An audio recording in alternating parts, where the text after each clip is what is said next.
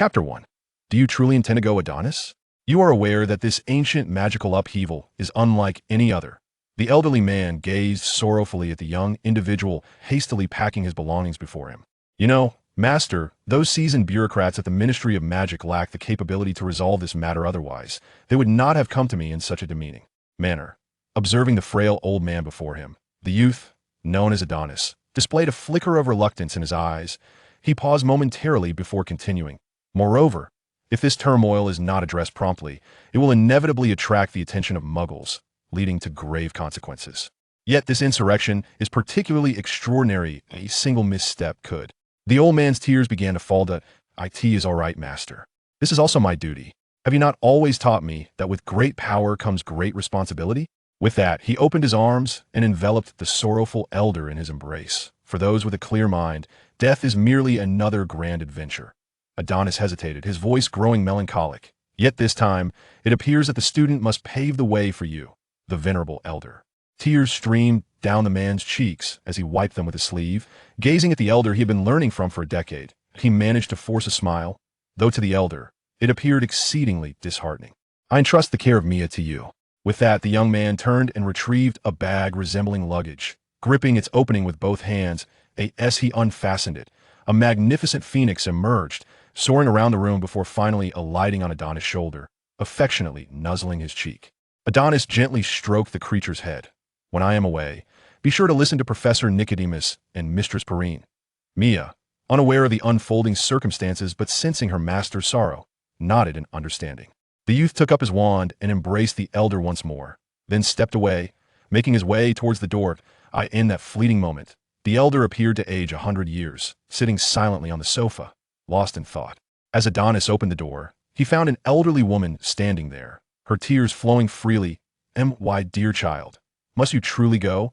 Upon seeing Adonis, the woman offered a tender smile, stepping forward to adjust his collar, her hands gently caressing his face as if to engrave his visage in her memory. You know, mistress, I have compelling reasons to depart.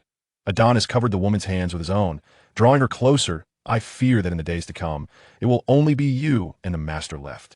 The woman's tears flowed uncontrollably once more. In response, Adonis comforted her. Mia will always remain by your side, just as I've always been with you. With gentle hands, he wiped away the woman's tears, offering her a profound embrace before not lingering any longer.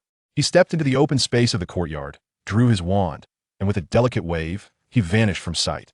The elderly woman seemed to have lost all her strength as she collapsed to the ground, only to be caught by the old man behind her. She immediately leaned into his embrace and wept uncontrollably. Nico, Adonis is not merely your student. I have always regarded him as my grandson. I know I too have always considered him my grandson. Listening to his wife's sobs, Nico could no longer restrain his emotions, and tears streamed down his face. Meanwhile, Adonis appeared before the entrance of the French Ministry of Magic. Gathering his composure, he stepped forward and pushed open the ancient, heavy door. Several wizards were already waiting for Adonis' arrival, silent, for they understood the perilous nature of the magical uprising they were about to confront. Even the most experienced wizards faced a grim fate in such situations, let alone the young wizard before them, who was barely in his 20s, at the prime of his life. It was Adonis who broke the silence. Let us proceed, we must confront this, after all. With that, he managed a faint, bitter smile. Upon witnessing this flicker of smile, the ministry staff felt a wave of shame wash over them. Ultimately, addressing the magical upheaval and preventing magic from being exposed to Muggles was the ministry's responsibility. Yet this time, it was their incompetence that had led to the crisis. The journey continued in silence, and upon arriving at the Italian Ministry of Magic, located underground in Rome, Adonis found the entire establishment operating at a frantic pace. Everyone seemed on the verge of igniting their shoes. With the intensity of their activity, the flames in the fireplaces had not ceased, and the ministry's grand hall was aglow with emerald light, creating an impression that a deadly duel was taking place. Someone approached him, and upon confirming that he was indeed Adonis, immediately grasped his arm, saying, "The situation is urgent. There is no time for pleasantries. I hope you understand." Without waiting for Adonis' response, he moved to a worn marten boot and explained, "We have set up a port key near the site of the uprising, allowing us to transport directly." He touched the boot, and in a whirl of motion, Adonis found himself hovering above a dilapidated castle. This magical upheaval was undeniably formidable even in midair. Adonis could sense the immense magical energy.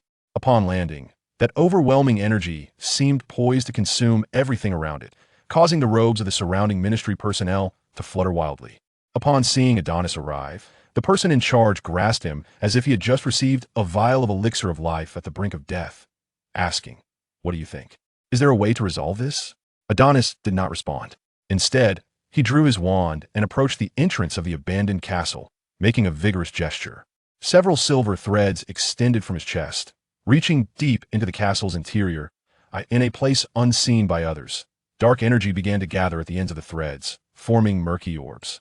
"It should be solvable," Adonis declared, before transforming into a swirl of silver magical energy and vanishing before their eyes. After a period of time, Adonis appeared within the clock tower of the castle, where the last remnant of ancient magical nodes resided. Should he absorb this energy, the tumult of the ancient magical upheaval could be quelled. However, Adonis was not in an optimal state were there anyone present. They would instantly sense the rampant magical energy swirling within him. As he leaned against the wall to rest for a moment, it seemed as though the tumultuous energy sensed him, surging violently into his being. "What is this?" Upon feeling the energy invade his body, Adonis had no time for contemplation.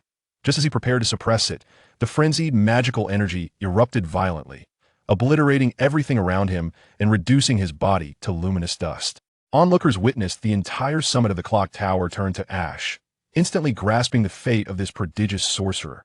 Thus, in 1902, the tale of a gifted wizard met its tragic conclusion. After the violent magical energies had annihilated Adonis' corporeal form, his soul did not perish, rather, it became increasingly pure. He felt a surge of power entering his essence before succumbing to a deep slumber. The boundaries of time began to blur as his soul lingered at the precipice of life and death. One day, Adonis felt his consciousness gradually clarifying, the world around him illuminating. He began to hear hurried footsteps, conversations, and the cries of an infant. "Am I not dead? Is this heaven?" At that moment, he heard a woman exclaim loudly, "Sir, sir, a young master has been born. Mother and child are safe. What is happening? Is the young master referring to me?" Adonis attempted to speak, but only the wails of an infant escaped his lips. "I have been reborn?" Clearly, no one was present to answer his questions, as all were rejoicing in the arrival of new life. Yet the infant's body was ill-equipped to sustain such a tremendous cognitive activity, and soon, Adonis' awareness plunged back into chaos. 11 years passed in a whirlwind. "Adonis, have you changed your clothes? Hurry down, we must set off." It was Adonis' mother, Lady Landon, a gentle yet astute woman. "Coming, mother. He'll be down shortly. I end this life." He was named Adonis once more, and from a young age, he displayed remarkable talents that surpassed those of his peers. The entire upper echelon of London was aware that Adonis of the Landon family possessed not only the striking beauty his name implied, but also astonishing perceptiveness across various domains. Thus, it is entirely reasonable, yet utterly vexing that Adonis has been referred to as the exemplary child of others since his school days.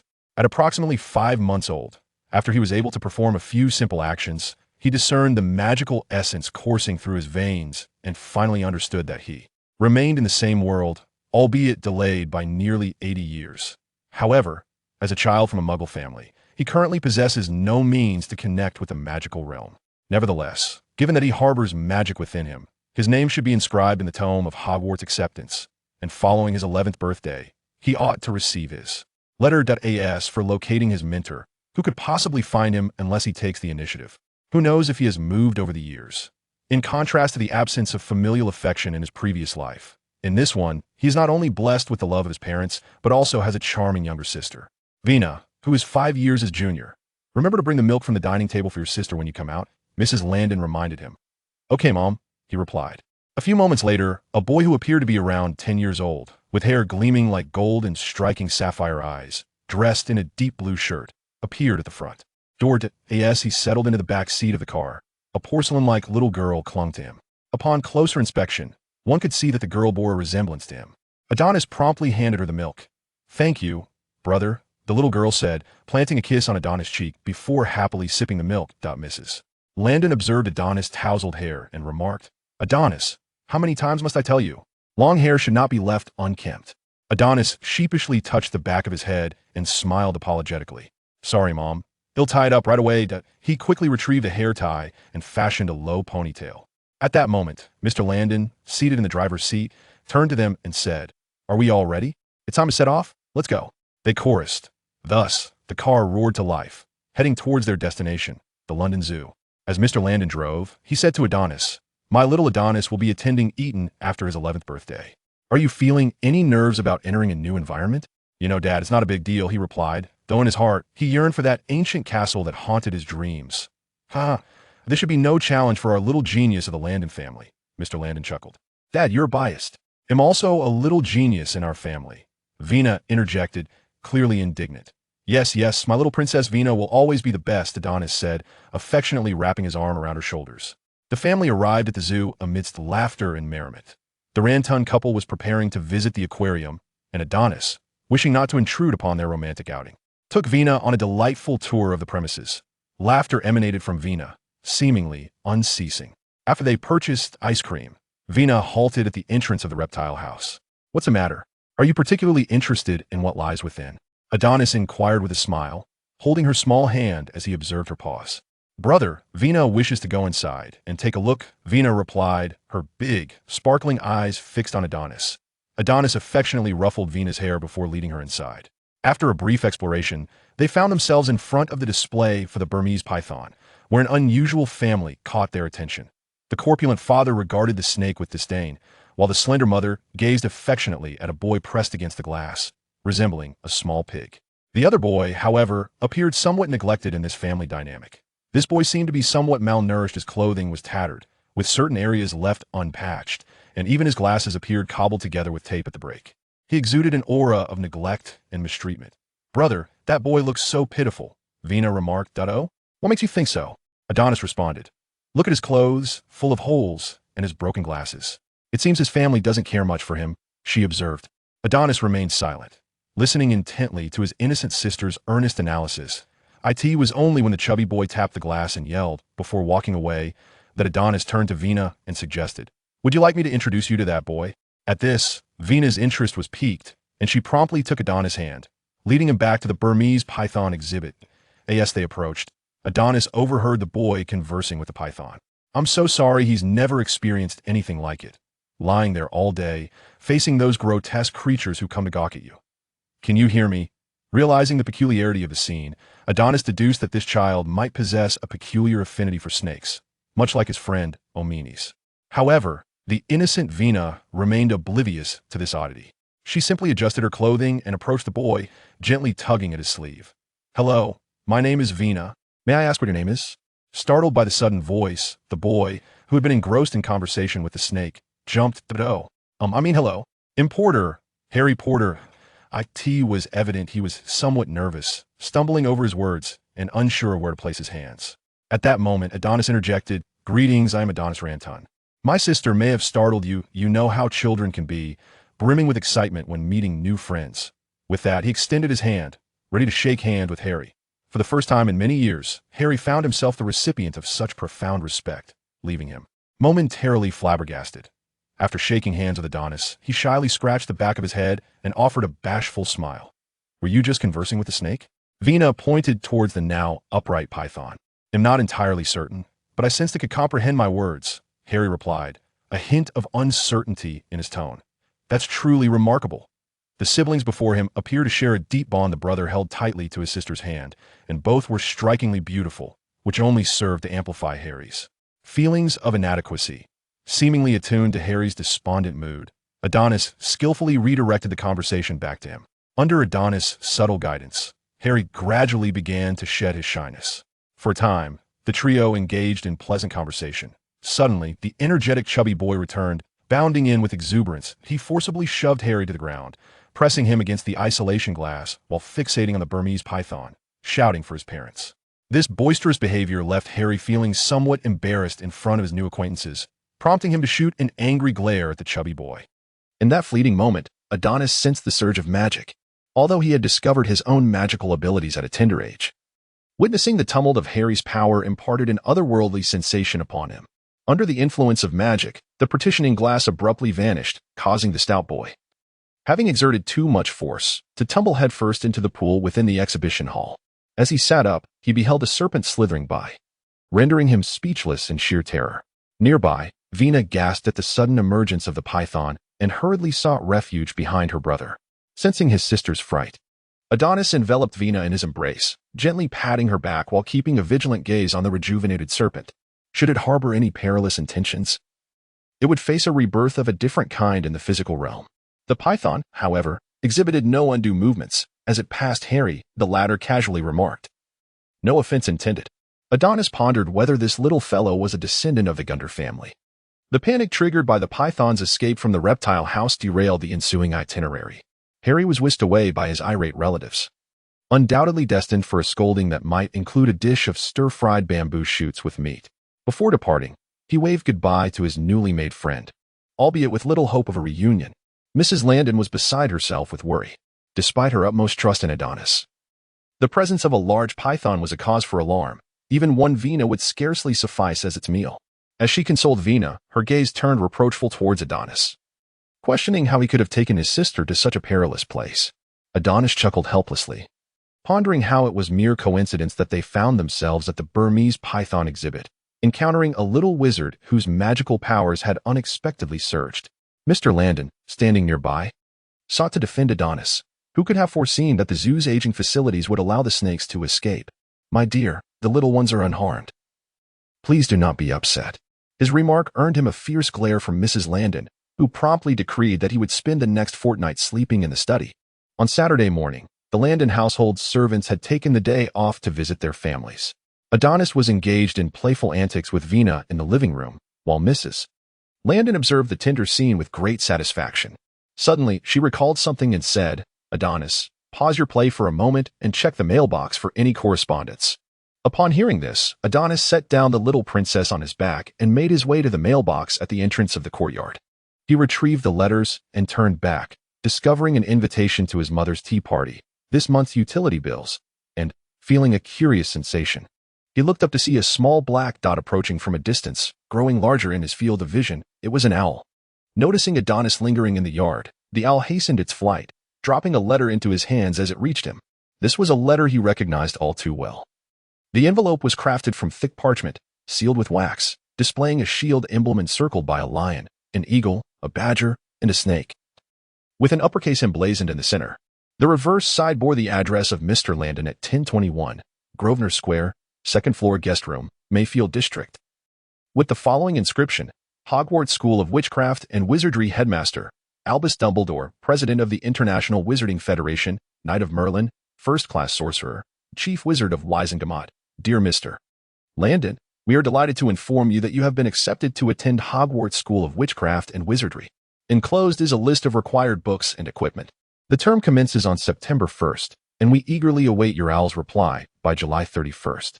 Yours sincerely, Minerva McGonagall, Deputy Headmistress. As Adonis gazed at the familiar letter, tears began to stream down his cheeks. "Brother, why are you crying?" Vina, peering anxiously from behind the door, prompted a smile from Adonis as he wiped his tears away. He approached her, lifting her into his arms, and addressed Mrs. Landon in the living room. "Mother, it appears I may not be able to attend Eton." Mr. Landon, abruptly summoned back from his office by his wife, had yet to take a sip of water when he was pulled to examine the mysterious letter. After reading it, he was left bewildered. "So, little Adonis intends to attend this Hogwarts school mentioned in the letter?" he inquired, shaking the acceptance letter in his hand as he looked at his wife. "Diana, do you think this letter is credible? Should we confirm its authenticity with the police?" "William, perhaps we should report this to the authorities. The sender of this letter seems to possess an alarming knowledge about our Adonis. We ought to seek protection." As the conversation of his parents veered further into unsettling territory, Adonis felt compelled to intervene and steer them back. "I believe I may possess some insights." The Landon couple's eyes lit up with curiosity, and they rushed to retrieve a camera to document the situation, proclaiming the need for evidence. Adonis, overwhelmed by the turn of events, quickly brought them back to reality and demonstrated a fragment of his magical abilities, levitating a vase from the living room to the kitchen. The spectacle left his parents utterly speechless, yet his sister Vina was enchanted by her brother's display, clapping enthusiastically and demanding another performance. Time seemed to stretch on, as the Landon couple grappled with the shattering of their previous understanding of reality. Finally, Mr. Landon cautiously inquired, "So, Adonis, does this mean you are a wizard? If that is indeed the term, and that you will be attending a magical school called Hogwarts? Adonis nodded, exclaiming, "Oh, my goodness. I feel as though this world has become somewhat surreal." Mrs. Langdon reflected, stating that a professor from the school would visit the next day, providing them the opportunity to verify the authenticity of the news. As Sunday afternoon approached, Mr. Langdon deliberately declined numerous invitations from friends to indulge in drinks, believing that his son's educational journey was far more significant than socializing with a few raucous companions. Vina dutifully seated herself beside Adonis, occasionally inquiring about matters of magic, to which Adonis attentively responded. Meanwhile, Mrs. Langdon busied herself in the kitchen, wiping down teacups, her rigid movements betraying her inner turmoil. The doorbell rang, prompting Vina to leap from the sofa and scamper to the entrance to greet the professor from Hogwarts. Upon opening the door, she was greeted by an elderly woman clad in a flowing emerald robe, her tall figure adorned with a pointed wizard hat, casting a benevolent gaze upon her. "Hello. May I inquire if you are the professor from Hogwarts?" Vina stammered, feeling a tinge of apprehension in the presence of the kindly, yet oddly dressed woman. "Greetings, dear little girl. I am Professor McGonagall, the Transfiguration Professor at Hogwarts," she replied warmly, her eyes sparkling with affection as she followed Vina into the remarkable Langdon residence. Upon the arrival of the professor, Mrs. Langdon promptly emerged from the kitchen, bearing the tea and refreshments she had prepared in anticipation. "If I may be so bold, Professor McGonagall, would you be willing to showcase some of the magical wonders you speak of? After all, such phenomena are rather difficult for ordinary folk to comprehend," Mr. Langdon politely requested. Professor McGonagall, in a pleasant mood, found the Langdon family's demeanor far more agreeable than that of other muggles, who often reacted with shouts of fright and accusations of madness upon encountering her. Of course, no unpleasant experience is insurmountable. A little forgetfulness can remedy most situations. Without responding verbally, Professor McGonagall transformed the teacup before her into an adorable little kitten. Vina, witnessing this enchanting spectacle, clapped her hands in delight and cradled the kitten in her arms, playfully engaging with it. Although she had previously observed Adonis levitating a vase, the exquisite display of transfiguration left both Mr. and Mrs. Langdon marveling at the wonders of magic. At that moment, the couple felt that allowing Adonis to attend Hogwarts was indeed the most prudent decision to nurture his extraordinary magical talents. The ensuing conversation flowed comfortably, with Mr. and Mrs. Langdon presenting their inquiries, which Professor McGonagall addressed with grace. Adonis, too, posed questions, eager to learn about the changes in the magical world during his 80-year absence. As time drew near, Professor McGonagall extended an invitation, saying, "Shall we now embark on a journey to Diagon Alley to procure the supplies for the upcoming term?" Thus, a group of individuals set forth in grand procession. Of course, Professor McGonagall merely provided the Langdon couple with the address. Being a witch, she was still somewhat unaccustomed to the muggle mode of transportation. After agreeing upon a meeting point, she vanished with a flick of her wand. Mr. Langdon parked the car near the address given by Professor McGonagall, scanning the area left and right, yet he could not discern the so-called Broken Axe Tavern. He then leaned down and inquired of Adonis, "Have you located the Broken Axe Tavern?" Adonis gestured behind him, and Mr. Langdon could only see a clothing store at the corner, utterly unrelated to the Broken Axe Tavern. Subsequently, Adonis grasped Mr. Langdon's hand, and he felt as though the several shops before him began to shift aside, revealing a small, dark, and dilapidated bar in the gap that appeared. Do wizards truly live so casually? Upon witnessing such an environment, Mr. Langdon couldn't help but voice his discontent, which caused Mrs. Langdon to furrow her brow, not for any other reason than the fact that the Broken Axe Tavern was exceedingly run down. Adonis, seemingly unfazed, led the Langdon couple into the bar, where an array of wizards could be observed, some impeccably attired while others were in tattered garments. After exchanging greetings with Professor McGonagall, who was seated inside, the group followed her to the back door of the bar, halting before a stone brick wall. Professor McGonagall addressed Adonis, saying, "The entrance to Diagon Alley is right here. You merely need to tap these 3 bricks with your wand, just as I do, and the gateway to Diagon Alley will unveil itself." No sooner had she spoken than the brick she had tapped began to tremble. In tandem, the surrounding brick shifted, ultimately revealing a spacious archway wide enough for 4 individuals to pass side by side, leading to a winding, cobblestone street that seemed to stretch endlessly, flanked by crooked, wizardly architecture. "Welcome to Diagon Alley. Welcome to the world of wizards." Professor McGonagall ushered the Langdon family into Diagon Alley. At this moment, The couple and Vina surveyed this utterly different realm with wide-eyed curiosity, marveling at the bizarrely warped buildings that defied the laws of physics, their astonishment uncontainable.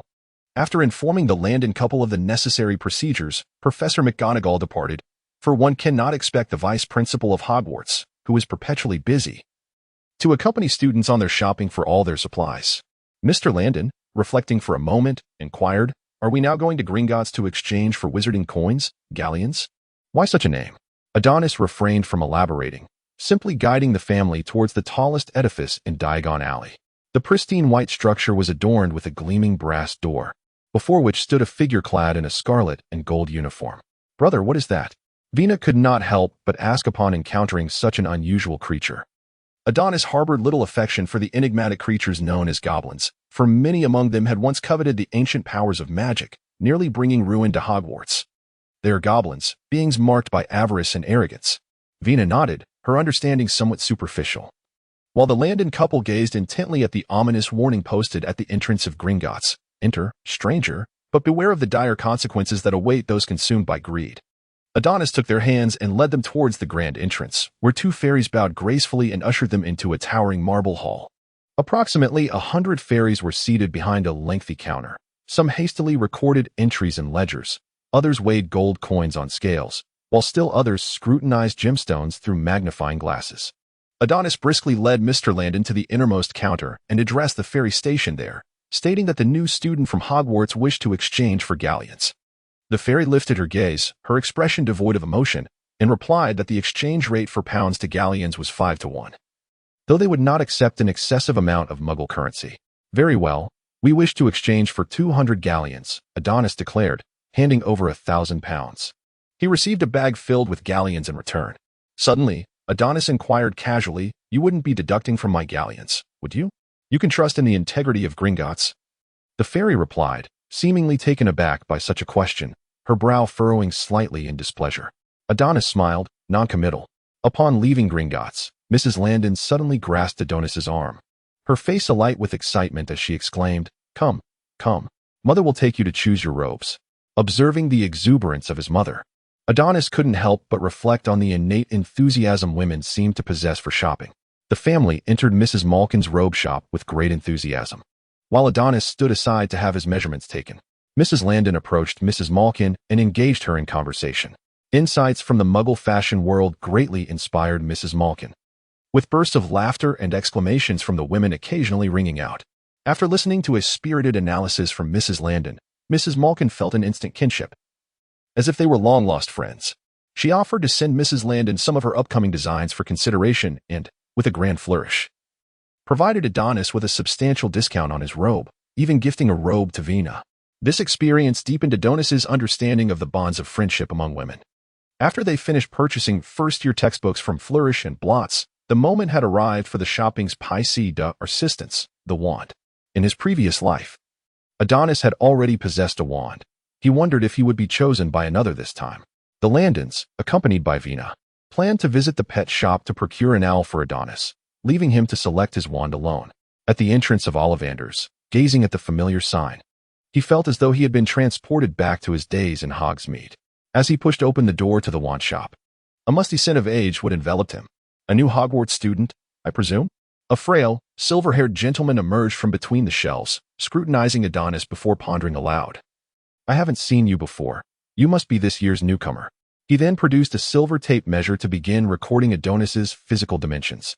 Initially, Adonis thought little of it, recognizing that every wand maker has their own distinct style. However, when the tape measure prepared to extend into his nostrils for measurement, he could not help but inquire, "Mr. Ollivander, our physical dimensions change each year. Why measure now?" "Ah, young lad," the old man replied, "this is a unique art of ours as wand makers. Such matters are beyond the comprehension of children, best not to question."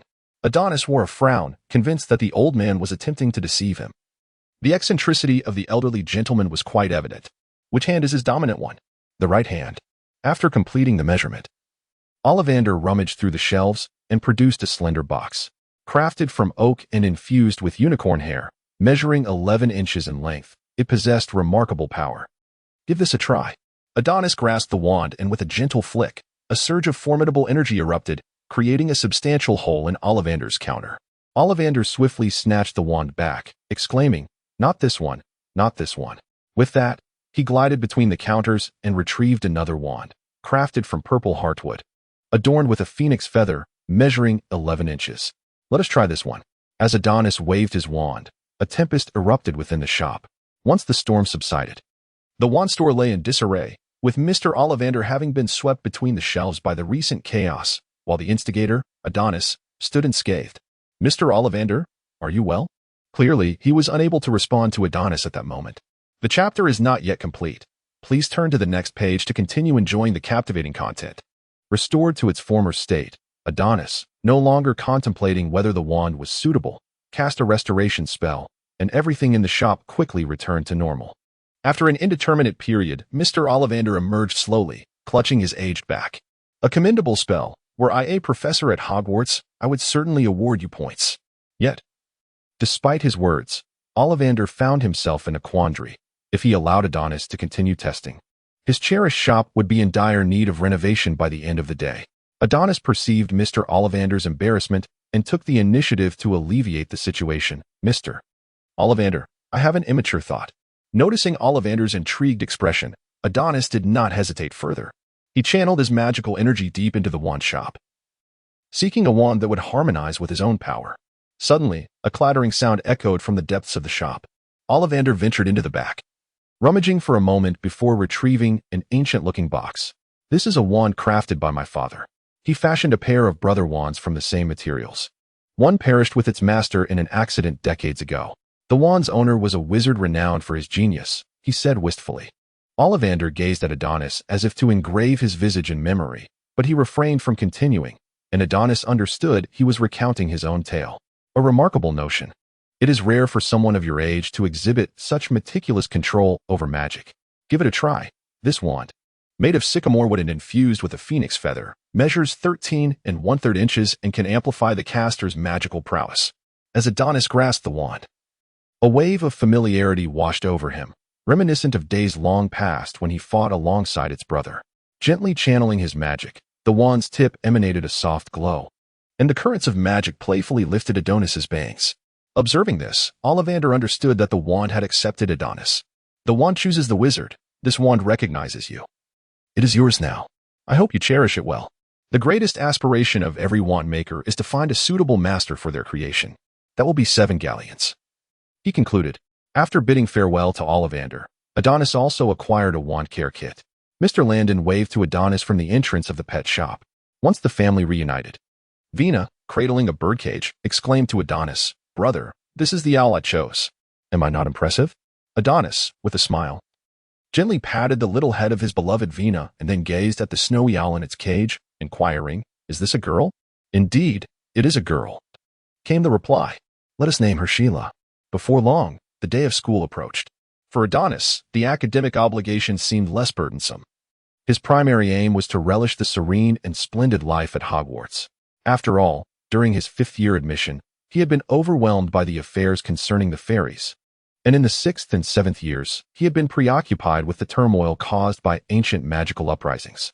This time, Adonis resolved to thoroughly enjoy his school life. During his time at home, Adonis did not remain idle.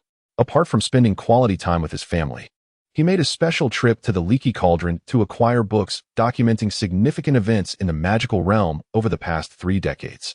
He also wished to revisit the practice of alchemy. However, many concepts had become somewhat hazy due to the passage of time, and he would have to patiently relearn them upon his return to Hogwarts. At King's Cross Station, Adonis was bidding farewell to his family. The Landon couple felt a twinge of reluctance about their child embarking on a journey into the unknown. This sentiment weighed most heavily on Vina, who, having been inseparable from her brother since childhood, was now faced with his departure to a distant place for an extended period. The thought brought her to the brink of tears. Fortunately, under the persuasion of Adonis's heartfelt reassurances and the allure of a magical candy gift bag, she eventually acquiesced. Mrs. Landon adjusted Adonis's collar and advised, "If anyone dares to bully you there, do not hesitate to retaliate. A child of the Landon family must never suffer in silence." Adonis could only nod in agreement, contemplating how he could possibly suffer any loss. It was imperative to understand that standing before him was the giant slayer, the nightmare of fairies, the bane of dark wizards, the butcher of spiders. After bidding farewell to his family, Adonis set forth with his canvas bag. What? You inquire about luggage? As the esteemed student of the greatest alchemist, Nicholas Flamel, how could he be thwarted by a mere non-existent extension charm? Adonis scoffed at such triviality. However, upon entering the station, he found himself at a loss. Although a ticket was clutched in his hand, he was utterly perplexed about how to gain entry. Indeed, during his time at Hogwarts, he had either traveled by the night bus, ridden in a horse-drawn carriage, or soared through the skies on a broomstick. Alas, due to the antics of a certain noseless fool, all the Flu network access points at Hogwarts had been closed, leaving Adonis feeling quite resentful. Suddenly, amid the throng, a familiar figure darted past, a slender boy pushing a handcart that was comically oversized for him, navigating through the sea of people with an aimless demeanor. Hey, Harry. A sudden pat on his back startled Harry, and upon recognizing the source, excitement surged within him. Adonis, what are you doing here? However, a fleeting thought crossed Harry's mind. A boy as remarkable as Adonis surely belonged at Eton. They were now inhabitants of two distinct worlds.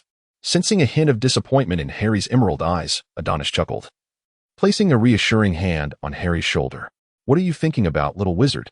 Do you know how to find platform 9 3/4? Ah, I have no idea. Wait, could it be that Adonis, you are also? Harry's bright green eyes suddenly sparkled with realization. Indeed, I am a proud first-year student at Hogwarts, Adonis declared. But esteemed first year, you still do not know how to reach the platform? Harry teased. Ah, young lad, it is hardly your place to lecture me. Adonis recalled something pertinent. Of course, Harry was now a celebrated figure in the magical realm. Here he was, a mere commoner, a nameless individual, now seemingly outshone by Harry's fame. Adonis assumed a demeanor reminiscent of a frail woman tormented by malevolent individuals. Harry felt a flush creep across his face and playfully slapped Adonis. Perhaps due to the presence of a friend, Harry's spirits lifted considerably, and the dread of the unfamiliar future began to wane. As the two engaged in their playful banter, a voice echoed nearby, filled with muggles.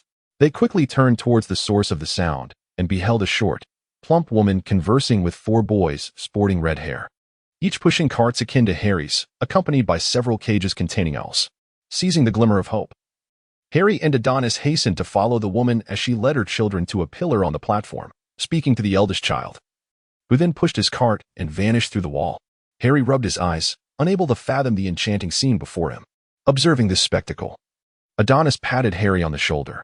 Harry, you are already a mature young wizard. Do not perpetually exhibit such naivety. With a bemused expression at Adonis's sage demeanor, Harry felt a wave of exasperation. At that moment, the twin brothers from the red-haired family had already entered the platform, prompting Harry to push his cart forward. Excuse me. May I interrupt?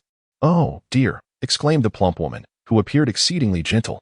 Is this your first time at Hogwarts? My son Ron is also a newcomer. She gestured toward her youngest son, who nodded shyly at Harry, his clumsy demeanor accentuated by a face dotted with freckles and a smudge on his nose. Yes, but we are uncertain how to. Harry began, pushing the cart forward to reveal Adonis behind it. The young girl from the red-haired family seemed taken aback upon seeing such a handsome boy, quickly retreating behind her mother. The woman, noticing Adonis's striking appearance, smiled and replied, Are you unsure how to reach the platform? Simply run straight toward the barrier between platforms 9 and 10. Do not fear, you will not collide with the wall. You may go ahead, and Ron will follow closely behind you. However, Harry still felt a twinge of trepidation. At that moment, Adonis placed his hand on Harry's cart. On the count of 3, we shall dash forward together. As Harry was just getting ready, he suddenly heard Adonis shout a 1, followed by a powerful force that nearly sent him tumbling to the ground. As he neared the wall, bracing for impact, he instinctively shut his eyes. Suddenly, the thunderous roar of a steam train filled his ears. When he opened his eyes, he beheld a deep crimson locomotive stationed at a bustling platform, adorned with a sign proclaiming Hogwarts Express. Glancing back, he noticed the platform sign etched with Platform 9. Various patterned cats weaved through the feet of bustling travelers, their voices mingling with the train's cacophony. The forward carriages appeared filled to capacity, prompting Adonis to tug Harry towards the last carriage, where they found an unoccupied compartment. Observing Harry struggle to lift his hefty suitcase onto the train, repeatedly dropping it due to his lack of strength, Adonis sighed, rubbed his forehead, and waved his wand, murmuring, Wingardium Leviosa, effortlessly levitating Harry's luggage to the corner of the compartment. How cool, Harry exclaimed. Harry, we are friends, Don't hesitate to seek my assistance, Adonis reassured him. Having spent years alone, Harry felt a touch of unfamiliarity at the presence of a friend. Embarrassed, he scratched the back of his head and smiled. As the train slowly commenced its journey, Harry noticed the red-haired woman from earlier, waving goodbye to her children while holding a little girl's hand. He stood to express his gratitude, and Adonis joined him in waving. Once seated, Harry was eager to share his joy of escaping his uncle's home with Adonis when the compartment door swung open. The smallest of the red-haired children entered, cautiously pointing to the remaining empty seat and inquiring, "May I sit here?" All the other compartments seemed full. Adonis smiled politely and gestured for them to enter. The child nodded at them, and just as he settled down, the compartment door swung open again, revealing a pair of red-haired twins. "Hey, Ron. We're about to see the bag spiders brought by Lee Jordan. Are you interested?" Sorry, we didn't notice you there. Allow us to introduce ourselves.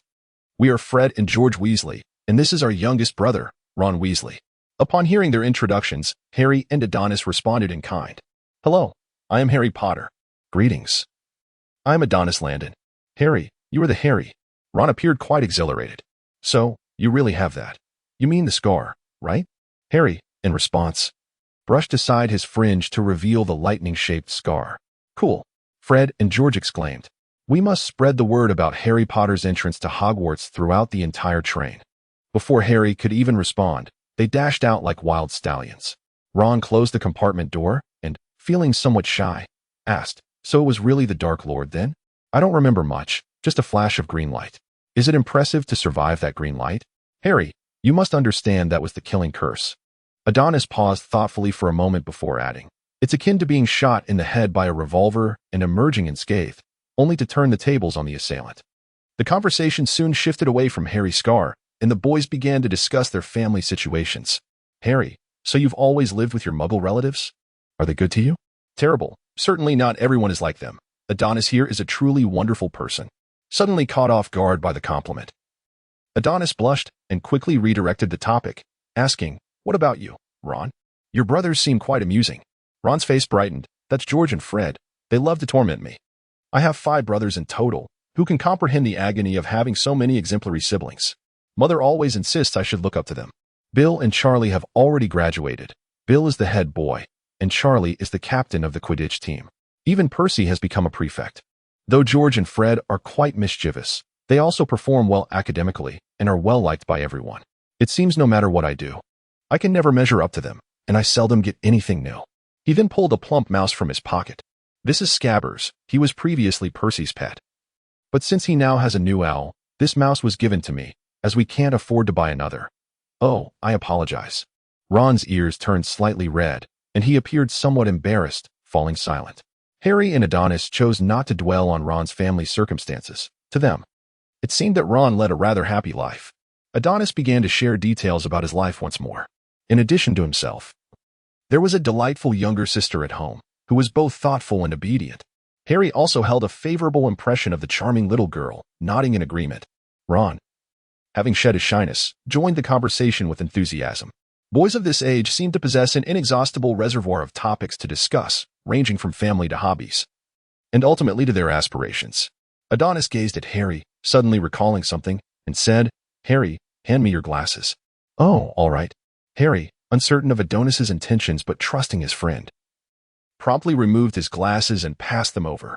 To Harry's astonishment, Adonis drew his wand and softly uttered, "Restore to its original state." The tape on the glasses began to quiver under the influence of magic, ultimately being extracted, along with the previously existing cracks vanishing entirely. Witnessing Adonis's exquisite spellcasting once more, Harry couldn't help but exclaim, "Cool." A knock resounded at the compartment door, and a smiling woman appeared, pushing a cart laden with snacks. "Children, would you like something to eat?" Ron, smiling, politely declined, instead producing the sandwich his mother had given him before boarding, though his beaming expression seemed tinged with embarrassment. Exchanging glances with Adonis, Harry retrieved a few gold galleons from his pocket and handed them to the woman, saying, "We'll take everything." Ron's eyes widened in surprise. The 3 of them indulged in a mountain of food, courtesy of the wealthy Harry, while engaging in lively conversation. Harry inquired, "Ron, coming from a wizarding family, have you already learned many spells in advance?" At this, Ron puffed out his chest, cleared his throat, and presented himself as if to perform. "George and Fred taught me a spell that supposedly turns Scabbers yellow."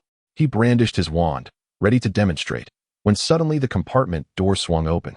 Adonis appeared slightly displeased, irritated by this impolite interruption.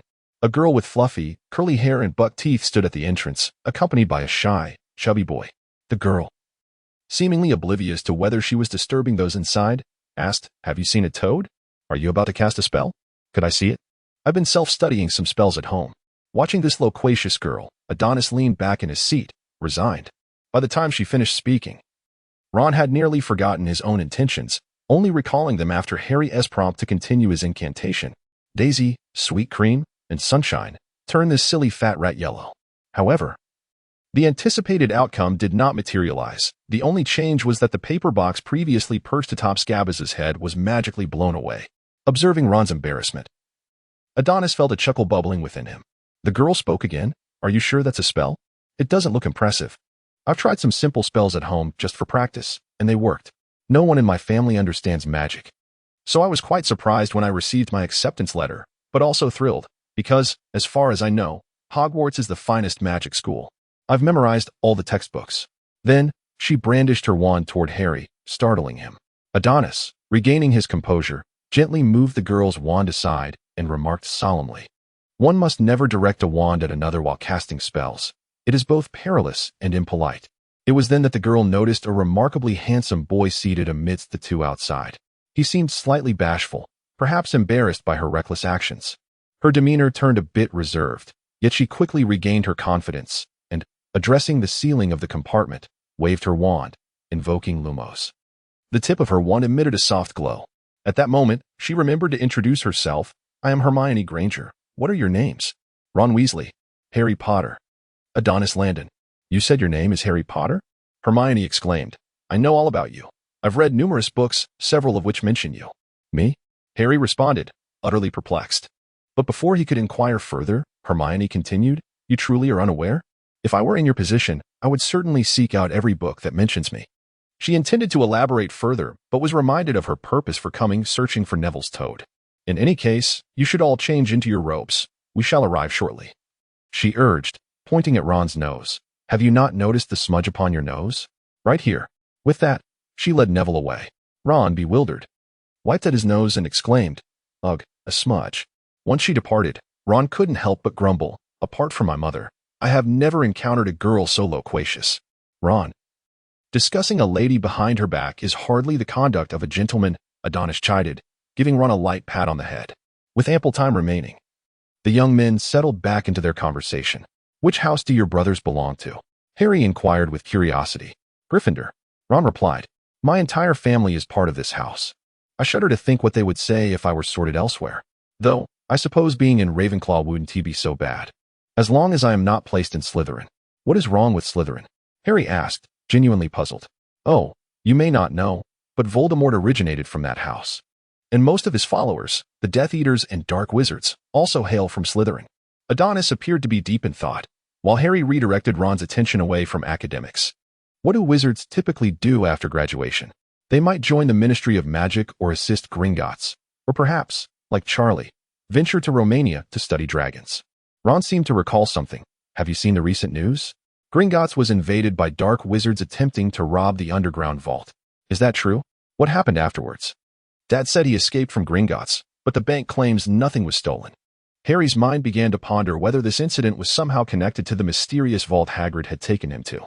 Clearly, he was at a loss for answers. The chapter was not over. Please turn to the next page to continue reading. At that moment, the train began to slow down, prompting the group to retrieve their wizarding robes from their luggage. Upon seeing Adonis pull an enormous robe from his small canvas bag, both Ron and Harry exclaimed, "That's incredibly cool. Adonis, why does your robe look a bit different?" Harry inquired, noticing the gold-trimmed robe adorned with a beautifully embroidered letter H in black thread on the chest. "This is a gift from Madame Malkin. My mother has a good rapport with her." Suddenly, an announcement interrupted their conversation. "We will arrive at Hogwarts in 5 minutes. Please leave your luggage on the train. We will transport it to the school for you."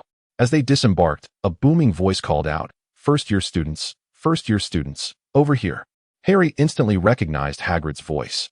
In the bustling crowd, Hagrid's towering figure and bushy beard stood out distinctly. Harry quickly pulled the others toward Hagrid. "Hello, Hagrid." "Oh, hello, Harry." Hagrid blinked his small eyes and glanced at Adonis and Ron. It seems you've made new friends. Hello, Hagrid. I'm Ron. Ron was a bit astonished to see someone so tall for the first time. Hello, Hagrid. I'm Adonis. Greetings, young ones. As the crowd gathered, Hagrid addressed them. Come along. Follow me. We will take boats to Hogwarts. Watch your step. Don't slip. They followed Hagrid, slipping and sliding, each young wizard displaying impatience. Yet Adonis felt a sense of warmth as he gazed at the distant Hogwarts castle, a wave of joy washing over him. No more than 4 people per boat. Hagrid bellowed while pointing to the small boats by the lake. Come on, Harry, Ron, let us choose this one. Adonis hopped onto the nearest small boat. One by one. The boats glided across the tranquil lake towards the towering castle, and awestruck gasps rippled through the group. Duck. Hagrid suddenly remarked that only he needed to lower his head. While Ron, oblivious and carefree, stood tall, only to collide with a face full of dust. At that moment, Harry laughed like a diminutive figure standing at just 5 feet. Adonis felt as though his very soul resonated with the magical vibrations of Hogwarts Castle, which seemed to welcome him back. Once everyone disembarked and ascended a series of stone steps, they paused before a grand oak door. Hagrid knocked, and a figure clad in emerald green emerged, her expression solemn. Harry instinctively sensed she would be formidable. Adonis waved cheerfully at Professor McGonagall, who acknowledged him with a slight nod. First-year students, Professor McGonagall, he said. Thank you, Hagrid. After expressing her gratitude, Professor McGonagall addressed the newcomers, stating that the welcoming feast was imminent. Before taking their seats in the Great Hall, they must first undergo the sorting ceremony. Now, please remain quiet here. I will guide you inside shortly. With that, she and Hagrid entered the hall. I heard the sorting ceremony involves battling a troll. Apparently, if one fails, they are expelled, exclaimed Hermione. Is that true? Fortunately, I have previewed the first-year textbooks. Passing the exam should pose no problem. It was evident that Hermione was the one speaking. Adonis could not help but chuckle at the nonsensical speculations. At that moment, an untimely voice broke through the air. A haughty blonde boy, flanked by 2 hefty cohorts, strode directly towards Harry. They declared that Harry Potter had come to Hogwarts. And it seemed he was indeed the one. Allow me to introduce myself. I am Draco Malfoy. Ron let out a soft snicker, prompting an angry glare from Malfoy. Do you find my name amusing? He sneered. It's obvious who you are. Red hair, shabby robes, a family too large to afford. You must belong to the Weasley clan. Listening to Draco's derisive tone, Ron felt a surge of anger. At that moment, Draco turned to Adonis and remarked, And you, I have not seen you before. I presume you are a despicable mudblood. Adonis, who had been silent until now, felt a flicker of anger at the sudden provocation. Draco continued to address Harry. You must understand that there are distinctions among wizards. If I were you, Potter, I would refrain from associating with such unsavory individuals. No sooner had he finished his taunt than a fist the size of a sandbag came hurtling towards him. With a resounding thud, Draco found himself disoriented. Awakening on the ground, the sharp pain in his face eliciting screams of agony. Goyle and Crabbe, who had initially intended to assist him, were deterred by a fierce glare from Adonis, causing them to shrink back in fear as if confronted by something terrifying, leaving Draco alone on the floor. Clutching his face and shouting, I will tell my father you hit me. My father is a governor. I will have you expelled. At that moment, Professor McGonagall emerged from a nearby compartment, her brow furrowing in displeasure upon sensing the commotion among the crowd. What is going on here? She inquired. Adonis stepped forward, seizing Draco and hauling him to his feet, his arm encircling Draco's neck. In an instant, Draco fell silent, not wishing to provoke this lunatic further with his words. The voice of Adonis echoed in his ear, questioning whether he would be punished by the professor for throwing a punch or for hurling insults. Draco faltered, unable to articulate his thoughts, and then he caught sight of Adonis, who wore a playful smile. Mr. Malfoy, I presume you would prefer that the professor remains oblivious to your disparaging remarks about me?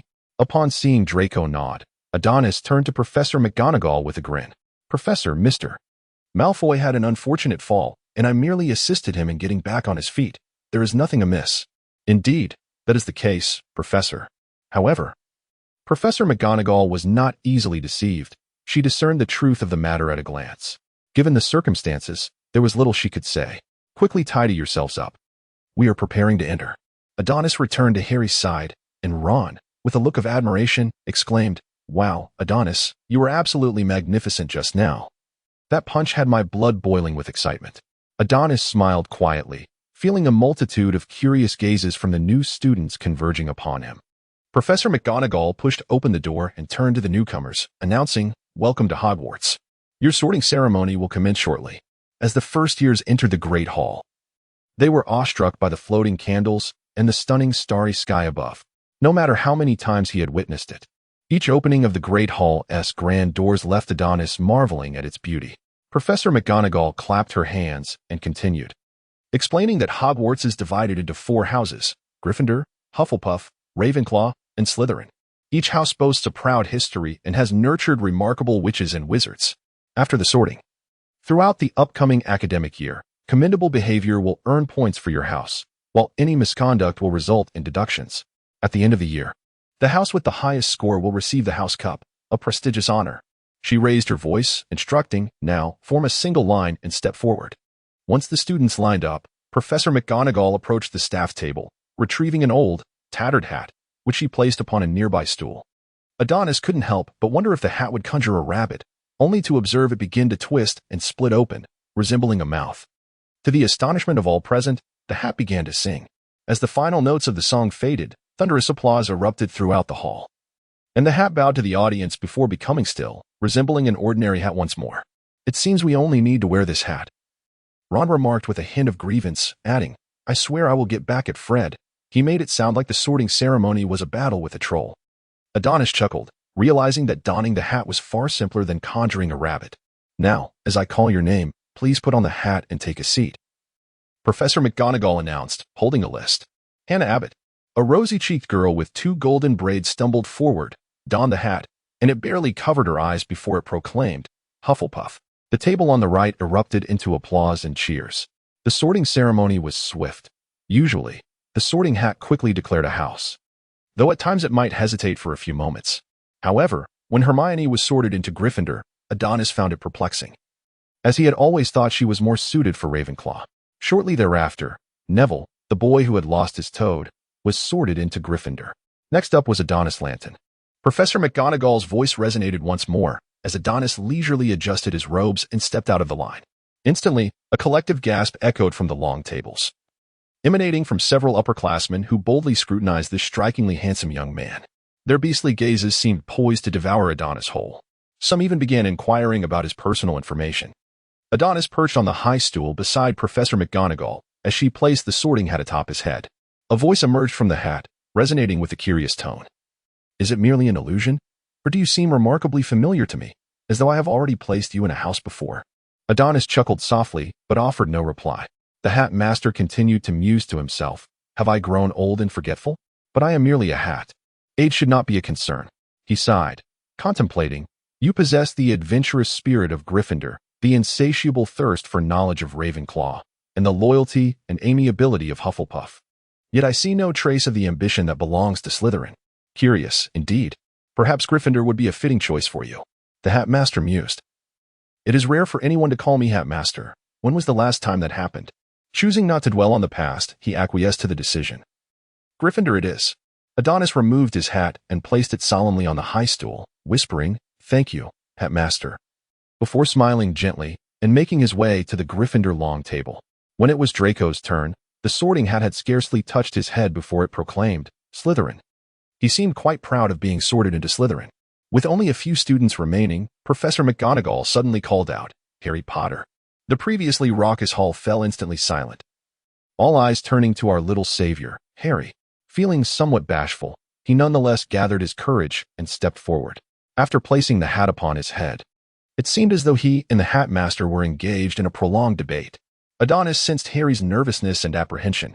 Ultimately, the hat master seemed to arrive at a conclusion. Then, Gryffindor. The Gryffindor table erupted in exuberant cheers, particularly from George and Fred, who celebrated with shouts and fireworks. Dumbledore, seated at the head table, had to personally tap his goblet to restore order. Harry exhaled a sigh of relief. He felt that choosing Gryffindor might have been the best decision he had ever made. "We have Potter, and we have also gained 2 hat stalls." George and Fred chimed in unison. Harry, puzzled, turned to Percy and inquired, "What is a hat stall?" Percy explained, "A hat stall is the title given to those for whom the sorting hat takes more than 5 minutes to determine a house. Such individuals are often considered to possess extraordinary talents, much like yourself." Harry did not believe he was nearly as remarkable as Adonis. But he was delighted to be in the same house as his good friends.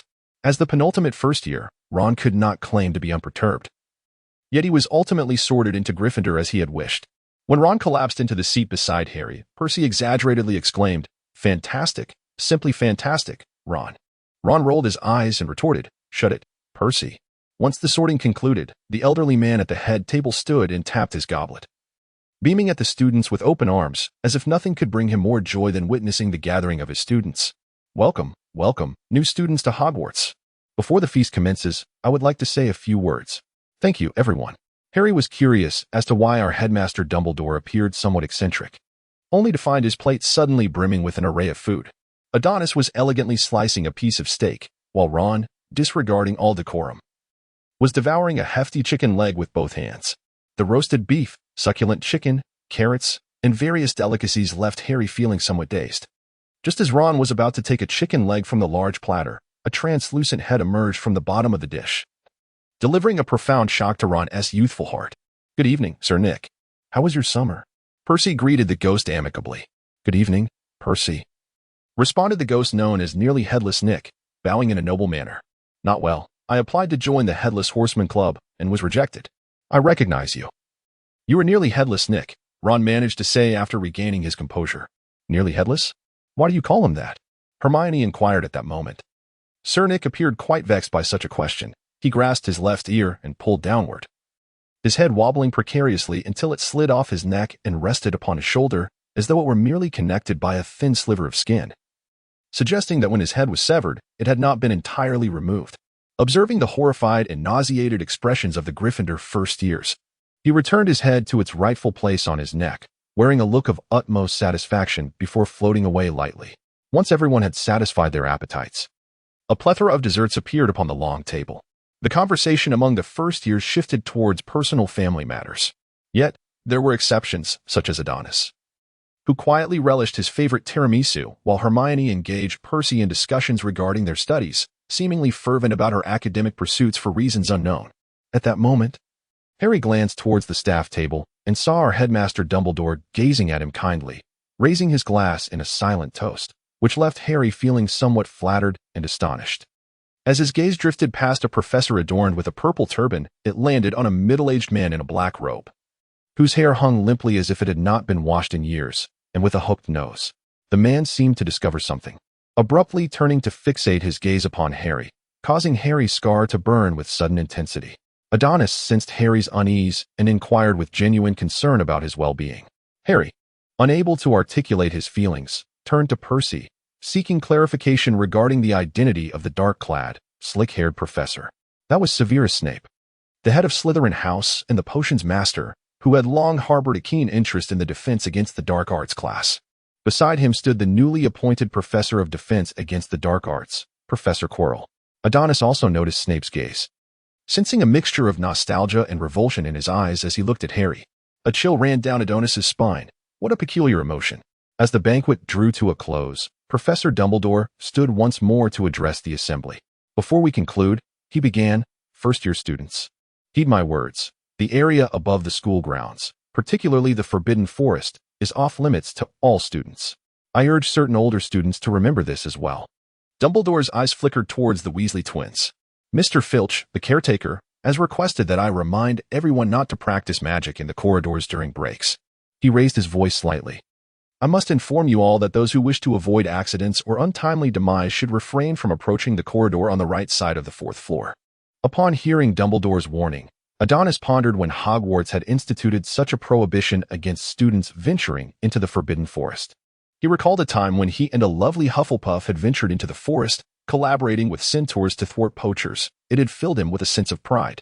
After the Weasley twins concluded the Hogwarts anthem with a funeral march melody, Percy led the new students to their dormitories, while Harry began to dream of the enchanting life that awaited him at Hogwarts. Suddenly, a bundle of wands floated in midair. It was Peeves. Percy informed the first years that he was notorious for his pranks and advised them to remain vigilant. He then shouted at the center of the wands, "Enough, Peeves. Shall I have a word with Blutterbarrow? What a tiresome Gryffindor," he muttered. A comically rotund figure in a ridiculous costume appeared above Neville's head and playfully tapped him with a wand before soaring away. "You ought to be wary of him," Percy cautioned the newcomers. Peeves fears no one except the professors and Blutterbarrow. He continued to lead the first years to the end of a corridor where a grand portrait hung, depicting a plump woman in a pink dress. Password? She inquired. Dragon Dung, Percy replied, adding, the password changes each term, so do not forget it, and certainly do not disclose it. No students from other houses are permitted in the common room for any reason. Remember, that means anyone. This statement carried an air of warning. Upon entering the common room, they found a circular, cozy space filled with soft armchairs. At the far end of the room stood 2 staircases. Percy first escorted the girls to their dormitory before leading the boys up another staircase, clearly within a tower.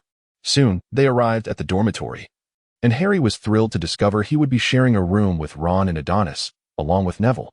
Adonis approached his bed, retrieving his belongings from a canvas bag. He placed a photograph of himself with his family on the nightstand, only to suddenly recall that he seemed to have forgotten something. With a swift slap to his forehead, he hurriedly extracted Sheila's cage from the bag and released her. The little girl appeared rather displeased, pecking Adonis's hand sharply before turning away. It was only when Adonis presented her with some jerky that she deigned to acknowledge him, to which he could only smile with resignation. On the first night, Harry seemed somewhat restless, sitting by the window and gazing at the distant Black Lake, occasionally teasing Hedwig. Suddenly, a cup of warm milk appeared before him. Adonis had brought it. What's the matter, Harry? Can't sleep? He inquired. A bit. Is it excitement, or perhaps a touch of fear? Harry shifted his position, making room for Adonis, while Sheila flitted over, her curious gaze fixed on Hedwig. Aren't you nervous, Adonis? Perhaps I have experienced more than most. I don't feel anxious. In fact, I find it rather nostalgic. You sound so old, Harry teased.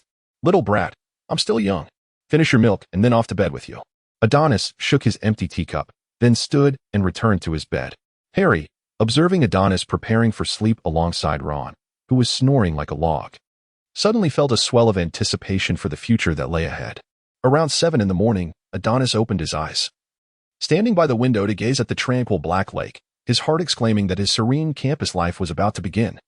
A glance revealed several figures still nestled in their blankets, prompting Adonis to yank Harry's covers aside and rouse the snoring Ron. Wake up, wake up. We have a class this morning. Harry, staring at his empty bed with confusion, exclaimed, Where's my blanket? Ron merely rolled over, muttering, I know. Let me sleep a little longer. Seeing this, Adonis decided not to bother with Ron any further and took Neville and Harry to freshen up. Beholding his disheveled appearance in the mirror, Adonis shook his head and produced the red hair tie that Vina had solemnly given him before he departed, as though this hair tie would serve as her substitute companion for her brother. After combing his hair and tying it into a simple low ponytail, Adonis couldn't help but admire his own reflection. Once Neville and Harry had completed their own quick grooming, the trio made their way to the Great Hall. Due to the early hour, the Great Hall was sparsely populated. As Adonis entered, he spotted a furry figure at the Gryffindor table. Good morning, Hermione. The 3 took seats across from her. Good morning, Adonis, and to you too, Harry and Neville. Hermione paused her chatter, greeting them in a muffled manner. After she finally swallowed her mouthful, the little witch resumed her enthusiastic discourse. Did you all see the first-year schedule that Percy hung in the common room? Our first class is Transfiguration, and we have it with Slytherin. Oh my goodness, I've been preparing for this day for over a month. You must understand. Transfiguration is the most intricate subject. I even reviewed Gambit's laws of elemental transfiguration yesterday. Is there something on my face? Noticing the 3 of them staring at her, Hermione felt a twinge of confusion. Nothing at all, Adonis replied, returning to his croissant. Harry struggled with his sandwich, while Neville maintained his usual dazed demeanor. With breakfast concluded, they had an hour before class. Harry and Neville planned to wake Ron and grab their books, while Adonis bid farewell to Harry at the hall entrance and made his way toward the Hufflepuff common room. Beside the Hufflepuff common room, he discovered a painting of a fruit platter. He scratched the pear depicted, which erupted into a fit of giggles. A handle appeared on the left side of the painting. Pulling it open revealed the kitchens of Hogwarts. At that moment, a house elf noticed Adonis at the doorway and approached, bowing respectfully. Esteemed young wizard, would you like something to eat? Oh, hello. I wanted to ask if Deco is still here? I'm sorry, young wizard, but Deco left Hogwarts many years ago. All right. Thank you. Upon hearing this, the house elf seemed to trigger a switch within himself. A young wizard is so polite to me, yet I have not assisted him. I am a bad elf. With that, he attempted to bash his head against the wall as punishment. Stop, Carl. I command you not to harm yourself. Adonis felt a sense of exasperation. Indeed, Aside from his old friend Deco, house elves appeared rather peculiar. Perhaps Deco was simply an anomaly among them. Now, there is something you can assist me with, Carl. Would you like to help me? I can certainly help the young wizard. Observing Carl's earnest demeanor, Adonis was struck by how easily house elves could be manipulated. Could I trouble you to come to my aid whenever I need it? I can. But how will I know when the young wizard requires assistance? You need not worry about that. I have my methods. As a man recognized by Hogwarts Castle, I can summon its house elves quite reasonable. Wouldn't you agree? Feeling that time was drawing near, Adonis bid farewell to Carl and proceeded to the Transfiguration classroom. Upon his arrival, he found Hermione and Neville already there, but Harry and Ron were conspicuously absent. Hermione waved at Adonis, who took a seat beside her, and inquired of Neville in the back row, "Where are Harry and Ron?" Neville has yet to respond, but sitting beside him. Seymour interjected, "I overheard Ron expressing a desire to have breakfast, and Harry accompanied him." Adonis, with a look of exasperation, rubbed his forehead. How could Ron prioritize breakfast just before class? Meanwhile, the young witch beside him was engrossed in her Transfiguration textbook, while Adonis began to survey his surroundings. His gaze fell upon a tabby cat perched quietly on the podium, observing the students below. Adonis felt an inexplicable familiarity with the feline until it shifted its gaze and locked eyes with him. Could it be Professor McGonagall? To his astonishment, Professor McGonagall was indeed an animagus. Suddenly, Adonis was intrigued. He had yet to master the art of becoming an animagus, yet this little creature recognized him. As Adonis sat up straight, sensing the intensity of his own gaze, Professor McGonagall regarded him with a hint of puzzlement. A few minutes into the lesson, Harry and Ron hurriedly entered the classroom. Not noticing Professor McGonagall's presence, Ron exclaimed with relief that they had made it just in time. Had they arrived a few moments later, he shuddered to think of her frightening expression. Upon hearing this, Adonis immediately turned to Ron and exchanged a knowing glance.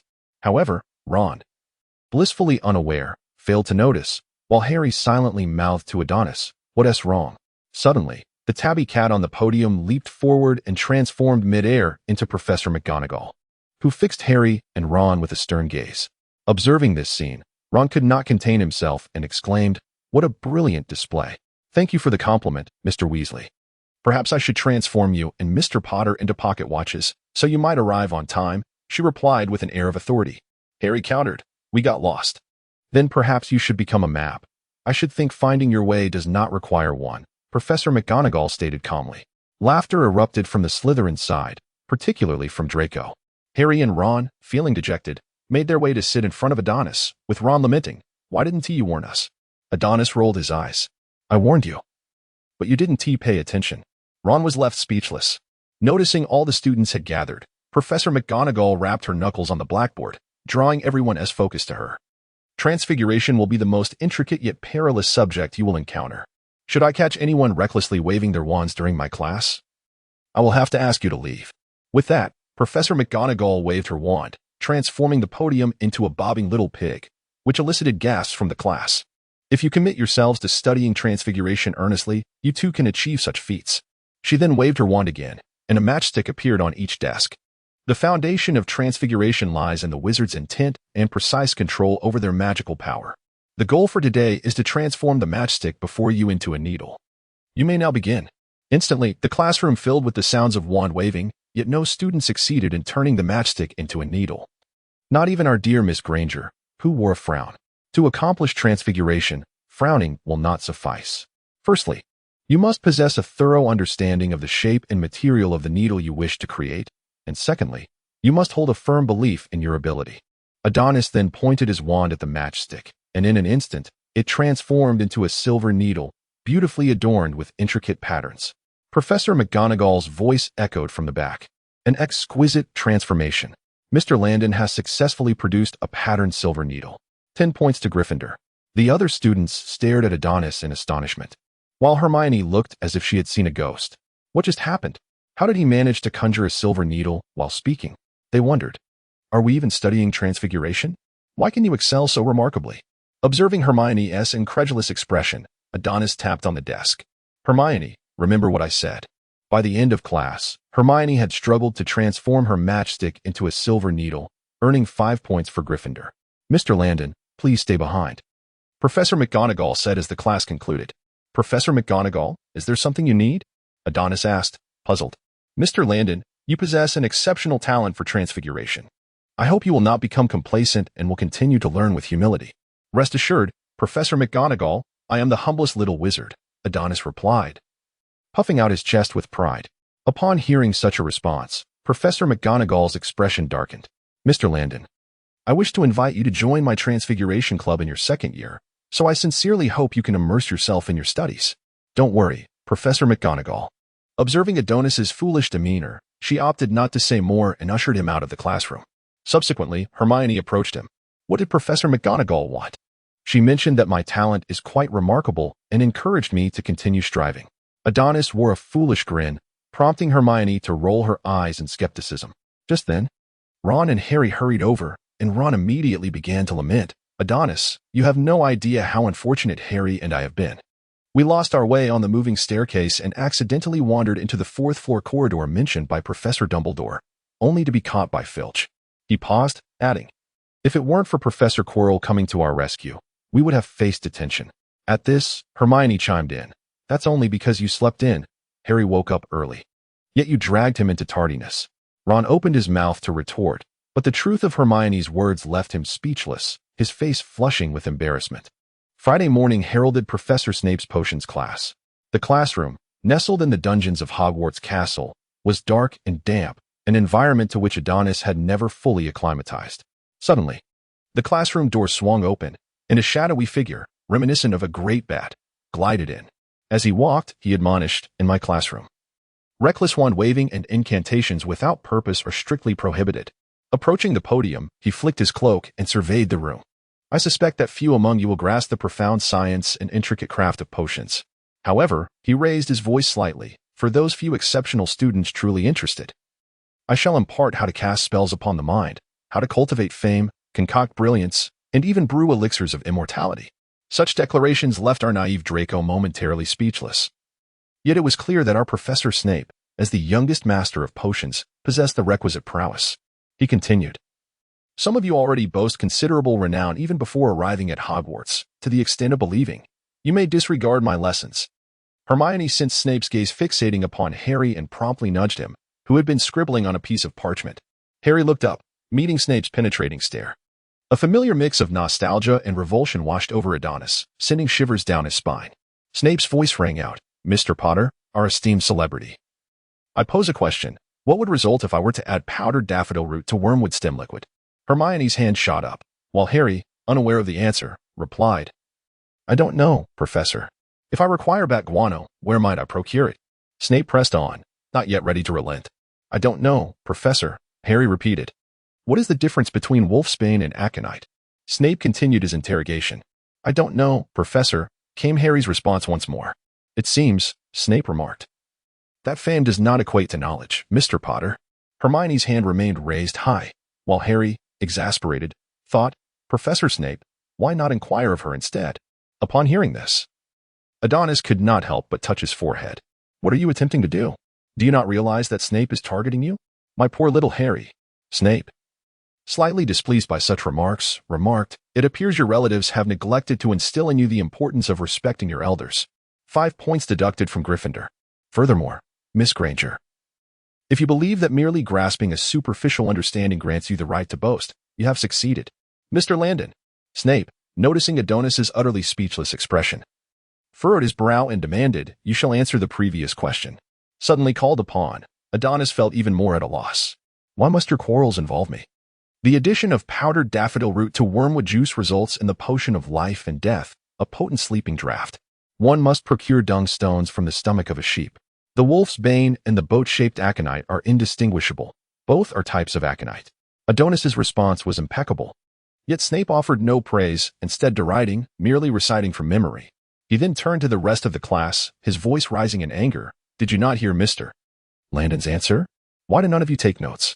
Do you all already possess this knowledge? The potions class had only just begun. Yet Harry felt he could not endure another moment. Soon, Snape divided them into pairs to collaboratively concoct a simple remedy for boils. He himself roamed the classroom, his black cloak sweeping the floor, seemingly erasing the dust with each pass. In no time, it appeared that the classroom floor had been thoroughly cleaned. Snape, akin to a cold, venomous serpent, loomed over the young wizards, observing them as they crushed the snake's venom and measured dried nettle. Almost every student received criticism, save for Malfoy and Adonis, the latter needing no further explanation, while it was evident to all that Snape held a particular favoritism towards Malfoy. Just as he admired Malfoy's commendable potion-making skills, an unexpected incident occurred. Neville, for reasons unknown, managed to melt Seamus's cauldron into a twisted mass, causing the potion to spill onto the floor and burn holes in their classmates' shoes. Our unfortunate Neville, splashed by the potion, found his arms and legs covered in red boils. Snape bellowed, "Foolishness!" With a flick of his wand, the potion vanished from the floor, and he ordered Seamus to escort Neville to the hospital wing. At this moment, he noticed Harry and Ron nearby. "Mr. Potter, why did you not remind your classmate to add the porcupine quills first? 5 points deducted from Gryffindor." This was utterly unfair. Harry was about to protest when Ron shook his head, urging him to remain silent. Frustration welled within Harry, as he could not comprehend why Snape seemed so intent on targeting him. By the end of the class, Harry had seen 10 points deducted from Gryffindor, and he refrained from uttering a word for fear that Snape would catch him in another mistake and impose further penalties. Adonis and Hermione displayed a commendable synergy, though it seemed that Hermione harbored some lingering resentment towards Snape. After a long-awaited conclusion to potions class, the students gathered in the Great Hall for dinner. It was then that the mail arrived, with owls flitting around the dining tables until they found their respective owners, landing gracefully upon their shoulders. Adonis gently scratched Hila's chin, retrieving a letter from her mouth to read aloud, all the while remembering to feed the little girl a morsel of jerky. In an unexpected turn, Hedwig, who had never delivered a letter to Harry before, dropped a note right in front of him. Harry promptly opened it to discover an invitation from Hagrid, asking if he and his friends could visit his hut that afternoon when they had no classes. Borrowing a quill from Adonis, Harry promptly penned a response to Hagrid, expressing his intention to attend. With the prospect of Hagrid's invitation, Snape's earlier gloom seemed to dissipate. In the afternoon, in response to Harry's invitation, Adonis and Ron prepared to visit Hagrid, who resided on the edge of the Forbidden Forest. They exited the castle and traversed the Quidditch pitch towards Hagrid's abode. Harry approached and knocked on the door, immediately hearing the sound of scratching followed by a low bark, followed by Hagrid's booming voice, "Back off, Fong." Hagrid opened the door a crack, revealing his furry visage, and upon seeing them, he appeared genuinely delighted. "Hello, Harry, Ron, and Adonis." Adonis was captivated by Hagrid from their very first encounter, drawn to the gentle giant's warmth that radiated from within. Hagrid reciprocated this affection with equal enthusiasm. As Hagrid opened the door, they beheld him grasping the nape of a large black hound, the very creature he affectionately referred to as Fong. The interior of Hagrid's cottage was remarkably simple. The ceiling was adorned with hanging hams, wild game birds, and various unidentifiable meats. At the center stood a substantial wooden table and a single, custom-made armchair tailored for Hagrid's ample stature. Beside the stone fireplace lay Fong's dog bed and a large wooden bed, its quilt composed of patchwork scraps. The cottage exuded a cozy charm, albeit somewhat cramped, filled with the essence of life. Hagrid enthusiastically introduced the imposing canine, assuring them that despite Fong's formidable size, he was rather timid. Upon releasing Fong, the dog immediately bounded toward Ron, lavishing him with affectionate licks. Hagrid chuckled at the sight, while Ron, overwhelmed by Fong's exuberance, yelped beneath the dog's weight. Adonis, delighted by the scene, playfully remarked that it seemed Fong had taken quite a liking to Ron. Then, Hagrid produced his signature dessert, rock cakes, a treat whose very name suggested a dental disaster. Harry, emboldened by youthful bravado, took a generous bite, nearly dislodging a tooth in the process.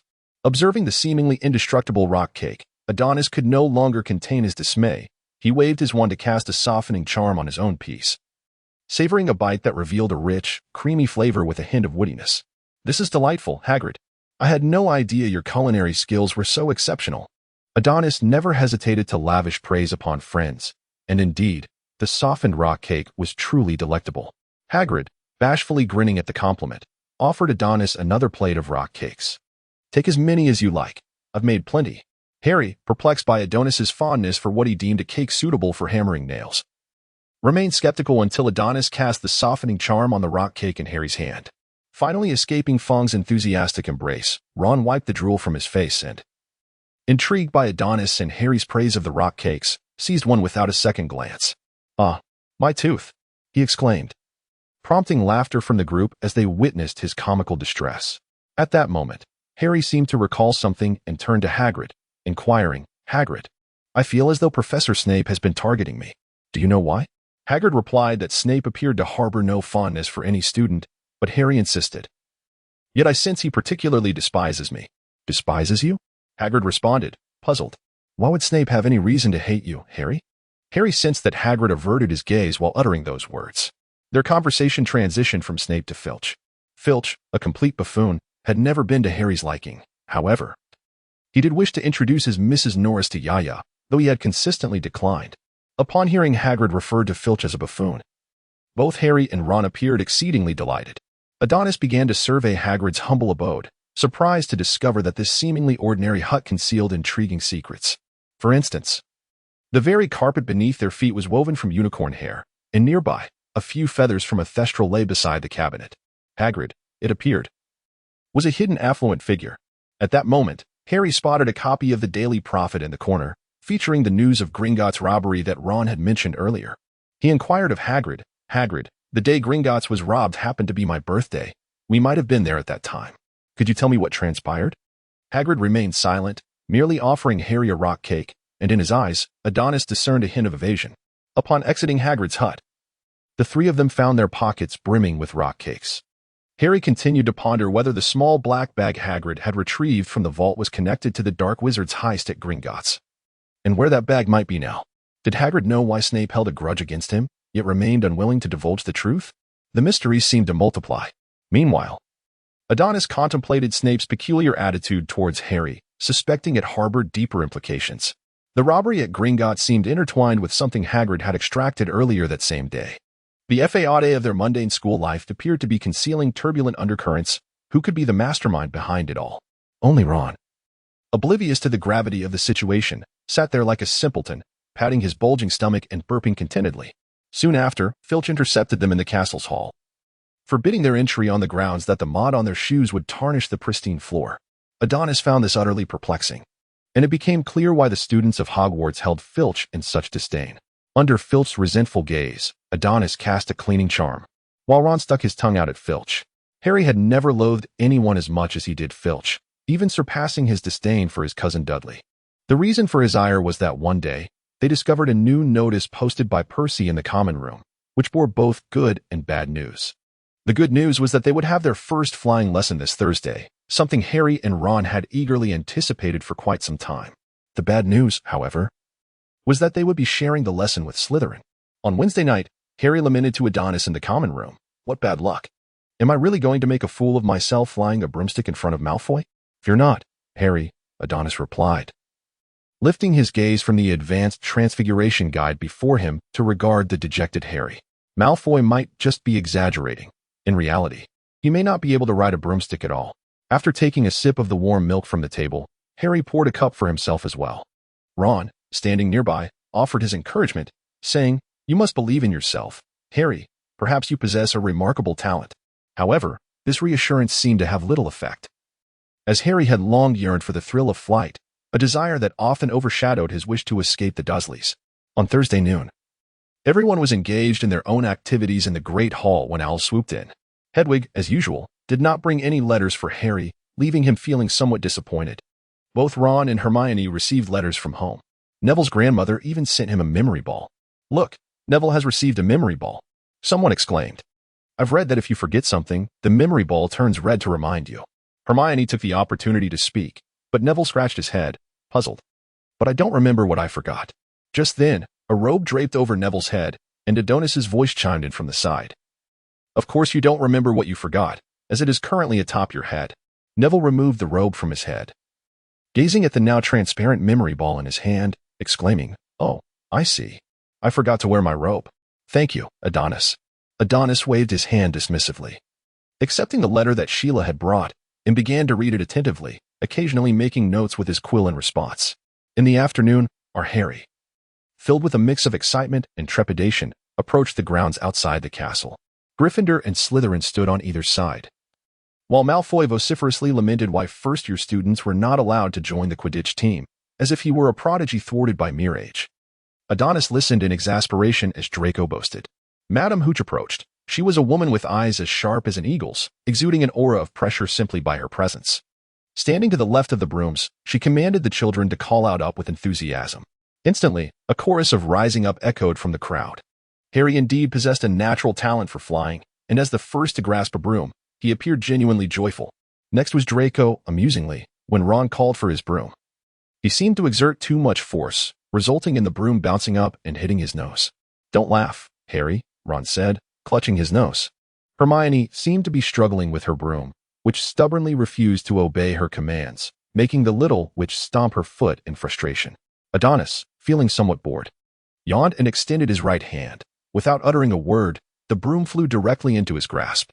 Madame Hooch instructed them to mount their brooms and await her command to push off the ground with their legs.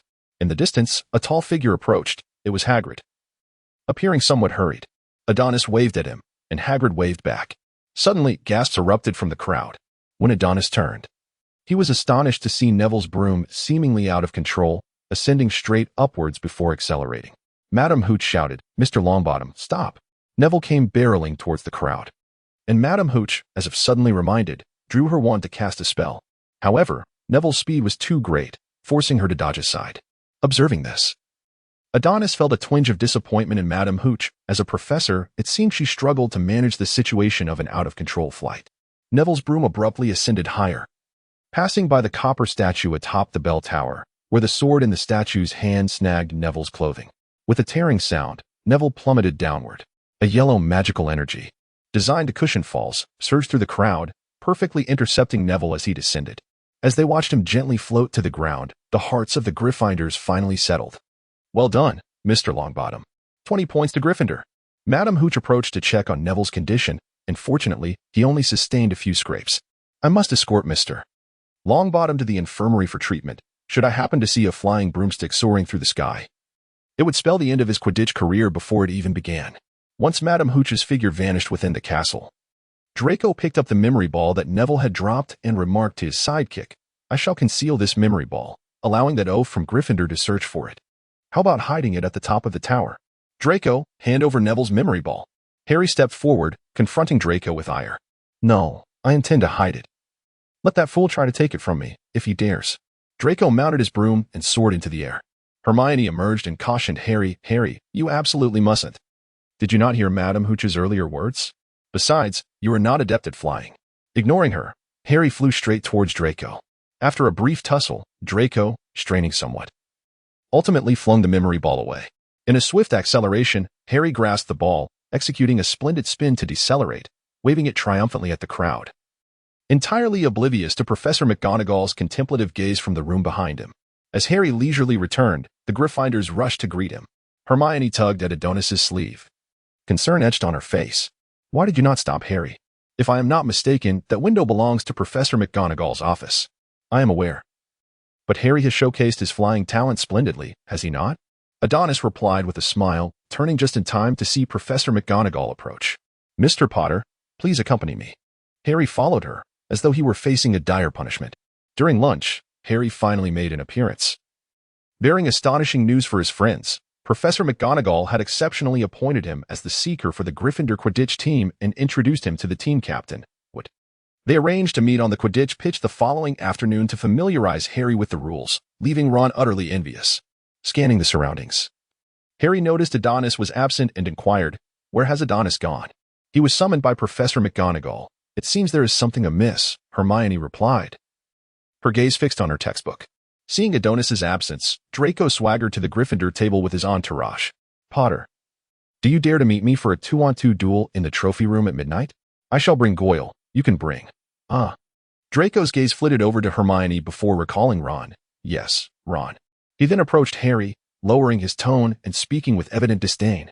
"In any case, Professor McGonagall is going to expel you. You wouldn't dare to back down, would you?" Harry, unaccustomed to such provocations, felt a surge of adrenaline and agreed without hesitation. Observing Draco's smug demeanor as he departed, Hermione couldn't shake the feeling that he was up to no good. "Harry, are you really going?" she exclaimed, having emerged from somewhere unknown. Getting caught out at night could cost us house points and result in detention. Ron, however, declared, "This time, I am determined to teach that arrogant Slytherin a lesson and reclaim everything we've lost." Realizing her pleas were in vain, Hermione contemplated how to prevent their escapade before they could leave. In the dead of night, Harry and Ron stealthily rose from their beds, tiptoeing out of the dormitory. Wary of waking Adonis, they had deliberately concealed their plans from him, as it seemed they were intent on reclaiming their masculine pride in front of Draco. As the door creaked shut, Adonis opened his eyes. Though unaware of the duo's midnight escapade, he could not let such a splendid opportunity for adventure slip away. With that thought, he quickly got out of bed, donned his robe with utmost care, ensuring that Neville was still sound asleep, and then approached the door.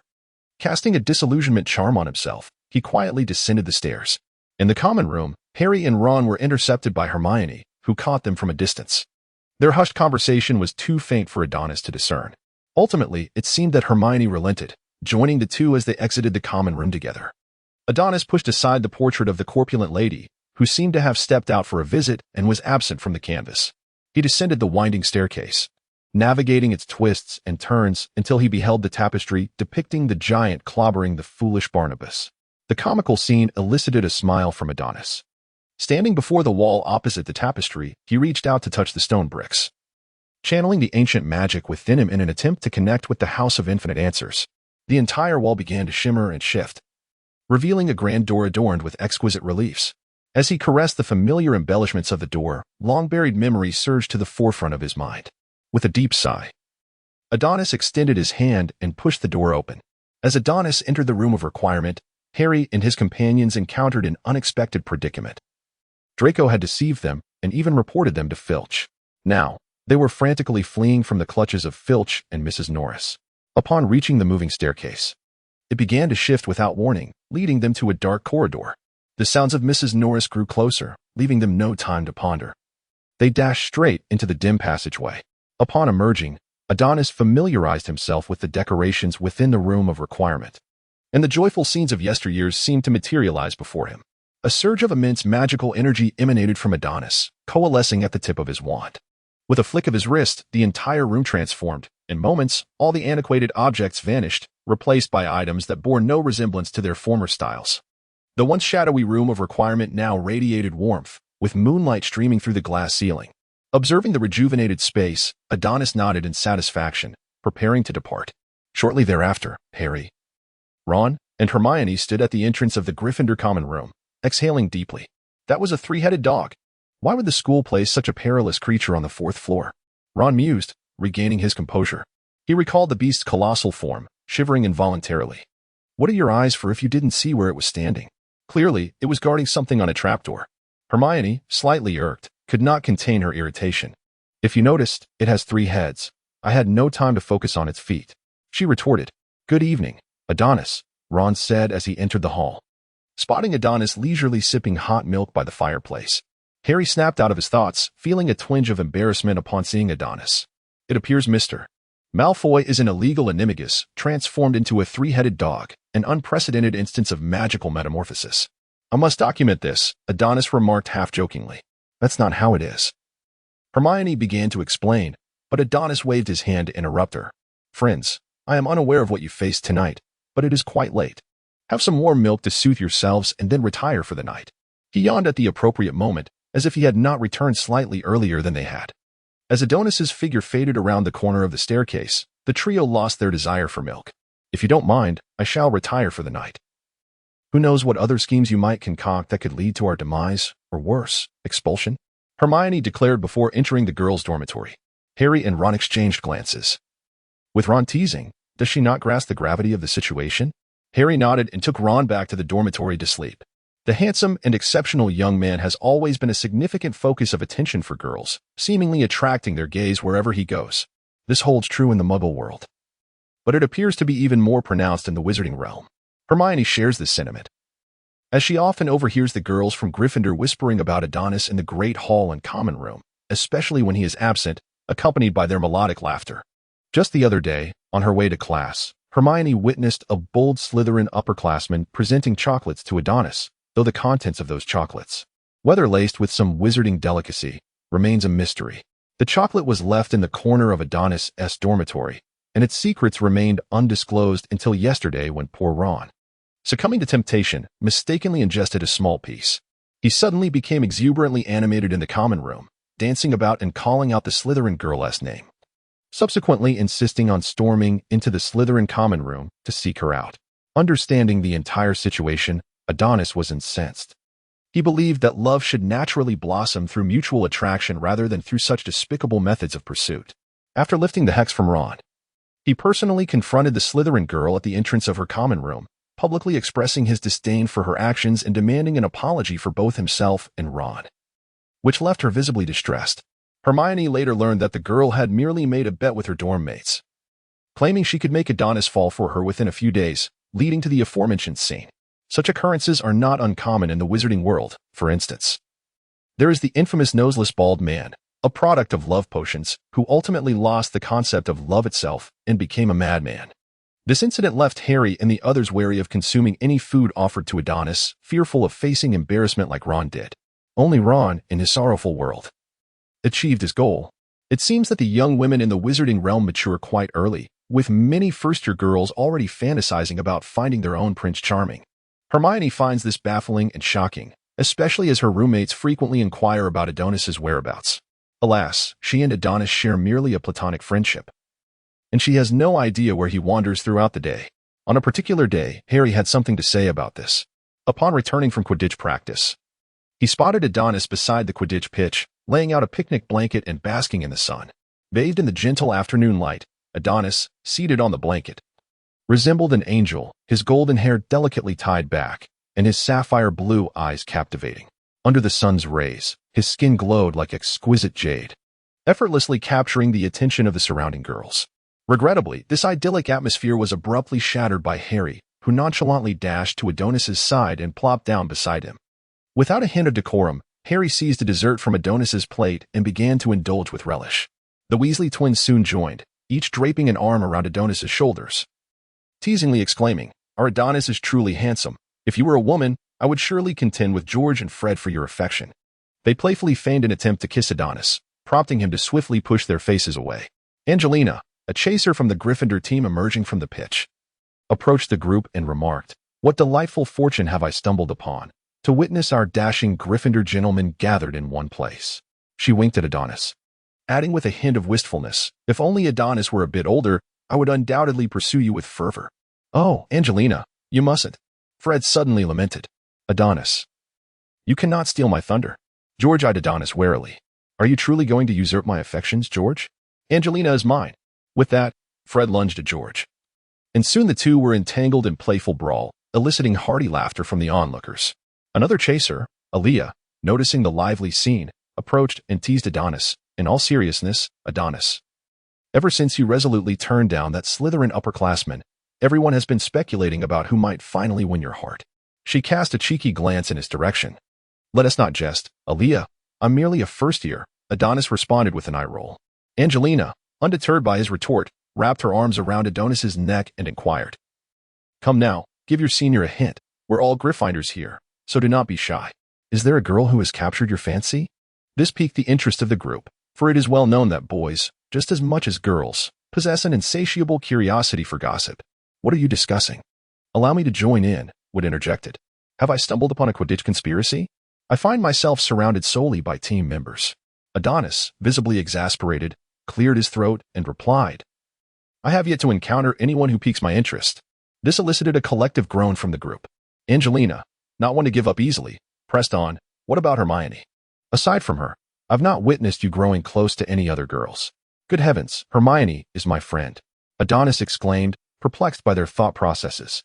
Meanwhile, Hermione, the young witch in question, perceived Adonis as a remarkably gifted wizard, yet she had never seen him in the library, a true waste of talent. One day, seizing the opportunity after class, she tugged at the sleeve of his robe, saying, "Adonis, wait a moment. What is it? Did you not comprehend something Professor McGonagall said?" He inquired. "Not that matter." The little witch appeared somewhat anxious, yet she was at a loss for words. After stamping her foot, she finally spoke up. "Adonis, I implore you not to squander your talents. You ought to frequent the library more often to enrich your knowledge." Observing the little witch as she eloquently expounded her thoughts, exuding an air of wisdom beyond her years, Adonis couldn't help but chuckle. "I possess a certain ability," he began, prompting Hermione to halt her chatter. Then, with a hint of jest in his tone, Adonis continued, "It enables me to accomplish tasks with ease that might take you a considerable amount of time to achieve." even with great effort.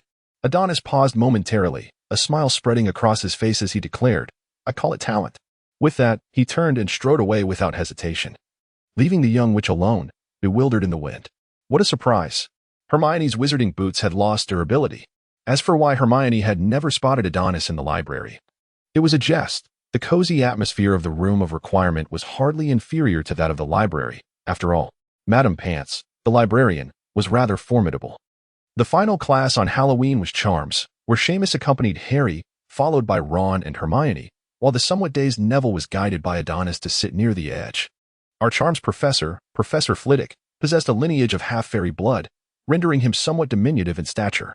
However, should one underestimate him due to this, they would soon discover the formidable prowess of our champion duelist, Professor Flitwick. Today, we were to learn the levitation charm. Repeat after me, Wingardium Leviosa. As the classroom resonated with a cacophony of incantations, Flitwick raised his hands, signaling the students to commence their practice. Remember the wand movements we practiced over the last few days, he emphasized. Neville struggled to recall, Wingardium Leviticus. Leviticus. It's Wingardium Leviosa, Adonis corrected. Encouraging, come on, Neville, let us practice a few more times together. Meanwhile, Ron swung his wand vigorously, though his incantation lacked precision. Hermione, unable to contain herself, halted Ron's erratic wand movements. Stop, stop. Are you trying to poke someone eye out? She exclaimed, exasperated. And it's not Lev, it's Leviosa. Though Hermione meant well, her words came across to Ron as somewhat boastful, and he retorted, if you're so clever, why don't you give it a try? To his astonishment, Hermione executed the spell flawlessly, her wand movements precise and her incantation clear, successfully levitating an object and earning 5 points for Gryffindor. This left Ron in a state of discontent, slumped over his book with a glum expression. With repeated corrections from Adonis, Neville finally managed to perform the levitation charm, albeit with unstable magic, as the feather floated briefly before descending. Nevertheless, this achievement bolstered Neville's confidence immensely. Oh, good attempt, Mr. Longbottom. 5 points for Gryffindor. Professor Flitwick's praise made Neville shyly lower his head. Our explosive prince, Seamus, never failed to impress. He infused the levitation charm with an explosive flair. If he were to master the Bombarda spell, Adonis shuddered to imagine the spectacle. After class, Ron, along with Harry and Seamus, lamented Hermione's performance. It's Leviosa, not Leviosa.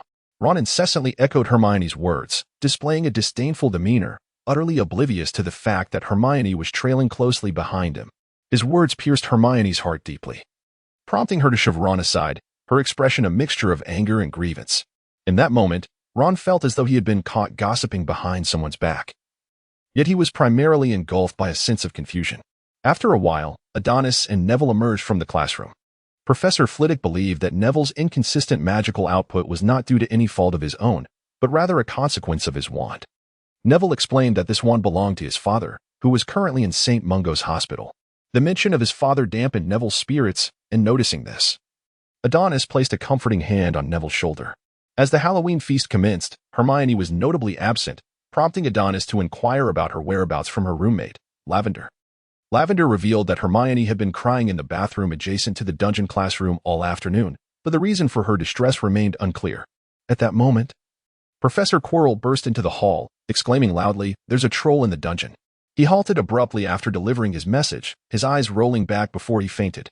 Panic erupted within the great hall, yet Adonis remained seated, unconvinced that the defense against the dark arts professor, a Ravenclaw alumnus, could effectively handle a troll. In the midst of his contemplation, Dumbledore successfully regained control of the situation, casting a discerning glance at the seemingly unfazed young wizard who had reported the troll's presence. The prefects ushered the students back to the common room, instructing the professors to follow them. Everyone tacitly ignored the incompetent Quirrell, who seemed dazed from consuming too much garlic. And not a single person offered to assist him. Harry and Ron, seemingly recalling something, stealthily detached themselves from the group, making their way toward the dungeon classroom, while Adonis meticulously pondered the inconsistencies in Quirrell's behavior. Upon reaching the girls' bathroom in the dungeon, they were met with Hermione's shrill screams and the troll's thunderous roars. Without a moment to lose, Harry and Ron charged inside, witnessing the troll swinging its club and demolishing the bathroom stalls, while Hermione desperately sought refuge and called for help. "Run, Hermione!" Harry shouted, quickly picking up a wooden plank from the floor and hurling it at the troll's head. Though reckless, this action proved effective. successfully diverting the troll's attention and granting Hermione a brief respite. However, they underestimated the peril posed by the troll to such inexperienced young wizards. The troll, swinging its club, nearly struck Ron. Had Harry not reacted swiftly to push him aside, Ron would have been in grave danger. Seizing the moment, Harry climbed onto the troll's club, engaging it in a precarious battle. Meanwhile, Hermione crouched beneath the sink, silently signaling to Ron and attempting to teach him the levitation charm through gestures. At long last, our seemingly foolish Ron has experienced his very first moment of glory, just as Harry found himself ensnared by the troll, which brandished its club. Poised to deliver the final blow, Ron summoned the spell of levitation, Wingardium Leviosa. The club floated gently from the troll's grasp. This chapter is not yet concluded. Please turn to the next page to continue reading. Gazing at his empty hands, the troll appeared bewildered, questioning the fairness of their duel, only to find itself at a disadvantage. Well done, Ron, Harry exclaimed, only to suddenly realize he was still in the troll's clutches and hurriedly wriggled free, landing unceremoniously on the ground. The praise from Harry filled Ron with an overwhelming sense of pride, as he crossed his arms and struck what he believed to be a heroic pose. "Ah, Ron, are you a fool?" Hermione shouted, as a tremendous noise erupted nearby. The club thudded to the ground, only to be retrieved once more by the troll. Even the dim-witted creature comprehended that it had been outwitted by a mere child, and its anger surged forth as it swung the club toward Ron's head. Paralyzed by fear, Ron realized he could not guarantee the casting of another levitation spell in time to escape. He cowered, hands gripping his head, acutely aware of how close he was to death. "Back off, 3 paces," rang a voice from the corridor, as a precise incantation struck the troll's club. With a resounding crash, the troll collapsed beside Ron, a foul stench engulfing him, threatening to make him retch. Harry, relieved, patted his chest and exhaled a long sigh. Adonis cast his gaze over each individual present, and I felt an urgent need for someone to elucidate the circumstances at hand. It was apparent that he was somewhat irate. Suddenly, Professor McGonagall rushed in, taken aback by the chaotic restroom scene and the sight of the giant, unconscious with a sizable lump on its head. "Merlin's beard. You had better explain to me what transpired." Adonis turned back to see the professor standing neatly at the restroom entrance, with Dumbledore even winking at him. Harry and Ron felt a sudden pang of anxiety. "Trouble." Hermione stepped forward. "Professor McGonagall, it's all my fault. I wanted to see what the troll described in the book looked like. I thought I could handle it, but I was mistaken.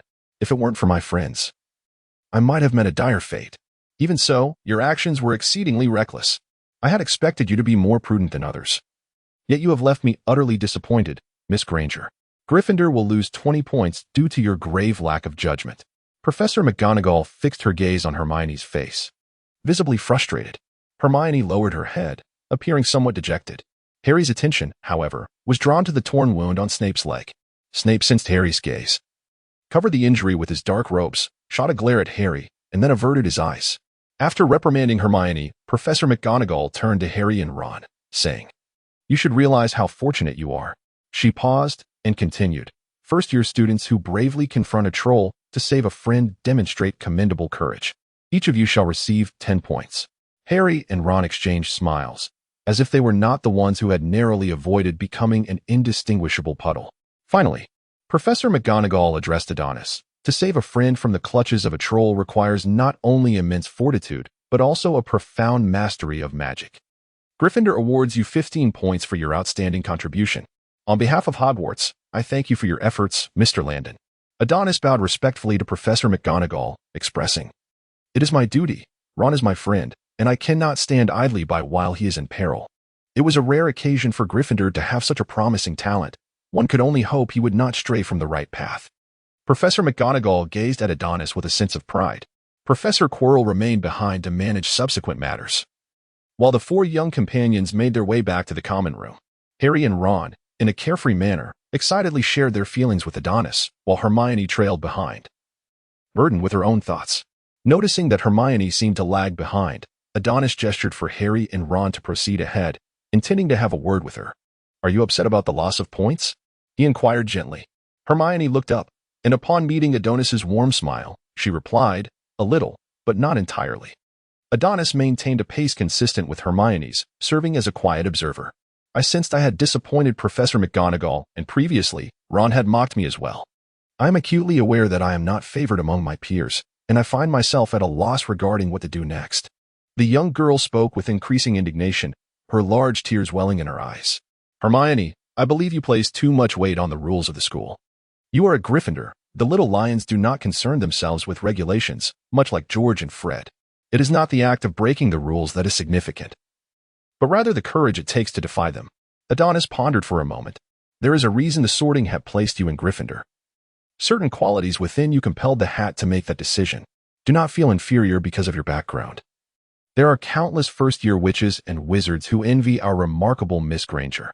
Upon hearing the last remark, Hermione suddenly burst into laughter, and upon looking up, she caught Adonis winking at her. In the distance, Harry and Ron also paused, waving at Hermione. A warmth enveloped her, dispelling the shadows with a gentle breeze called friendship.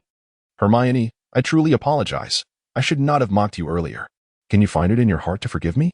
Ron cautiously offered his apology, while Hermione, adopting a protective demeanor, patted Ron on the shoulder. Indeed, they were still just children. Adonis shook his head in resignation. Ever since Hermione had shared a life-and-death crisis with Harry and Ron, their bond had visibly strengthened. Of course, Adonis was also part of this trio. Yet he seemed rather preoccupied these days, often so busy that he scarcely had time to eat, disappearing for hours on end. Harry lamented that the child had grown up, no longer sharing matters with his family. If Adonis were to catch wind of Harry's grievances, he would undoubtedly roll his eyes. After all, the lad had aspirations of his own. Just because he appeared to be unambitious, did that mean he couldn't quietly strive for his own success? In recent days, Adonis had nearly plowed the perimeter of the Forbidden Forest in search of a secluded spot devoid of prying eyes, causing Hagrid to regard him with a hint of wariness, fearing that this little fellow might sneak into the depths of the forest without his knowledge. Fortunately, Adonis had found such a place, nestled beside a shadowy pond within the Forbidden Forest. Do eat something, Harry, Hermione urged, noting Harry's lack of appetite. Ron mentioned you'll be battling for the entire afternoon. At that moment, Snape limped over to the Gryffindor table, his tone devoid of discernible emotion as he remarked, Good luck, Mr. Potter. Since you fear not even trolls, Quidditch should be a mere trifle for you, even against Slytherin. With that, he departed without further ado, leaving Harry gazing absently at Snape's feet. No wonder he is bleeding, Harry muttered cryptically. Hermione and Ron, intrigued, encouraged him to share his thoughts on Snape. Just then, Hedwig swooped in, delivering a broomstick to Harry. Who sent you this? Ron inquired, curiosity piqued. I've never seen a letter about this package. Upon opening it, Ron revealed a brand new Nimbus 2000, the fastest broom on the market. Who could have sent this? Harry wondered aloud, scanning the room until his eyes fell upon Professor McGonagall, who was playfully interacting with Hedwig. Noticing Harry's gaze, she returned his look with a warm smile, in stark contrast to Harry's delight at receiving a broom. Adonis was feeling quite distressed in the room of requirement, grappling with the complexities of transfiguration. He had learned that an animagus form resembled that of the Castor Patronus, yet Patronus. Adonis exclaimed, waving his wand. A brilliant silver light erupted from the tip of his wand, coalescing in the air into a magnificent creature, an imposing griffin, with the body of a lion and the wings and head of an eagle. While this was undeniably impressive, it also posed a dilemma. Those who truly understood the intricacies of being an animagus were well aware that there had yet to be any documented cases of anyone transforming into a magical creature, highlighting the perilous nature of such transformations. Adonis, in a state of helplessness, scratched his head. The conditions required to accomplish the transformation of magical creatures were exceedingly stringent. With the meager amount of magic at his disposal, he feared that he would be utterly drained after merely a third of the transformation. Oh, how I long for you, dear teacher. Adonis sighed, opting to take things one step at a time. From a distance in the stands of the Quidditch Stadium, he spotted Hagrid's unmistakable massive figure. Excuse me, thank you. You stepped on my foot, he exclaimed. Who touched my backside? Adonis suddenly turned and glared at the crowd, causing several girls to avert their gaze. Their cheeks flushed with embarrassment as they hurriedly lowered their heads. After scanning the area for any suspicious individuals and finding none, Adonis resumed his approach towards Hagrid. Hello, Hagrid. Having navigated through the throng with considerable effort, Adonis finally reached Hagrid and patted his hand. Oh, hello, Adonis. You're a bit late, Hagrid greeted with a hearty smile. Let's not dwell on that. It was rather unpleasant. Where have you been? I didn't see you during mealtime. Hermione seemed somewhat displeased with Adonis's frequent departures from the group.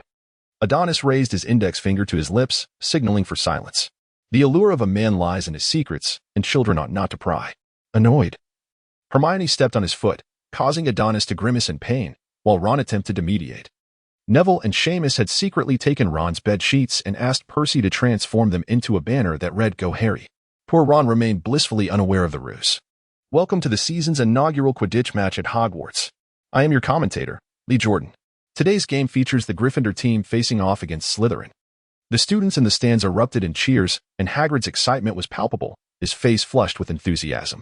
As the teams took to the field, Harry soared on his new broomstick, flying in formation with Wood. Ron and Hermione waved enthusiastically at Harry, who spotted the banner prepared by his friends and silently resolved to catch the golden snitch. Madam Hooch entered the arena, and the match was about to commence. The quaffle was released, followed closely by the golden snitch, which is worth 150 points. Whichever team captures the snitch will end the game. From the outset, Gryffindor displayed remarkable prowess. Aaliyah and Angelina, through impeccable teamwork, easily tore through Slytherin's defenses, while Wood blocked every attempt at scoring from Slytherin. Gryffindor scored. Slytherin appeared utterly bewildered. Let us cheer for Gryffindor. In the commentator's booth, Lee Jordan was exuberantly animated.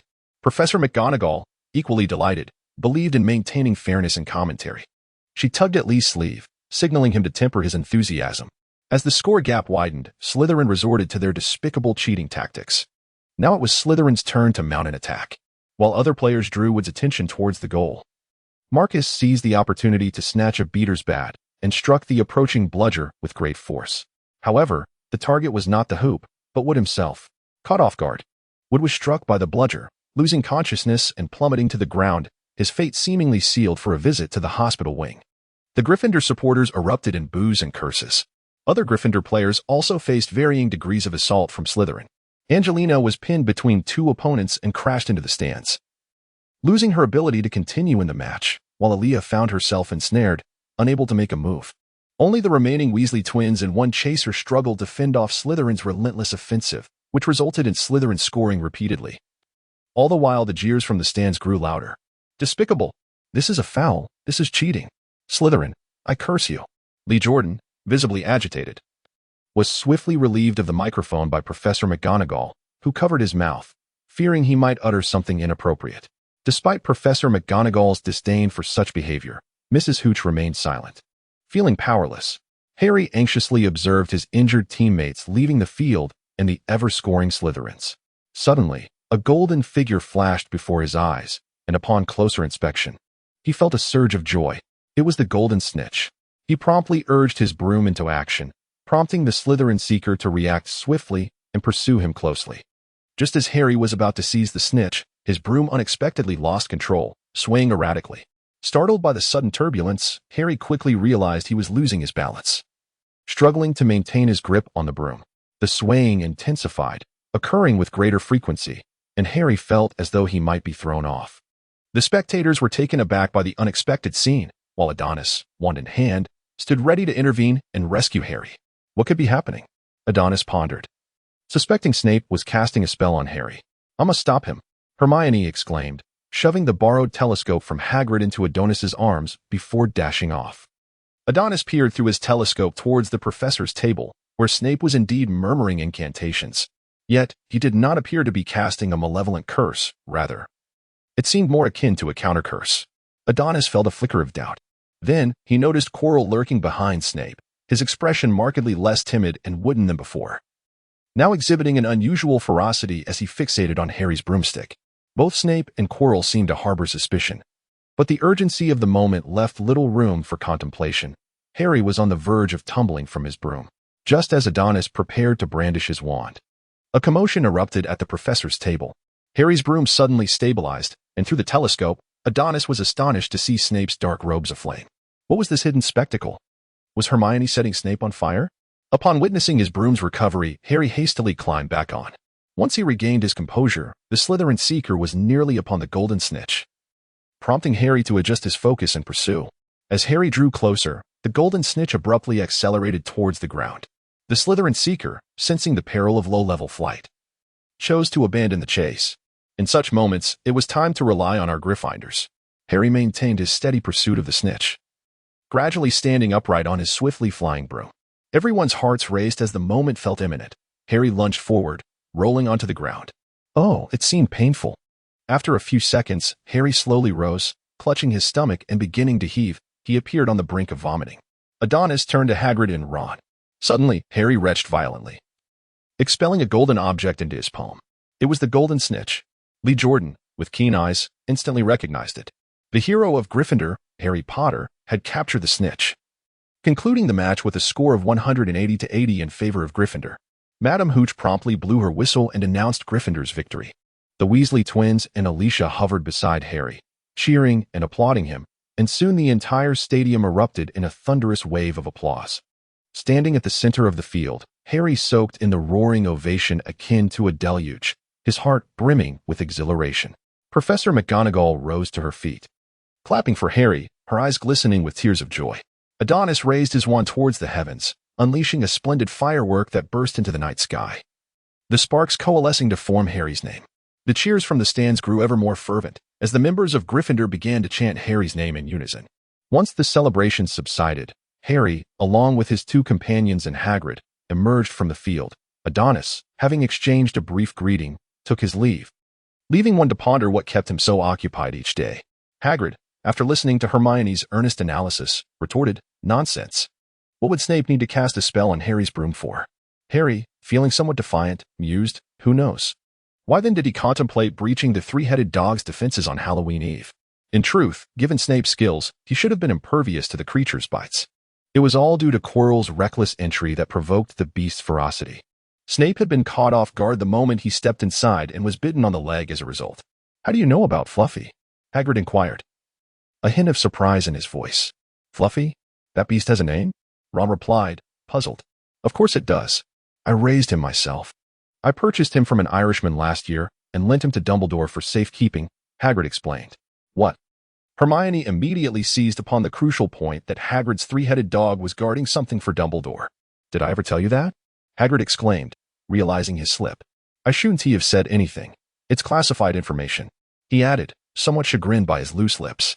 "But Hagrid, regardless of what it is, Snape is intent on stealing it." "Why do you suspect Snape?" Hagrid replied. "Listen, kids, Professor Snape is a teacher at this school. Wouldn't he do such a thing?" He attempted to persuade the trio to abandon their suspicions about Snape, yet Snape had just placed a curse on Harry. "Enough. You should not concern yourselves with these matters," Hagrid said, adopting a more serious demeanor.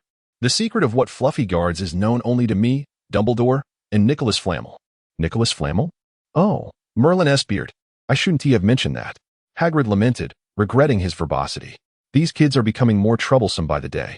Having gleaned critical information, the trio swiftly bid farewell to Hagrid and made their way to the library to conduct further research. Meanwhile, Adonis returned to the Room of Requirement, where he conjured a large board through transfiguration, morphing the faces of those involved onto it. He then wove together the intelligence he possessed, connecting the individuals with magical threads. Before long, a magical version of a criminal investigation board materialized. Adonis summoned Carl to bring him some hot milk and a bit of chocolate. As he sat before the board, meticulously organizing his findings, it was said that Professor Snape had once been a student at Hogwarts, and as for his age, Adonis reflected for a moment, and considering Harry's age, he concluded that Snape should be approximately the same age as Harry's parents. Thus, could it be that Snape's peculiar feelings towards Harry were actually a projection of his affections for Harry's parents? What, then, could be the nature of the feelings of disgust and nostalgia? At this thought, Adonis was inexplicably seized by a shudder, prompting him to take several sips of milk to calm his nerves. Gazing at the whiteboard before him, he murmured, "At least Snape's suspicions have been alleviated." Essentially, most professors had long tenures at Hogwarts. If anyone harbored any irregularities, the greatest white wizard of this century, Headmaster Dumbledore, would surely not be oblivious. Adonis sat upon the sofa, propping his chin with his left hand while his right hand stirred the milk in his cup with a spoon. Adonis waved his hand, and the images of the others suddenly scattered. Thus, what remained was the portrait of the Defense Against the Dark Arts professor, who changes every year at Hogwarts. Ultimately, only our stuttering Professor Quirrell's image was left. From the very beginning, I harbored doubts about this Professor Quirrell, a graduate of Ravenclaw. He should not be reduced to reciting lessons verbatim while stammering.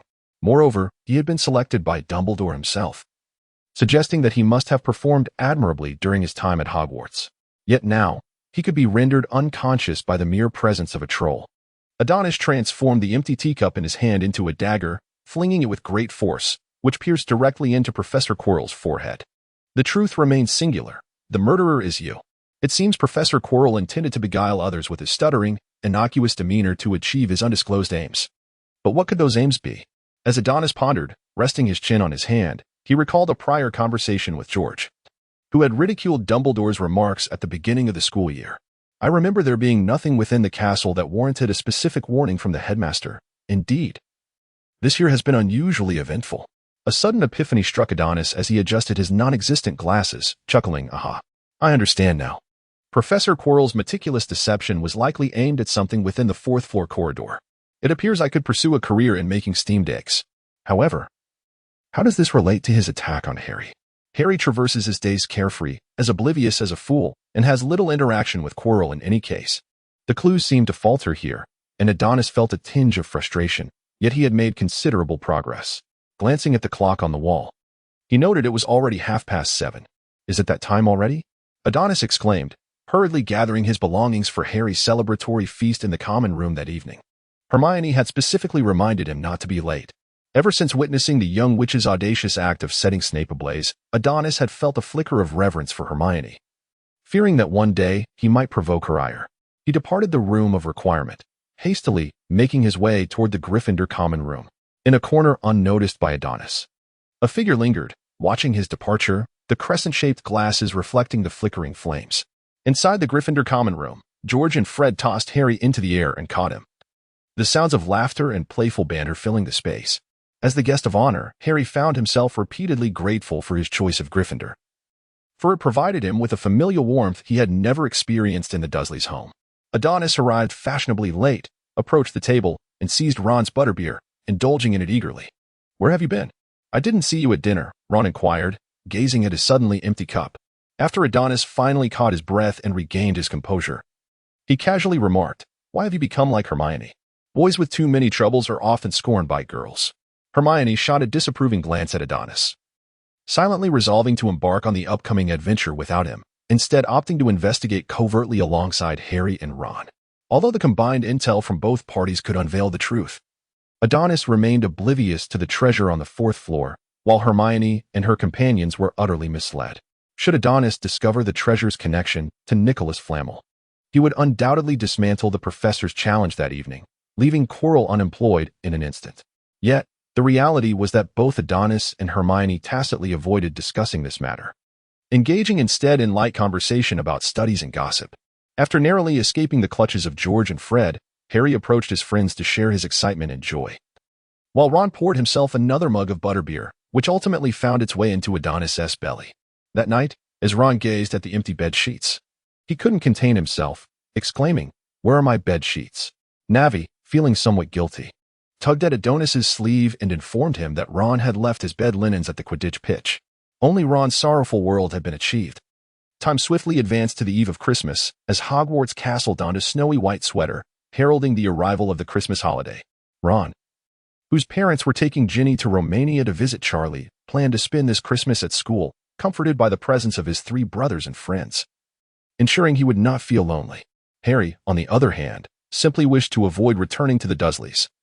The warmth and happiness of Hogwarts Castle stood in stark contrast to the dark awkwardness of the Dursley household, a distinction Harry could easily discern. Adonis also received a letter from home, informing him that the Landons were taking Vina on a trip, thus allowing Adonis to remain at Hogwarts for the Christmas season. Despite the long absence from his family, Adonis felt a profound longing for them. However, he had matters to attend to. Preparing to delve into books on Animagus and Advanced Transfiguration during the holiday, with the intention of commencing his preliminary work on becoming an Animagus once the break concluded. In the Gryffindor common room, Adonis sat by the window, gazing at the forbidden forest blanketed in snow, sipping hot milk. Harry and Ron had long since vanished, presumably off to some unknown escapade. For reasons unknown, they had recently become exceedingly busy. Hermione, meanwhile, was in the dormitory packing her belongings in preparation to return home for Christmas. It must be said that Mrs. Weasley's attitude towards Adonis and Harry had become remarkably warm. To Mrs. Weasley, Harry and Adonis were not merely Ron's good friends, but his steadfast companions, to the extent that her kindness towards them made Ron question his own familial status. Feeling as though he were merely a promotional gift accompanying a subscription to the Daily Prophet, further diminishing his already modest standing. Upon learning that Harry and Adonis would not be returning home for Christmas, Mrs. Weasley expressed her sympathy in a letter to Ron, assuring him that she would not forget to send Christmas gifts to both Harry and Adonis. This sentiment made it seem as though Ron's gift was merely an afterthought, which only served to deepen Ron's feelings of imbalance, inciting his anger to the point where he refused to eat his favorite roasted chicken leg for several days. As is customary, the professors assigned homework for the long holiday, for it is said that a holiday devoid of assignments is incomplete. Even a place as idyllic as Hogwarts could not escape this tradition, as the professors dutifully assigned holiday work to their students.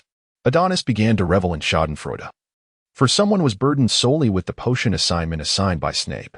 Ron expressed a fervent desire to tear apart Adonis's odious visage, a countenance befitting a scoundrel. Professors McGonagall and Flitwick held a considerable fondness for Adonis, the commendable and untroublesome young wizard, who remained humble.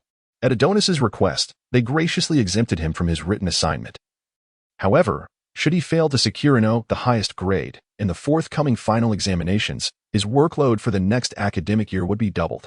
Professor Sprout, a plump and amiable woman teaching herbology, also cherished this considerate student. She assigned him the task of tending to the plants in the greenhouse during the holiday break. Everyone wished each other a joyous Christmas holiday, save for Snape. Upon hearing Adonis's request for exemption from the assignment, Snape's expression shifted abruptly, and he sneered.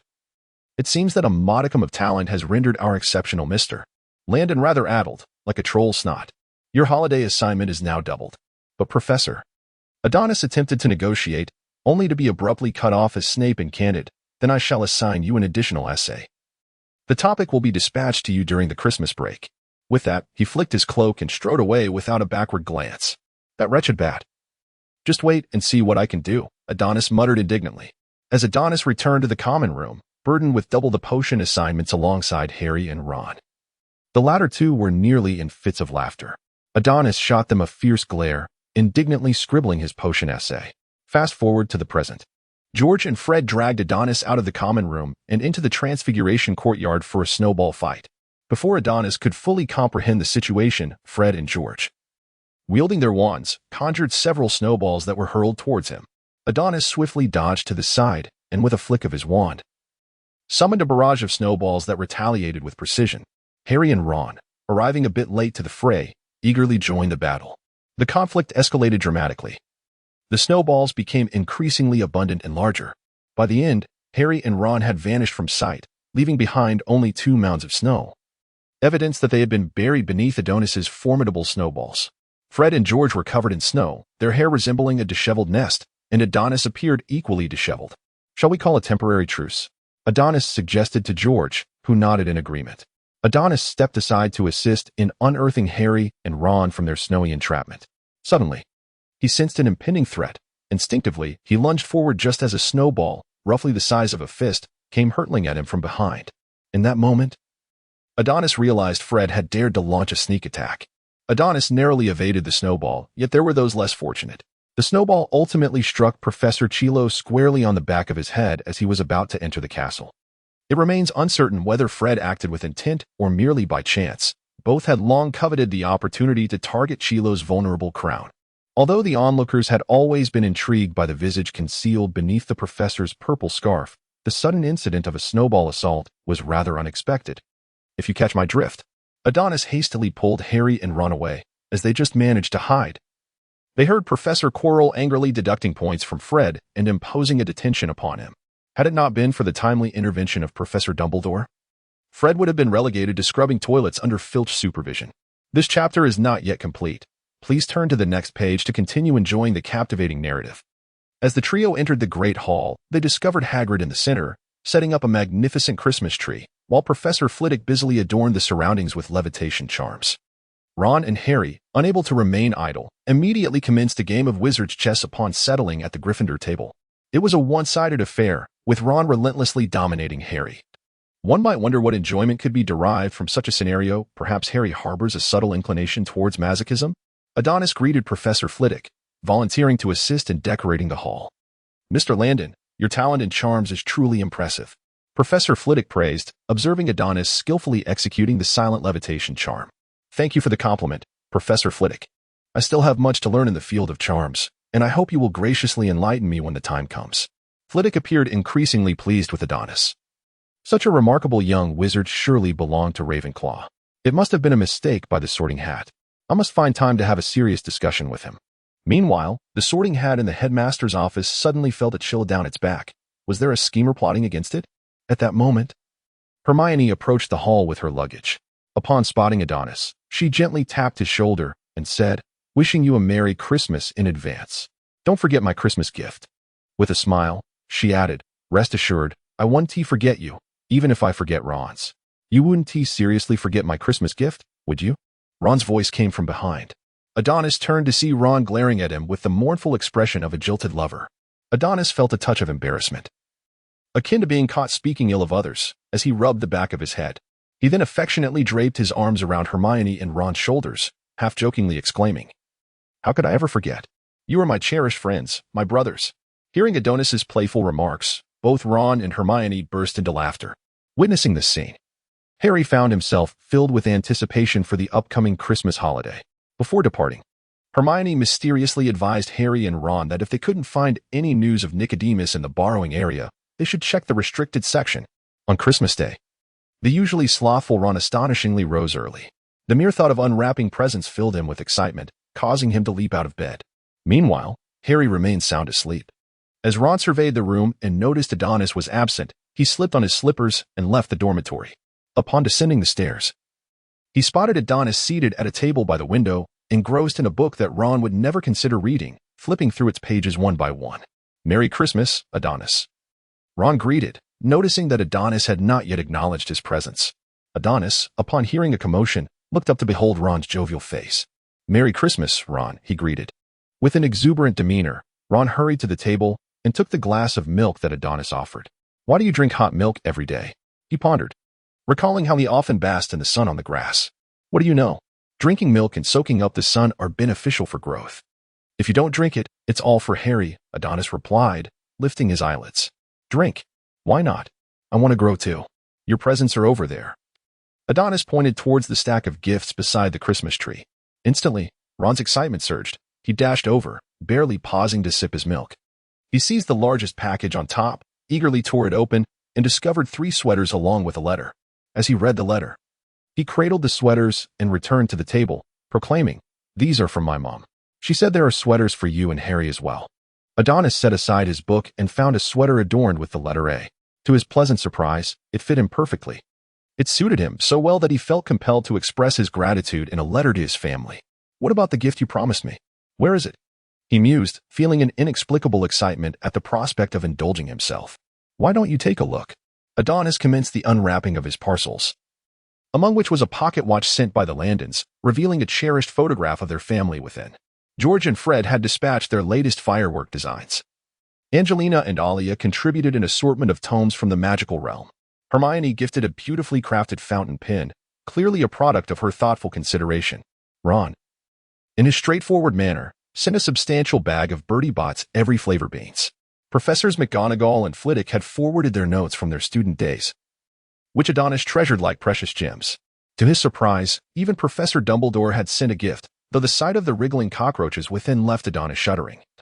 Conjuring a curse upon the old headmaster for his sweet tooth, Harry gifted Adonis a flower pot, which he intended to fill with peculiar and exotic plants. While Hagrid sent a hand-knit woolen hat, albeit slightly oversized, yet still cherished by Adonis. Many remaining parcels bore no signatures, undoubtedly sent by some infatuated girls with whimsical trinkets. Adonis considered consolidating these to send to Draco. "Hey, Adonis, does this pendant hold any special significance?" Ron inquired, holding the intricately designed ruby pendant Adonis had gifted him. This question piqued Adonis's interest. His extensive time spent in the Room of Requirement during the first half of the school year had not been in vain. During that period, he had crafted numerous alchemical devices and had even utilized a portion of his father's private funds to procure some gemstones from the Muggle world. Imagining the look of dismay on Mr. Landon's face as he beheld his dwindling stash of pounds, this pendant, when you are in peril, will unleash a shielding charm.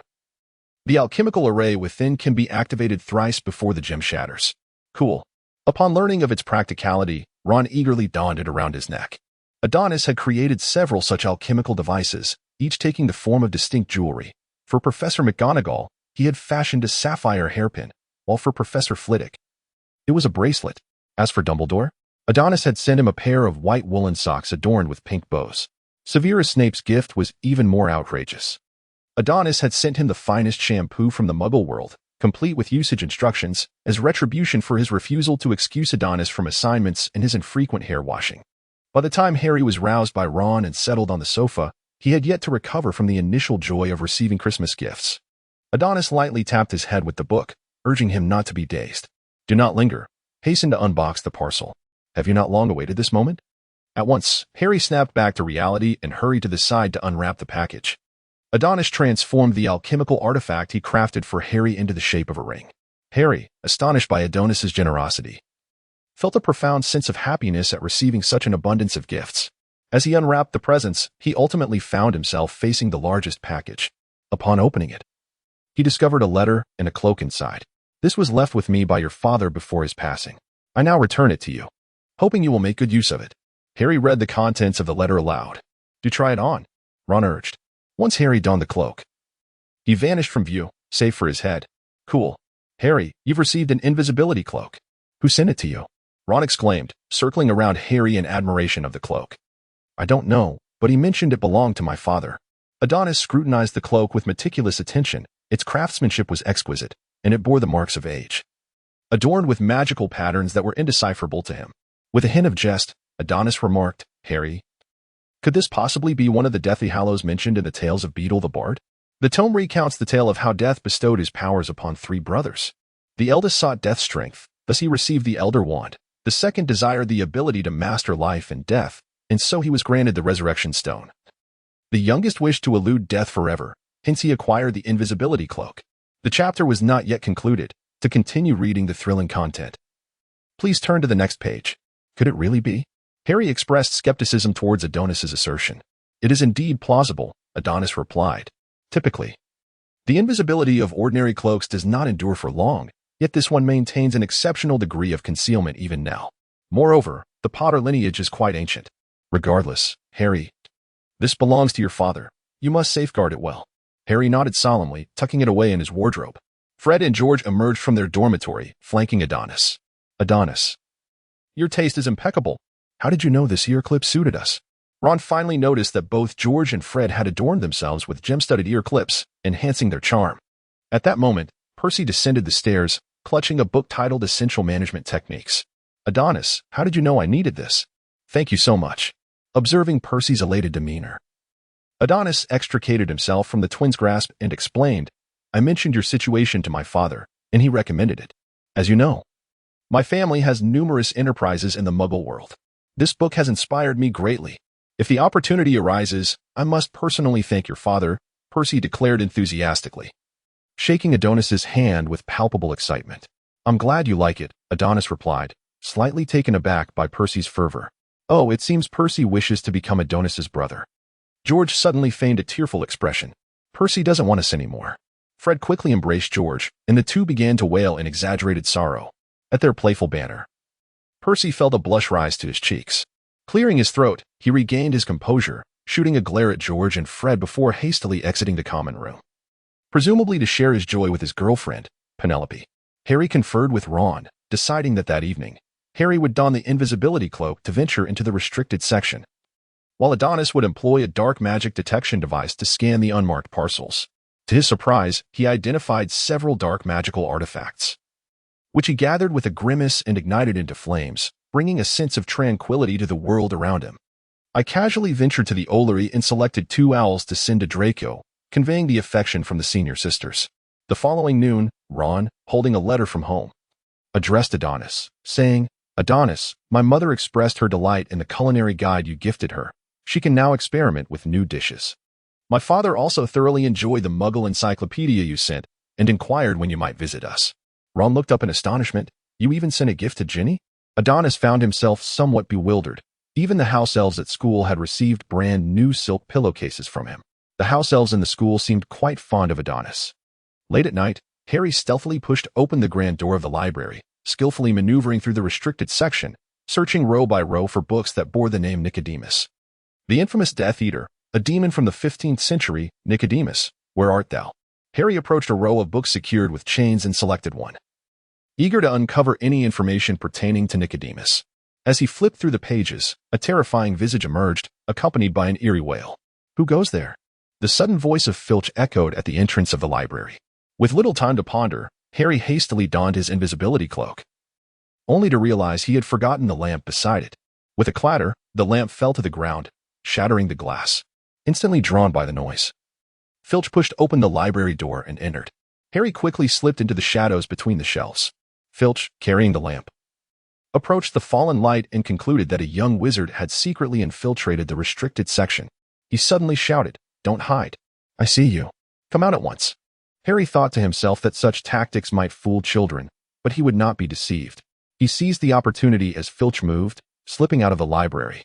As Harry rounded a corner, ready to catch his breath, he witnessed Snape grasping Quirrell by the throat and pinning him against the wall. Is this evening particularly thrilling? Harry held his breath. Snape's voice dripped with malice as he questioned Quirrell. "Do not mistake me for your enemy, Quirrell." What do you mean?" Quirrell stuttered, struggling for words. "You are well aware." Snape seemed to sense something amiss and suddenly reached towards Harry's direction. Harry quickly covered his mouth and retreated, not having seized anything. Snape turned back to Quirrell, saying, "We shall continue this discussion another time, when you have decided whom to be loyal to." Just then, Filch approached, prompting Snape to release Quirrell. "Professors, I discovered this in the restricted section," Filch stated, lifting the broken lamp. "It's still warm," indicating that a young wizard has indeed slipped out of bed. Upon hearing this, Snape's expression shifted dramatically as he promptly made his way toward the library, with Quirrell hastily adjusting his robes to follow suit. Unbeknownst to them, a door to a nearby room had quietly opened and closed. Harry surveyed the vast emptiness of the chamber, uncertain whether the three outside had departed, compelling him to delve further within. Eventually, he stumbled upon a colossal mirror nestled deep within the room. As Harry approached, the mirror first reflected his own image, but soon after, the figures of an unfamiliar couple materialized beside him. They gently rested their hands on Harry's shoulders, the woman beaming a warm smile that resonated with a sense of familiarity. Although he had never encountered them before, an instinctive realization dawned upon Harry. These were his parents. Despite the surrounding darkness and desolation, Harry felt an unprecedented tranquility enveloping his heart. "Ron, Adonis, you must come and see this," Harry exclaimed, bursting into the dormitory and calling out to the two. Ron and Adonis, still groggy and bewildered, were abruptly pulled from their beds by Harry's eager insistence. "You absolutely must see it. You absolutely must see it," Harry repeated fervently, his excitement palpable. Adonis found himself in a dream, envisioning his future girlfriend. She grasped his hand, leading him through a vibrant sea of flowers. Her platinum hair danced in the breeze, and her fair skin radiated a healthy glow under the warm sunlight. Just as she was about to turn back, Harry's face intruded upon Adonis's dream, startling him with a jolt. "I hope I want to become a homosexual." "Please, no." In the end, the two could not resist Harry's insistence and were drawn into the room where he had previously discovered the mirror. With uncontainable excitement, Harry leaped about, pointing at the massive mirror. "Look, my parents, I can see them, right there in the mirror." However, Ron and Adonis beheld nothing but three foolish children who had forsaken sleep to gaze into the mirror. "Harry, there is nothing in the mirror but the three of us," Ron lamented.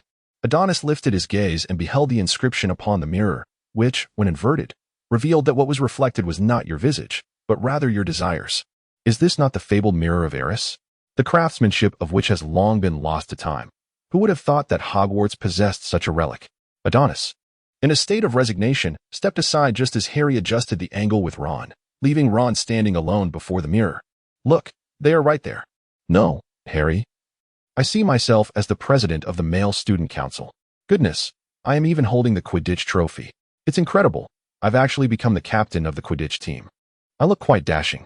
Harry gazed at Ron, utterly bewildered. "Come on, mate, you must be joking. Aren't you supposed to see my parents?" Ron seemed to be caught up in the moment and replied to Harry, "Harry, do you think this mirror can foresee the future?"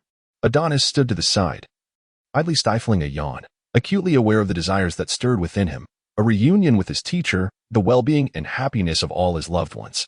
Yet, such hopes seemed futile, for his parents had long since departed this world. Harry suddenly felt a wave of melancholy wash over him.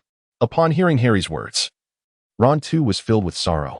Would he truly never be able to become the president of the Male Student Council? A cough from Adonis abruptly drew the two back to reality.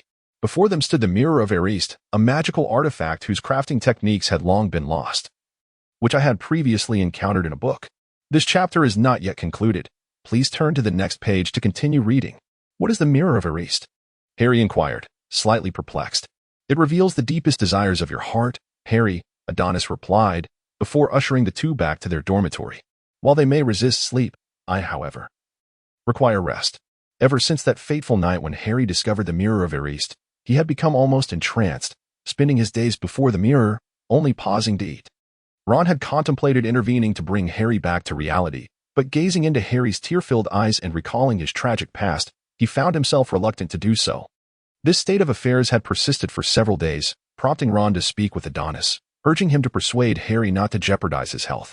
Thus, one night, Adonis sought out Harry, who was seated before the mirror. "Isn't it quite comforting?"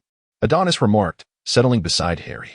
I felt an undeniable warmth in their companionship, as if they had always been by my side.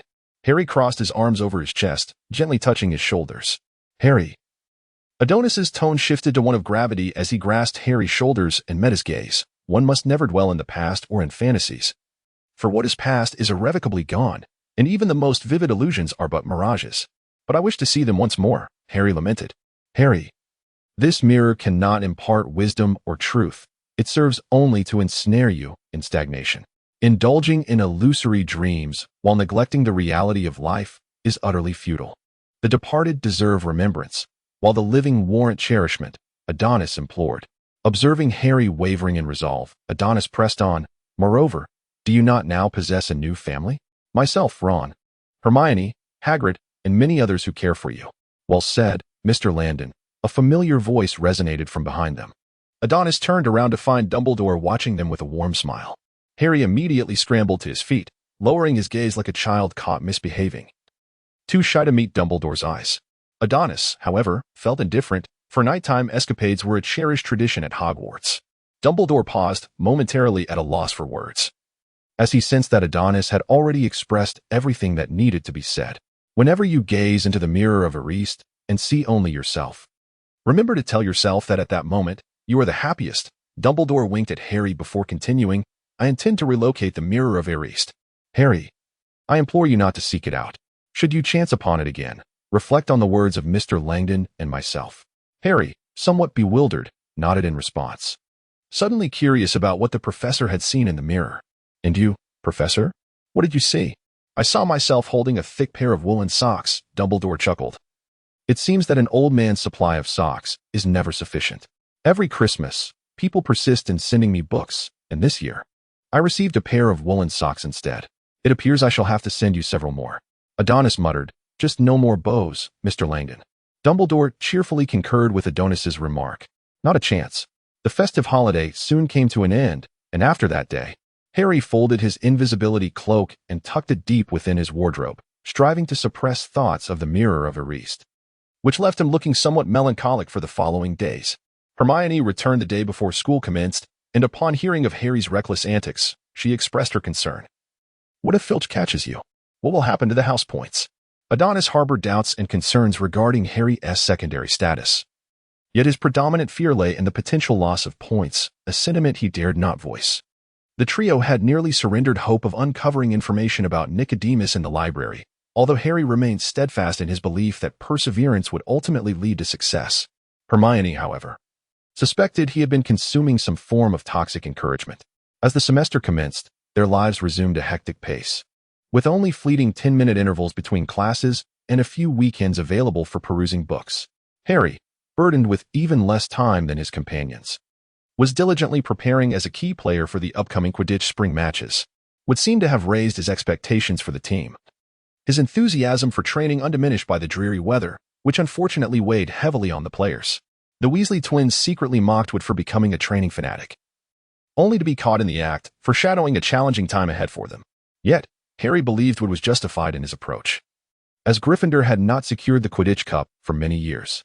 Most importantly, Harry noticed that after exhausting training sessions, he dreamt less at night and consequently felt less longing for his parents. One day in mid-April, while Harry and Hermione enjoyed milk and engaged in conversation in the common room, they noted the absence of Adonis, who had presumably found a sunny corner of the castle to bask in. The door to the common room swung open, and Hermione turned to see Neville bouncing in, her surprise prompting her to rush over and steady his arm. "Neville, what happened?" she inquired. With a look of distress, Neville recounted, "It was Malfoy. He was practicing the leg locker curse at the library entrance, and I happened to pass by, and he stopped me. It's outrageous." Hermione immediately dispelled the curse, declaring their intention to seek Professor McGonagall, while Harry expressed his discontent with Malfoy's bullying of fellow students. Reaching into his pocket, Harry retrieved a box of chocolate frogs, a gift from Hermione at Christmas, and offered it to Neville. A little sweetness can lift your spirits during difficult times. As Neville opened the chocolate frog, he managed a weak smile, his lips twitching, revealing that he had been quite frightened. "I don't want to cause any more trouble. I'm a bit tired, Harry. I think I'd like to go back to sleep. You collect cards, right? Here, Harry, this card is for you. Thank you for the chocolate frog." Neville, having uttered his words, turned his back and entered the dormitory, his silhouette appearing somewhat despondent. Harry, clutching the painting in his hand, felt a pang of unease, yet seeing Neville in such a state left him at a loss. Another image of Dumbledore flashed like a thunderbolt in Harry's mind. Hermione, I recall where I have seen Nicholas Flamel." Upon glancing at the painting in Harry's hand, Hermione's face lit up with sudden delight as she hurried back to the dormitory, only to return swiftly. She tossed a hefty, ancient tome in front of Harry, startling both him and Ron, who had just settled down a few weeks prior. "I borrowed this book from the library for leisure." "For leisure?" Merlin's beard. "Such a thick volume is merely your pastime? Even Adonis wouldn't attempt such a feat," Ron exclaimed, gazing at the imposing book that seemed capable of crushing him. Hermione shot him a glare, retorting, "Adonis reads no less than I do." Ignoring Ron's antics, Hermione opened the book and pointed to a particular section, exclaiming, "Look, here, I found Nicholas Flamel."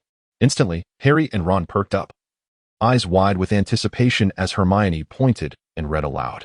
"Nicholas Flamel is one of the greatest living alchemists in the world and is famously known as the creator of the Philosopher's Stone." "What is the Philosopher's Stone?" Harry raised his hand to inquire. "The Philosopher's Stone is a wondrous substance that can turn stone into gold, and even brew the elixir of life." "The elixir of life?" The book states that last year, Nicholas Flamel celebrated his 665th birthday. Hermione was taken aback. "This defies scientific understanding." Harry and Ron gasped, then suddenly realized, so the stone that Fluffy guards is indeed Nicholas Flamel's? Snape intends to steal it to concoct the elixir of life? It appears so. Hermione crossed her arms, declaring, "We must thwart him." After curfew, the trio stealthily sought out Hagrid. Hermione approached Hagrid's hut and knocked on the wooden door. Hagrid came over, opened the door, and upon seeing Harry and the others, said, "You lot should head back. I haven't the time to entertain you tonight." And he made to shut the door. "Little Master, there's more to this chapter. Please click the next page to continue reading. It gets even more thrilling." The trio grew anxious and quickly exclaimed in unison, "We know about the Philosopher's Stone." The door, which Hagrid had intended to close, was abruptly pushed open. And before Hagrid could respond, a frantic voice from within the hut called out, "What did you say, the Philosopher's Stone?" Spotting Adonis with Hagrid, the trio was taken aback. "Don't mind me. I've noticed Hagrid acting suspiciously these past few days, so I came to investigate if anything was amiss." Adonis waved his hand dismissively, steering the conversation back. "You just mentioned the Philosopher's Stone, correct?" Hermione initially intended to conceal her findings from Adonis and conduct her investigation in secret. However, given the circumstances, she had no choice but to share her suspicions with him. Adonis absorbed little of his surroundings. All he comprehended was that the magical stone belonging to Nicodemus was placed on the 4th floor. This artifact was indeed the very essence of life for that old coot. Had he truly lost his wits?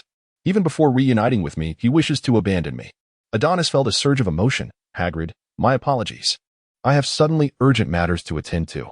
I shall visit your little Norbert another time." Without awaiting Hagrid's response, he swiftly made his way towards the castle, determined to ascertain whether the treasure on the 4th floor was indeed the magical stone. Hagrid, intending to voice something, refrained upon witnessing Adonis's anxious demeanor. Harry, bewildered, gazed at the distant figure of Adonis, his robes billowing behind him, pondering what had come over him today. He had never seen him so distraught. Hermione shook her head, indicating her uncertainty, and soon they were ushered into the house by Hagrid. Adonis paused before the door at the end of the corridor on the 4th floor, taking a moment to collect his emotions. After all, he was about to confront a three-headed dog. and he certainly did not wish for a lapse in composure to result in injury from its fangs, especially since he aimed to avoid causing distress to Hagrid or harming Lu Wei. With a determined push, he opened the door, and the imposing figure of Lu Wei loomed before him. The long-awaited encounter with such a magnificent creature filled Adonis with a slight tremor in his hands. Sensing an unfamiliar presence, Lu Wei slowly rose, its three heads fixating menacingly on Adonis. In the next heartbeat, it lunged towards him. Adonis reacted instantaneously, brandishing his wand and murmuring incantations under his breath. Stop, speed, and dampen. Obstacles abound. He added a binding spell for good measure, despite the three-headed dog's formidable magical resistance. The time it took to break free from the enchantment was sufficient for Adonis to transform into a shimmering orb of silver light, propelling himself toward the trapdoor. Lu Wei could only watch in frustration as Adonis activated the trapdoor, barking furiously in a fit of rage. Adonis sensed that he was caught by a vine as he plummeted, feeling his body ensnared ever more tightly by its grasp. It was the web of the devil. Without hesitation, Adonis raised his wand, and a fierce blaze erupted from his very being, forming a circle of fire that radiated outward. In an instant, the infernal web retreated hastily, and Adonis found himself unceremoniously tumbling to the floor, clutching his painfully bruised rear, all the while lamenting. Who on earth designed the devilish web to be so high? A certain herbology professor from Hufflepuff disclaimed any responsibility for the matter. Pushing open the grand door at the end of the passage, a chorus of buzzing wings filled the air above him. A swarm of dragonflies flitted near the ceiling. No, they were not dragonflies, but rather a multitude of winged keys. Not far away stood an antiquated wooden door that exuded an aura of age. He approached the door directly, brandishing his wand in an attempt to unlock it, but the lock refused to yield, evidently under the influence of a countercharm.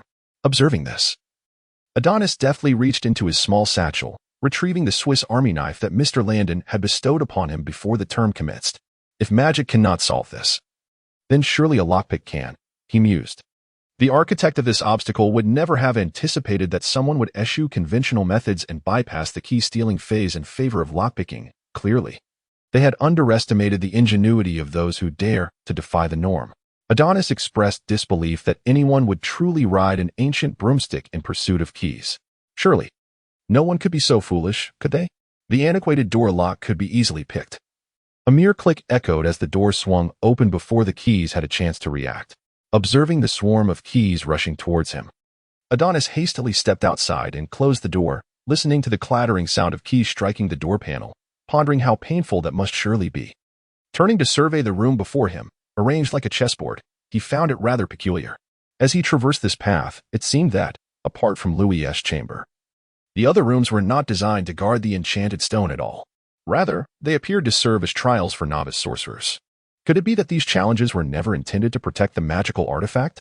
Adonis suddenly came to a realization, and he decided to proceed as he had in the previous chamber, opting to bypass the trial and directly open the door.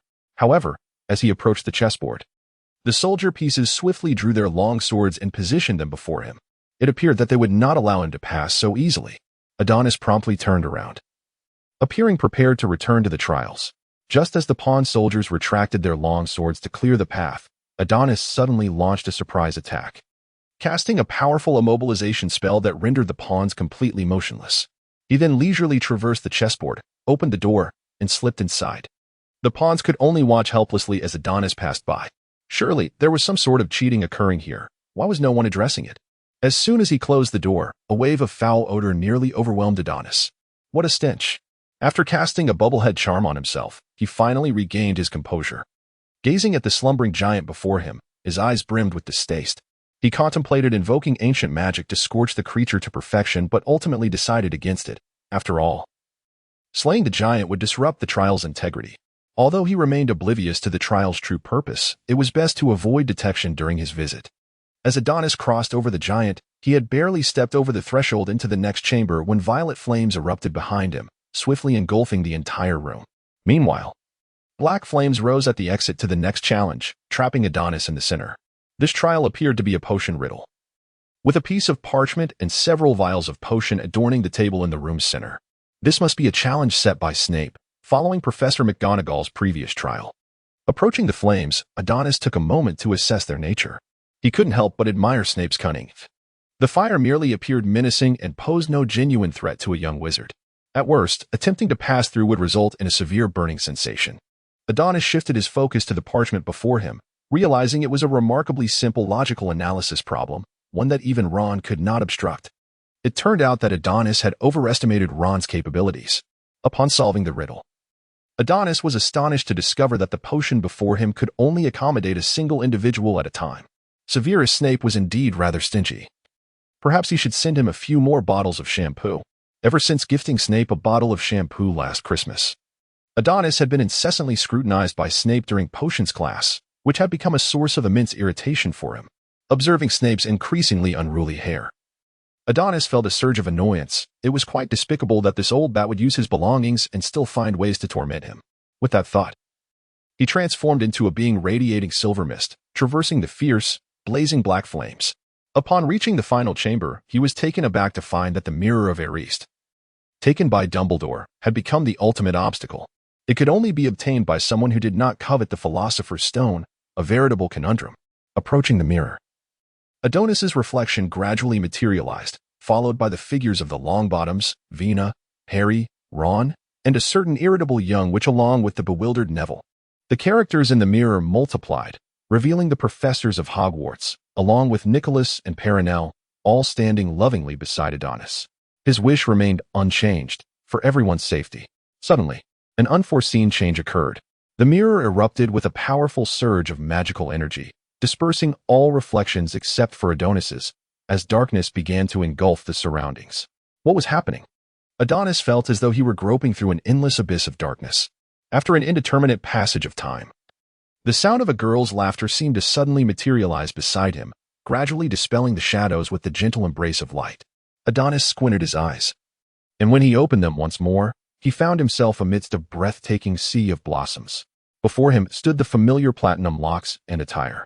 Adonis reclined upon the girl's lap, the gentle warmth of the afternoon sun caressing his face, enveloping the scene in a sense of comfort and tenderness. Adonis yearned to discern the visage of the maiden, yet no matter how fervently he endeavored, her countenance remained perpetually indistinct. The surroundings began to crumble gradually, and as he observed the figure of the girl fading into oblivion, an instinctive urge compelled him to extend his hand in an attempt to grasp her. As consciousness slowly returned to his corporeal form, all Adonis beheld was his outstretched right hand, clutching a gem that emanated a sanguine glow. Even upon returning to the communal lounge, thoughts of that girl would involuntarily haunt him. Whenever Adonis relaxed his mind, the silhouette of the maiden would resurface in his thoughts. An indelible presence he could not expel. Adonis sat by the window, pouring himself a cup of warm milk, gazing at the moonlit dark lake, his thoughts drifting to unknown realms. Harry and his companions returned to the common room with furrowed brows, and Hermione, on the verge of tears, added to the somber atmosphere. Observing their disheartened expressions, Adonis felt a twinge of confusion. What had transpired? They all resembled wilted eggplants. Hermione expressed her reluctance to speak, while Ron lay sprawled on the sofa, devoid of energy. Harry, seated beside Adonis, sighed and lamented. Malfoy reported us to Professor McGonagall for our nocturnal escapade. She docked 50 points from each of us.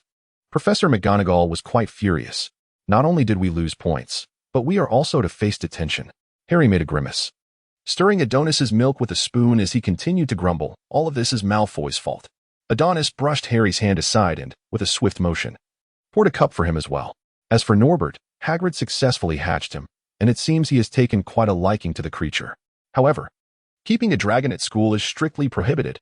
Hermione expressed her concerns. Adonis shrugged, signaling his acceptance of the situation. You all have lost points, and I believe Draco is not faring any better. Ron sprawled on the sofa, his face alight with schadenfreude. Huh. He too has been docked 50 points by Professor McGonagall and must join us in detention. Absolutely hilarious. Ron, perhaps we should first consider how to address the loss of the 150 points. I shudder to think of the reactions tomorrow morning when everyone discovers the sudden, drastic decrease in our score. A sense of despair washed over Hermione as she envisioned her dismal future. This year, they were so close to defeating Slytherin and seizing the House Cup, only to be met with such calamity. The Gryffindors likely would not greet the three of them with warm smiles. Indeed, the next morning, the Gryffindor members were stunned to see a significant reduction in the points tally. When it became known that the handiwork of Harry and his companions was the cause, nearly everyone cast them furious glares.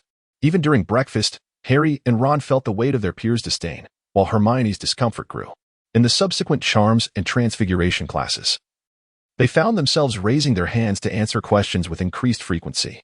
Nevertheless, the attitude of their fellow Gryffindors did not shift.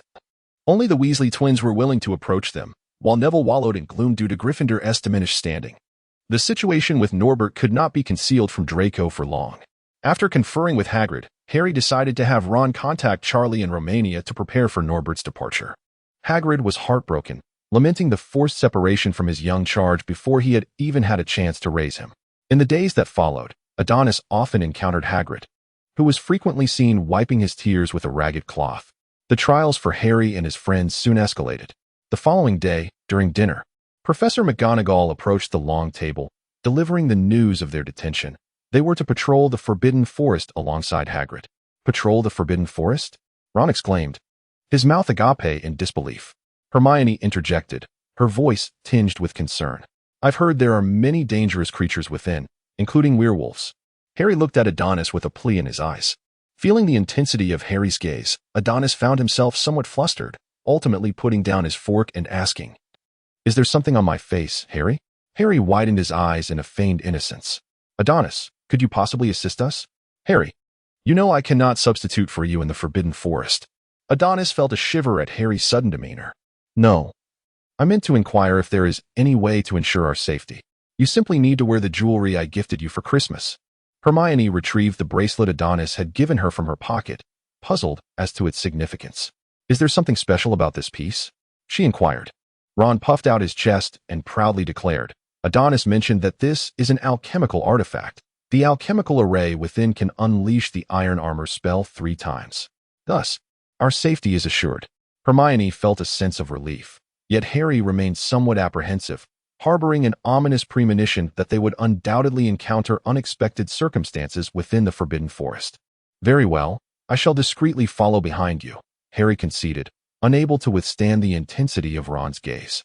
As for why Harry chose to seek assistance from Adonis, it perhaps stemmed from a deep-seated belief in Adonis's reliability. I shall lend you my invisibility cloak, Harry offered. No need, Harry, the mountain dweller possesses his own clever strategies. Adonis replied, feigning an air of mystery.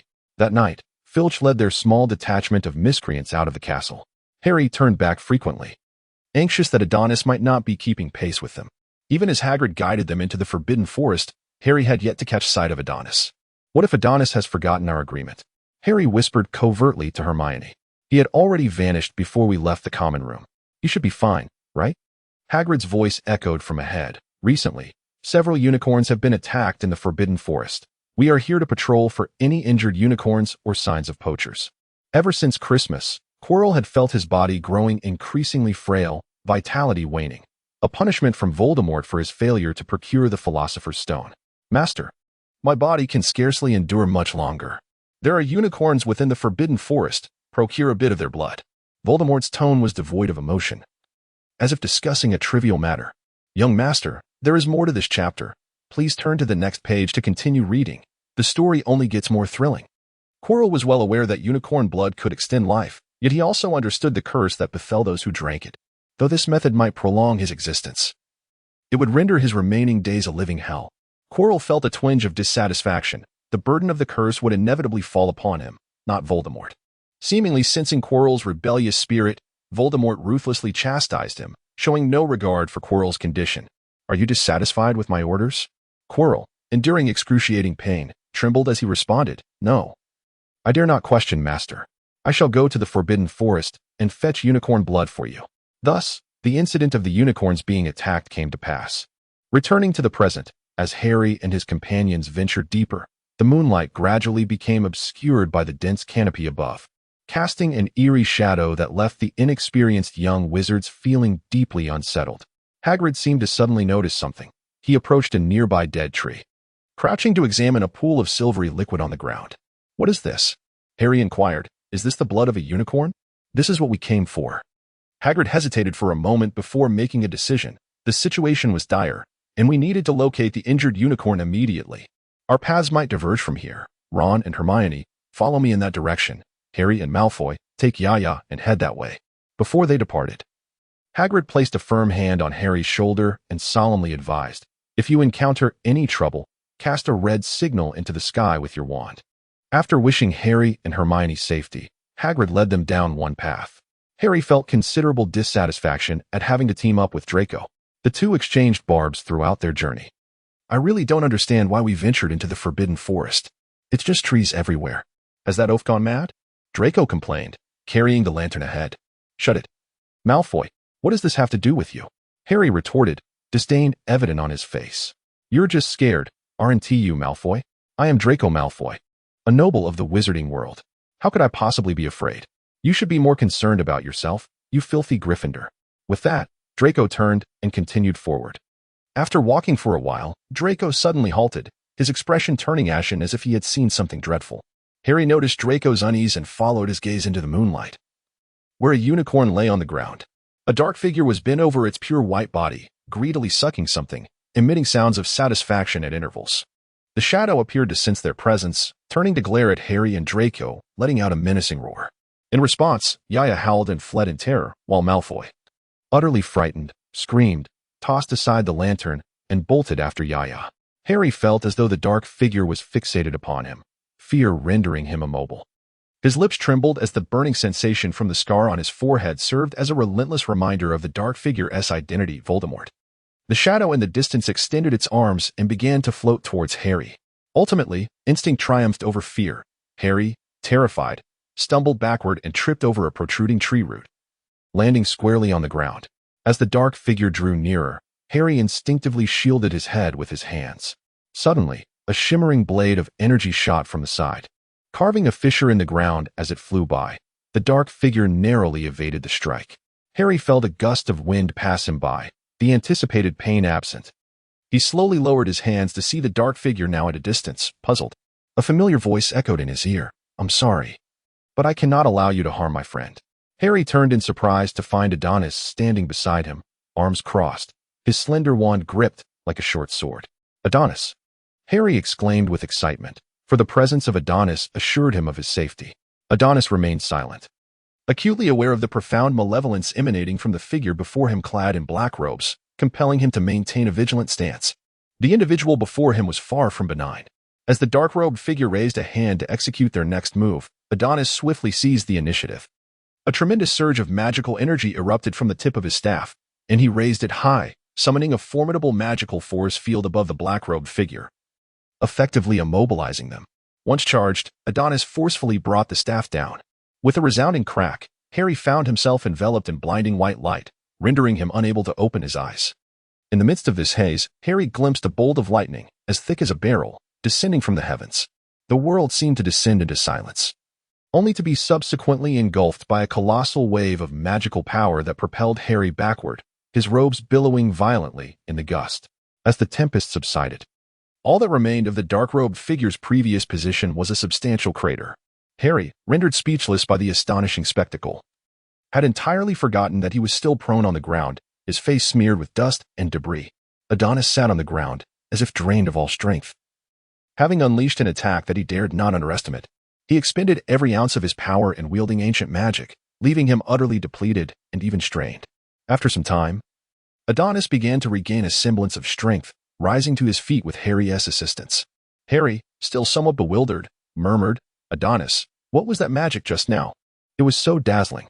Adonis signaled Harry to refrain from further inquiries, and soon after, he heard Harry exclaim, "What a marvelous country! Adonis, you must teach me." The first to arrive in this forest was a centaur, adorned with a mane of silvery hair and a pristine coat. "Little foals, are you all right?" A gentle voice emanated from the centaur's lips. Recognizing Harry, the centaur halted before him, saying, "Harry Potter, you must leave the Forbidden Forest. Most creatures here are familiar with you. This forest is not particularly safe at this time, especially for you." With that, he cast a meaningful glance at Adonis. "What a beautiful spell," Harry remarked. "Thank you for the compliment," Adonis replied. Harry, puzzled, inquired, "Who was that figure in the black cloak?" "A monster," the centaur responded. "To slaughter a unicorn, such a sacred creature, is a grave sin. Drinking a unicorn's blood can prolong one's life, even pulling one back from the brink of death. However, the cost is dire. The blood obtained through such slaughter carries a curse. Once your lips touch it, The curse will accompany you for the rest of your days, rendering your existence worse than death. Then who was the one who drank the blood? Harry seemed to grasp something, exclaiming in shock. It is Voldemort, Harry. Adonis concluded after examining the unicorn's carcass. You are aware of what is concealed within the school, Mr. Potter. The centaur appeared to imply. The Philosopher's Stone. Harry's eyes widened in realization. Harry, where are you? Hagrid's voice echoed from a distance as he spotted the bright flashes of lightning in the forest. Fearing that Harry might be in peril, he hurriedly approached. Malfoy and Fong were by his side. Evidently Fong had led them there. My lord.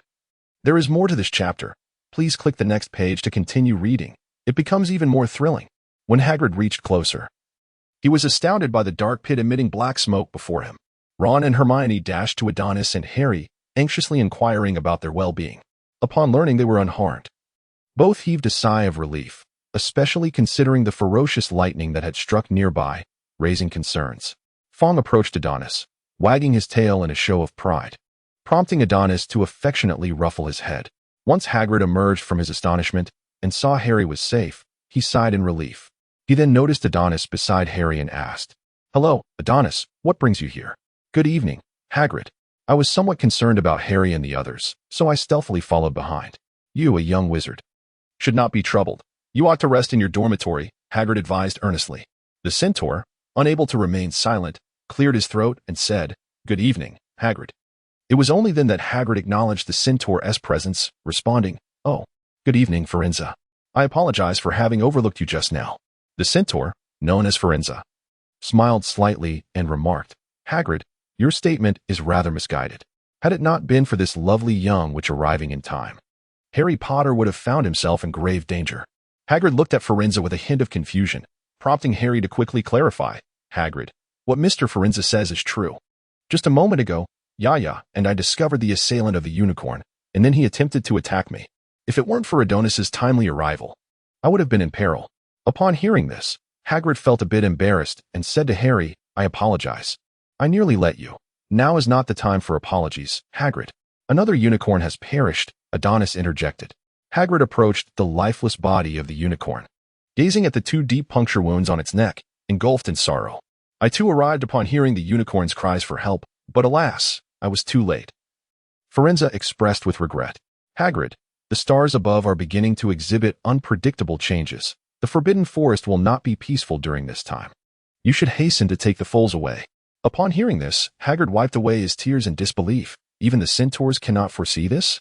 Firenze shook his head and spoke softly. Hagrid, please convey to Professor Dumbledore that the dark fire sign has descended, and the future has become shrouded in uncertainty.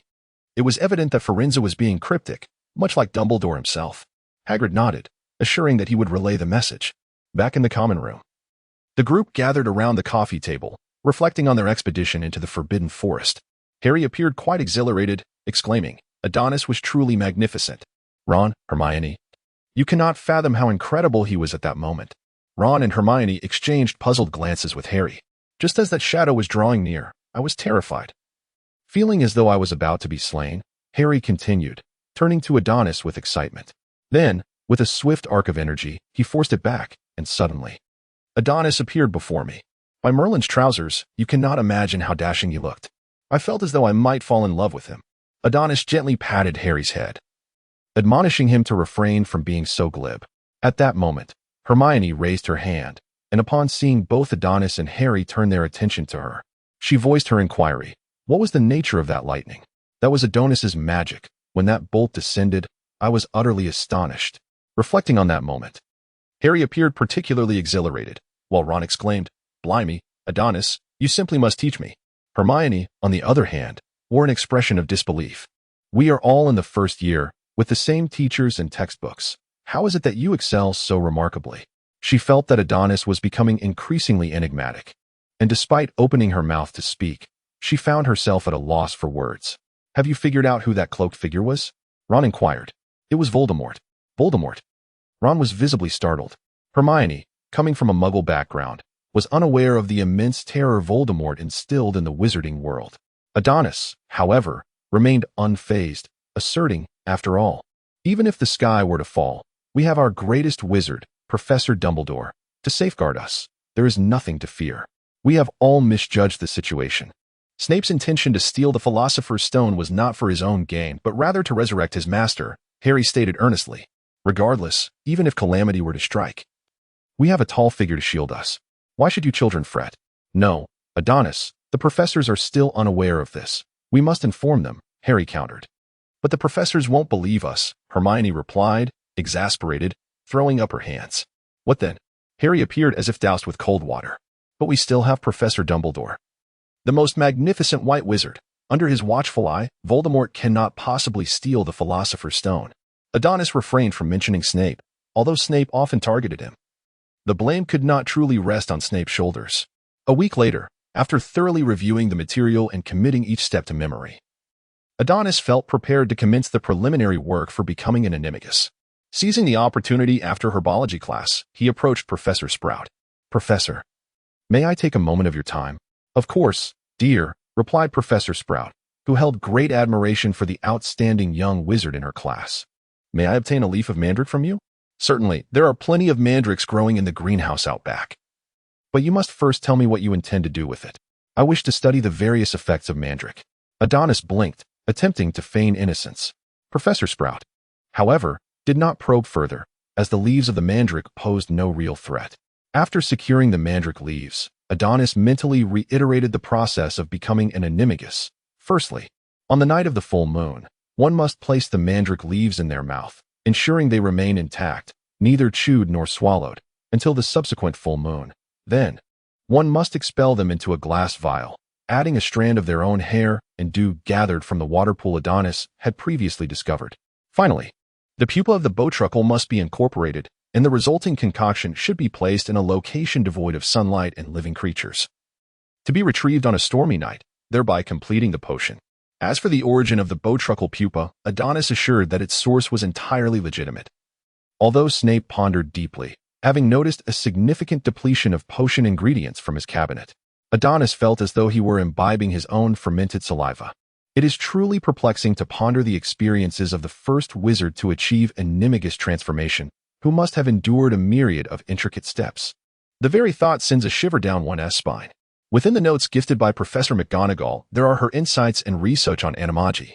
For instance, she posits that the attainment of animagus form is intrinsically linked to one's magical essence and soul.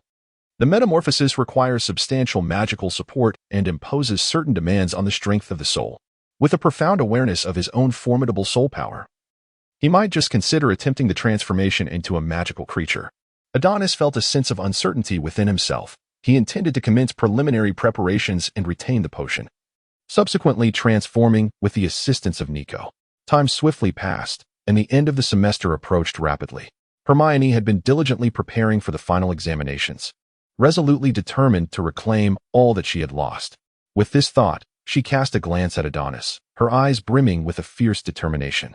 Harry and Ron had also invested considerable effort in aligning themselves with Hermione, confident that, with her support, they could navigate the exams without difficulty.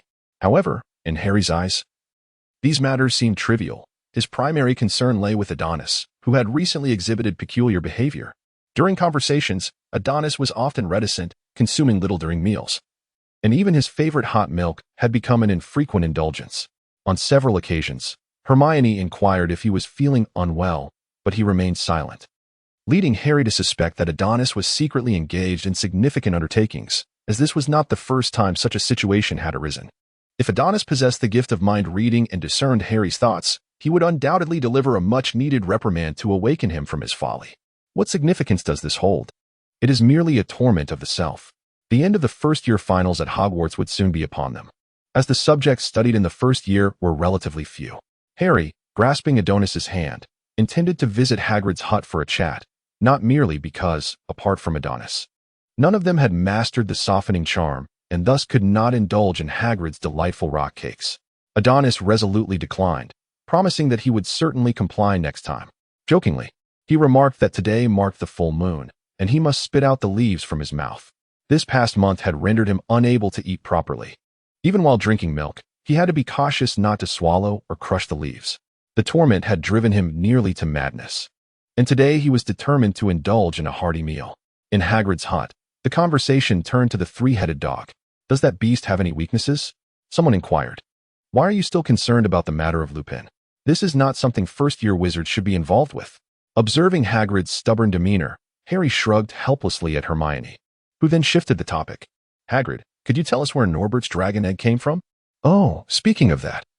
I won it from a hooded figure at the leaky cauldron, Hagrid replied, his eyes darting. The hooded man seemed rather eager to part with it, claiming a keen interest in magical creatures. When Hagrid mentioned he also owned a magical creature, the man was incredulous. To prove his point, Hagrid recounted the tale of Lupin. But the man remained unconvinced. Like a victorious child, Hagrid then explained that creatures like the three-headed dog could be calmed with music, which would eventually lull them to sleep. Suddenly, Hagrid clasped his mouth, gazing at the trio with a grin. Thank you, Hagrid. Hermione was the first to speak. Hagrid slumped onto the sofa, as if drained of all strength. I shouldn't he have said that?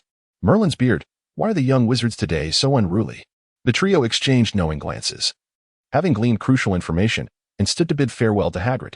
If Snape had already discovered Lupin's weakness, he needed to inform Professor Dumbledore immediately. They dashed into Professor McGonagall's office, surprising her as she corrected papers. Children, what brings you here? She inquired, removing her glasses and sitting upright. Professor McGonagall. Is Professor Dumbledore currently at the school? We have something important to discuss with him. McGonagall appeared puzzled.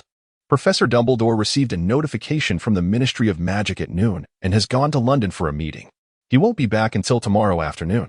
What does that mean tonight? Tonight what? McGonagall remarked, increasingly bewildered by the current generation of young wizards. Professor McGonagall, someone is planning to steal the Philosopher's Stone tonight.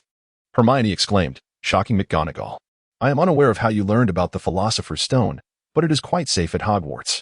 Harry attempted to speak, but McGonagall interrupted him. No buts, Mr. Potter.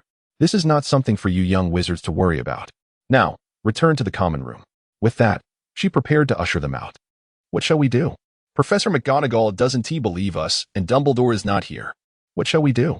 It appears that we must venture beneath the trapdoor this very evening. Are we to rely solely on ourselves? Ron expressed his disbelief. Should we not summon Adonis? He felt that involving Adonis in such matters might prove more prudent. Hermione gazed at Ron in exasperation. Do you think I hadn't considered that, you fool? Adonis mentioned he had pressing matters to attend to tonight and requested that we refrain from disturbing him. What could possibly be more significant than the Philosopher's Stone? I am uncertain. It seems Adonis has been preparing for this for quite some time, and I did not wish to press him further, Hermione lamented. It appears we can no longer count on Adonis. Let us prepare diligently instead, and remember to bring the jewelry he gifted us. Ultimately, Harry finalized the roster of participants. Night soon descended upon them, and Adonis, carrying the glass bottles filled with collected dew, made his way to the castle's observatory, where he seated himself upon the ground, gazing up at the dense clouds above. Now, all that remained was to patiently await the moment when the moonlight would break through. After nearly an hour of anticipation, a broad rift appeared amidst the clouds, and the luminous moonlight streamed forth from the opening, casting its glow upon Adonis. Adonis, undeterred by hesitation, uncorked the bottle and expectorated the mandrake leaves, mingling them with his own saliva into the vessel, to which he added the pre-prepared pupa of the boggart moth. Here, we express our heartfelt gratitude for the generous sponsorship of Professor Snape. Under the luminous glow of the moonlight, the liquid within the bottle underwent an unpredictable magical reaction. Adonis solemnly placed it into a specially prepared bag and rushed to the room of requirement, where he requested a hidden chamber to securely store his precious findings. Adonis was filled with joy, for all he needed to do was recite his incantation each morning and await a stormy day. Now I, Adonis, shall indulge in a grand feast. As I swung open the door to the common room, I noticed something lying beside the fireplace. Upon closer inspection, I realized. Lo and behold, was that Neville? After just a few hours apart, he appeared disheveled, sprawled on the floor. Neville, awaken. You shall catch a chill sleeping here. I called out. Sensing something amiss with Neville's state, I scrutinized him further and discovered he was sleeping with his eyes wide open. Could it be that he had fallen victim to a petrification curse? With a flick of my wand, I uttered the counter curse, and Neville seemed to spring back to life. Sitting up abruptly and taking a deep breath. Ah, Adonis, you must hurry and stop Hermione and the others. They've gone out for a midnight escapade. Observing Neville seated on the floor in rather insufficient attire, I removed my robe and draped it over him, guiding him to the sofa. Carl, are you asleep? Suddenly, the tiny figure of the house elf materialized in the common room. Is there something you require? esteemed young wizard. Could you please bring me some food and 2 cups of hot milk? At your service. Before long, a delightful assortment of snacks and 2 steaming cups of milk appeared before me. Adonis, are you not going to stop them from their nocturnal adventure? Neville asked anxiously, watching me relish the treats. Fear not, Neville, for I have just returned from my own midnight outing. Adonis delicately placed a spoonful of tiramisu into Neville's mouth, interrupting whatever words he was about to utter. Do not worry, Neville, for you are indeed a Gryffindor. I fear I may not truly belong to Gryffindor, Neville replied hesitantly. Nay, Neville, in my eyes, you embody the very essence of Gryffindor. It takes immense courage to deter a friend from straying into wrongdoing and to steadfastly uphold one's principles. But there is no but, Neville. You are remarkable in your own right. It is merely a lack of confidence that holds you back, Adonis asserted earnestly. I am not remarkable at all. My spells falter in comparison to yours. And my social interactions leave much to be desired, not to mention various other aspects, Neville lamented. However, Neville, your passion and talent in herbology are certainly on par with mine, Adonis replied, placing a reassuring hand on Neville's shoulder. The struggles you face with spellcasting are attributable to the wand, not to you. Who was it that first successfully performed the levitation charm in our class? Achieving what many could not? Be confident, Neville. Neville lowered his gaze in silence. Observing that Neville seemed to absorb his words, Adonis seized the moment. Harboring high hopes for this little chubby friend, feeling that one day Neville would surprise him greatly. Given Neville's evident talent in herbology, why not cultivate it further? It appeared that Neville had made a decision, as he finally spoke. Adonis? Yes? Could you spare a little time to guide me? Do not worry. I promise it will not take much of your time. Neville's voice trembled slightly, tinged with nervousness. At this moment, Adonis chuckled. Navi, we are good friends. You should have told me earlier. The first year is almost over, and we shall embark on the next academic year together. However, you must first acquire a wand that truly belongs to you. Is that truly possible? Adonis, embodying the poise of a miniature adult, gently patted Neville's head, proclaiming, You are worthy, Neville. Have a little more confidence. You deserve better. We shall commence our intensive training from the next academic year. In that moment, a spark of unprecedented brilliance ignited in Neville's eyes. Professor McGonagall eventually escorted Hermione and Ron back to the common room, where Adonis and Neville, engaged in a late-night snack, were momentarily startled by the professor's sudden entrance. Neville, flustered, began to choke and instinctively patted his chest in a bid to recover. It was then that they noticed Hermione and Ron trailing behind her. McGonagall merely cast a fleeting glance their way, offering no words, and hastily departed. Ron plopped down next to Adonis, disregarding etiquette as he casually snatched a sweet treat.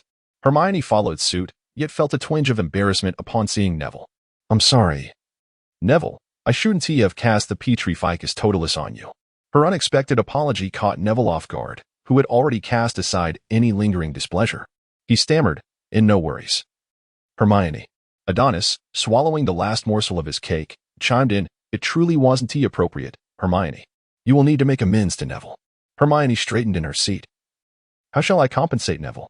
Adonis nudged Neville toward her. Neville appeared slightly bashful, lowering his gaze. Hermione reassured him, Leave it to me. At that moment, Adonis inquired, Where is Harry? I haven't seen him. Upon hearing this, Ron and Hermione's expressions dimmed. Harry was attacked by Professor Quirrell, who was possessed by Voldemort. Although Quirrell has turned to ash, Harry remains unconscious. Observing the worry etched on their faces, Adonis offered consolation. Do not fret. Harry is the boy who lived. He will undoubtedly emerge from this ordeal unscathed. With a flourish, he swatted Ron's hand away as he attempted to pilfer a cake. Stop it, Ron. Between Neville and me, we haven't consumed as much as you. Seizing the moment while Adonis spoke, Ron managed to snatch a cookie. I've just returned from engaging in both physical and mental labor. I am a bit famished.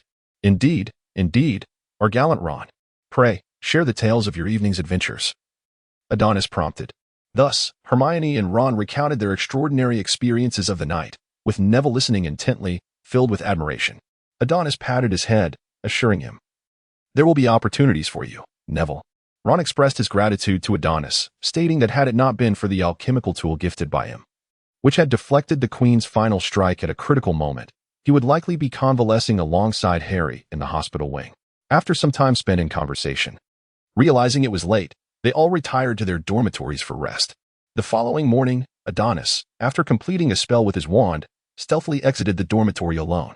He first sought out Hera, placing his letter for ordering candies along with a gallon into a small package, which he entrusted to her for delivery to Honeydukes and Hogsmeade. He then exited the castle to pay a visit to Hagrid. Adonis approached the quaint wooden cottage and rapped gently on the door. "Please hold on a moment," came Hagrid's voice, followed by the creaking of the door as it swung open. Hagrid, upon recognizing Adonis, appeared somewhat astonished. "Adonis, what brings you here so early today?" "I longed for your delicious rock cakes, so I thought I might come by for a taste," Adonis replied, beaming at Hagrid. Hagrid, evidently pleased by this sentiment, promptly retrieved several rock cakes from his small cupboard and poured a glass of milk for Adonis, knowing well his fondness for it. "Thank you," Adonis said, taking a sip of the milk before looking at the gentle giant. "Hagrid, do you remember the gift I gave you for Christmas?" "Oh, you mean that?" Hagrid responded, rummaging through a nearby drawer. After a moment, he produced an exquisite little wooden box and said to Adonis, "It seems the ring you gifted me is a tad too large. I've been meaning to mention it. Nonetheless, I appreciate your thoughtful gift." Upon seeing Hagrid's serious demeanor, Adonis couldn't help but chuckle. "Hagrid, that is a thumb ring, meant to be worn on your thumb. Of course, it wouldn't fit on your other fingers. My apologies, Adonis. I had no idea. It's the first time someone has gifted me jewelry," Hagrid admitted, scratching the back of his head sheepishly. Adonis gently patted Hagrid's large hand and encouraged, "Come on, Hagrid, try it on. If the size proves unsuitable, I shall simply alter it." Hagrid hastily donned the ring, astonished by how unexpectedly fitting it was. "It suits you splendidly, Adonis. I truly like it. Then do not remove it. The ring is imbued with protective magic and can cast the shield charm thrice." Upon hearing this, Hagrid realized the ring's immense value and promptly began to remove it, intending to return it to Adonis. "Such a precious item. I cannot accept it." "Hagrid, fret not. Harry and Hermione possess one as well. The perils you encounter in the Forbidden Forest far surpass ours. You undoubtedly have greater need of it." Hagrid hesitated, but Adonis, feigning anger, pressed on, "Hagrid, do you not regard me as a friend? This is a gift from me to you as a friend." Momentarily at a loss for words, Hagrid, under Adonis's unwavering gaze, ultimately slipped the ring back onto his finger. "That's more like it." The two shared a tacit understanding, deliberately avoiding any mention of the events from the previous night. As time passed, Ron was stirring from his slumber. Adonis bid farewell to Hagrid, saying, "I must return to the common room now. Until next time." "Oh, goodbye, Adonis. Until we meet again." This chapter is not yet complete. Please turn to the next page to continue enjoying the riveting content. Adonis returned to the common room, where Sheila had already brought back the snack package he ordered. Ron and Hermione were seated on the sofa, and even Neville had risen from his bed. Noticing that most of the group had gathered, Adonis addressed them. "Hey, mates, let us go see Harry." The hospital wing was actually not far from the Gryffindor common room, situated just above it. Hermione led the way, followed by Adonis and Neville, while Ron brought up the rear, burdened with the snacks intended for their visit to Harry. "Why must I carry all these snacks?" Ron lamented, his expression one of despair. "Serves you right for sneaking food," Hermione retorted, sticking her tongue out at Ron. "The patient requires rest. Too many visitors are unwelcome." Madame Pomfrey, the matron of the hospital wing, blocked their entrance. Previously, George had boasted in the common room that the hospital wing was a sanctum so sacred that even Dumbledore could not intrude. Some claimed that Madame Pomfrey was a former titan of the wizarding world, weary of its treachery, now residing in Hogwarts as a humble healer. In any case, the hospital wing was a place steeped in legend, as Fred had put it. "Please, Madame Pomfrey, Harry is unconscious, and we are genuinely concerned for him," Adonis implored, batting his eyelashes innocently. Behind him, Ron and Neville struggled to suppress their laughter, while Hermione, facepalming, could hardly bear to look. Ultimately, Madame Pomfrey relented, though it was certainly not due to Adonis' charming demeanor. "Stop laughing, Ron, or I'll tear your mouth apart," Adonis warned. "Sorry, Adonis, but I simply can't help it." "Haha." Just as Adonis prepared to give Ron an experience he would never forget, Madame Pomfrey's irate voice cut through the air. "Quiet down. Keep it up, and I'll throw you out." Ron immediately resembled a duck with its throat constricted, covering his mouth in an effort to stifle his laughter. Neville and Hermione, witnessing his struggle to contain himself, turned crimson as they too stifled their giggles. As they approached Harry's bedside, gazing at him in his unconscious state, each felt an indescribable mix of emotions. Adonis sat beside Harry, grasping his wrist to sense his condition. Noting only a slight depletion of his spirit, he would surely recover after a day or two of rest. Suddenly, Dumbledore's voice resonated from behind them. "Children, There is no need to worry excessively. Harry shall awaken tomorrow. Everyone jumped at the unexpected appearance of Professor Dumbledore, with Ron so startled that he tumbled to the ground, inadvertently pulling Hermione down with him. She promptly chastised him with a few light taps. The instigator of the commotion chuckled, remarking, youth is so full of vigor. Unlike this old man. As Dumbledore seemed poised to extend his magical grasp towards the comforting gift designated for Harry, Adonis cleared his throat. However, the old man appeared oblivious, producing a box of Bertie Bott's every flavor beans and indulging in them with delight. Adonis cast a sidelong glance at Headmaster Dumbledore. Do you have time this evening, Mr. Landon? Dumbledore inquired. Would you be able to join this old man in the headmaster's office for a chat? Adonis contemplated the fact that his acquisition of the Philosopher's Stone could not be concealed from Dumbledore. He nodded affirmatively, acknowledging, very well, Professor. Observing Adonis's agreement, Dumbledore approached him and whispered, the password to my office is lemon sherbet. He then produced a Bertie Bott's every flavor bean, leaving the rest in Adonis's hand before departing. What flavor could he possibly have tasted to react so strongly? As night fell, Adonis's figure appeared before the gargoyle guarding the entrance to the headmaster's office. Password? Lemon sherbet. The gargoyle stepped aside, revealing a spiraling staircase that descended from the second floor, extending to Adonis's feet. He ascended the stairs and knocked on the office door. Enter, came Dumbledore's voice from within. Upon entering the headmaster's office, the portraits of former headmasters, upon seeing the strikingly handsome young wizard, began to murmur amongst themselves. However, Phineas Nigellus remained unusually silent, feeling an inexplicable familiarity with the young wizard. Ah, a Gryffindor wizard has arrived. The Sorting Hat suddenly exclaimed. I remember you. The courteous young wizard. Greetings, Hat, Adonis replied. At that moment, Dumbledore approached with a set of cups, smiling at Adonis as he inquired, would you care for a drink? Just some warm milk will suffice, Professor. Once they settled onto the sofa, an unexpected silence enveloped the atmosphere. Observing Adonis leisurely sipping his warm milk with an air of serenity, Dumbledore could not help but employ legilimency, though he could only discern hazy images. Such a young age. Yet he has mastered the concealment charm. Dumbledore's earlier suspicions were further solidified. He waved his hand, unleashing magic to shield the portraits from perception. Leaning forward with a serious expression as he inquired, how shall I address you? Mr. Landon, or both parties being astute? Adonis quickly grasped that Dumbledore was questioning his identity. He set down his cup of milk, crossed his arms, and met Dumbledore's gaze. After a prolonged silence, Dumbledore finally heard Adonis's response. Professor Dumbledore, I am simply myself, Adonis of the Landon family, a Gryffindor. Upon hearing Adonis's reply, Dumbledore broke into a smile, stroking his long beard and saying, I hope you can forgive this old man of 100 years for his probing. He then habitually winked. After all, these are extraordinary times, as you well know. I understand, Professor, otherwise you would not have presented the Philosopher's Stone as bait, aware of its immense value.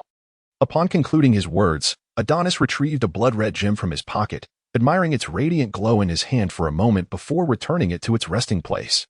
Observing this, Dumbledore remained silent, choosing instead to steer the conversation in a different direction. You do not find your studies to be burdensome, do you? It is difficult to say, Adonis replied, his eyes darting thoughtfully. The courses at school do not pose significant pressure, however. I acknowledge my limited understanding of magic and the long journey that lies ahead. The two engaged in a casual exchange. After a while, Dumbledore seemed to sense something. Setting down his teacup, there is a rather special guest who wishes to see you. He shall be arriving shortly. A sense of inexplicable anticipation welled up within Adonis. Just then, the office was filled with the melodious cry of a phoenix. A burst of flames materialized, and from within the fire emerged the voice of an elderly man. Albus, I hope I am not late? Hearing the familiar voice, which resonated deeply within him, Adonis rose, his emotions surging uncontrollably. As the flames dissipated, they were replaced by the slender figure of an elderly man, who appeared as though he might crumble at any moment. Adonis felt as though the dam he had previously constructed had suddenly collapsed, and tears uncontrollably streamed down his cheeks. He wiped his tears and stepped forward, embracing the elderly man who emerged from the flames. Oh, such a welcoming ceremony makes me feel rather bashful, the old man remarked, somewhat taken aback by the sudden embrace. Two phoenixes soared forth from behind him. One alighted on the old man's shoulder, while the other settled into its cozy nest, closing its eyes to rest. The phoenix perched on the old man's shoulder observed the young sorcerer before it, savoring the moment, and suddenly let out a joyous chirp, fluttering over to Adonis's shoulder and affectionately nuzzling his cheek. "Long time no see, Mia," Adonis said, releasing his hold on the elderly man as he playfully stroked Mia's chin, eliciting a contented sound from her. The old man, with a look of incredulity, inquired, "How do you know her name is Mia?" He scrutinized the young man's visage, noticing a hint of familiarity in his brow and eyes. Adonis wiped away his tears and embraced the elderly man once more, his voice trembling as he uttered, "It has been so long, Nickel." Nickel was taken aback, but suddenly a thought struck him. You are, this cannot be, it is truly unbelievable. As a man who has lived for over 6 centuries, I feel my body faltering." He wrapped his arms around Adonis, tentatively inquiring, "Adonis, is it truly you? Is it really you?" Dumbledore, ever perceptive, graciously stepped aside to allow this reunion of old friends, pretending to engage Fawkes while discreetly eavesdropping. Once the two had composed themselves, Adonis urged Nickel to sit and inquired about his situation with Perenelle. He then retrieved the Philosopher's Stone from his pocket and solemnly placed it in Nickel's hand. "I am unaware of your previous arrangements, but I sincerely hope you will continue to live well," Adonis expressed. "Rest assured, Adonis, after seeing you again, I wish to extend my life for a while longer." Nickel glanced at Dumbledore, who nodded in affirmation. "My dear master, there is more to this chapter. Please turn to the next page to continue reading. The story becomes even more enthralling. I have a question for Professor Dumbledore. How did you know?" "By prophecy, Adonis," Dumbledore replied. 11 years ago, aside from the prophecy stating that the Dark Lord would be vanquished by a child born in July, there was another prophecy known to only a select few, which proclaimed, "The genius of the past shall inevitably return." I have observed many first-year students, and none displayed remarkable talent. A few of the Weasley children are indeed commendable, yet I sensed they were not the ones until your arrival. Dumbledore smiled and continued, "No one has ever located the Room of Requirement in their first year, nor has any young wizard, especially one from a Muggle family, been able to cast spells such as the Cushioning Charm or the Disarming Charm upon their initial entry. In fact, I stood behind you the day you revealed the Philosopher's Stone before the Mirror of Ariste."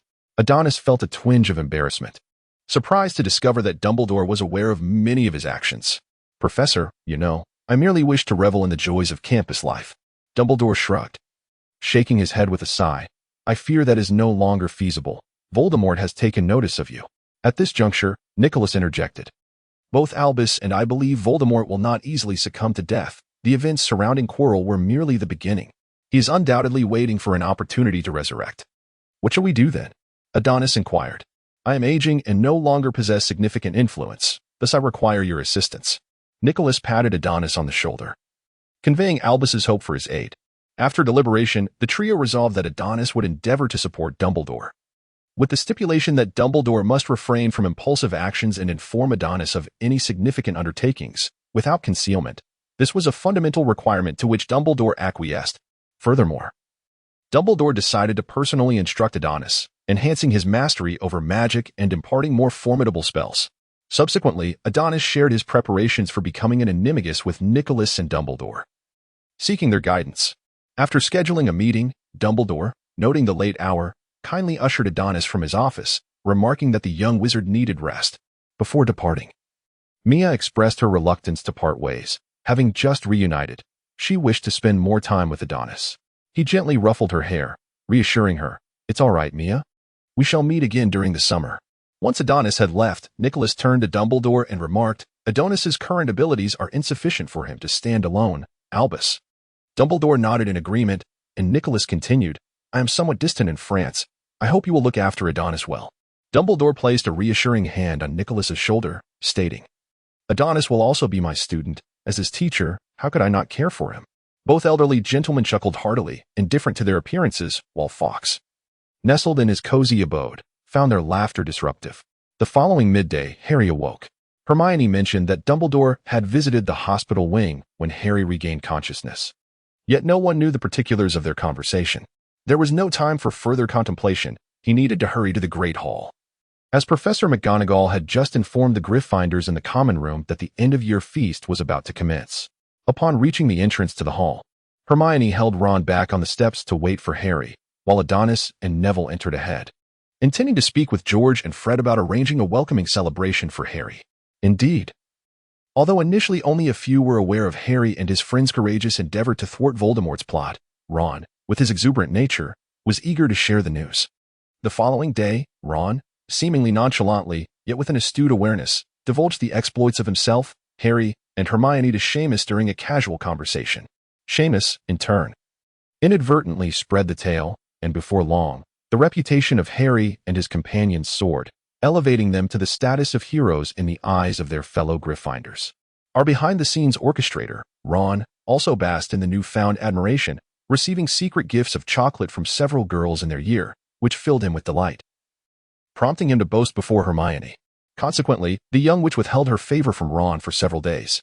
Neville, observing Ron's braggadocio, felt a twinge of envy, but was mostly embarrassed for him. After Adonis had conspired with the Weasley twins, they eagerly promised to surprise Harry in a grand manner. As the heavy doors of the great hall creaked open, the sound drew the attention of all present, plunging the hall into silence. Harry's small figure emerged from behind the door, eliciting a fervent cheer from the Gryffindor table. George stood atop the table, proclaiming through a loudspeaker, "Welcome our Gryffindor hero, Harry Potter." At the conclusion of George's announcement, Fred ignited a customized firework crafted by the Weasleys. Bursting into flames, the firework coalesced into the form of a magnificent lion, which let out a mighty roar before leaping forward and dissipating into sparks before Harry. The students from Ravenclaw and Hufflepuff soon joined in the applause for Harry, while only a few from Slytherin displayed disdain and contempt. Notably, a certain Malfoy twisted his face in disgust at Harry's popularity, nearly grinding his teeth in frustration. Harry stood in astonishment at the grand spectacle, his mouth agape. Regaining his composure, he noticed that George and Fred had approached him, each taking an arm and guiding him towards his rightful place at the Gryffindor table amidst the cheers of his housemates. The professors also applauded gently, and Dumbledore wore a joyful expression at the scene. As Harry took his seat, he felt as though he were in a dream, turning to see Adonis grinning mischievously. "Did you orchestrate this? I'm nearly mortified," he exclaimed. Adonis, having received a playful punch from Harry, feigned injury. "Now that you're a celebrity, I'm unworthy of your attention. You've begun to resort to physical reprimands. Enough of this." Harry felt slightly embarrassed by Adonis's antics, as Ron and Neville joined in laughter at the commotion. With a soft clink of her glass, Professor McGonagall signaled for quiet, while Dumbledore adjusted his robes and stood to announce, "Another academic year has passed, and it is once again time to award the House Cup." Upon hearing this, the atmosphere at the Gryffindor table grew somewhat somber. The disappointment of narrowly missing the House Cup weighed heavily on their hearts. For who would not relish the opportunity to trample upon Slytherin's pride? The current standings were as follows. 4th place, Hufflepuff, with 352 points. 3rd place, Gryffindor, with 377 points. 2nd place, Ravenclaw, with 426 points. Harry and his companions had previously deducted numerous points from Gryffindor, yet the presence of the formidable duo, Adonis and Hermione, ultimately salvaged their standing. At the pinnacle was Slytherin, boasting 476 points. As Dumbledore's words resonated through the hall, the banners above transformed into Slytherin's vibrant green, and the silhouette of their serpent emblem emerged. The Slytherin table erupted in exuberant cheers, with some even tossing their wizarding hats into the air, particularly one Draco Malfoy, who regarded the Gryffindor table with a provocative smirk. Hermione pouted, reluctantly applauding Slytherin, while Harry and Ron exchanged uneasy glances at Draco's taunting demeanor. Dumbledore then tapped his glass and continued, "Slytherin has performed admirably, truly commendable. But before we conclude, there are some additional points to be awarded. Could a turning point be at hand?"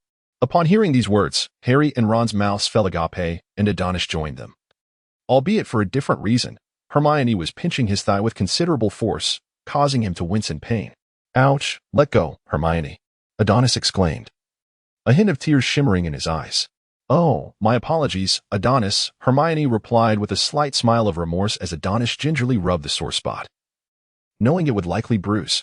Dumbledore then announced, "First, I award points to Miss Hermione Granger, who, in a moment of peril, displayed remarkable composure and ingenuity to rescue her friends, granting her 25 points. The Gryffindor Lions erupted into cheers at the prospect of earning more points, only to realize that Dumbledore's speech was not yet concluded, and they gradually quieted down. Next, I award points to Mr. Ron Weasley, whose exceptional chess skills are a rarity seen in the past 50 years, granting him 25 points. Gryffindor had now surpassed Ravenclaw to claim second place. Thirdly, I bestow points upon Mr. Harry Potter in recognition of his extraordinary bravery and courage, awarding him 30 points. At this juncture, Draco felt an ominous premonition. Surely there could not be any underhanded dealings, could there? Lastly, I wish to award points to Mr. Neville Longbottom. Hearing his name suddenly, Neville was momentarily taken aback. Me? I can earn points? Dumbledore continued, to maintain principles against adversaries requires courage, but to uphold those same principles with friends demands even greater bravery. Thus, I award 10 points to Mr. Longbottom. The members of Gryffindor erupted in applause for Neville, yet Dumbledore had yet to take his seat. Lastly, I would like to present an award to Mr. Adonis Landon. Me? What have I done? Adonis expressed his bewilderment. In extremely perilous circumstances, you remained composed and rescued your friends from dire straits for times. I shall award Mr. Landon 30 points. The Gryffindors were elated with this addition. Their score soared to 497 points, surpassing Slytherin by a single point to claim the lead. I believe it is time for a change in the hall's decorations. With a wave of his hand, Dumbledore transformed the banners from Slytherin's green serpent pattern to Gryffindor's vibrant red, featuring a majestic roaring lion. Harry stood up to cheer, while Ron began to shout enthusiastically without regard for decorum, and Hermione clapped joyously.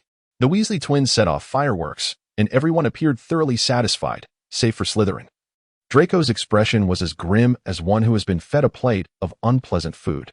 The little eagles and badgers were unconcerned with who claimed first place. As long as it was not Slytherin, they were delighted. Hagrid also applauded from the sidelines, but, sensing the professor's gazes, quickly restrained himself, though he could not suppress the smile curling at the corners of his mouth. Professor McGonagall beamed, starkly contrasting with the dark demeanor of Professor Snape. See you next term. Hagrid. Harry warmly embraced Hagrid, who had come to bid them farewell. Witnessing this scene, the others gathered around, and the four children stretched their arms wide to barely encompass Hagrid in a group hug.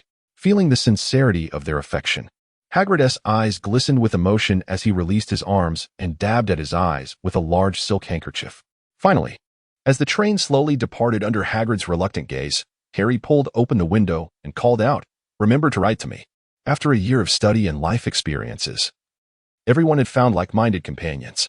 For instance, within the train compartment, Ron and Harry fervently discussed their plans for summer adventures, while Hermione was busy writing and sketching on the small table. Adonis's eyes inadvertently drifted from his book to discover that she was actually crafting a study plan for the summer. Sensing his gaze, Hermione looked up and noticed Adonis observing her chart, interpreting his expression as somewhat provocative, which ignited a fierce determination within her. Throughout the school year, Adonis had narrowly claimed the top spot in their class from Hermione, resulting in several days of her giving him the cold shoulder. This summer, I shall work diligently in secret and astonish everyone. Just wait, Adonis. Once I surpass you, I will. Adonis gazed at Hermione, perplexed by the fierce determination in her eyes. What a predicament. She surely doesn't intend to incinerate my garments, does she? Have I inadvertently offended her recently? Meanwhile, Neville, filled with excitement at the prospect of undergoing Adonis's clandestine training next semester, had been unable to sleep soundly for several nights. Presently, however, he appeared utterly drained, having succumbed to slumber against the wall. Do you have any plans for the summer? Ron inquired, munching on a Bertie Bott's every flavor bean, before gently nudging Neville, encouraging him to eat something before drifting back into sleep. In a drowsy haze, Neville managed to consume a few beans, only to be overwhelmed by a pungent flavor that instantly dispelled any lingering traces of sleep. I truly envy you all for being able to spend time with your families. I, on the other hand, must return to the Dursleys, Harry remarked, a hint of frustration evident in his expression as he looked towards Adonis. Why is it that Professor Dumbledore and Professor McGonagall do not permit me to remain at school? Adonis shrugged, signaling that he had no insight into the old man's ulterior motives. At that moment, Hermione interjected, Harry, you should think positively. You can write to us over the summer, or visit my home or Adonis's. Harry suddenly brightened with excitement, but Adonis, observing his eager demeanor, doused his enthusiasm with a dose of reality. There are no issues for the next 2 weeks, but afterwards, I must travel to France and may not return until a week before school starts. It was a pity, he continued. I had hoped to stay at your house a few more days. Harry wore an expression of deep regret, as if he believed he might never see Adonis again. Adonis could no longer bear the sight and lightly tapped Harry's head with a book, exclaiming, It's not as if there won't be future opportunities. Why act in such a manner? Hermione, seizing upon the crucial phrase, inquired, What do you intend to do in France? Adonis, with an air of smugness, declared, "I am preparing to attend the professor's clandestine tutoring sessions. Envy me." The irate little witch pinched Adonis's arm fiercely. "Harry, you are welcome to visit my home. Ginny has asked me several times about it, for she is your most ardent admirer," Ron said with a grin. Harry, upon hearing Ron's words, smiled shyly. Feeling a touch of embarrassment, Adonis gazed at Harry with a teasing expression, perplexed by how this fellow had quietly captured the heart of Ron's sister. As Adonis leaned in closer, Harry hastily pushed him away, blushing slightly as he remarked, "Don't look at me like that, Adonis. We're both men. There's no need to feel shy." The occupants of the compartment erupted in laughter at this exchange. Hermione, however, wore a look of dismay, pondering the nature of her friends. Before long, amidst the cheerful banter, the announcement of their imminent arrival at King's Cross Station echoed through the train.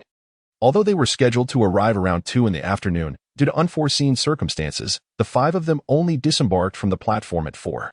Just before leaving, Adonis cast a fierce glare at the elderly wizard guarding the station. The moment they stepped off the platform, anxious parents rushed towards them. Mrs. Weasley greeted them with warmth, enveloping both Harry and Adonis in hearty hugs, expressing her gratitude for not shunning Ron and for looking after her silly son. Ron stood to the side, feeling a twinge of annoyance, sensing that his mother was more affectionate towards Adonis and Harry than towards him. Ginny and Hermione, meanwhile, engaged in a conversation about matters of interest to girls. Mr. Weasley, intrigued by Adonis, peppered him with questions.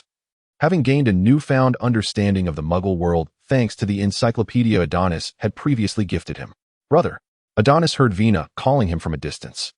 He opened his arms wide, and with a delightful thud, a small figure leaped into his embrace.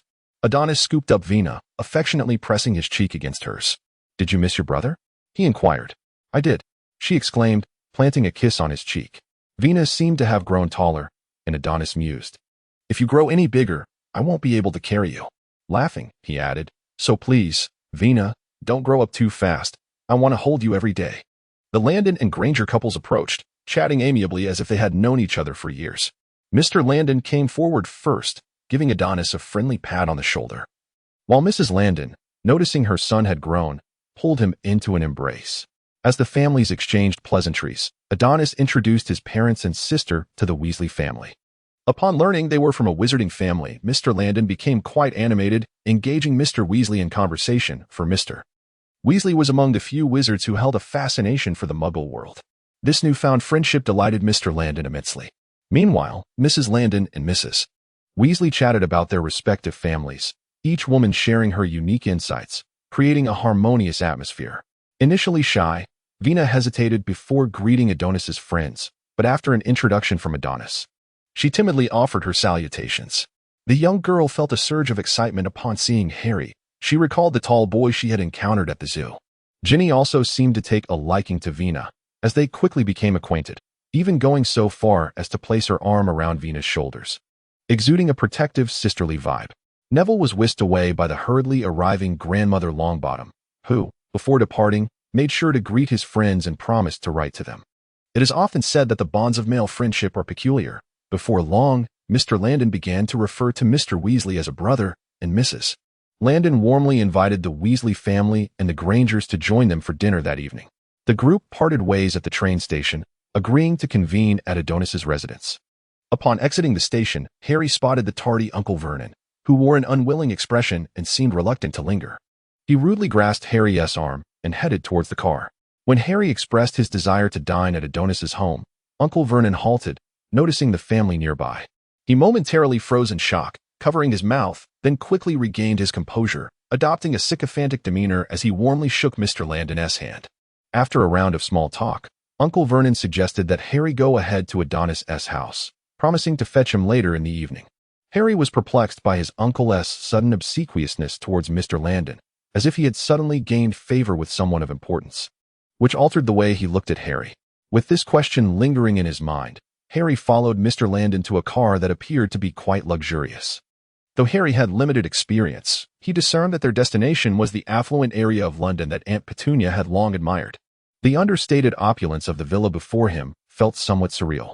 Comparing it to Uncle Vernon's home, Harry finally understood why Uncle Vernon was so eager to please Mr. Landon. Noticing Harry's momentary pause at the entrance, Mrs. Landon approached him, gently taking his hand. What is the matter, Harry?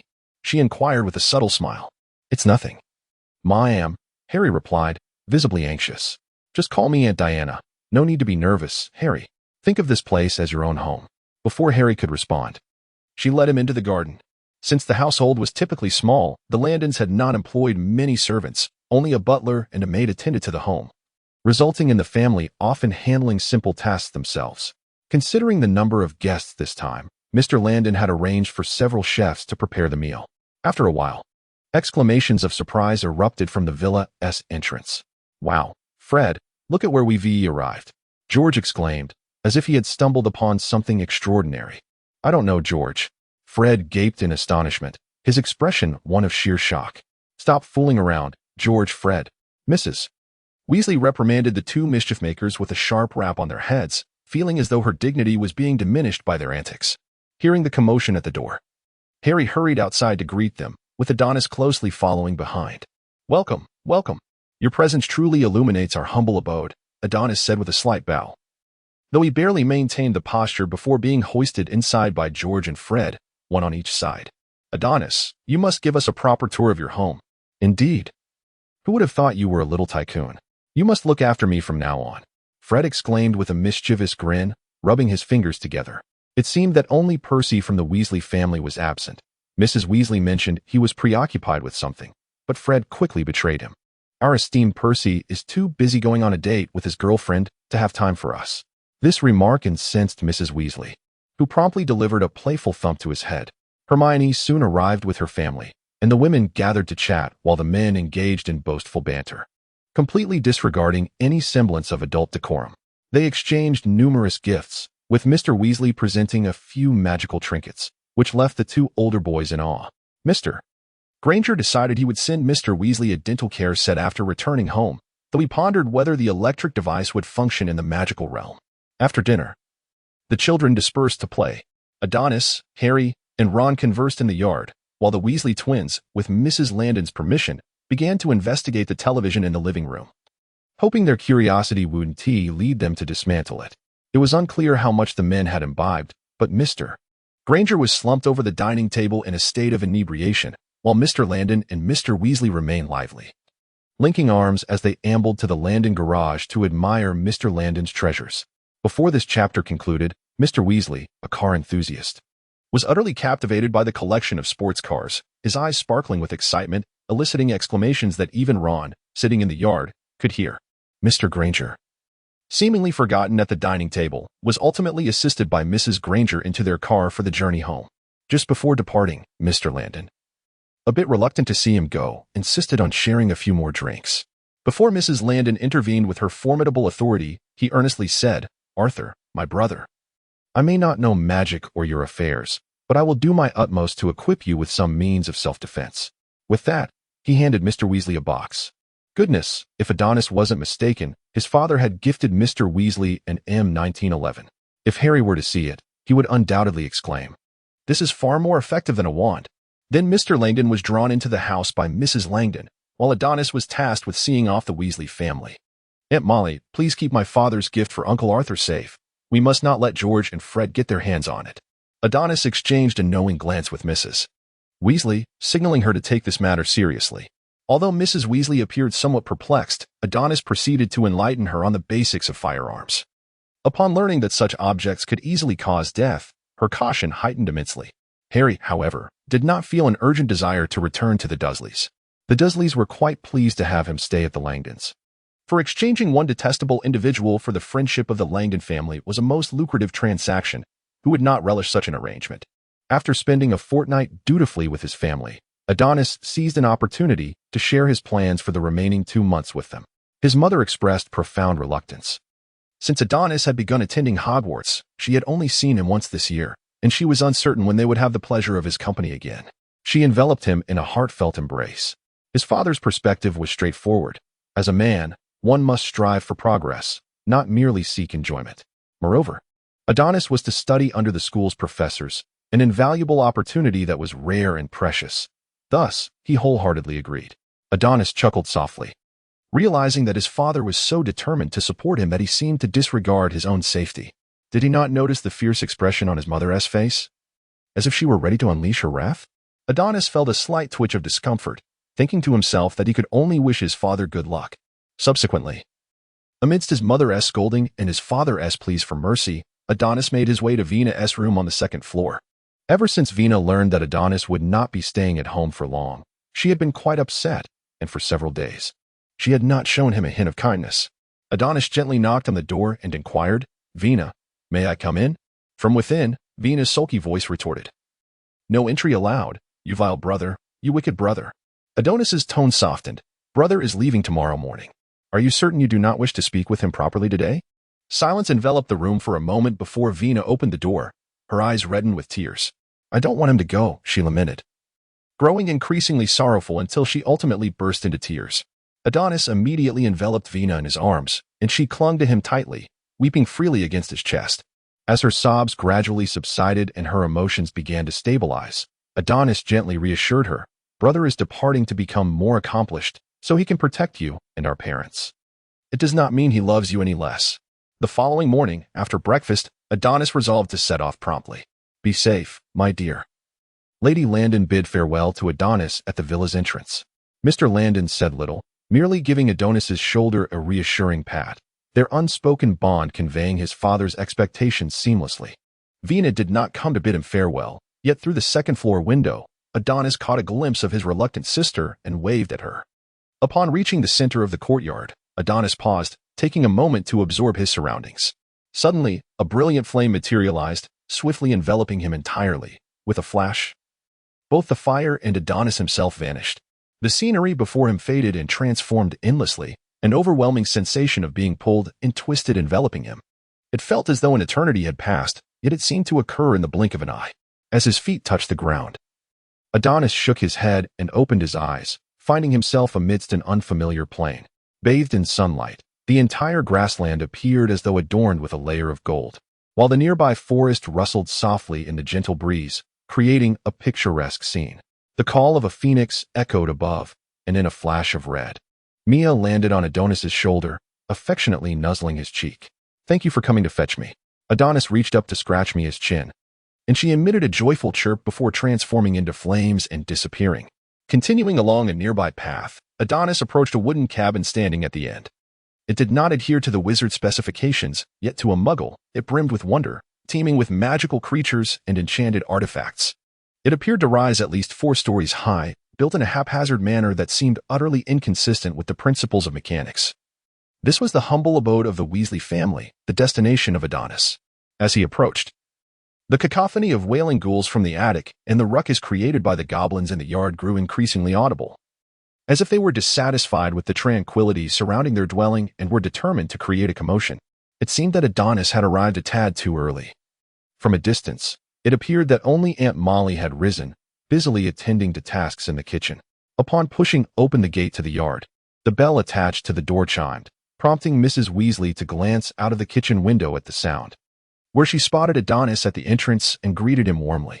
"Oh, good morning, dear." "Good morning, Aunt Molly," Adonis replied as he stepped into the humble residence, taking in the decor within. The wall clock was unlike any ordinary timepiece. It did not display the hour but indicated the whereabouts and states of each member of the Weasley household. The clock featured 9 hands, each adorned with a likeness of a family member's face. Instead of numbers, the clock face bore a series of locations or statuses, including home, school, work, on the way, missing, hospital, prison, and in mortal danger. At that moment, aside from Mrs. Weasley's face pointing towards the kitchen, the other faces were clustered together, suggesting that the rest were still in their respective rooms. The Weasley living room was a cozy space, furnished with a sofa and several chairs. A grand fireplace and a large wooden radio occupied the room. Though certain areas appeared somewhat worn, the ambience was suffused with the warmth of home. "Have you had breakfast yet, Adonis? Would you care to join us?" came Mr. Weasley's voice from the side, accompanied by the sound of polished shoes echoing on the wooden staircase and the creaking of the floorboards. "Good morning, Molly," Mr. Weasley called from the stairs. "Mrs. Weasley responded affectionately, and as Mr. Weasley's figure materialized in the living room, Adonis took the initiative to greet him. "Good morning, Uncle Arthur." "Oh, good morning, Adonis. Welcome." "Welcome," Mr. Weasley replied, patting Adonis on the shoulder with warmth before guiding him to the dining table, smiling broadly as he said, You've arrived just in time. Aunt Molly's culinary skills are unparalleled, and you simply must indulge." Hearing such praise from her husband, Mrs. Weasley's cheeks flushed slightly as she playfully tapped his arm, then returned to preparing breakfast. Noticing the time, Mr. Weasley called up the stairs, "Children, it's time to rise for breakfast." Additionally, it was mentioned that your friends have arrived today. Shortly thereafter, the sound of chaos erupted from upstairs. "George, do not hog the bathroom. Ron, that is Fred. Do not throw everything on my head, and you must learn to yield to your elder brother. Percy, please pass me the towel." Upon hearing this, the three individuals seated at the dining table could not help but burst into laughter. "Good morning, George and Ron," Adonis greeted the first to emerge from the fray. "Ron and George. Wow, how did you know I was George? Even Mother cannot tell us apart." George, taken aback, responded, "You still wear the ear cuff I gifted you." Ron then approached Adonis, performing a series of nonsensical gestures, to which Adonis reciprocated. The last to arrive was Ginny, who seemed somewhat surprised upon seeing Adonis. She came over to inquire about Vina, as the two had been exchanging letters frequently during this time. While they engaged in delightful conversation, our poor Sheila suffered, having lost considerable weight from their relentless chatter, now causing her to flutter about in disarray whenever Vina appeared. The day spent at the Weasley residence was remarkably fulfilling. After breakfast, Ron whisked them outside for a spirited competition to manage the mischievous garden gnomes. In this playful atmosphere, they momentarily shed their wizarding identities, racing around the yard. Ron managed to catch a gnome attempting to burrow into the ground, seizing its exposed, trembling little legs and, with a swift motion, yanked it from its earthy hideaway. As Adonis pondered how Ron would deal with the gnome, Ron had already made his decision. Gripping the gnome's stubby legs, he began to spin in place. When he deemed the moment ripe, he released his grasp, sending the gnome soaring out of the yard. What a pitiable gnome, subjected to such unfair treatment by Ron. Yet, Ron was not faring much better. After a few spins, he lost his balance and toppled to the ground, seeing stars. This elicited hearty laughter from George and Fred. Around noon, Adonis approached Mr. Weasley with the proposal of teaching the use of firearms, to which Mr. Weasley readily agreed. Outside his humble abode, Adonis sought a level patch of ground and, employing transmutation, transformed several rocks into stone platforms of varying heights. He retrieved a few glass bottles from his satchel and placed them upon the stone surfaces. At that moment, Mr. Weasley emerged from his home with a concealed gun case. Upon witnessing his father produce the Muggle artifacts previously acquired from Adonis's residence, George and the others abandoned their playful antics and joined Mr. Weasley in the open space. With Ginny following out of curiosity, with the gun case in hand, Adonis began to impart fundamental knowledge about firearms to Mr. Weasley, covering safety switches, shooting techniques, and various precautions. He then opened the case to reveal the M1911. After having warned Mrs. Weasley of its inherent dangers, this marked the first occasion for Mr. Weasley to behold the gun, its silver body glinting softly in the sunlight, and the mahogany grip adding a touch of elegance to its overall appearance. Subsequently, Adonis demonstrated the loading process of the firearm, engaged the safety, and loaded it with live ammunition, encouraging Mr. Weasley to attempt a shot. Following Adonis's guidance, Mr. Weasley grasped the gun with both hands, aimed at a distant glass bottle, and pulled the trigger. A thunderous bang shattered the surrounding tranquility, startling a few birds nearby. Ron and George stood in astonishment, mouths agape, as they witnessed the bottle explode in an instant. The palpable power of the firearm deepened Mr. Weasley's appreciation for it. Fred, in a moment of reckless bravado, inquired whether Adonis could procure another for his collection, only to be swiftly reprimanded by Mr. Weasley, who delivered a firm admonition. Had it not been for Mrs. Weasley's reminder about preparing lunch, Fred might have had an opportunity to experience the full weight of his father's formidable affection. After dining with the Weasley family, Adonis noted the passage of time and graciously expressed his intention to take his leave. Although Mrs. Weasley wished to extend her hospitality for a few more days, Adonis felt compelled to decline her warm invitation. As he had an engagement with Dumbledore that he could not postpone, Adonis stepped into the courtyard and, upon finding his footing, called out to Mia with a voice that echoed towards the heavens. In an instant, a familiar flame engulfed him. "How astonishing!" Ron exclaimed, his jaw nearly dropping in awe. Meanwhile, in the headmaster's office, Albus Dumbledore, amused by Fawkes, turned to witness Adonis's silhouette suddenly appear beside the sofa. "Is everything prepared? We only lack the potion now. I must visit the room of requirement." With that, Adonis hurriedly exited the office. When Adonis once again set foot on solid ground, the two figures had materialized at the British Ministry of Magic.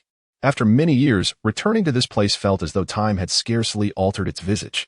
Before he could take in the surroundings further, Dumbledore had already advanced towards the Department of Magical Transportation to procure their international flu network usage permits. Indeed, the privilege of prominence is a boon. Before Adonis could even settle into his seat, an enthusiastic welcome awaited Dumbledore, seemingly from the head of the department. The official beamed with obsequiousness as he warmly grasped Dumbledore's hand, sending a shiver down Adonis's spine. Fortunately, the approval process moved swiftly under the director's vigilant supervision. Had it lingered any longer, Dumbledore might have been encircled by the ministry's officials. Just before his view was obscured by the flames of the fireplace, Adonis glimpsed a rotund figure being surrounded by a throng at the stairwell. Upon emerging from the fireplace of the French Ministry of Magic, Dumbledore seemed to encounter an acquaintance. Adonis, allow me to introduce you to Damocles Belby, the renowned potion master. Greetings, Mr. Belby, I am Adonis Landon.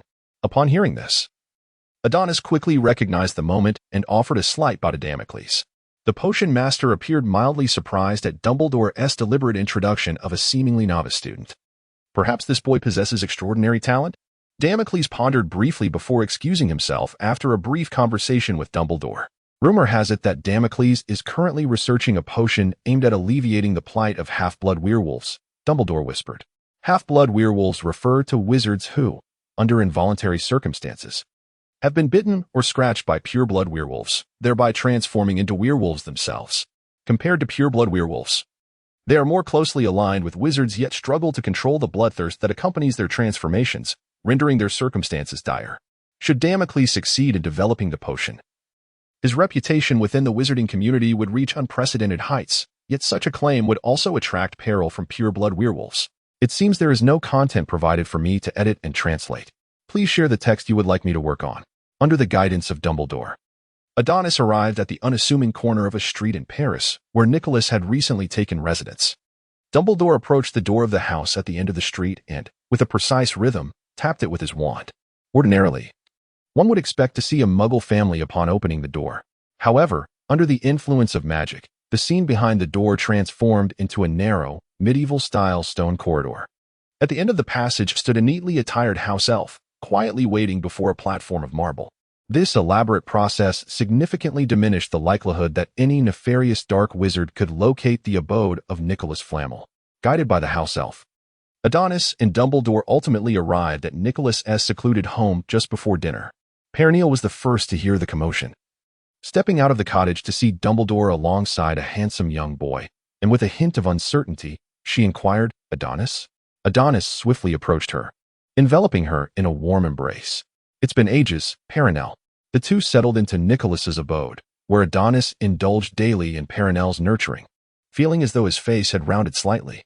Dumbledore and Nicholas, however, seemed to neglect their duties, spending their days in the courtyard, sipping tea and engaging in idle chatter. Adonis felt a sense of relief that these two had not entirely forgotten their responsibilities. On the afternoon of the third day, Dumbledore and Nicholas informed Adonis that a thunderstorm was forecasted for Paris that evening, advising him to prepare, as the transformations of magical creatures could be unprecedented. "I have a question. How do Professors Dumbledore and Nicholas know there will be a storm tonight?" Just as Nicholas was about to speak, Adonis interjected. "Do not attempt to deceive me with astrology. I know you cannot, Nicholas." Perennial chuckled at the exchange, while Nicholas, slightly embarrassed, turned to Dumbledore. In truth, Dumbledore coughed lightly. "I occasionally place my faith in Muggle weather forecasts, despite their occasional inaccuracies." Adonis wore a look of utter disbelief.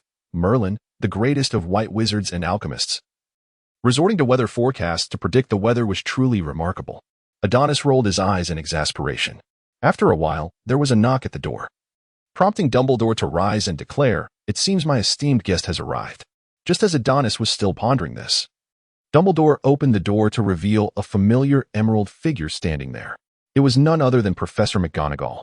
Observing Adonis's incredulous expression, Professor McGonagall spoke. "Albus has invited me to assist you with your Animagus transformation." She then shot Adonis a stern glance, her demeanor serious.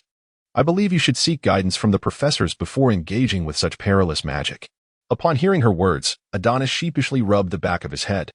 As it turned out, the weather forecast proved to be reliable, after everyone reconfirmed that no details had been overlooked in their preparations for the transformation. Dark clouds surged ominously towards them, accompanied by the rumble of thunder from afar. Adonis retrieved a vial of saliva fermentation from the inconspicuous expandable pouch. Under the rumbling thunder, it gradually transformed into a mesmerizing crimson hue. A little longer, and the metamorphosis would commence.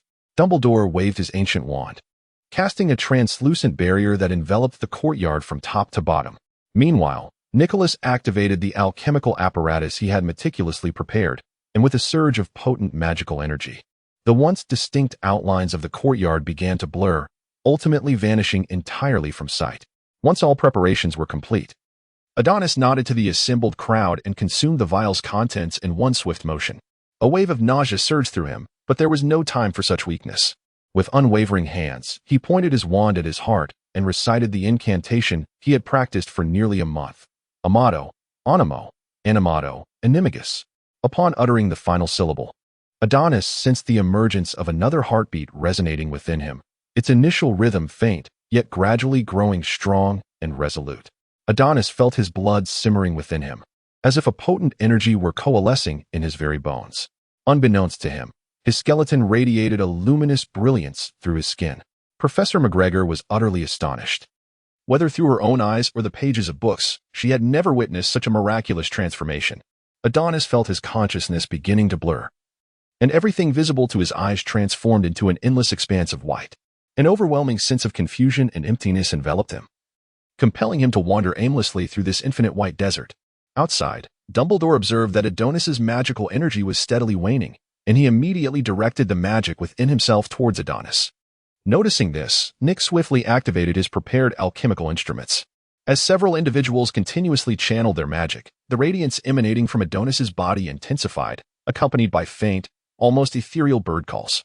Before they could revel in their hope, Dumbledore realized that Adonis's internal magical energy was nearing saturation, yet the transformation had not concluded. Was failure imminent? Perenelle's heart was engulfed by fear. She dreaded the thought of losing Adonis once more. Just then, Mia seemed to sense that something was amiss with Adonis. She let out a cry, flapping her wings and soaring around him. A potent vortex of life and magic coalesced around Adonis, and the sheer magnitude of this energy forced the others to retreat a few steps. What was happening? Dumbledore was somewhat taken aback as Mia infused her magic and vitality into Adonis, creating a resonance between the two forces. A resounding cry pierced the air as Mia plunged into the center of the vortex. Instantly, a searing storm of flames erupted from Adonis, the terrifying heat compelling the others to employ their magic in defense. The grass in the courtyard withered in an instant, and the ground nearest to them cracked under the oppressive temperature. The consciousness of Adonis continues to wander through the vast desert, where an endless sea of flames emerges from the horizon, accompanied by the silhouette of Mia. His awareness gradually returns to his corporeal form, as excruciating pain relentlessly stimulates Adonis's nerves, causing his skin and bones to feel as if they are melting away. Ultimately, the raging flames soar towards the heavens, illuminating the night sky, had it not been for the preparedness of Dumbledore and Nico. The headlines in France the following day would likely have been one of astonishment. In the dead of night, a blaze lights up the sky. Are we witnessing a miracle or the arrival of extraterrestrial beings? After a while, the flames began to dissipate, and the intense heat receded, revealing a mound of ashes, standing at the center like a towering figure. Young master, there is more in this chapter. Please click the next page to continue reading, as the following parts are even more thrilling. Did we succeed? Professor McGonagall inquired. Dumbledore shook his head, indicating uncertainty. At that moment, Perrine felt an overwhelming fatigue wash over him, collapsing onto the ground, while Professor McGonagall was engulfed in sorrow. Nico, use the Philosopher's Stone. We must do something, Dumbledore exclaimed. Nico quickly retrieved the stone, channeling its magical energy into the ashes. Flames of gold and crimson erupted from the mound, and a pair of magnificent wings unfurled, shimmering with a hint of crimson, rising skyward. In an instant, the fiery phoenix spread its flames across the heavens, accompanied by a resounding cry that filled the air, illuminating the sky as if rays of dawn pierced through the clouds. The ancient magic intertwined with the phoenix's vitality, ultimately enhanced by the Philosopher's Stone, birthed a miraculous phenomenon. Dumbledore perceived that the phoenix Adonis had transformed into was unlike any other, its body a lustrous red, interwoven with golden patterns, exuding an air of nobility, and its call resonating with an ethereal quality, as long feathers drifted freely. Its appearance bore some resemblance to the phoenix of Chinese mythology. Perhaps Adonis's ancient magic had awakened ancestral bloodlines within the phoenix? Adonis, recall your true form in your mind, and you shall revert. Professor McGonagall appeared exhilarated, feeling as if she were about to soar into the heavens as a witness to history. Adonis began to reflect on his appearance, and with a surge of magic, he transformed back into human form, albeit in a state of undress, for his garments had been reduced to ashes during the metamorphosis. Professor McGonagall and Perenelle instinctively turned away, while Dumbledore and Nicholas, unabashed, gazed intently at Adonis, even jesting. It seems you are no longer a child, Adonis. The two elderly gentlemen eventually turned away under Adonis's fierce glare. Once Adonis donned his attire, he approached the pile of ashes, placing his hand upon it to reveal an egg as dark as obsidian. Mia infused her life force into Adonis's body, hastening her own premature rebirth. Her vitality was notably frail, evidently depleted for his sake. Dumbledore placed a reassuring hand on Adonis's shoulder, remarking, "It appears that Mia's rebirth will require a considerable amount of time." Nicholas carefully took the egg from Adonis, placing it tenderly into Mia's golden nest, and drizzled it with a vial of elixir of immortality. The eggshell immediately absorbed the potion, restoring some of its life force, yet it remained weak. How long might this take? Adonis inquired with concern. Perhaps 2 to 3 years, Nicholas replied. Her life force has been severely depleted, reverting her to the form of an egg. Dumbledore scrutinized Mia's condition, for he was an experienced caretaker of phoenixes, and his words carried weight. In the following month, Dumbledore remained in Nicholas's humble abode, guiding Adonis in mastering the various abilities of the phoenix, including flight, flames, and spatial magic. Through diligent training, Adonis learned to harness the powers of the phoenix in human form, enabling him to teleport over considerable distances. Concurrently, Adonis felt a newfound mastery over fire magic. The benefits of his transformation into a magical creature seemed to extend beyond mere appearance.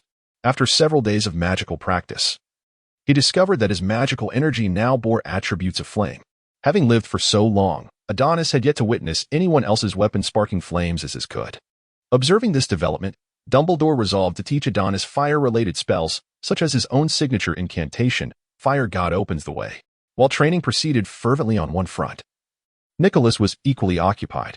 He was tirelessly preparing to announce Adonis as his apprentice to the outside world.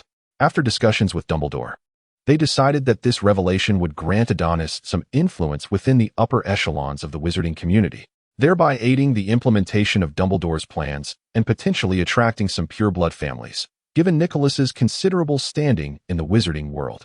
However, ensuring that this news circulated solely among the upper echelons of the wizarding community proved a daunting task, leaving Nicholas feeling as though he had aged several years. Fire God Opens the Way. In the grassy expanse not far from the courtyard, Dumbledore was imparting his wisdom on magic to Adonis. As Adonis waved his arm, golden red flames erupted from the tip of his wand, encircling him in a tempest of fire.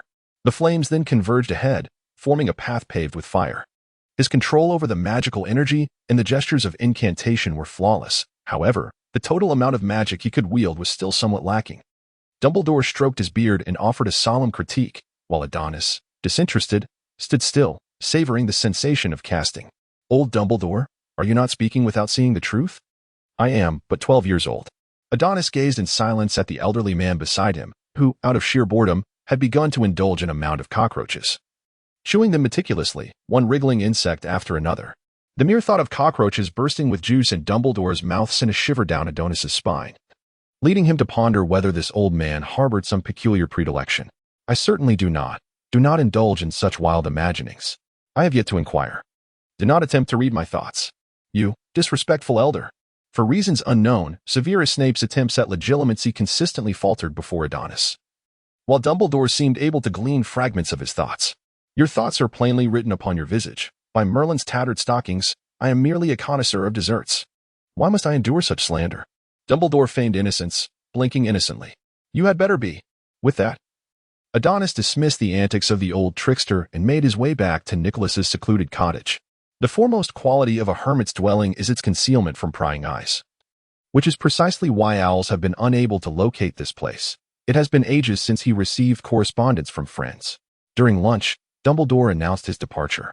For as headmaster, he undoubtedly had a multitude of matters requiring his attention, although the majority were deftly managed by Professor McGonagall. Adonis declared his disbelief in your excuses, asserting that you simply do not wish to endure my jest while savoring cockroaches. Midway through lunch, Perineal abruptly set down his knife and fork, casually inquiring whether Adonis had a crush on any girls at school, asking if he might share those details with her. This seemingly offhand question had, in truth, been meticulously planned. Did you not notice those two old gentlemen neglecting their meals, eavesdropping with keen interest? Especially the one named Nico. Not yet. I have yet to encounter a girl I fancy, Adonis replied, maintaining an expression of serene indifference. Still not? How long has it been? You had no crushes before. And now still none? Do you intend to remain single for a lifetime? Perineal seemed somewhat dissatisfied, adding, I certainly cannot consent to that. Adonis set down his utensils, wiped his mouth, and spoke earnestly. I believe matters of fate cannot be rushed. I trust that the heavens have their own arrangements. After uttering these words, Adonis cast a glance at Dumbledore and Nico, who had been preoccupied with thoughts unrelated to their meal. In a few days, the Delacour family would be visiting. Old friends of mine, indeed. Nico seemed to imply something, mentioning that their eldest daughter, Fleur, was extraordinarily beautiful and just a few years older than you. What do you think? Would you like to make her acquaintance? Please, do not meddle in my affairs. I have my own intentions. What has gotten into these two lately? Showing such sudden interest in my lifelong matters? After lunch, Nico and Adonis settled into lounge chairs in the courtyard, engaging in light conversation. What are your thoughts on the future of the wizarding world? Adonis pondered for a moment before responding. We require further analysis of information, however. I have a lingering feeling that the peace before us is merely the calm preceding the storm. Nico nodded in agreement, acknowledging Adonis's long-standing decisiveness, advising that careful consideration is prudent before undertaking any endeavor. A few mornings later, Adonis was in the courtyard, engrossed in Nico's alchemical notebook, as they had recently been exploring the potential of communication devices through alchemy. Inspired by the Muggle world's walkie-talkies, the concept involved infusing magical energy, activating an alchemical array, and transmitting a unique magical signal, which could then be received by a similar array, facilitating communication over short to medium distances. To this end, Adonis had procured several walkie-talkies for collaborative study with Nico, who was notably proficient in this field and confidently assured that progress would be swift. Suddenly, Adonis sensed a knock at the courtyard door, likely the Dracles, whom Nico had mentioned visiting a few days prior. He promptly stowed away the notebook in his satchel and approached the door, opening it. The chatter that had previously filled the air dissipated as he swung the door wide. Greetings. Are you Mr. Dracle and your family? Adonis inquired, breaking the silence as he observed the family of four before him.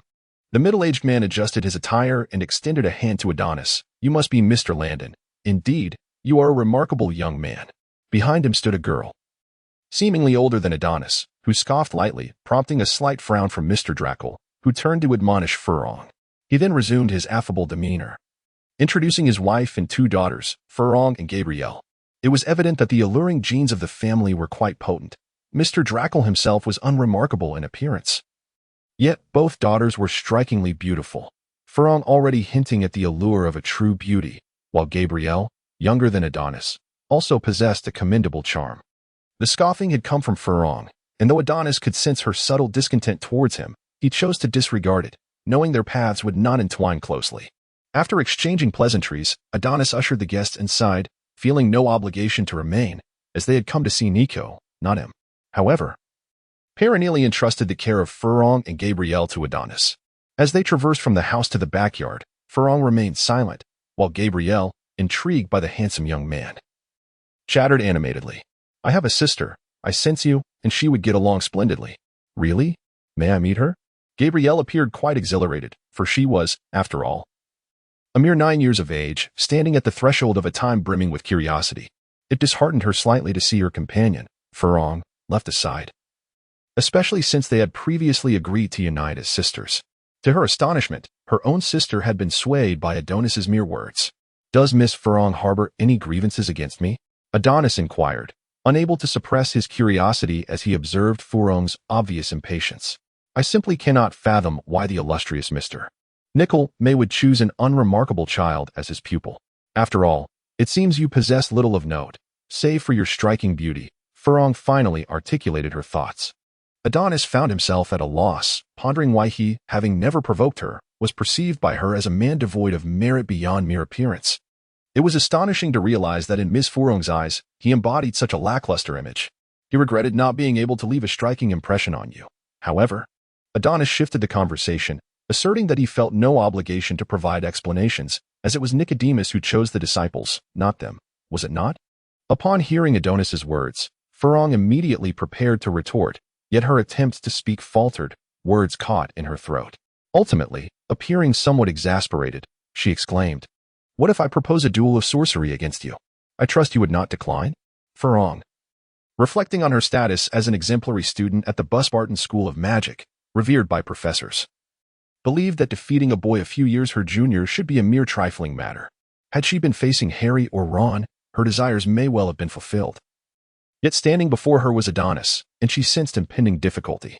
Adonis contemplated for a moment before acquiescing, for he had endured a month of relentless torment disguised as training under Dumbledore's watchful eye.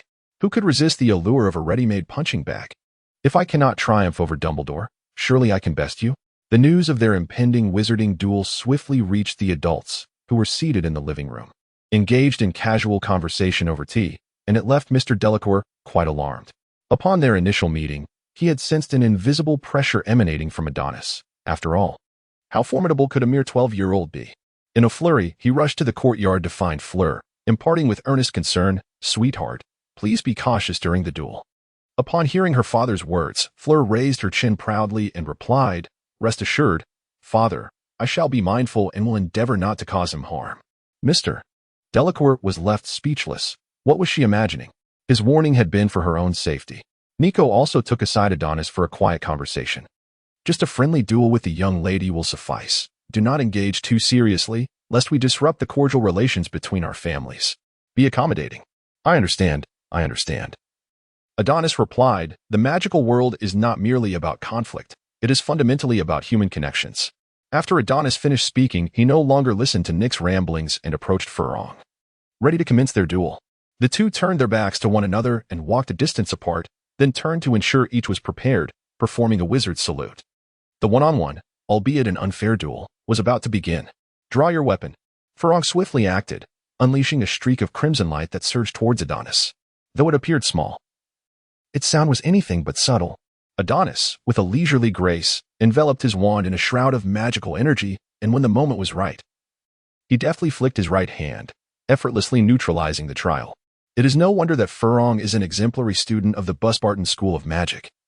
Upon realizing her initial strike had failed, she swiftly repositioned herself, her hands never ceasing their movements, and immediately unleashed a spell that would render her opponent unconscious. However, the intent behind her casting was all too apparent, and the deliberate nature of her actions made it clear to Adonis what incantation she intended to invoke the moment she raised her hand. The ensuing spectacle saw Furong exhaust her magical reserves unilaterally, while Adonis remained immobile, even feeling a slight numbness in his legs. Mr. Drackle, observing from the sidelines, found it increasingly difficult to watch. Did his daughter not realize that Adonis had not shifted his position at all? All he could see was Furong darting about the arena, casting spells that failed to breach Adonis's defenses. Yet, Furong held a different perception, believing she had completely subdued Adonis, leaving him with no opportunity to counter her magic. Nico also seemed unable to contain himself, gently clearing his throat to remind Adonis not to take things too far. Adonis placed his left hand behind his back and gestured for Nico to observe his performance. Seizing the opportunity while Furong was casting a spell, he deftly unraveled her incantation, simultaneously executing a smooth 180-degree turn with his body, and with a flick of his wand, a formidable spell surged forth directly towards Furong. The sudden counterattack caught Furong off guard, propelling her several meters away before she crashed onto the ground, the impact resonating painfully. Dazed and disoriented, she found herself questioning her identity and surroundings. Who am I? Where am I? Why am I on the ground? It was only when Mr. Drackle helped her to her feet that she began to grasp the bewildering reality that Adonis, whom she had always overshadowed, had vanquished her with such overwhelming force. Subsequently, she noticed her father conversing with Mr. Nico, who, as always, displayed his discerning eye, praising the raw talent of such a gem. "Wherever did you find her?" "Furong's gifts are quite impressive as well," he remarked with polite banter. Nevertheless, Furong had to come to terms with the fact that she had been bested by the younger Adonis. Summoning her courage, she approached him, solemnly apologizing for her previous frivolity. It appeared that Furong's true nature was not malevolent. After the Drackle family finished their dinner, they took their leave, and before departing, Furong mentioned that she would write to Adonis when she had the time. At 10 o'clock that night, Perennially noticed that Adonis's room light was still on. She hurriedly opened the door and approached his bedside, her face alight with excitement as she inquired, "What do you think of that, Miss Furong? Do tell me." "I promise I won't tell Nico." "Oh dear, here we go again." Adonis sighed, setting down his book, looking at the kindly woman before him with a hint of exasperation. "She would make a fine friend, but I truly have no feelings for her, none at all." To assuage Perennially's doubts, Adonis reiterated his stance. Disappointed, Perennially watched as Adonis took her hand, earnestly stating, "Do not worry yourself, for who can truly predict matters of fate? When I encounter my soulmate, you shall be the first to know. I promise." The elder's smile returned, and after a brief chat with Adonis, she retired to her room to sleep. Adonis gazed out at the moonlight, his thoughts drifting back to that sea of flowers and that enchanting figure. As he beheld the resplendent moon, a sense of recognition washed over him, and he murmured, "Who are you, truly?" Whether it was a figment of his imagination or something more profound, he felt as though the moonlight had brightened just a fraction. The subsequent fortnight flew by swiftly, and soon it was late August. Adonis resolved to take this opportunity to return and spend time with his family. Just before his departure, Nico handed him a suitcase. "What is this?" he inquired. "A gift and a surprise. Open it when you return home," Nico replied enigmatically, leaving Adonis somewhat perplexed, yet he nodded in acknowledgement and proceeded towards the waiting Dumbledore. After a whirlwind of motion, they found themselves at the entrance of the French Ministry of Magic. This time, they intended to take an official route. Although Dumbledore appeared to be somewhat preoccupied, "Is something troubling you?" Adonis could not help but ask upon noticing Dumbledore's demeanor. "Oh, Adonis," Dumbledore said, roused from his contemplation. "You are aware that the position of defense against the dark arts professor at Hogwarts has been cursed by Voldemort, making it exceedingly difficult to fill. So, who have you managed to recruit this time?" "Gilderoy Lockhart, a fellow alumnus. You must have heard of his name." Adonis reminisced about that novelist. His writings were indeed quite intriguing. One of his books mentioned a spell concerning werewolves, and he thought it might be worth inquiring about. Dumbledore, somewhat resigned, remarked that it would be splendid if he were as remarkable as his novels portrayed him to be. "Are you suggesting that he presents a polished facade while being unreliable beneath?" Adonis queried, glancing at the reading list Dumbledore handed him along with this year's admission letter. As he opened the envelope and perused the list, his eyes widened in astonishment. A rift with a banshee, adventures with ghouls, vacationing with a harpy, traveling with a giant, and wandering with a werewolf. The title suggested that our future Professor Lockhart's personal life was rather, shall we say, excessively eventful, featuring encounters with both a banshee and a harpy. In disbelief, Adonis turned to Dumbledore and asked, "Is this truly the case?" Dumbledore nodded, affirming, "Indeed. This will be your textbook for the Defense Against the Dark Arts course this year." Adonis contemplated, "I think I shall decline this semester's Defense Against the Dark Arts class." "I fear that may not be possible," Dumbledore replied, shaking his head. Adonis thought with irritation, "That old man can read my mind." Dumbledore awkwardly rubbed his nose, muttering, "I'm quite accustomed to it." The two then stepped into the International Flu Network, and a burst of green light enveloped them. Upon emerging from the fireplace, they found the British Minister of Magic, Fudge, waiting for them. "Albus, we need to have a word."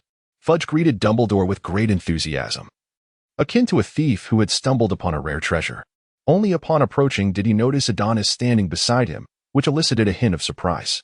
He thought that if he could establish a connection through this young man to his influential mentor, his political aspirations would surely flourish. Straightening his attire, he flashed a cordial smile, though this grin sent a shiver down Adonis's spine. "You must be Mr. Langdon, a truly fine specimen." Fudge beamed. Adonis returned the smile, grasping the outstretched hand of Minister Fudge, and replied, "I have long heard that Minister Fudge is a wise leader of exceptional caliber. Seeing you today, I find your reputation indeed well-deserved." Fudge, oblivious to Adonis's earnest jest, felt flattered and consequently developed a favorable impression of him. However, recalling his pressing matters with Dumbledore, he exchanged a few pleasantries with Adonis before escorting Dumbledore away. Adonis politely declined the offer for his subordinate to accompany him out of the ministry. Feeling an inexplicable aversion towards the flamboyantly attired deputy minister in pink, he retreated to a discreet corner, where he transformed into a blaze of golden-red flames and vanished from sight. Simultaneously, a brilliant flash of fire illuminated Adonis's room, startling Sheila. who had been resting by the window. Upon realizing it was Adonis, Sheila promptly soared to his head and pecked him sharply. "Oh, Sheila, what was that for?" Adonis exclaimed, rubbing the spot in bewilderment. He then noticed Sheila had flown to the table, raising her wings to indicate a thick envelope that lay upon it. Adonis examined the envelope, discovering it largely contained letters from Hermione, Neville, and Ron. Any unsigned portions he dismissed as mere unsolicited correspondence. Sitting at his desk, he began to open the letters in chronological order. Hermione's initial letter sought his guidance on magic, but her irritation grew due to his lack of response. Neville wrote to inform him that he had successfully persuaded his grandmother to obtain his own wand. Ron extended an invitation for him to visit the burrow. Adonis learned from Ron and Hermione's letters that Harry had not responded to them for quite some time, as if he had vanished into thin air. Hermione had intended to pay him a visit, but her family insisted on a trip to France, from which she sent Adonis a few postcards. In Ron's last letter, he expressed a suspicion that Harry had been confined by his uncle and was suffering at home during the summer. He planned to rescue Harry in a few days. Adonis could not help but admire Ron's intellect.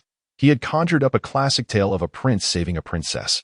He took out several sheets of parchment to reply to each of them, explaining his silence and arranging a time to meet in Diagon Alley before the new term commenced. Eventually, Sheila, with a melancholic expression, soared into the distance carrying Adonis's letters. Afterward, he placed the suitcase that Nico had gifted him upon his departure on the ground and, upon opening it, was astonished to discover a staircase emerging from its mouth.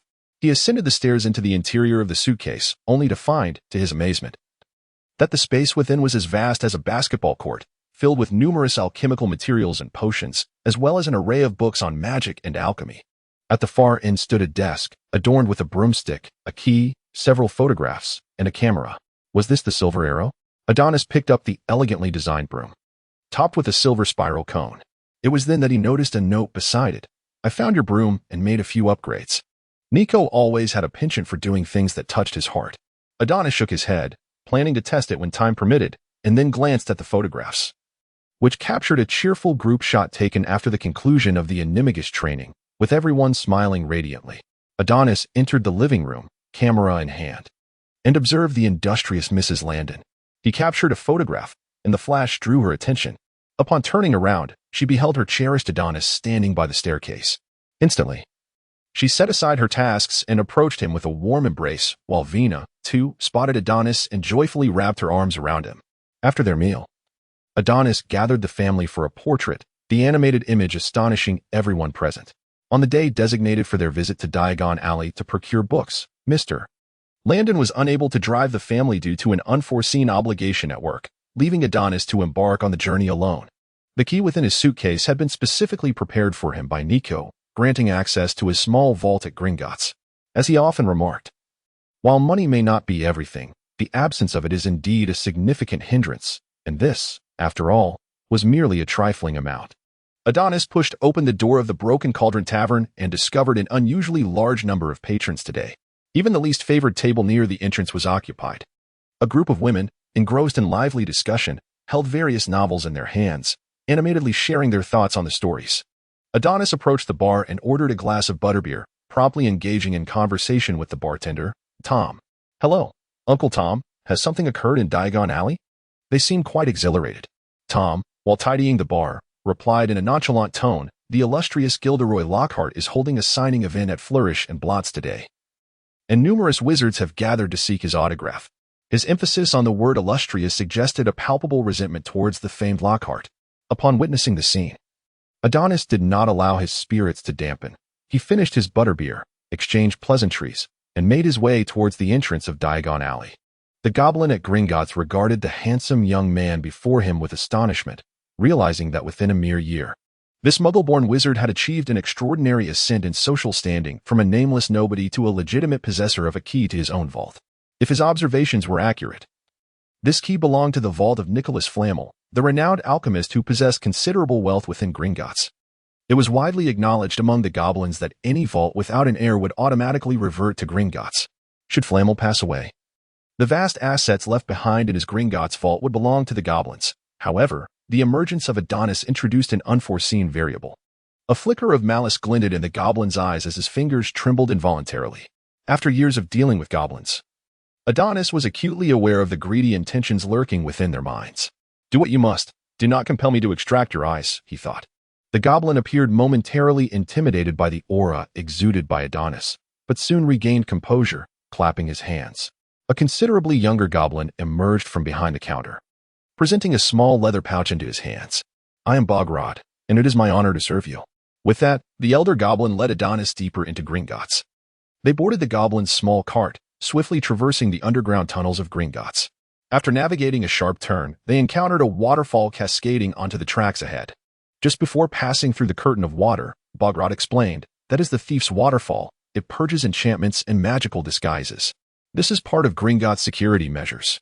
Adonis remained silent, merely employing magic to dry his clothes as they passed through the waterfall. The cart halted beside a large platform after maneuvering through a cluster of stalactites. Bogrod opened the cart door and, holding a lantern, stood by quietly awaiting Adonis's descent. Suddenly, the ground trembled, and a pale Ukrainian iron belly slowly rose. Its pink eyes fixated on the two. Upon closer inspection, one would notice its hind legs shackled with chains as thick as a bowl. The other end of the chain secured to massive stakes driven deep into the rock. As the two approached, it gradually spread its spiked wings, unleashing a fierce gust of wind in a display of aggression. This is also part of Gringotts' security. Rest assured, they have undergone our training and are under control, Bogrod stated. He retrieved the earlier leather pouch, extracting various small metallic instruments that, when shaken, produced a resounding and crisp clattering that echoed in the cavernous space. The Ukrainian iron belly, upon hearing the commotion, recoiled in fear as if struck by a hammer, emitting a pained roar. Adonis bore upon his form a multitude of ghastly scars, suggesting that the mere sound of clanging metal would invoke within him a dread of fiery swords descending upon him. Once the dragon retreated to a sufficient distance, Bogrod guided Adonis to the entrance of a magnificently adorned vault. Adonis handed the key to Bogrod, and a cacophony of gears turning resounded from behind the grand door. With a decisive click, the door swung outward, revealing an opening, as the torches within the vault ignited, casting a warm glow. Even the seasoned Adonis found himself momentarily dazzled by the sight of the small mountain of gold, not to mention the scattered assortment of antiquities, crowns, and potions that surrounded it. Truly, a modest fortune indeed, Nick. He meticulously selected several potions and materials that would prove useful in the near future, stuffing them into his canvas bag, and hastily grabbed a handful of galleons before urging Bogrod to close the vault door. A sense of trepidation crept over him. The longer he lingered before the old wizard, the more he feared he might be tempted to dive in and swim amidst the riches. After a series of arduous twists and turns, he finally emerged from Gringotts, inhaling the fresh air, which instantly invigorated him. He resolved never to venture alone again. He would certainly enlist Carl's assistance next time, who would likely be more than willing. Ever since gifting the house elves of Hogwarts with new silk pillowcases for Christmas, Adonis's standing among them had risen exponentially. Adonis was savoring a luxurious ice cream cone purchased from the Florin ice cream parlor when he arrived at the entrance of the Lehan bookstore. To his astonishment, he immediately witnessed Arthur engaged in a fierce altercation with Lucius. The confrontation was quite spirited, as Lucius delivered a powerful left hook, only for Arthur to retaliate with a swift kick, followed by a left roundhouse kick aimed directly at Lucius's eye. Adonis observed the scene with rising trepidation, fearing that Lucius might suddenly collapse and attempt to extort a few hundred galleons from the Weasley family. What had transpired to instigate such a brawl? He approached Hermione and the Weasley twins, who were engrossed in the spectacle. Upon hearing Adonis's voice, George promptly reacted, explaining, Lucius, that old toad, mocked Ginny and threatened Hermione with his family.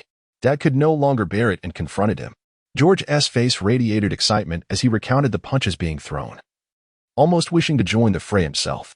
Come on, think logically. There are only two of them, and the advantage lies with me, Adonis remarked, hinting at the situation.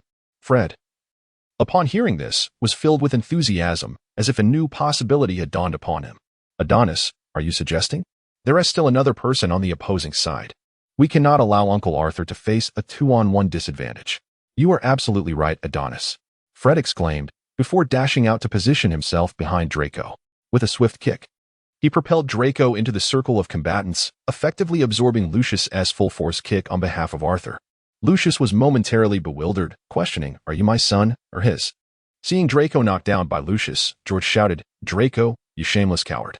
2 against 1 is utterly disgraceful. Do you think the Weasley family is without allies? He then rushed forward and delivered a kick to Draco's face. Draco, taken aback by the sudden turn of events, found himself first struck by his father and then by George, leaving a prominent shoe print on his face and rendering him dazed. With Fred and George's involvement, the dynamics swiftly shifted from a balanced contest between the adults to a vigorous onslaught by the Weasley clan. Ron seized the opportunity to deliver a couple of solid kicks to Draco. Time seemed to blur until someone finally pulled them apart.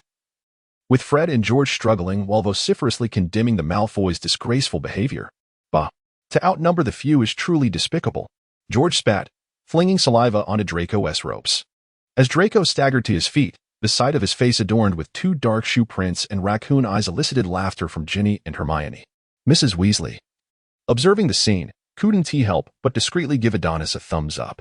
Lucius fared little better, his hair in disarray, his face bruised and battered, legs pressed together as if he had endured some inhumane treatment. Ultimately, the Malfoy father and son, who had arrived so resplendently, departed in a state of dishevelment. Ron, brimming with excitement, exclaimed, "Did you see that?" "Harry, the footprint on Malfoy's face was my doing," Harry declared. "If you continue to embarrass yourself here, I shall pretend I do not know you. Harry, Hermione, and Ron sent me a letter stating that you vanished for an entire summer. What transpired?" Adonis inquired.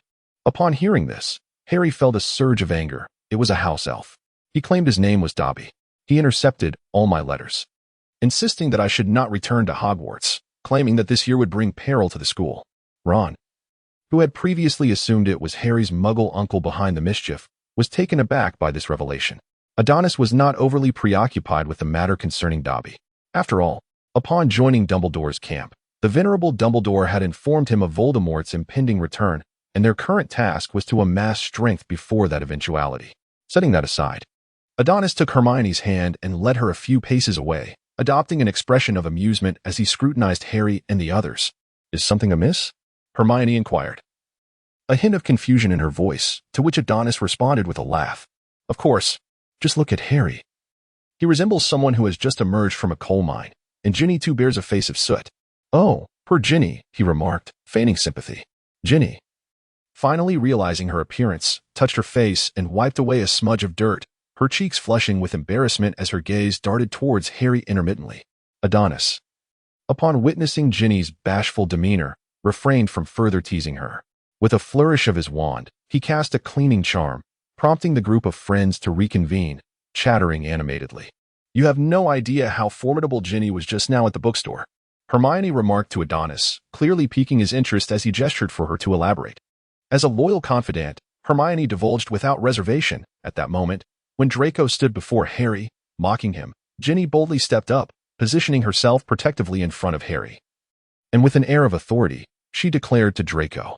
Hermione paused, glancing at Ginny with a teasing smirk. "Don't bother him." Ginny's face flushed crimson, while Harry appeared unfazed, earnestly expressing his gratitude to Ginny. Adonis could not help but roll his eyes. It appeared that Harry's emotional journey ahead would be fraught with difficulties, and he would need to offer his support. Aunt Molly, with a hint of concern, covered Uncle Arthur's face, which had been marred by Lucius's blow. George and Fred were still somewhat exhilarated. The recent altercation with the Malfoys had indeed provided them with a sense of vindication. Suddenly, Aunt Molly recalled something and hurriedly left Uncle Arthur to rush into the bookstore. Adonis felt a twinge of confusion, only to see Hermione promptly follow Aunt Molly inside after giving her head a thoughtful tap. Ron shrugged and remarked, "Mum is quite the fan of Lockhart. She has always adored him." The group subsequently followed into Flourish and Blots. Deep within the bookstore, there was a platform encircled by books, and a man, seemingly Lockhart's assistant, suddenly proclaimed in a loud voice, "Now, let us welcome the illustrious Gilderoy Lockhart." Then, a man with slick back hair, a glistening face, and clad in a purple robe emerged from behind the shelves, wearing a smile that sent shivers down Adonis's spine, followed by the cheers of his admirers and the flashes of cameras. He appeared to revel in the adulation. This chapter is not yet concluded. Please turn to the next page to continue reading. Lockhart seemed to have spotted something, his expression one of disbelief. The photographers, following his gaze, soon identified Harry amidst the crowd and approached him directly. Without allowing Harry a moment to hesitate, he grasped Harry's left arm and led him toward Lockhart. Harry attempted to shake off the reporter's grip, but to no avail. Then he noticed the reporter had come to an abrupt halt, Trembling uncontrollably, Harry leaned forward to investigate, only to find a slender wand pressed against the reporter's neck. At this sight, the onlookers collectively gasped in shock, for the wand's owner was none other than Adonis, standing beside Hermione. While Hermione appeared surprised, she promptly reminded him, Adonis. Adonis addressed the journalist, stating, "You have overstepped your bounds, sir. I trust you comprehend my meaning." Observing the reporter's trembling nod, Adonis retracted his wand. Lockhart then interjected, "I believe Mr. Potter would not decline the opportunity to take a photograph with me, would he?" He flashed a self-satisfied smile. In light of Lockhart's overture, Harry found it difficult to refuse and stepped beside Lockhart for a few snapshots, during which Lockhart graciously gifted Harry an entire set of his books. Hermione, however, felt a twinge of concern. Adonis, will pointing your wand at the journalist have any adverse repercussions? In their previous correspondence, Adonis and Hermione had alluded to matters concerning Nicholas. Adonis gently patted the little witch on the shoulder, reassuring her not to worry. Observing Adonis's nonchalant demeanor, Hermione reverted to her previous starry-eyed admiration. Meanwhile, Ron leaned in to whisper to Adonis, "I have a feeling Lockhart isn't a good person." Taken aback by Ron's remark, Adonis exclaimed, "Ron, I never knew you were so astute." At this, Ron's nose seemed to rise in pride, but then he suddenly realized something was amiss. He lunged toward Adonis in a fit of anger. It appeared that the group was largely uninterested in Lockhart after taking a few photographs. Harry suggested they indulge in some desserts. As they passed by the bookstore, they spotted Percy, who was engrossed in a rather tedious book. In Ron's opinion, How to Gain Power as a Prefect. Ron approached Percy and remarked sarcastically, "Our esteemed prefect is contemplating a campaign for student council president. Get lost." Percy retorted curtly.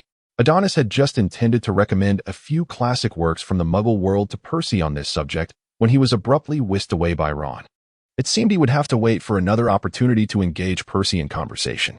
Time swiftly passed amidst the exchange of letters, and soon the day of the new term arrived. The Landon family had arranged to meet the Granger family at King's Cross Station bright and early. Just as Adonis made his appearance, he was immediately drawn into a conversation with Hermione, who eagerly shared the multitude of books she had read over the summer and her preparations for the upcoming term. The topic eventually shifted to the new textbook for defense against the dark arts, and Hermione, brimming with pride, confidently declared that she had memorized every word of Lockhart's work. This was concerning. One could only wonder if she had become infatuated with the man, had it not been for the warning given to him by Dumbledore upon his return from France. Adonis might have been swayed by Hermione's enthusiasm to believe that Lockhart was indeed a professor of genuine merit. Even Dumbledore, that cunning old fox, seemed to sense the unreliability of Lockhart. What real competence could he possibly possess? Hermione, you are aware that Lockhart's works serve quite well as leisurely entertainment. Yet I cannot help but feel that they are somewhat unsuitable as textbooks for the upcoming academic year. Adonis was reluctant to dampen Hermione's enthusiasm. Yet certain truths could not be concealed, lest they lead to a dispute later on. Furthermore, aside from the remarkable adventures depicted within the pages, the majority of the text was essentially a mindless adulation of Lockhart himself, along with a glorification of his views and aspirations, which caused Adonis to wince in discomfort. You cannot claim such things. I firmly believe that Professor Lockhart is undoubtedly a competent and extraordinarily talented educator, as the book asserts. Hermione appeared somewhat displeased with Adonis's stance. Adonis opened his arms and shrugged, displaying an expression that suggested you are entirely correct. Enraged, Hermione struck Adonis forcefully with the book in her hand. "Ah, Hermione." At that moment, Hermione did not hold back at all. It was evident that she had been harboring resentment for some time. Was it truly necessary to bear such a grudge simply because I was the top of the class last year? Adonis silently pressed his hand against his aching back, casting a resentful glance at Hermione, who, in her indifference, turned away from him. The Granger couple observed the playful banter and camaraderie between Adonis and Hermione, their hearts brimming with joy. It is worth noting that during Hermione's primary school years, her forthright nature rendered her rather unpopular, resulting in a scarcity of friends. However, it was only during her time at Hogwarts that she forged numerous heartfelt friendships, alleviating the concerns that had long burdened the Granger family.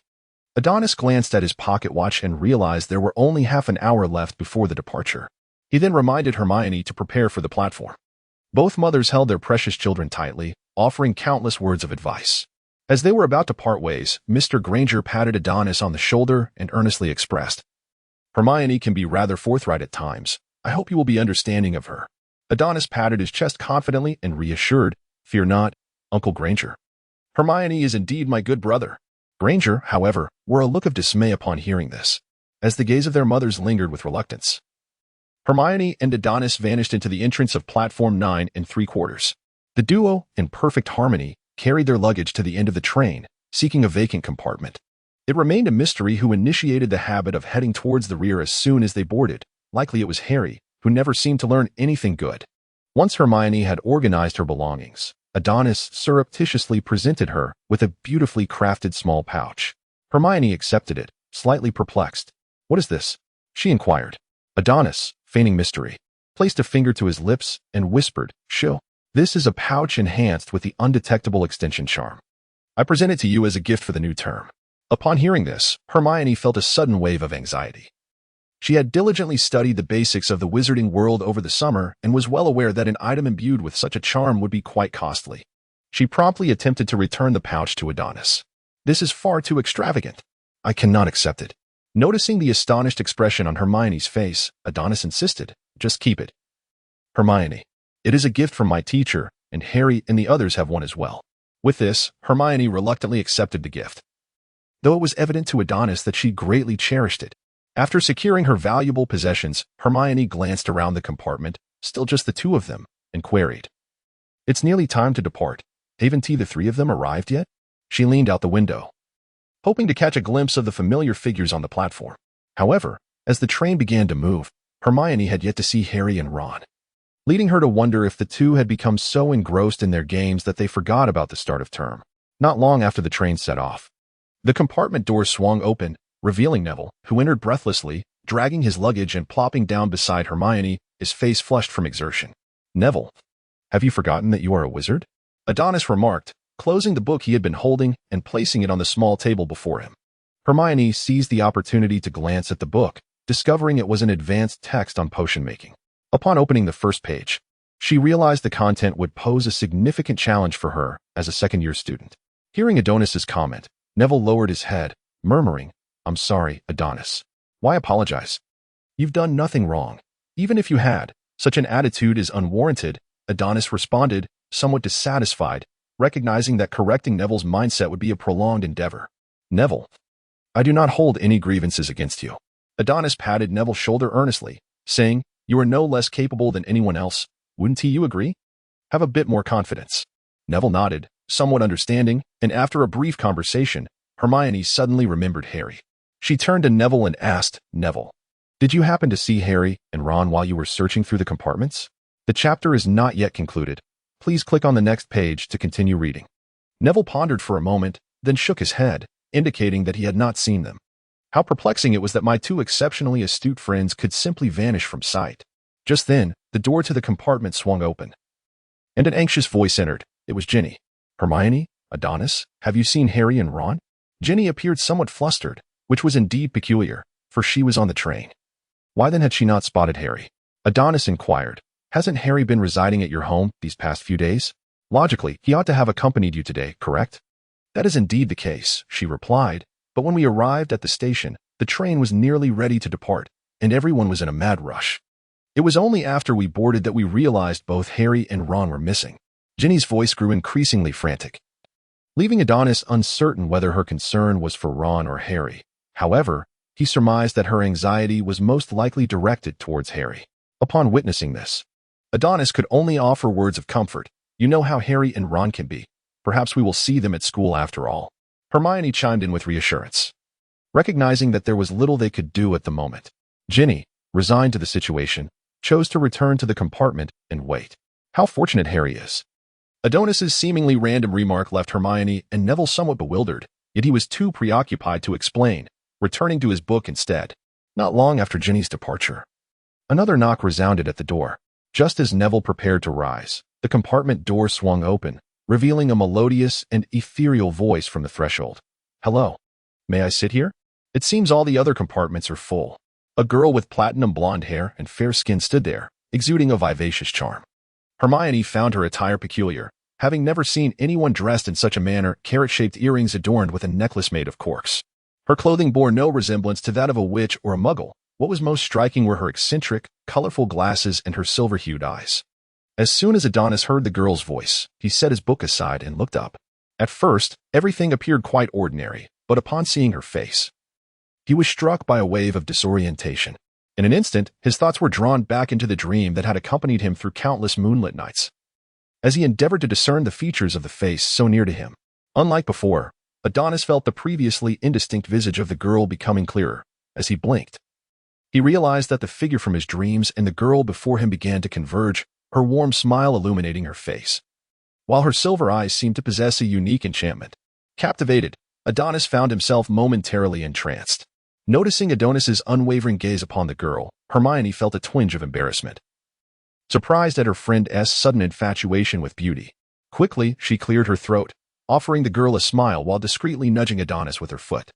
The sharp pain in his foot startled Adonis back to reality, and recalling his earlier lapse in decorum, he felt a blush creep across his cheeks. He hastily stood to offer his seat. "I apologize for my rudeness. Please, take a seat." Once the girl settled beside Adonis, he adjusted his clothing and extended his hand, adopting a serious demeanor as he introduced himself. "Hello, I am Adonis Landon. A pleasure to meet you." The girl responded with a radiant smile, gently grasping Adonis's hand in return. "Hello, Adonis. I am Luna Lovegood. You may call me Luna." Luna, the name of the goddess of the moon in Roman mythology, symbolizes beauty and tranquility. The girl before them radiates a gentle luminosity akin to that of the full moon, leaving Neville and Hermione with a remarkably favorable first impression. After all, it is difficult to find fault with a girl of such striking beauty and serene demeanor. As their conversation progressed, Hermione began to realize that Luna's thoughts were as unconventional as her attire and accessories. If Hermione viewed the world through the lens of her acquired knowledge, rational and methodical, then Luna approached everything with a sense of intuition and emotion, embodying two polar extremes. And what of Adonis? Since Luna had entered the compartment, he had not touched his book. All his thoughts seemed to have shifted entirely to Luna. He sat beside her, occasionally offering responses and sharing his peculiar ideas, creating a remarkably harmonious atmosphere between them. Hermione often caught snippets of their laughter, though Adonis's mirth was notably restrained, a stark contrast to his usual demeanor. "You are quite special," Luna remarked unexpectedly at the conclusion of a topic, her tone imbued with seriousness. Adonis was momentarily taken aback by her words, and both Hermione and Neville gazed at Luna in astonishment. When had Adonis become so captivating? Sensing the bewilderment of those around her, Luna realized her choice of words may have led to misunderstanding. Her ears flushed a shade of crimson as she continued. "What I meant was, there are no pesky gnats hovering above your head." Upon hearing this novel term, seemingly a creature absent from any book, Hermione's curiosity piqued, and she interjected, "Pesky gnats? What exactly are those? I've never encountered such a creature in literature." "They are invisible and can drift into your ears, muddling your thoughts," Luna explained, as she playfully waved her hand above Hermione's fluffy hair, as if shooing away something unseen. Neville looked on with concern, covering his ears and glancing around anxiously, as if fearing a pesky gnat might invade his ear. Hermione's confusion deepened. "Are you certain that these pesky gnats truly exist?" Luna offered no reply, instead retrieving a magazine from her bag. After flipping it open, she stated, "My father told me he has witnessed a pesky gnat with his own eyes," before falling silent and engrossing herself in the pages. In that moment, Hermione felt an insurmountable barrier between herself and Luna, as if communication had faltered entirely. Adonis gazed at Luna as she held the magazine in an unconventional manner, and he was suddenly struck by an endearing charm in her peculiar way of reading. He quickly shook his head to dispel such fanciful thoughts. The silence in the private room did not linger for long, as Hermione began to worry about Harry and Ron. Indeed, when one finds themselves idle, their mind tends to wander into realms of anxiety. She was now engrossed in a discussion with Adonis about the possibility of Harry and Ron being captured by dark wizards, just as Hermione was elaborating on the dire consequences that would befall Neville if he were to be ensnared by malevolent forces. Luna's attention abruptly shifted from the magazine to the window, as if something outside had captivated her interest. "If you are searching for your friends, they may be out there," she remarked, extending her hand to point towards a specific location beyond the glass. Adonis followed the direction of her finger and beheld a blue vintage car soaring unsteadily through the sky, appearing rather precarious. The figure seated in the passenger seat seemed to notice Adonis and his companions, enthusiastically waving at them. It was Harry, and the one driving was Ron. How audacious of them! Hermione covered her mouth with her hand, as if she had witnessed something utterly astonishing.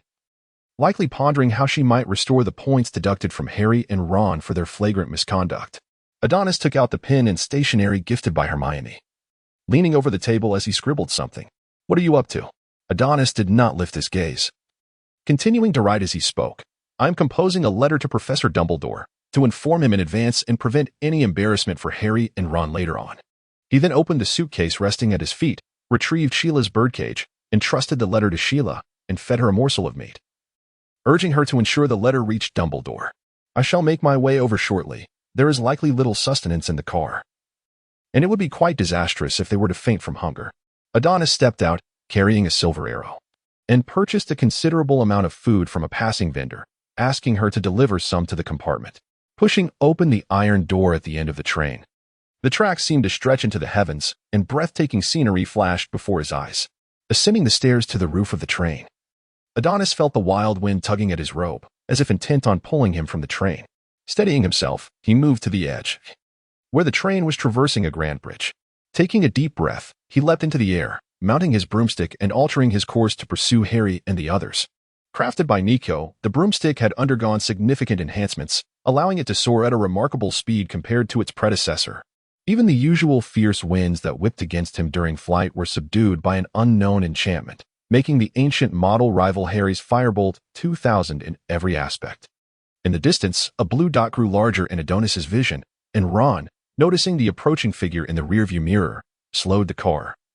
No longer in a rush to chase the Hogwarts Express, Harry, perched by the window, shouted excitedly, "Good afternoon, Adonis. Your broomstick is so cool."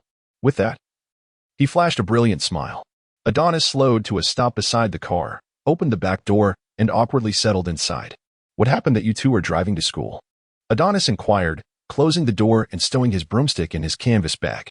Ron, restarting the car, grumbled. "We were following Ginny just fine until the entrance to the platform suddenly locked behind her. I almost knocked my head against it. Just wait until I find out who's responsible for this. They'll truly experience my wrath."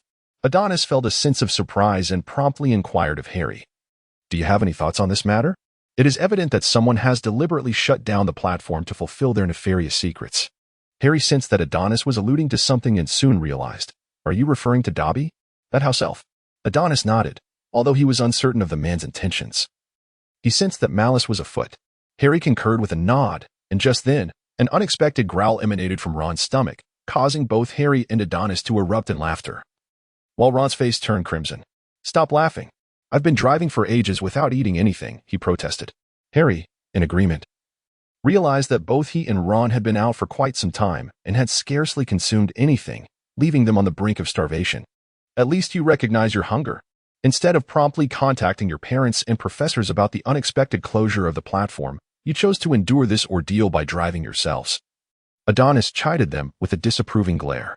It seemed Harry and Ron finally grasped that there might have been a more prudent choice than embarking on this journey themselves. Slapping their foreheads in realization of their folly.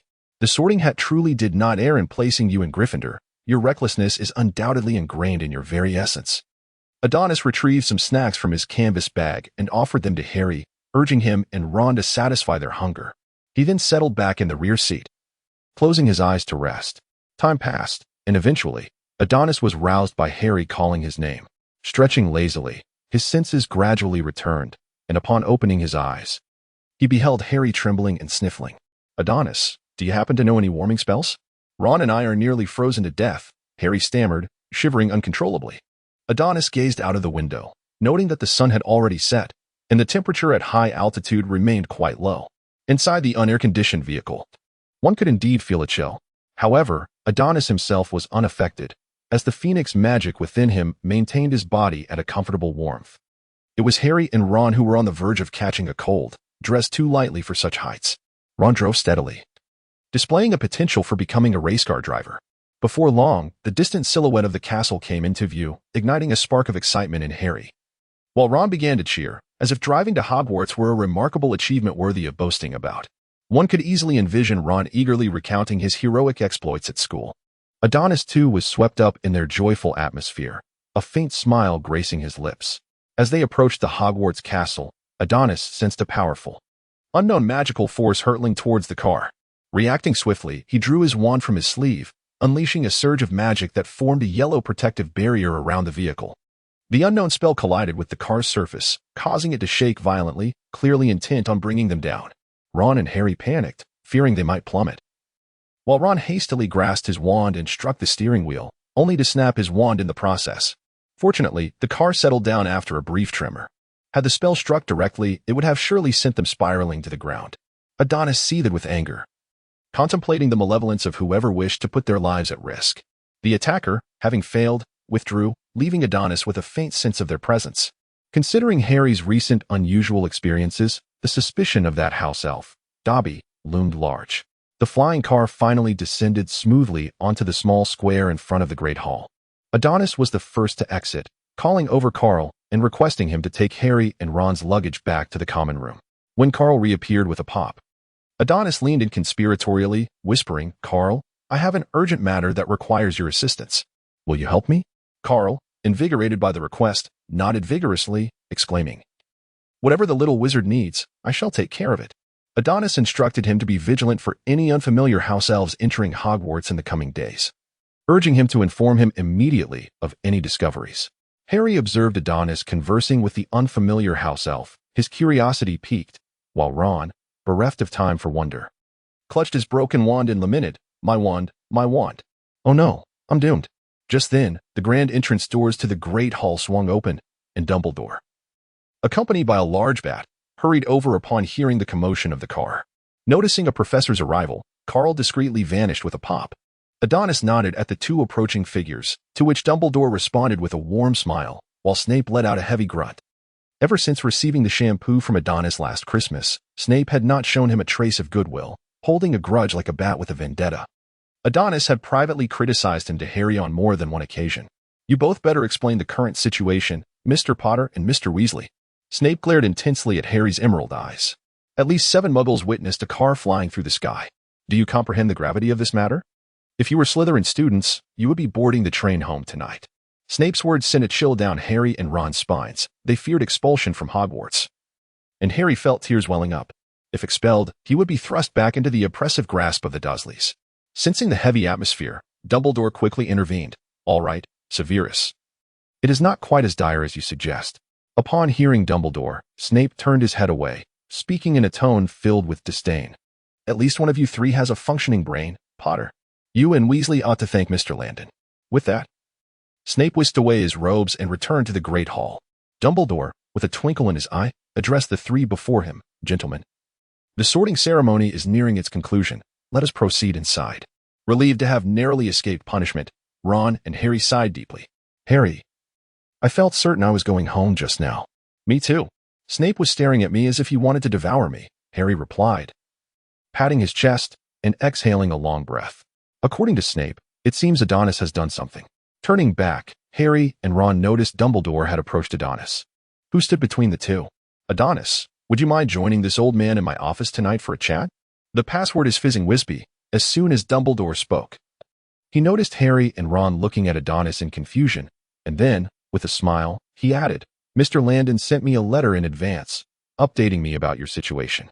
Thus, it is not as severe as Professor Snape indicated, but you will still face consequences for such reckless behavior." Upon hearing this, Harry understood and promptly draped an arm around Ron and Adonis, whisking them into the Great Hall before Adonis could react. As they left, Harry called back to Dumbledore. "See you soon." "Ah, the youth is indeed vibrant." Dumbledore chuckled. "This evokes memories of our past." Dumbledore gazed at the trio with a sense of nostalgia, as if recalling some long-forgotten tales. He lifted his eyes to the night sky, his gaze filled with an indescribable emotion. As Harry and his companions pushed open the grand doors of the hall, they captured the attention of all, drawing every gaze towards them. Momentarily overwhelmed by the spotlight, Harry found himself at a loss, while Ron seemed to have forgotten all about the wand, puffing out his chest in a manner reminiscent of a triumphant hero returning from battle. Adonis, indifferent to the gazes of others, made his way to his designated spot, waving gently to Luna, who was amidst the crowd awaiting Professor McGonagall's roll call, and offered her a warm smile. The girls standing beside Luna erupted with excitement, mistakenly believing that the handsome senior was greeting them and even smiling in their direction. Could it be that their springtime was finally approaching? With such an assertive senior, should she still maintain her reserve?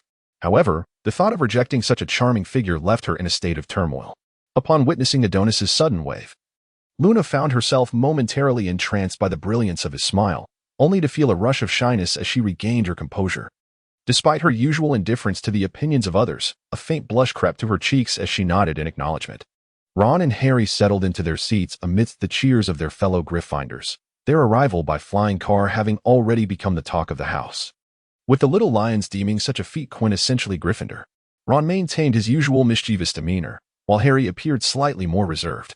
At that moment, Dumbledore entered the hall, his booming voice commanding silence and signaling Professor McGonagall to proceed with the sorting ceremony.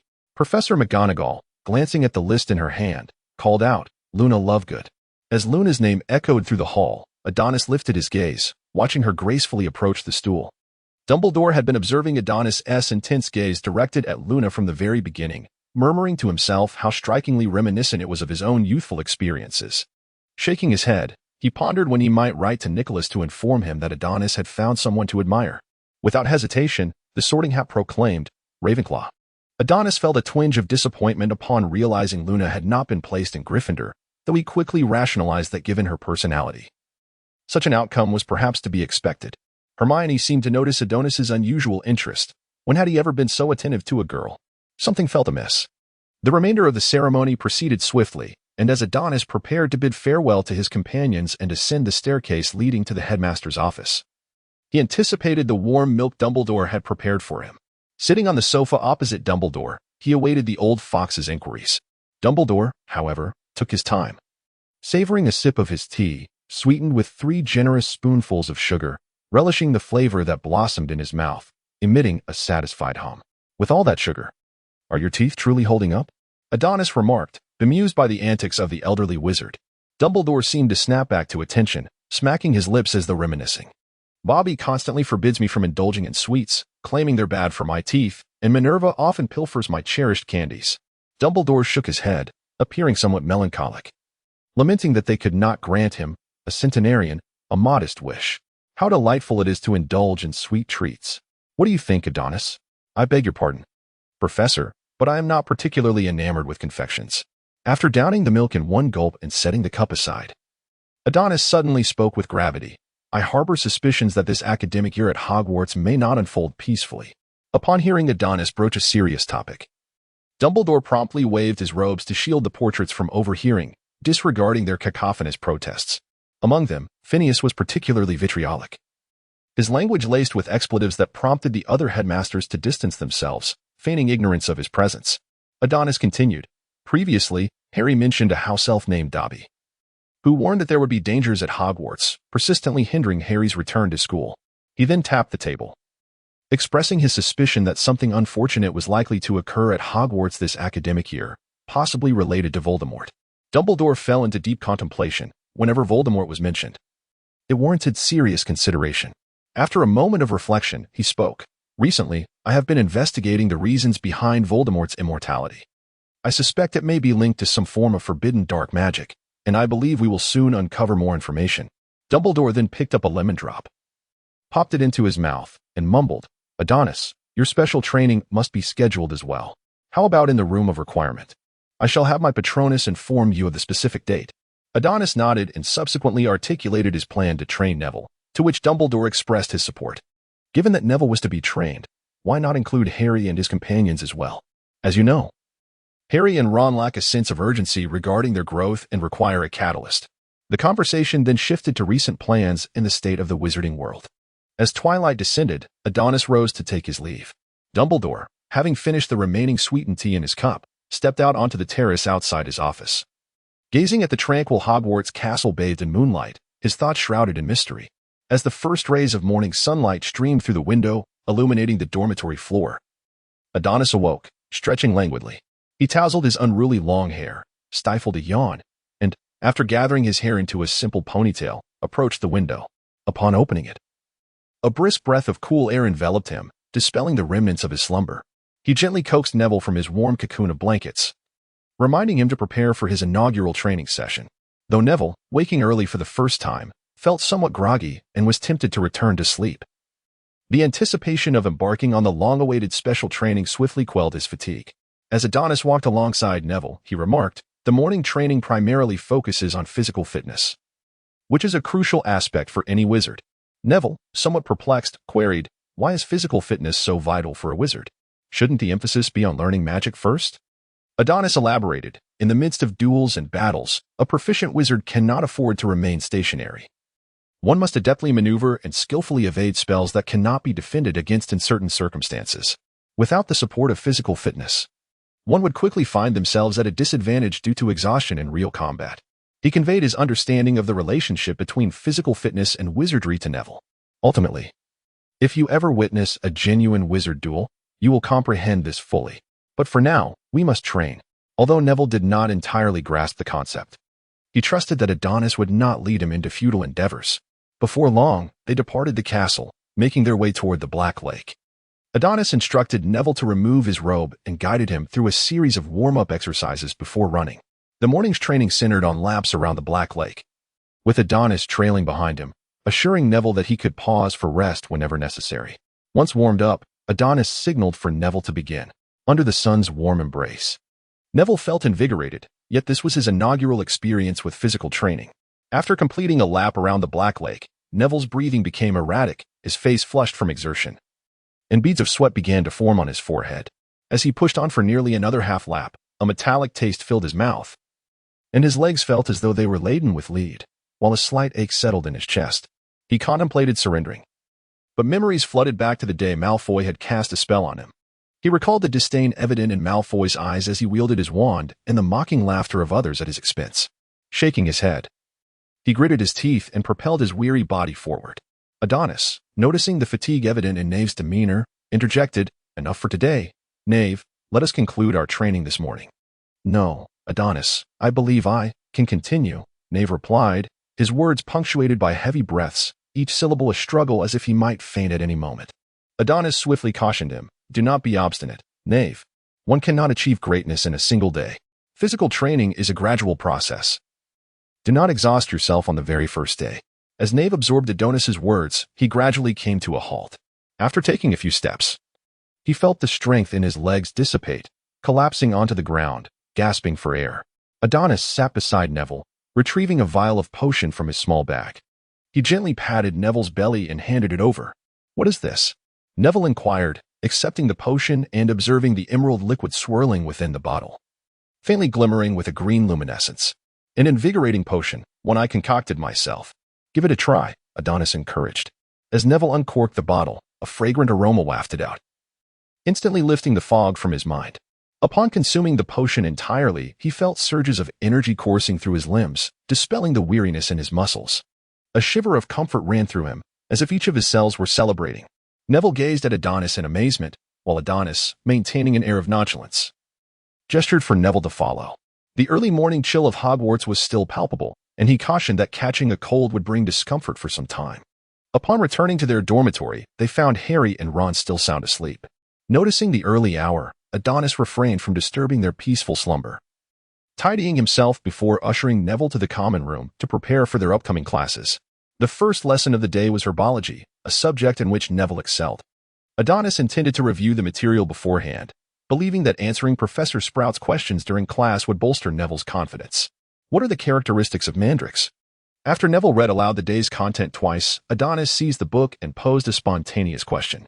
"The cry of the mandrake can be fatal," Neville answered. "What is the primary use of mandrake leaves?" Adonis inquired further. "To brew potions that restore those petrified or transformed to their original form." Upon completing his response, Neville erupted with excitement, exclaiming, "I've remembered it.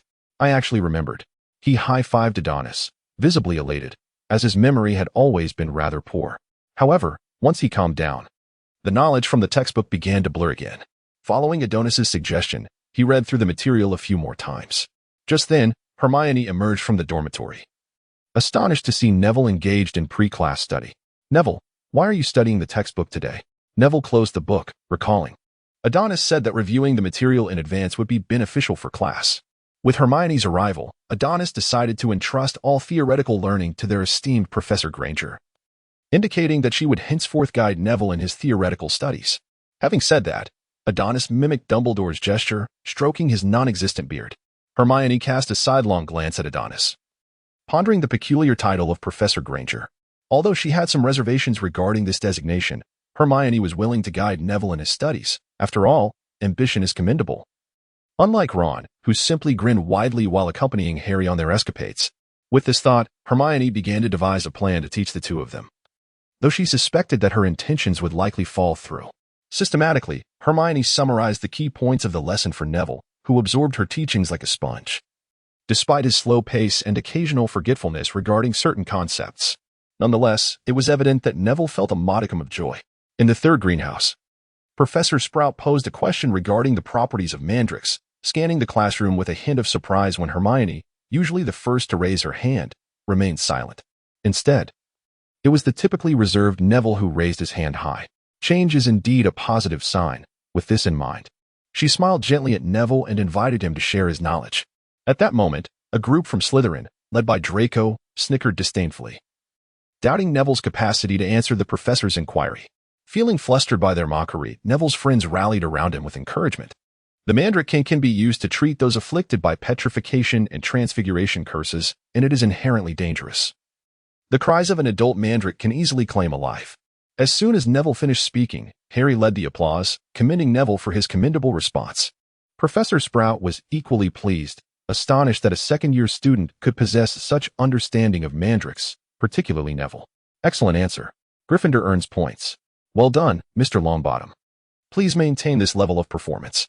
Hearing the professor's praise, Neville blushed slightly, while Harry affectionately draped an arm around his shoulders, exclaiming, "Well done."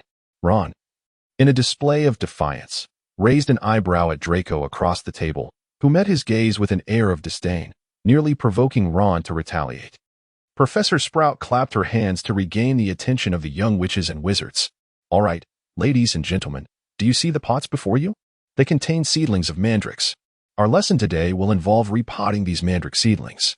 At this moment, Hermione raised her hand. "Professor, is repotting mandrake seedlings dangerous? After all, the cries of adult mandrakes can be fatal." At this moment, the young wizards began to realize the gravity of the situation, and many of them were overtaken by fear. Professor Sprout smiled gently and reassured, "Miss Granger, there is no need for concern. The cries of the mandrake seedlings are not lethal, but they can induce a deep slumber lasting several hours. Simply follow my instructions, and all will be well. Now, each of you, please take a pair of earmuffs from me." As the young wizards donned their earmuffs, Professor Sprout continued, "Once you have your earmuffs on, my voice will be muffled. So it is imperative that you pay close attention to my movements. Now, put on your earmuffs."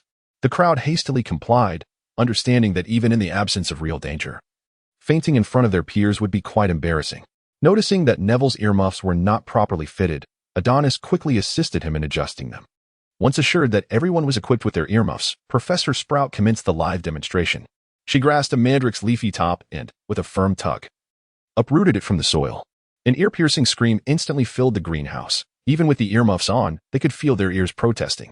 The mandrake in Professor Sprout's grasp was grotesque, resembling a gnarled ginseng root with a wrinkled visage, writhing incessantly, which was enough to send shivers down anyone's spine. Professor Sprout swiftly placed the seedling into a new pot, covering it with soil, and the cries ceased. She then gestured for everyone to remove their earmuffs. The actions of repotting and covering it with soil had to be executed swiftly, as exposure to the chill could compromise the mandrake's properties. Most importantly, she emphasized the necessity of wearing the earmuffs properly. Is everything clear now? Clear. Now that the earmuffs are properly checked, we may commence. As one mandrake seedling after another is uprooted, the greenhouse reverberates with a cacophony of cries, harsh and grating. Harry is revolted to the point of retching by the grotesque appearance of the mandrakes, while Draco foolishly inserts his finger into the mouth of one, only to be met with a painful bite, causing him to shout in distress. Neville, however, manages to suppress his discomfort and swiftly completes the professor's task, earning another 10 points for Gryffindor, which bolsters his confidence significantly. Today, Neville is quite elated. The little lions are straightforward in their praise, and upon learning that Neville has contributed 20 points to their house in herbology, they shower him with affirmation and encouragement. In stark contrast, Ron's day is rather dismal. His wand is broken, and during Charms class, every attempt at spell casting results in explosions or spells rebounding upon himself, rendering his performance comparable to that of Seamus. Not long after class, a veritable vacuum forms around him, prompting Harry to seek safety beside Hermione, for no one wishes to be unintentionally harmed by Ron's wand. Just earlier in the Great Hall during lunch, they learned that Professor McGonagall had summoned them to detention on the upcoming weekend, instructing Ron to polish trophies in the trophy room. Harry was meant to accompany him, but Gilderoy Lockhart forcibly commandeered Harry, insisting he assist in replying to fan letters. Throughout the morning, Ron appears to be devoid of spirit, akin to a mere shell. To compound his troubles, he is also subjected to mental torment, with the repercussions from home yet to arrive. After all, being caught flying by muggles is no trivial matter and breaches the statute of secrecy. He cannot fathom how his mother will chastise him. After lunch, Ron sits in the hall, attempting to mend his nearly severed wand with a roll of magical tape, while Harry observes, convinced that Ron is merely deceiving himself. "I'm done for, Harry." "Indeed, you are." After witnessing Ron's repeated failures, Hermione can no longer contain herself. "Ron, I truly do not understand why you persist in your quandary. Both Adonis and Harry have offered to lend you money for a new wand. Why do you refuse their generosity? Since Adonis acquired the vault key from Nico, he has ascended to the ranks of the elite wealthy. Harry, possessing the fortune of the Potter family, is also quite affluent." Both expressed a nonchalant attitude towards Ron's financial situation, asserting that they need not be overly concerned about such trifles among brothers. Upon hearing this, Ron felt a surge of annoyance. "My family doesn't even know what to scold me for, and I dare not incur any more debts." Hermione was about to interject, but her words were interrupted by the frantic hooting of an owl.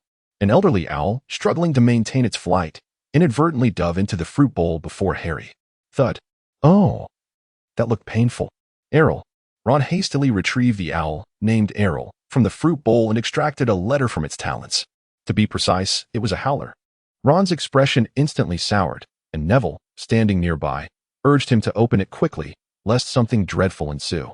Trembling, Ron unsealed the envelope, and suddenly, the letter levitated before him. "It's mouth agape." The voice of Mrs. Weasley, magnified 100-fold, resonated through the air, seemingly dislodging dust from the ceiling. "Ronald Weasley, how dare you?" The entire hall was drawn to the commotion, eager to discover who had the misfortune of receiving a howler.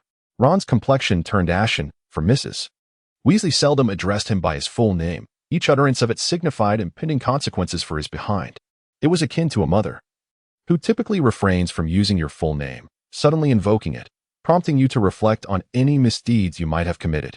Adonis swiftly cast a soundproofing spell around Ron, extinguishing the curiosity of the onlookers nearby. However, observing Ron's expression of sheer terror, it was evident that he had been subjected to a severe reprimand. Ultimately, a shout even escaped the confines of the soundproof barrier, delivering a few words to Ginny, whose complexion turned slightly awkward. It seemed she had indeed been drawn into a rather uncomfortable situation. Adonis also opened the letter that Sheila had brought him, a correspondence from the distant Paris, sent by Perennially, inquiring about the lady of his affections, Luna. Upon reading this, Adonis could not help but realize that some meddlesome bee had divulged secrets, and he cast a fierce glare at the elderly figure occupying the head of the faculty table. Dumbledore, noticing Adonis's indignation, was acutely aware that his little ruse had been uncovered. He promptly lowered his gaze, avoiding Adonis's stare in an attempt to alleviate the awkwardness of being caught in the act. As Professor McGonagall passed by the Gryffindor table, she approached Adonis and said, "Adonis, do you recall the suggestion I made to you last semester?" Adonis soon realized that Professor McGonagall was referring to the matter concerning the Transfiguration Club, and he promptly nodded. "Of course, Professor McGonagall, it is indeed an honor to join your club." Satisfied with his response, Professor McGonagall nodded in approval, stating that the first gathering of the semester would take place next Wednesday at 7 in the evening, and that she would have someone inform him of the location. Afterward, she handed Adonis a piece of parchment adorned with the image of a tabby cat lounging on a sofa. Harry, hesitant to eavesdrop openly on their conversation, waited until Professor McGonagall had departed before inquiring curiously, "Adonis, what did Professor McGonagall just tell you?" "About my joining her Transfiguration Club," came the reply. Adonis carefully tucked the parchment into his small satchel, his thoughts drifting to an unknown long table. Gilderoy Lockhart is indeed quite renowned in the wizarding world. Each tale he spins is captivating, leaving one yearning for more, as if the entire narrative unfolds before one's very eyes. This aspect of Lockhart is commendable. All of his female admirers are eager to believe he embodies the same bravery and strength as depicted in his books, to the extent that they cannot tolerate even the slightest slander against him. At this very moment, Hermione is fervently arguing, her expression one of indignation, because Ron uttered a disparaging remark about Lockhart. This morning, George and Fred told me that Lockhart had the audacity to ask them questions about his personal preferences during class. Ron complained to Harry, "Is that true? Did Lockhart actually do that?" Harry, somewhat incredulous, mused that despite his own reservations toward Lockhart, the standards for selecting professors at Hogwarts should surely not be so low. Indeed, the entire fourth year is buzzing about it. Ron insisted, adopting a look that demanded belief.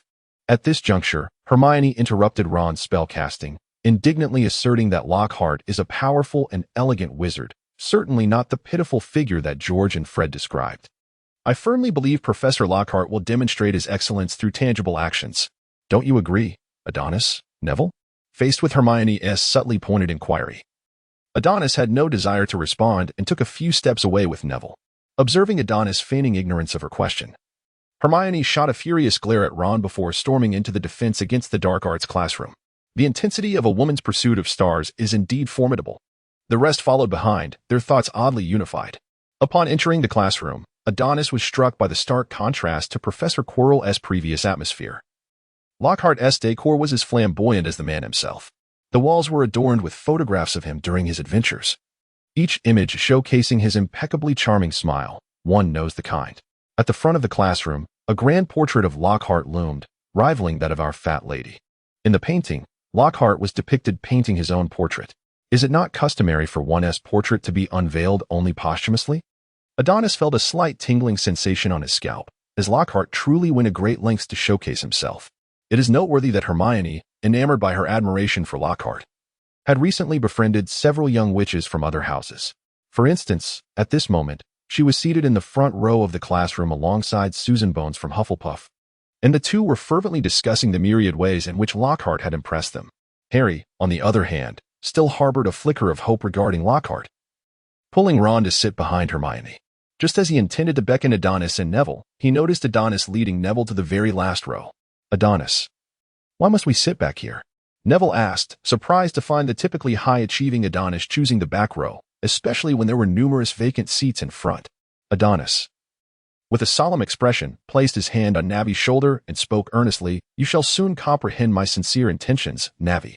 Just as the conversation continued among the group, a flamboyantly adorned peacock flung open the door to his office and strutted out. "Now, allow me to grandly introduce your new professor for the Defense Against the Dark Arts class." Gilderoy Lockhart flashed a smile he deemed exceedingly charming, captivating Hermione and a throng of female admirers. "That would be me." As Lockhart leisurely descended the staircase, he continued to extol his own virtues. "I am Gilderoy Lockhart, recipient of the third-class Merlin Award, an honorary member of the Dark Arts Defense League, and a 5-time winner of the Charming Smile Award from Witch Weekly. Yet, in my modesty, I seldom mention these accolades. Then perhaps it would be best to remain silent." Adonis wore an expression of disdain, pondering why some individuals incessantly boast about their accolades. Could it be a fade to mask their own inadequacies? For I do not rely on my charming smile to vanquish the banshees of Wanluin. Meanwhile, Lockhart's grin grew increasingly radiant, and Adonis seemed to perceive the pink hearts fluttering above the heads of the little witches in the front row. At that moment, Novice also bore a troubled expression. Exchanging a glance with Adonis, he wondered if he truly resembled what George had suggested earlier that afternoon. Adonis patted Neville on the shoulder, urging him to trust their professor of dark arts defense. How could you doubt him? At first, Neville felt a twinge of shame for questioning their instructor, but then he heard Adonis assertively declare, he must be just so. Noticing the lackluster response from everyone except for the girls in the front row, Lockhart felt a bit awkward. "I assume you all have purchased my complete set of books. Splendid. Now, let us engage in a brief assessment." With a smile directed at the girls in the front row, he inadvertently left Hermione quite flustered. As he distributed the papers, he reassured them, "Do not worry. This is merely to gauge your understanding of the material." Hermione beamed as Lockhart personally handed her the test, responding with a polite thank you before turning back to whisper with Susan. Harry and Ron felt a shiver run down their spines. Ron's expression upon seeing the questions was reminiscent of someone who had just tasted something unpleasant. Harry grumbled about the absurdity of the questions, only to catch sight of Hermione fervently writing, a confident smile gracing her face. Bewildered by the test in his hands, Neville wore a perplexed expression, while Adonis's face darkened.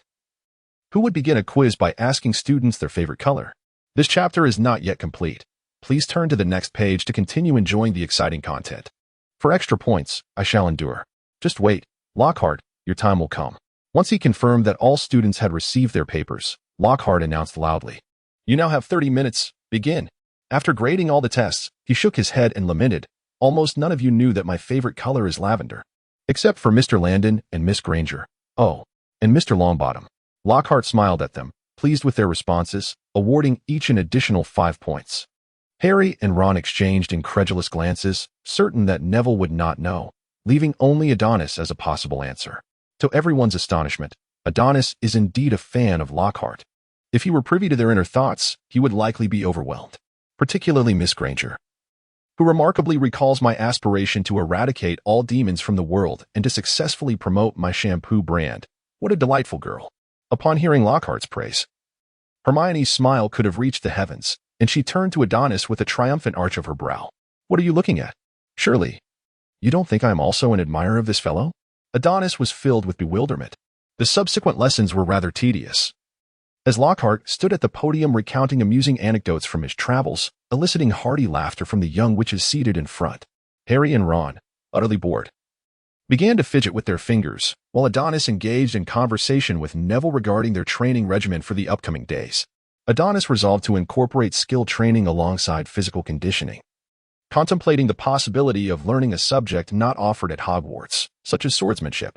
During dinner in the Great Hall, Ron inadvertently caught sight of Hermione's class schedule, his expression one of astonishment. "Why have you circled hearts around all of Lockhart's classes?" he exclaimed. Hermione immediately covered her schedule, her face flushing with indignation. Observing her flustered demeanor, Ron opted not to press further, shrugging as he resumed his conversation with Harry about Quidditch. With a sudden flash, the eyes of the assembly were momentarily blinded, as Harry noticed a diminutive first year from Gryffindor standing before him, clutching a muggle camera. "Hello, Harry. My name is Colin Creevey." He appeared somewhat nervous. "I apologize for taking your picture without your consent, but I was just so thrilled." As Colin spoke, it dawned on everyone that he was indeed an ardent admirer of Harry. "Mr. Potter has fans? Do you aspire to be a fool like Lockhart?" Draco's piercing voice echoed from the Gryffindor long table, flanked by Crabbe and Goyle as though they were his bodyguards. He should have known better than to speak ill of Lockhart in such a public forum, especially since a significant number of second- and third-year girls were infatuated with the pompous professor. Many Gryffindor girls shot Draco scathing glares, and Hermione was ready to deliver a sharp slap. "Mind your words, Malfoy." The reprimand did not solely emanate from the Gryffindor table. Even the Slytherin upperclassmen expressed their discontent with Draco. Realizing he had overstepped, his face stiffened, and just as he intended to depart, he was intercepted by a furious Professor McGonagall. "Mr. Malfoy, how dare you malign a professor in such a public setting?" Slytherin loses 20 points. It was evident that Professor McGonagall was genuinely irate.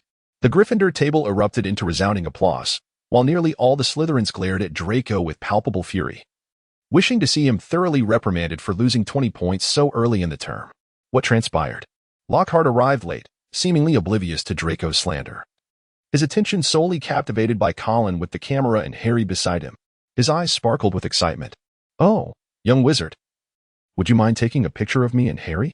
Before Harry could react, he was suddenly embraced by Gilderoy Lockhart, who flashed his signature smile at Colin while inhaling the rich aroma of his cologne.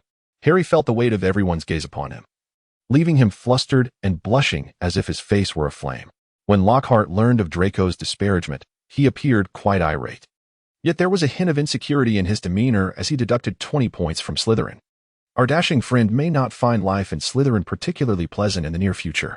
On a Saturday morning, Adonis stood by the dormitory window, gazing at the sun-drenched Black Lake, his thoughts adrift, whether contemplating the training session with Neville that evening or a certain girl who lingered in his mind. It seemed to be the latter. This week, he had scarcely encountered Luna, and surprisingly found himself yearning for her company, wishing to engage in conversation. With his hair tied back and donning his wizarding robes, Adonis prepared to stroll through the castle, harboring a subtle hope of encountering Luna somewhere within the halls. With this anticipation, he pushed aside the fat lady's portrait and descended the spiral staircase. In the astronomy tower, he encountered Peeves the poltergeist, who was tossing dung bombs at the walls, and an infuriated Filch, who was barking at the chaos. Adonis even witnessed Peeves launching a dung bomb straight into Filch's mouth. To avoid being embroiled in Peeves' mischief, Adonis quickly changed his route and headed toward the defense against the Dark Arts Tower, where he spotted a group of witches chattering animatedly around Lockhart, who appeared thoroughly pleased. relishing the adoration he received. If only his intellect matched his fame. Throughout his journey, many girls noticed Adonis, and several upperclassmen approached him, but he deftly deflected their advances. Suddenly, the Weasley twins emerged from nowhere, draping their arms over Adonis' shoulders with feigned nostalgia. Look how popular Adonis is. What do you think, George? If I were half as popular as Adonis, my head would be in the clouds. George shook his head in mock regret, then began to pinch Adonis' cheeks. Enough, enough. I have matters to attend to today and cannot indulge in your antics, Adonis replied, feeling slightly embarrassed in front of the crowd as he wriggled free from their playful grasp. Fred and George, seeing his discomfort, immediately adopted a pitiful expression. Adonis doesn't want us anymore, even though he used to. They acted as though Adonis were an unfaithful rogue. As Adonis took advantage of the sparse crowd, he swiftly distanced himself from the two lively individuals, uncertain of what further outrageous remarks they might utter. His illustrious reputation could not afford to be tarnished here. Descending the marble staircase, he pushed open the grand entrance to the shape-shifting courtyard, where the sunlight cascaded upon his face, momentarily blinding him. In that hazy brightness, he discerned a familiar and tranquil figure seated beneath a nearby tree, radiating a subtle glow in the sun's embrace. As his eyes gradually adjusted to the courtyard's brilliance, he recognized the silhouette as Luna, the one he had long cherished in his thoughts. At that moment, Luna had her back turned to him, seemingly absorbed in something unseen. Adonis approached gently, raising his hand in greeting, when he suddenly heard Luna acknowledge him. "Good morning, Adonis." Her voice, ethereal as when they first met, made his heart flutter. Adonis lowered his hand and moved beside her, gazing at Luna with a contemplative expression. Feeling the weight of his stare, Luna blushed slightly and could not help but inquire, "Is there something about me that seems amiss?" Adonis shook his head, expressing his curiosity about whether there was an eye growing on the back of her head.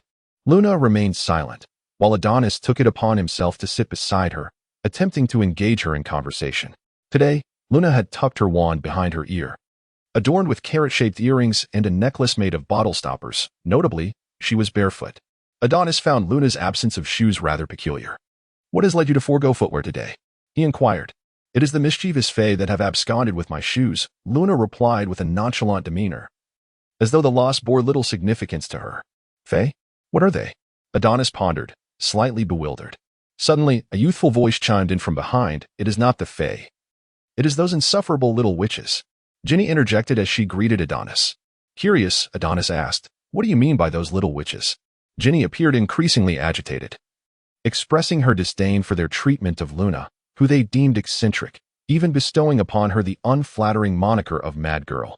And now, they had the audacity to hide her shoes. How utterly contemptible. Luna gently tugged at Ginny's sleeve, reassuring her, "It is quite all right. They simply disapprove of my attire and footwear. I am confident that my belongings will be returned." Her words bore a striking calmness, as if she were not the one being tormented. Adonis felt a slight heaviness in his heart. After pondering for a moment, he spoke, "Do not concern yourself with their opinions. Simply be yourself. To me, you are truly captivating." Suddenly, Adonis covered his mouth, and Ginny instantly reacted with a mischievous smile, looking at him with an expression that said, "I understand." It seemed that Ginny felt somewhat superfluous in that moment. She waved her hand and, after bidding farewell to Luna, hurried away. Luna, still a bit taken aback, felt her cheeks flush slightly upon hearing Adonis proclaim her charm, nervously clutching the hem of her top, appearing shy. Adonis too sensed that his words were somewhat inappropriate, and for a moment, he felt a tinge of embarrassment. "I'll go find your shoes. Please wait here," he said clumsily, dashing into the defense against the dark arts tower. Once his emotions settled, he waved his wand, and Luna's shoes flew towards him. Magic surged forth, and soon a pair of small leather shoes soared into Adonis's hands, which he cherished like treasures as he slowly approached Luna. Noticing someone coming her way, Luna lifted her head and saw Adonis holding her shoes. Remembering his earlier compliment about her charm, she lowered her gaze, unable to meet his eyes, and then, as if witnessing something extraordinary, her eyes widened in astonishment. The chapter is not over yet. Please turn to the next page to continue enjoying the captivating content. Adonis knelt on one knee, using magic to remove the dust from Luna's socks, and then placed her small leather shoes neatly in front of her. Luna appeared calm, as if nothing could disturb her inner peace, yet her flushed ears betrayed the rising tumult within her heart. Ginny, returning, was startled by the scene and covered her mouth in surprise. The sunlight illuminated the two of them, casting a captivating glow that was hard to look away from. Once Luna had donned her shoes, Adonis joined her under a tree to bask in the sun and engage in conversation. He discovered that Luna had unique perspectives on many matters, and though some of her thoughts seemed peculiar to others as their dialogue progressed. Adonis realized the wisdom in Luna being sorted into Ravenclaw. She possessed remarkable insight. Often, when Adonis spoke with a hint of confusion, Luna would begin to elucidate. Luna was acutely aware of everything happening around her, being misunderstood, facing exclusion, even being labeled as the crazy girl. Yet she remained true to herself, perpetually calm and indifferent to the opinions of others. Adonis deemed the situation rather unjust. However, he felt powerless to alter the public's perception of Luna. There was simply no way to do so at present, he mused. It brings me joy to converse with you, Adonis, Luna remarked, adjusting her attire and bestowing upon him a radiant smile. Adonis found himself entranced, his gaze fixated upon Luna's visage. Adonis, Adonis, she called, a hint of pink gracing her cheeks as her heart raced faster. Upon hearing Luna summon him, Adonis snapped back to reality, reflecting that he was not one to be swayed by mere beauty. So why was he so entranced by Luna? My apologies, Luna, I have overstepped, he stammered, scratching the back of his head in embarrassment. I have some matters to attend to, so I shall take my leave for now. Until next time. With that, he hurriedly departed. Observing Adonis's retreating figure, a gentle smile blossomed on Luna's face before she reverted to her usual serene demeanor. Perhaps the thoughts of a young girl are known only to herself. During lunchtime, Adonis encountered Navi in the hall. Navi appeared exceedingly animated. Recalling that just a few days prior, Adonis had mysteriously informed him of practical training sessions commencing every Saturday evening. Following a week of running training, Navi felt considerably more robust, believing that the forthcoming practical exercises would be mere trifles. It was perplexing how confident Navi had become, especially without having faced the harsh realities of life yet. However, throughout Navi's meal, notably even after he finished his plate of meat, Adonis remained uncharacteristically reticent, failing to mention anything regarding the training. Unable to contain his curiosity any longer, Navi leaned closer to Adonis and whispered, Adonis, where shall we train tonight? He spoke as if they were about to embark on an intimate rendezvous. Adonis had been lost in thought, but his musings were abruptly interrupted by Nawaira. Upon noticing the fragmented pieces of steak on the plate, he felt a twinge of awkwardness. Clearing his throat and straightening his posture, he declared, Tonight, I shall take you to witness my secret hideaway. Secret hideaway. Ron, having been attentively eavesdropping on the whispered conversation between Nawaira and Adonis, couldn't contain his excitement upon hearing such thrilling news. He let out an involuntary exclamation, drawing the attention of those around him, realizing that he had been too exuberant. Ron swiftly covered his mouth in embarrassment. Upon witnessing the scene, Adonis pressed his forehead in exasperation. However, Harry seized upon the crux of the matter and, lowering his voice, inquired further. Even Hermione, having set aside her quarrel with the ghostly apparition, subtly shifted her position, appearing nonchalant while, in truth, she was all ears. Observing the eager expressions of his companions, Adonis leaned in closer and whispered, After dinner, let us convene outside the Defense Against the Dark Arts classroom. Suddenly, he shifted his tone, his visage turning grave as he fixed his gaze upon Ron. However, given that there is an unstable element among us, I am contemplating whether to terminate the arrangement. Hermione and Harry quickly grasped the implications. They were preparing to venture to Adonis's clandestine hideout, and Ron, with his penchant for boasting, would undoubtedly spread the word, rendering the secret lair common knowledge. Ron protested vehemently, declaring, This is an outrageous slander. I, Ron, am the epitome of discretion. Adonis rolled his eyes, pondering who had been so audacious as to boast about their adventurous exploits at the end of last semester, making it known to all that Ron Weasley was the valiant hero thwarting the nefarious schemes of dark wizards. Ultimately, under Ron's fervent assurances, the group resolved to include him on their journey. Before the Defense Against the Dark Arts classroom, Adonis observed that everyone had gathered. He nodded and gestured for them to follow, leading the four down the steps in front of the classroom, taking a right turn and halting before a wall. What do you see? Adonis inquired, his question leaving the others somewhat bewildered. A wall. What was so special about that? Ron questioned, noticing the puzzled expressions on their faces. Adonis then extended his hand toward Neville, signaling him to take hold. The moment Neville clasped Adonis's hand, he witnessed the wall before him morphing, as if it were dissolving, gradually revealing a small space hidden behind it. Astonished, Neville gasped in disbelief. Observing Neville's reaction, Harry waved his hand in front of him and, mimicking Neville, grasped Adonis's other hand. As he beheld the wondrous spectacle unfolding before them, he couldn't help but marvel at the enchanting power of magic. At this moment, Adonis began to elucidate. This corner has been veiled by an illusion, serving to conceal the secrets of the hidden base behind the wall. Subsequently, the group, under Adonis's guidance, approached a Gothic floor clock. What distinguished this clock was that the tips of its 3 hands represented the sun, the moon, and the stars. Hermione, focus your attention. I shall demonstrate it to you. Suddenly called upon by Adonis, Hermione snapped back to reality, witnessing Adonis draw his wand and strike the 3 hands in a specific sequence. Then, the group heard a click emanating from within the clock, and the 3 hands whirled rapidly until they aligned, causing the face of the clock to swing open like a door, revealing an inner passageway. As for why he addressed Hermione, he mused. Do you think Harry and Ron would be able to remember the sequence of strikes? Merlin. Ignoring Ron's exclamation, Adonis stepped into the passage first, seeing him move forward. Neville hurriedly followed suit, while Hermione tugged on Harry, urging him to follow as well. After traversing the narrow, dimly lit corridor for a while, the environment suddenly opened up, revealing a spacious room illuminated by gradually igniting torches, with beams of light streaming through the iron grates in the ceiling. In one corner of the room lay a disarray of armor and weaponry, alongside several training dummies. Wow, this place, Harry found himself at a loss for words. And Neville promptly took over, exclaiming, "It's a perfect training ground." The fact that Adonis was training Neville was hardly a secret within their small circle. Yet Harry and Ron remained quite curious about the manner in which Adonis would conduct today's session. The two had already procured a few wooden chairs on the sidelines, eager to observe the unfolding spectacle. Adonis summoned Neville. Neville, your training objective is to successfully strike the mirror affixed to the chest of the training dummy under the magical assault of the spell. You should be able to handle a simple magical impact, correct? Upon seeing Neville nod, Adonis rummaged through his pocket and produced an exquisitely adorned mirror. He then repositioned a training dummy beside him and, using transfiguration, seamlessly embedded the mirror into the dummy's chest. This chapter is not yet concluded. Please proceed to the next page for further reading. With a gentle flick of his wand, the mirror came to life, causing the dummy to rotate once before it brandished an old wooden stick. Adonis then arranged several wooden crates to serve as cover and obstacles, ensuring that everything was in place. He positioned himself approximately 15 meters away from the dummy and signaled Neville to concentrate.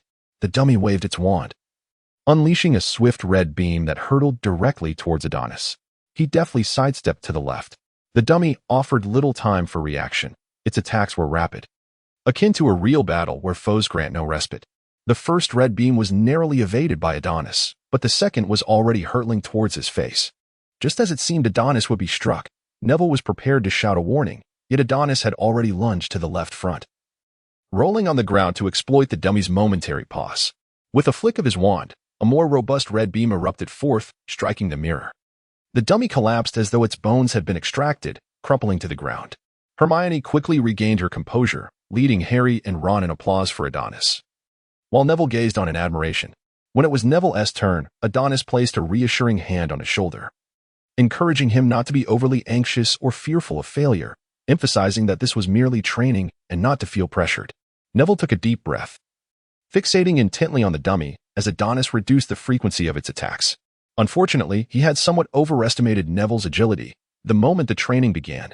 Before Neville could react, the dummy's assault sent him flying. Bang! Oh! The trio of onlookers could not help but express sympathy for Neville's painful plight, turning their faces away in concern. That must have hurt, Ron. I think so too. Why don't you give it a try, Harry? You should be able to handle it. Why don't you go? You know, I've been afraid of pain since childhood. Adonis swiftly deactivated the dummy and rushed over to assist Nawi, who was feeling rather dejected, wishing he could find a crevice to hide in. Observing Nawi's woeful expression, Adonis gently patted him on the shoulder, encouraging him with a reassuring, "Let's try again." Following this, he transformed a nearby chair into a large net behind Nawi to prevent him from falling again, as it would be detrimental to his confidence. This time, Nawi learned from his past experience. As soon as Adonis activated the dummy, he dashed toward the nearby obstacle. Although he evaded the initial burst of red light, the dummy anticipated his next move and sent him flying. Fortunately, he was caught by the net and slid to the ground. Nawi, don't just focus on dodging. Pay attention to your opponent's movements, Adonis urged as he helped Nawi to his feet, brushing off the dust from his clothes. You're doing well. Keep it up. However, In the subsequent attempts, Nawi was struck by the dummy due to his delayed reactions. To evade attacks while running, consider rolling forward, Adonis advised. As soon as he uttered these words, Nawi immediately complied. Yet, as he began to roll, he found himself unable to continue, providing the dummy with the perfect opportunity to seize him. The force of the hit was considerable, causing Nawi to tumble through the air several times before being caught by the net, leaving him feeling as though his bones might shatter. Seeing this, Adonis decided not to let Nawi continue with the training. He sat beside him, preparing to summarize the session and correct Nawi's running and rolling techniques. The three little ones approached to express their sympathy for Nawi, as being knocked away must have been quite painful to witness. Before leaving, Adonis handed Nawi a bottle of invigorating potion, hoping to mend the scrapes and bruises on his body. Ron expressed his curiosity about the taste of the potion, to which Adonis nonchalantly gestured towards a standing dummy and replied, "You can take a few hits from the dummy, and I'll give you a bottle." On Monday morning, the first class was once again Hermione's favorite, Defense Against the Dark Arts. Harry and Ron were perplexed by Hermione's obsessive admiration for Lockhart, which had reached a blindly fervent stage. Even when Ron complained about Lockhart within earshot of the little witch, he found himself on the receiving end of a lecture. For instance, on their way to class, while Ron was quietly grumbling to Harry about Lockhart, Hermione suddenly tapped Ron's arm, exclaiming, "Ron, you cannot speak ill of Professor Lockhart, but he really seems quite unreliable." "Don't you think so, Harry?" Ron retorted, feeling unusually assertive in Hermione's presence. Before Harry could respond, Hermione swiftly silenced Ron. "Be quiet, Ron. Have you read the books he has written?" Hermione immediately flipped open her copy of Magical Me, not caring how many pages she turned, and promptly smacked the book against Ron's face, speaking rapidly. "The events in the book are so vivid. If he hadn't experienced them personally, he could never have written them." "Oh no. Stop it, Ron. Professor Lockhart must be concealing his true power. He is undoubtedly a formidable white wizard," Hermione concluded, and with that, Ron let out a heavy huff, turning away to leave in a hurry. Harry, bewildered by the sudden turn of events, wondered aloud, "Aren't you going to ask for my opinion? Is my perspective really that unimportant?" Adonis draped an arm over Harry's shoulder, his gaze flitting between Ron and Hermione, harboring considerable hope for this pair of star-crossed lovers. After all, Hermione always exhibited a bold and forthright demeanor in front of Harry and himself, yet with Ron, there was an unmistakable shift in her disposition. Perhaps this was the age-old dilemma of the participant being blinded by emotion while the observer remains clear-headed. As he pushed open the classroom door, Adonis felt a sharp sting in his eyes. Can one truly endure the sight of a group of overly polished Gilderoy Lockhart, preening and posing in all his ostentation, flashing a smile that he believed exuded charm? Harry felt as though he might develop a twitch. Following a recent debate with Hermione about Lockhart, Ron's disdain for the man had intensified, prompting him to lean on Neville's shoulder and feign retching. It was baffling how the ladies could be enamored by such a pompous charlatan. Lockhart was clad in his familiar white cloak adorned with golden thread, enveloped in a heavy cloud of cologne. However, today was marked by an unusual addition. A cage covered with blue fabric dangled from his hand. He approached the podium, bestowing upon the front row witches a dazzling smile that left them starry-eyed. Then, he clapped his hands, adopting a grave expression as he proclaimed, "Now, pay attention, ladies and gentlemen. You are about to encounter a most fearsome creature. They are indeed dangerous, but do not panic. With me, the illustrious Gilderoy Lockhart, at your side. You shall not suffer even the slightest harm, I assure you." Following this, he flashed his trademark grin, prompting Ron to wish he could rip the man's mouth from his face. Harry, unable to resist, peered out from behind a stack of books, eager to catch a glimpse of the perilous creature Lockhart spoke of. Lockhart, noticing the effect of his words, beamed even more brightly, placing his hand upon the blue cloth, declaring, "I hope you are not frightened by their fearsome appearance." At this, Neville instinctively shrank back, feeling a twinge of apprehension. After all, if the professor spoke so ominously, it surely suggested that the creature could be something truly terrifying. Adonis stood with his arms crossed, exuding an air of anticipation as he awaited the unfolding spectacle. He harbored little faith in Lockhart's ability to summon any perilous magical creature, especially one confined within a cage barely half his height. It seemed merely an exaggerated tale. When the blue cloth was lifted, lo and behold, a Cornish pixie. It is worth noting that Cornish pixies are classified as magical creatures of the XXX level, suggesting that our esteemed Professor Lockhart possesses some semblance of competence. Insert playful emoji here. The crowd erupted into laughter, as if witnessing a comical scene. with Simon mockingly exclaiming, "Is it truly a Cornish pixie?" Observing the disdainful expressions on the faces of the young wizards, Lockhart's composure began to falter. Clearing his throat, he asserted, "Indeed, Mr. Monaghan, this is a freshly captured Cornish pixie." Ron could not suppress a derisive snicker, prompting Lockhart to bristle with irritation. "Mr. Weasley, do you have any insights to share?" Upon hearing Lockhart's inquiry, Ron's impatience grew. "Professor, as you can see, they are not nearly as dangerous as you have suggested." "Are they?" Lockhart, feeling the heat of embarrassment flush his face, shook his head defiantly. "Do not be so certain. They could very well be cunning little mischief makers, akin to devils." To be fair, these Cornish pixies were indeed quite unattractive, with their slate-gray skin, gaunt frames, pointed faces, and large, dark eyes. They flitted about the cage restlessly, emitting sharp, piercing shrieks that hardly aligned with the notion of elegance. "What? You say fairies are equally unsightly? Well, let us disregard that remark." At this moment, Lockhart began to exhibit his usual theatrical flair. He rapped on the cage, addressing the crowd with utmost seriousness. "Now, let us see how you handle these little demons." Without affording himself or anyone else a moment to prepare, he flung open the cage door. Instantly, the classroom erupted into chaos. The pixies swarmed like flies, wreaking havoc by toppling neatly stacked books, scattering Lockhart's photographs, and even shattering the classroom windows, leaving shards of glass strewn across the floor. A few audacious pixies even took to assaulting Draco's visage. They seized ink bottles and splattered ink across the classroom, tearing paper into shreds, and several pixies even set their sights on Adonis's head, their fate sealed as they were swiftly petrified and sent crashing to the ground. Lockhart, witnessing the pandemonium, attempted to regain some semblance of control. "They are merely a group of pixies.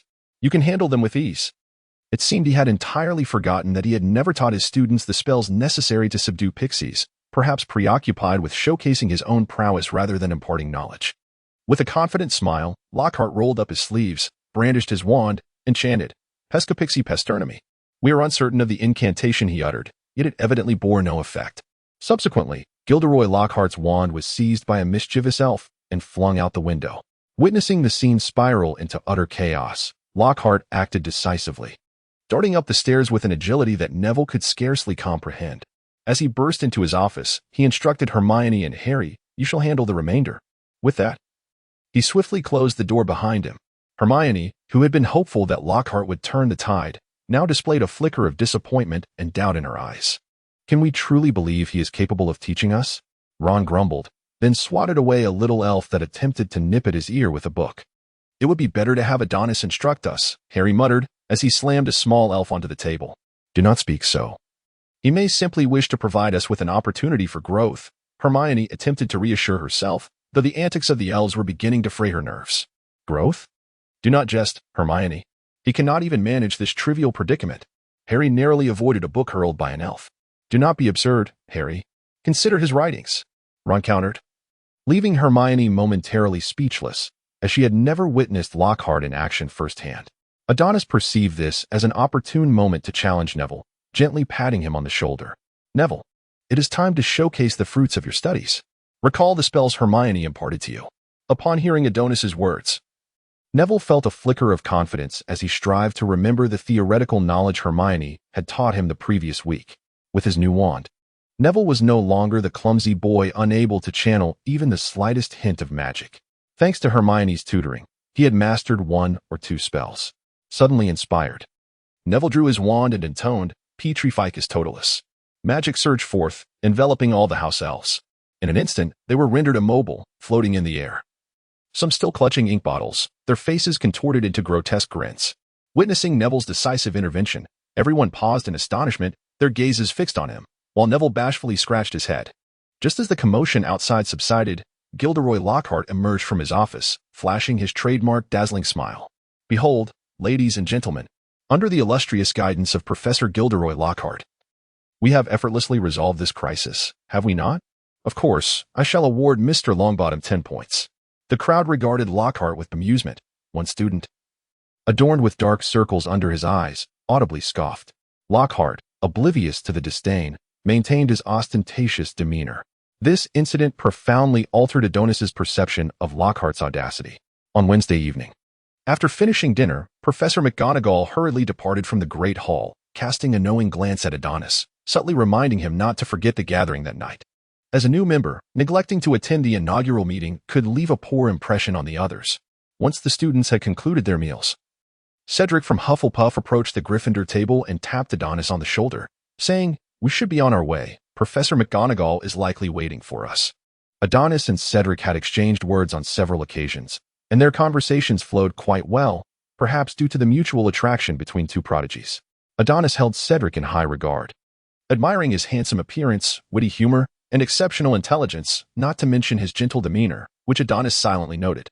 If there were a ranking of the most desirable wizards at Hogwarts, Cedric would undoubtedly claim the top spot. After all, which girl could resist a charming gentleman from a good family?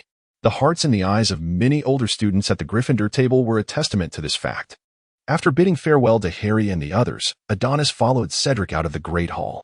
"I say," Adonis remarked, suddenly wearing a teasing smile, "our dashing and captivating Mr.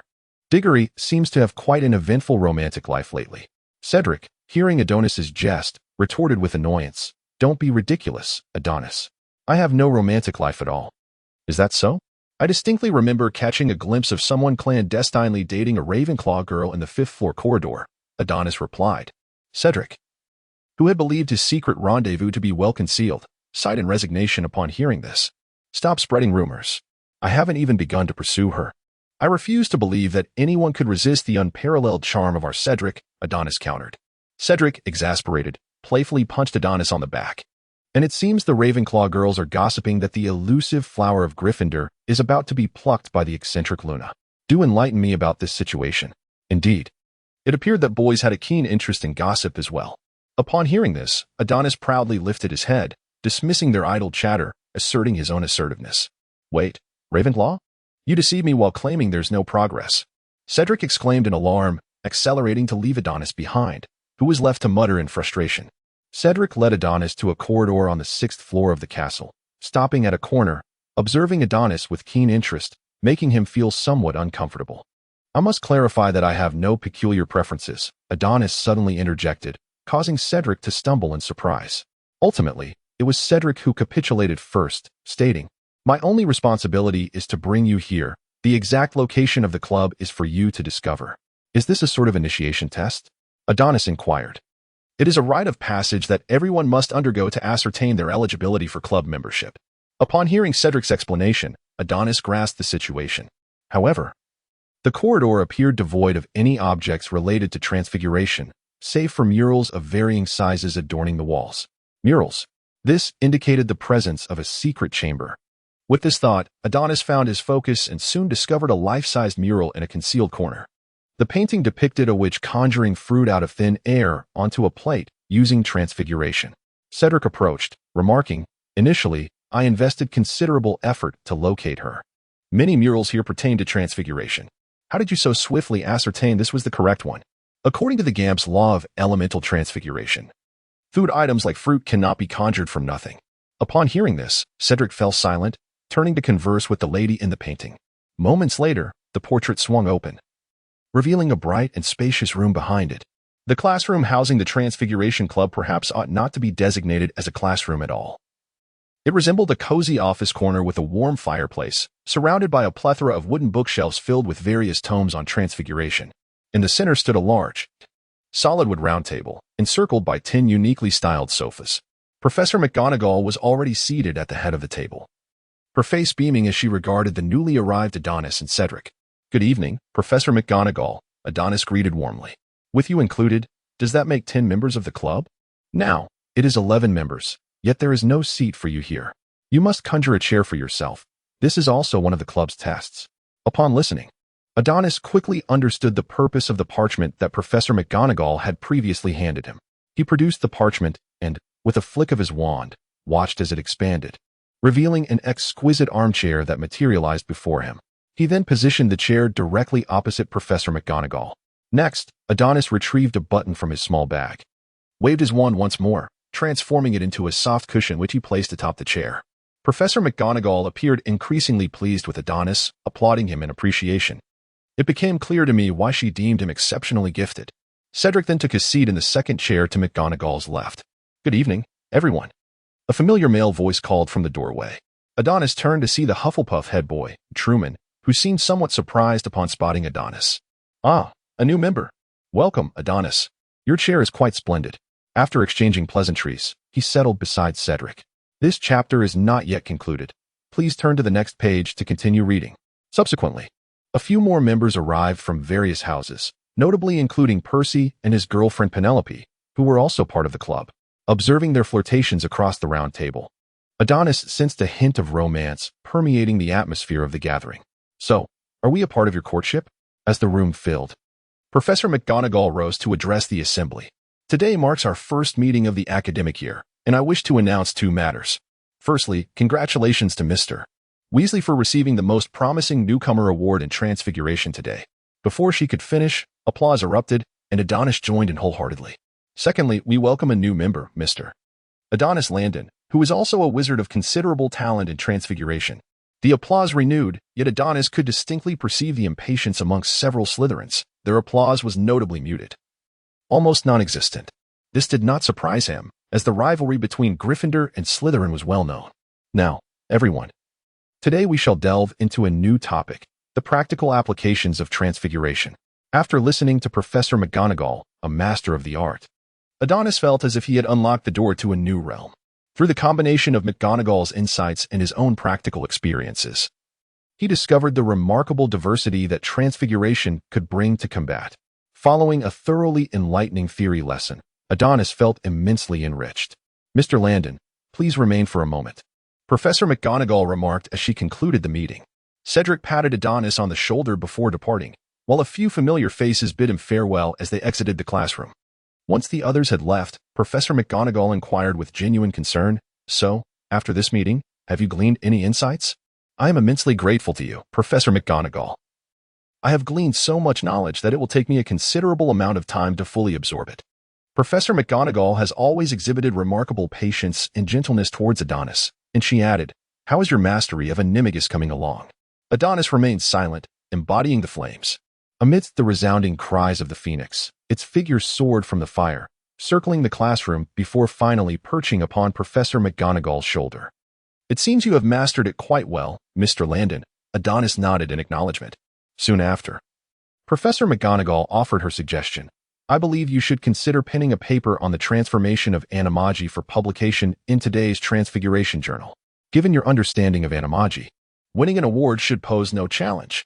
Adonis nodded in agreement and then took to the skies, resuming his true form to engage in a detailed discussion with Professor McGonagall regarding the intricacies of publishing a paper. That afternoon, with no classes scheduled, Adonis tidied his blanket and cushion in preparation for a rendezvous with Luna. Indeed, you heard correctly, a date. Just yesterday, Adonis had an unexpected encounter with Luna outside the auditorium, and after a brief conversation, she had taken the initiative to invite him, inquiring if he would be interested in exploring some magical creatures with her. Adonis, of course, was eager to accept. Meanwhile, Harry and Ron were engrossed in a game of wizard's chess at the common room coffee table. It was perplexing to observe Harry's persistence. Despite being thoroughly defeated by Ron time and again, he continued to return for more. If only such tenacity could be applied to his studies. Surely he would not find himself, time after time, sheepishly glancing at Hermione's disapproving expression over their homework. Neville, on the other hand, was making remarkable progress. Under the guidance of Professor Granger, he had begun to answer questions in class more frequently, and coupled with his considerable talent in herbology, Madame Sprout now regarded him with increasing fondness. As Harry watched his king fall to Ron's queen, a sense of frustration washed over him, and he looked up just in time to notice Adonis descending the staircase. "Where are you off to?" he inquired. "The weather is quite pleasant. I intend to bask in the sunlight," Adonis replied, his face betraying no hint of embarrassment as he spun his tail. The others were accustomed to such antics and assumed Adonis was merely planning another secretive endeavor, so they returned to their own activities, none the wiser. As Adonis gently pushed open the grand door of the castle, he caught sight of a familiar silhouette standing on the path leading to the forbidden forest, gazing intently into the distance. The afternoon sun cast a warm glow, illuminating the young girl's figure as if she radiated light. Adonis hastened his steps, swiftly approaching her before quietly positioning himself behind her with his hands clasped behind his back. Just as he prepared to tap Luna on the shoulder, she turned to greet him first, saying, "Good afternoon, Adonis." Adonis appeared somewhat dejected, seemingly lamenting, Why is it that you always manage to uncover my secrets? Do you truly possess an extra set of eyes on the back of your head, Luna? Not at all, she replied. It's merely a sensation. A feeling that you have arrived. For reasons unknown, upon hearing Adonis's complaints, Luna felt a sudden wave of anxiety. Subsequently, she blushed at her own impulsive words. Lowering her gaze and choosing to remain silent, Adonis found himself momentarily bewildered by Luna's words. Was she implying that they shared a deep connection? He quickly shook his head, dismissing such fanciful notions. Perhaps she meant something entirely different, and indulging in such thoughts alone was absurd. Is it just the two of us? He mused. I had anticipated you would invite Ginny. Luna pondered for a moment before responding. I did mention it to her, but she has seemed rather peculiar lately. As if she is perpetually anxious. Has something transpired? I attempted to inquire, yet her answers were rather ambiguous. Upon hearing this, Adonis sensed that Ginny might be harboring some unspeakable concern. He decided it best to refrain from probing further, allowing her to disclose her thoughts when she felt ready, lest he inadvertently exacerbate the situation. Then, as if presenting a treasure, Adonis retrieved a small handbag shaped like a carrot from his satchel and offered it to Luna. Her eyes lit up with surprise. What is this? A gift for me? Seeing her joy upon receiving the present filled Adonis with a sense of fulfillment. This is a handbag enhanced with a seamless expansion charm, allowing you to store numerous items within it without fear of losing anything. I chose the design to complement your carrot-shaped earrings, and I've cast a spell to ensure that only you can open it.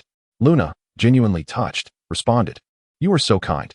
The simplicity of her words left Adonis momentarily speechless, and he turned his head to the side, gently touching his nose, and murmured, As long as you like it.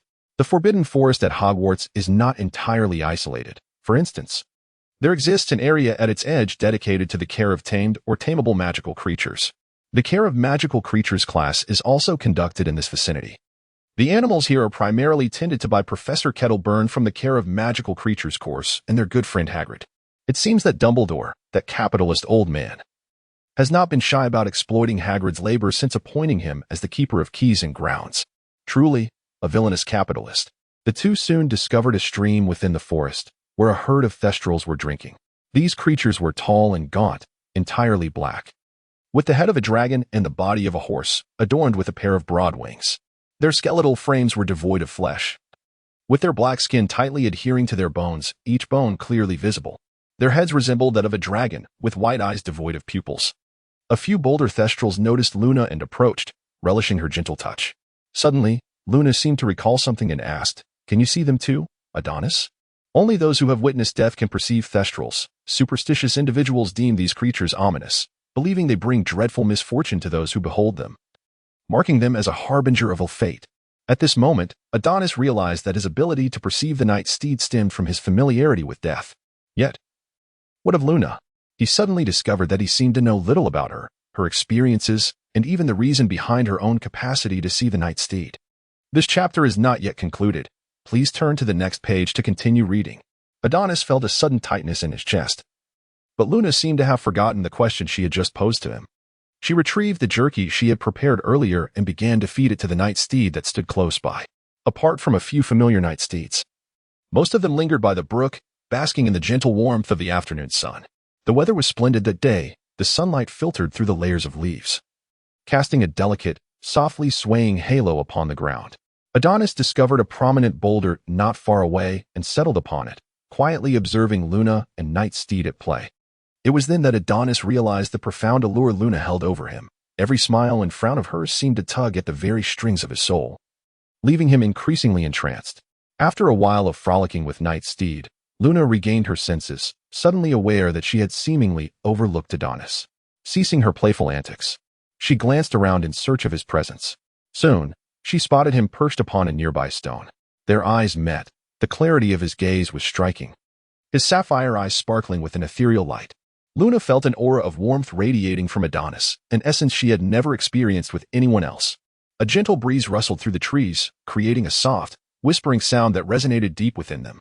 Abruptly, Night Steed's loud whinny broke the spell, yanking both back to reality. Realizing their actions might be inappropriate, they turned their heads away, avoiding each other's gaze. After what felt like an eternity, Adonis was the first to shatter the silence. You haven't introduced me to your companion, Night Steed, he remarked. Luna turned to him, her expression betraying a subtle hint of fluster as he drew nearer. Despite her hushed tone, Adonis caught her murmured words, so mischievous. The breeze today feels particularly gentle. Have you heard? Gryffindor has clashed with Slytherin again. Do tell me what transpired. Two first-year Ravenclaw girls were gossiping beside the fountain in the main hall. Do you know that Weasley from Gryffindor? One asked. With so many Weasleys, how could I possibly know which one you mean? Came the reply. Ron Weasley, it seems he has encountered some misfortune. The girl who initiated the conversation said earnestly. Adonis had just exited the library and was on his way back to the Gryffindor Tower when he overheard Ron's name while passing by a fountain. Immediately, he altered his course and approached the two young ladies, politely inquiring, "Good day. I apologize for the interruption, but could you enlighten me on what has transpired with Ron?" The two girls, engrossed in their gossip, were momentarily taken aback by the interruption. Initially, they exhibited a hint of annoyance, but upon turning to behold Adonis's handsome visage, their irritation waned. After all, it was hard to dismiss such striking features. The girl who had initially shared the gossip smoothed her clothing and flashed a self-assured smile, believing it to be charming. I heard from a girl in Slytherin that a conflict arose between Gryffindor and Slytherin regarding the ownership of the Quidditch pitch.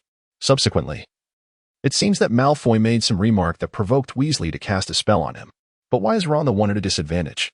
Adonis found himself puzzled by this. Did this not seem like an advantage for Ron? Given his temperament, one would expect him to retaliate against Draco without hesitation. I'm not entirely sure of the specifics, she continued. Realizing he was unlikely to glean further details, Adonis expressed his gratitude and hurriedly made his way towards the castle's exit. Knowing that the group was likely with Hagrid at this moment, Adonis approached Hagrid's modest abode and rapped lightly upon the door. Hagrid promptly emerged, his countenance clouded with anger, causing Adonis to momentarily falter, fearing he had inadvertently provoked Hagrid's ire.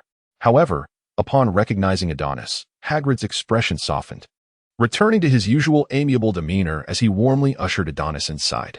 Adonis found himself somewhat bewildered by Hagrid's abrupt change in temperament. It has been quite a while since you last visited me, Adonis. Do come in. I just thought Professor Lockhart had arrived with his sign books, Hagrid remarked, rolling his eyes, which resembled dark beetles, and adopting an air of exasperation.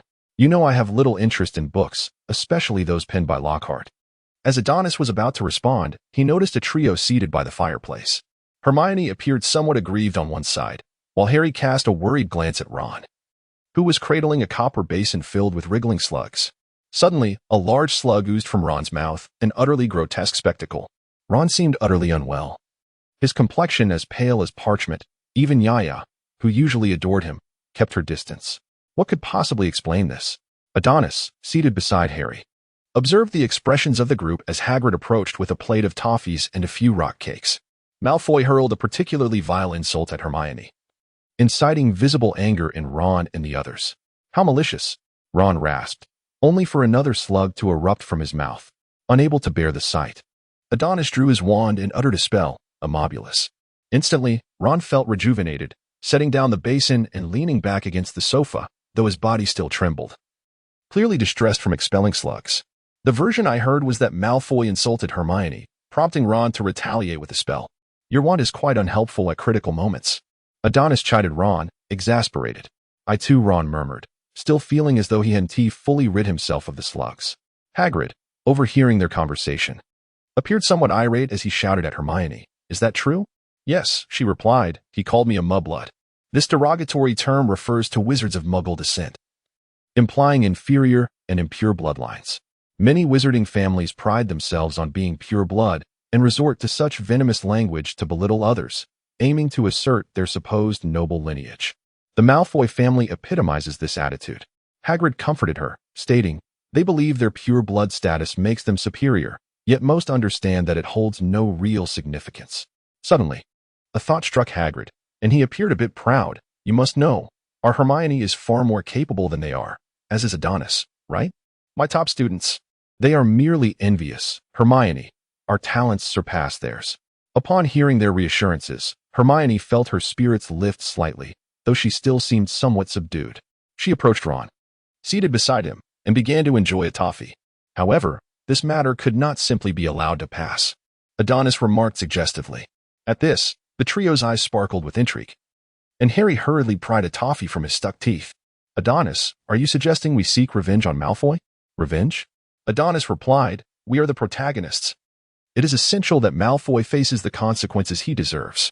Adonis appeared to be the very embodiment of righteousness, yet none could fathom the malevolence brewing within him. It seems that someone is destined to tighten their belt in the days to come. Observing this, Hagrid took the initiative to propose a visit to his vegetable garden for a few of us. Adonis gazed through the window of the cottage, and lo and behold, the pumpkin had grown to the height of his legs. "How did you cultivate such a magnificent specimen? This is the first time I have ever seen a pumpkin of this size," Harry exclaimed, visibly thrilled. Hagrid subtly gestured towards his umbrella. Though it was unclear what the two were discussing, nonetheless, Hagrid appeared quite proud. An expansion charm, perhaps? Hermione speculated, though her certainty wavered.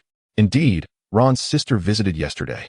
Her name is Ginny, if I recall correctly, and she too recognized it at first glance. Hagrid seemed to be pondering deeply. She often strolls around here these days. I suspect she hopes to encounter someone near my cottage. He finished with a warm smile directed at Harry. Suddenly, Harry grew flustered, hastily clarifying that there was nothing between him and Ginny. "Who asked you? Why do you seem so anxious?" Adonis sensed a certain unease in Ron's gaze as he looked at Harry. October swiftly approached, and if there was anything Adonis particularly disliked about this month, it would be the incessant drizzle and the sudden drop in temperature that ushered in the flu season at Hogwarts. Fortunately, wizards had long devised effective remedies for such minor ailments. For instance, Madame Pomfrey's invigorating tonic could work wonders. One bottle and the illness would vanish, albeit leaving one with a moment of embarrassment as smoke would emanate from their ears post-consumption. Thus, during this period, upon entering the Great Hall, one was not greeted by the cheerful laughter of peers but rather by a soft mist enveloping the long tables, giving the impression that Hogwarts was hosting some sort of smoking convention. For Adonis, aside from being unable to rendezvous with Luna in the woods to visit Nightsteed, life seemed rather unchanged. However, for Harry, a fervent Quidditch player, rainy days proved to be quite arduous. Recently, Draco Malfoy had leveraged his financial prowess to equip the entire Slytherin team with Nimbus 2001 brooms, significantly elevating their overall performance. Watching the gap widen was distressing for Wood, who harbored aspirations of securing a championship trophy for Gryffindor before his graduation. Simultaneously, he resolutely declined Adonis's suggestion to upgrade Gryffindor's equipment, stating, "We cannot stoop to Slytherin's level. That would be unfair to the other two houses." This pronouncement led to relentless teasing from the Weasley twins, who would jest, "Oh, Noblewood is leading us astray again." George would quip, "If only we could ride Nimbus 2001s, I would certainly give Marcus a good thrashing." Fred would add, leaving Wood somewhat flustered. Harry mentioned that Wood frequently insisted during practice that they would make the little scoundrel Malfoy regret spending money to infiltrate their ranks, which intensified the training regimen. I recall the first Saturday of October, a tempestuous evening when large raindrops drummed against the glass of the Gryffindor common room, while dark clouds roared and lightning occasionally illuminated the sky. Adonis, seated by the window, could almost feel the powerful moisture attempting to breach the glass. Despite the inclement weather, Wood's enthusiasm for training remained undeterred. In the distance, the Quidditch pitch was alive with red figures soaring through the air, and soon Harry returned to the tower, drenched, his cloak trailing mud. According to a certain informant among the Weasleys, after Wood had covertly scouted the Slytherin team's practice, he seemed to be rejuvenated, doubling his energy, enthusiasm, and the intensity of the players' training. Adonis had heard Angelina and Alia lamenting Wood's recent erratic behavior on more than one occasion. It was no wonder that Wood struggled to find a partner. He seemed on the verge of marrying Quidditch itself. This was merely a chance observation by Adonis, who had noted that Wood had indeed been acting rather unhinged lately. Of course, others' misfortunes only served to highlight one's own happiness. After a month and a half of companionship, the bond between Adonis and Luna had been steadily warming, their relationship becoming palpably intimate. Occasionally, on days when they did not meet, they would exchange letters. At this very moment, Adonis reclined languidly on the sofa, absent-mindedly stroking Sheila's head while reading a letter that the little girl had just delivered to him. He found himself chuckling at some of Luna's silly remarks, completely enveloped in a delightful and sweet atmosphere.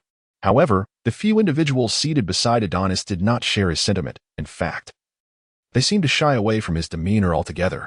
Harry and Ron were engrossed in the daunting task of completing Snape's 2-foot potion essay. They had initially considered copying Adonis and Hermione's work, but those two were simply too diligent, finishing 2 lessons worth of material in one class period. In an unprecedented turn of events, Snape had even graded their essays ahead of schedule. Hermione's work received an A, while Adonis' S was inexplicably marked with an E. It was worth noting that the old bet had never awarded any Gryffindor student S assignment a grade higher than an A. This incident has slightly elevated Adonis' status in the heart of the young lion. Harry's failure to complete his homework is somewhat understandable, as he has recently endured considerable strain as the team's star player under Wood's demanding regimen. On the other hand, Ron's lack of initiative stems purely from laziness, prompting Hermione to subtly urge him more than once. Notably, following Ron's act of chivalry last time, a subtle shift seems to have occurred in their relationship, though the specifics remain elusive. Given that they are merely 12-year-old, naive adolescents, it would be prudent to observe further. As for Neville, he is currently immersed in the rigorous study plan meticulously crafted by Professor Granger. After a month of physical training and theoretical learning, Neville's demeanor has noticeably transformed. While he still exhibits a hint of timidity, he has also cultivated a measure of confidence. Regarding Adonis's earlier declaration of delivering justice to Malfoy, he has not forgotten. Due to the necessity of discretion, Adonis has allowed Malfoy to enjoy his current bravado, unbeknownst to him of the impending retribution he shall face, all while flanked by his two sycophants. It is worth noting that despite a certain professor's vocal dissatisfaction and claims that the punishments are insufficient, following Dumbledore's indication, Harry and Ron's confinement will conclude this month. This news is undoubtedly the most gratifying tidbit Harry and Ron have received in a month. To begin with, Ron, when considering the cramped confines of the trophy room, found it absurd that Filch mandated the trophies be polished 3 times a week, each time requiring meticulous hand cleaning. Those in the know might assume it was a punishment, while others might believe Ron was merely engaged in rust removal and polishing for the trophies.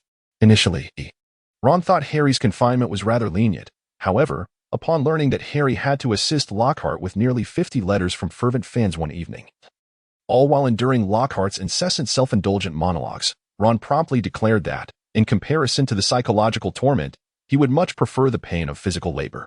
As for the matter of how to adjudicate Malfoy, Adonis has long harbored an immature, yet resolute plan, ready to be set in motion. Since Malfoy revels in showcasing his superiority by humiliating others, why not allow him to experience firsthand the profound sensation of utter disgrace? Adonis had specifically invited 2 external allies, George and Fred, to join him in the execution of their judgment upon Malfoy. "Listen," he began, "we will proceed in this manner, then George will undertake the task, while Fred will handle this, and subsequently, Malfoy will respond in such a way. The plan is crucial. Do you comprehend? Should I reiterate?" Adonis, feeling a twinge of unease, noted the twins' notoriously erratic behavior. Upon hearing this, the twins were instantly invigorated. George suddenly adopted a solemn demeanor. "Adonis, do you realize the profound psychological impact your actions may inflict upon young Malfoy?" Fred chimed in immediately. "He will be weeping and pleading for his father." "This is utterly excessive, Adonis." After exchanging a knowing glance, the two erupted into mischievous laughter, declaring in unison, "Yet, I must admit, I relish this." Adonis exhibited little interest in the antics of the two, promptly dispatching them to execute their plan. He then sought a secluded corner, calling for Carl and procuring the meticulously prepared Matra Mouse from him, ready to bestow a grand surprise upon young Malfoy. At noon, the trio convened at the entrance of the Great Hall, where they spotted Fred, his face alight with excitement, signaling an enthusiastic okay. Adonis, understanding the unspoken cue, led the two to a mysterious alcove, from which he retrieved a small crystal vial from his bag and handed it to George. Upon receiving the vial, George glanced at the label that read "Powerful Laxative." "I once thought Fred and I were the ultimate pranksters at Hogwarts," he mused, stowing the vial in his pocket. Fred, seizing the conversational thread, exclaimed, "I never anticipated that you, Adonis, would surpass us. It appears we must strive harder and reach new heights." Adonis rolled his eyes, perplexed by the absurdity of the situation. After a moment, he produced a peculiar-looking vial from seemingly nowhere and handed it to Fred. "What is this?" Fred inquired, opening the cork to reveal a fine, yellow powder within. "This is a laxative," Adonis explained. "It is the residue from the potion I concocted using the banshee beans I procured from Hagrid some time ago. I have refined it. While it lacks the potency of a powerful laxative, its effects are delayed and unpredictable. It would be too conspicuous to let only Malfoy suffer the consequences." As Adonis concluded his words, he lifted his gaze to meet the eyes of the twins. At that moment, George and Fred's eyes sparkled with an inexplicable brightness, causing Adonis to regret handing them the laxative. He felt compelled to remind them that some matters should be handled with discretion and not taken too far, adding, And do refrain from administering any potions to your fellow students. Rest assured, Adonis, we shall only give Flynn a little. For he constantly flaunts his prominent front teeth at us. George then inquired, by the way, did you take the toilet paper? Nothing is more disheartening than finishing a refreshing visit to the lavatory only to discover a lack of paper. The twins had merely locked the washroom door, leaving behind a lavish suite prepared for Malfoy. Fred promptly turned back to retrieve the toilet paper, followed closely by Adonis, who intended to place an amplification alchemical device at the washroom entrance. A grand performance cannot unfold without an audience. Observing their departure without a backward glance, George felt a pang of anxiety. At this hour, most students had already entered the dining hall, Malfoy among them. Time was of the essence. It seemed he would have to rely on himself. Come on, George, you can do this. Pushing open the grand doors of the hall, George strolled leisurely down the aisle between the Gryffindor and Slytherin tables. As he passed by Goyle, he suddenly feigned a sneeze and forcefully pushed Goyle's head down into his bowl. Achoo! A spray of saliva erupted from George's mouth, dousing Goyle's neck. Afterward, George adopted a guise of remorse, producing a handkerchief from an unknown source to wipe Goyle, who appeared somewhat disdainful. Yet, at least George was attempting to clean up his mess, leaving Goyle with little room for complaint, despite his muttering. Unbeknownst to Goyle, the handkerchief was not only moldy but a sickly shade of yellow-green. George casually flicked his wrist, and while the small serpents were preoccupied with Goyle, a few drops of a transparent liquid discreetly flew from his other sleeve, landing accurately in Malfoy's goblet and creating ripples.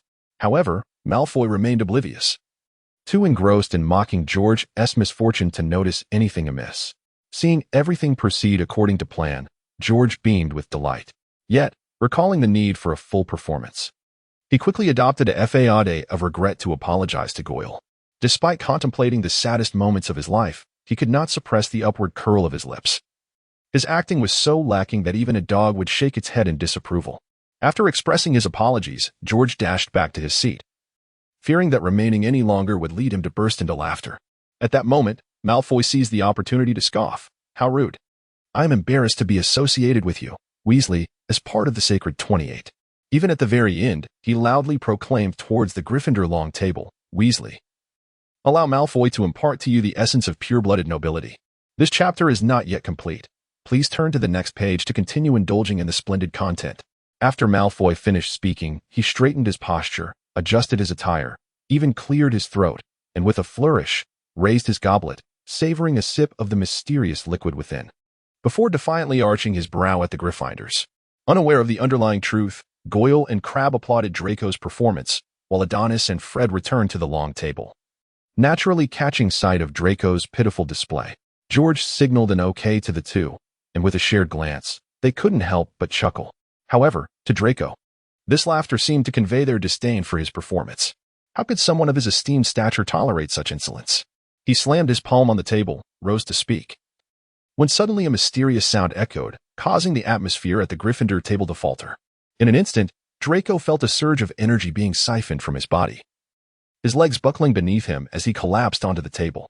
Draco sensed an unsettling turmoil within him, as if a torrent raged through his abdomen, threatening to breach the walls he had painstakingly erected.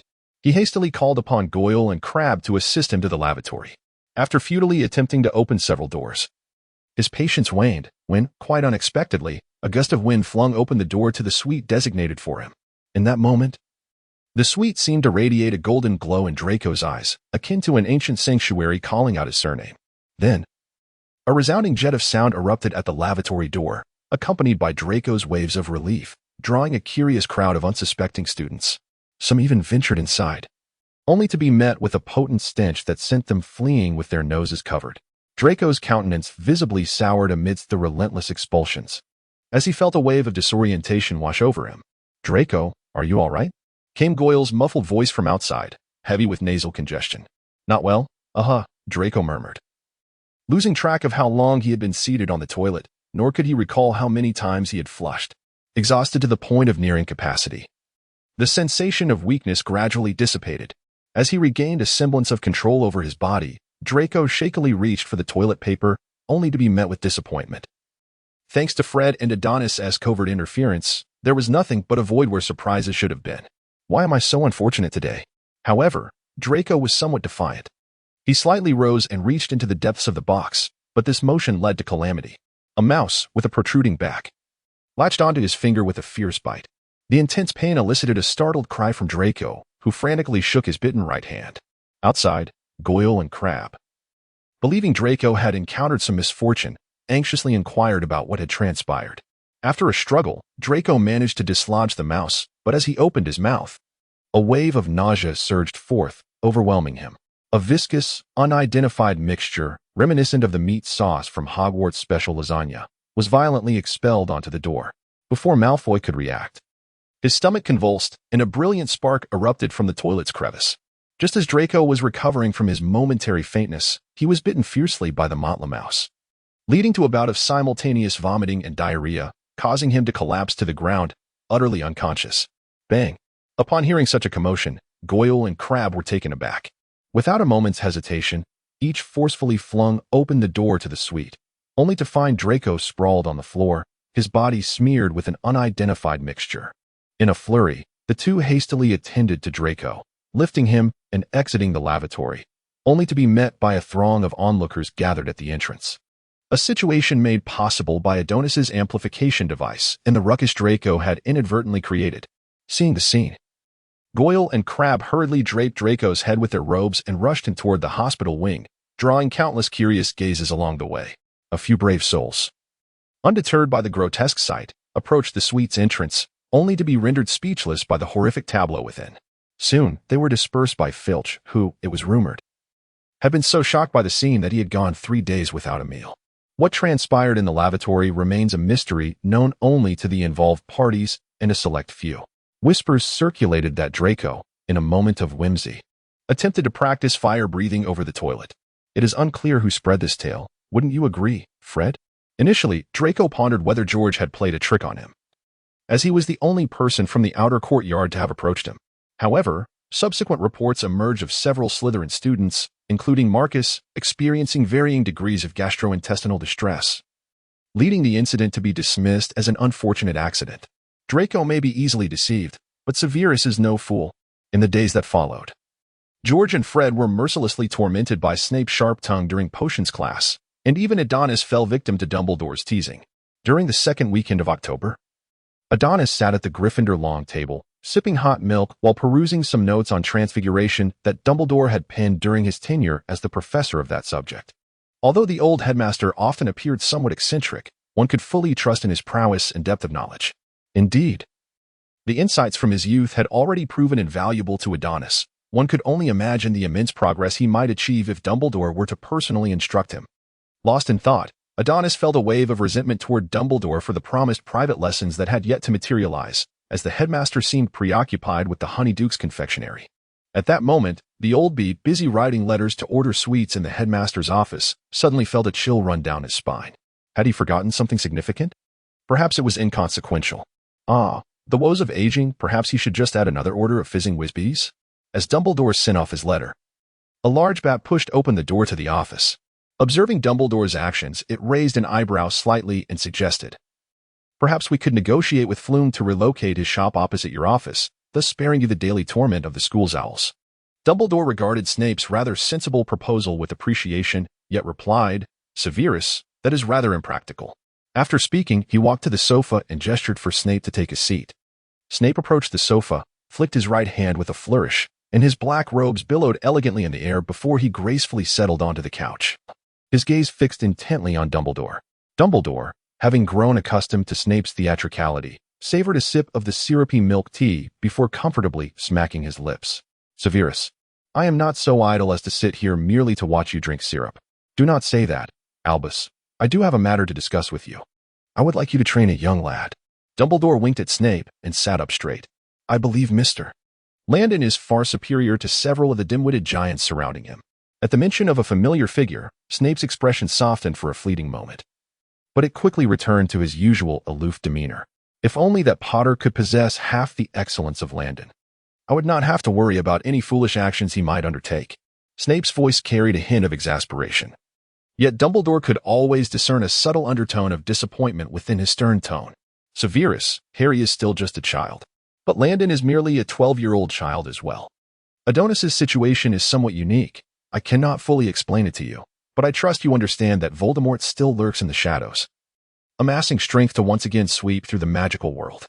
At this juncture, both men fell silent, the atmosphere growing somber. I wish for you to train Adonis, to empower him swiftly, to elevate him to your level of prowess. I want him to become a dagger that pierces the hearts of Death Eaters when Voldemort returns. Dumbledore regarded Snape earnestly, a glimmer of light flickering in his eyes, and his next words rendered Snape unable to refuse. At the same time, he will be able to better assist and protect Harry. Adonis received a message from Dumbledore via the Patronus, prompting him to hasten to the entrance of the Room of Requirement. Upon arrival, he was greeted by the benevolent visage of the venerable Dumbledore and the stern, arms-crossed demeanor of Severus Snape, who wore his signature expression of indifference. It became evident that he ought not to harbor any expectations of the syrupy-minded old man. "Are you truly intending for Professor Snape to train me?" Adonis inquired.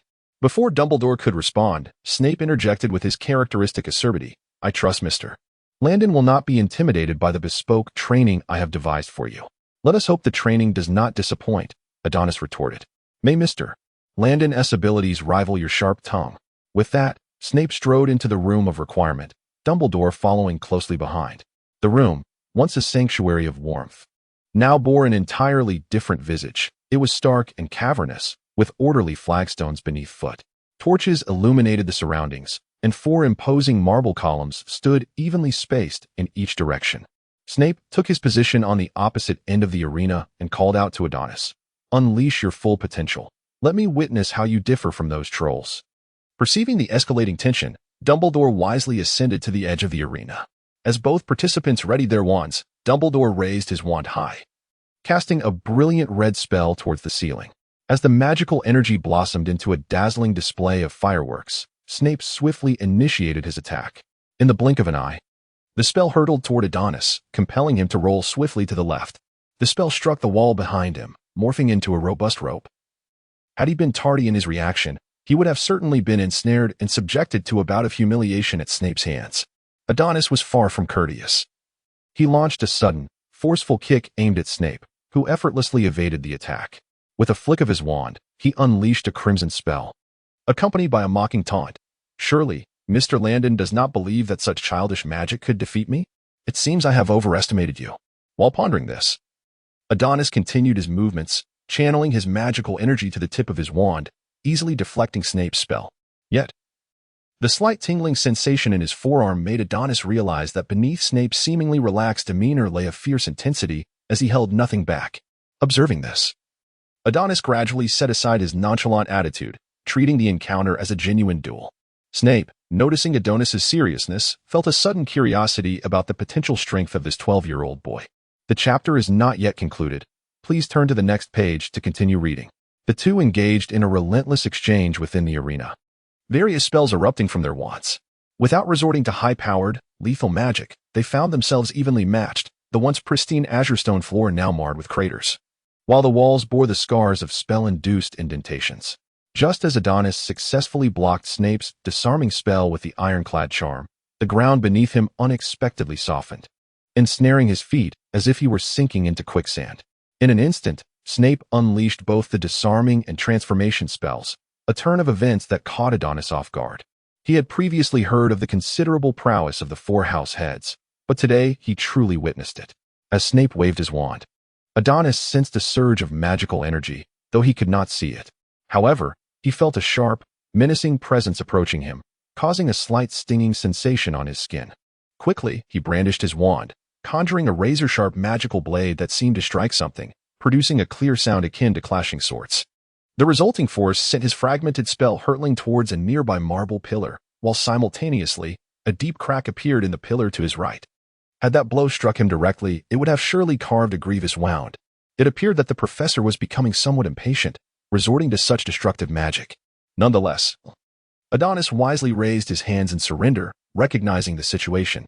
Given Snape's displayed prowess, silent spells, and the adept execution of dual incantations, who knew if this was merely the tip of the iceberg of Snape's capabilities? Without revealing some of his own trump cards, Adonis managed to hold his ground against Snape, who had clearly been allowing him some leeway. This was merely a test. There was no need to jeopardize camaraderie over a matter of victory or defeat. Thus, Adonis chose to concede, providing Snape an opportunity to save face, a matter of social grace. However, he did not anticipate that Snape would seize the moment to deliver another cutting remark. Mr. Landon is indeed formidable. I only hope you do not share the same arrogant foolishness as your friend Potter. Severus Snape appeared to harbor significant discontent towards Harry, prompting Adonis to contemplate seeking an audience with Dumbledore later. Having just ascertained Adonis's capabilities, Snape indicated that he required time to devise a detailed training regimen. Officially scheduling the formal training for the afternoon of next Saturday, coinciding with Halloween. In a state of drowsiness, Adonis felt a weight settle upon his chest, as if something were pecking at his forehead. Upon opening his eyes, he beheld a white figure perched upon his chest, cocking its head and gazing intently at him. "Good morning, Sheila," Adonis greeted, stretching lazily. The movement caused Sheila to lose her balance, fluttering to the windowsill. Adonis offered an apologetic glance at Sheila and, in doing so, noticed a parcel resting beneath her feet. "What is this?" Adonis inquired, rolling out of bed. He retrieved his wand and gently tapped the package, causing layers of brown paper to unfurl slowly, revealing a beautifully crafted wooden box adorned with silver threads. Lifting the lid, he discovered a sheet of letter paper lying quietly within, the handwriting strikingly familiar. "Adonis, the communication device you previously mentioned has inspired me greatly, especially from the Muggle intercoms. With limited materials, I have managed to create 6 prototypes. I have detailed their specific uses on the reverse side of this letter. Perniel expressed a desire to see a photograph of that young lady. Could you let me know when you might be able to send one? With all my affection, Nico." Adonis deliberately overlooked the final remark. After living with Nico for such an extended period, he undoubtedly had a fair understanding of the old man's character. It was evident that his desire to see was the true motivation, yet he insisted on using Perniel as a convenient scapegoat. Adonis unveiled the crimson cloth that had been resting beneath the stationery, revealing 6 silver cards, each the size of a playing card. He picked one up, scrutinizing it closely, and discerned that the surface shimmered with threads of silver light. This was the phase mithril, suggesting that Nico had devoted considerable thought to the selection of materials. Each card was designed for the exclusive use of a single individual, and its surface would undergo transformations, implying that others could not utilize a card that had already been bound to someone. After perusing the detailed instructions inscribed on the reverse of the letter, Adonis grasped one of the cards. It was not thick, yet it conveyed a palpable metallic weight. Following the guidance of the letter, he gradually infused it with magical energy, and the card began to metamorphose. Flames emerged as undulating reliefs from its edges, all converging towards the center, with a final flicker of silver light. A phoenix with outstretched wings materialized at the heart of the card. Nico had mentioned that the card could reflect the guardian spirit of each user. Such a marvel left Adonis pondering how Nico had achieved this. "Adonis, what is that you hold?" Navi, now wakened, sat up on the bed, rubbing his eyes. Adonis counted the number of people present. With Luna included, there were precisely 6. Was this merely a coincidence?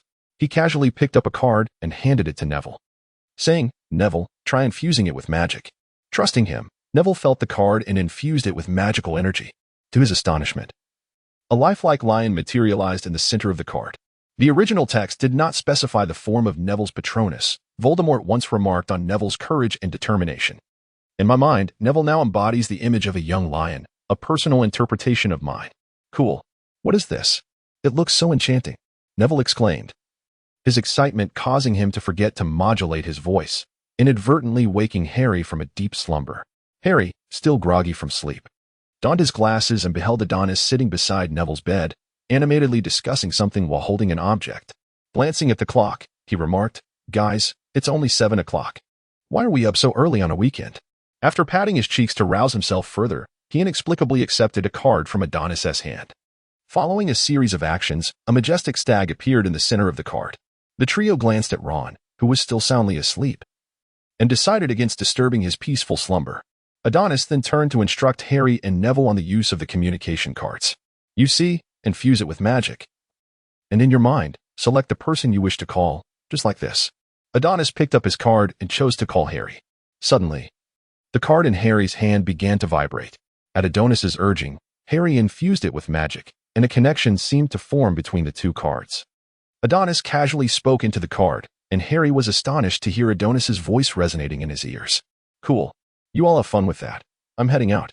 Before Harry could respond, Adonis had already tied his hair into a ponytail and donned his robes, ready to leave. I understand. I understand. You're going to find Luna, Harry said, suddenly sporting a mischievous grin that caused Neville to instinctively scoot further away. You talk too much, but Neville is adorable. For some unknown reason. Adonis's steps grew noticeably lighter. Hermione, curled up in the common room, barely had time to greet him before he pushed through the fat lady's portrait and vanished from sight. Adonis, why are you in such a hurry? A familiar voice called from behind. It was Cho Chang from Ravenclaw. Oh, good morning, Cho. Have you seen Luna? Due to Cedric's influence, Adonis maintained a decent rapport with Cho. Upon hearing Adonis's inquiry, Cho flashed a grin reminiscent of Harry's mischievous smile. I just saw her in the Great Hall. You should be able to find her if you go now. After expressing his gratitude, Adonis swiftly departed. At that moment, a friend who had been standing beside Xiao Zhang spoke up. I truly envy you and Luna. One has captured Cedric, while the other has left Adonis longing. Merlin, is there not a single handsome fellow at Hogwarts? When will my Prince Charming make his appearance? The tone was steeped in a melancholic lament. Shifting the focus to the Great Hall, Luna sat at the long table, savoring her breakfast while perusing the latest edition of Singing Dissonance, just received from home that morning. Everything seemed perfectly ordinary, except for the absence of companions at her side. She was acutely aware that they did not favor her and even whispered about her behind her back. Yet, Luna remained unfazed. They held no significance in her world. The chapter was not yet concluded. Please turn to the next page to continue reading. It was as if she sensed something at that moment, akin to the gentle warmth of afternoon sunlight or the refreshing breeze of the mountains. A subtle smile graced her lips as she gently closed the book and softly spoke. Good morning, Adonis. Her tone carried a pleasure that even Luna herself had not recognized. Luna was unaware of what affection and love entailed as described by her senior. She only knew that whenever Adonis was by her side, her heart was enveloped in an inexplicable joy. In truth, every time she caught sight of Adonis attempting to greet her discreetly, only to be discovered, a small sense of pride would swell within her. Perhaps she should let him go next time? Yet, it seemed that was not an option. Unbeknownst to Adonis, Luna harbored a subtle intention as he conscientiously took a seat beside her. With an air of mystery, he extracted a communication card from his pocket and placed it gently in the palm of her hand. What is this? Luna inquired. Her gaze fixed on the unexpected silver card now resting in her grasp, a hint of confusion in her expression. It's a communication card. You can reach me through this when the time comes, Adonis replied, revealing his own card, adorned with a phoenix relief that seemed to flutter its wings. Following Adonis's instructions, Luna infused the card with magical energy, and a charming rabbit materialized, winking playfully at Adonis. Is this card unique to us? Luna posed a challenging question, leaving Adonis momentarily at a loss for words. Sensing his discomfort, Luna gently patted the back of his hand, bestowing upon him a warm smile that signaled he need not feel troubled. As long as you remember me, that is enough. Do not say such things, Luna. I might succumb, he replied. On the eve of Halloween, having concluded his training with Snape, Adonis hurriedly exited the castle, feeling the communication card in his concealed pocket vibrate slightly as someone attempted to reach him. As Adonis infused his magic, Harry's excited voice rang out. Adonis, Nearly Headless Nick has invited me to the ghostly anniversary party tonight. Are you interested? In truth, Adonis had once had the fortune of attending the underground classroom where the Hogwarts ghosts held their anniversary gatherings. However, the atmosphere was rather eerie, with flickering blue flames casting a chilling glow on the walls. The closer one approached the center of the venue, the colder the air became. The tables were adorned with offerings of unknown origin, and with hundreds of translucent, milky white apparitions, one could only shudder at the thought of such a scene. No, Harry. I've promised Hagrid I'd assist him. Have fun. Upon hearing Adonis's refusal, Harry did not dwell on it, even feeling a tinge of regret for Adonis's absence from such a wondrous gathering. To this, Adonis could only conclude that youth often lacks experience. Putting away his cards, Adonis found himself outside the castle, with Hagrid's hut just a short distance away. Shortly after, a gigantic figure emerged from behind the hut. Adonis hurried inside and greeted Hagrid with a hearty voice. Good afternoon, Hagrid. Why do you look so glum? Fong, waiting by the hut, had already spotted Adonis and trotted over, affectionately nudging his leg. Oh, hi. Adonis, one of my roosters has inexplicably died, Hagrid said, raising his hand to reveal a limp rooster, clearly devoid of life. Have there been any foxes or vampires lurking around the Forbidden Forest lately? Adonis patted Fong's head and scrutinized the rooster's body, yet found no discernible wounds. I'm not sure. It could just be an unfortunate accident. Who knows? Hagrid appeared unconcerned about the matter and turned to retrieve his cart from behind the hut. Adonis promptly assisted Hagrid in loading his large pumpkins onto the cart. "I really don't know what I'd do without you. I'm always afraid I'll accidentally break them," Hagrid remarked as he counted the cargo. Once satisfied, he pushed the cart towards the Great Hall while Adonis sat amidst the pumpkins, engaging Hagrid in conversation. "Hagrid, apart from Aragog and Norbert, have you ever cared for any other magical creatures? Speaking of that, I once had a giant acromantula while I was at Hogwarts. I believe I mentioned him to you. His name was Aragog, a delightful little fellow." Adonis revisited all his memories concerning the eight-eyed giant spider, struggling to comprehend how such a malevolent creature could possibly be associated with the notion of cuteness. Hagrid, as ever, remained utterly bewildering. However, it seemed that the Forbidden Forest had recently fallen into a state of unrest. What could be amiss? The eight-eyed giant spiders appeared to be migrating deeper into the forest, seemingly in fear of something. It was astonishing that a creature of such formidable danger, rated at a level of XXXXX, would choose to flee in terror. Adonis was at a loss for an explanation and could only caution Hagrid. "Hagrid, please ensure your safety during your patrols. And do remember to keep the arm ring I entrusted to you safe." Hearing Adonis's genuine concern for his well-being warmed Hagrid's heart, causing him to quicken his pace. Adonis gazed toward the castle, where a diminutive figure was waving at them. Since the previous Christmas, when they had decorated the hall together, Professor Flitwick had consistently enlisted Adonis for such tasks. Under the collaborative efforts of Adonis and Professor Flitwick, the hall was now imbued with the spirit of Halloween. The once beautiful starry ceiling had vanished, replaced by a luminous full moon surrounded by drifting clouds, with bats occasionally flitting across the night sky. Hagrid's enormous pumpkin had morphed under the effects of transfiguration, sprouting eyes and a mouth, even roaring playfully at passing young witches and wizards. Together, Adonis and Professor Flitwick conjured a pumpkin carriage, reminiscent of the tales from the Muggle world, gently floating above the hall. At 7 o'clock, the feast commenced punctually. Adonis caught a fleeting glimpse of Harry and his friends at the entrance, silently sending a prayer for their well-being. Neville, engrossed in his plate of pasta, was oblivious to the commotion, while the Weasley twins were amusing themselves with the fire lizard they had rescued from the magical creature's classroom. The sparks emitted by the lizard startled Lee Jordan, who yelped as the unfortunate boy had leaned too close, singeing a tuft of his eyebrows. True to their reputation, the twins brought joy to every Gryffindor face, creating an atmosphere of delight that enveloped all, save for Ginny. "Hey, Ginny, you don't look well. What's the matter?" Ginny's pale complexion and slightly trembling frame stood out amidst the vibrant, rosy-cheeked lions, making it difficult for anyone to overlook her. "I'm fine, Adonis. Just feeling a bit under the weather." Adonis, upon hearing Ginny's words, thought little of it, assuming her discomfort was due to a recent visit from relatives. He merely nudged George, reminding him to pay more attention to his sister rather than being preoccupied with playful antics. It was no wonder Ron's status at home was so diminished. As soon as Adonis finished speaking, George whisked Fred away to check on Ginny, prompting memories of the last time Ron had been hexed, when the twins had laughed at him for several days. The chapter was not yet concluded. Please turn to the next page to continue reading. At the professor's table, Dumbledore and Professor Flitwick were raising their glasses in conversation, while Professor Snape appeared to be in a foul mood, likely distressed by Harry's absence, conjuring thoughts of mischief.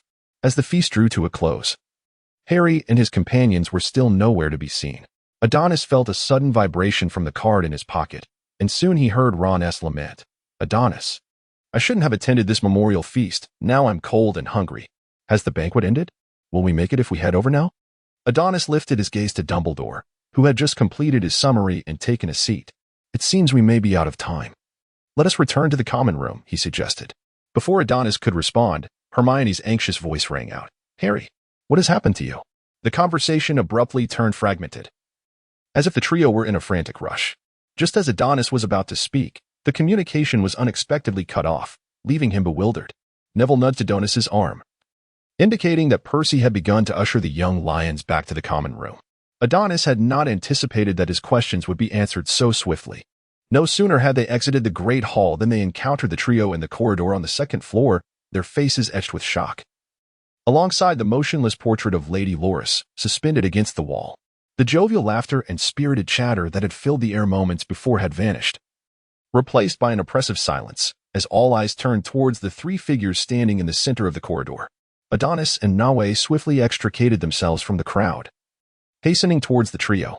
Trusting in their friendship, Adonis naturally found it implausible that the three would lay a hand on Lady Loris. Nawe, too, was bewildered by the scene before him, his gaze shifting to the ominous crimson letters emblazoned upon the wall. Beware of those who oppose the heir. The blood-red inscription, illuminated by the dim flicker of the flames, exuded an eerie presence that sent chills down one's spine. At that moment, Malfoy bellowed, "Beware of those who oppose the heir. You shall be next, mudbloods." Adonis was poised to strike with a fervent determination, having just indulged in a sumptuous meal, momentarily forgetting his own identity. However, before he could act, a voice interrupted him. "What are you all doing here? Step aside." The brusque tone unmistakably belonged to Filch, who had also noticed the group standing in the clearing. "Potter, what mischief are you up to this time?" he exclaimed, his disdain for their beloved Harry palpable. Filch then turned his gaze towards the wall, his pupils dilating in horror, his expression transforming into one of grotesque anguish. A piercing scream escaped his lips, filled with disbelief, as he clawed at his own face with his gnarled fingers, as if the pain could liberate him from this illusory realm. Yet, this was reality. After what felt like an eternity, he seemed to reconcile with this grim truth. Raising his eyes, he fixated on the individuals standing beneath Madame Loris. And with a voice dripping with venomous hatred, he shrieked, You killed my cat. I will slay you. I will slay you." Adonis hastily grasped his wand, fearing that Filch might suddenly lose control and pounce. Argus. For the first time, Adonis found Dumbledore's voice to be remarkably melodious. Upon hearing Dumbledore, Filch's gaze became considerably clearer. Yet he remained fixated on the group. "Everyone, return to your respective common rooms. Except for the three of you," Dumbledore commanded. At this moment, several professors emerged from behind him, rescuing Madame Lorelei from her predicament. They discovered that she had begun to exhibit signs of petrification, prompting Professor McGonagall to reassure, "Argus, your cat is merely petrified. She is still alive." Just then, Gilderoy Lockhart hurriedly squeezed through the crowd and addressed Dumbledore. "Headmaster, my office is just upstairs. You may proceed there first." "Thank you, Gilderoy." When Adonis pulled a somewhat dazed Neville back to Gryffindor, Percy beckoned everyone to depart. Unconsciously, Adonis glanced toward Ravenclaw. Their eyes meeting, Luna placed her hand to her ear, signaling a gesture to reconnect later. As Harry and his companions returned to the common room just as the curfew bell rang, their expressions were far from cheerful. Upon seeing Adonis, Ron clutched his hand as if he had found a lifeline, his voice trembling uncontrollably. "Adonis, you must help me. If I don't get any pudding soon, I might faint from hunger." Upon hearing this, Hermione and Harry nodded in agreement, and Harry's stomach audibly complained. "Serves you right for abandoning a splendid Halloween feast to attend a ghostly memorial." Adonis rolled his eyes at Ron, initially thinking he had been scolded to the point of despair, only to find him in such a state. Nevertheless, Adonis called for Carl, requesting some pudding and cake, while Ron shamelessly insisted on a large mug of butterbeer, clearly more focused on food than anything else. Carl's efficiency was impeccable. He soon brought forth the food, preventing the group from enduring hunger for long. Harry and Ron devoured their meals ravenously, leaving Adonis feeling peckish enough to indulge in a small cake as well. "Adonis, you can't imagine how pretentious Lockhart is in his office," Ron exclaimed, nearly choking on his food. After gulping down some butterbeer to recover, he continued. He claimed he could concoct a resurrection potion while dreaming. Harry nodded in agreement, and even Hermione, who typically praised Lockhart, refrained from arguing. "Snape remains as insufferable as ever. He actually tried to use this incident to force me off the Quidditch team. How malicious." Harry jabbed his pudding with his fork, as if targeting Snape's lifeless visage. Suddenly, Harry seemed to recall something and turned to his friends, saying, "Do you think I should inform the professors about the voice I heard?" "Don't say a word." Ron did not ponder for long. Harry, hearing voices that others cannot perceive is certainly not an auspicious sign in the magical realm. At this moment, Hermione added, "Harry, even if you assert this, the professors are unlikely to believe you. Some may even think you're merely making excuses, particularly Severus."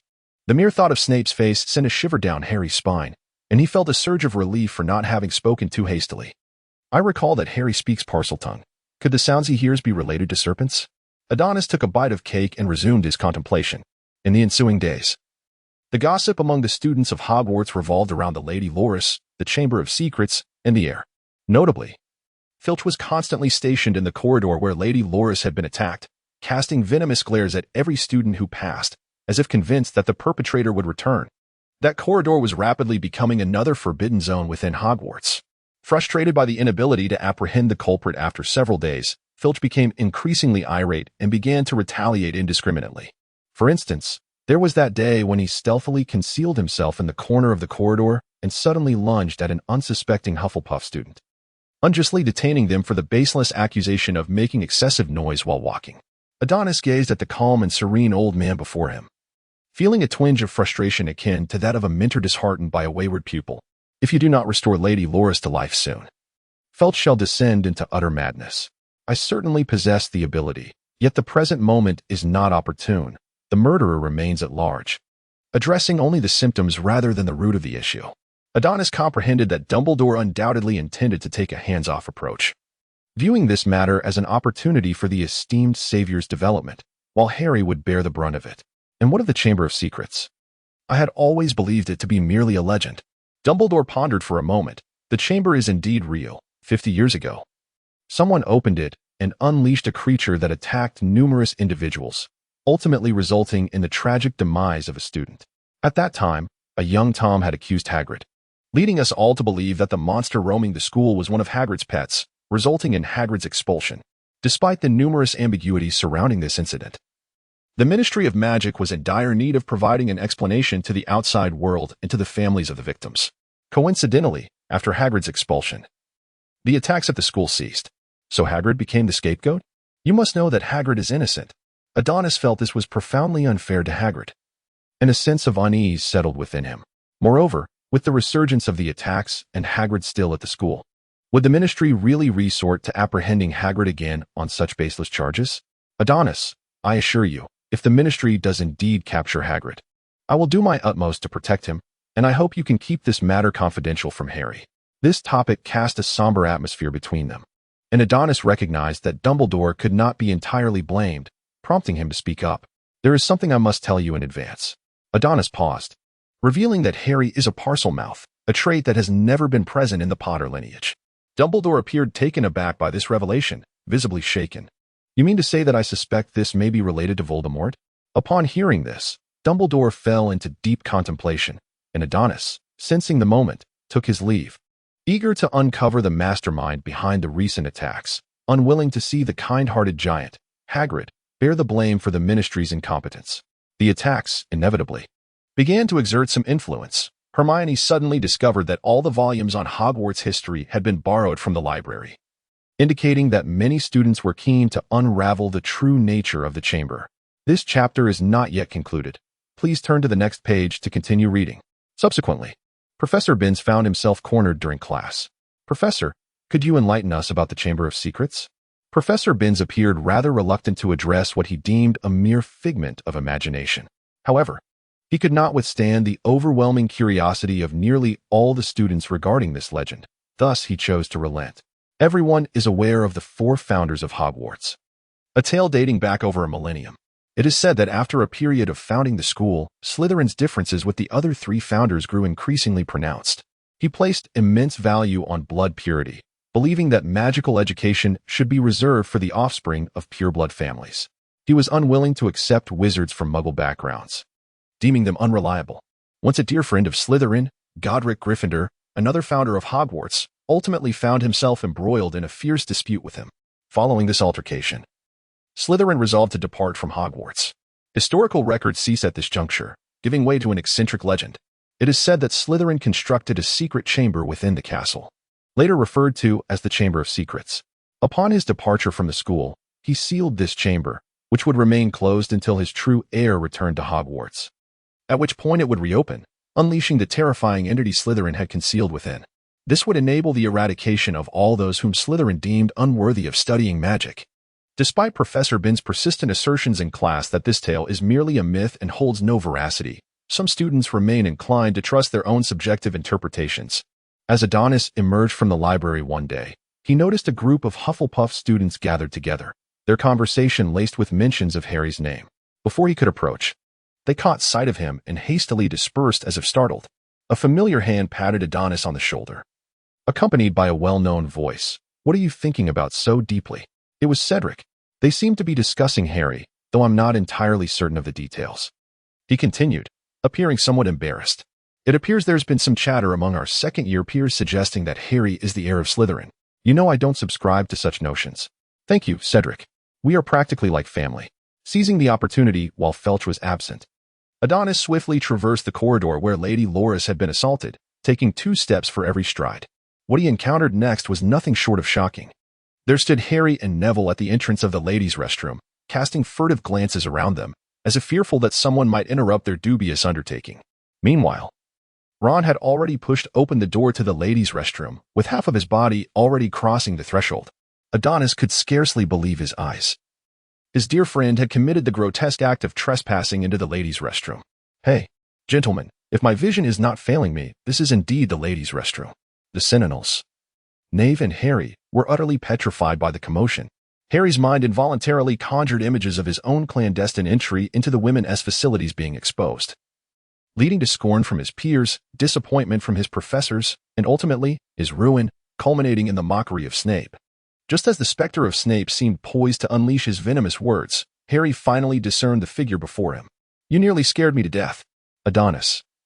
I thought I was on the brink of social annihilation. Harry's tension evaporated immediately, revealing a visage of relief, as he silently rejoiced in his fortunate escape. Adonis suddenly felt that today Harry was particularly theatrical, unable to resist commenting. I thought you and Ron would ultimately succumb to your innermost base desires, but alas. It is poor Neville who suffers, nearly led astray by your antics. Before Harry could respond, Hermione's voice rang out from the washroom. Stop being cheeky, Adonis. Come in quickly. We wouldn't want anyone to see. I never imagined even you would fall from grace, Hermione. Indeed.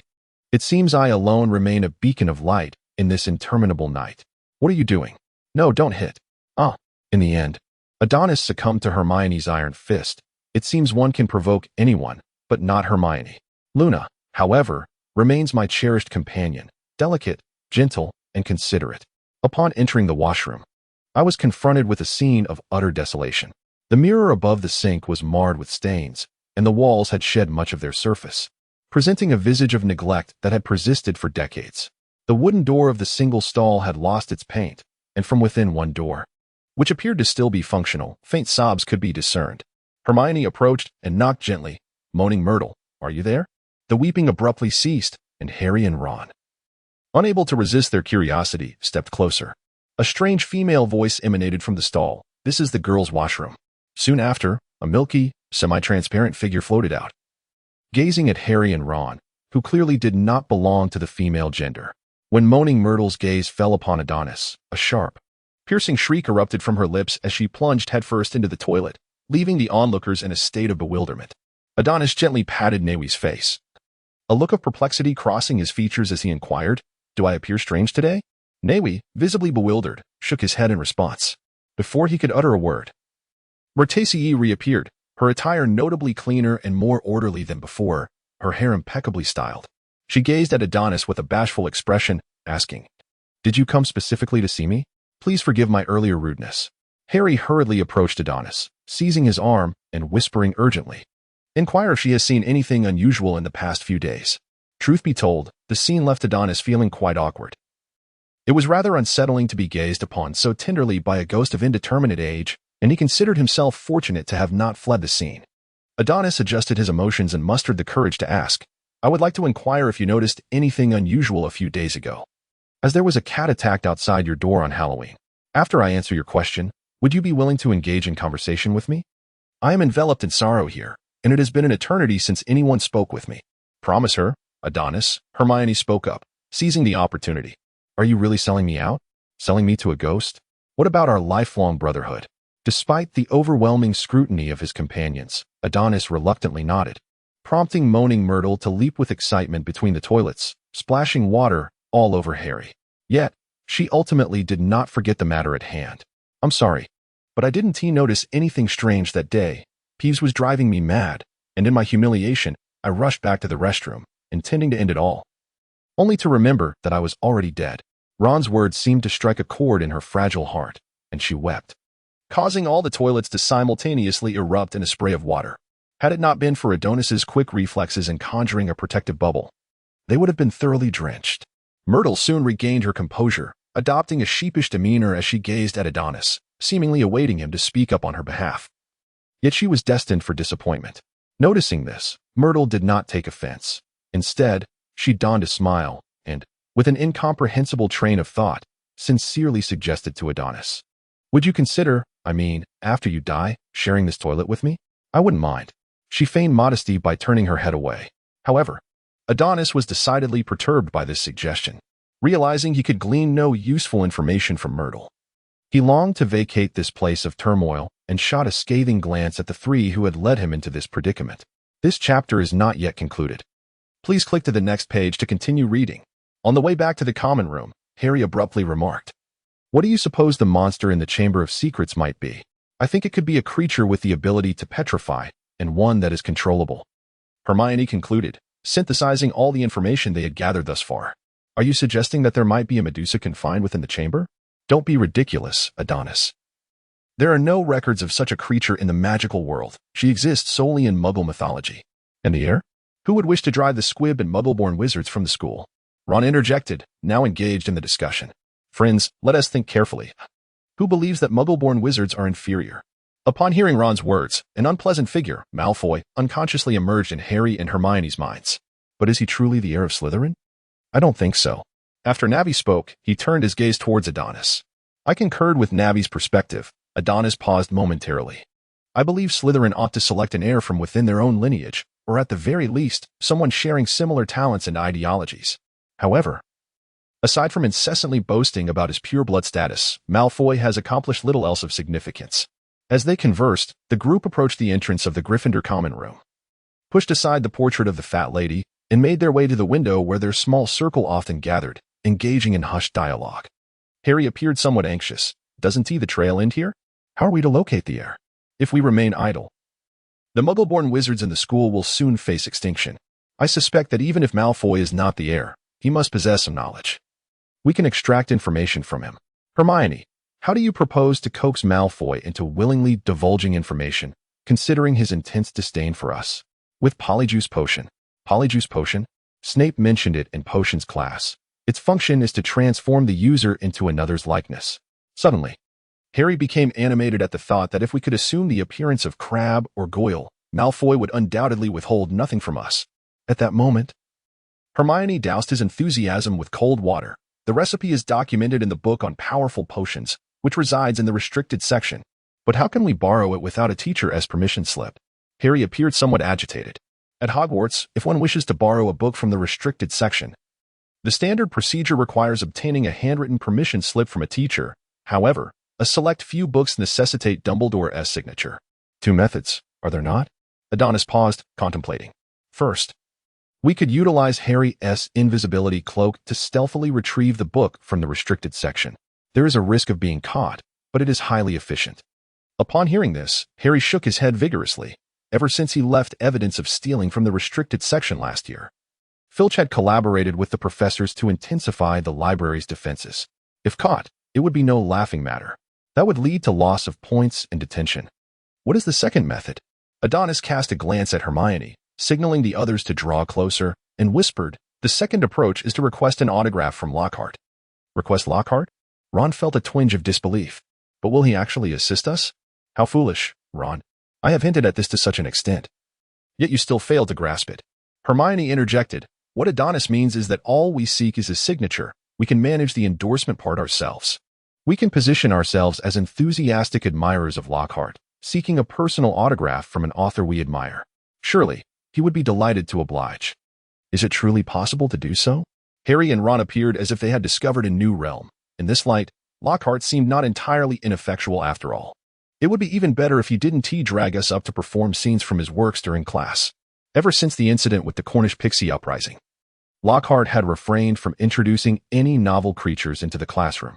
To Harry, it appeared that Lockhart was merely afraid of exposing his incompetence. Just as Lockhart was distressed over lesson preparations, someone suggested this new idea. Now, lessons were abandoned in favor of theatrical performances, with a lead actor secured. A script at hand, the supporting roles were readily available. Wouldn't you agree, Harry?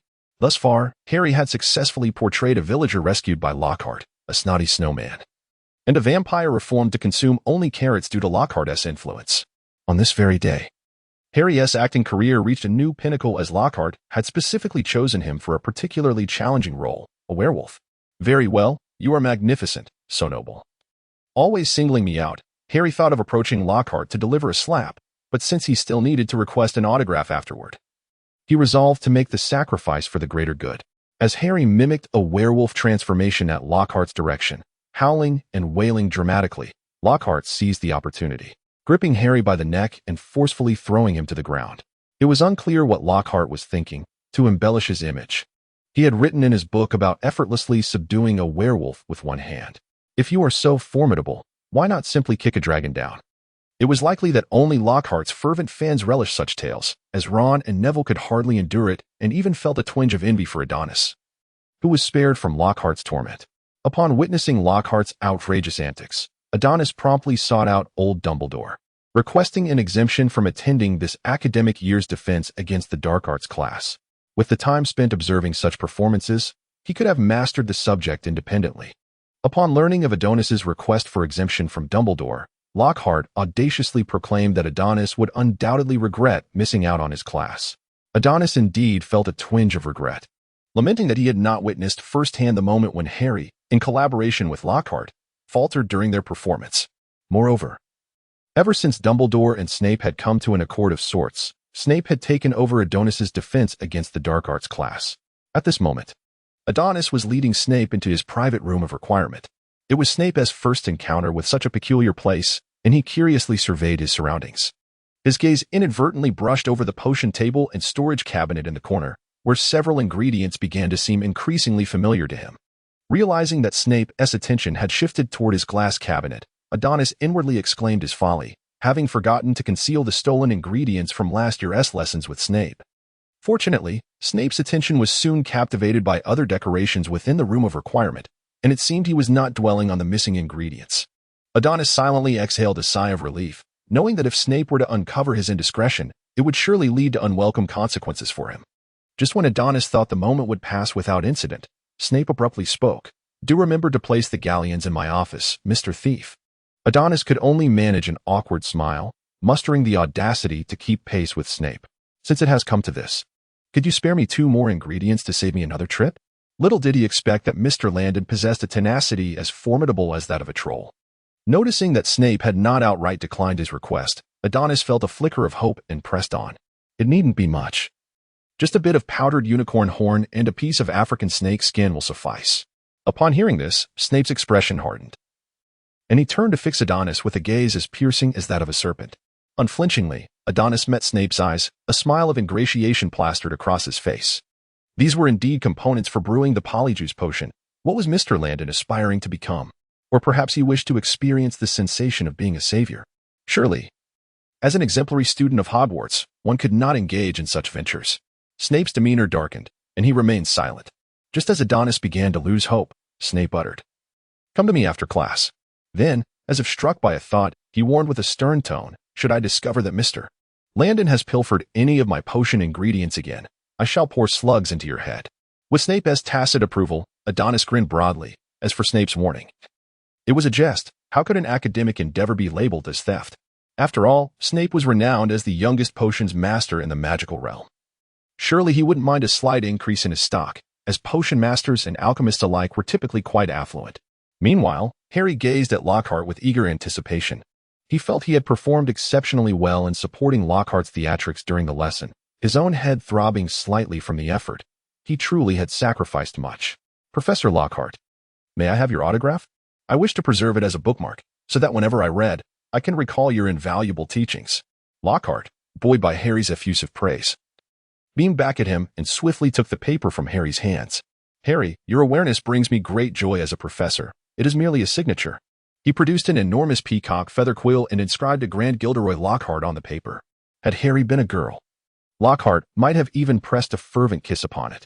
Harry hastily accepted the paper, folding it with urgency and stashing it in his pocket. Eager to escape the classroom before Lockhart's gaze could ensnare him any longer, as if lingering for even a moment would taint his very soul. This chapter is not yet complete.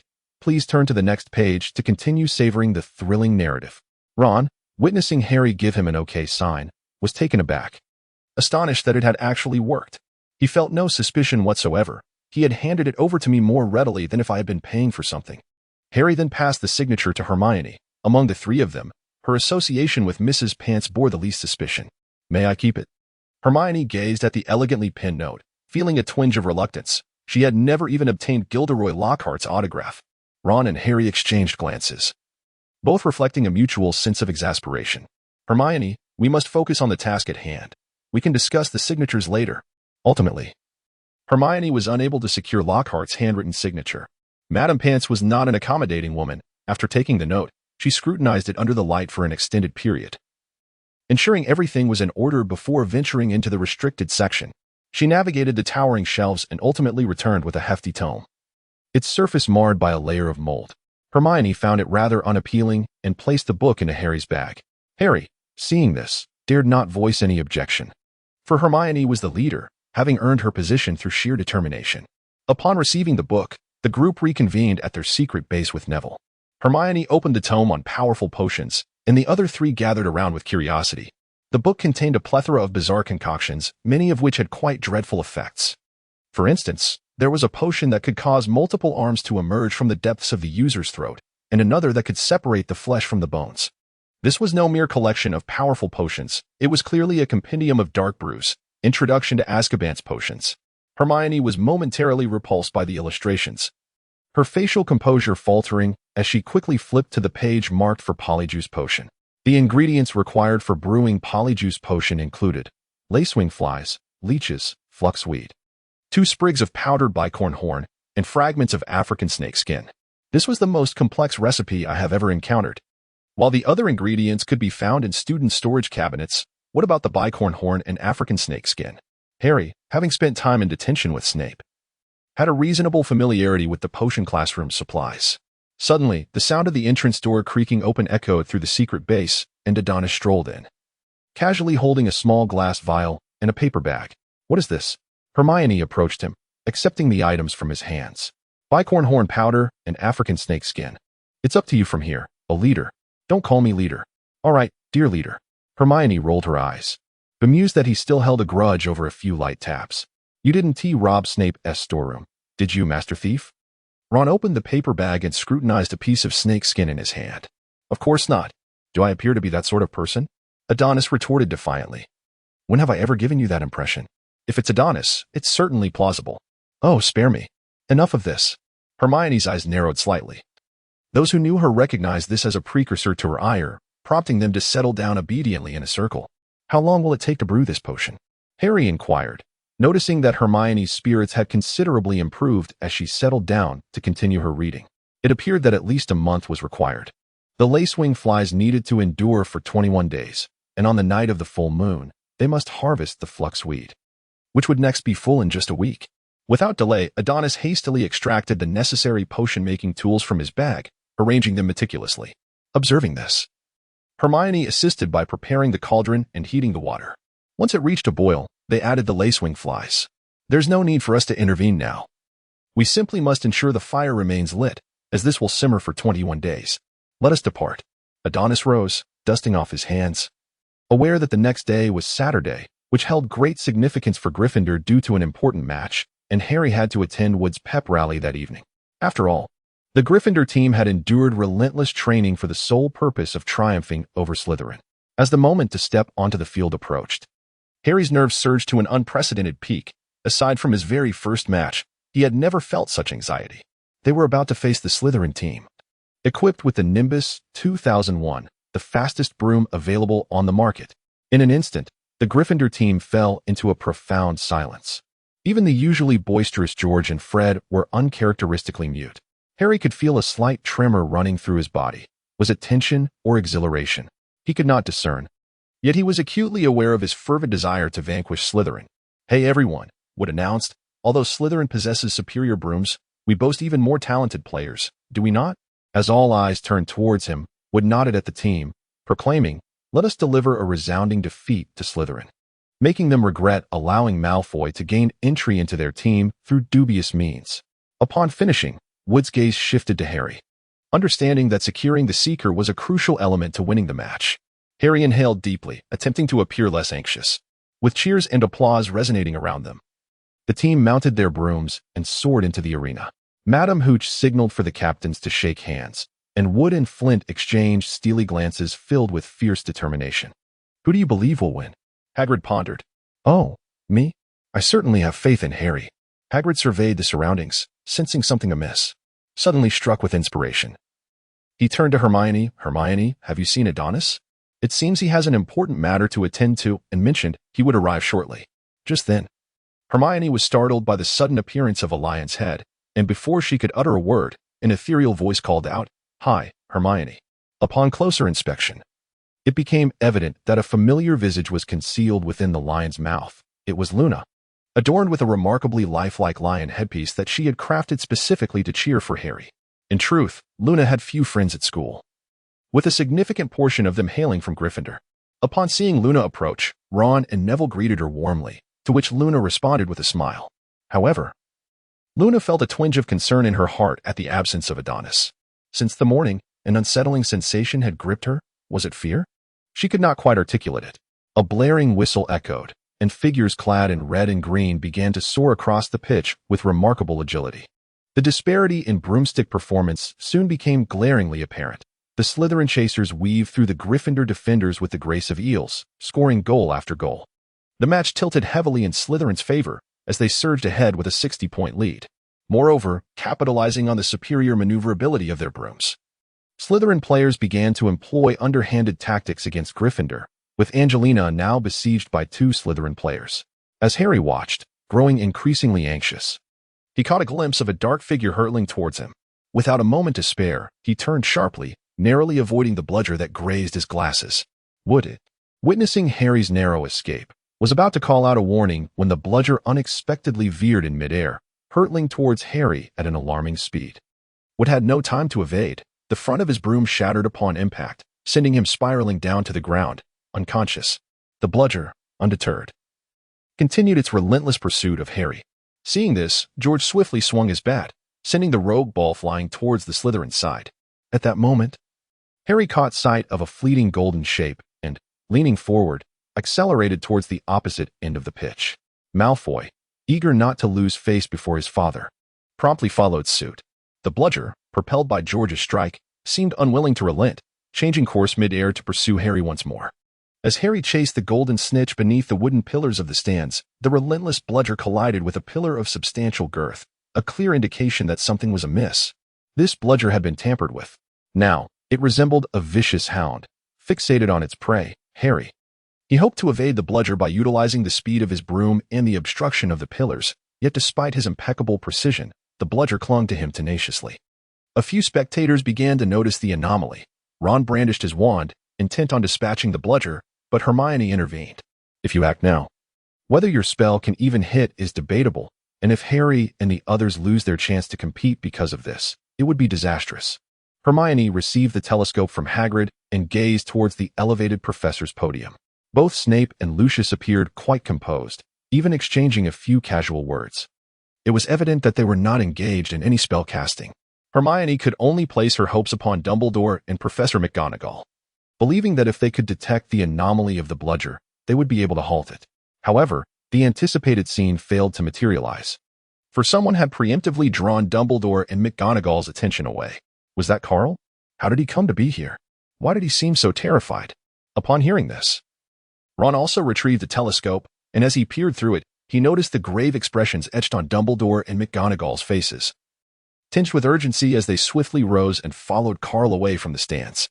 "Hermione, Dumbledore has left. What shall we do?" Luna, too, seized the telescope from Hermione. Witnessing the tension on Dumbledore's face only intensified her unease, as though something dire was about to unfold. Suddenly, a gasp erupted from the audience, drawing everyone's attention back to the field. At the edge of the pitch, a green figure emerged from between the wooden pillars at the base of the stands. It was Malfoy. Caught off guard, he lost his balance and fell from his broom, tumbling several times on the ground before landing in a split, causing an involuntary wince among the male spectators. Yet, seeing Malfoy's disheveled state, Ron burst into unrestrained laughter. Soon, only Harry remained in pursuit of the golden snitch, closely followed by the rogue bludger. With mere feet separating him from the elusive snitch, Harry stretched out his right hand in a desperate attempt to seize it. Just as everyone believed Gryffindor's victory was assured, the bludger shot forth from the side, colliding directly with Harry's right hand. Bong! Harry felt as though his arm had shattered. Losing all sensation in his right hand, an excruciating pain piercing through to his brain. Gritting his teeth, he endured the agony. The thought of collapsing here, rendering his teammates' hard work in vain, was the last thing he wished to see. He clamped his legs tightly around the broom and thrust his left hand forward. Feeling the icy touch within his grasp, a wave of relief washed over him, but he suddenly lost his balance and crashed heavily onto the sandy ground. His right hand contorted, while in his left palm, the golden snitch lay quietly. Gryffindor wins. Yet, the anticipated cheers were replaced by shrieks. The bludger remained relentless. Plummeting from above, intent on smashing Harry's head, he swiftly rolled aside to evade it, and just as the bludger ascended again to deliver another blow, Hermione arrived in the nick of time. Impedimenta. Since the last incident with Ron's spell, Hermione had taken it upon herself to learn the stasis charm from Adonis, fearing such a situation might arise. To her astonishment, upon striking the bludger, the spell caused it to explode mid-air, scattering debris in every direction. Harry let out a sigh of relief at this turn of events. However, he was taken aback by Lockhart's complete disregard for his advice. As the man stubbornly insisted on casting a spell on his severed arm, a peculiar and somewhat unsettling sensation washed over Harry, and he suddenly felt as though his right hand no longer belonged to him. Gazing upon his limp, doe-like hand, he promptly fainted, with Professors Dumbledore and McGonagall absent. It was Professor Flitwick who came to restore order, instructing Ron and Neville to carry Harry to the hospital wing. As for the whereabouts of Dumbledore and McGonagall, let us rewind time to a quarter of an hour earlier. Professor McGonagall had just confiscated a portion of the Honeydukes chocolates that Dumbledore had secretly stashed in his pocket when a small, slender figure suddenly appeared before her. Upon closer inspection, she recognized it as the school's house elf. The elf, Carl, appeared quite frightened, anxiously scanning the surroundings until he caught sight of Dumbledore. Seizing the professor's sleeve as if it were a lifeline, he spoke with a hint of trepidation. Sir, you must come with me. Mr. Langdon has been attacked." This was half an hour before the match was set to begin. "Adonis, are you truly not joining us?" Hermione reiterated her inquiry to Adonis before departing the common room. Adonis, while retrieving a communication card from his pocket, responded to Hermione, "I have some matters to attend to. I shall see you at the stadium." Observing this, Hermione refrained from further inquiries and took Ron and Neville with her as they departed. The communication card in Adonis's hand then echoed with Luna's voice. "Where are you?" "I am in the common room. You should join Hermione and the others first. I have a few things to take care of." Adonis lingered in the public lounge for a while longer, extracting his pocket watch to ascertain the time. Feeling that the moment was nigh, he rose to his feet, enveloped in a golden-red glow, before vanishing into thin air. At that instant, flames erupted at the entrance of the Slytherin common room, and Adonis's figure emerged from the fire. As the flames dissipated, a feather gently descended from the air.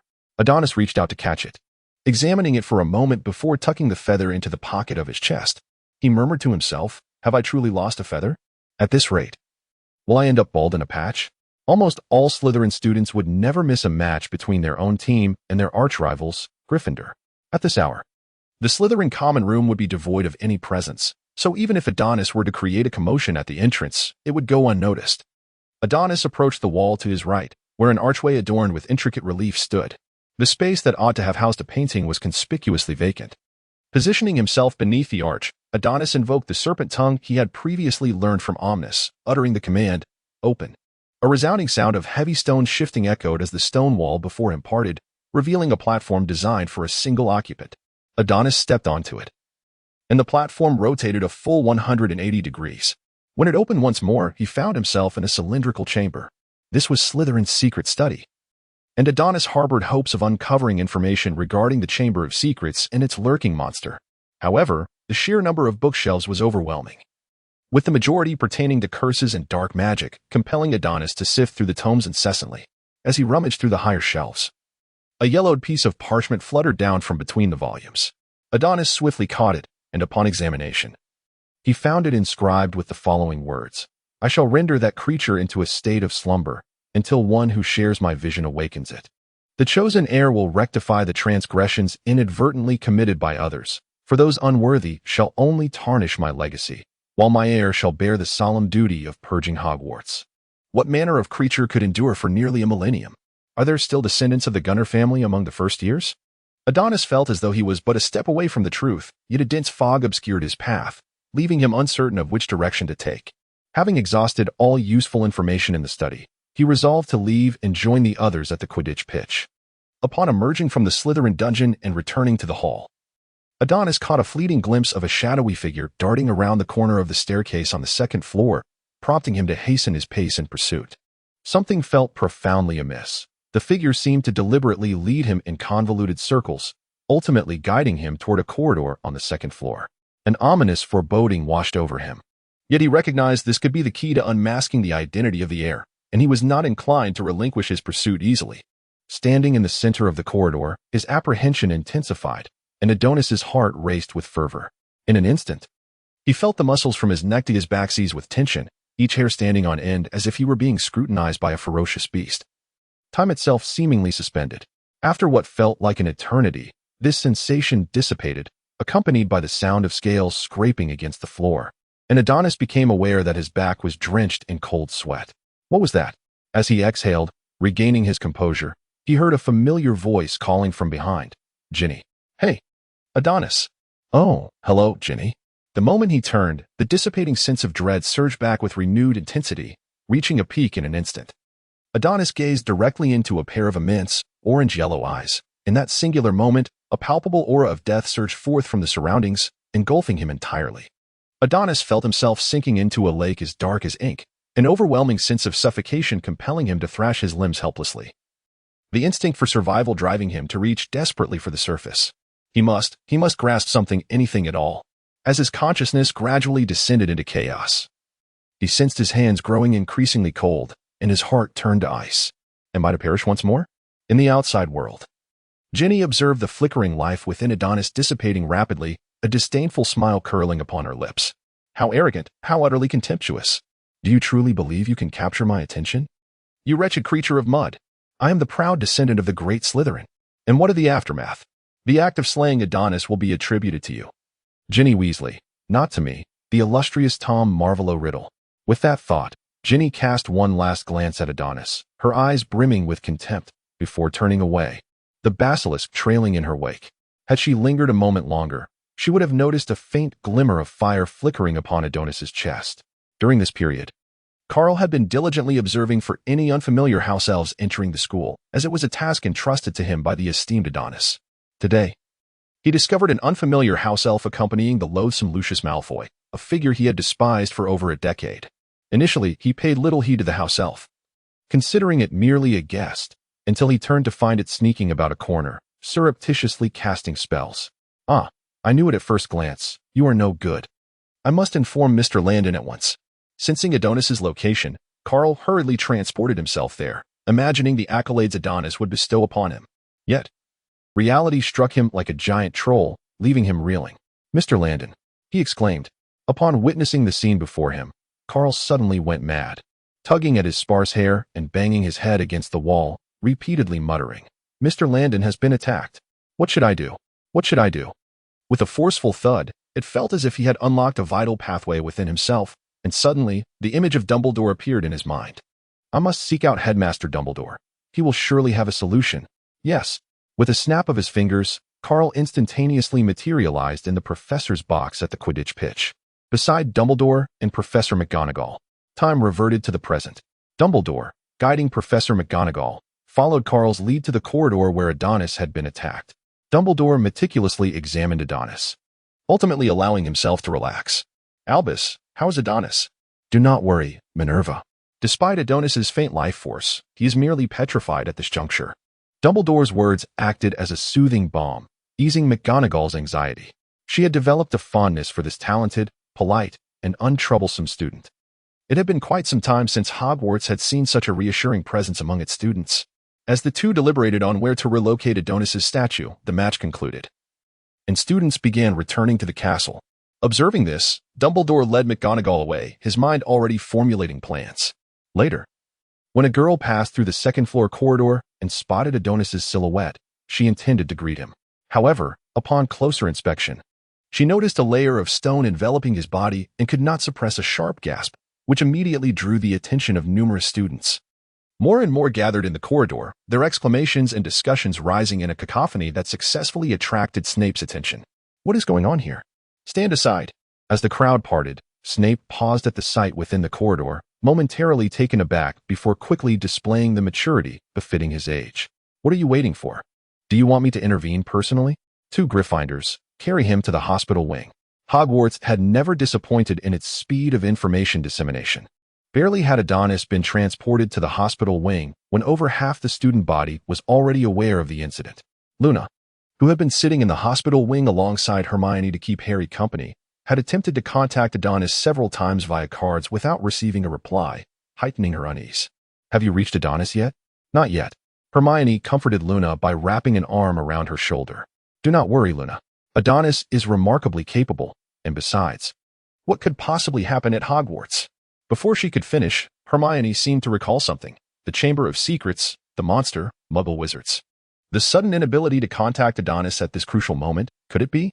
Hermione dared not pursue the thought further. It felt as though Hogwarts had scarcely known peace since the previous year. Hermione, something's happened. Neville's voice echoed from the entrance of the hospital wing. Before he could elaborate, Madame Pomfrey promptly emerged to reprimand him. Mr. Longbottom, the hospital wing forbids disturbances. If you continue this way, I shall have no choice but to ask you to leave. Neville appeared to be startled by Madame Pomfrey, his words swallowed before they could escape. Leaving him breathless as he let out a hiccup, Hermione promptly guided him to sit by Harry's bed, assisting him in regaining his composure. While Luna offered Neville a glass of warm water, inquiring, Neville, what has transpired? I just returned, back to the common room and heard everyone discussing another attack. Neville hurriedly sipped from the glass. It seemed that the news of Neville's unfinished statement was spreading when the door to the hospital wing was abruptly flung open. 2 upperclassmen from Gryffindor entered, bearing a stretcher, as a throng of students gathered behind them. Some attempting to push past Madame Pomfrey at the entrance to uncover the mystery within. The 2 Gryffindor upperclassmen spotted Hermione and Neville, making their way towards them with the stretcher. Luna, eager to inquire whom Neville was referring to, felt a chill as she caught sight of the figure on the stretcher. The clothing grew increasingly familiar. A pang gripped her heart, and a wave of suffocating disbelief washed over her. As she stood unsteadily, the recognizable visage came into focus, and a solitary tear traced a delicate path down her cheek, falling onto the back of her hand, bringing her to the realization that she was indeed weeping. The 2 upperclassmen placed Adonis upon the bed beside Harry and hastily departed. Hermione and Neville gazed at Adonis, lying rigid and lifeless, his body seemingly encased in a stone-like shell, their hearts heavy with sorrow and an overwhelming sense of helplessness. Adonis has been attacked. Luna must be feeling quite sorrowful. Hermione glanced at Luna beside her, words of comfort lodged in her throat, momentarily unsure of how to console her. She approached and gently patted Luna on the shoulder, at which point Luna's emotions erupted, tears streaming uncontrollably down her cheeks as she sobbed. Hermione enveloped Luna in her embrace, softly patting her back. Once Luna's emotions began to stabilize, Hermione wisely led Neville out of the hospital wing, allowing space for Luna. Luna sat beside Adonis's bed, her hands clasped tightly around his. Unexplainably, tears began to flow again, her eyes reddening. The door to the hospital wing swung open once more, and Dumbledore, draped in his purple robes, entered slowly. Luna hastily wiped her tears and stood to greet him. "Child, please take a seat," Dumbledore said. "Professor, will Adonis be all right?" "Rest assured, Luna, Adonis is merely petrified. He will awaken once the mandrake matures." Luna understood that Adonis was only petrified, but hearing it from Dumbledore's lips granted her a sense of relief. Dumbledore pulled over a chair and sat beside Luna, blinking as he casually inquired, "Do you care deeply for Adonis?" Caught off guard by Dumbledore's teasing question, Luna felt a rush of shyness, lowering her head and responding softly with a hum of affirmation. With this confirmation, Dumbledore ceased his playful banter, observing as Luna held Adonis's hand and found himself lost in reminiscence. "Back in the day. Ah, Dumbledore, I have finally found you," Severus Snape declared, striding into the hospital wing, his black cloak billowing behind him like the wings of a bat. Upon seeing Luna seated beside Dumbledore, his expression darkened, and he fell silent. Once Luna departed, Snape spoke. "What recklessness! That fool Adonis, investigating the Chamber of Secrets and putting himself in jeopardy." "Calm yourself, Severus. I have an idea," Dumbledore replied. Rising to his feet, he retrieved the Elder Wand and pointed it gently at the chair he had just occupied. causing it to transform into a perfect replica of Adonis lying in bed.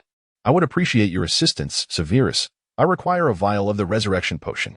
Snape quickly grasped Dumbledore's intentions, nodded in understanding, and turned to leave. As for the ingredients, the mandrake at Hogwarts had been depleted. What concern was that of Severus Snape? Ah, what an unfortunate day it has been, Harry thought as he opened his eyes to find darkness enveloping the room. Madame Pomfrey, noticing Harry's awakening, approached him with a vial of potion. Drink this. Tonight will not be pleasant. What is the matter, madam? After all, regrowing bones is hardly a comfortable experience. Madame Pomfrey replied, her expression tinged with irritation. Why did you not come to the hospital wing at the first opportunity? Harry took the potion with a hint of reluctance and remarked, Professor Lockhart insisted on treating me, and as you know, I had no time to refuse. Ah, that buffoon. Clearly, Harry concurred with Madame Pomfrey's words, raising his glass toward her and taking a sip, only to immediately spit it out. What are you doing? You should have known it would taste dreadful. Hurry, finish it, and you'll be able to leave by tomorrow morning. After Harry drank the potion, Madame Pomfrey departed, leaving the hospital wing feeling somewhat desolate. At that moment, he felt his communication card vibrating slightly. Upon answering, Ron's cheerful voice came through. Hey, Harry, you're finally awake. How are you? Not too well, Ron. My right hand feels unbearably itchy, as if ants are crawling on it. Never mind that. I have some bad news to share. What bad news? Adonis was attacked by the monster in the Chamber of Secrets. He should be lying in the bed beside you. What? Ignoring the discomfort in his weak right hand, Harry hurriedly sat up, pulling back the bed curtain to see Adonis lying next to him. Good heavens, Ron. What are we going to do without Adonis? I don't know either. Hermione says she has a plan. We'll discuss it tomorrow after you're discharged. Huffing and puffing, consciousness returned to Adonis, who suddenly sat up, gasping for fresh air. Once he regained his composure, he surveyed his surroundings. The familiar decor unmistakably indicated that he was in the hospital wing. How does it feel to escape from death? Following the sound, Adonis turned to see Snape, who was facing away from him, fiddling with several potion vials. Snape casually tossed a sealed potion bottle to Adonis. You are still quite weak. Drinking this may help you feel better. Adonis, without a hint of suspicion, gulped down the potion, oblivious to whether Snape had acted with intention or negligence. The elixir bore a distinctly sour and bitter flavor, reminiscent of a grotesque amalgamation of pickled, fermented cucumbers and rancid, decaying bitter melons. Rue. Observing the agony and nausea etched upon Adonis's face, a conspiratorial smile unexpectedly grazed Snape's countenance. It is a relief to see you unharmed, Adonis. Dumbledore remarked as he entered the room, approaching Adonis's bedside to gently place a hand upon his forehead. How do you feel? Aside from Professor Snape's potion, I am well. Adonis replied, casually seizing a copper basin to expel the bitterness from his mouth. The acrid taste lingered unpleasantly, leaving him mystified as to what Snape had concocted that was so revolting. It is the basilisk, old Dumbledore, the creature within the chamber. As the bitterness on his tongue began to dissipate, he continued, the one who opened the chamber might be Ginny. I heard her voice just before I locked eyes with the basilisk. Ginny Weasley? Ah, I hope Mr. Riddle's mind has been compromised by the creature. The Weasley family is certainly not of Slytherin lineage. Professor, could it be that Ginny is under some form of control? Perhaps the Imperius Curse? A potion? Or some other means? Adonis pondered, recalling that Luna had also mentioned Ginny's recent peculiar behavior. Dumbledore and Snape fell into deep contemplation, particularly Dumbledore, whose crescent-shaped glasses flashed light directly into Adonis's eyes. Adonis, I must entrust you with the investigation. As professors, we are under scrutiny, whereas you, now a petrified student, can investigate from the shadows, ensuring your safety. Rest assured, should the basilisk dare approach me, I shall handle it accordingly, Adonis declared, feeling a pang of hunger. He quickly called for Carl, only for the latter to rush in and cling to Adonis's arm, sobbing profusely about his fears. Noticing Carl was about to punish himself, Adonis promptly ordered him to bring food for himself and Professor Dumbledore. Have you made any progress on investigating the reasons behind Tom's immortality? Adonis inquired, taking a bite of pastry that left crumbs upon his lips. Dumbledore replied in a measured tone, there are no leads yet. Tom possesses an overwhelming array of dark magic, much of which is unfamiliar even to me. Are you truly entrusting the Chamber's investigation to Harry and the others? A basilisk, no less. You nearly lost me. You must learn to let go. Harry and his friends require the opportunity to grow. I can't shake the feeling that there is more you intend for me to undertake. Do you recall the gentleman, Mr. Belby, we encountered at the French Ministry of Magic? Adonis naturally had a faint recollection of the potion's master he had encountered only once, and he gestured for Dumbledore to continue. I have heard that he has encountered some troubles ever since the emergence of the Wolfsbane potion.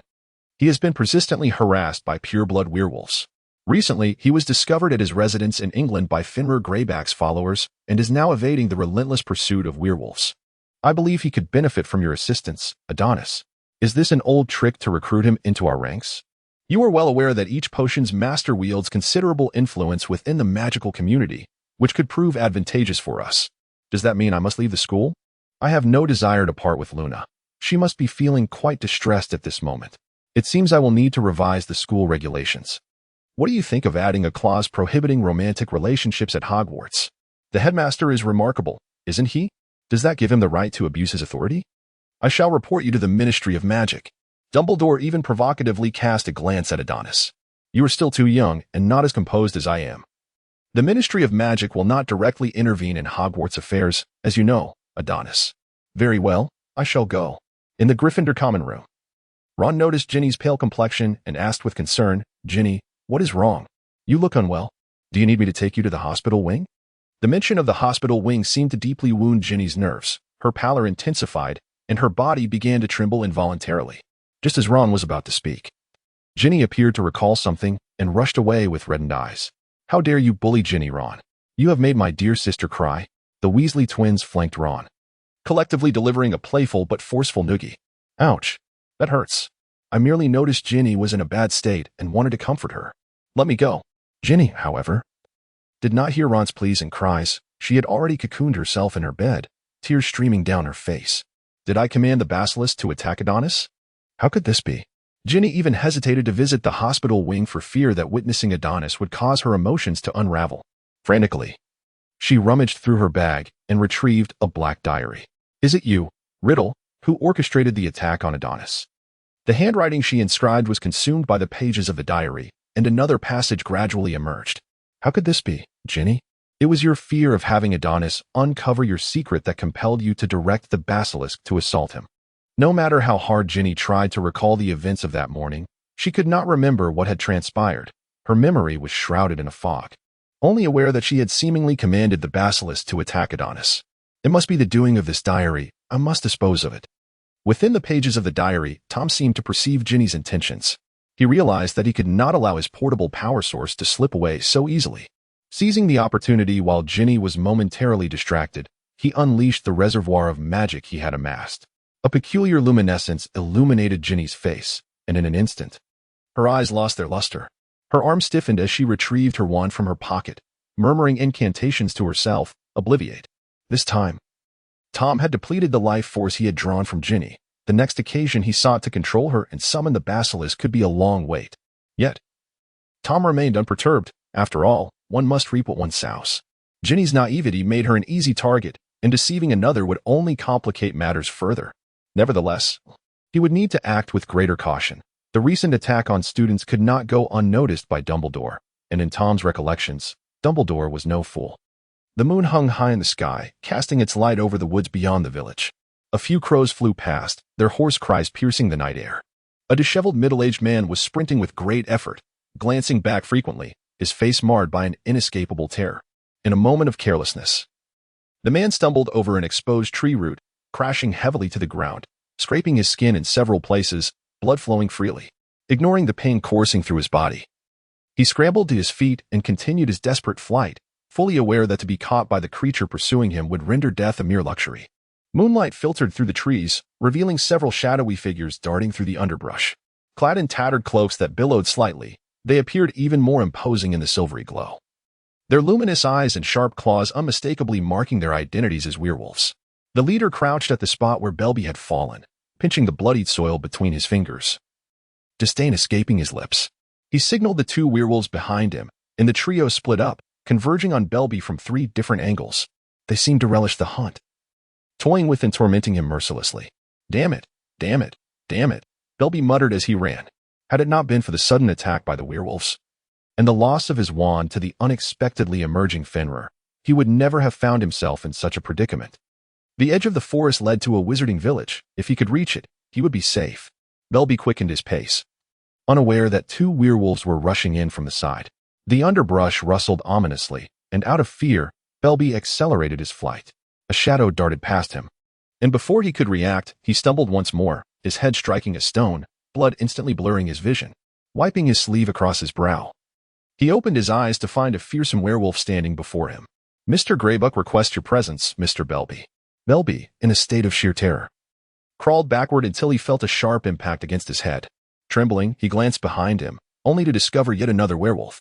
He found himself encircled by these fearsome creatures.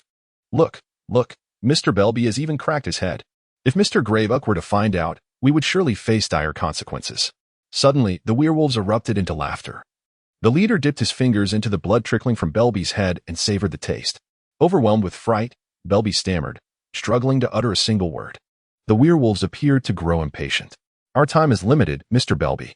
It seems we must take our leave with you," one of them said, extending its claw toward Belby's arm. In that moment, a tempest of flames erupted, causing the werewolf to recoil just in time, though not without suffering a sharp pain in its palm. An ambush.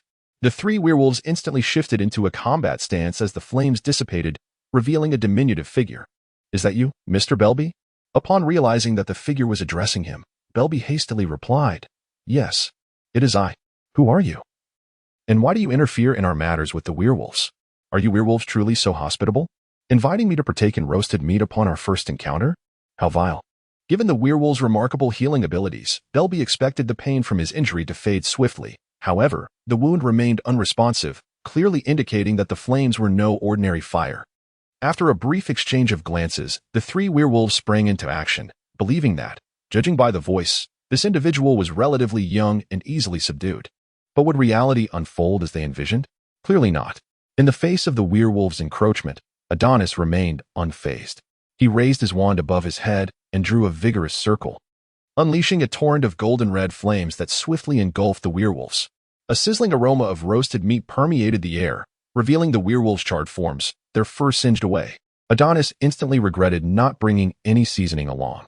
No, werewolves are still beings worthy of compassion. Such thoughts are indeed extreme. Observing the agony of the werewolves, Adonis suddenly felt a pang of sympathy.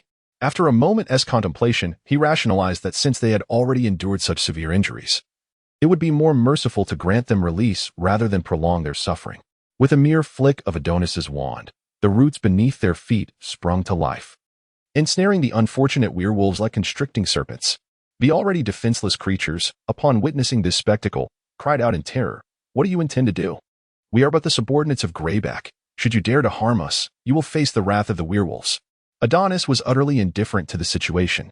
"No matter how formidable you think you are, can you truly venture to Hogwarts to eliminate me?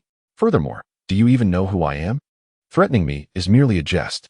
For such brazen individuals who remained defiant even in the face of death, Adonis showed no mercy. With both hands raised above his head, he channeled his formidable magic into the tip of his wand, unleashing a blinding bolt of lightning that struck the ground, sending shockwaves that propelled Mr. Belby into the air. When he opened his eyes again, the werewolves were no longer visible, reduced to ashes beneath the overwhelming force of the tempestuous energy. It is often said that lightning is the most effective magic for obliterating evidence, thus saving one the cost of purchasing corpse-dissolving potions. Mr. Belby was now in a state of bewilderment. He had been peacefully sleeping at home when a pack of werewolves barged in, threatening to take him away. After narrowly escaping, he found himself pursued by three werewolves, only to be confronted by some ominous figure. Would this individual be using him for some nefarious dark magic experiments? Just as Mr. Belby was about to cry out for help, Adonis had already removed his hood. "Long time no see, Mr. Belby. It's you. You were that child following Dumbledore that day? Did Dumbledore send you? My professor believes you may encounter trouble soon, so I have come to offer you some assistance." Adonis handed Mr. Belby a vial of invigorating potion, clearly feeling that his arrival was timely. "Not at all. I've been lurking near your home for several days. Had it not been for Dumbledore's threats, I would have refused this dreadful task." Though he thought this internally, Adonis maintained a facade of amiable composure. Fortunately, he had returned to the dormitory beforehand and borrowed Harry's invisibility cloak. Otherwise, he would have been at a loss for how to conceal himself from the werewolf's keen senses. "Ron, have you seen my invisibility cloak? Weren't you supposed to find it at the bottom of the wardrobe?" That was indeed the case. But as Harry prepared for a night outing and discovered the empty space at the bottom of the wardrobe, He fell into contemplation. Could it be that the invisibility cloak had truly become invisible? Dumbledore, after Mr. Belby consumes the potion, what is it that you seek from me? Potions? Or perhaps my esteemed title as a master potion maker? I would think Dumbledore is not lacking in reputation. We require your support, Mr. Belby. Support? What do you mean? You will find out in due time. This is not a suitable place to linger. I shall escort you away. Shall we head to Diagon Alley? Upon receiving Mr. Belby's affirmative response, Adonis performed the disapparition spell, transporting them away. As their figures materialized at the leaky cauldron, the proprietor, Tom, was startled, nearly drawing his wand to unleash some verdant spell upon them, but thankfully restrained himself. Oh, good evening, Mr. Belby. What has rendered you in such a disheveled state? Belby, currently engulfed in a state of agitation, paid no heed to Tom's attempts at camaraderie. He strode directly to the fireplace, uttering the name of a location before vanishing amidst the emerald flames. His mood appears rather bleak. Adonis approached the bar and took a seat. Is it still open? Uncle Tom, please, grant me a mug of butterbeer. At this hour, you ought to be at Hogwarts. What has transpired? Adonis accepted the butterbeer handed to him by Tom and took a hearty gulp. Observing Tom's curious expression, he placed a finger to his lips and said, I beg your pardon, Uncle Tom, but that shall remain a secret. How old are you to be so enigmatic? Tom inquired, not receiving an answer from Adonis. He refrained from pressing further and continued tidying up. Adonis had just returned to the House of Requests, preparing to indulge in a soothing milk bath to wash away the fatigue from his recent endeavors. Suddenly, a shimmering silver phoenix appeared out of thin air, flapping its wings and landing gracefully before him. Adonis, come to my office, it announced. Seriously? I've only just gotten back. I haven't even washed my face. Must you summon me for work, you wretched capitalist? The guardian seemed to sense a hint of ire upon Adonis's visage, promptly circling in the air before vanishing, as if to evade Adonis's potential frustration. In the headmaster's office, Adonis emerged from a burst of flames. Are you not going to rest at night, old man? He inquired. At my age, sleep eludes me, Adonis. You know my quality of rest is poor. Would you prefer milk tea or pumpkin juice? Neither, thank you. You appear to possess more vitality than us younger folks. And what is that you're wearing to bed? Adonis could not help but comment. For Dumbledore's choice of night attire was indeed rather eye-catching. The dark, fitted robe was adorned with gold thread and lace trimmings at the chest and hem. And had it not been for Dumbledore's long beard, one might have thought it immodest. He even wore a matching lace-trimmed nightcap. Oh, this? A few old friends from Weisnager sent it to me, claiming it's the latest trend. Not to your liking? I just hope they didn't send it thinking you would enjoy it. Dumbledore reconsidered his outfit, feeling quite satisfied with it, before moving to the sofa and steering the conversation back on track. How is Damocles? Aside from a rather sour mood, he appears to be doing well. After all, being disturbed by a werewolf at such an hour would irritate anyone. That puts my mind at ease. The school has seemed quite tranquil during your absence. Oh, of course. A little house elf did come to see Harry in secret. A house elf? Was it Dobby?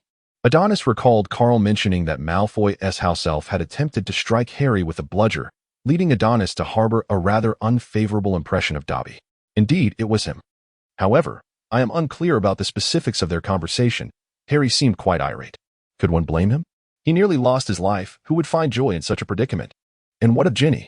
Have you kept an eye on her lately? Adonis had always believed Ginny to be the key to unraveling the mystery of the chamber. Miss Weasley appears to be perfectly fine at present. That is peculiar. My memory should not fail me. Could it be that the mastermind anticipated my foresight and has temporarily withdrawn? Rather than dwell on that, I suggest you pay closer attention to Miss Lovegood's circumstances. Luna? What has happened to Luna? Do tell, old Dumbledore. Adonis was visibly agitated, nearly grasping Dumbledore by the collar, while Dumbledore, maintaining his composure, leaned back slightly.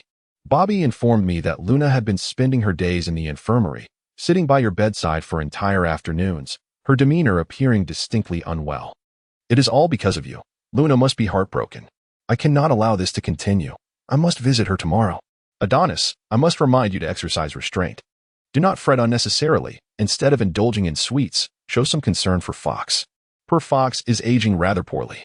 Adonis approached Fox's cozy nest, gently stroking its head. Fox emitted a weak sound before resuming its rest. On Saturday morning, warm sunlight streamed through the glass roof, illuminating a large bed where a pile of blankets stirred slightly, revealing a golden head. Once accustomed to the indoor light, Adonis lazily opened his eyes, stretched, and, fully awake, hurried to the washroom. Carl? Are you there? Adonis called out the name of the house elf as he emerged from the washroom. Is there something you require, Mr. Landon? Please fetch me 2 cream horns and a cup of hot milk. Thank you. When Carl returned, Adonis, sensing something, inquired, Has Luna had her breakfast? Carl pondered carefully, seemingly unable to recall seeing Luna in the great hall, and shook his head. Noticing this, Adonis decided against having breakfast himself, changed his clothes, and made his way towards the room of requirement.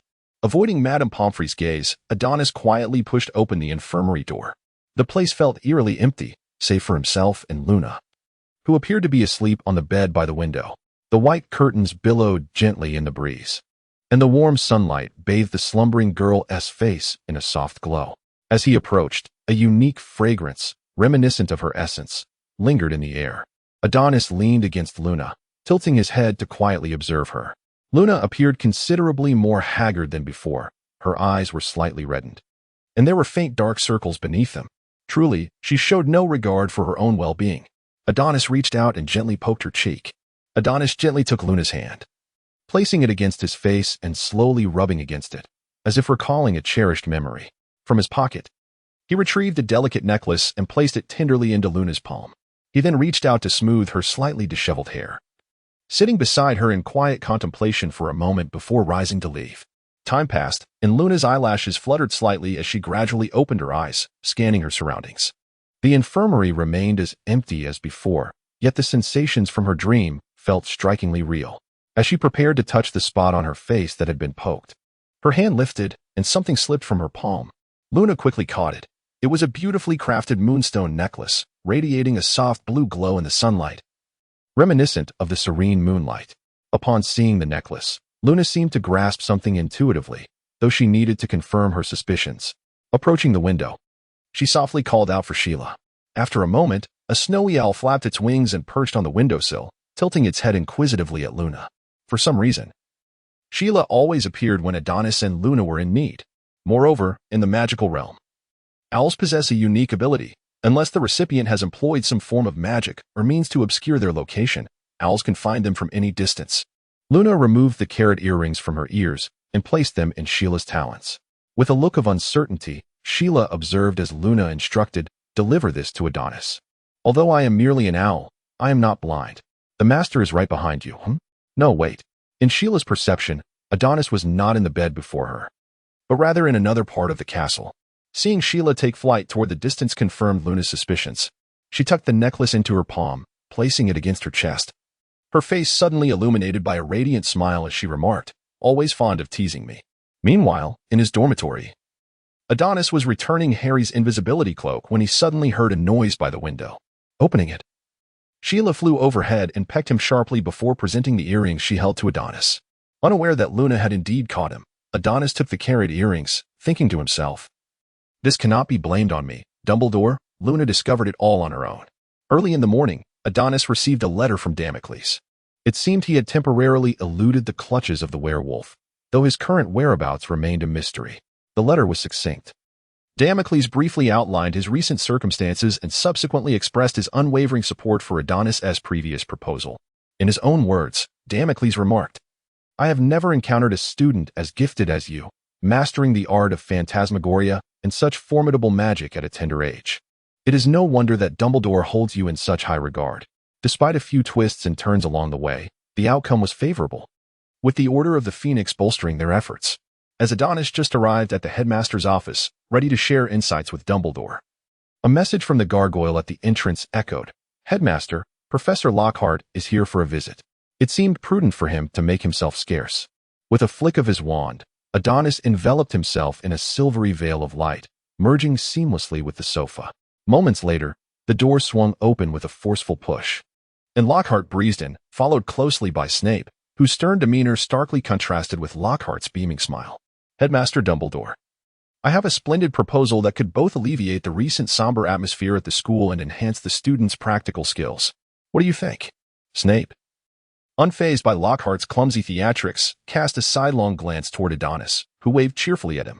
Given Snape's expertise, discerning his invisibility charm would be an effortless task. Snape disdainfully curled his lip before refocusing on Dumbledore and Lockhart, who was now getting to the crux of his pitch. "Headmaster, Here's the thing. I plan to establish a dueling club alongside Professor Snape. Do you agree, Severus? Snape merely nodded, reluctant to acquiesce to Lockhart's unreasonable request unless it involved a vigorous demonstration of dueling skills, which presented a rare opportunity to educate Lockhart in a straightforward manner. Seeing Snape's agreement, Dumbledore harbored no objections, signing the application documents that Lockhart had brought.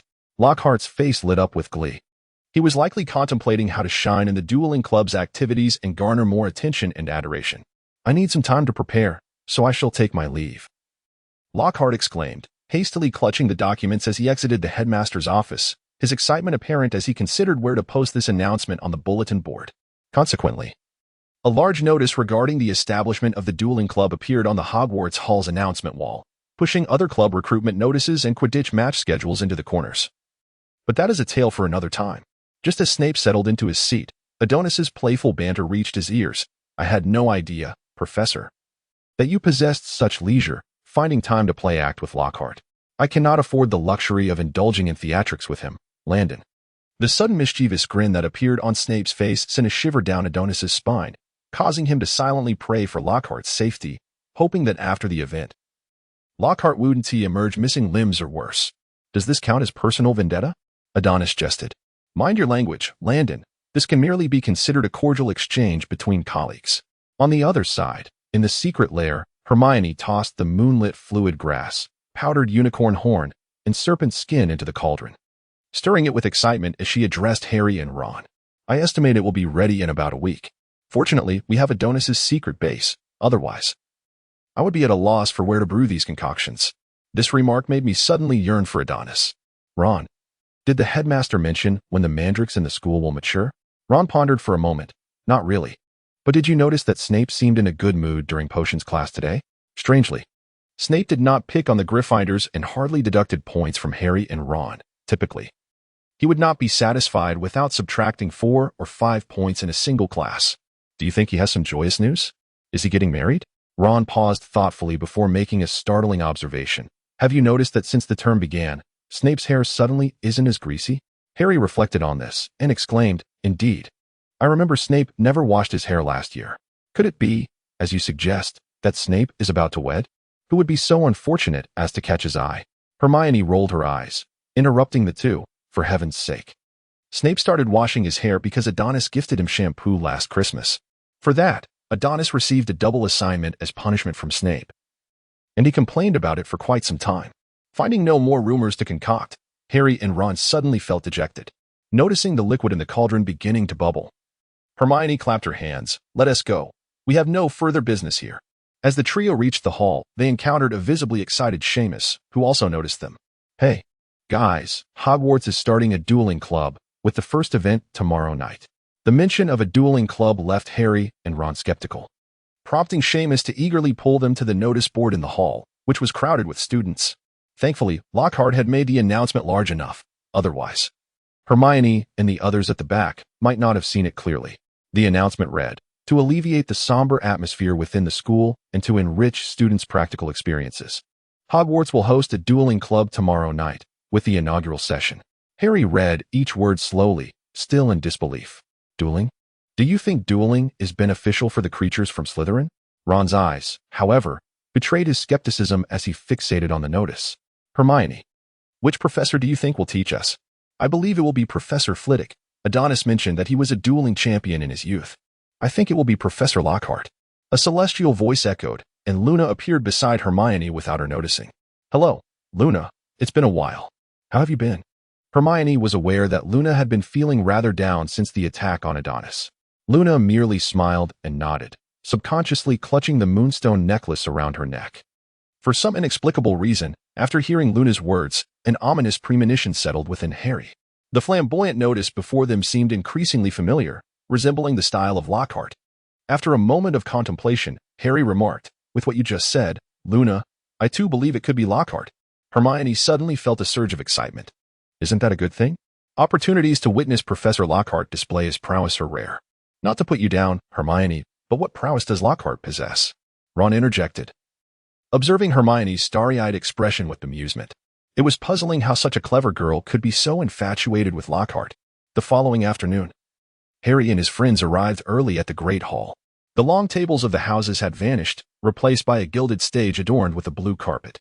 The floating candles had been exchanged for exquisite candelabras, and the enchanting night sky that once graced the ceiling was now shrouded in thick mist.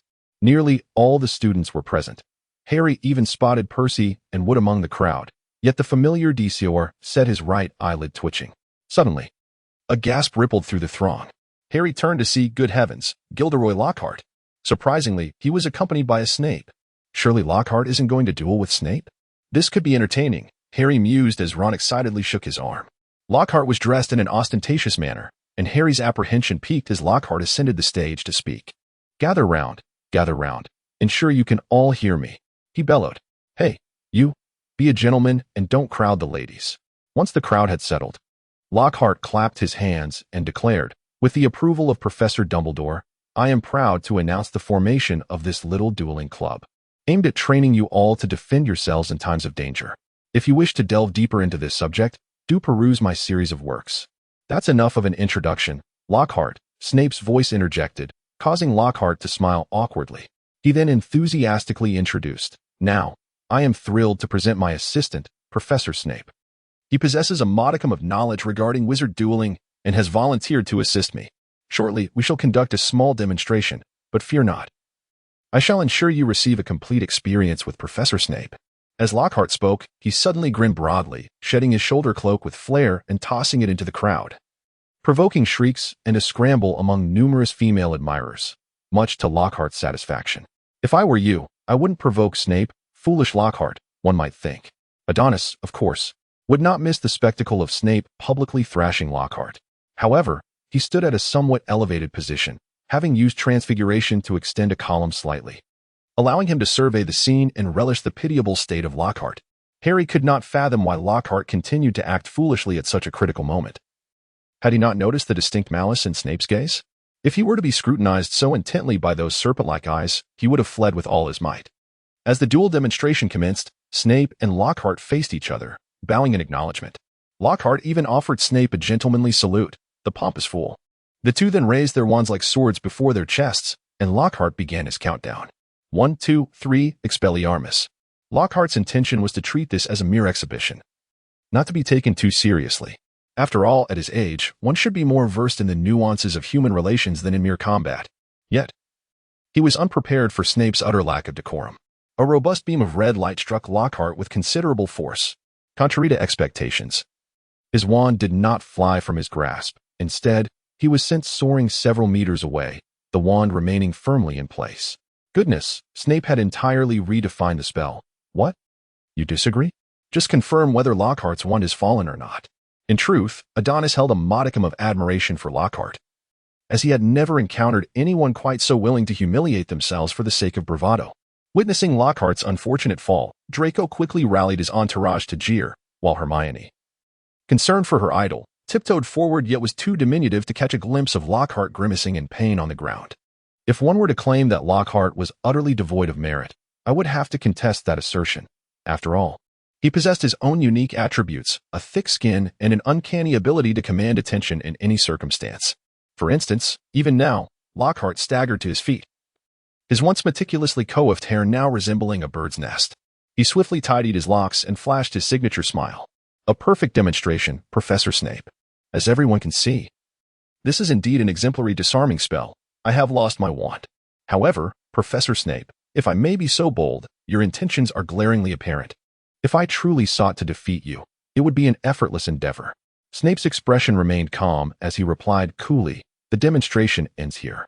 I believe we should first instruct the students on how to counteract malicious spells, Professor Lockhart. Lockhart, as if awakening from a dream, eagerly responded, yes. That is an excellent proposal, Professor Snape. He then scanned the crowd, suddenly pointing, Harry, Ron, you two, come up.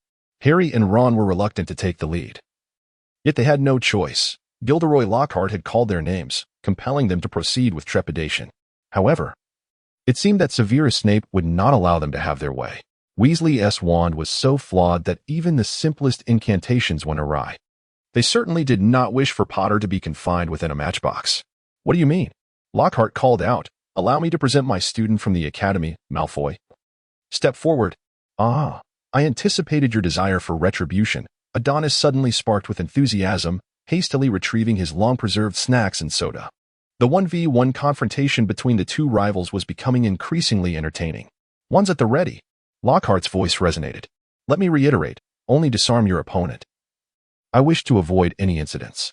1, 2, legs stiffen and cease. Malfoy, disregarding the code of conduct, struck out before the countdown had concluded. Blimey, a sneak attack. Harry tensed at the sound of Malfoy's incantation, having expected him to adhere to the dueling etiquette, but it appeared he had overestimated Malfoy's character. Just as everyone presumed Malfoy's ambush would succeed, Harry pivoted, albeit somewhat clumsily, managing to evade the strike. Once he regained his balance, he extended his wand, Tarantaligra.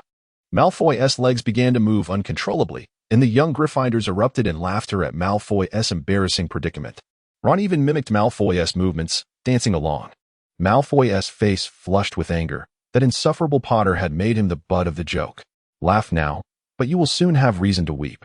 Snape, exasperated with Malfoy's performance, approached and whispered a few words to him. Suddenly, Malfoy smirked. Having received Snape's approval, he felt emboldened to act without restraint. The two faced each other once more, but Malfoy's sinister grin instilled a sense of unease in Harry. Are you afraid, Potter? Just don't dance later. As Lockhart shouted for the duel to commence, Malfoy swiftly made his move, bellowing, Serpensortia. A long, black serpent erupted from the tip of Malfoy's wand, landing on the ground, bearing its venomous fangs and poised to strike at Harry. The crowd around Harry gasped, instinctively recoiling in fear. Do not move, Potter. I shall handle this. Snape, observing Harry's stillness, presumed he was paralyzed with fear. Just as he prepared to showcase his prowess, Lockhart suddenly leapt forward, interrupting Snape's spell with a loud proclamation. I will handle this. Lockhart raised his wand and, with a spell of unknown origin directed at the serpent, not only did the creature fail to vanish, but it was instead sent tumbling to the ground, appearing even more agitated as it bared its venomous fangs at the nearest student. Curiously, the unfortunate student caught in the serpent's gaze was none other than Justin Finch-Fletchley, a recent acquaintance of Harry's. It is hard to believe that no one was orchestrating this turn of events. Justin stood frozen in terror, staring wide-eyed at the venomous snake. Harry, unwilling to witness harm befall his newly made friend, felt an inexplicable urge to step forward and command the serpent to cease its aggression. As he opened his mouth to speak, a series of hissing sounds emanated from him. This fool was about to stir up grave trouble. Adonis witnessed Harry revealing his parcel-tongue ability in front of the crowd, disregarding the spectacle and hastily seeking out Dumbledore. The young wizards surrounding Harry gazed at him in sheer terror, instinctively retreating, while Harry remained oblivious to their fear, perceiving his words as merely a normal conversation. The serpent, having heard Harry's command, let out a reluctant hiss directed at Justin before turning to face Harry, retracting its fangs. To the onlookers, this further solidified the notion that Harry had commanded the snake to attack Justin. Serpensortia. Snape waved his wand, and in an instant, the serpent was reduced to ashes under the spell's influence. Harry, still unaware of what had transpired, looked up to find Snape's face etched with disbelief. Scanning the room, he noticed that nearly everyone regarded him with expressions of sheer horror. He turned his gaze back to Justin, expecting to see gratitude and relief on his face for having been spared. What trickery is this? Harry was taken aback when Justin suddenly shouted at him. And before he could respond, Justin fled the hall, clearly terrified. Even Colin, who usually admired Harry, had put away his camera, shaken by the earlier incident. Ron and Hermione quickly pulled the dazed Harry away from the Great Hall, followed closely by Neville, as the crowd parted for them, seemingly fearful of associating with anything ominous. Harry felt perplexed. Had he not just saved Justin? Shouldn't he be receiving accolades as a hero? Why did they all seem to shun him? Snape, feeling the situation spiraling out of control, hastened to leave the hall. Desperate to find Dumbledore and seek clarity on how Lily's child could possess the ability to speak to snakes. Dumbledore, how could Potter be a Parselmouth? He is Lily's child. Snape's voice was laced with incredulity and trembled slightly. Adonis had never before witnessed Snape lose his composure to such an extent. Calm yourself, Severus, Dumbledore urged, sensing the turmoil. Snape, while generally composed, became easily agitated when Lily was involved. How can I remain calm? After expressing his frustration, Snape recognized that he had indeed lost his temper. Sitting down heavily on a sofa, arms crossed, sulking. Noticing the oppressive atmosphere surrounding Snape, Adonis discreetly moved away to sit beside Fawkes, scratching its chin. You appear unfazed, Dumbledore. Did you already know? Yes, I was aware that Harry was a parcel mouth, Adonis informed me. That old man had unwittingly drawn the ire onto me. Adonis felt a shiver run through him as Snape's gaze turned sharply towards him, fixing him with an unwavering stare that sent goosebumps across his skin. You see, my acquaintance with Harry began in the Muggle world, and on our first encounter, he was engaged in conversation with a Burmese python, reflecting on the current situation.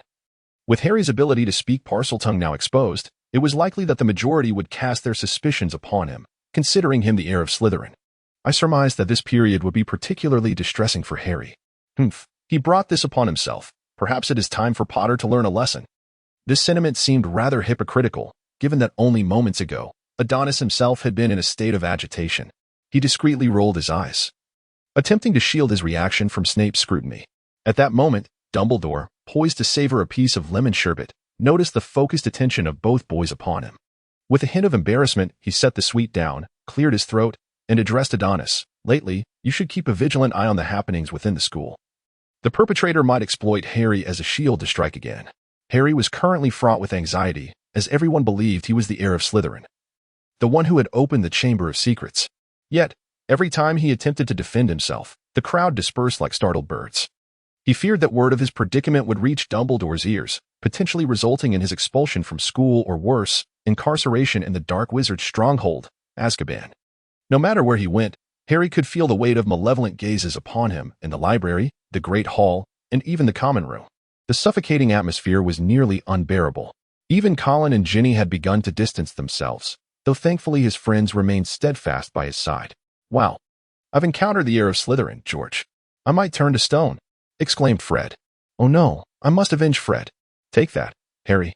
George and Fred continued their playful antics, teasing Harry with laughter as they patted his shoulder before darting off. Harry understood their intentions were to comfort him. Yet the disdainful looks from others made it difficult for him to lift his spirits. Hermione and the others found themselves at a loss, unsure how to console Harry, and could only remain silently by his side. Occasionally, Harry would visit the infirmary, sitting beside Adonis, expressing his conviction that he was not the heir, and lamenting the stifling atmosphere permeating the school. The statue served as a wonderful confidant, especially as it was a dear friend. However, Harry's actions were misconstrued by others. On one occasion, as he exited the hospital wing, he overheard whispers around him. Look, the heir of Slytherin is admiring his own handiwork. How dare he? Someone retorted. Sure. Be quiet. He is about to look over here. You wouldn't want to be petrified, would you?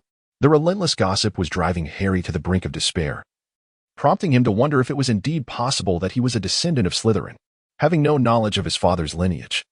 Harry found himself compelled to seek answers from Hagrid, as the Dursleys seldom broached such topics within their home. Hagrid, taken aback by Harry's unexpected visit, served him a cup of hot tea. Hagrid, do you know anything about my father and the Potter family? Harry inquired. What has prompted this sudden interest? Is it the recent rumors circulating at school? Hagrid speculated, noting Harry's silence as confirmation of his assumptions. Harry, you must understand that there is no way you could be the heir of Slytherin. You are the child of James and Lily, whom we witnessed being born. Furthermore, the Potter family is steeped in a long lineage, entirely unrelated to Slytherin. Despite the reassurance offered by Hagrid, Harry grappled with self-doubt. In the afternoons, he would occasionally find himself seated by the shores of the Black Lake, gazing at Hogwarts, as if seeking answers from himself and from Hedwig beside him. Who am I? Truly? Adonis sometimes stood behind Harry, harboring concerns about his mental well-being. After all, words can wound more deeply than swords. And the mere fact that Harry managed to hold himself together without succumbing to despair was a testament to his fortitude. The calendar had long since turned to December, the air growing chilly, and the sky was shrouded in a gray haze, as if it were preparing to unleash a heavy snowfall. A gust of cold wind swept through, prompting Harry to tighten his cloak around him. Sensing a gentle vibration from the cards in his pocket, Harry retrieved one, its illustration morphing into a hound in pursuit of a stag, Ron's call beckoning him. Hey, Ron. Thank goodness you finally answered. Ron's voice chimed in. Neville and I were starting to think you might have contemplated a leap into the Black Lake. The communication cards possessed a rudimentary tracking feature, a discovery made through the persistent efforts of their group. Consequently, Adonis had been keeping the card on his person during this time. Upon hearing his friend's teasing, Harry felt a lift in his spirits. Ron continued, Hurry over, Harry. Professor Sprout just announced that today's herbology class is cancelled. Neville and I are waiting for you in the Great Hall, while Hermione has already gone to the library to secure a seat. Cancelled? Why? Professor Sinistra mentioned that snow is likely to fall today, and Professor Sprout is preoccupied with covering the mandrakes. A white blur darted past him, and a sudden damp sensation brushed against his nose. Harry looked up to see snowflakes fluttering down from the heavens. He hastily ended the communication, called for Hedwig, and mounted his broom, soaring toward the castle. Adonis stood atop the castle, extending his hand to catch a few snowflakes, murmuring, "It is snowing." As if suddenly struck by a thought, a flicker of flame illuminated the air, and his figure vanished from sight. Luna sat on a bench, lost in the snowfall, when she was abruptly enveloped by a warm current that coursed through her body. She reached into her collar and retrieved the moonstone necklace, which seemed to respond to something. Its surface shimmering with a flowing blue aura. Sensing a presence, Luna lifted her gaze ahead, but found nothing before her. The snowfall intensified, and she brushed the snow from her shoulders, slowly making her way toward the castle. Meanwhile, Adonis stood silently beside the bench, observing Luna's silhouette as she entered the castle. The blue light in his palm gradually fading. Upon closer inspection, it revealed itself to be yet another moonstone necklace. Harry sat in the library, plagued by an unsettling prickling sensation at the back of his head. When he turned, he discovered a Hufflepuff student across from him, scrutinizing him with a wary and discerning gaze. This scrutiny weighed heavily on Harry S. Hart, making the library's atmosphere unbearable. He hastily bid farewell to his friends, preparing to depart. This chapter is not yet concluded. Please turn to the next page to continue reading. Adonis has made a new discovery. Can you guess what it is? Ginny. During this time, Ginny has been behaving quite normally, exhibiting no undesirable conduct, to the point where Adonis nearly dispelled his suspicions about her, even beginning to question whether his own memory had faltered. At this critical juncture, Ginny reappeared at the entrance of the Myrtle bathroom, causing alarm bells to ring in Adonis's mind. However, upon closer inspection, he noticed that Ginny's demeanor seemed rather unsettling, as if her soul had been siphoned away. Her vacant gaze and the eerie aura that enveloped her made her appear akin to a mere shell of a person. What was that? A black diary? The state Ginny is in renders the dark notebook in her hand strikingly incongruous. Adonis brandished his wand, channeling his magical energy towards his eyes. Suddenly, a golden wave surged within his pupils, rendering his vision extraordinarily clear. Seizing the fleeting moment as Ginny opened the door to the washroom, Adonis cast his gaze once more upon the black diary she held in her hands. The intricate details of the notebook's cover magnified before his eyes, revealing in striking golden letters the name, Tom Marvolo Riddle. Adonis's pupils constricted as he recalled a previous conversation with Dumbledore regarding Voldemort. Old Dumbledore. Why does Tom refuse to use his birth name, choosing instead to be called Voldemort? Tom, a paranoid pure-blood supremacist, is ironically a half-blood wizard himself. He takes pride in his Slytherin lineage while shunning his Muggle heritage.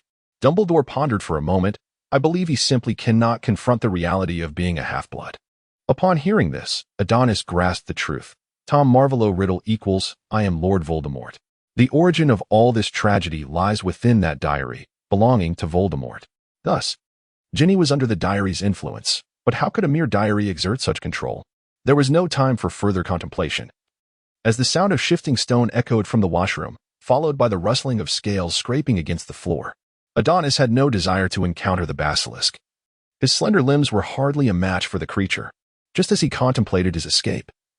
An alert from his alchemical apparatus in another location indicated that someone had entered the area and might be attacked by the basilisk.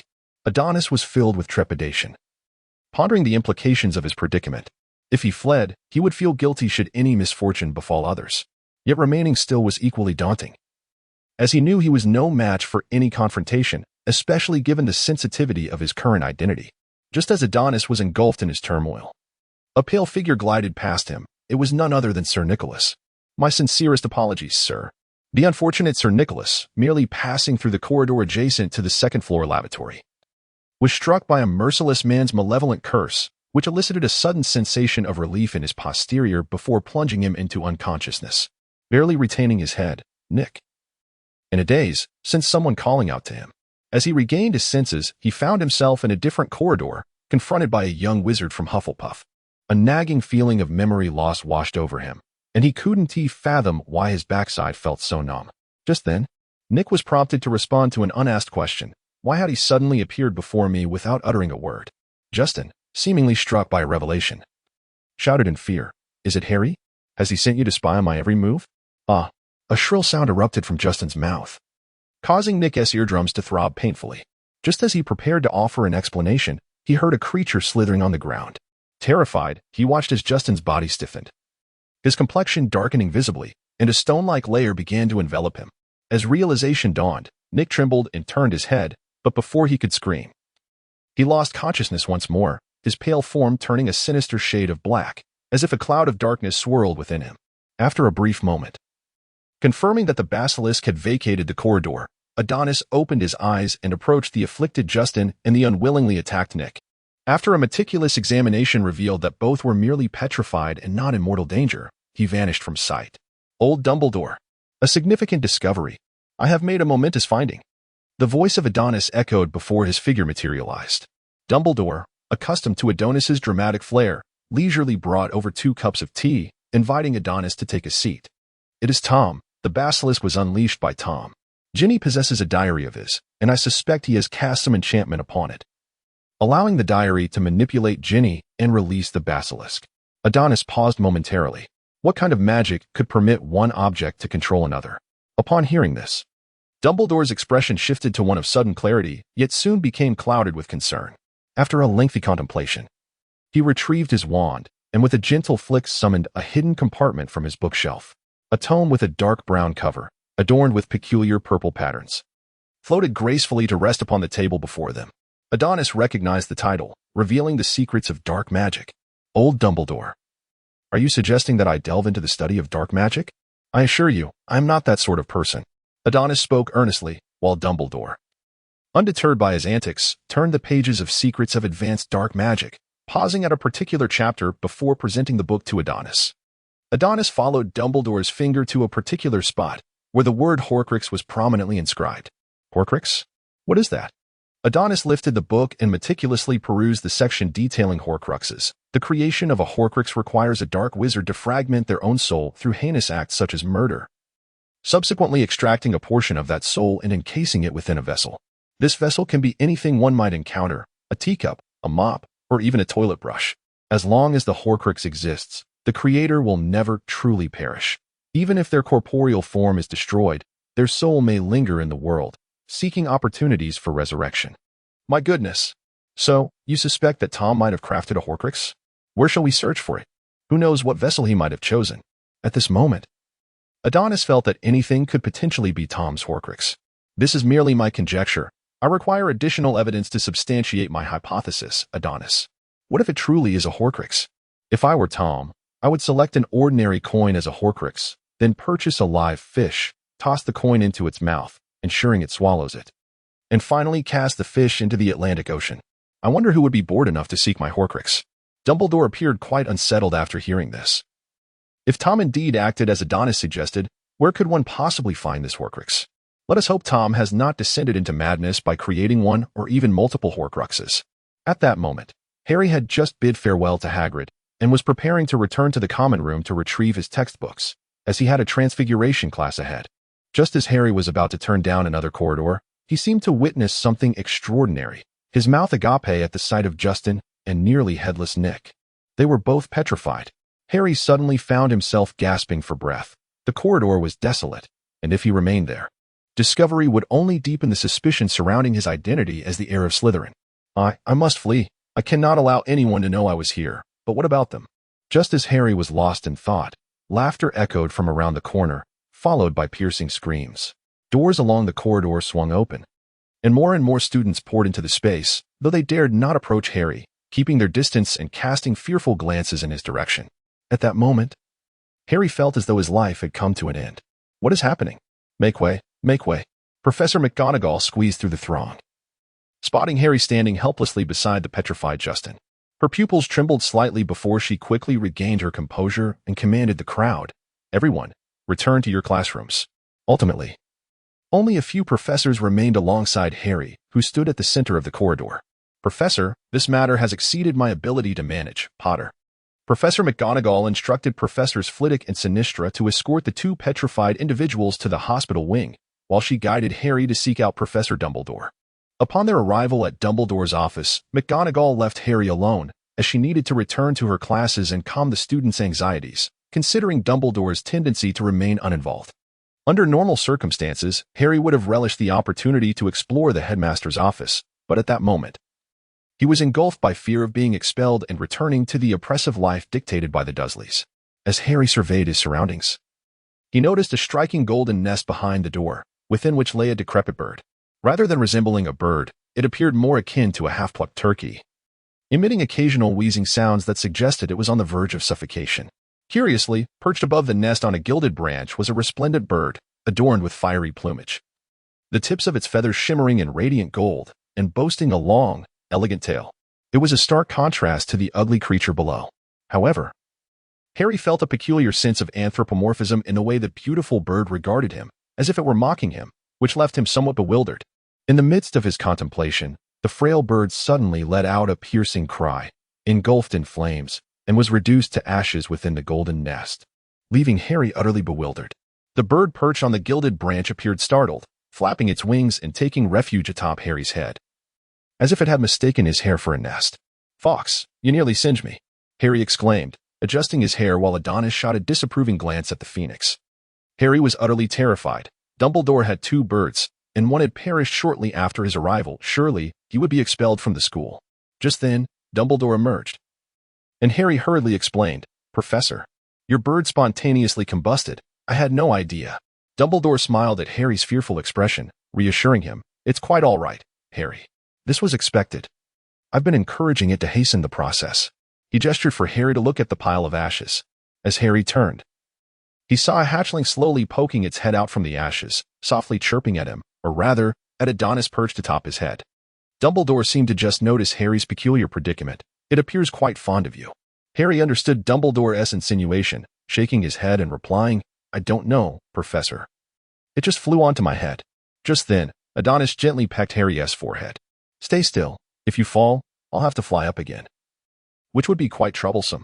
Dumbledore suddenly erupted into laughter, and then, with his azure gaze fixed firmly upon Harry, he was interrupted by Hagrid, who burst into the room, his beetle-black eyes blazing with fury.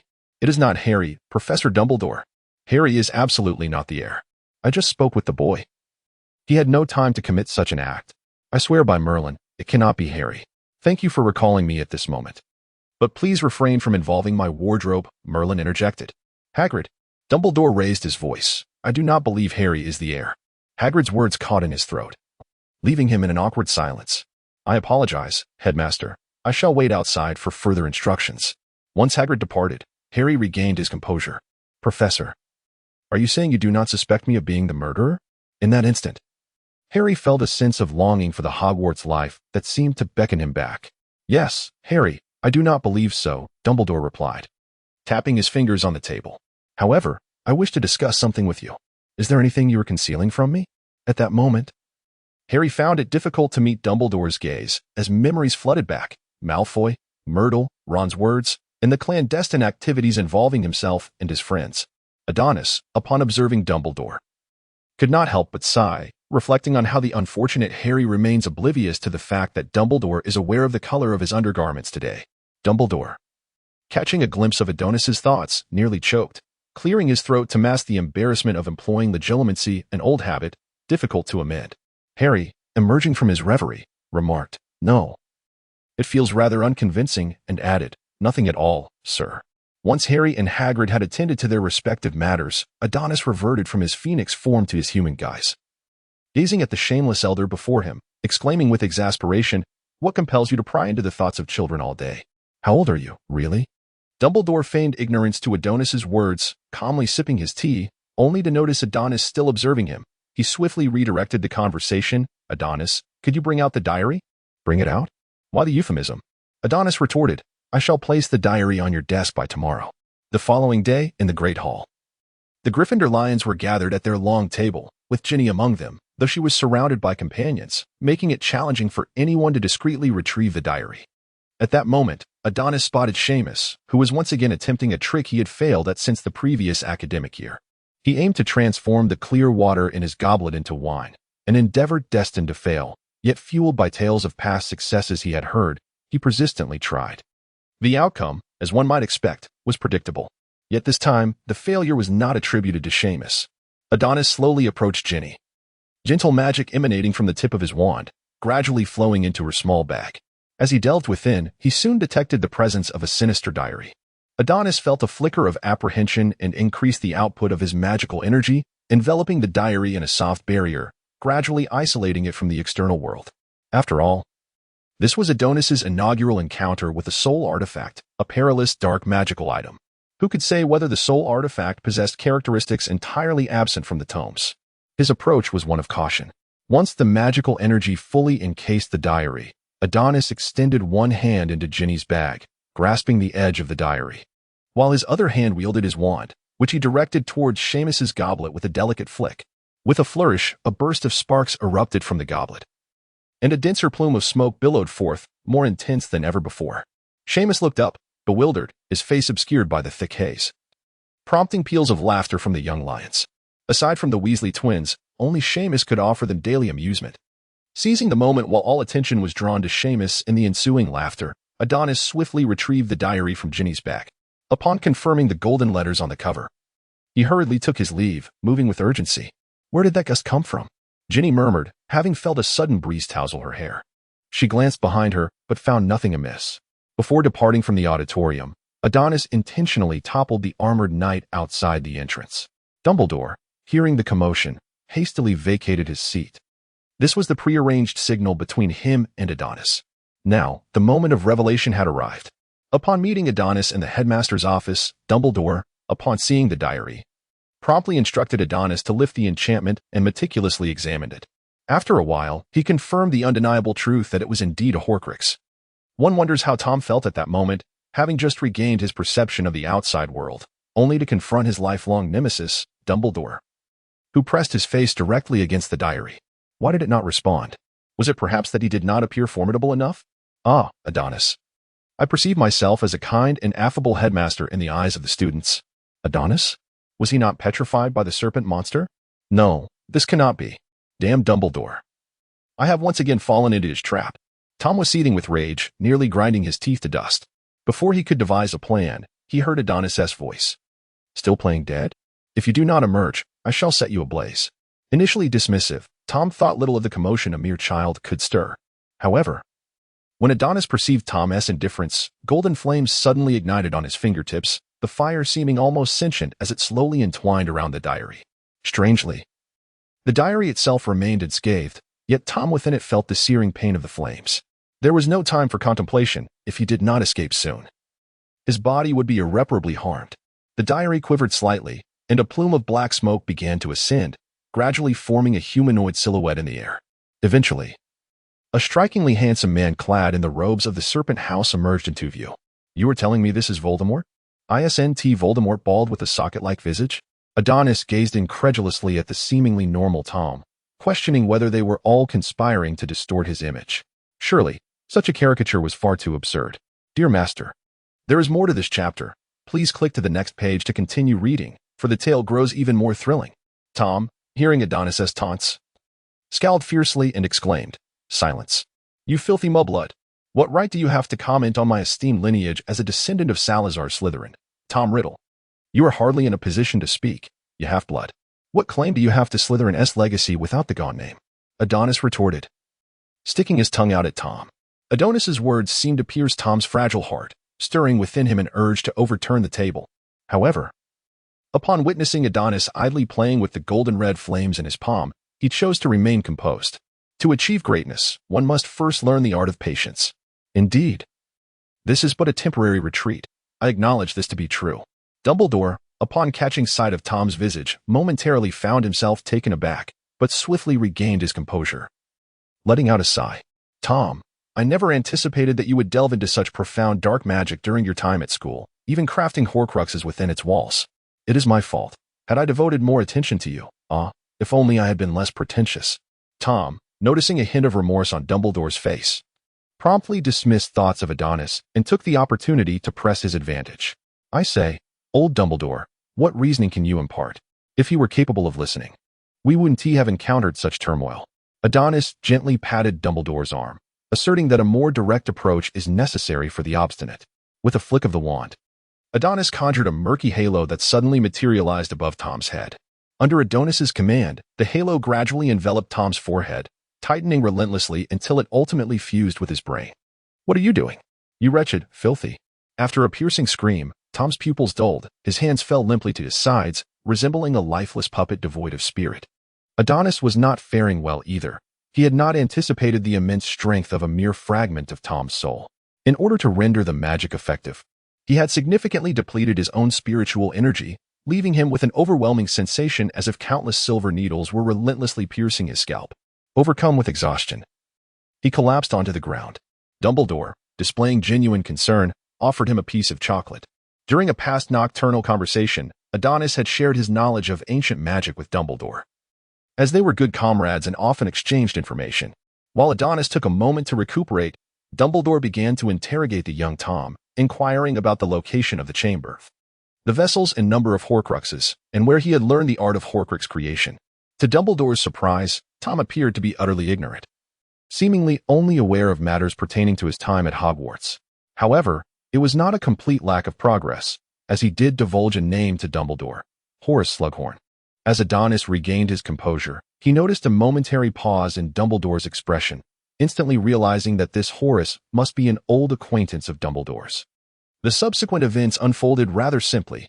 Dumbledore instructed the young Tom to modify his memories from that morning, while Adonis was to return the diary to the Gryffindor common room and place it beside Ginny's usual seat. As for who would discover it, that was no longer Adonis's concern. Reclining in his armchair, Dumbledore's gaze was fixated intensely on a photograph depicting himself alongside a rather rotund elder resembling a walrus. "Why, old friend, why did you not confide in me?" Since the attack incident yesterday afternoon, whispers about Harry had increased, with many concluding that he was the heir of Slytherin. Now, even some Muggle-born wizards from Gryffindor trembled at the mere sight of Harry, fearful that a moment of displeasure from him could result in their petrification. Harry was indeed burdened with unspoken woes. He had even inquired of Hermione regarding the completion of the Polyjuice potion, lamenting that he could no longer endure such days. The response was that it would be ready before the Christmas holidays. Speaking of Christmas, Harry's spirits lifted slightly, due to the recent attack. The majority of students opted to take the Hogwarts Express home for the holiday, with only a handful from Gryffindor choosing to remain: George, Fred, Ginny, and of course, Harry, Ron, and Hermione. Neville had initially wished to stay behind to support Harry, knowing that this was a trying time for him. However, his grandmother, Augusta Longbottom, had warned him that should he neglect to return home for Christmas, he would face dire consequences, which frightened Neville immensely. Earlier, Harry had wandered the common room not out of desire to avoid the Great Hall, but rather because his presence there would invite wary and hostile glances, leaving him feeling as if he were pricked by 1,000 thorns. In the distance, he spotted a black diary on a chair. Curiosity piqued. He approached and picked it up, perplexed by the golden lettering on the cover. Tom Marvolo Riddle? In Harry's recollection, there had been no such individual in Gryffindor from 1st to 7th year. As he stood there in a daze, Ron and Hermione returned to the common room, carrying breakfast for Harry. "Hey, Harry, today's breakfast includes pumpkin pasties. It's a shame you missed it, but I brought you some," Ron said, shaking the paper bag in his hand. "You wouldn't believe it. This morning, Seamus failed again with his spell to conjure alcohol." Harry joined Ron and Hermione by the window, accepting the pasty and taking a bite before mumbling, "Ron, Hermione, do you know Tom Marvolo Riddle?" Hermione shook her head. But after a moment of contemplation, Ron replied, "I know of him. He received the special award for services to Hogwarts 50 years ago. And the medal is still displayed in the trophy room." 50 years. What, then, is the significance of this diary? Harry placed the diary he had found on the table, scrutinizing it closely. Indeed, it appeared to have some years behind it, the pages tinged with yellow. "I suspect this book conceals magic within," Hermione asserted as she took the diary from Harry's hands and opened it. Regrettably, it contained no entries even as mundane as what was consumed for breakfast on any given day, leaving much to be desired. Clearly, the magic was well hidden. Ron chuckled, teasing Hermione, which naturally earned him a swift punch from her, causing him to grimace in pain. "Serves you right for provoking the headstrong one." Harry had spent the entire day in the common room, and by nightfall, he felt as if he had been glued to his seat. Yet he had not noticed anyone in the common room searching for something. Could it truly be an unclaimed item? Harry felt a twinge of confusion, nevertheless. He decided to keep it for the time being. Meanwhile, Ginny was on the verge of panic, frantically rummaging through her dormitory. Her roommates, witnessing her frantic state for the first time, stood back in fear. Ginny dreaded the thought of the diary being found by someone else. The presence of Tom Riddle within could reveal her as the one who had opened the Chamber of Secrets and unleashed the basilisk upon so many. If that were to happen, she would surely be expelled from Hogwarts and might even become the youngest inmate at Azkaban. The mere thought sent her into further disarray. Yet no trace of the diary could be found in her room, leaving Ginny in a state of agitation as she tugged at her hair. "Ron, it seems no one has lost anything," she remarked. "Then keep it. Have you seen Ginny? I haven't spotted her since this afternoon." "I did see her. She seemed quite anxious to return to the dormitory, and she didn't utter a word in my presence. I just encountered her roommates. They said Ginny suddenly became very restless and strange. I'm quite worried about her." A sudden realization struck Harry, and he grasped Ron's shoulder. "Do you think it's possible that this diary belongs to Ginny, and her anxiety stems from not being able to find it? Come on.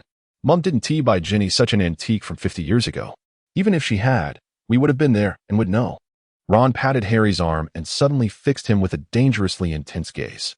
"Harry, you don't harbor any inappropriate thoughts about my sister, do you?" Just as Harry was about to explain, Ginny's image involuntarily flashed through his mind. She was indeed rather attractive. Clearing his throat, he noticed his expression had turned somewhat awkward, prompting Ron's gaze to grow even more menacing. Harry hastily feigned nonchalance, patting Ron on the shoulder with a serious demeanor. "How could that be, Ron? I barely exchanged a few words with Ginny. I hardly know her well enough to have such thoughts. You better not. Or don't blame me for turning against you." At that moment, Hermione approached, holding a letter that had been opened. "Enough of your antics, you two. I have two important matters to discuss with you."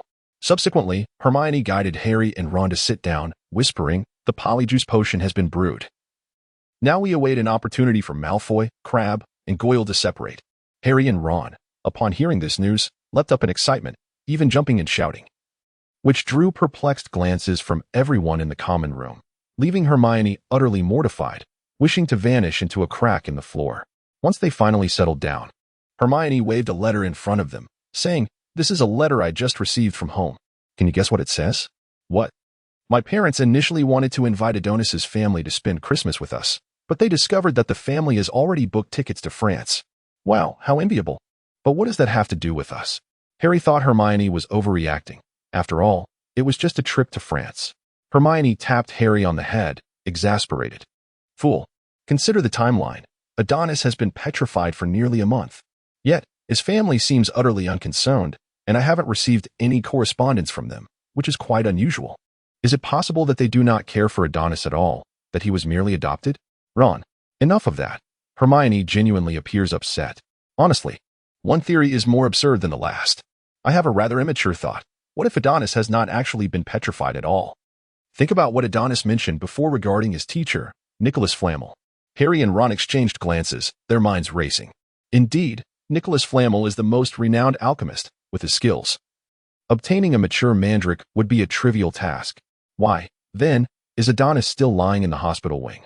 Are you suggesting that the person in the hospital bed may not be Adonis, or that someone is intentionally concealing the truth about Adonis's petrification? Harry's mind began to awaken under Hermione's guidance. Bingo! Have you noticed that during the initial days of Adonis's petrification, Luna remained in the hospital wing, visibly deteriorating? Yet, at a certain point, she ceased her visits.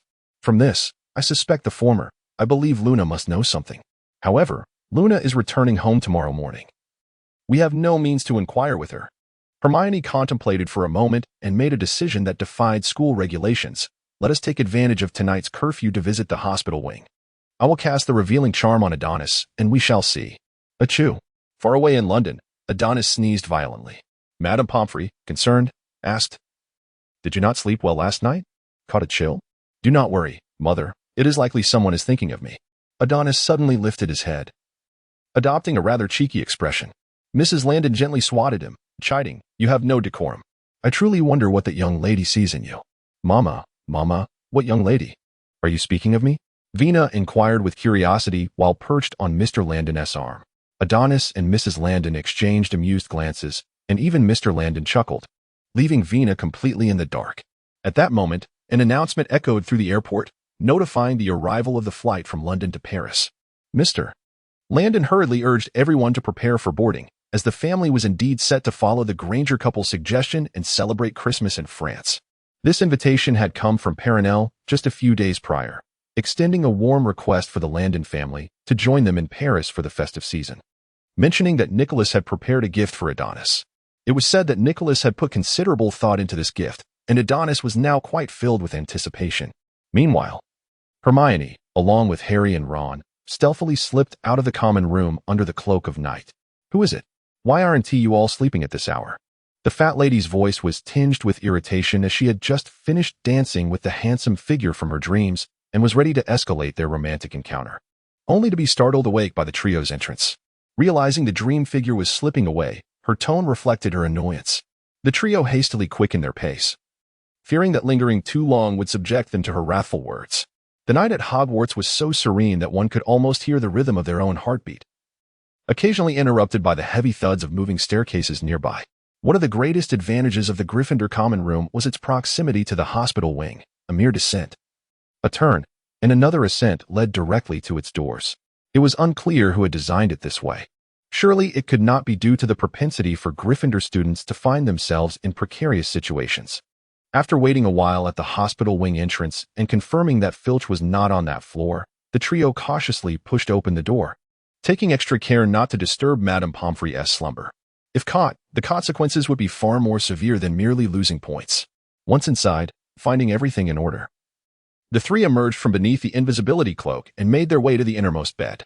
As Harry walked past, he spotted Sir Nicholas and Justin lying on the bed, a tumult of emotions surging within him. What manner of creature had they encountered to leave them in such a state of terror? Harry dared not dwell on his thoughts. Yet he felt compelled to consider that in order to clear his name, he must unveil the truth behind the chamber and confront the monster within. He hoped fervently that he would not be rendered weak at the knees by fear when the time came. As Harry pondered this, Hermione had already drawn back the curtains around Adonis's bed, revealing him lying there. The folds of his garments, the strands of his hair, and the contours of his face appeared so vividly real that Hermione momentarily questioned the validity of her suspicions. Shaking her head vigorously, she dispelled any doubts from her mind. Without concrete evidence, she would not easily concede defeat. With measured resolve, Hermione withdrew her wand and deftly tapped Adonis's arm, intoning, "Reveal your true form." The tip of her wand suddenly glimmered with a faint white light, and to her astonishment, she felt her magical essence flowing toward Adonis. Confirming her hypothesis was not in vain. Turning to Ron, her face radiated an uncontrollable joy. However, as the magical energy continued to pour forth, the anticipated transformation failed to materialize. Adonis remained unchanged, still very much himself. "Hermione, could it be that you were mistaken?" "Adonis truly appears to be petrified," Ron suggested. Hermione glanced back at him, poised to articulate her thoughts, when she spotted a familiar figure standing behind Harry and Ron, who greeted with a respectful nod, "Good evening, Professor Dumbledore."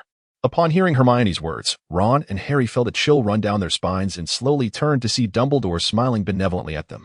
Alarmed, they hurriedly returned his greeting, fearful that a moment's displeasure from him might cost them dearly in points. Observing their apprehensive demeanor, Hermione realized she would have to take the initiative. Summoning her courage, she asked, "Professor, I have a question." Dumbledore had come precisely for this matter. He had sensed Hermione's spell directed at Adonis the moment she cast it.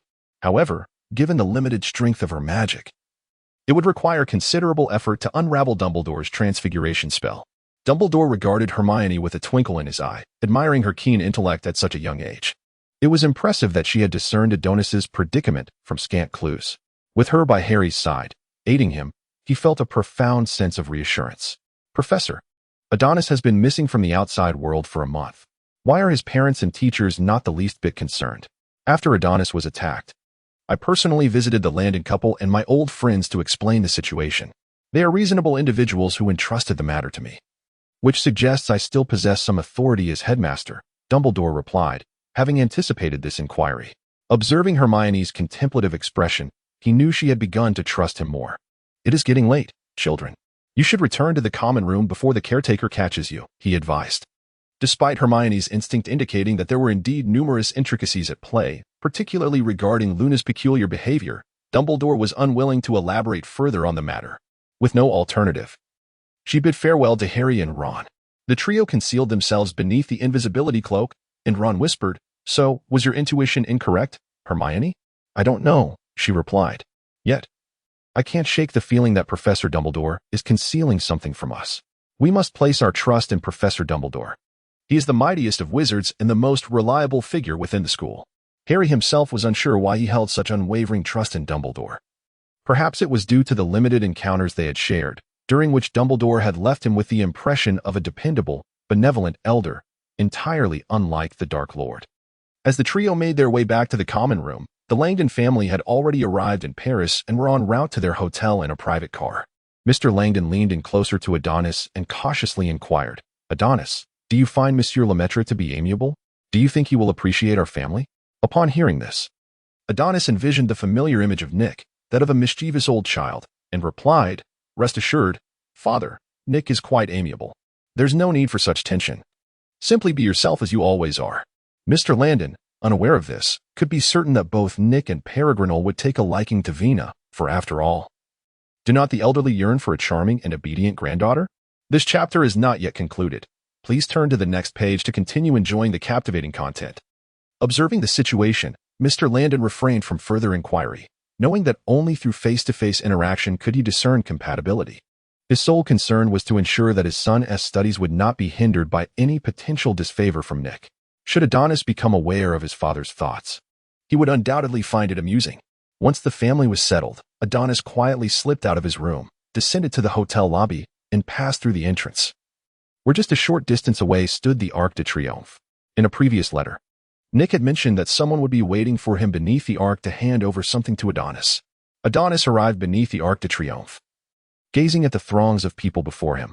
Initially, he assumed that locating the contact would prove to be a formidable task. However, reality revealed his concerns to be unfounded. How should one articulate it? The man before him indeed exuded a distinctly wizardly aura, his entire presence imbued with a classical elegance that rendered him starkly incongruous amidst the surrounding crowd of modernity. Adonis Langdon? The contact appeared somewhat taken aback by the youthful visage of the individual he was to meet, for at this age, one would expect him to be merely embarking on his studies at Beauxbatons. Yet, despite any lingering doubts, the matter at hand could not be overlooked. Upon confirming the identity of the young man before him, the contact handed Adonis a small wooden box and, almost as if discomforted by the presence of so many muggles, hastily retreated against the tide of the crowd. Upon returning to his room, Adonis opened the wooden box, revealing a rather unremarkable silver goblet, which, however, emanated a subtle magical aura. For those well-versed in the arcane, it was evident that this goblet served as a key to a portal. As he contemplated introducing his family to the wonders of the magical realm, he could not resist the allure of an exhilarating adventure through the gateway. He merely hoped that his parents would not be too frightened by the experience. With these thoughts in mind, Adonis nestled his head into the soft pillow and drifted into a deep slumber. In a state of drowsiness, he sensed someone snuggling into his blankets, persistently nuzzling against him. With great effort, he managed to crack open his eyes, only to find a golden little head bobbing gently against his chest. He placed his hand atop the small head, affectionately ruffling the hair, before stretching languidly to awaken his body, gently murmuring, "Why not sleep a little longer?" Adonis's biological clock has always been remarkably precise. Yet this morning he found himself roused from slumber by an unexpected disturbance, indicating that the hour was still quite early. Upon witnessing Adonis awaken, the figure nestled in his embrace grew bolder, burrowing deeper into his arms. After a while, realizing the futility of her efforts, she mumbled in a muffled voice, "It's all Daddy's fault. He was too excited and rose very early, waking both me and Mama. Now he's in the room being scolded by her." The thought of his father in such a predicament elicited a chuckle from Adonis, fully awakening him. As he opened his eyes, he was greeted by the sight of the neatly dressed Vina, who was gazing at him with a silly grin. Without hesitation, Adonis playfully pinched Vina's cheeks, exclaiming, "What's so amusing? Hurry and go out. Your brother needs to change clothes." After a considerable struggle, Vina finally wriggled free from Adonis's mischievous grasp and sprinted out of his room, turning back just before closing the door to stick her tongue out at him, her flushed cheeks inciting a hearty laugh from Adonis. Adonis simply tied his hair into a ponytail and, after freshening up and changing, descended to the hotel lobby to join the Randons for breakfast. At the table, Mr. Randon appeared to have completely forgotten the reprimand he had just received from Mrs. Randon, as he eagerly engaged Adonis with a barrage of questions, much to Adonis's amusement at his exuberance.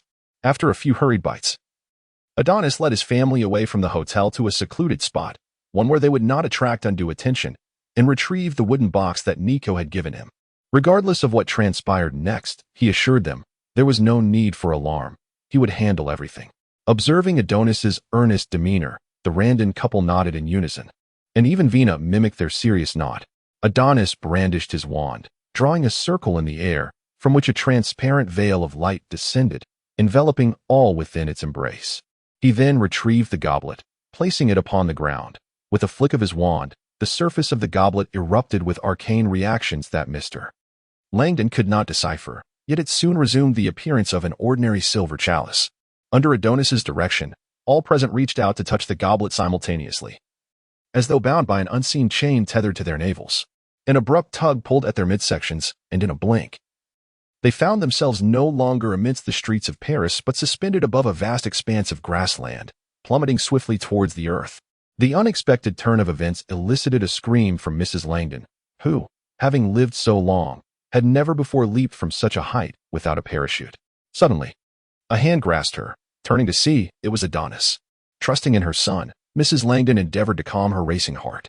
Adonis's other hand was firmly grasping Vina, who, instead of displaying fear, was imitating Mr. Landon's excited shouts.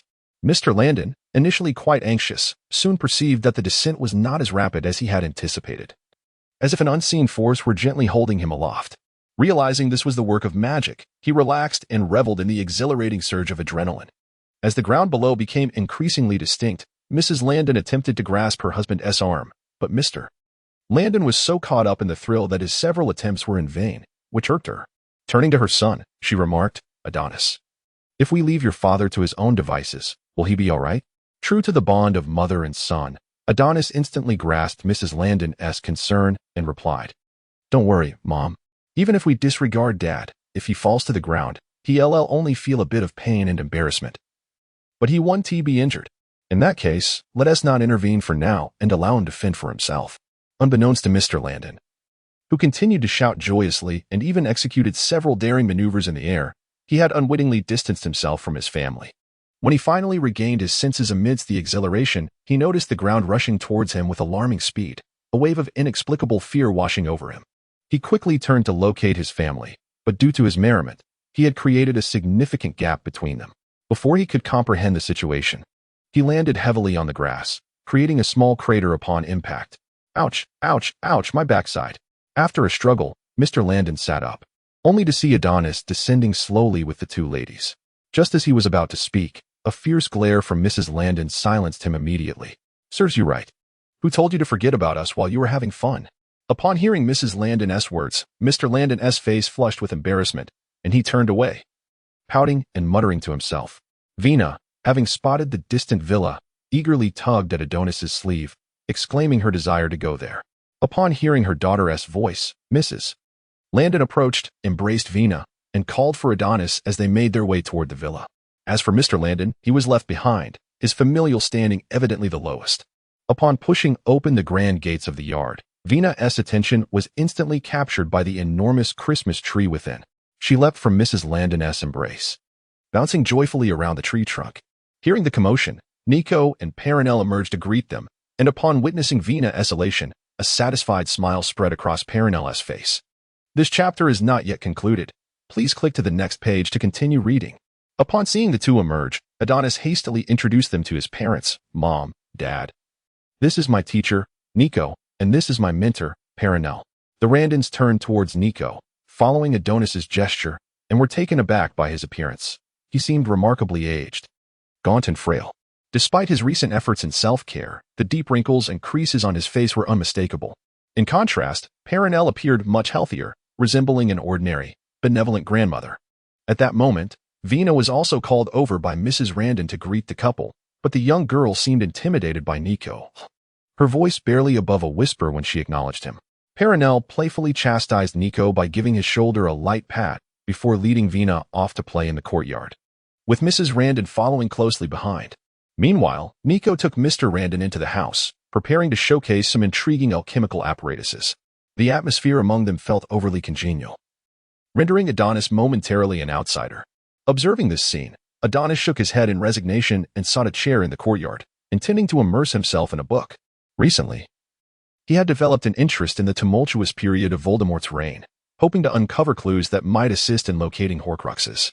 Indeed, he found himself captivated by the complex relationships of love and enmity between Snape and Harry's parents, snippets mentioned by Snape, Harry, and Dumbledore suggested that the narrative of those times was nothing short of riveting. However, what truly piqued Adonis's curiosity was a character documented in both the history of modern magic and significant magical events of the 20th century, the first Dark Lord, Gellert Grindelwald. How splendid it would be to meet such a legendary figure. He hoped Grindelwald would not be as whimsical as Dumbledore. Just as Adonis became engrossed in his reading, Nico emerged from the room, bringing over a chair to sit beside him, inquiring, "What are you reading? Do you remember the Battle of Paris documented in the significant magical events of the 20th century? You must have been in Paris at the time." "Oh, the Battle of Paris," Nico feigned profundity, stroking his chin. "I certainly have something to say about that." "You don't mean to suggest you participated, do you? If you did, why is your name absent from the list of combatants in the book?" Adonis turned to Nico, scrutinizing his face for any signs of deceit. "I knew you wouldn't believe this old man's words. Merlin, in this day and age, the truth is hardly trusted." Nico rose, gesturing for Adonis to follow him as he headed back into the house. Adonis closed the book and suddenly recalled that his father had been taken by Nico for a tour. With Nico here, where could his father be? As he rose to his feet, he noticed a shadow darting across the sky in the distance. Upon closer inspection, he realized with astonishment that it was indeed his father. Adonis could hardly fathom his father's unexpected fascination with flight. Now, he was joyfully soaring through the sky on a broom modified by Nico, intermittently emitting peculiar ancestral cries. If he were to discover that he could transform into a phoenix, Adonis shuddered at the thought of such a spectacle. Following Nico through the living room, they opened the door to the cellar, a subterranean space far more expansive than the quaint house above. It was so vast that one could gallop within its confines. Yet it was cluttered with an array of alchemical materials, tools, and the myriad books collected by Nico over centuries. In the past, Adonis had frequently visited this place, as most of Nico's alchemical experiments were conducted here. However, this time, Nico led him down a path he had never traversed before, guiding him into an elevator that descended deeper underground. Upon exiting the elevator, Adonis was greeted by a colossal bookshelf. Nico approached it and, with a flick of his wand, pulled 3 distinctively colored books in a specific sequence. With a resounding rumble, the bookshelf parted in the center, unveiling a concealed corridor behind it. As they pushed open the grand door at the end of the hallway, Nico announced, "Welcome to my meditation chamber, Adonis." Before them lay a spacious cylindrical room, entirely constructed of marble, adorned with exquisite cloud reliefs on the walls. 4 towering male stone sculptures flanked the corners of the room, half kneeling with their hands supporting the ceiling. At the center of the ceiling, a circular light resembling a miniature sun illuminated the entire chamber. "Wow, you never mentioned you had such an expansive meditation room," Adonis exclaimed. "You never inquired, did you?" Nico replied, making his way to the center of the room. He clapped his hands, and a concealed compartment opened before him, slowly elevating a beautifully carved stone basin. The surface was engraved with ancient symbols and a script reminiscent of the Niven language, exuding a powerful magical aura. 1927, Nico stated. And as he spoke, the floor of the room unexpectedly divided into numerous equal squares, undulating like waves. Eventually, a square marked with the number 1927 was brought to Nico's feet by the flowing waves. He retrieved a vial emitting a silvery glow from within, pouring the shimmering mist into the basin, which instantly transformed the liquid within into a murky concoction. Adonis followed Nico's movements, burying his head in the basin. And together they delved into Nico's memories, specifically the Paris of 1927. When he opened his eyes once more, Adonis found himself at the center of a crossroads, gazing at a scene that was both familiar and alien, feeling the enchantment of it all. Under Nico's influence, the world around him spun wildly, the traffic flowing incessantly through Adonis's form. After an indeterminate span of time, the flow of time returned to its normal pace. Raising his gaze, he observed dark veils descending from the heavens toward the street where he stood, gently draping themselves over the houses, flowing across their surfaces like water. In a fleeting moment, the entire street was enveloped in a shroud of black gauze. Just as confusion began to stir within Adonis, Nico's voice echoed in his ear. "This is the signal summoned by Grindelwald for his followers." At that moment, Adonis noticed a sudden appearance of numerous sorcerers on the street. They touched the black veil and immediately vanished in a flicker of illusion. At the end of the street, he caught a glimpse of Nico, clad in white, who swiftly darted past. Without hesitation, Adonis hastened to follow in his footsteps, navigating through several narrow alleys until he ultimately arrived at a quaint cottage adorned with a peculiar emblem. Within the confines of a humble abode, Adonis beheld a black sorcerer alongside a muggle. How did the muggle discover Nico's sanctuary? Sensing Adonis's perplexity, Nico elucidated, "This is Jacob, a companion of Newt. Dumbledore had informed me in advance that a friend would arrive." Newt? The illustrious magizoologist Newt's commander? Adonis held a profound admiration for Newt, as Luna had subtly conveyed her yearning for his global expeditions in their conversations. However, what transpired next left Adonis utterly astonished. Nico and Jacob were gazing into a crystal ball, within which images of forthcoming events materialized. "So, you possess the ability to foresee the future, do you? Were your previous assertions mere fabrications? To bear the gift of foresight is a torment, Adonis," Nico replied. "The future is immutable. Upon glimpsing the inevitable conclusion, destiny adheres to its predetermined path, and what is destined will invariably come to pass. My dear, this chapter has more to unveil. Please turn the page to continue the enthralling narrative." When one is confronted with the anguish of an erroneous fate, feeling utterly powerless, such foresight can indeed become a source of torment. Knowing what tomorrow holds, whom one shall encounter, and seeing life unfold along familiar trajectories renders existence rather dull. As Nico concluded his thoughts, Adonis recalled the panic etched upon Nico's visage in his memories. Just as Adonis found himself momentarily entranced, Nico hastened the progression of the memory. The surroundings began to whirl once more, and Adonis soon found himself within a cemetery, where a sudden blaze erupted deep within, illuminating the sky in a brilliant blue hue. Adonis followed the memory of Nico into the depths of the cemetery. For reasons unknown, the flames grew more frenzied, accompanied by ominous howls. From the profound shadows of the graveyard, several figures materialized beside Nico, their presence heralded by 3 dragons woven of blue flames. Sensing the intense pressure emanating from the dragons, a glimmer of excitement flickered in Adonis's eyes. What manner of individual possessed the power to conjure such formidable magic? Once the incident concluded, all sights abruptly vanished, leaving behind an abyss of darkness. Adonis withdrew his head from the meditation basin and turned to Nico, who was gathering the mist of memories. "Nico, what sort of person do you believe Grindelwald truly is?" "Grindelwald?" Nico responded, his tone reflective. "He is a complex figure, idealistic yet remarkably talented, willing to employ any means necessary to achieve his ends. His followers regard him as possessing considerable charisma. In essence, he is a perilous individual." This description seemed far more palatable than that of Voldemort, who relied solely on violence to manipulate others. "If you wish to understand Grindelwald better, you might consider consulting Dumbledore." Nico continued, his expression suddenly imbued with ambiguity. "Dumbledore?" Adonis felt a sense of bewilderment. What peculiar connection could exist between him and Dumbledore? Merlin S. Enchanted Tights. Adonis observed Nico's expression and recalled a previous conversation with Dumbledore regarding his relationship with Luna. He was momentarily taken aback, his gaze filled with inexplicable emotions, reminiscent of someone long missed. Could it be the kind of relationship I am imagining? How scandalous. On Christmas morning, Adonis seemed to hear Vena's laughter in his dreams.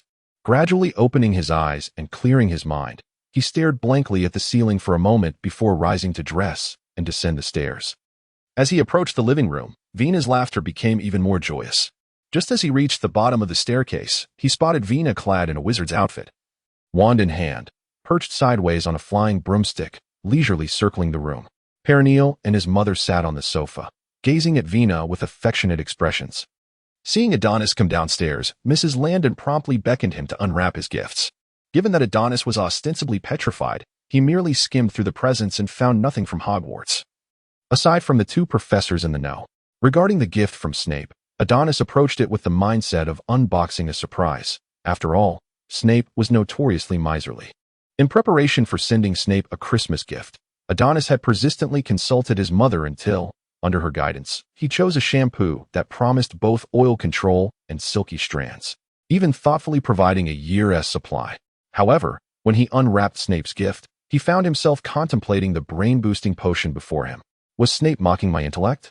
In contrast, the Christmas gift from another master of potions was particularly considerate. Damocles had sent Adonis a bottle of Felix Felicis, Adonis' eyes sparkled as he beheld the golden liquid swirling within the potion bottle. This must contain at least 3 ounces. If this was indeed an investment from the potion's master, then he wished for even more. At that moment, Adonis sensed someone watching him from behind. Turning around, he found Nico standing there, beaming, holding a mahogany box. "Merry Christmas, Adonis." "Merry Christmas, Nico. What do you have there?" Nico pressed the box into Adonis' arms, his smile widening. "You'll find out when you open it." Mysterious as ever, Adonis set the box on the windowsill beside him. Accepting a seal from Nico, he positioned it over the indentation on the top of the box, pressed gently, and twisted. Suddenly, the lid unfolded into 4 segments, revealing a scroll-like object that slowly emerged. Adonis received the scroll, unfurling it with a sense of surprise as he addressed Nico. "A land deed?" "Indeed, it constitutes a portion of my assets, situated not far from Busbarton. What do you think?" Nico replied, his voice tinged with excitement. "I have already implemented some basic protections. The rest will need to be arranged by you." Ever since receiving the letter from Perennial, Adonis had been eagerly anticipating the surprise Nico had prepared. He had contemplated numerous possibilities, yet he never expected that Nico would bestow upon him a piece of land. Adonis glanced once more at the contents of the land deed and remarked, "Busbarton? Is that not situated in the Pyrenees?" "Indeed. I possess a parcel of land there as well. After financing Busbarton, I retained a portion. Come, allow me to escort you there." Adonis hurriedly greeted Mrs. Landon and Perenelle, who were seated in the living room, before seizing Nico's wrist, and in an instant, their figures vanished from sight. Upon reappearing, Adonis discovered that Nico had brought him to a safe house in an unknown location, yet their arrival had startled an unexpected guest within the premises. Adonis beheld several masked bandits rummaging through the room, and it was evident that the commotion created by him and Nico had not gone unnoticed. The leader of the group was startled by the sudden appearance of an old man and a young boy, but his formidable mental fortitude and professional demeanor allowed him to swiftly regain composure. Calling out to his companions, he brandished a dagger from his waist and barked at Adonis. "Who are you?" Seeing the robber brandishing the dagger towards him, Adonis could not suppress a chuckle and remarked to Nico, "It seems your safe house is not so secure after all." Nico, equally surprised by the incursion of these mundane thieves into what was supposed to be a sanctuary, lamented, "Perhaps I neglected to cast the muggle-repelling charm. My memory fails me in my old age." "What are you saying? Do not underestimate me." The leader of the robbers, noticing that the two were entirely unfazed by the dagger in his hand, steeled himself and lunged at Adonis with the knife. Initially, Adonis had intended merely to use a memory charm to erase any recollection of their presence, but this man seemed rather audacious, prompting a lesson to be imparted. For reasons unknown, the curtains suddenly transformed into an extraordinarily long nylon rope, ensnaring the bandits in a manner reminiscent of a tortoise-shell binding. Ultimately, their memories were wiped, and they were unceremoniously deposited at a crossroads, leaving one to ponder the moral integrity of such actions. Once the house returned to tranquility, Nico had already re-established the banishing and confusion charms, though he regarded Adonis with an inexplicable gaze. Adonis merely smiled in response. "By the way, when will you send me that photograph of your girl for me and your mistress to see?" Nico inquired while ensuring the fireplace was functioning properly. "I'm not quite sure. Let alone sending it to you. I haven't even seen it myself," Adonis mused, recalling a small pile of gifts he had yet to unwrap, among which he expected a Christmas present from Luna. "All right, enough of that. Follow me." This chapter is not yet concluded. Please click the next page to continue reading. The forthcoming journey necessitated the use of the Floo network, as the distance from the suburbs of Paris to Buxbaden was far too great for mere apparition. A flash of green light enveloped them, and Adonis felt his body being stretched and compressed, akin to a piece of taffy being playfully manipulated. In contrast, Nico appeared entirely unaffected, his expression remaining unchanged. After what felt like an eternity, they emerged from the Floo network, stepping out of the fireplace into a lavishly decorated room adorned with a red carpet and numerous paintings on the walls. However, at that moment, the paintings were conspicuously empty, which was understandable, given that it was Christmas Day, and likely all the figures were celebrating in their own homes. This space resembled a woman's office. Adonis noticed a table nearby adorned with numerous documents and quills, while behind the door hung a woman's coat that seemed to be tailored for Hagrid's stature. Not far away, a door swung open, revealing a tall lady who entered. Upon encountering the unexpected guest in her office, she was initially taken aback, followed swiftly by delight. With a warm smile, she approached, exclaiming, "It's been a long time, Nico." Adonis marveled, "Wow, I've never seen anyone taller than Hagrid. Perhaps I could play matchmaker for the lonely giant." After exchanging greetings, Nico introduced her, saying, "Olam, this is my prot G, Adonis Landon. Adonis, this is Madame Olam Maxim, the headmistress of Beauxbatons. To think she is the headmistress. My goodness, could Hagrid ever reach her level?" Adonis mused internally as he performed a graceful gesture of kissing her hand. Madame Maxim was quite taken with this handsome and polite young man, but alas, Nico and his companions had matters to attend to, leaving little opportunity for further conversation. Arriving at Beauxbatons was merely a fleeting interlude, as Adonis followed Nico to a secluded valley nestled within the Pyrenees. Standing atop the valley, they gazed down upon a lush green meadow, where a sudden breeze stirred the grass into undulating waves. In the distance, a small lake shimmered, its emerald waters resembling a flawless jade stone, glistening with exquisite radiance. Captivated by the scenery, Adonis felt a singular desire blossom within him. "I must fill this place with flowers. What do you think? Are you satisfied?" Nico inquired, stepping beside Adonis and gazing toward the mountains lining the opposite shore of the lake. He shared Adonis's admiration for the landscape, as each visit here seemed to erase all worldly worries. "Absolutely splendid. It couldn't be better. Nico, what do you think of me planting flowers all over this meadow? I believe it would be breathtaking." Adonis exclaimed, his excitement palpable as a wondrous idea took root in his mind, already envisioning its realization. "Of course.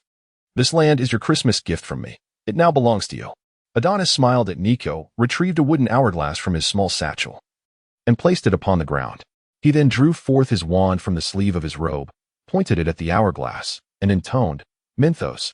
As Adonis's voice faded, the surrounding magic coalesced into several silver streams, gently flowing into the hourglass. With the infusion of magical energy, the hourglass gradually lifted, emanating a soft silvery glow. In a brief moment, the radiance surrounding the hourglass retracted, returning to its previous unremarkable appearance. Picking up the hourglass that had fallen to the ground, Adonis beckoned Nico, who was standing nearby, admiring the scenery, and retrieved a familiar silver goblet from his bag. Nico instantly comprehended Adonis's intent, and the two grasped the goblet simultaneously. In a whirl of dizzying motion, they found themselves back at Nico's quaint villa. Nico handed over the scroll containing the land deed, which Adonis unfurled upon the table, inscribing his name and pressing his handprint onto the deed. With the magical contract fulfilled, the scroll abruptly ascended, hovering in midair. Under Adonis's watchful gaze, it gradually transformed into ashes. In a vague sense, Adonis felt a mark slowly manifest upon his soul, yet he paid it little heed. As he was eager to continue unwrapping his Christmas gifts, Dumbledore had sent him a copy of his own transfiguration notes from his tenure at Hogwarts. A thoughtful gift that surpassed last year's pile of cockroaches, proving that Adonis's gift of woolen socks had not been in vain. Where was Luna's gift? Adonis rummaged through the modest pile of presents, but could not locate Luna's offering. Just as he began to feel despondent, an envelope slipped from between the boxes of gifts.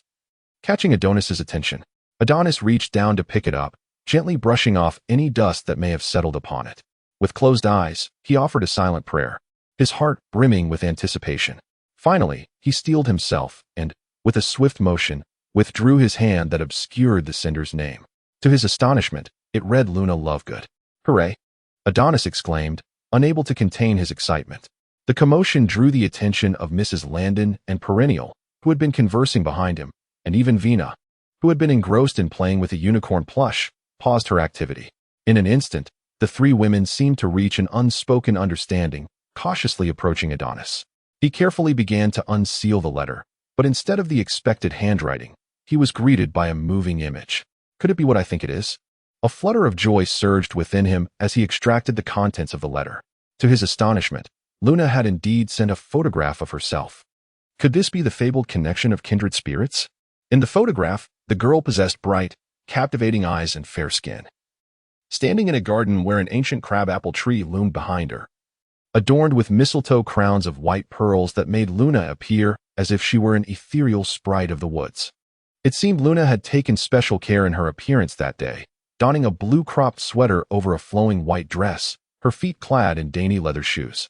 Her hair meticulously arranged, with the most striking feature being the moonstone necklace resting upon her chest.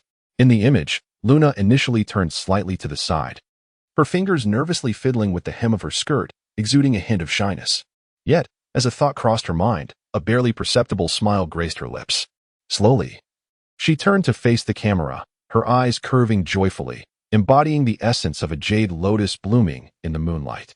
Adonis stood transfixed, his gaze fixated on the image of the girl in the photograph, longing to return to England at once. "Brother, who is this sister? She appears so beautiful." Vina's voice emerged from beside him, and as Adonis turned, he beheld her petite head resting on her hand, her eyes intently fixed on the photograph he held. Truly, he was my son, having captured the attention of such a lovely girl. "Mother," Adonis instinctively wished to refute Lady Landon's remark.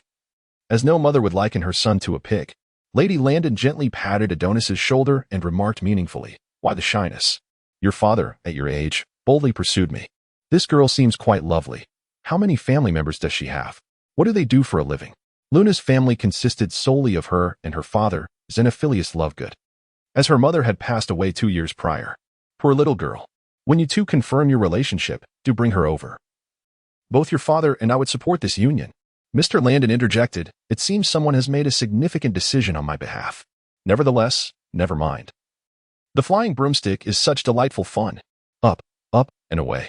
Adonis was seeing Lady Landon in such a manner for the first time, feeling an unfamiliar sense of pressure looming over him. This chapter is not yet complete.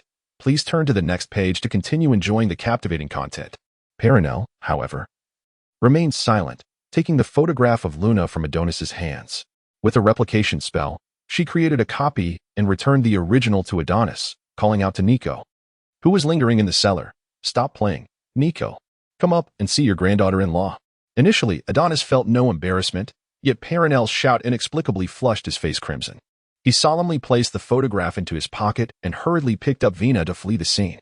Once seated on a chair in the courtyard, Adonis retrieved Luna's photograph once more, placing it before Vina and softly inquiring, "Vina, what do you think of this sister?" Vina, somewhat perplexed, nonetheless responded earnestly, "I think this sister is very beautiful. Does brother like her? Are you going to marry her?" Adonis nearly choked upon hearing Vina's provocative words and quickly inquired, "Vina, who informed you about the notion of liking and marrying?" Without a moment's hesitation, Vina replied, "It was Jack, a boy from my class. He constantly expresses his affection for me and insists that he wishes to take me as his wife in the future."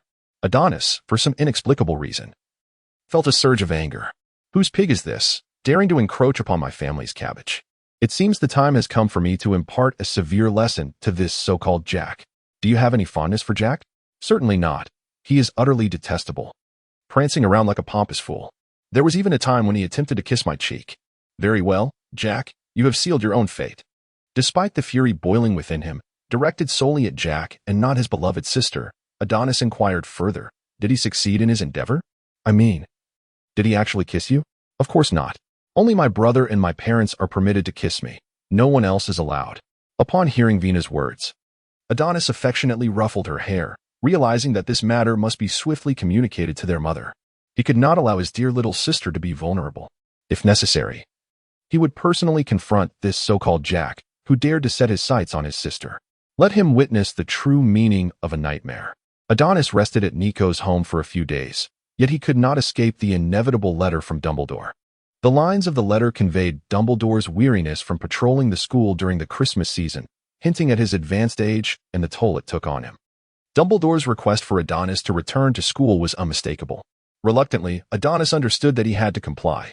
He feared that if he delayed any longer, the old man might become so agitated that he would retire in frustration. "Are you truly not planning to stay a few more days? Surely there is time." Peregrine expressed her reluctance as she watched the Landon family prepare to depart. "I wish I could linger a little longer, but Dumbledore is quite insistent, leaving me no choice." Adonis replied, shrugging his shoulders and placing the blame squarely on Dumbledore's insistence. "Well then, do remember to visit me and Nico often, and bring Vina along." Throughout their time together, Peregrine had developed a genuine fondness for the young girl and had even arranged with Mrs. Landon for Vina to call her grandma. Why not persuade them to extend their stay? Peregrine rolled her eyes, retorting, "You're leaving, so how could your family possibly remain longer? You should know better at your age." Once they had gathered their belongings, the Landon family stood in the yard bidding farewell to Nico and Peregrine. Vina appeared quite forlorn. After having glimpsed a wondrous and vibrant world, returning to the mundane realm of Muggles left her with an inexplicable sense of loss. Goodbye, Grandma Peregrine. Goodbye, Grandpa Nico. Due to the urgency of their departure, Nico had not yet prepared the key for direct access to Paris. So Adonis had to escort each family member individually to Paris before they would all proceed to the airport together. After much effort, the Landon family finally arrived at their doorstep, likely to encounter an unexpected turn of events. Can you guess whom Adonis saw waiting at his home? Severus Snape. And not just any Snape, but one with a countenance as dark as coal, standing at Adonis's doorstep, exuding an aura of death, clad in his customary black robes. One might mistake him for a vengeful spirit come to claim retribution at the Landon residence. Fortunately, at that moment, the entire villa complex was relatively deserted. Otherwise, it would have been quite challenging to explain the situation to any curious onlookers. Vina was nearly frightened to tears by the ominous figure of the hawk-nosed man at their door, quickly seeking refuge in Mrs. Landon's embrace. While the expressions on the faces of Mr. and Mrs. Landon were equally grim, Adonis swiftly reassured his parents, elucidating that the figure cloaked in black at their doorstep was a professor from the school. He urged them to enter the house, assuring them that he would soon accompany the professor back to Hogwarts. Noticing Severus's expression, which resembled a scorned lover yearning to unleash an Avada Kedavra upon Dumbledore, Adonis wisely refrained from provoking him further. Adonis found himself in a terrifying predicament, grappling with the consequences wrought by Dumbledore. Severus Snape, in a fit of rage, directed his ire upon himself, and even the reason for Snape's presence there was a question that Adonis dared not pursue. Adonis stood beside Snape like a dutiful child. Unexpectedly, it was Snape who initiated the conversation. I will take you to Hogsmeade first, and you can return to the school on your own. I have some matters to attend to. Are you perhaps going to deal with Dumbledore? Adonis pondered, having noticed that Dumbledore had managed to shirk every responsibility he could. Initially, Adonis intended to make a more formal visit, now that Christmas had passed and a new year had begun. However, upon arriving at the gargoyle, he suddenly recalled that Dumbledore had not provided him with the password. Thus, Adonis found himself at the entrance, exchanging a bewildered gaze with the sentinel gargoyle. I am a regular visitor. Could you not let me in without further ado? The gargoyle replied. Must I recite every sweet Dumbledore favors as if reading a menu? That would squander both my breath and your time. Simply open the door. The gargoyle retorted. Do you think I wish to engage with you? You are as stubborn as a stone. Adonis, feeling exasperated, rubbed his forehead and ultimately opted for the familiar method of transport into Dumbledore's office. The gargoyle remarked. Had you done so from the start, it would have saved us both time. As Adonis stepped into the headmaster's office, he was greeted by the sight of Dumbledore. Comfortably seated on the sofa, a look of contentment gracing his features as he cradled a steaming cup of tea. Upon noticing Adonis's arrival, Dumbledore warmly beckoned him to take a seat, inviting him to sample the beverage, which he claimed was a secret recipe shared by Horace. Horace? Professor Horace Slughorn? Did you pay him a visit? Adonis inquired. However, matters did not unfold as optimally as one might hope. Adonis. It seems that Horace was reluctant to divulge any information regarding Tom and the Horcruxes, was he not? Dumbledore placed his teacup down, intertwining his fingers, his expression turning grave as he remarked, yes and no, Adonis. Horace appears to have no recollection of discussing the Horcruxes with Tom. Dumbledore's gaze sharpened suddenly, implying that someone may have tampered with this aspect of his memory. Could it have been Tom? Adonis pondered. The possibility is significant. Yet a question remains. Why would Tom opt to erase memories instead of directly eliminating Horace? This does not align with Tom's character. Thus, only one possibility remains. Slughorn might have chosen to alter this memory himself. No one could compel him to relinquish it but himself. Dumbledore, being a man of integrity, would refrain from employing such extreme measures unless absolutely necessary. What of the wizarding world? Has there been no action from the Ministry of Magic in the wake of the attack, despite the time that has elapsed? This chapter is not yet concluded. Please turn to the next page to continue reading. Dumbledore continued. I have managed to suppress the news for now. The Daily Prophet has yet to report on this incident. But you know well that one cannot conceal fire with mere paper. At that moment, a hint of weariness befitting his age surfaced in Dumbledore's demeanor. There will always be a few noble wizards eager to incite others against me. He shook his head and took another sip of his tea. Are you referring to those who once followed Voldemort and escaped punishment through the use of the Cruciatus Curse? They are not alone. Numerous politicians harbor discontent towards my influence within the wizarding community, even fearing me. They would eagerly see me toppled, the sooner the better. It seems that even the greatest white wizard of this century is not exempt from the covert machinations of those so-called politicians driven by ambition. I find it perplexing, Dumbledore. You possess an abundance of power and prestige, your influence and background far surpassing that of the majority of ministry officials. Yet, why do you not assume the role of Minister of Magic? Adonis reflected, as he grappled with the immense energy inherent in ancient magic he had encountered. He found himself in a quandary. How should he wield this power? Had it not been for the words of his mentor, Professor Fig, uttered before his demise, Adonis might have become the next Isidora Morgana. Upon hearing this topic, Dumbledore's expression grew somber, and after a lengthy silence, he finally spoke. Adonis, I am afraid.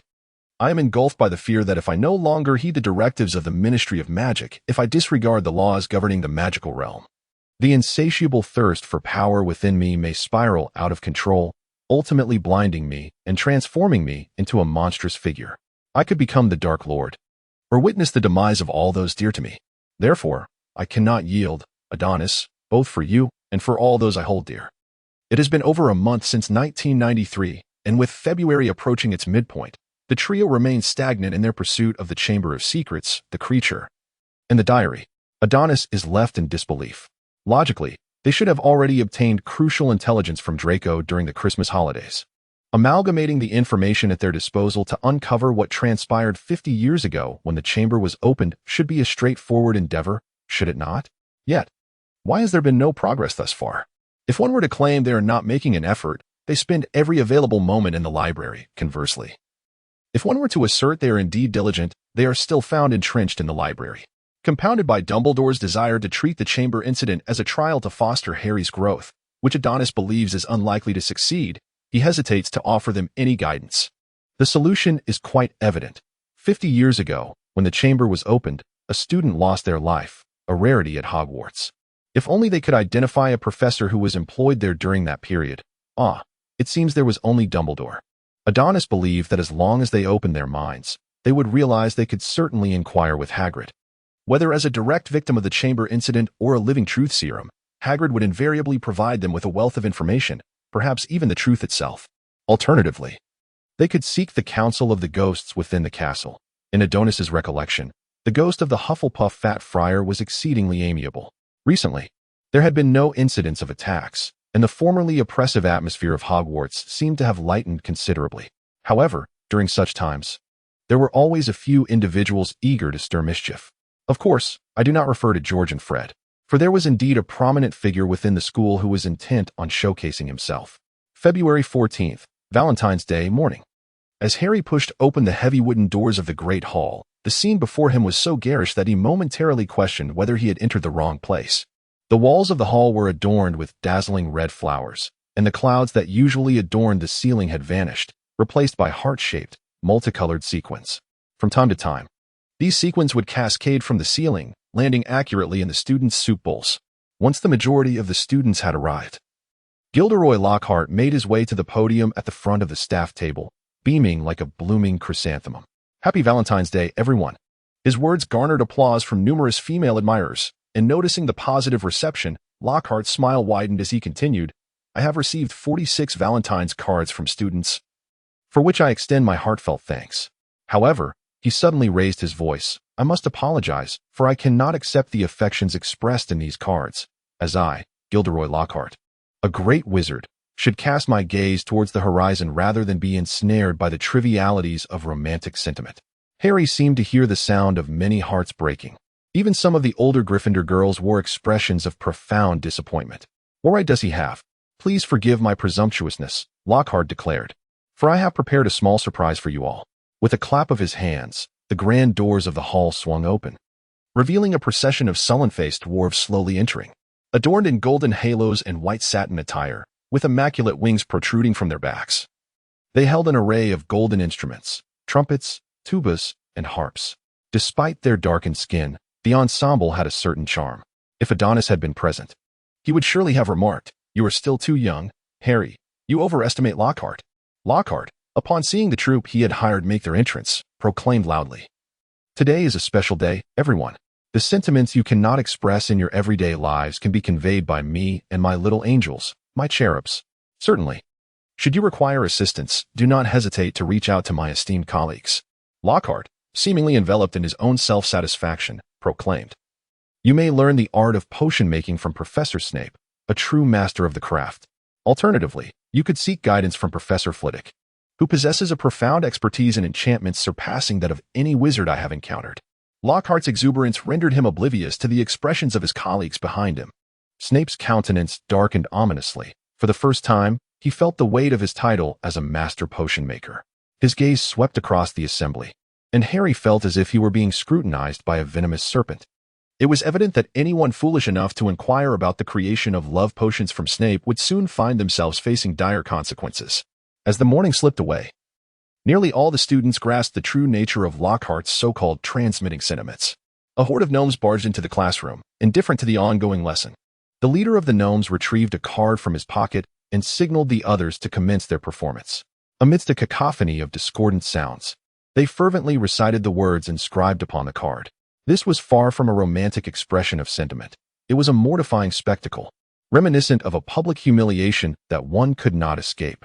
At that moment, Harry found himself cornered by this band of Cupid-like dark goblins in the corridor outside the Charms classroom. As the crowd around him swelled, Harry longed to flee this cauldron of chaos, yet the gnome leader was determined not to grant him an escape. With a swift motion, he seized Harry's backpack, rasping, "You have a greeting card, Harry Potter. We must deliver it in person." Harry's face visibly paled with terror in front of the gathered crowd.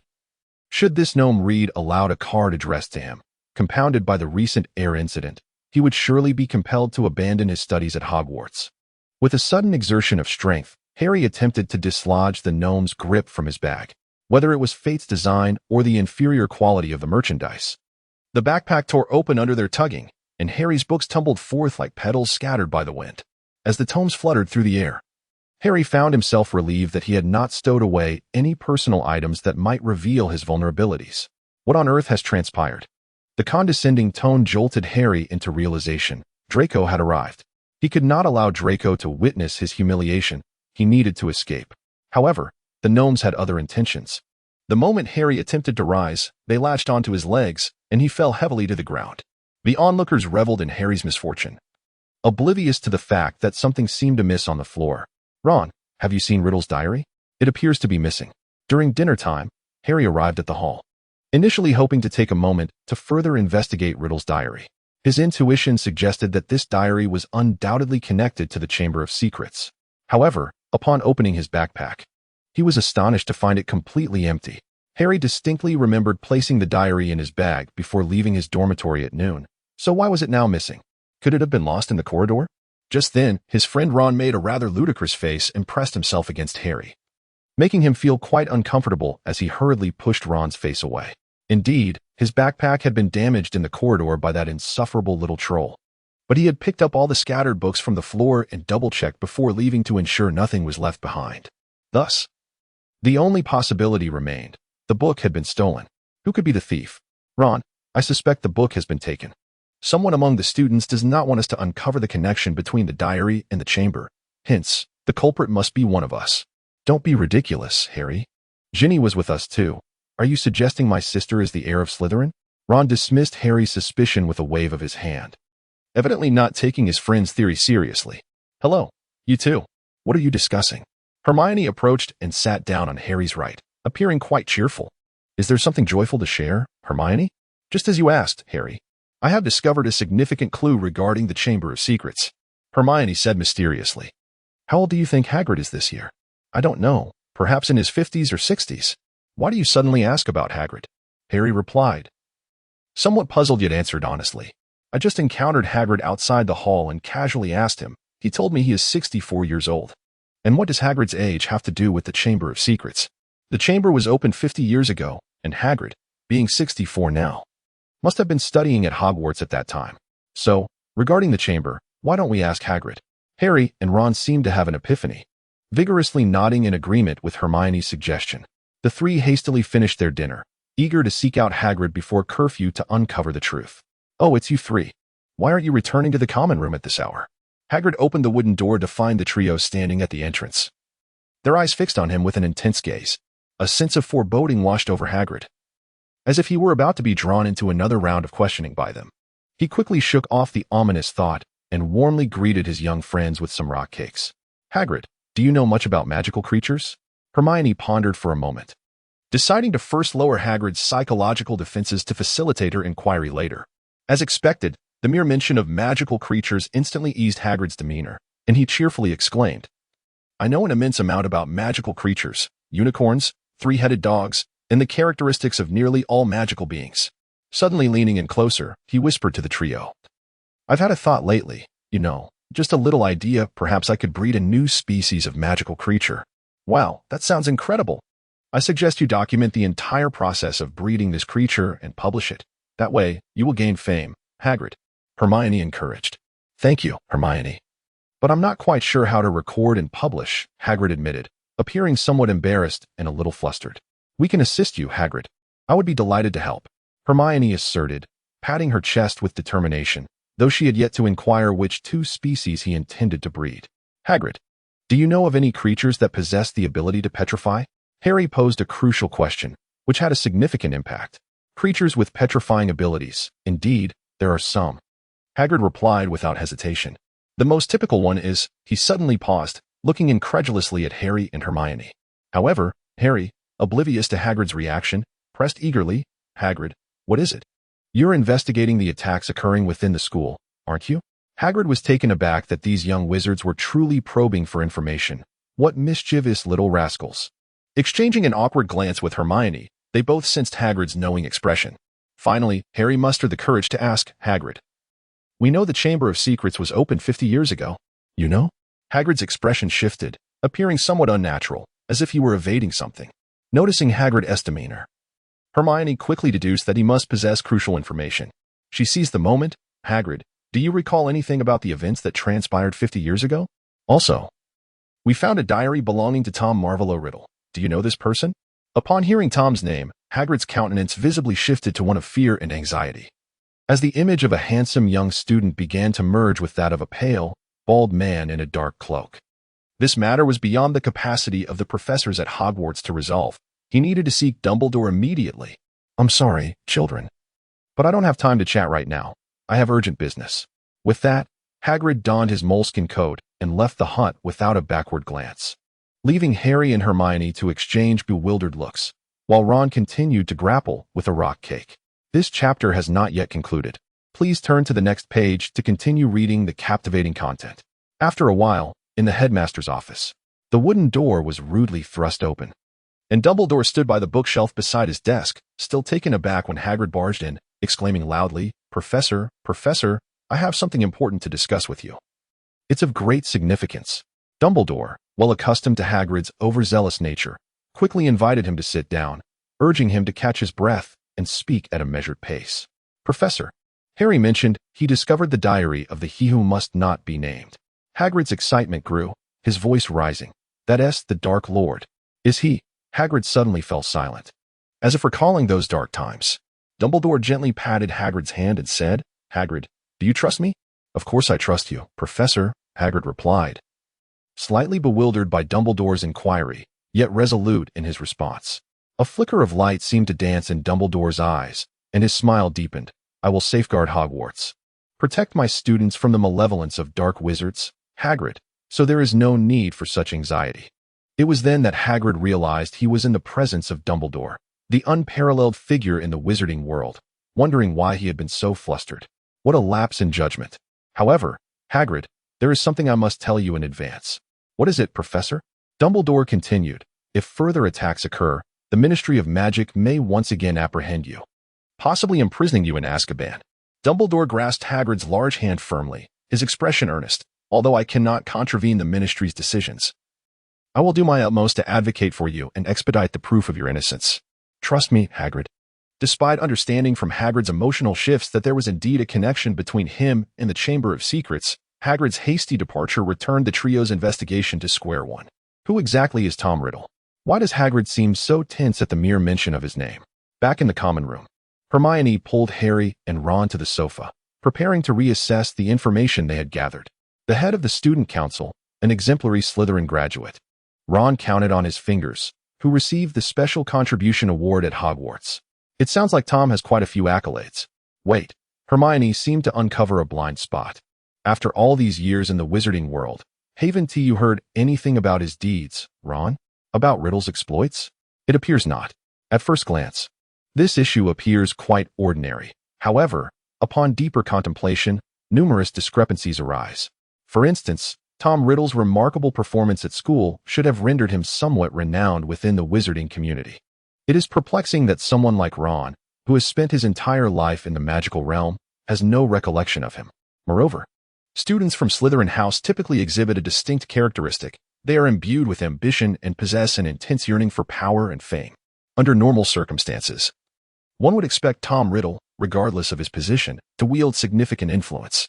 Yet, the reality is that he remains obscure, which is decidedly anomalous. Harry grasped Hermione's implication and, with a hint of astonishment, responded, Hermione, are you suggesting that Riddle could have become a dark wizard? This aligns with my thoughts, otherwise. It would be unfathomable to explain why Hagrid's countenance suddenly bore a trace of fear at the mere mention of Riddle's name. Upon hearing Hermione's words, Harry and Ron exchanged a glance, subsequently falling into silence. Harry felt an unsettling sense that he was overlooking a crucial clue related to Hagrid, yet the specifics eluded him, prompting him to thump his head lightly. Ultimately, the trio decided against disturbing Hagrid for the time being, despite their fervent desire to uncover the truth. Hermione understood the principle that excess can lead to counterproductive outcomes. Fortunately, there was some good news. The series of attacks had ceased for quite some time.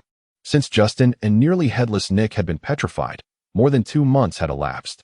Harry's reputation had improved significantly, which greatly uplifted his spirits, as no one relishes being the target of incessant ridicule. Adonis, having carefully sensed the imprint left on the soul vessel, realized that young Tom's soul energy was still insufficient to control Ginny. He opened the chamber once more and departed from the school early. Dumbledore expressed his dissatisfaction with this decision. However, Adonis asserted that he had matters of greater importance than sharing tea with the old man. Dumbledore, slightly embarrassed, refrained from insisting that Adonis stay, allowing him to go. No matter how busy he was, he needed to remember to return during Easter. Return for what? To engage in a staring contest with you?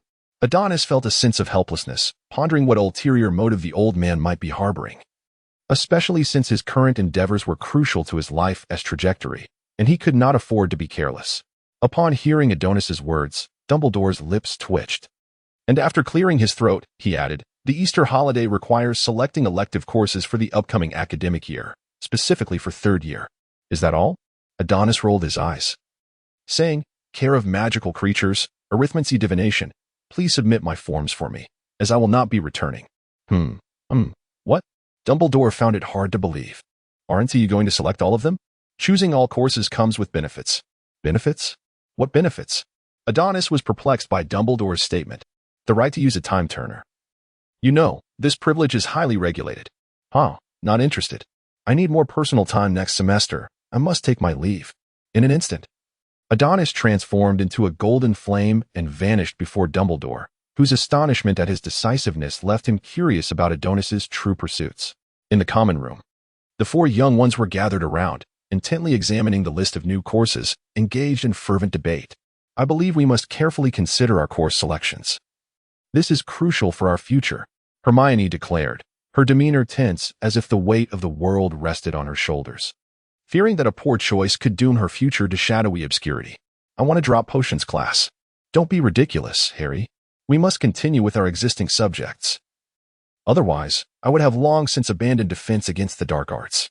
Just the sight of Lockhart makes me feel unwell. Hermione suddenly resembled an agitated cat, her voice tinged with anger. Ron, what is wrong with Lockhart?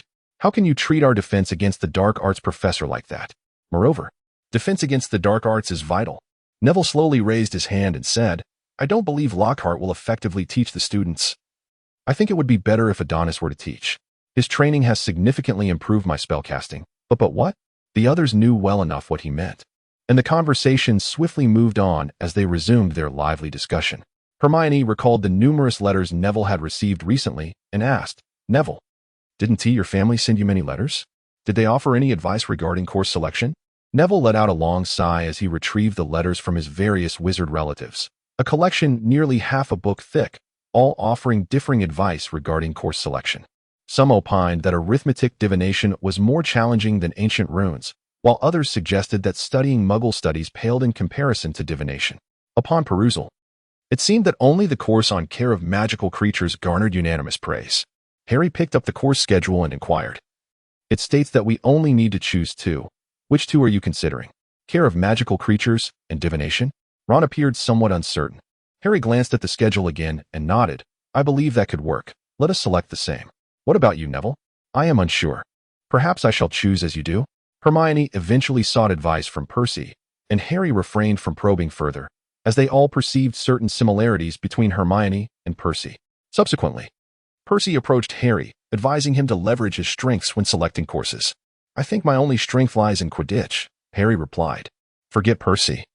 His advice is of no relevance to us, Ron said, draping an arm over Harry's shoulder and jokingly adding, Come along, the lovely Miss Potter, Mr.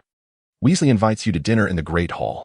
Harry couldn't help but chuckle, playfully bantering with Ron as they made their way toward the hall. This period truly allowed Harry to experience the serene campus life that Adonis yearned for. Absent of Voldemort and attacks, the air at Hogwarts felt considerably sweeter. Even his relationship with Ernie Macmillan had softened, allowing them to exchange a few words during class, a far cry from when Ernie had been Harry's most vocal critic, spreading unfounded rumors about him being the heir within Hufflepuff. Yet, what delighted Harry most was Professor Sprout's announcement. She mentioned that the mandrakes were nearing maturity, and once repotting was completed, they could be used to brew the potion of revival for those petrified.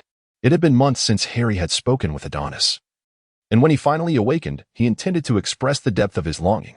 Adonis, do refrain. However, the news from Mrs. Sprout is akin to a death sentence for certain individuals. Ginny is now plagued by the fear that, upon awakening, the petrified masses will accuse her before all the students and professors of having opened the Chamber of Secrets, unleashing the monster upon her peers. She is the heir. Ginny envisions the gates of Azkaban swinging open before her, the menacing prisoners beckoning her forth. She is enveloped in this terror daily, which has begun to alter her demeanor, rendering her irritable and paranoid.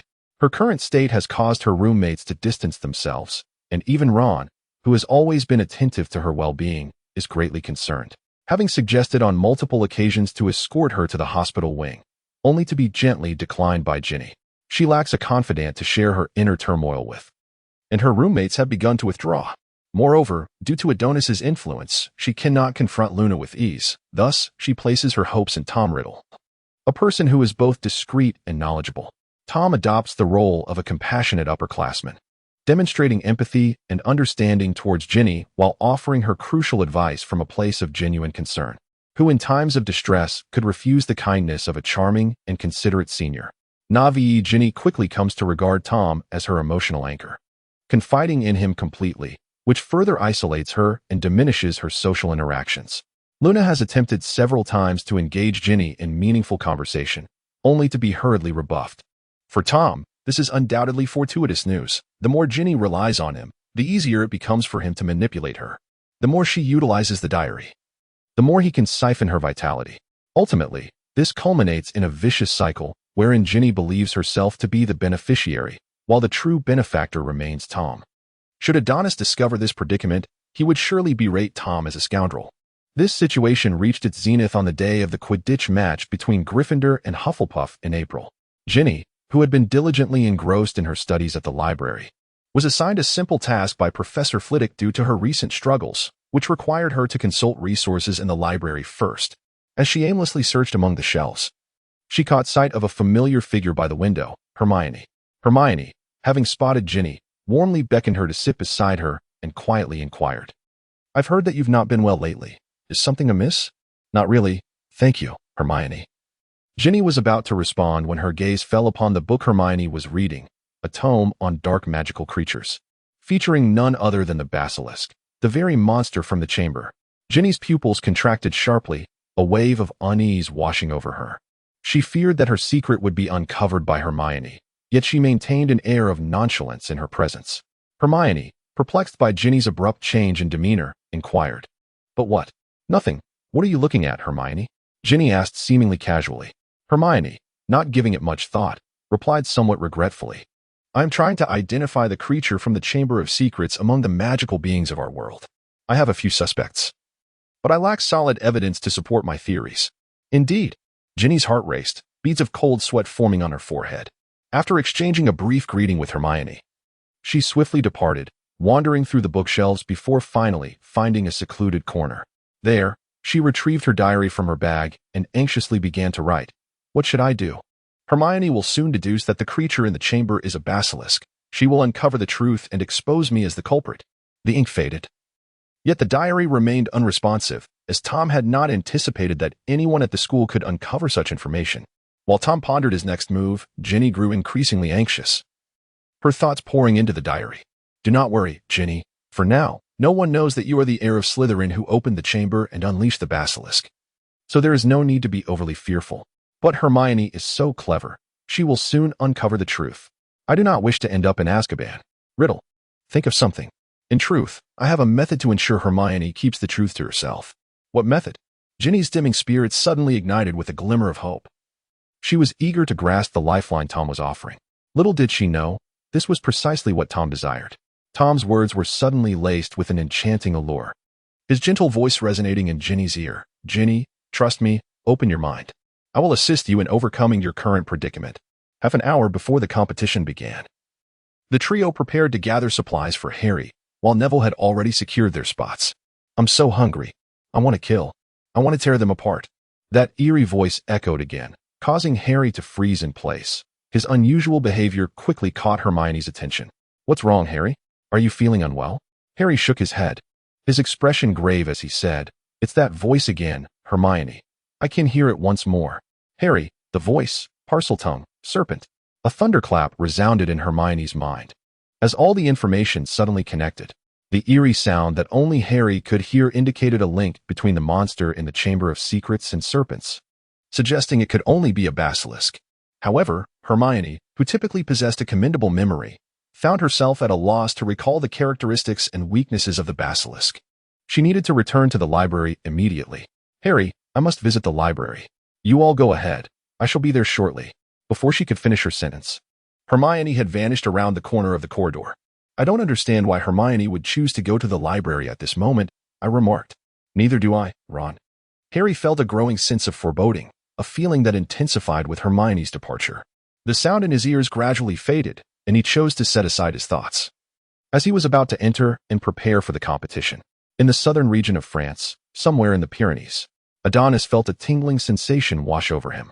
He set down the showerhead and wiped the sweat from his brow with his sleeve, standing tall as he gazed towards the distant mountains. In his mind's eye, a droplet of silver tear shimmered incessantly, a reminder from the soul imprint he had left within the soul vessel, signifying that Tom's soul energy was ascending rapidly. A sudden smile graced the corners of Adonis's lips as he murmured, At last, it will come to an end. During the preparation phase of the match, Harry soared slowly into the sky on his Nimbus 2000. The ominous clouds drifting in from the horizon weighed heavily on his heart, amplifying his unease. While Ron and Neville in the stands waited in vain for Hermione's arrival, Madame Hooch glanced around, confirming that all members of Gryffindor and Hufflepuff were present. Just as she was about to open the box of balls when she was interrupted by the hurried arrival of Professor McGonagall at the entrance of the pitch. Approaching Madame Hooch, Professor McGonagall whispered a few words, causing Madame Hooch's expression to darken immediately. Just as the crowd began to murmur in confusion over the delayed start of the match, McGonagall stepped into the center of the field, wand pointed at herself, casting a sonorous charm to project her voice throughout the Quidditch stadium. I regret to inform you all that today's match has been cancelled. Now, all heads of houses and student council presidents, please lead your students back to the common room and await further instructions from your respective headmasters. The stands erupted into a cacophony of noise. It was common knowledge that Professor McGonagall was an avid Quidditch fan, and her personal announcement of the cancellation led many to speculate that something serious must have transpired within the school. With memories of last year's attack resurfacing, the answer loomed ominously: who could have been the victim this time? Harry returned to the Gryffindor team, yet he could not spot Hermione anywhere, which left him feeling increasingly anxious. Ron, Neville, have you seen Hermione? No, they replied. Just as Harry was about to inquire further, he turned to find Professor McGonagall approaching him, her tone tinged with regret. Potter, I believe it would be best if you came with me, along with Longbottom and Weasley. Professor McGonagall, is something wrong? You will find out soon enough. Now, students were crowded in the Hogwarts Hall, voicing their discontent over the long-anticipated Quidditch match being called off. Unperturbed by their complaints, McGonagall walked through the throng, and students instinctively parted to create a path for her. The group swiftly ascended the marble staircase, rounding several corners, until they stood before the hospital wing's door. Through the small window of the door, Ron observed Madame Pomfrey pacing between two beds and whispered to Neville, "It seems someone has been attacked. At least this time Harry's suspicions can be cleared." "Now is not the time for that, Ron." Harry tugged at Ron's sleeve, signaling him to hold his tongue. His heart was heavy with worry as he had yet to see Hermione. Professor McGonagall led them to the bed situated further inside, saying, "You may find this shocking." As she drew back the curtains, suddenly, the sight of a motionless Hermione came into view, and Harry finally understood the source of his unease. "Hermione!" Ron gasped. Collapsing in front of Hermione's bed, his eyes filled with disbelief. Neville was equally stunned, stammering and unable to articulate his thoughts. Accompanying Hermione was Penelope Clearwater, the Ravenclaw prefect. "The situation had escalated beyond our control. I will escort you back to the common room," Professor McGonagall commanded, "and I have an important announcement regarding the school." She followed the trio, somewhat awkwardly navigating through the portrait hole, suggesting it had been a while since she last visited Gryffindor's common room. "All students must return to their respective common rooms by 6 o'clock this evening. After that time, no one is permitted to leave the dormitories for any reason. Classes will be accompanied by a teacher, and the use of restrooms is forbidden without supervision. All extracurricular activities are postponed," Professor McGonagall stated with a hint of sorrow. "I regret to inform you, children, that if the perpetrator behind the attack is not apprehended, Hogwarts may face indefinite closure. If anyone has any leads, please come to see me privately."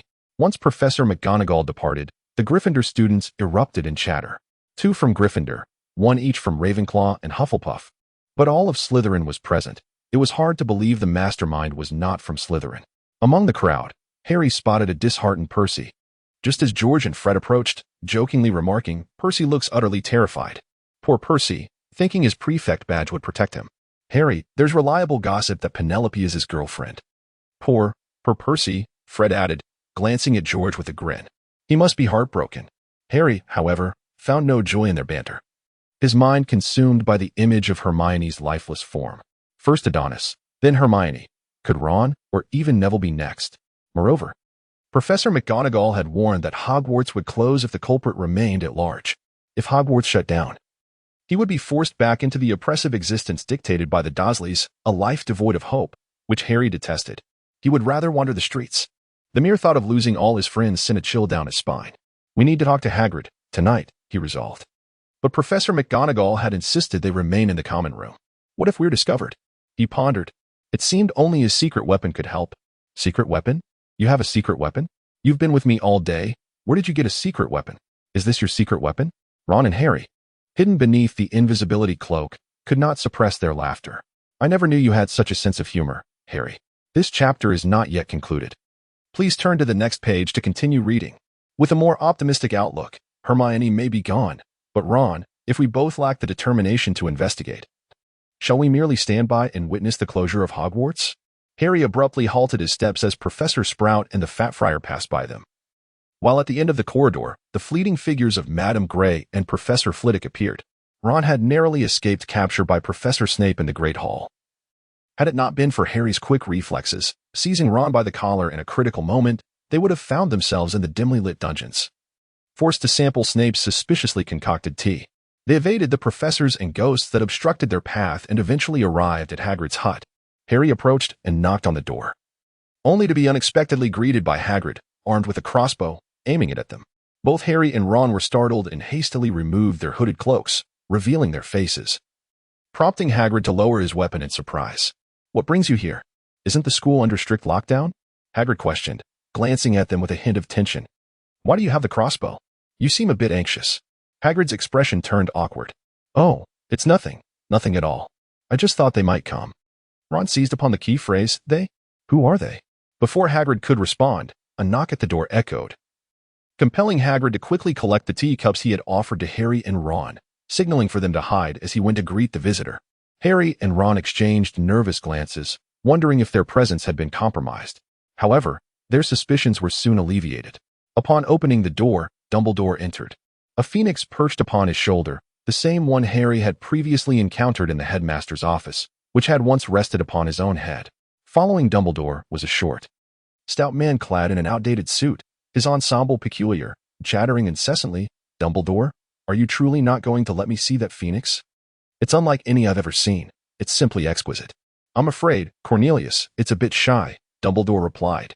In response to his words, the phoenix let out a cry, then unfurled its wings, soaring around Hagrid's hut before finally alighting on the armrest before Harry and Ron. Dumbledore glanced back at the man named Cornelius, then casually shifted his gaze. Hagrid's demeanor darkened considerably upon the man's entrance, beads of cold sweat forming on his forehead, and his hands trembled slightly behind his back. Ron whispered nervously in Harry's ear, "Cornelius Fudge. That's my dad's direct superior, the Minister of Magic." What could the minister want with Hagrid? Individuals of such stature as the Minister of Magic should harbor no conflicts of interest with Hagrid. Ahem, Hagrid. Fudge delved into the matter at hand. The current situation has deteriorated significantly. Numerous members of the magical community are demanding that our ministry promptly apprehend the perpetrator responsible for opening the Chamber of Secrets. I regret to inform you that the ministry must provide an explanation to the public, and due to your prior convictions, you will need to accompany me. I haven't done anything. Hagrid suddenly cast a pleading glance towards Dumbledore. "Professor, you know I am innocent." "Hagrid, please do not be alarmed." Dumbledore had yet to speak when Fudge interjected. "In light of the protection afforded by Headmaster Dumbledore and certain members of the Wizengamot, as well as other compelling factors, you will need to stay at the ministry for a few days." "Merely a few days at the ministry, Hagrid. I assure you, no one will send you to Azkaban." Dumbledore grasped Hagrid's large hand, offering him solace. Upon hearing Dumbledore's assurance, Hagrid's trust in him calmed his agitated spirit. Meanwhile, Fudge was internally vexed. How did Hagrid possess such influence? Initially, his plan was to confine Hagrid to Azkaban to silence the politicians. Yet he had not anticipated the French ministry's keen interest in this case.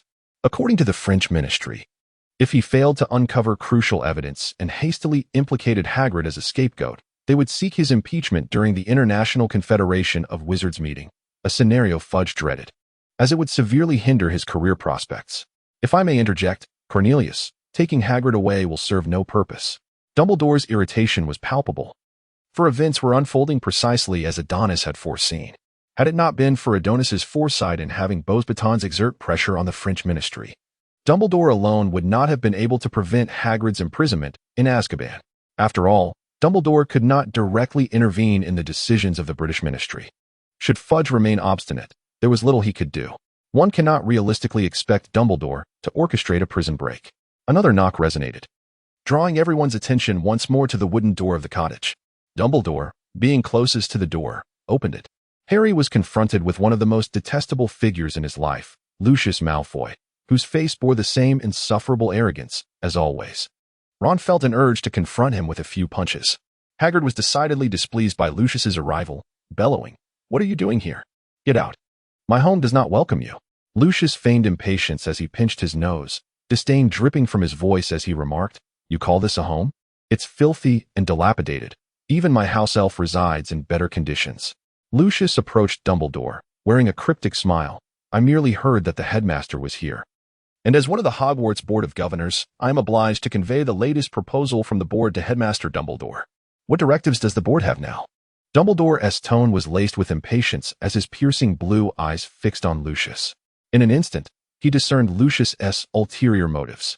"I regret to inform you, Dumbledore, that in light of the repeated attacks and the assailant remaining at large, the Board of Governors has unanimously decided to suspend your position as headmaster, entrusting the vice principal with the interim responsibilities. This is your notice." Lucius presented a scroll of parchment to Dumbledore, but Fudge snatched it away first. "How can this be? Lucius, Dumbledore cannot leave the school at this moment. Fudge, the appointment and dismissal of the headmaster is a matter for the board. It would be wise for you not to overstep your bounds." Lucius's gaze turned menacing, as if he were wary of anyone encroaching on his territory within the board. Hagrid, unfazed by their machinations, confronted Lucius. "What underhanded tactics have you employed? Did you threaten their families to secure their signatures? Truly, you are a Malfoy, disgraceful." Lucius seethed with anger, yet he realized that, with so many witnesses present, he must maintain an air of aristocratic composure befitting a wizard of his stature. Adonis remarked, "I see no elegance in him, merely a scheming old dog lurking in the shadows." "You would do well to temper your temper, Hagrid. The Dementors of Azkaban are not known for their fondness of such outbursts." Fudge leaned close to Lucius and whispered a few words, his expression betraying surprise. It seemed he had not anticipated such a significant turn of events. As the perpetrator of the Chamber of Secrets 50 years prior, it was astonishing that he would not be imprisoned in Azkaban. Fudge's countenance darkened, for he could hardly confide in Lucius that he wished to avoid impeachment by the French Ministry of Magic, as it would only serve to undermine his image as the Minister of Magic in Britain. That will not be necessary, Hagrid.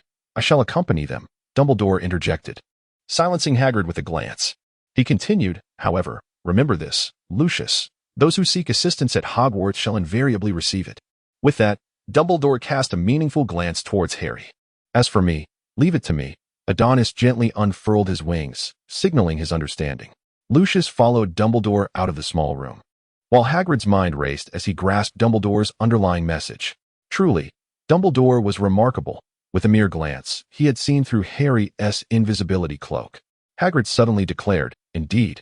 Headmaster, if anyone seeks to uncover something, they need only follow the spiders. The largest, Aragog, will provide assistance. That is all I shall say."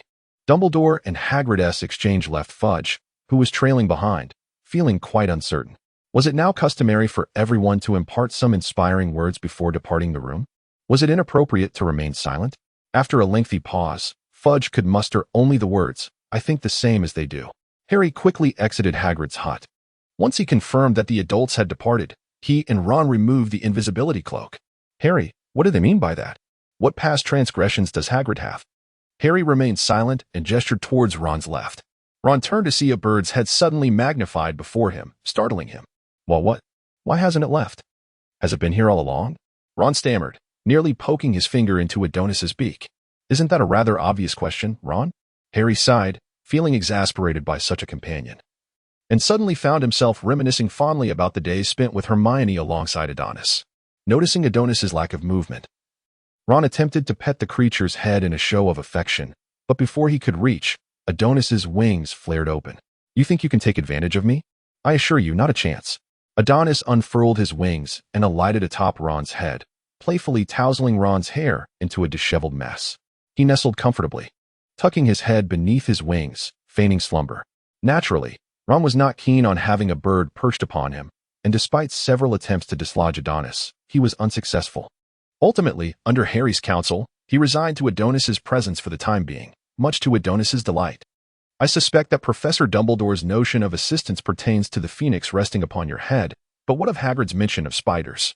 Who, then, is Aragog?" Ron's expression grew somewhat uneasy as he pointed towards the window, saying, "Could Hagrid's reference be to real spiders?" Following Ron's gaze, Harry noticed a procession of spiders crawling by the window. He opened it, observing their path, which seemingly led into the depths of the forbidden forest. "Let us go, Ron, and follow them," Harry decisively declared, stowing away the invisibility cloak at his waist, grasping Ron's wrist as they hurried along the trail of the spiders into the darkened forest. "Harry, where are we headed?" The stars above gradually vanished behind a dense canopy, enveloping them in darkness, causing an involuntary shiver to run down Ron's spine, his legs trembling slightly. "Hagrid instructed us to follow the spiders. Perhaps he meant for us to find the largest among them." The two ventured cautiously deeper into the pitch-black forbidden forest, surrounded only by the faint glow of the Lumos spell and the twinkling starlight filtering through the leaves. Suddenly, a sharp crack echoed as Harry stepped on a slender twig, the sound prompting both him and Ron to halt, their hearts racing at the thought of what fearsome creature might be drawn to such a noise in this perilous place. After a brief pause, reassured that the surroundings remained undisturbed, Harry signaled to Ron to proceed. Yet, just a few steps further, Harry felt a blur of movement before him. A massive shadow darted past, followed by the chilling sound of skittering legs encircling them. Something was closing in. Adonis emerged from beneath his wings, his eyes shimmering with an amber glow. In an instant, he discerned the presence of 3 monstrous 8-eyed spiders stealthily encroaching under the cover of darkness. One was lurking in the thicket before Harry, another perched on the trunk behind Ron, and the final one loomed above them, amidst the branches. As seasoned hunters, these 8-eyed giants were adept at seizing the opportune moment for ambush, and to them, the trio of boy and bird appeared as nothing more than plump morsels delivered to their doorstep. Ron suddenly felt an immense force propel him into the air. Leaving no time to scream, a shadow loomed rapidly before him, and the spider's fangs nearly made intimate contact. This nearly caused Ron, who harbored an acute fear of spiders, to faint in terror, flailing his arms aimlessly in the air, too frightened to even open his eyes. Harry, Harry, save me. Such a huge spider. However, Harry's situation was equally dire. After the spider had flung Ron aside, it swiftly joined its remaining companion to encircle Harry, leaving him besieged from all sides. Beads of sweat streamed down Harry's forehead, and illuminated by the glow of his spell, he recognized the identity of the creature before him.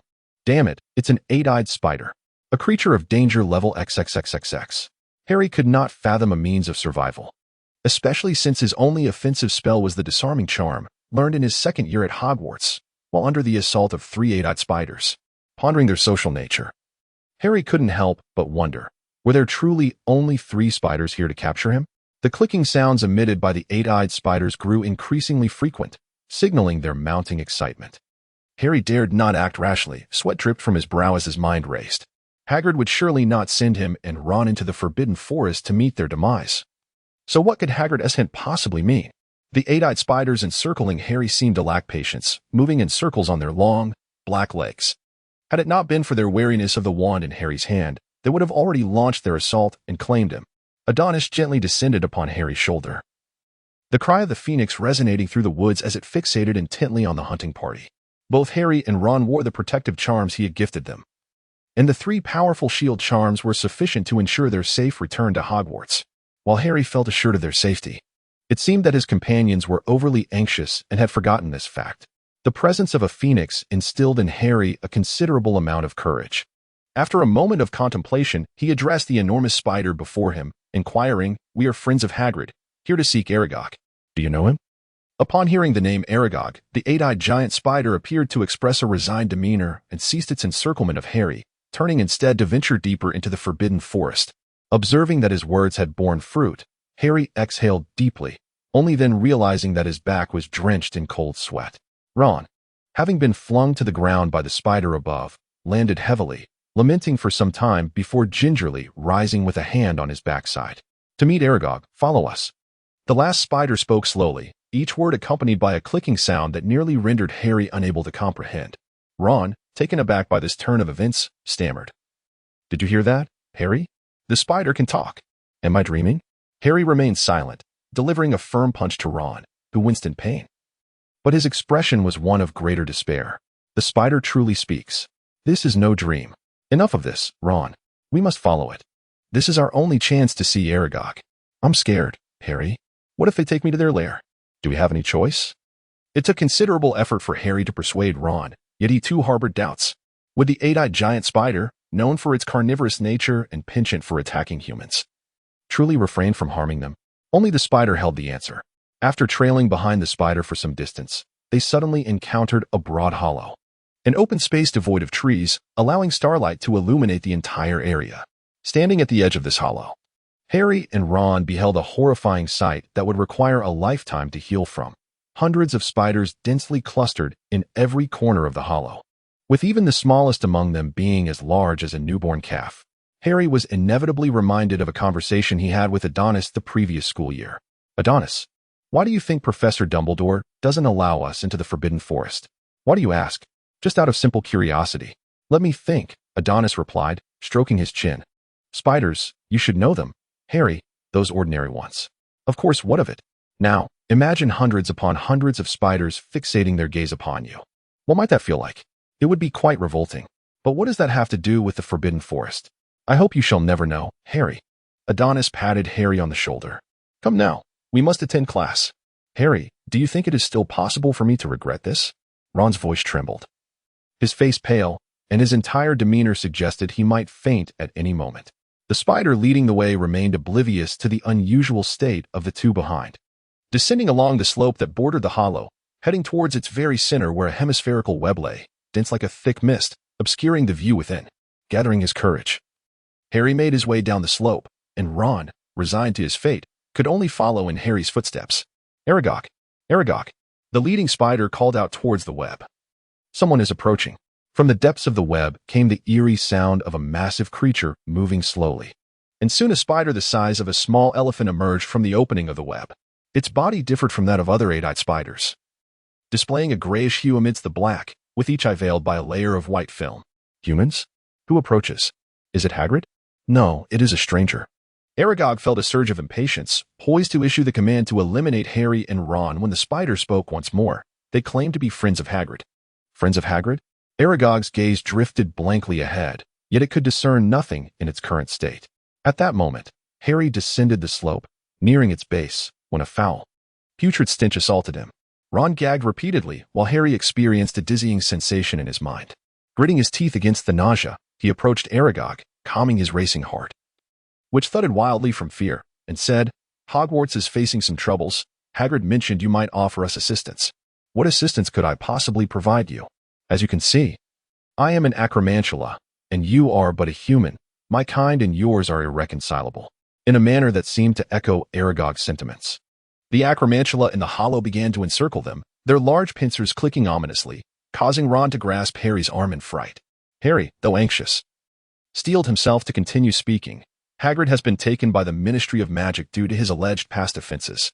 Aragog, I wish to know, what are Hagrid's past offenses? Aragog, upon hearing the news of Hagrid's apprehension by the Ministry of Magic, appeared exceedingly irate. He raised his two front legs and struck the ground with force. His voice contorted with indignation. A criminal record? What sort of criminal record could Hagrid possibly possess? I believe you are more acquainted with his character than I am. Many years ago, a so-called attack occurred at Hogwarts, unable to capture the true culprit. They falsely accused me of being the monster within the Chamber of Secrets and laid the blame on Hagrid as the instigator of it all. Aragog's voice grew increasingly louder, his tone laced with fury. I am but an eight-eyed giant spider. How could I possibly possess the ability to petrify living beings? Hagrid is my dear friend, and he has shouldered all the blame to protect me, ultimately imprisoned by the inept Ministry of Magic in Azkaban. But what manner of creature dwells in that chamber? That is a being we arachnids dread above all. It is ancient, and we dare not speak of it. I have not even disclosed its name to Hagrid. Ron gently tugged at Harry's sleeve, his voice tinged with a hint of desperation. Harry, we must leave at once. The spiders are gathering around us in greater numbers. I have one final question for you. The student who perished 50 years ago, do you know who it was? I do not know. After I was hatched, Hagrid kept me in a box beneath the castle. I have never ventured into any corner of the castle. However, I have heard that the girl met her end in the restroom. Harry opened his mouth to speak, but Aragog interrupted him. The question and answer game is over. Hagrid's friend. Very well, we too must take our leave. With that, Harry gestured to Ron, preparing to flee at any moment. Leave? Aragog seemed incredulous. I think you shall not escape. If Harry could discern the expression on the spider's face, it would reveal a hint of mockery and a cruel smile. The surrounding spiders, emboldened by Aragog's words, emitted a series of incomprehensible hisses and slowly advanced towards the trio. Wait, are you not also a friend of Hagrid? Since we are all friends, why must we harm one another, leaving only Hagrid in sorrow? Aragog remarked, Indeed, I am a friend of Hagrid. However, my offspring are not. Although, by my command, they shall not harm Hagrid, it does not imply that they will overlook the succulent morsels delivered to their lair. Tread carefully, dear friend of Hagrid. Aragog uttered his final words with a heavy disdain, seemingly mocking the naivete of Harry and Ron, as well as the flamboyant bird perched upon Harry's shoulder, whose potential meat yield remained a mystery. Harry, what should we do? Are we truly resigned to seeking not the same year, month, and day of birth, but rather the same year, month, and day of death? Ron was on the verge of tears. Harry, too, felt a surge of fear. He instinctively stepped backward, only to tread upon something that emitted a sharp crack. Glancing down, he discovered he had stepped on a shattered skull. Upon entering, he had been oblivious. But now he noticed that the entire hollow was covered in a ghastly layer of bones, and with a single glance, Harry recognized many skulls of various creatures.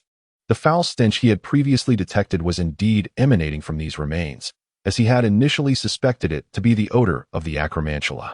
Being encircled by hundreds of acromantula was undoubtedly one of the rarest experiences in Harry and Ron's lives, yet it was hardly the time for reflection, as Ron, afflicted by arachnophobia, was nearly paralyzed with terror.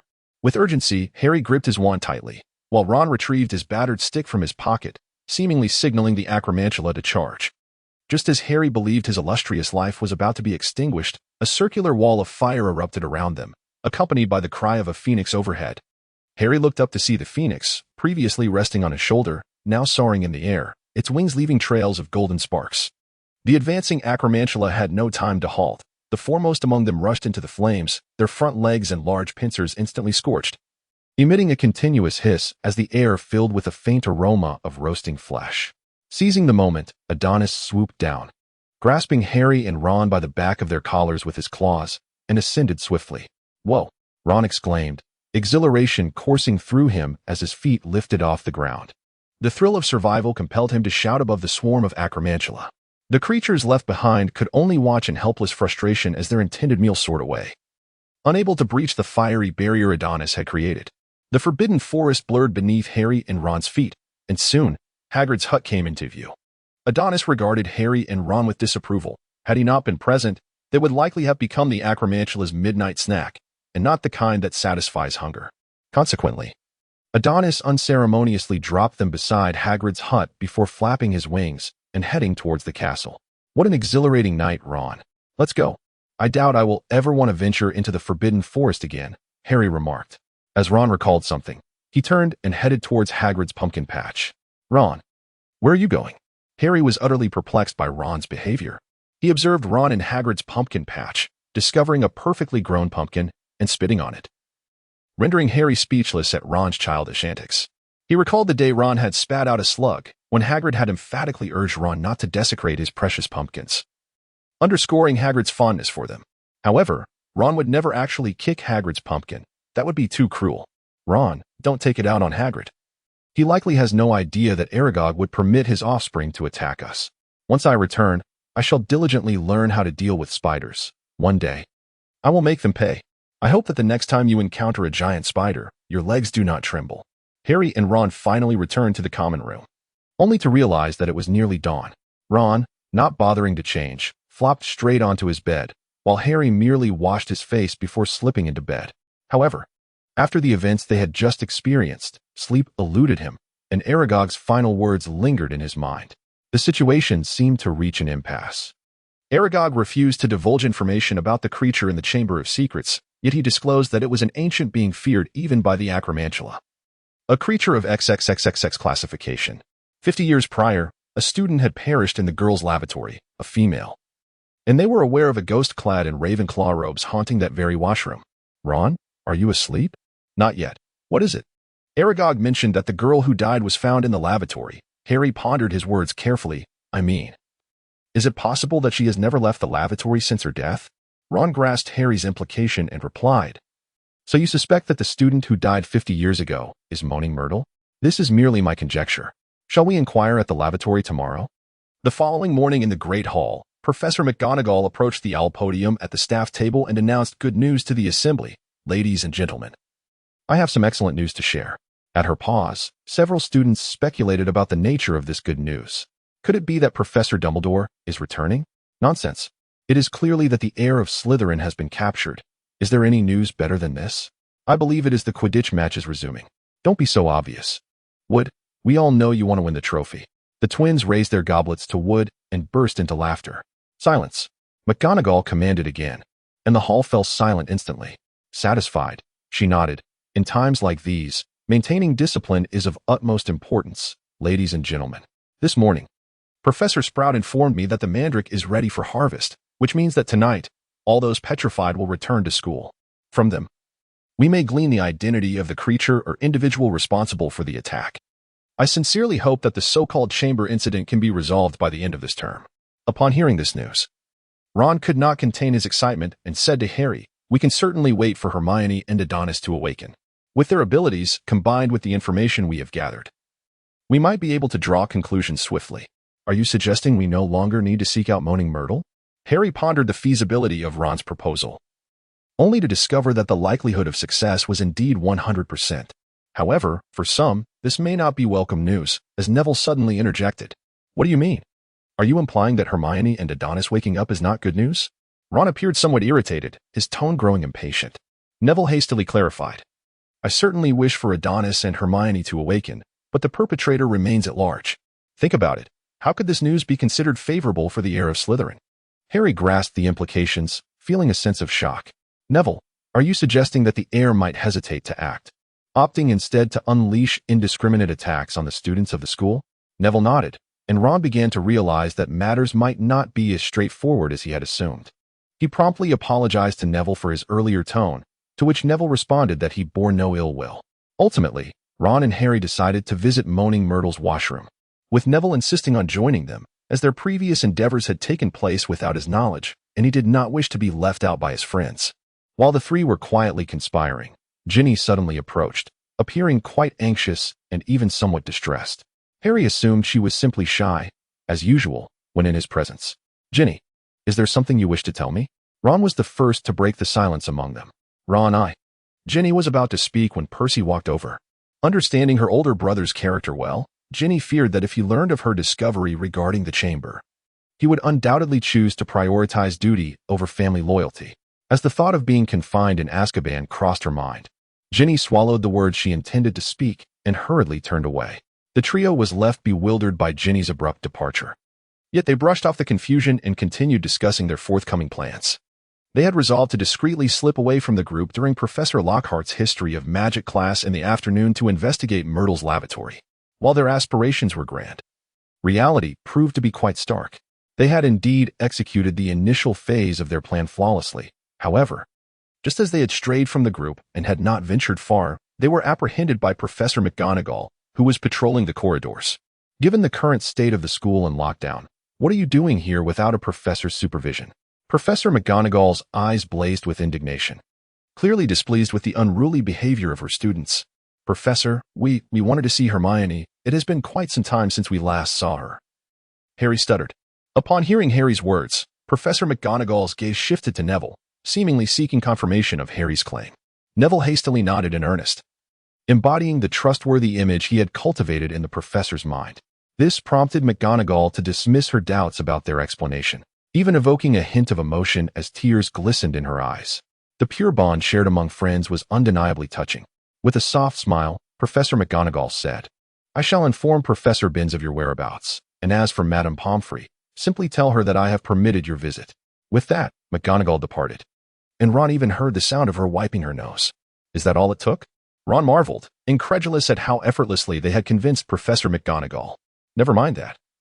"Ron, what matters is that it worked. Come on, let's head to the hospital wing," Harry urged, though Madame Pomfrey was reluctant to allow them to see Hermione, after all. Conversing with someone who had been petrified seemed quite absurd. She felt unable to oppose them, especially with Professor McGonagall's stamp of approval.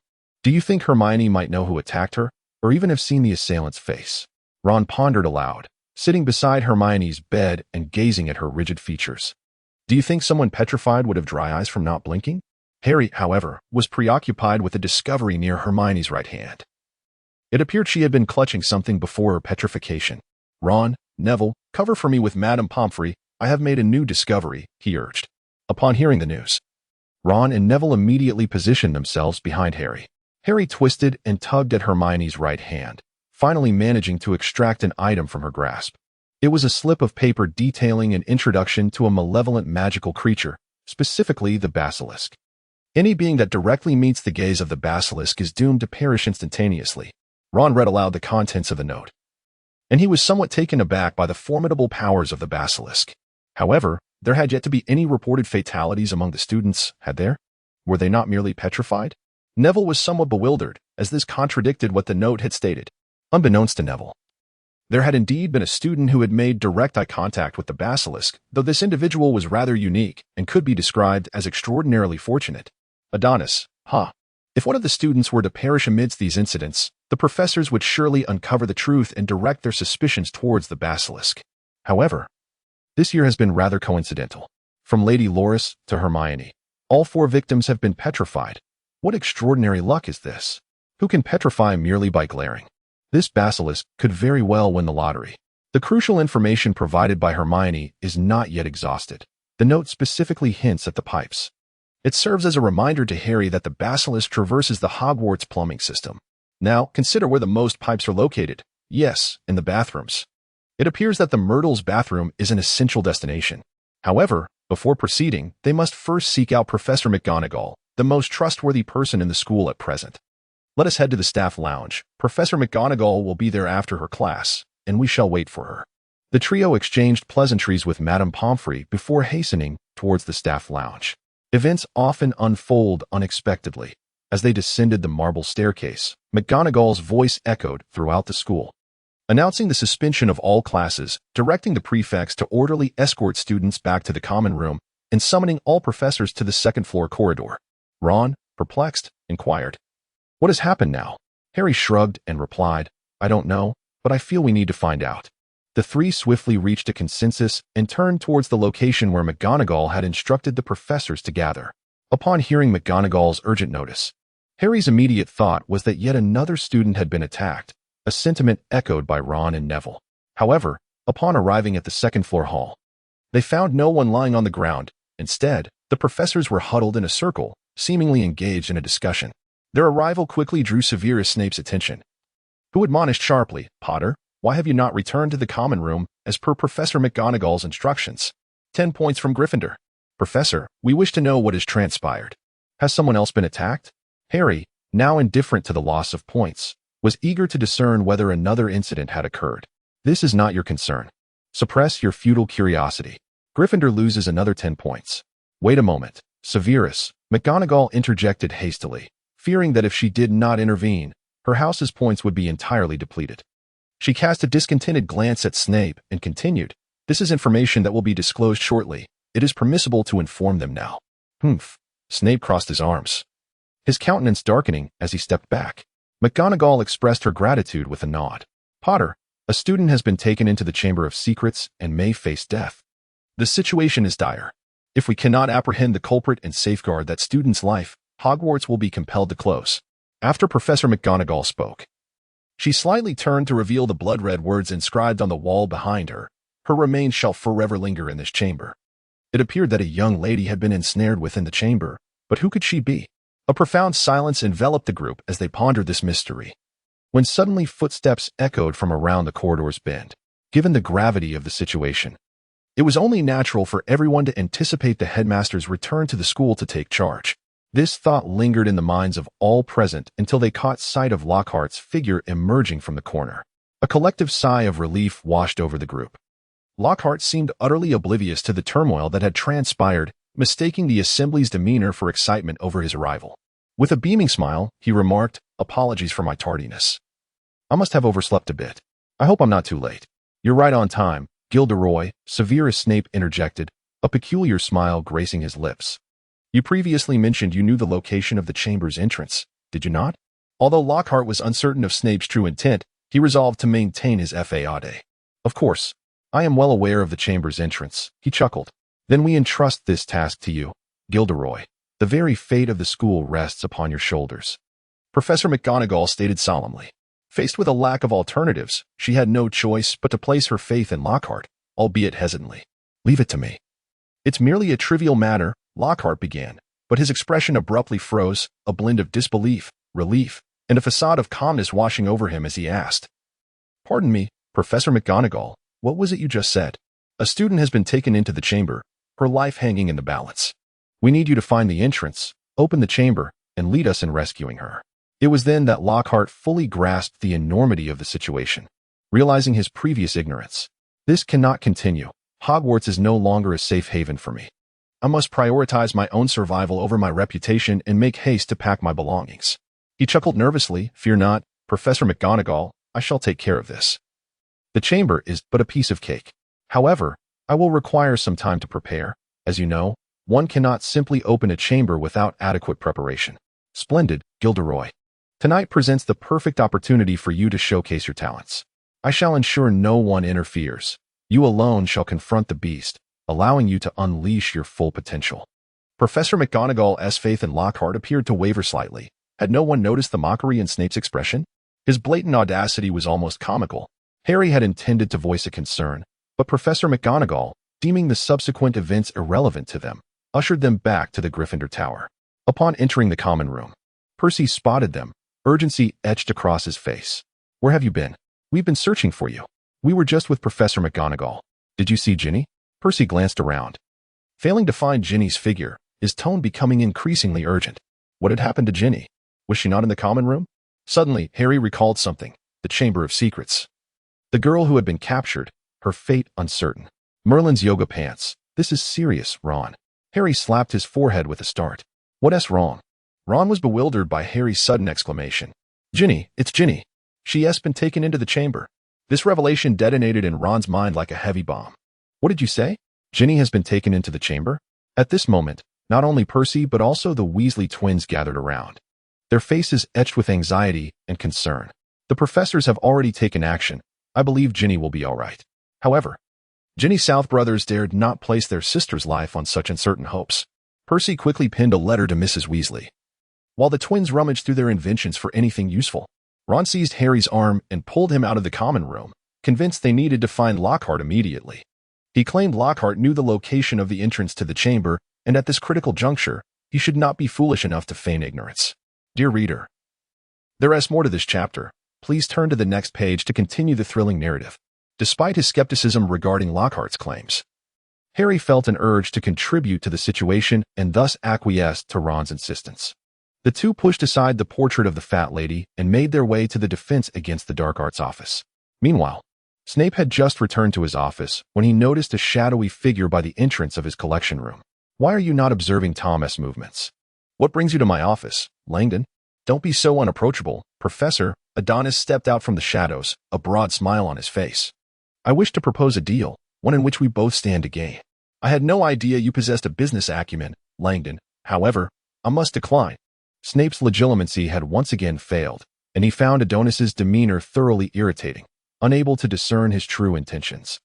Refusing without even hearing the terms of the deal is not a wise habit, Professor. Adonis leaned against Snape's desk, lightly tapping his fingers on the surface. The basilisk in the chamber is destined to meet its end tonight. You are aware of how strictly the Ministry of Magic regulates such dangerous creatures. The materials derived from a basilisk would be highly coveted on the black market, even priceless.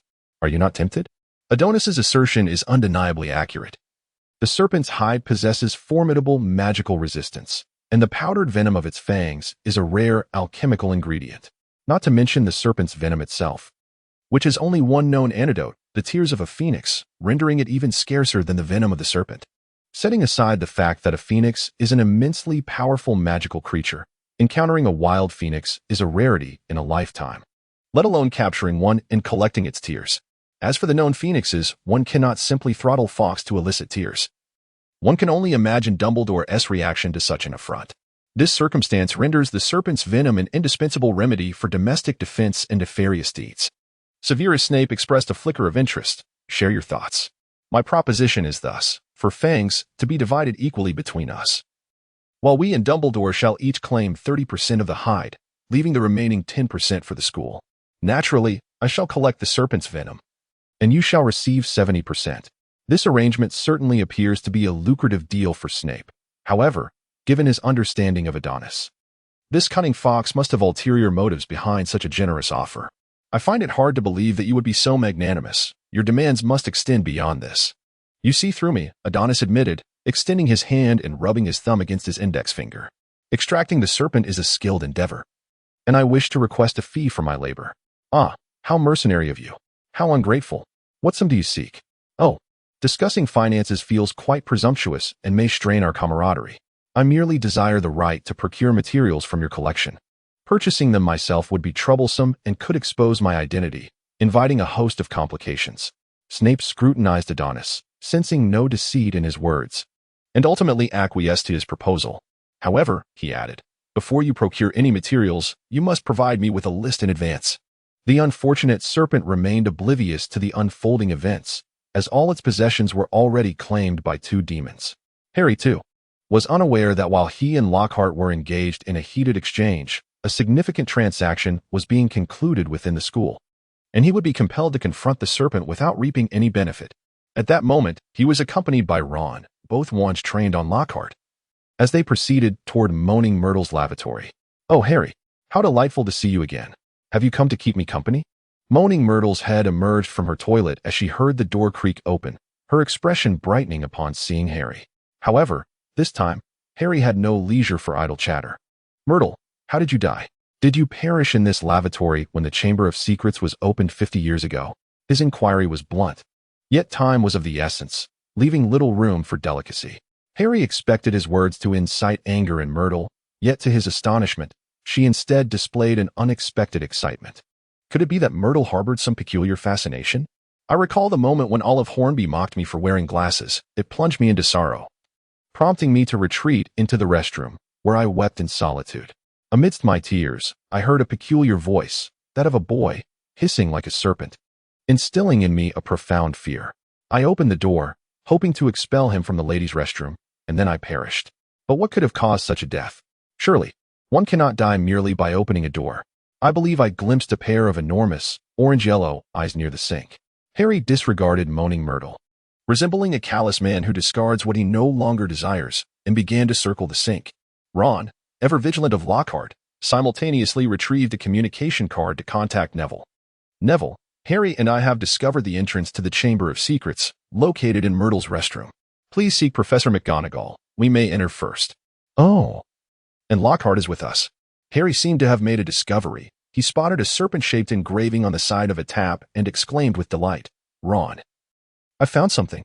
No time to chat, Neville. Harry has made a discovery, Ron replied, abruptly ending the communication.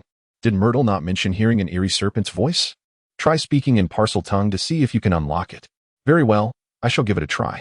Harry fixated on the serpent-shaped engraving, envisioning a snake before him.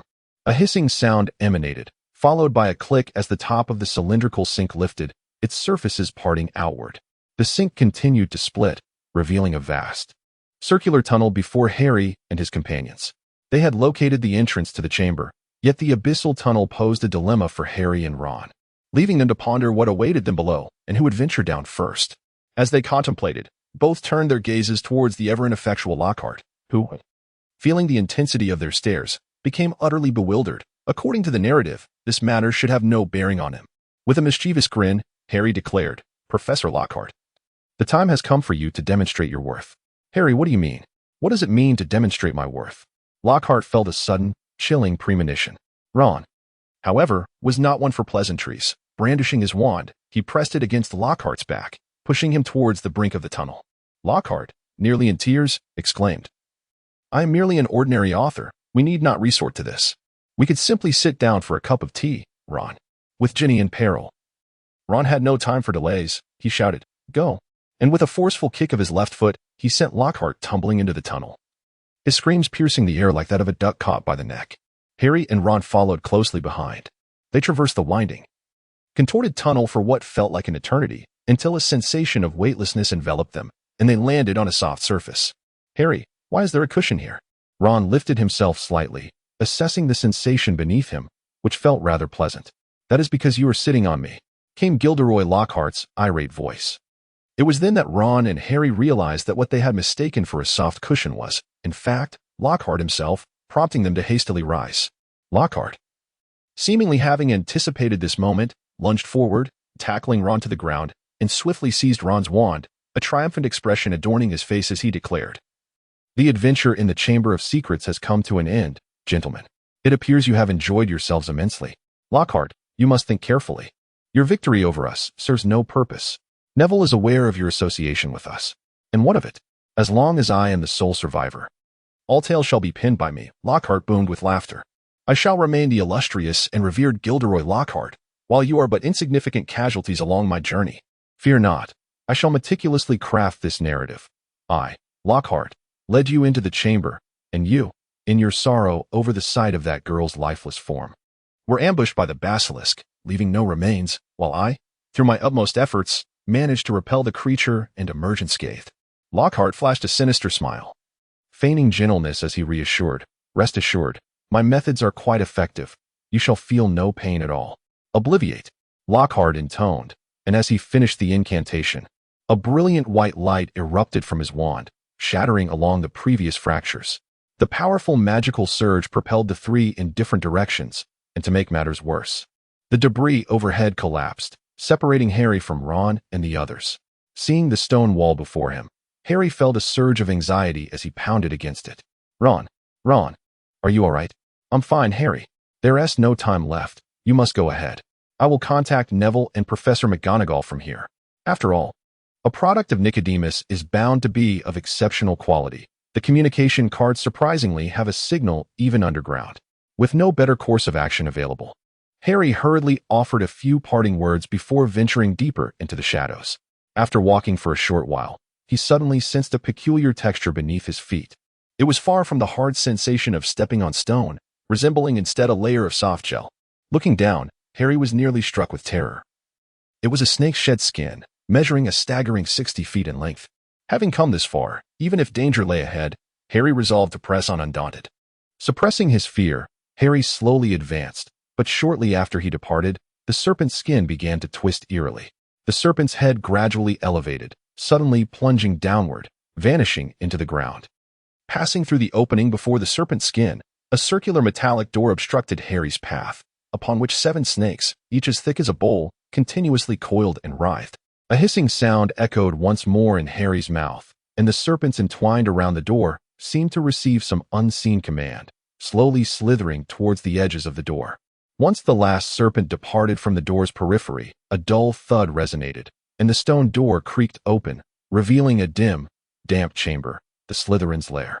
Before him lay a broad corridor, flanked by water, from which several menacing snakehead statues emerged, bearing their sharp fangs. At the corridor's end stood a peculiar statue of a human face, mouth agape, with whiskers radiating outward, resembling a colossal octopus.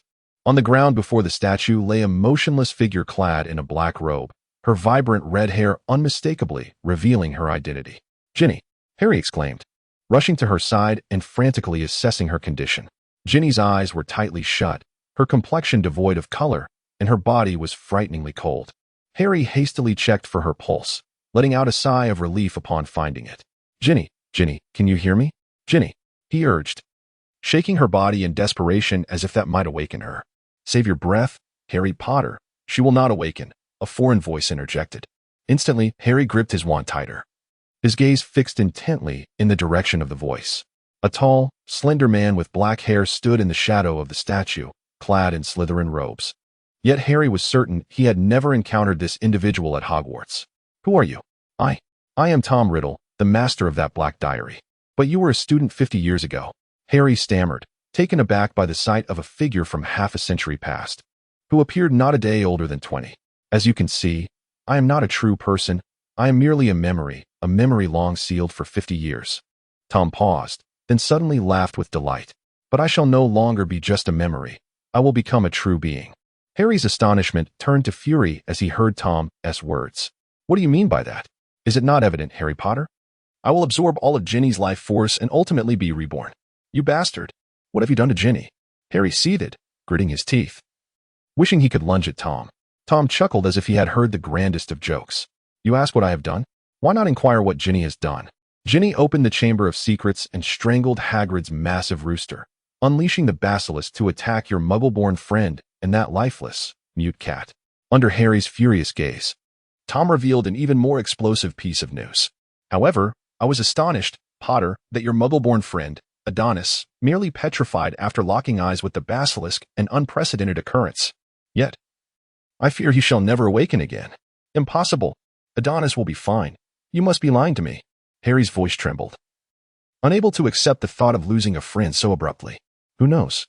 But it is thanks to Ginny. Had she not confided in me through her diary, sharing those unspeakable secrets, how could I have manipulated her mind step by step?"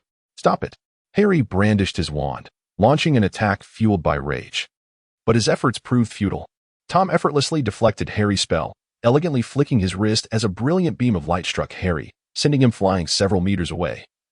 His wand slipping from his grasp, lost to the shadows. "I have longed to meet you, Harry Potter, the savior, the renowned figure." Tom approached Harry, fixating his gaze upon him, as if etching Harry's likeness into his memory. "You cannot fathom the joy I felt when you acquired my diary. I yearned to converse with you.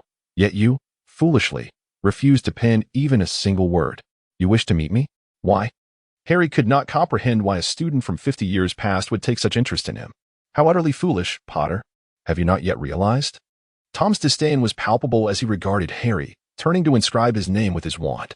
With a flourish of his hands, Tom's name rearranged itself before Harry's incredulous eyes, transforming into "I am Voldemort." "What is your connection to Voldemort?" "Voldemort is my past, my present, and my future."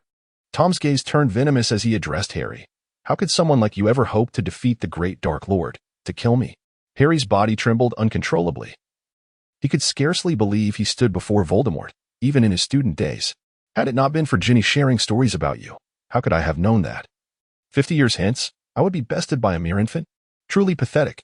Cowardly. Tom's pride would not allow him to accept such a humiliating defeat. His emotions surged, culminating in a thunderous roar. With your reputation, go to hell, Potter. A chilling hiss emanated from Tom's mouth as the Slytherin statue slowly parted its lips, unleashing a resounding rustle from the entrance.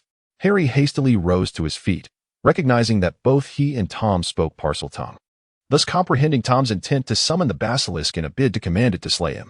The mere sight of the basilisk's gaping maw made Harry acutely aware of why Aragog had harbored such fear. This serpent was immense, capable of effortlessly severing Aragog's head with a single bite, not to mention the lethal gaze it possessed. With no time to ponder further, Harry fled. Yet his feet could not outpace the creature.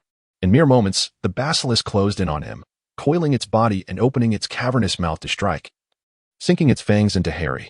The ground beneath him was engulfed in a colossal shadow, and Harry could not deny that the basilisk had caught up with him. But what could he do? Just as the serpent's venomous fangs aimed for his back, sensing the perilousness of Harry's situation, the gemstone pendant around his neck flared with an intense light. At the critical moment, a yellow spherical shield rapidly expanded, effectively halting the basilisk's fangs outside its protective barrier. Enraged by this interruption, the basilisk clamped onto the shield, twisting its body to hurl Harry into the air. Its jaws snapping shut with a forceful bite, intent on shattering the insidious enchantment that obstructed its meal. The sound of shattering glass echoed in Harry's ears. Should the shield charm break, he would surely become the basilisk's next meal. As the cracks in the charm multiplied, despair enveloped Harry. His fleeting life felt like a film playing rapidly in his mind. He questioned himself. Was he destined to perish here? The basilisk's grip tightened, the fissures in the shield growing more pronounced, and it seemed on the verge of collapse, threatening Harry's very existence. Suddenly, a melodious phoenix song resonated at the entrance of the chamber, and golden red wings swept above Harry's head. In the critical moment before the shield charm shattered, Fawkes dove down, daringly snatching Harry from the jaws of the basilisk.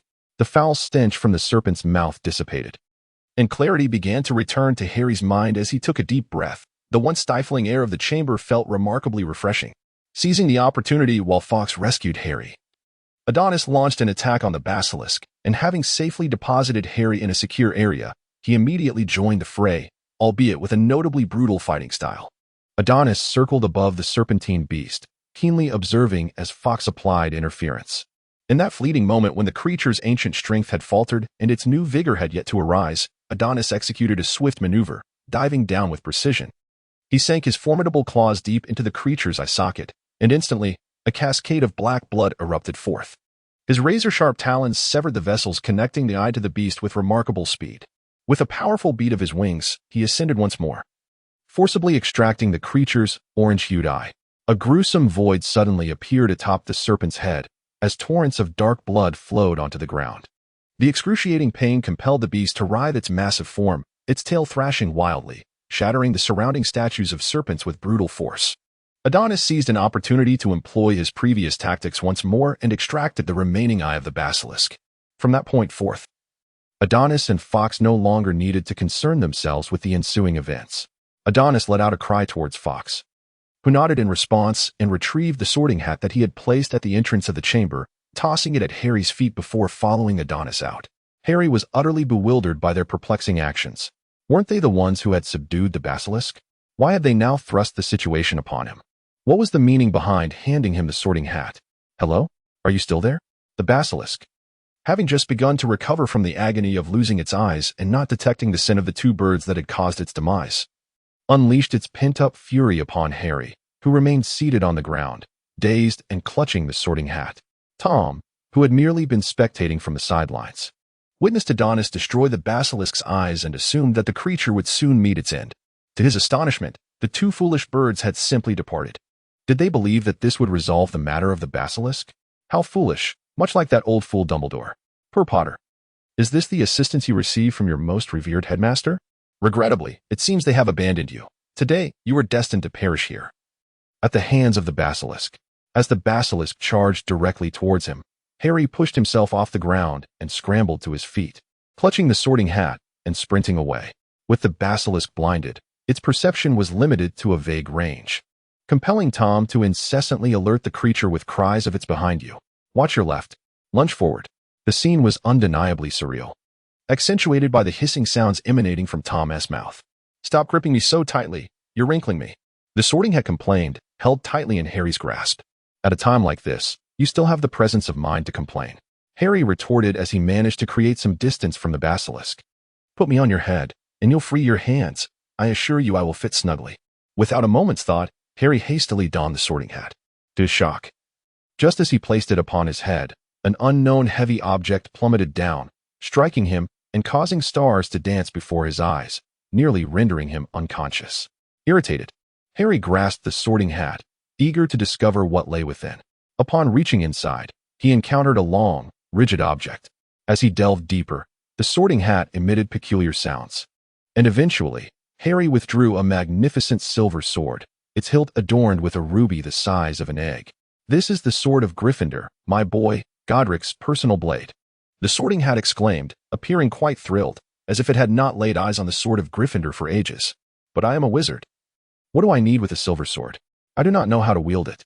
Despite the remarkable appearance of the sword of Gryffindor, Harry could not forget how it had nearly knocked him unconscious moments ago. What a joke, Godric Gryffindor. This was more like Godric battering his allies Gryffindor. At that moment, the basilisk caught up with Harry, but its lack of vision hindered its aim, grazing the edge of Harry's clothing before it collided violently with the chamber wall. Oh! That jolt sent a shiver down Harry's spine. Just when he thought the basilisk would succumb, it merely shook its head and, with a blind fury, launched another assault in Harry's direction. The relentless onslaught seemed never-ending. The distance between them dwindled, and Harry could even smell the foul stench emanating from the creature's jaws. With no way to evade, he placed all his hope in the sword of Gryffindor. "Grant me strength, Gryffindor." Harry shut his eyes, recalling the elegant stances of swordsmen he had glimpsed while at the Dursleys' home, watching Dudley watch television. When he opened his eyes again, a newfound determination radiated within him. He knew that only one of them would emerge alive from this confrontation. With both hands gripping the sword, he concentrated all his strength, waiting for the opportune moment as the basilisk lunged towards him. Utilizing the creature's own momentum, he thrust the sword of Gryffindor deeply into the basilisk's upper jaw. At that instant, a brilliant yellow light enveloped Harry, and a shield charm sprang into action, deflecting the basilisk's venomous fangs. Nevertheless, the immense force still hurled Harry away, sending him rolling several times before he came to a stop beside Ginny. The basilisk writhed in agony, its enormous body twisting as it battled against the inevitable. Torrents of serpent blood gushing forth and staining the chamber floor black. Time became an abstraction as the creature's struggles gradually waned, until it finally collapsed, devoid of any remaining strength. Harry, despite the pain coursing through him, managed to rise. The impact of being thrown had left him feeling as though he might fall apart, and his joints still ached. Before he could catch his breath, a shadow loomed before him. "I am astonished you managed to slay the basilisk, however." "It is all in vain, Potter," Tom sneered, looking down upon Harry, Ginny's wand in his grasp. Raising the wand, Tom prepared to deliver the final blow. Suddenly, a flurry of wings fluttered behind him. As Tom turned, he beheld the phoenix that had blinded the basilisk, one claw perched upon the diary, mocking him with a derisive expression. "Get away from it, you wretched bird. Avada Kedavra." With a mere wave of Tom's wand, a flash of green light surged forth.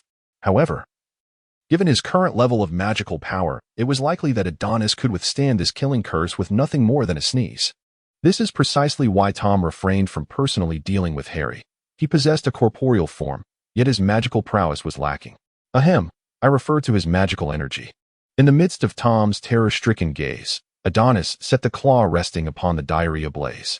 The moment the diary made contact with the flames, a dense, dark mist wafted forth from the site of combustion, accompanied by a noxious stench of decay.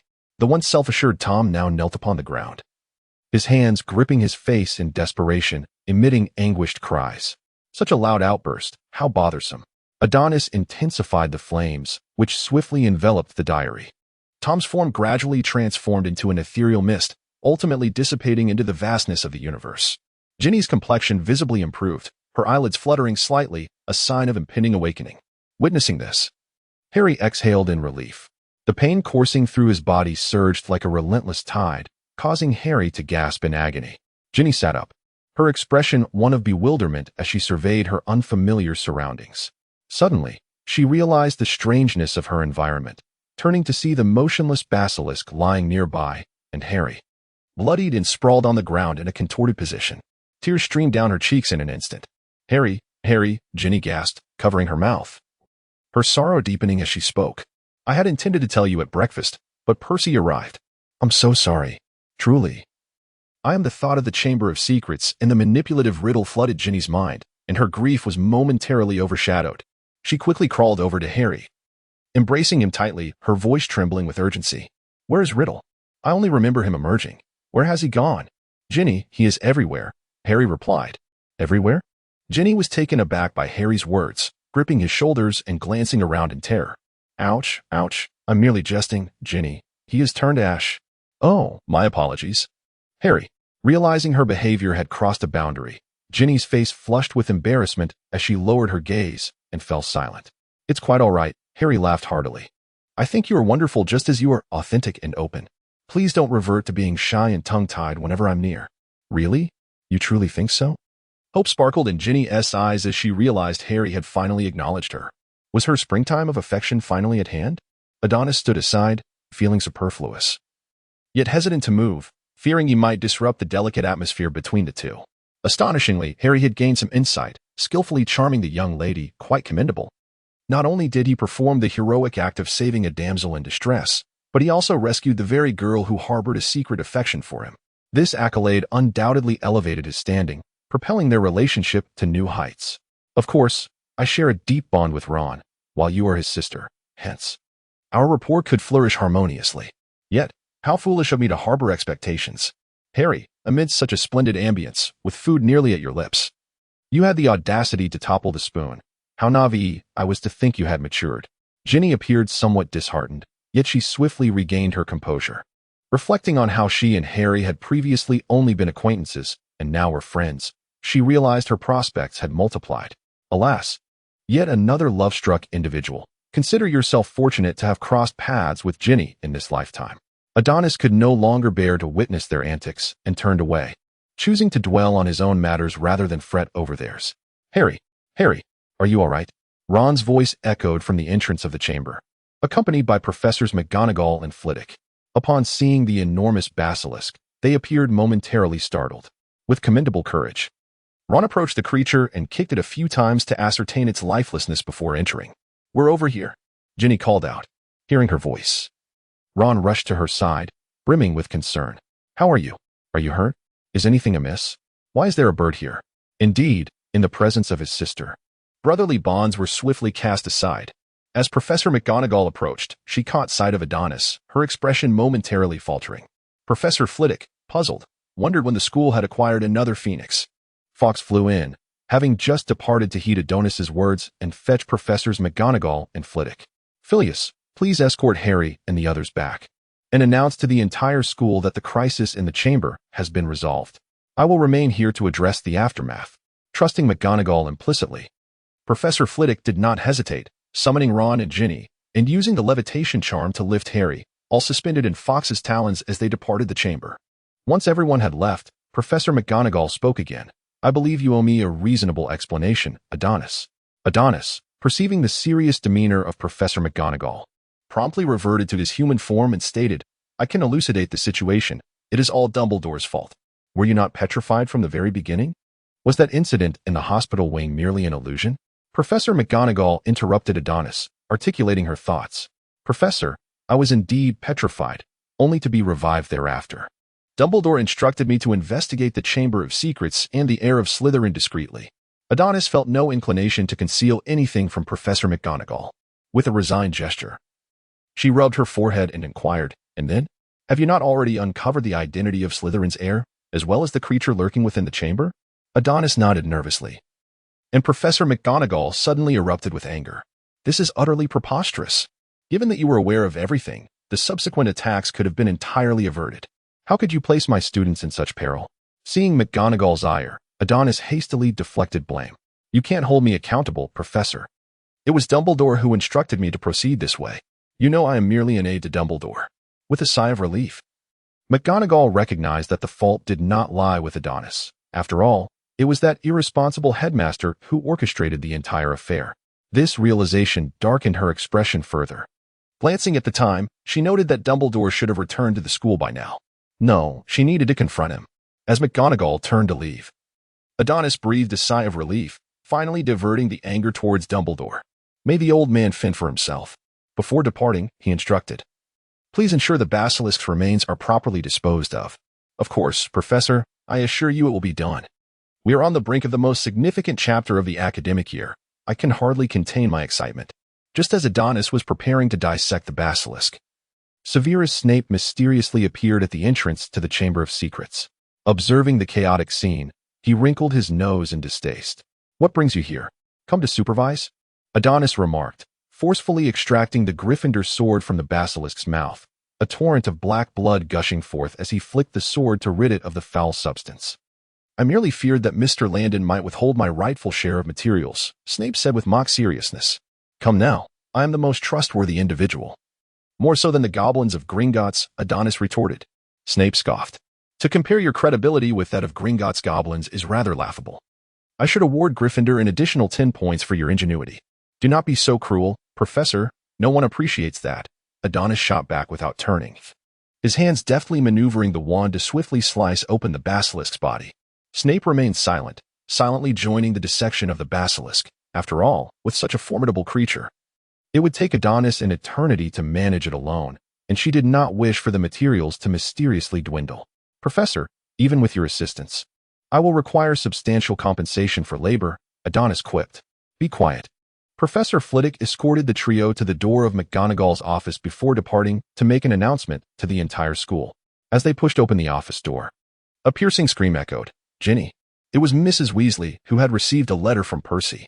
She hastily set aside her current tasks, summoned her husband, Mr. Weasley, who was working at the Ministry of Magic, and hurried to Hogwarts without delay. Mrs. Weasley enveloped the three of them in a tight embrace, repeatedly exclaiming, "Ginny, it is such a relief to see you unharmed." Thank you, Harry." Harry laughed joyfully, his gaze sweeping past everyone until it settled on Dumbledore, who sat at the far end of the room. Fawkes perched on Dumbledore's shoulder, affectionately nuzzling his cheek. The door swung open once more, revealing Professor McGonagall returning to the office. However, unlike the warm atmosphere shared by all, she appeared quite furious. Shouldn't resolving the Chamber of Secrets be a cause for celebration? Why was Professor McGonagall so irate? She scanned the room, bypassing everyone to approach Dumbledore directly. It seemed they exchanged a few words, yet McGonagall retained her angry demeanor, while Dumbledore's face displayed a mixture of embarrassment and a desire to appease her. Eventually, it appeared that Dumbledore managed to persuade McGonagall, soothing her agitation. "Thank you immensely for saving Ginny, but how did you achieve it, Harry?" "That was a basilisk," Mr. Weasley inquired, placing a supportive hand on Harry's shoulder. Harry reached into his collar and replied, "If it weren't for Adonis, I might have met a grim fate this time." "Adonis?" Mrs. Weasley responded, perplexed. "Isn't he in the hospital wing? How is he involved?" Facing Mrs. Weasley's bewildered gaze, Harry produced the ruby necklace that Adonis had gifted him, revealing a stark, alarming crack across its once smooth surface. "The necklace Adonis made for Ron and me is an alchemical artifact of his own design. It senses the surrounding conditions and activates an ironclad spell when under attack. Without it, I would have become the basilisk's dinner." Upon hearing Harry's explanation, Mrs. Weasley nodded in understanding. "When Adonis awakens, you must be sure to express your gratitude." At that moment, Harry recalled Tom's words in the chamber. A knot formed in his heart, and a tear slipped down his flushed cheek, prompting Mrs. Weasley to gently wipe it away. The heir of Slytherin claimed that Adonis made direct eye contact with the basilisk and may never awaken again. Upon hearing this news, the others, unaware of the full truth, displayed sorrow as though mourning Adonis's plight. Dumbledore quickly intervened, fearing that if he did not act promptly, Adonis might indeed succumb. "Rest assured, Harry, I am well aware of Adonis's condition. It is not as dire as the heir suggested. Once the revival potion is brewed, he will awaken." "Really, Professor?" "I assure you, Harry, Adonis will awaken." Harry felt a sense of relief as he recounted the events that transpired after he and Ron left the common room, following Professor McGonagall's request. When he mentioned that Lockhart was a petty thief of others' experiences, only Mrs. Weasley displayed shock. The others reacted with the expected expressions. As he hesitated while discussing the mastermind behind the Chamber of Secrets, Harry was reluctant to reveal that Ginny was the one who had opened it. So he cast a pleading glance toward Dumbledore. "Dumbledore, understanding Harry's unspoken thoughts, replied, "Let us set aside the adventurous details for the moment, Harry. What I most wish to know is how Voldemort ensnared Ginny." Mrs. Weasley gasped in astonishment. "Ginny? But is she not?" "It was that diary," Harry interjected. "Voldemort controlled Ginny through the memories preserved within it, which ultimately led to the opening of the chamber." He raised the diary in his hand, astonished that, despite the fierce burning it had endured, there was not a single charred mark upon it. Yet, did the diary not bear the name Tom Marvolo Riddle? Mr. Weasley took the diary from Harry. "Few are aware that Voldemort's original name was Tom Marvolo Riddle, Arthur. He was once a student at Hogwarts. Even among the brightest of his peers, who could possibly link the Dark Lord to the head boy?" As this chapter was yet unfinished, the text prompted readers to turn to the next page for continued captivating content. Ginny trembled at the sight of the diary, recalling the time she was beguiled by Tom. A wave of dread washing over her. Noticing her distress, Dumbledore kindly suggested, "I believe Miss Weasley should visit the hospital wing." Mrs. Weasley wholeheartedly agreed, accompanying Ron and Mr. Weasley as they escorted Ginny to the hospital. Once Professor McGonagall departed her office on school business, Dumbledore invited Harry to sit down. They engaged in an extensive conversation, the details of which remained known only to them. That night, within the confines of the headmaster's office, Adonis presented a lengthy serpent skin, laying it upon the floor. The portraits of former headmasters gaped in astonishment, while they were aware of the recent attacks at the school. They were only now learning that the creature lurking within the chamber was indeed a basilisk. "I do not recall having made any requests of you, Adonis," Dumbledore remarked, stroking the basilisk skin with a smile directed at Adonis. "Consider it a gesture of goodwill.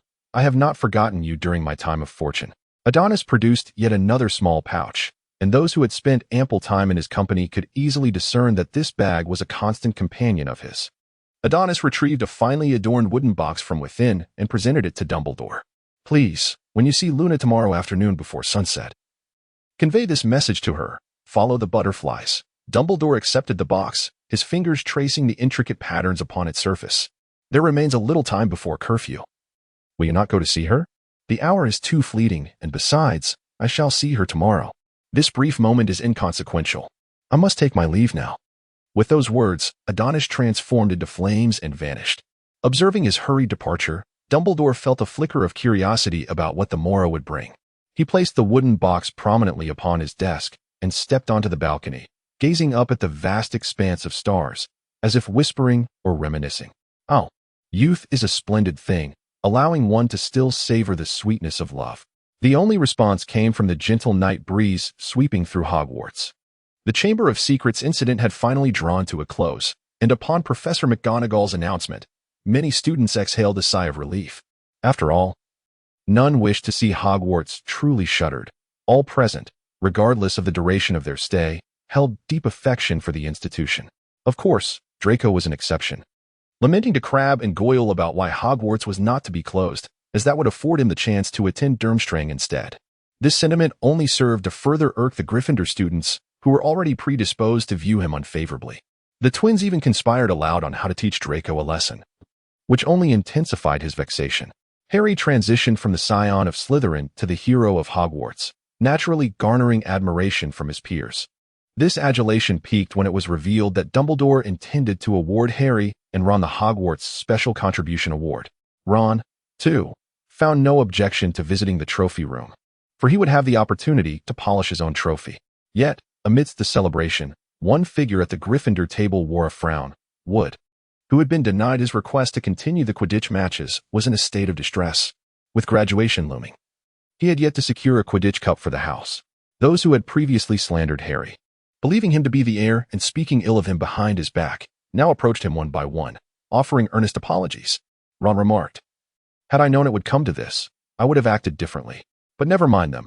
I must frequently tend to my trophy, huh? That is indeed the Special Contribution Award."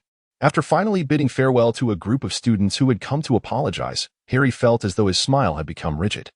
Just as he was about to catch his breath, a significant figure, Justin, approached him. Justin had only been revived from a late-administered potion at noon and, upon seeing Professor Pomfrey and several other professors, he shouted that Harry had orchestrated the attack by the basilisk. However, a mere glance from Snape rendered him utterly speechless. Shortly thereafter, Professor McGonagall informed Justin that the true culprit behind the basilisk's release was someone else, leaving him utterly mortified. The recollection of having just accused Harry of being the heir made him wish to disappear into the ground. I am truly sorry, Harry. I misjudged you before, and I hope you can forgive my error. Justin bowed his head deeply, his sincerity apparent. It's all in the past, Justin. We're still friends. Harry approached Justin and helped him to his feet, and to Justin's eyes, Harry appeared to be enveloped in a divine golden light. The doors of the great hall swung open once more, and Harry and Ron eagerly turned their gaze towards the entrance, where Hermione's figure emerged, waving cheerfully at them. The two rushed forward and enveloped Hermione in a warm embrace. I knew you would decipher the clues I left for you. It all came down to me, Hermione. Welcome back, head girl Hermione. Harry beamed, but then glanced over her shoulder, only to find no sign of Adonis. Where's Adonis? Didn't he come back with you? He didn't return, did he? I was the last to wake up in the hospital wing, and Adonis was long gone from his bed. Hermione's expression was devoid of deceit. Now, that is peculiar. Where could Adonis have gone? Welcome back, Hermione, Luna's voice chimed in. Upon hearing this, Hermione turned and embraced Luna warmly. Luna patted Hermione's back and inquired, Did you not see Adonis? He should have returned as well. Luna had not seen Adonis for quite some time, and her moonstone necklace had not glimmered in ages, a fact she had scarcely realized until now. Her tone betraying a hint of longing. Just as Hermione was about to respond, she noticed Dumbledore approaching slowly, holding a wooden box. Hello, Professor Dumbledore. Young people are indeed full of vitality, Dumbledore remarked with a smile, his gaze particularly brightening upon seeing Luna. Are you searching for Adonis? A spark of hope flickered in Luna's eyes. Do you know where Adonis is, Professor? Dumbledore shook his head, opening the wooden box and extending it toward Luna. Adonis asked me to deliver this to you. In the center of the wooden box lay a delicate silver butterfly, intricately hollowed. Luna gently touched it, and to her astonishment, the butterfly suddenly radiated a brilliant light, fluttering its wings and rising slowly in the gaze of onlookers. Two translucent golden rings appeared out of thin air, circling around the butterfly in a mesmerizing dance. Almost forgotten was the message that Adonis had asked me to convey to you. Dumbledore paused for a moment, then smiled, saying, Follow the butterfly. As if responding to an unseen command, the butterfly began to drift away into the distance. Luna hastily bid farewell to a few acquaintances and followed the guiding butterfly. They traversed the great hall, entered the fountain courtyard, ascended the stairs, past the charms classroom, and continued towards the direction of the astronomy tower. Throughout this journey, Luna's pursuit of the silver butterfly drew much attention, however. Her reputation as the eccentric girl of Hogwarts was well known, and most continued with their own affairs, paying little heed. Ultimately, the butterfly led Luna to a tapestry depicting the giant troll striking the foolish Barnabas. Just as Luna was engulfed in confusion, the butterfly slowly melded into the wall opposite the tapestry, black patterns emerging and intertwining until they formed an ornate wooden door. With a soft click, the door creaked open. The butterfly emerged from behind the door, swirling around Luna, as if urging her to step into the room beyond. This chapter is not yet concluded. Please turn to the next page to continue enjoying the captivating content. Unlike before, the glow emanating from the butterfly had dimmed significantly, flickering between brightness and shadow. As if on the brink of extinguishment, Luna gently extended her hand, cradling the butterfly within her palm as she ventured forth. Before her lay a radiant corridor, lined with torches adorned with metallic handles. The torch stems stood erect, their polished surfaces reminiscent of finely sculpted blades, while the wicks burned with a brilliant yellow flame that flickered delicately. At the end of the passage, Luna beheld a wooden-framed hourglass, standing silently upon the ground. Seemingly guided by an unseen force, the butterfly in her grasp erupted into a dazzling white light. Simultaneously, the hourglass, resting upon the stone bricks, began to transform. The fine white sand within the conical vessel flowed upward through the central opening at a remarkably balanced pace, creating a mesmerizing spectacle akin to reverse snowfall. The apex of the hourglass illuminated intermittently with a soft white glow, as if responding to the call of the butterfly in Luna's hand. Approaching with caution, Luna delicately nestled the butterfly into the intricately carved opening at the top of the hourglass. Suddenly, a powerful surge of magical energy erupted from the hourglass, which began to dissolve into a silvery liquid. Surrounding magical energies converged, solidifying into tangible forms, ultimately coalescing into sinuous streams of water that intertwined with the shimmering liquid. Subsequently, Several columns of silver liquid emerged from the ground, connecting with one another to form an ornate portal. A translucent membrane, flowing with silver luminescence, gradually materialized. Through this ethereal veil, Luna caught a glimpse of the scene beyond. No longer hesitating, she slowly stepped through the silvery membrane and opened her eyes to a breathtaking expanse of blooming flowers. In the azure sky, flocks of white doves soared, clutching delicate pink petals that fell like confetti as they passed Luna by. The air was imbued with the scent of roses, warming the youthful girl's flushed cheeks. The floral sea swayed gently, revealing blooms of red, yellow, white, and green, each releasing their fragrant pollen into the breeze, which carried the subtle aroma across the vast meadow, filling every corner with its gentle essence. Sensing something profound, Luna turned slowly, bathed in sunlight that poured down in golden rays. The lingering warmth of the setting sun still held a fervent touch, while the silhouette of a young man cast a shadow beside her. A refreshing wind swept past Luna, rustling the wild grasses and caressing the earlobes and shoulders of Adonis, finally resting upon the tips of his resplendent golden hair. Adonis stood with his hands clasped behind his back, a radiant smile adorning his face as he gazed at Luna. Just as she was about to speak, Adonis's voice resonated. "Luna, I consider myself incapable of harboring secrets. I cannot conceal my sorrows, nor can I hide the affection I hold for you." There was a luminous spark in the boy's eyes, igniting a blush upon Luna's cheeks, although she had harbored a vague suspicion amidst the beauty of the surroundings. The reality of Adonis's confession left her heart fluttering with shyness, yet predominantly filled with the joy of her feelings being reciprocated, just as Adonis had articulated. His emotions for Luna had always been candid and fervent, perpetually warming her heart like the sun, intensely radiant and comforting. Unbeknownst to her, her heart had already been stolen by this luminous boy during their daily interactions, their clandestine meetings in the forbidden forest, and even through the numerous fleeting glances they exchanged. Adonis's lips curled into a subtle smile as he gradually raised his hands, which had been resting behind him, to his chest.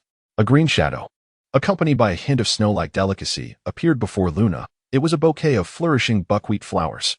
Luna instinctively covered her mouth in astonishment. "Luna, I cherish you as fervently as this vibrant sea of blossoms that blankets the mountains," he professed. "Would you do me the honor of becoming my lady lantern?" The young man's affection enveloped Luna's heart like the warm embrace of sunlight. She had long recognized her own feelings and, summoning her courage, accepted the buckwheat flowers from Adonis's hands just before the last vestiges of the setting sun faded away, reciprocating his emotions. "I would be delighted." As the twilight dimmed on the horizon, the luminous moon cast its glow upon the earth, intertwining the destinies of the two souls. Upon hearing Luna's affirmative response, Adonis could no longer contain his emotions. He stepped forward, enveloping her in his arms, resting his chin gently upon her forehead. The faint scent of jasmine emanating from the girl sent Adonis into a blissful reverie.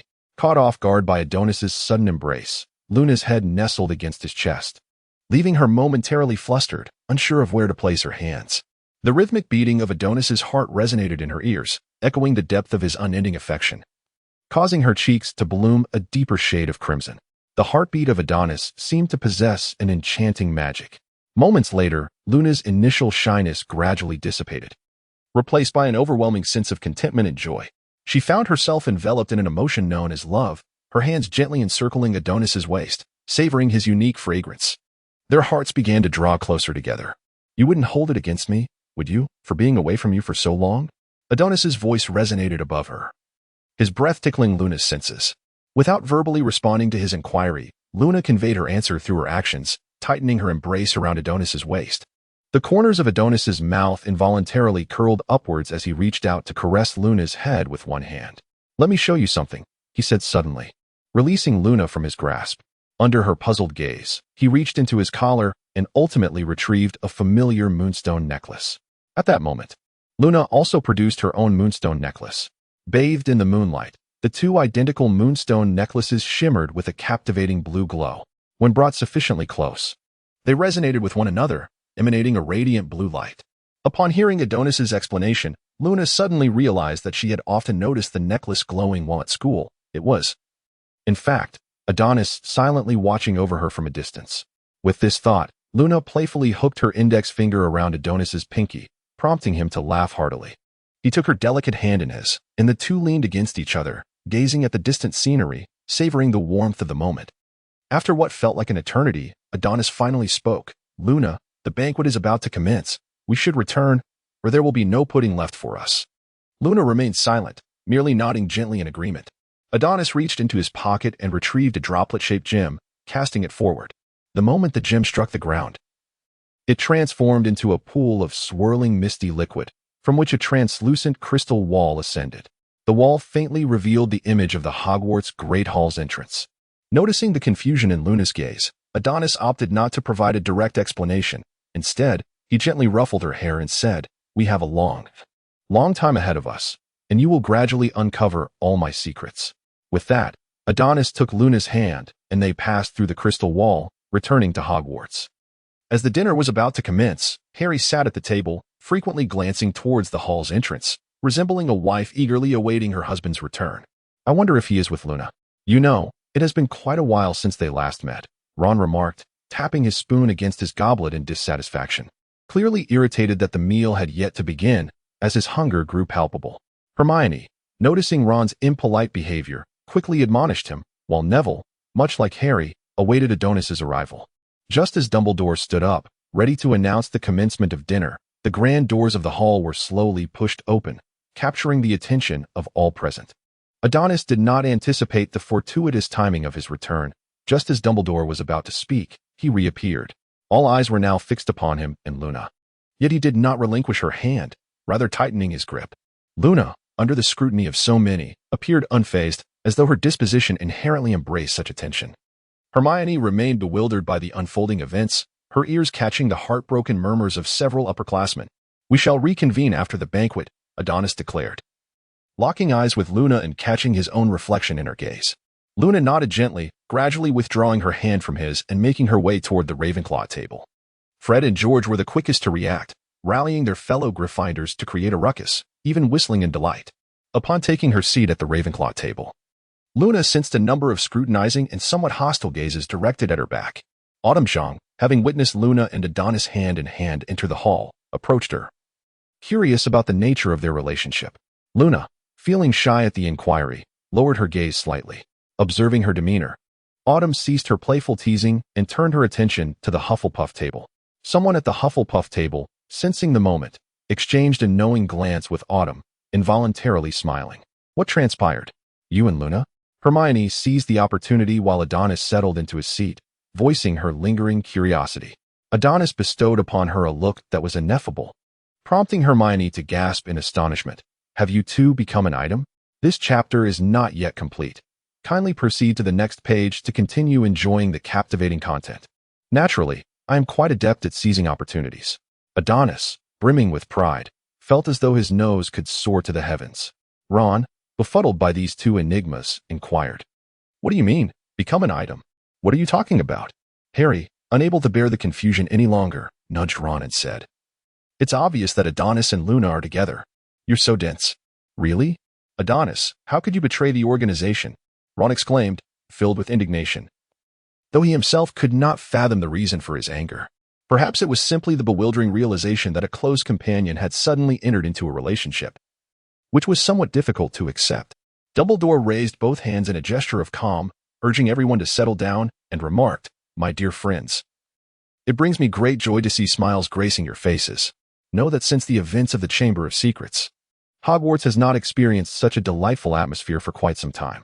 Here, I wish to express heartfelt gratitude on behalf of Hogwarts to Mr. Potter and Mr. Weasley, the valiant heroes who resolved the chamber incident, and to present them with the Hogwarts Special Contribution Award, along with a commendable increase of 200 points each." The Gryffindor table erupted in fervent cheers, for this boost meant that Gryffindor would significantly distance itself from the second-place contender in the race for the House Cup. Of course, given the events of this year, several professors and I have deliberated and ultimately decided to cancel the final examinations for this semester. Now, the entire student body rejoiced, except for Hermione, who discontentedly informed Adonis that she had been preparing for the finals for quite some time. Finally, let us welcome back to Hogwarts the finest keeper of keys and grounds. Hagrid promptly rose to greet everyone, though his considerable bulk accidentally toppled his own table and spilled Professor Flitwick's goblet. Only a few were clapping, primarily Adonis and his companions, along with the twins. Hagrid cast a grateful glance at Adonis, for he had learned from Dumbledore that without Adonis's persistent advocacy, he would have long been imprisoned in Azkaban by Fudge. Dumbledore waved his hand, lifting the curfew for the night, as there were no classes the following day due to the weekend. Yet, knowing Gryffindor's penchant for revelry, it seemed the night would be one of sleepless excitement. The feast soon concluded, and as Adonis had anticipated, the Gryffindor Lions were already discussing plans for a pajama party that very night. While Adonis was lost in thought, Hagrid approached, enveloping him in a bear hug. "It's been too long, Hagrid." Adonis reciprocated the embrace. "Dumbledore has told me everything. I truly appreciate it," Adonis, Hagrid said, a glimmer of tears forming at the corners of his eyes. Adonis playfully patted Hagrid's large hand, adopting a whimsical expression as he remarked, "Hagrid, you are indeed my friend." Expressing gratitude to a friend feels somewhat unfamiliar. Hagrid wiped away his tears and gave Adonis's shoulder a gentle pat, noticing someone approaching from the side. Hagrid turned to see Luna. Adonis chuckled softly as he approached Luna, gently taking her small hand in his and proudly declared, "Allow me to reintroduce you, Hagrid. This is Miss Luna Lovegood, my girlfriend." "Oh, how wonderful." Hagrid appeared genuinely delighted, though an even greater joy awaited him behind. "Well then, Hagrid, we shall take our leave." The couple gradually ventured beyond the castle's confines, meandering around the Quidditch pitch. Throughout their stroll, an enchanting silence enveloped them, yet it felt as though they communicated volumes. Often, a mere exchange of glances was sufficient for them to understand one another's unspoken thoughts. Standing at the entrance of the Ravenclaw common room, watching Luna prepare to depart, Adonis brought his hand to his ear, mimicking a phone gesture, and said, "Contact me when you miss me." Luna nodded in acknowledgement. And as Adonis turned to take a few steps away, he couldn't resist glancing back at her. It seemed that newly united couples were always eager to remain in each other's company. Pushing aside the portrait of the fat lady, jubilant shouts erupted from the common room, as it was evident that the Gryffindor pajama party was in full swing.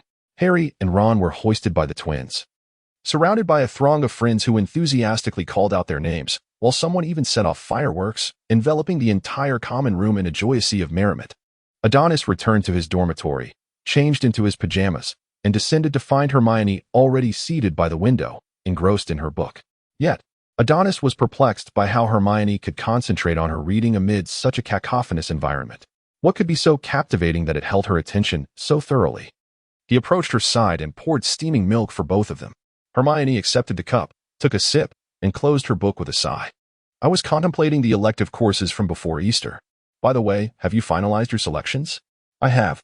I've chosen arithmancy and care of magical creatures." "Why do you ask?" "I assumed you would, like me, enroll in all available electives." Adonis nearly spewed out the milk he had just consumed, utterly astonished. "You chose all of them? Won't you be overwhelmed next semester?" He pondered the lack of necessity in selecting every course, suggesting instead that one should opt for a few subjects of genuine interest, leaving ample time to hone other skills, much like Navi's training regimen. "However, I wish to give it a try. I find all the courses for the upcoming academic year quite intriguing. Regardless, one's health remains paramount. One must not exhaust oneself to the point of detriment." Adonis felt a slight emptiness in his stomach and suddenly craved some pudding. He summoned Carl, who, upon seeing Adonis, was overwhelmed with excitement and clung to his leg, nearly in tears, refusing to let go despite Adonis's reassurances. All right, Carl. I'm perfectly fine. I simply have a yearning for some pudding. Could you fetch me a serving?" Upon hearing Adonis's request, Carl immediately ceased his sobbing and vanished in a flash, only to reappear moments later with a portion of pudding placed on the table before Adonis. "Be cautious with that pudding tonight. It could lead to cavities." "I am indeed taking good care of my teeth. I merely have a simple desire to indulge." Cheers erupted once more, drawing the attention of the two.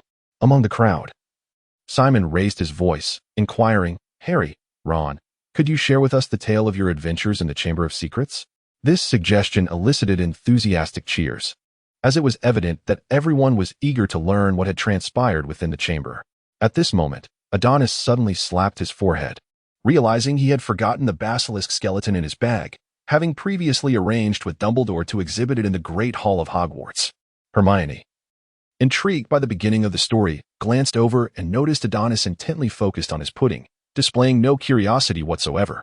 Puzzled, she asked, "Why do you seem so uninterested in their adventure?"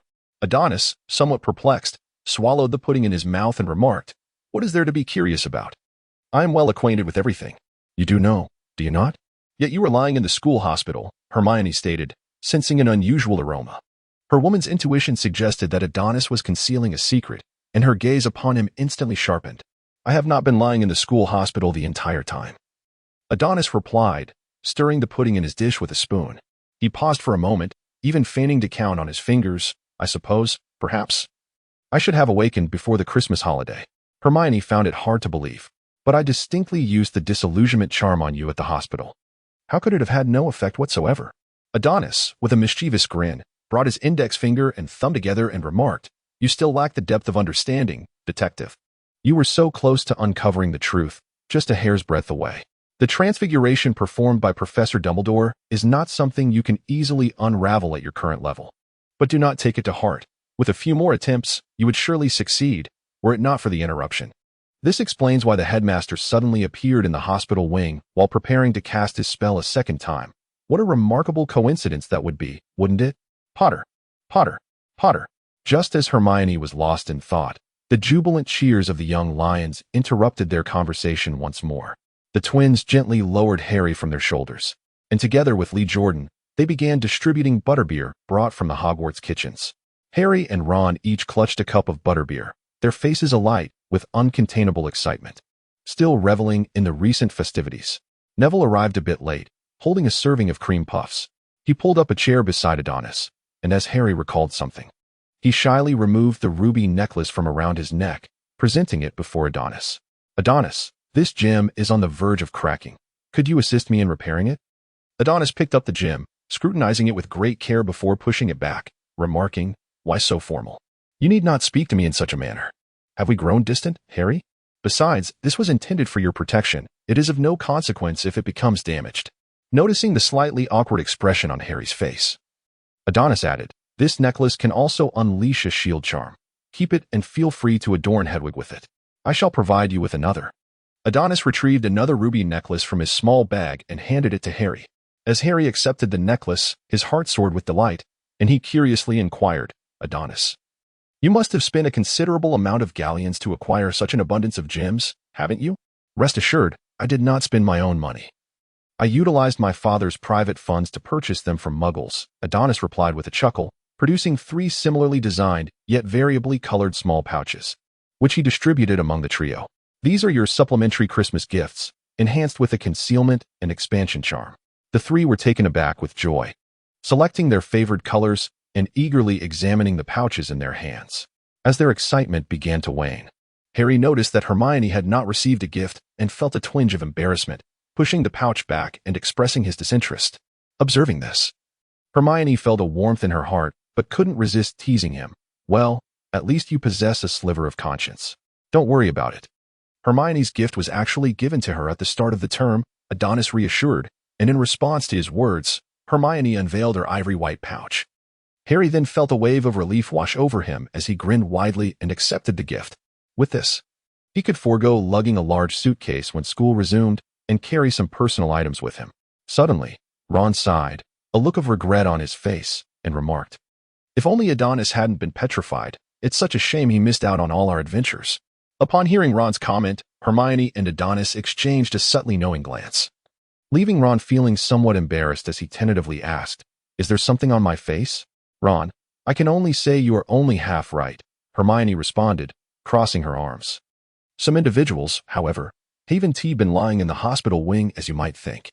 Setting that aside, everyone, please take out your communication cards." Despite being uncertain of Adonis' intentions, they placed their cards on the table. "What I wish to discuss with you pertains to these cards.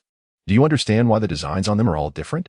Adonis picked up his card, and the phoenix depicted on its surface slowly unfurled its wings.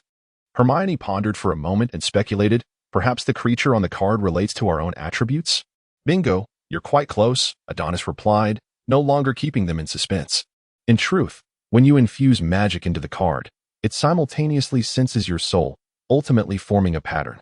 This means the card is directly bound to your soul." Hermione suddenly struck her thigh in realization, exclaiming, "Do you remember the polyjuice potion? If someone were to transform into our likeness using the potion, we could identify them through the card, for they would be unable to wield our cards."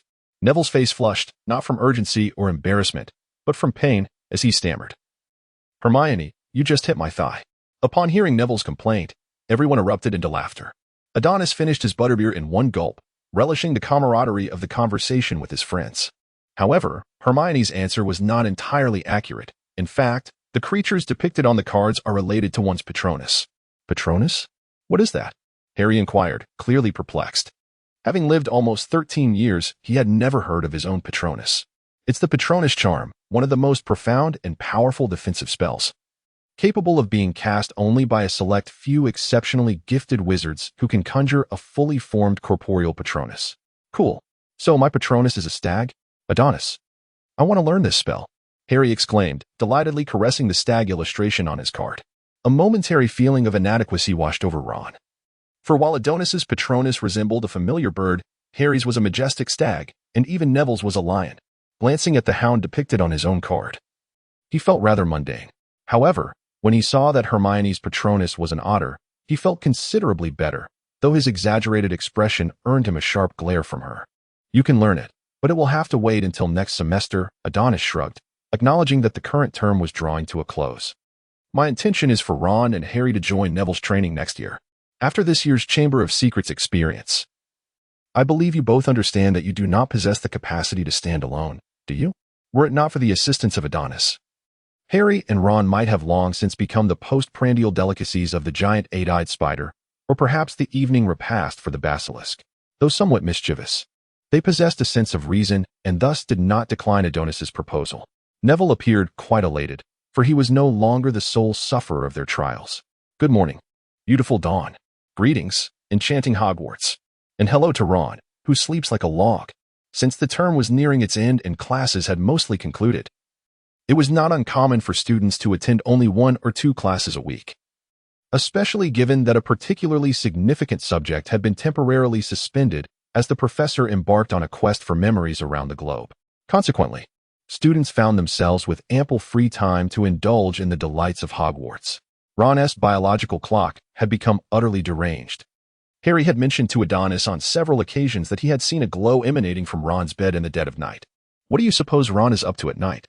I have no idea. It can't possibly be that he is secretly studying, can it?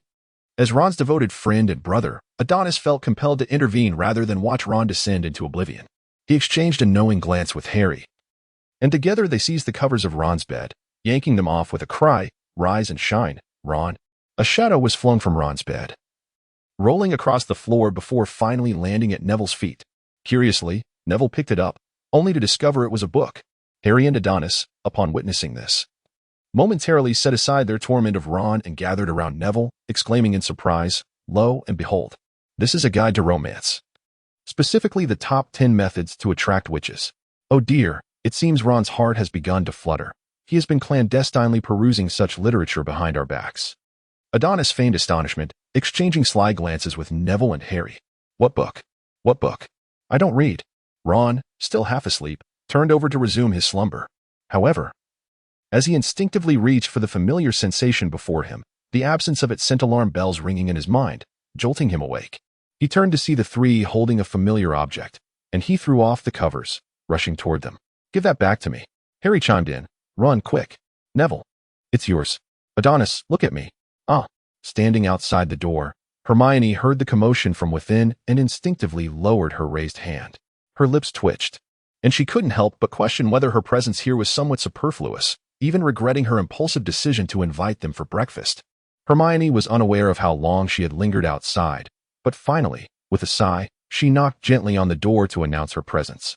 Sensing a brief pause in the sounds from the dormitory, she pushed open the wooden door, only to be greeted by an unexpected scene. Neville had Ron's arm secured behind him, while Harry was playfully assaulting Ron's face, and Adonis was engrossed in a book, seemingly reciting its contents word for word.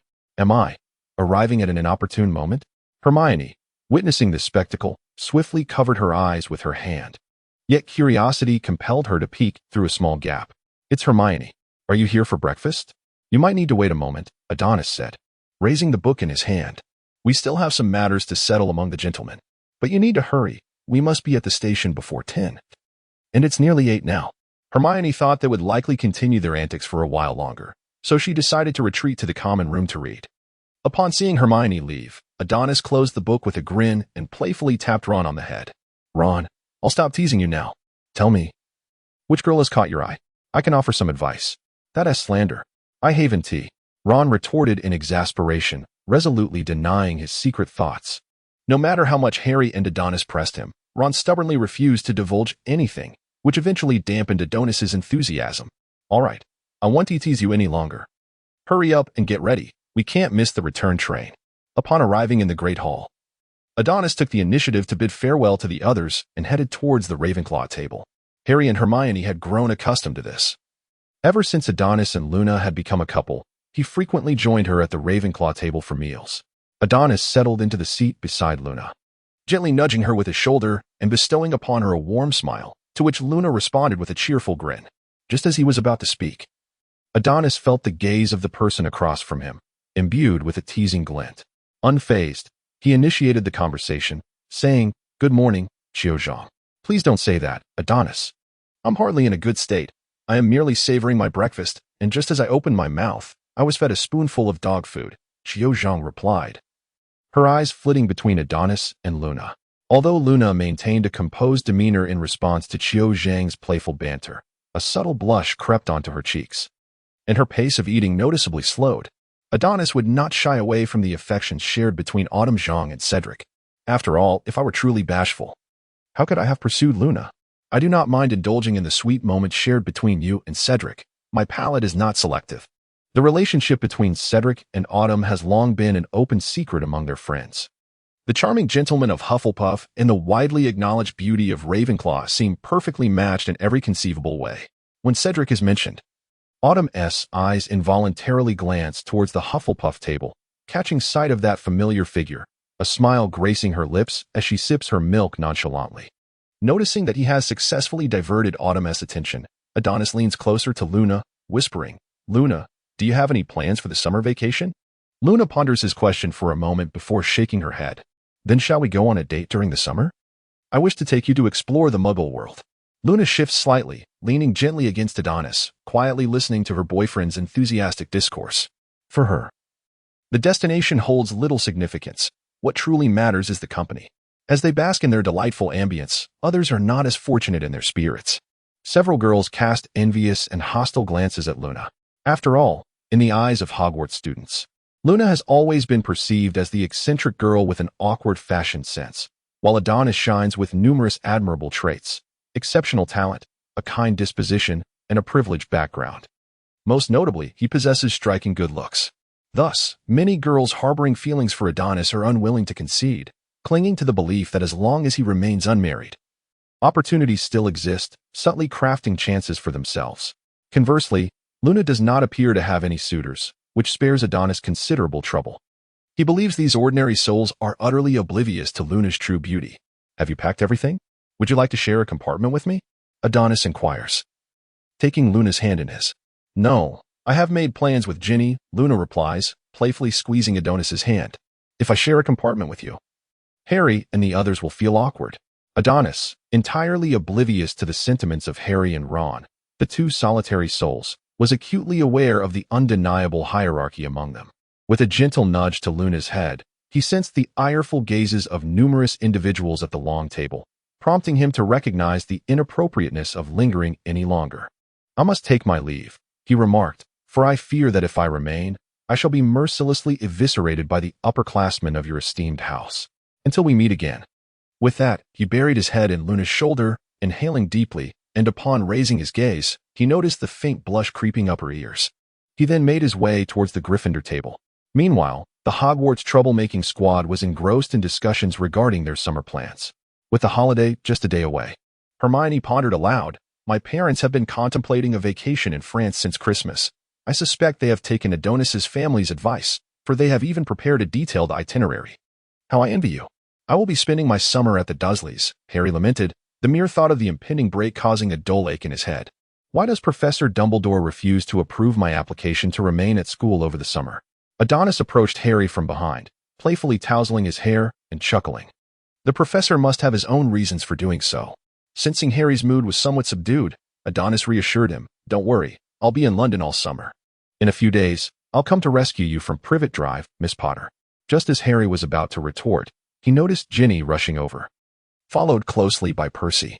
Upon seeing the group seated at the Gryffindor long table, Ginny appeared to have found her saviors, hastily making her way over and ultimately settling beside Hermione.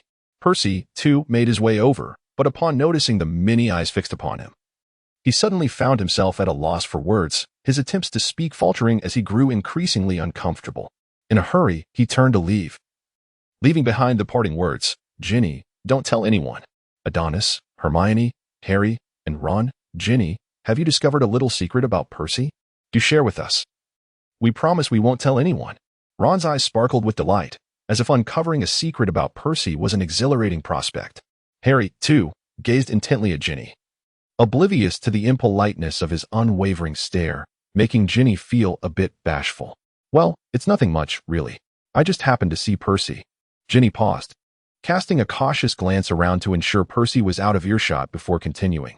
"I saw Percy sitting in a corner, hand in hand with Penelope, the Ravenclaw prefect.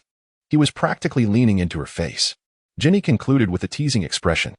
Such a blatant hint was enough for even the oblivious Harry to grasp the nature of Percy and Penelope's relationship. "You mean Percy and Penelope are a couple?" "What?" The twins suddenly leaped out from behind Harry, nearly startling him out of his wits. "You scared me.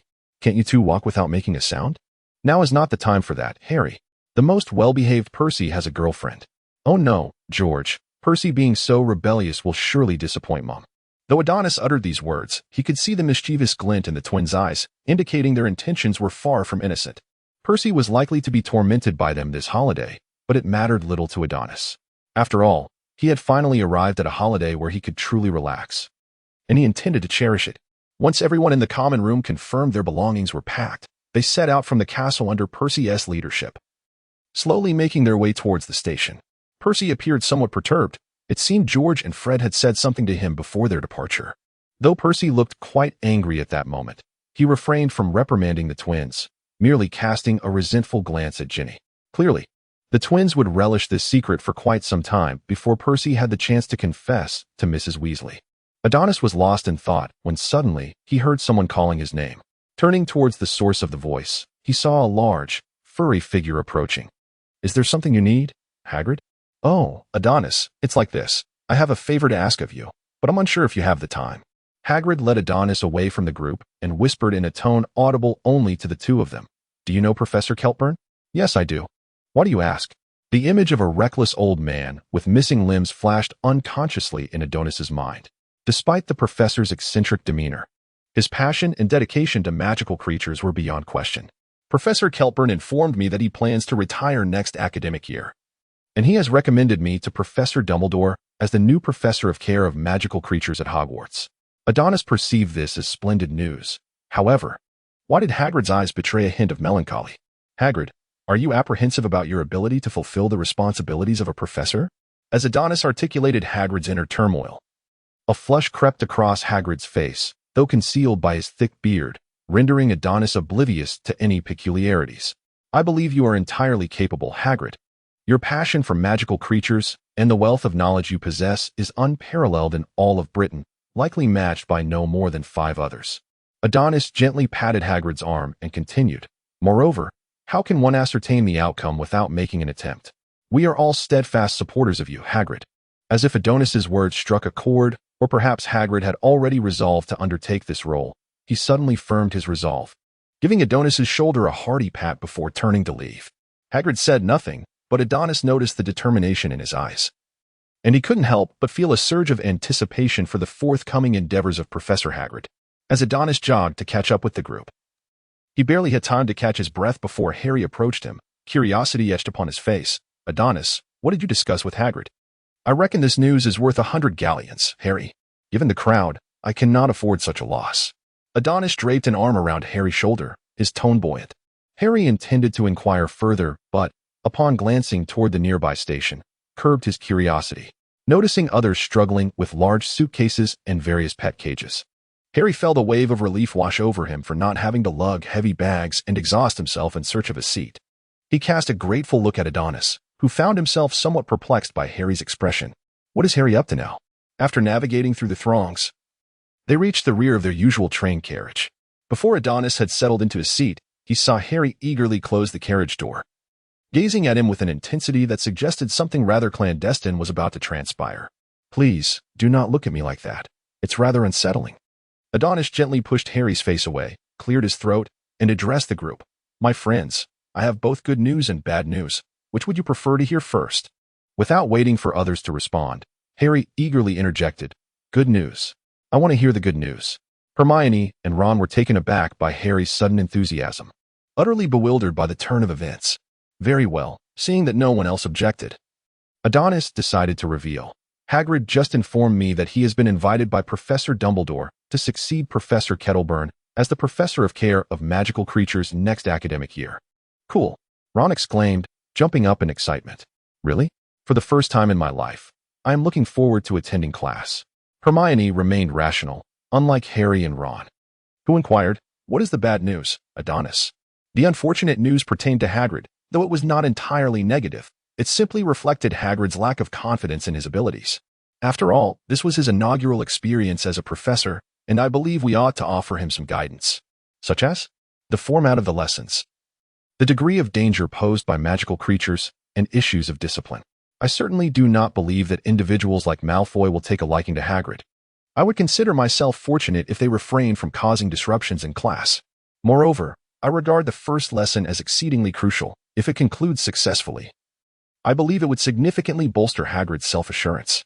At this moment, Harry asked, I understand the discipline issue, as Slytherin students do indeed harbor aversion towards Hagrid. But what do you mean by the danger level of magical creatures? Harry, Hermione replied, consider this with your somewhat rusty brain. Hagrid is a half-giant. Many magical creatures that are perilous to us are merely pets to him. Recall our first year, when Hagrid not only cared for a three-headed dog but also raised a dragon.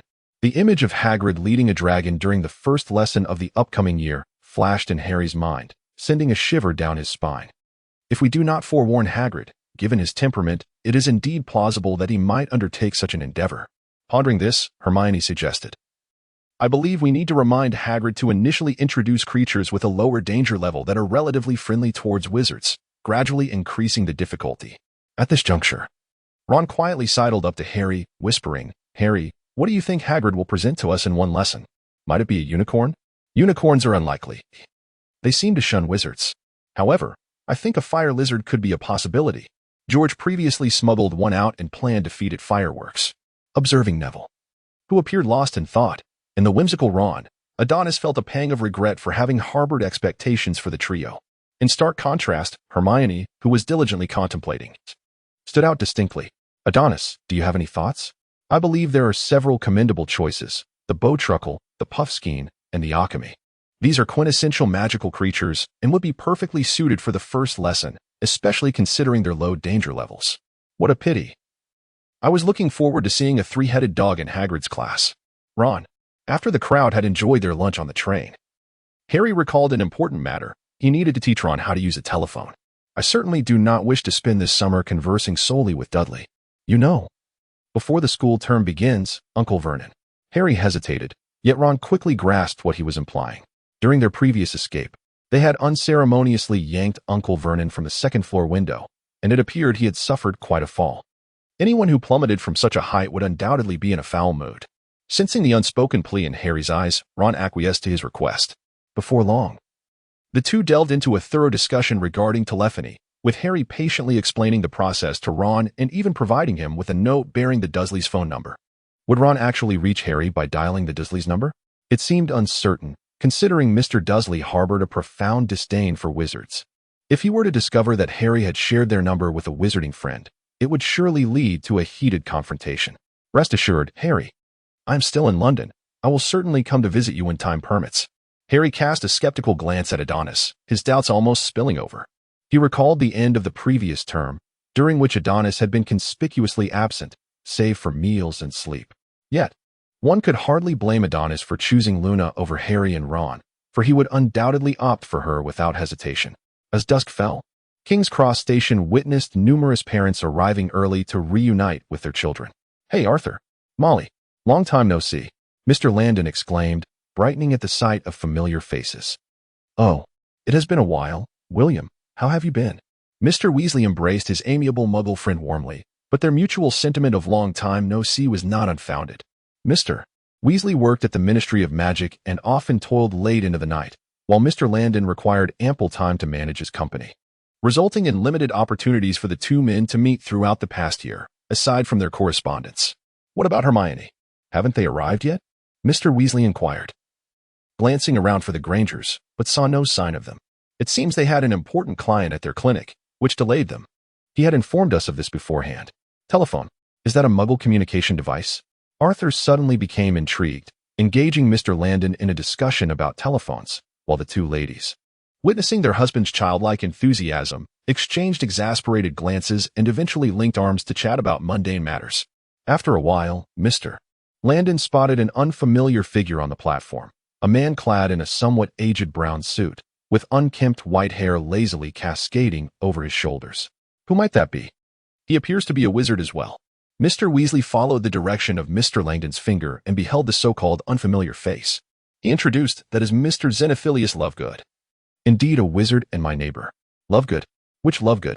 Although Mr. Weasley was somewhat bewildered by Mr. Langdon's ambiguous inquiry, he patiently replied, "To my knowledge, there is only this one Lovegood in the British magical community. Is there a problem, William?" Noticing the look of astonishment that crossed Mr. Langdon's face upon hearing his question, Mr. Weasley became even more perplexed. Could it be that I am out of touch with the world? Who could elucidate the connection between Langdon and Lovegood? Setting aside these trivial matters, Mr. Weasley inquired, "What does that Mr. Lovegood do for a living?" "I suspect your intentions are not entirely pure, William. I shall not divulge even a single word until you clarify matters for me," he asserted. Upon hearing this, Mr. Langdon immediately threw an arm around Mr. Weasley's shoulders, suppressing his laughter. "Our Adonis has found a girlfriend this academic year. Congratulations! But what does this have to do with the Lovegood family?" A thunderclap of realization struck Mr. Weasley's mind. "Are you implying that Adonis's girlfriend is Luna? Good heavens! I wondered why you were acting so unusually today." He punctuated his statement with a hearty thump to Mr. Langdon's chest. Given this newfound connection, Mr. Weasley felt it was appropriate for the two families to be formally introduced, leaving a favorable impression that would lay a solid foundation for the children's budding relationship. Summoning the two ladies, who were engaged in small talk, the four of them made their way toward Mr. Lovegood. "Xenophilius! Xenophilius!" As Mr. Lovegood turned his attention toward them, Mr. Weasley warmly embraced him and then proceeded to introduce the Langdon family. "Allow me to introduce my Muggle friends, William Langdon and his wife, Diana. William, this is Mr. Xenophilius Lovegood. Pleasure to meet you. I am William Langdon. Simply call me William," Mr. Langdon said, extending his left hand toward Mr. Lovegood. Despite being unsure why Mr. Weasley had suddenly introduced him to friends from the Muggle world, Mr. Lovegood nonetheless took Mr. Langdon's outstretched hand, replying, "Delighted to meet you, William. You may call me Xenophilius." For reasons unknown, Xenophilius felt that William was perhaps a touch too enthusiastic. Typically, a conversation between two individuals meeting for the first time should be rather stiff, or even somewhat awkward. This chapter is not yet complete. Please proceed to the next page to continue reading the captivating content. However, after conversing for a while, he was astonished to discover that some of Mr. Langdon's fantastical ideas had sparked a considerable interest within him. Perhaps it was the rekindling of youthful exuberance in Mr. Langdon, inspired by the enchanting world of magic, that resonated with certain romantic traits of Mr. Lovegood. For a moment, the two engaged in a remarkably harmonious dialogue, utterly oblivious to the passage of time, until the arrival of Hogwarts students, pushing their luggage carts out from Platform 9, brought their conversation to a halt. Adonis had fully anticipated that parents would congregate at the platform's edge, yet his smile abruptly faltered upon seeing his own mother and Mr. Lovegood standing together. Even someone as thick-skinned as Adonis felt a twinge of bashfulness. His first encounter with his future father-in-law was unexpectedly hasty, and the atmosphere had grown somewhat awkward. How could he remedy this? He felt a sense of urgency, acutely aware that the gazes of those around him were fixated upon him. Adonis realized that if he remained silent, he would leave an unfavorable first impression on his future father-in-law. With this thought in mind, he resolved to act. Amidst the astonished stares of the onlookers, he took Luna's hand and bowed respectfully to Mr. Lovegood, stating earnestly, "Hello, Mr. Lovegood. I am Luna's boyfriend, Adonis Landon. You may call me Adonis."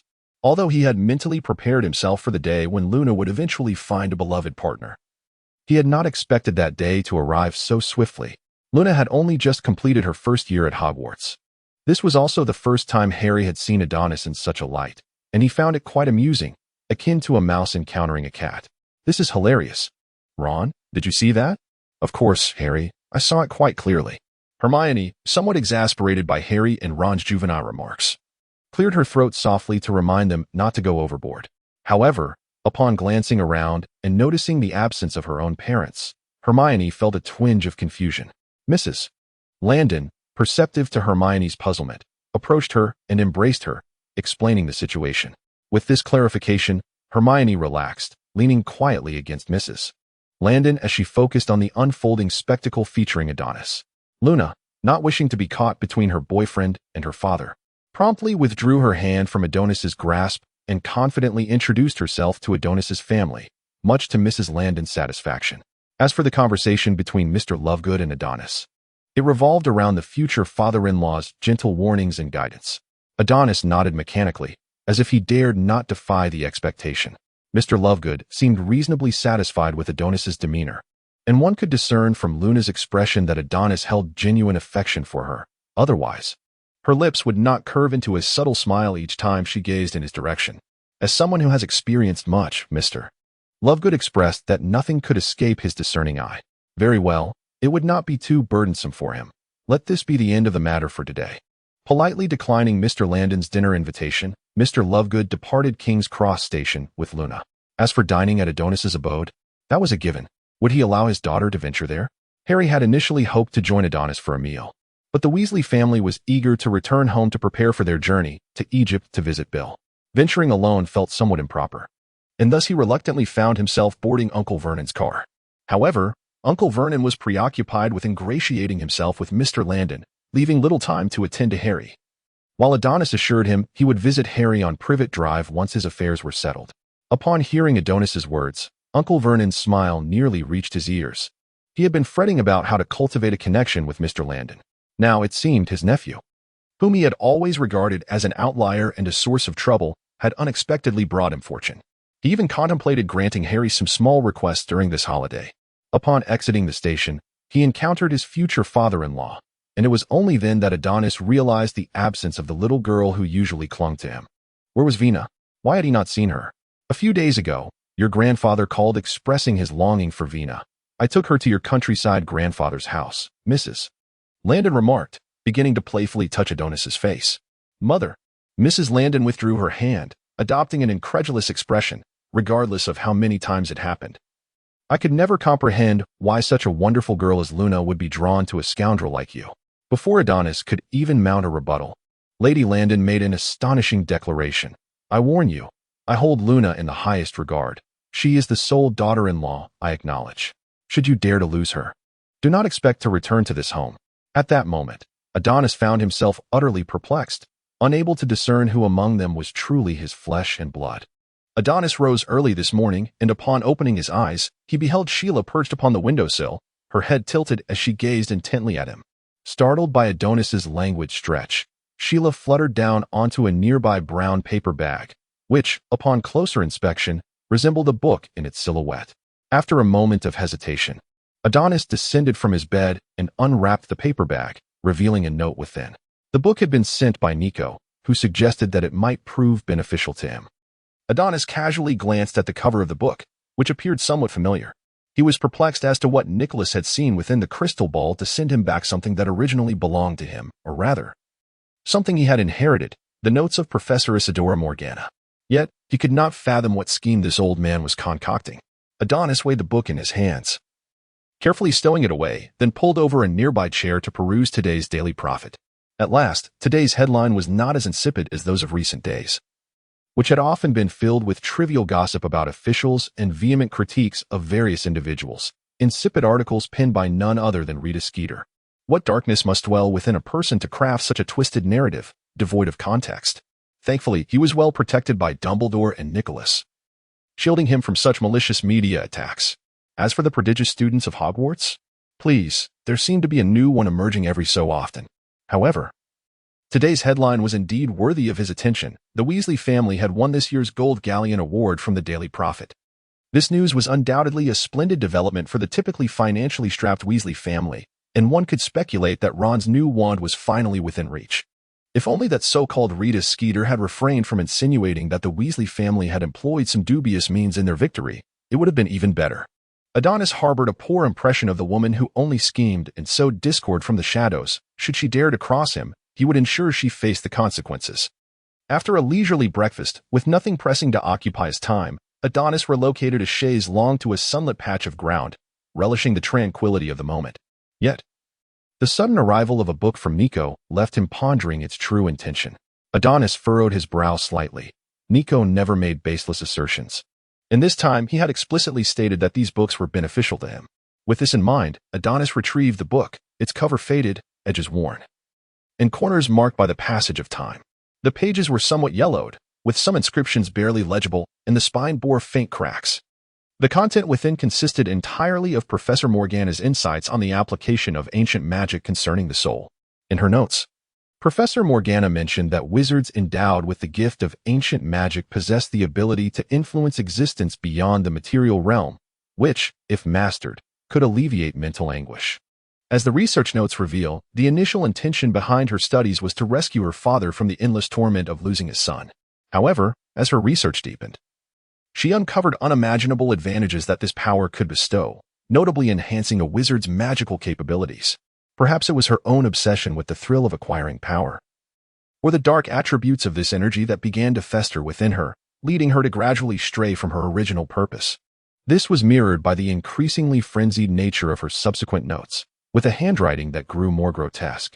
Ultimately, she transformed her father into an emotionless shell, even extending her dark ambitions towards her own students. Yet, such a fate would never befall Adonis. After all, in comparison to power, he cherished something far more precious, which was why Nico felt secure in entrusting the notes to him. Undeniably, Professor Morgana was a remarkably gifted witch, and her research notes were exceptionally detailed, anticipating every point of confusion Adonis might have, accompanied by thorough annotations. Even so, it took Adonis nearly a week to grasp the essence of Professor Morgana's research notes. Beneath the crimson glow of the horizon, a small white dot steadily enlarged in Adonis's view. He set the book aside, reclined comfortably in his chair, and closed his somewhat weary eyes, awaiting in silence. Before long, the small white dot appeared before him, vigorously flapping its wings, with a gentle release of its claws. A letter fell into Adonis's embrace, while the little creature settled on his shoulder, affectionately nuzzling his cheek. Adonis naturally extracted a small piece of jerky from his pocket to feed Sheila, while with his other hand, he picked up the letter cradled in his arms, holding it up to the sunlight and slightly narrowing his eyes. To his astonishment, it was a letter from Nawi. In it, Nawi recounted amusing anecdotes from recent times and mentioned his grandmother, Augusta Lombard, who expressed a desire to meet Adonis in person to convey her gratitude for the care he has extended to Nawi all along. It is worth noting that upon returning home for the Christmas holidays, Nawi astonished Mrs. Lombard, as after months apart, her once chubby grandson had undergone a remarkable transformation, becoming much more robust. His demeanor had also shifted. No longer the timid boy he once was, he had developed his own perspectives on various matters. Mrs. Lombard, who held Nawi, the sole heir of the family, in high regard, soon became deeply intrigued by Adonis, the young man frequently mentioned by Nawi. After all, what elder would not wish for their child to befriend a remarkable individual who could inspire continual growth and improvement? Adonis rubbed the back of his head, feeling a twinge of insecurity regarding Lady Lombard's praise in the letter. Why did it seem to him that her words did not refer to him? After pondering for a moment, he realized that there had been no recent plans for a rendezvous with Luna, as their meetings had been indefinitely postponed due to Mr. Lovegood's sudden proposal to take Luna to Ireland for inspiration while also seeking the elusive mooncalf. Am I unaware of your intentions? Is it not simply a ploy to prevent my encounters with Luna? How childish, especially at such an advanced age. Although Adonis harbored grievances, he felt no avenue for venting them, for he had indeed encroached upon another's domain. With this thought in mind, Adonis hesitated little and promptly penned a response to Neville, arranging to visit the Lombard residence the day after tomorrow. On this rare occasion, Adonis rose early and meticulously attended to his hair in front of the mirror. Should I perhaps consider a shorter cut? Grasping the lengths of his hair that cascaded past his chest, he found himself in a moment of hesitation. His initial intention for growing it long was merely to indulge in the experience, yet now it seemed somewhat excessive. However, he promptly dismissed this thought, recalling the adage that a boyfriend's hair is also a girlfriend's domain, thus deeming it prudent to seek Luna's counsel on the matter. After all, should the outcome be unsatisfactory, Adonis had no desire to resort to hair growth treatments. Such products could lead to unsightly results if mishandled, and he certainly did not wish to embarrass himself, even in front of those closest to him. After checking his small bag, he descended the stairs and bid farewell to Mrs. Landon, who was engrossed in a television program in the living room, before transforming into a streak of fire and departing. No matter how many times she witnessed it, Mrs. Landon remained awestruck by Adonis's mastery of magic, often contemplating what wonders it would be if she herself possessed such talents. She chuckled softly, shaking her head, as her attention returned to the television, only to be interrupted by an urgent news bulletin. An emergency notification was announced. The news anchor paused momentarily before stating, "Attention, everyone. Recently, a convicted felon named Sirius Black has escaped from prison. I repeat, a convicted felon named Sirius Black has escaped. According to police reports, Black is armed and extremely dangerous. Please remain vigilant regarding your personal safety to facilitate the swift apprehension of this criminal and mitigate societal risks." A dedicated hotline has been established. The television then displayed a photograph of Black, revealing a gaunt and haggard man with unkempt hair, matted and disheveled, his eyes shadowed and a faint, sinister smirk playing at the corners of his mouth. Quite frightening. Let us hope he does not venture into our neighborhood. Adonis remained blissfully unaware of the manhunt for a certain Black, which had captured the attention of the Muggles. He was currently preparing to utilize the fireplace at the Leaky Cauldron. In her correspondence with Adonis, Mrs. Longbottom had mentioned that she would connect the Longbottom family's Flynn network to the pub on this day. Tom, ever eager, enthusiastically guided Adonis. Recently, due to the circumstances surrounding Black and Potter, he had established considerable contact with certain high-ranking officials at the Ministry of Magic. Although the individual had not explicitly stated anything, there were subtle hints suggesting that Adonis possessed a remarkable identity. Nevertheless, a touch of enthusiasm could never be amiss. This was the first time Adonis encountered Tom in such a manner, and he felt an overwhelming sense of discomfort, even experiencing goosebumps. Can one truly imagine a typically emaciated, hunchbacked figure, with a toothless grin, suddenly bestowing upon you a smile? Adonis almost darted into the fireplace of the broken cauldron, grasping a handful of flue powder, vanishing amidst a dazzling green light. Tom wore a look of regret, lamenting that he could not converse more with Adonis this time. As the flames subsided, Adonis emerged from the fireplace of the Longbottom residence, where a woman clad in a flowing green gown approached him, her face radiating warmth as she brushed off the dust clinging to his attire. "You must be Adonis. How is it that a young boy can be so strikingly handsome? I imagine you were quite popular among the girls at Hogwarts." The leap in conversation left Adonis momentarily speechless, and he could only manage a shy smile in response. Before he could reply, Mrs. Longbottom adopted a more serious demeanor, her tone slightly stern. "Neville Longbottom, your friend has arrived. Do you expect me to entertain him alone?" "It really isn't necessary, Mrs. Longbottom." "Oh, what a considerate child you are. I haven't yet thanked you for your assistance with Neville, please. Have a seat while I fetch you a cup of warm milk. What's going on today? Why does it feel as though everyone is being so exceedingly kind to me?" Adonis pondered, somewhat bewildered. While waiting, he unconsciously surveyed the Longbottom home, the decor of the ancient residence offering glimpses of the grandeur once possessed by the illustrious Sacred 28 family, despite their decline over the centuries. Before long, the sound of footsteps echoed, and Neville's figure appeared at the staircase's turn. Upon spotting Adonis seated on the sofa, his face lit up with joy, and he dashed down the stairs, eagerly inquiring about the academic challenges he had been facing recently. Indeed, standing before him was Neville, yet he seemed remarkably more self-assured.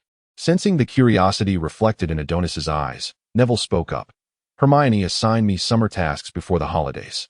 As you know, she is quite the diligent teacher." Suddenly, it clicked for Adonis.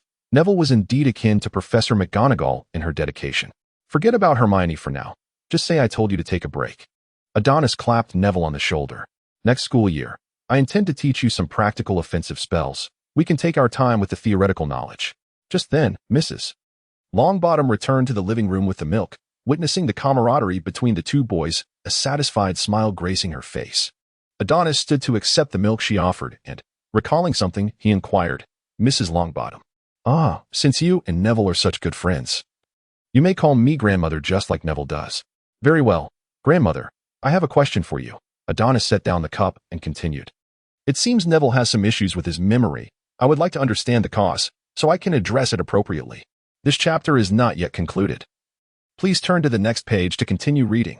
Upon hearing Adonis's inquiry, Mrs. Longbottom's countenance became somewhat unnatural. She cast a furtive glance at Neville, a fleeting guilt evident in her eyes.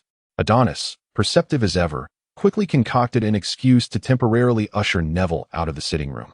The innocent Neville, oblivious to any underlying tension, was easily persuaded by Adonis to ascend the stairs.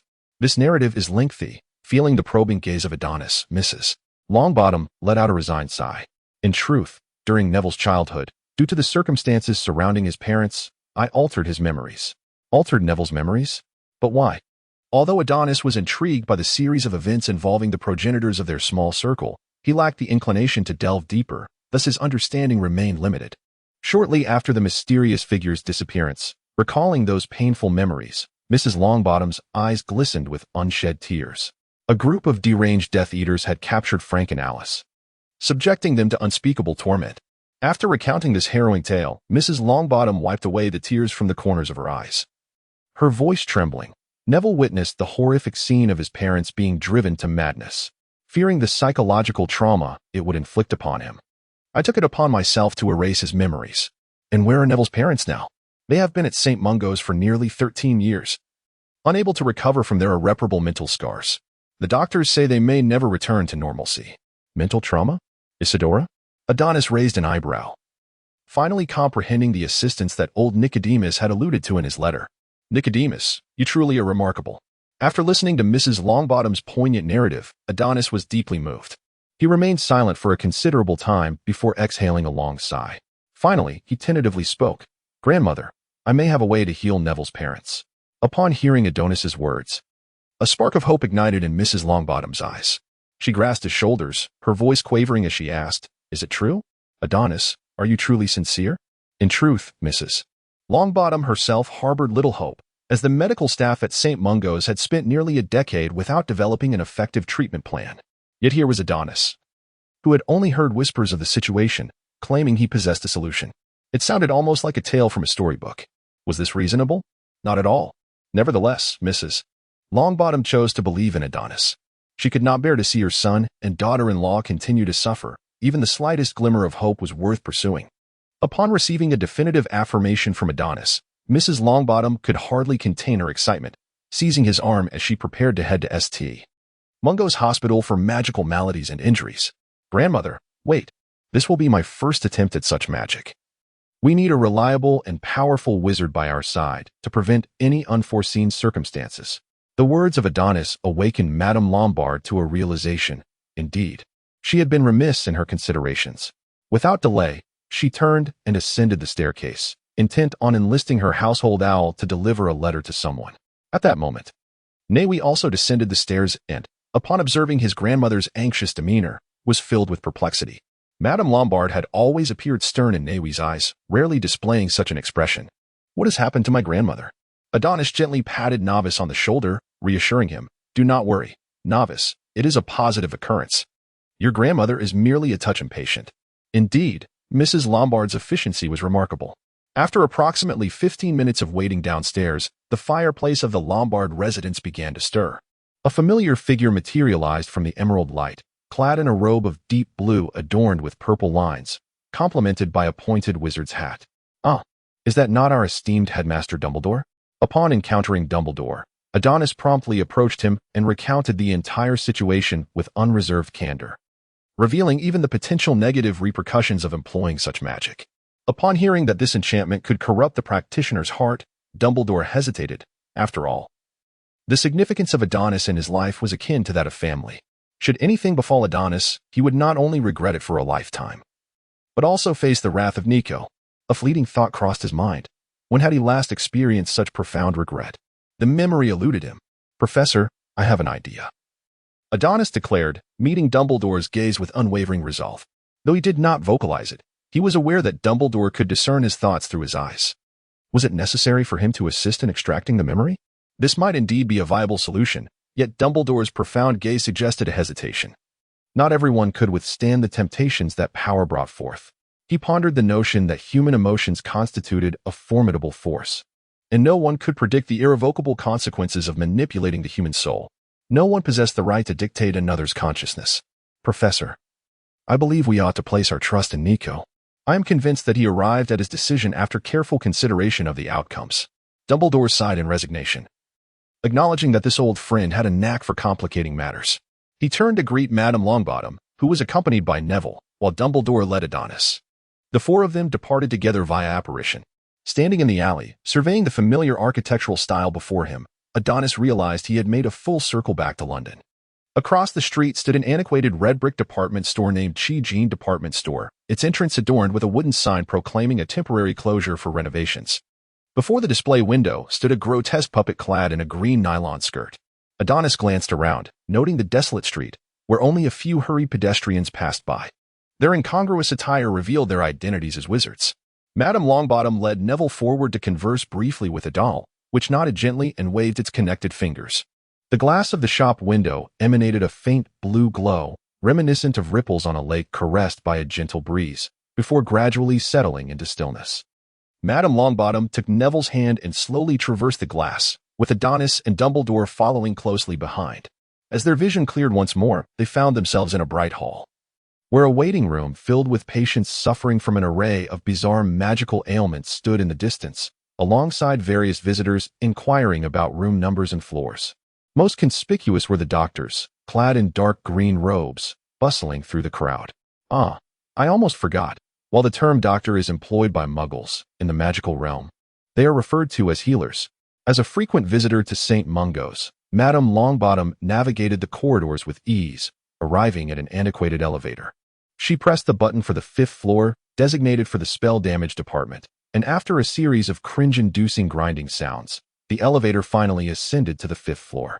Adonis never anticipated encountering an acquaintance at St. Mungo's, particularly not in such a manner.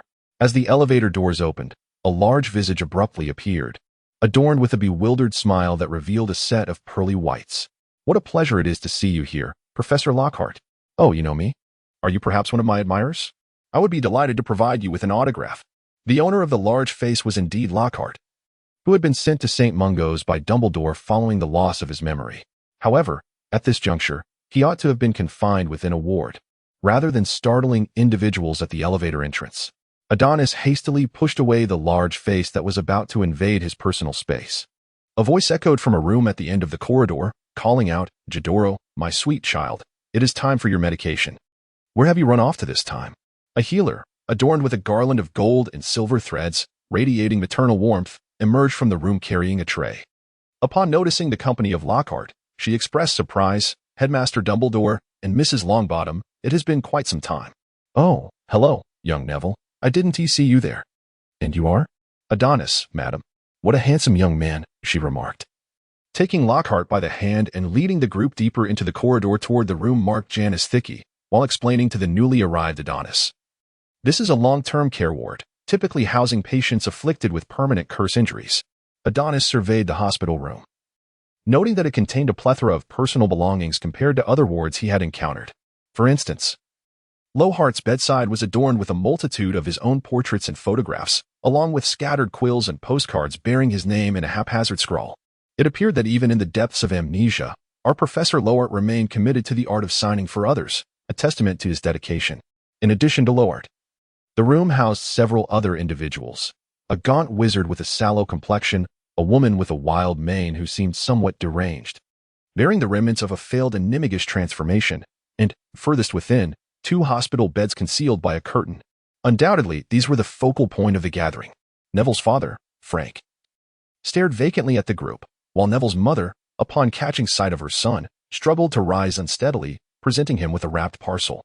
Neville extended his hands to accept the offering with reverence, then turned to Adonis, harboring a sincere hope that Adonis could restore his parents to their former selves.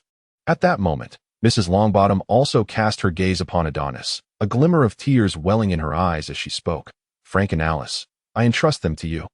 Adonis, desiring to shield Neville from witnessing her emotional turmoil, Mrs. Longbottom turned and exited the room.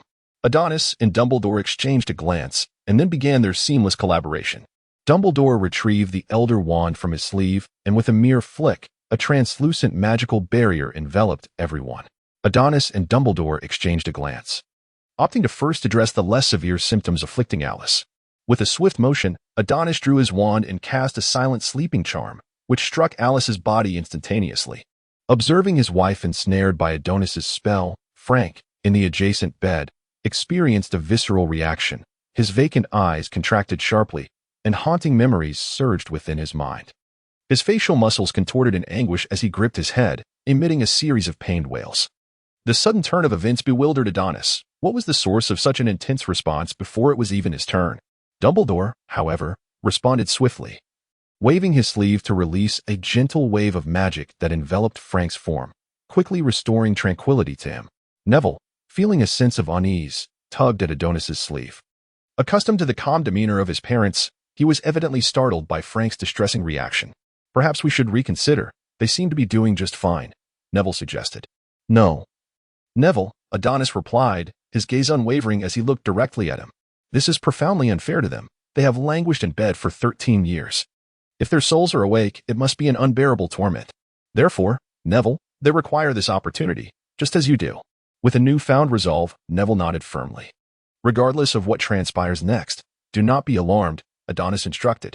He gently pressed his wand against Alice's temple, and a silvery gray thread pierced her mind, inducing a wave of dizziness that plunged Adonis's vision into chaos. Upon reopening his eyes, he found himself standing beside an unfamiliar woodland path, which led to a lake. Above him, the sky was shrouded in dense, dark clouds, intermittently illuminated by crimson lightning, casting an oppressive atmosphere. A bolt of lightning erupted in Adonis's mind, the intense pain threatening to tear his scalp as he sank to his knees, muffled groans escaping his lips. In the blink of an eye, a gazebo woven from vines appeared abruptly in the center of the lake. As the agony receded like a tide, Adonis instinctively understood that to resolve the turmoil, he must reach the gazebo at the lake's center. The gazebo appeared desolate, housing a familiar figure, Neville's mother, Alice. Her presence was peculiar.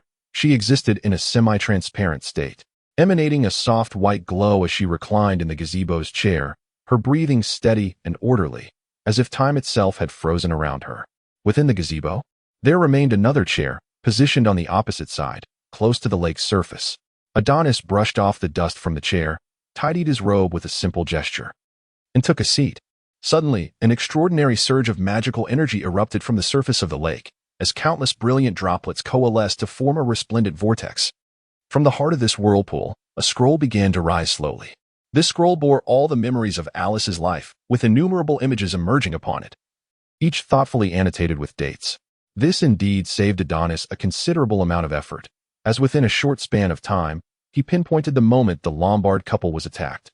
At this moment, Adonis resembled a mere observer, witnessing the unfolding events in the room. Lying at the center were the Lombard couple, surrounded by 4 unfamiliar faces, whom Adonis had never encountered before. However, the dark magical marks on their left forearms unmistakably revealed their identities as Death Eaters. Surely, it was rather uncouth for this group of Death Eaters to torment 2 disarmed Aurors so mercilessly. Among the quartet, the most conspicuous was a tall woman with lustrous black curls, her eyes ablaze with a fervor that bordered on madness. She seemed to derive amusement from the torment inflicted upon the Lombards, pushing Alice to the brink of despair as the very atmosphere trembled around them. Suddenly, a blinding red light erupted, accompanied by a woman's piercing scream, and the scene abruptly dissolved into emptiness. It was evident that the pain-requiring release was nestled within this void. Reflecting on this, Adonis hesitated no longer. Silvery threads began to weave into the tapestry, a subtle tug manifesting as a viscous substance, shifting between shades of black and crimson, was firmly ensnared by the silver strands. Like a living entity, it writhed and squirmed, desperately attempting to escape its binding. Dumbledore sensed a fleeting moment of bewilderment in Adonis, as the writhing black-red energy was drawn from Alice's body with Adonis's actions. Though the specifics remained elusive, the relieved smile that graced Adonis's face assured Dumbledore of his success. Adonis infused energy into his being, each cell rejoicing as if quenched by a gentle rain, reveling in delight and exultation. For a fleeting moment, he found himself enamored with the sensation of this power surging within him, yearning for even more. No, a celestial voice of a maiden whispered in his ear, akin to a spring breeze that swept across Adonis's restless heart, as if resonating with his inner turmoil. He instinctively grasped the necklace at his chest. Before he could reflect further, Alice, with Dumbledore's assistance, gradually awakened from her slumber on the hospital bed. Upon seeing Dumbledore's familiar visage, she was momentarily taken aback, And amidst the astonished gazes of those around, she slowly spoke, "Professor Dumbledore?" Neville's eyes instantly brimmed with tears as he trembled while clutching his mother's hand. When Alice turned to face Neville, a wave of confusion washed over her. Recognizing the familiar contours of his brow and eyes, she incredulously reached out, caressing his cheek. A strange sensation rippled through her heart, a feeling of blood connection. Tears began to cascade down her cheeks, one drop after another. Finally, unable to contain her emotions any longer, Alice abruptly enveloped Neville in her embrace, weeping uncontrollably. Dumbledore and Adonis graciously withdrew, granting space to this long-separated mother and son. Drawing the bed curtains to commence treatment for Frank on the other side. Drawing from his previous experience, Adonis swiftly extracted a writhing mass of dark crimson energy from Frank's body. Compared to Alice's energy, this one appeared far more potent. And the subsequent greed it instilled within him was even more pronounced. Adonis speculated that the cause of the Lombard couple's mental instability stemmed from the agonizing stimuli they endured, which exceeded the limits of human endurance, thereby triggering a protective mechanism to safeguard their minds. Now that the suffering had dissipated, their recovery was merely a matter of time. Moreover, as time had elapsed, they would also need to readapt.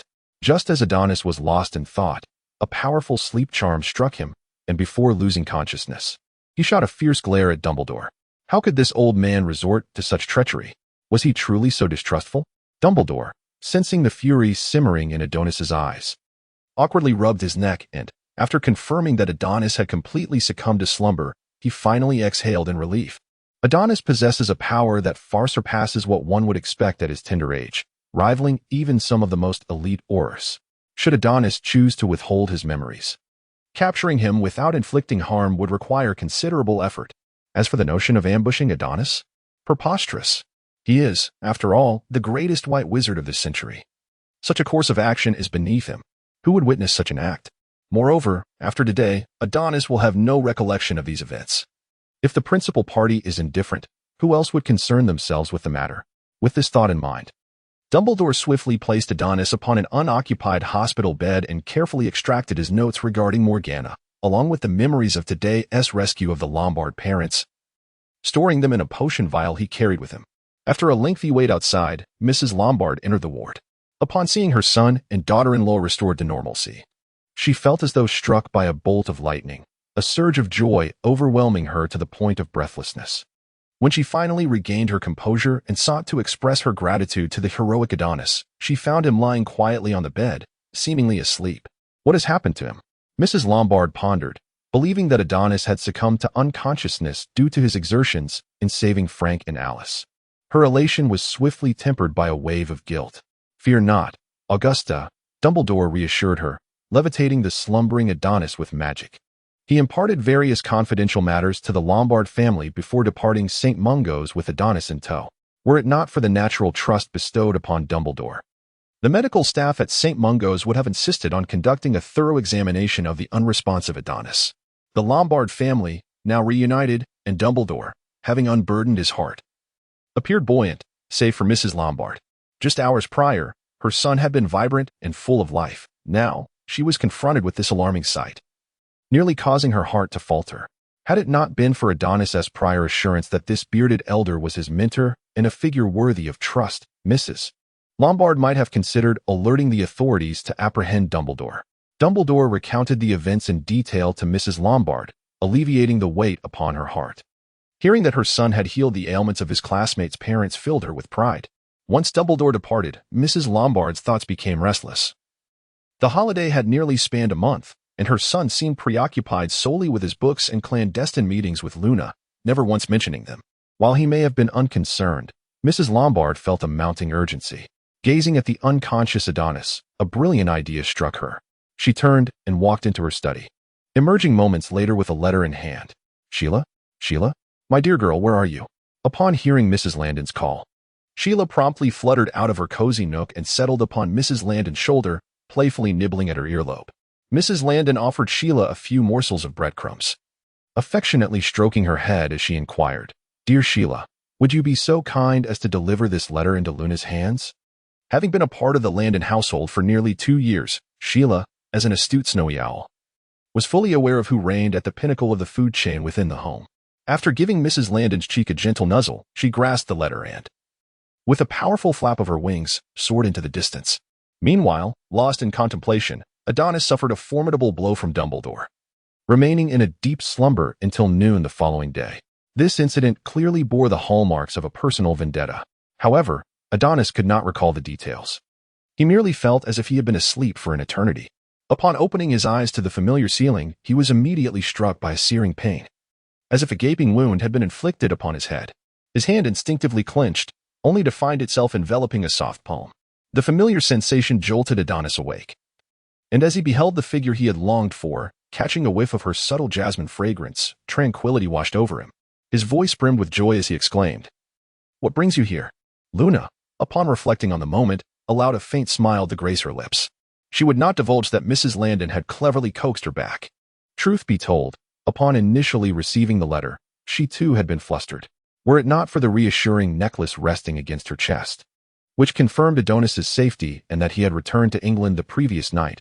Her anxiety might have overwhelmed her. Despite knowing that Adonis was merely in a deep slumber, she resolved to return to England to reunite with him. In response to Luna's request, Mr. Lovegood could only grit his teeth and acquiesce. This month, he had subtly inquired about Adonis's situation, and although he remained outwardly nonchalant, he had begun to recognize the young man's merits, with a prosperous background and commendable qualities. Given a little more time, he would undoubtedly safeguard Luna's well-being. Moreover, he had gleaned from friends about the close bond between Adonis and Dumbledore. What father does not wish for his daughter to find an admirable companion? Although he understood that one day she would leave him, Luna was still only 12 years old.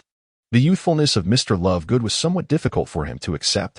However, given that Luna had devoted her entire heart to him, Mr. Lovegood, despite his frustration, found himself helplessly resigned to the situation. It appeared that everything was progressing in a favorable direction. Nothing could bring greater joy to Adonis than awakening to the sight of Luna. As for the subsequent plans, Adonis glanced at the pocket watch resting on the bedside table. It was yet to be 1 o'clock in the afternoon, leaving ample time ahead. Thus, he resolved to utilize the remaining hours of the day to fulfill the modest goal they had set prior to the holiday, a date in the Muggle world.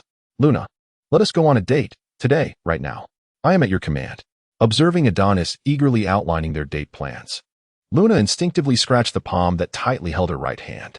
Noticing her subtle gesture, Adonis hesitated in his speech. Their eyes met, and within the azure depths of Luna's gaze, Adonis distinctly saw his own reflection. For reasons unknown, a smile suddenly blossomed on his face. Adonis's gaze grew increasingly fervent, igniting a blush upon Luna's cheeks. The young girl instinctively lowered her head, unable to meet the eyes of Adonis, who sat upon the bed. Suddenly, the rustle of blankets disturbed the air. As Luna lifted her gaze, a shadow enveloped her. Before she could react, a kiss descended upon her forehead. Adonis gently caressed Luna's cheek, his eyes filled with boundless tenderness and affection, and said, "Please wait a moment. I shall freshen up first." Luna, taken aback by Adonis's sudden advance, felt a bit dazed and could hardly recall how she exited the room. Once she regained her composure, she noticed her dress hem had been crumpled, and taking a deep breath to steady her racing heart, she dashed down the stairs with a light step.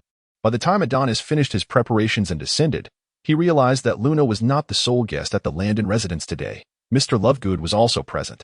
However, upon seeing Adonis, Mr. Lovegood's expression momentarily betrayed a hint of discomfort. Opposite Mr. Lovegood sat Mrs. Landon and her husband, who was supposed to be at the office. The table was adorned with several cups of consumed red tea and a few remnants of pastries, indicating that they had been engaged in conversation for quite some time. What was the situation now?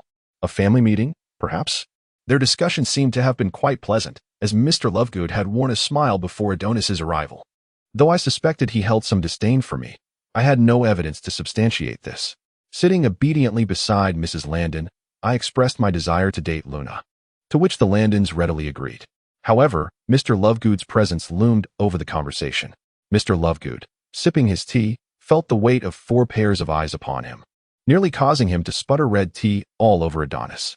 After a moment of hesitation, Mr. Lovegood nodded, granting his tacit approval for Adonis and Luna to pursue their courtship. This was not merely an endorsement of their dating. It signaled to Adonis that their relationship had garnered recognition in Mr. Lovegood's eyes. As Adonis stepped out with Luna, he still felt a tinge of disbelief. His gaze shifted to Luna, who was nestled under his right arm. He reached out to stroke her hair, gently intertwining his fingers with hers as they strolled down the street. After walking a short distance, an antiquated building appeared at the corner of the road. Its wooden sign simply etched with Bakery Mayfair. Peering through the large windows, they noticed only a few scattered patrons relishing cupcakes. A stroke of fortune for the couple, as they had conveniently missed the bustling crowd. As they approached, the rich aroma of freshly baked bread mingled with a subtle hint of cream wafted through the air, proving irresistible. The bell above the door chimed melodiously as a busy staff member, unaware of their entrance, turned with a platter of cakes and greeted them. "Welcome. It's wonderful to see you again, young Mr. Landon." "Long time no see, Maria. Is Uncle Bern available?" Adonis replied, familiar with the staff member before him. Upon hearing his name, Maria tapped on the small window of the counter, calling out, "Manager, young Mr. Landon is here to see you." After receiving a response from the manager, she turned back to Adonis with a nod. Adonis returned Luna's appreciative smile and leaned closer to her ear, whispering, "This establishment specializes in butter and chocolate cupcakes. Would you care to indulge? Additionally, their caramel pudding is quite delightful." After a brief moment of hesitation, Luna made her choice. "I shall have a butter cupcake." Yet, knowing Luna as he did, Adonis added, "And a serving of caramel pudding and a chocolate cupcake, if you please." Once their orders were placed, the two found a cozy spot by the window. As Adonis settled into his seat, Luna gently turned to lean against him, prompting Adonis to subtly adjust his posture, wrapping his left arm around her back to ensure her comfort. The wait felt tedious and monotonous, as neither was particularly loquacious. Luna's attention gradually drifted to the bustling traffic at the nearby intersection, a mesmerizing stream of vehicles, hailing from the magical realm. Luna was filled with curiosity about the Muggle world, especially the intriguing modes of transportation. Compared to the rudimentary means of travel employed by wizards, brooms, carriages, and fireplaces, Muggle conveyances seemed remarkably diverse, ranging from bicycles to the lavish automobiles of the Landon family, which Adonis had informed her were quite valuable. He had even mentioned the intricate underground transport network of London. As Luna became absorbed in the sights, Adonis gently nudged the back of her head, prompting her to turn in curiosity. He gestured towards the back of the shop, where a warm-hearted middle-aged man with a motherly smile was observing them. "Uncle Bern has arrived. I have a few matters to discuss with him, so it may take a little while," Adonis said. Upon hearing this, Luna shifted her weight away from him, though she couldn't quite comprehend why she derived such comfort from leaning against him. In those moments, she felt utterly relaxed. "Your girlfriend? You've done well, my boy. You possess a charm reminiscent of my younger days," teased Mr. Bern, eliciting only a smile from Adonis. Mr. Bern and Mr. Landon had grown up together, their bond only deepening with time. Adonis and Vina were like children he had watched grow, and from a young age, Mr. Bern had delighted in teasing Adonis, who had always carried himself with a maturity beyond his years. Noticing Adonis's lack of response, Mr. Bern sighed and remarked, "How long has it been since you visited? What could possibly warrant a personal visit from such a busy man?" The conversation between Adonis and Mr. Bern was brief. As an elder, Mr. Bern graciously obliged the request posed by the younger Adonis, which was, after all, merely a trivial matter for him. After a quarter of an hour, Adonis and Luna finally appeared at the entrance of the shop. Luna was still lost in the delightful flavors of her caramel pudding, while Adonis pondered their next destination. "Luna, have you ever visited an amusement park? Although the choice of an amusement park may seem cliché, it undeniably serves as an excellent venue for a romantic outing." "An amusement park? What is that?" Adonis was momentarily taken aback, and he realized that, in comparison to the Muggle world, the realm of wizards was woefully lacking in entertainment options, to the point where it could be described as bleak. The vast majority of wizards' leisure activities could be distilled into a mere handful: reading the Daily Prophet, following the Quidditch Professional League, and playing wizard chess. Why has Lockhart achieved such widespread fame? Is it not simply because the wizarding world is in dire need of adventurous literature? Setting aside any discussions of Lockhart's character, his writings are indeed quite commendable, if one can overlook the self-aggrandizement woven throughout his works. It would be unreasonable to assume that every admirer of Lockhart is solely captivated by his appearance. Adonis produced his wand, gently grasping Luna's left hand with a subtle pressure, effortlessly drawing her into his embrace. Sparks ignited in the air, and when one looked again, their figures had vanished. The Muggles bustling along the street remained completely oblivious to the extraordinary event that had transpired. "Adonis." In an unknown alley, Luna appeared flustered, anxiously clutching the sleeve of Adonis's arm. Adonis found himself somewhat perplexed by Luna's reaction, mistakenly believing that his actions had startled her. He quickly offered an apology, saying, "Did I frighten you? I am truly sorry." As he spoke, he gently grasped her hand and gave it a reassuring shake. "That's not it," Luna interjected. "Casting spells outside of school is illegal for underage wizards. You could face punishment from the Ministry of Magic." Having grown up in the magical realm, Luna possessed a profound understanding of the Ministry's regulations. Yet, to Adonis, what Luna regarded as a grave matter merely elicited a smile and even a hint of pride from him. "Do not worry, dear girl," Adonis reassured her, placing his hand affectionately atop her head, as one would with a cat. "I am the illustrious and formidable Adonis. Endowed with exceptional talent, a mere tracking charm could never ensnare me."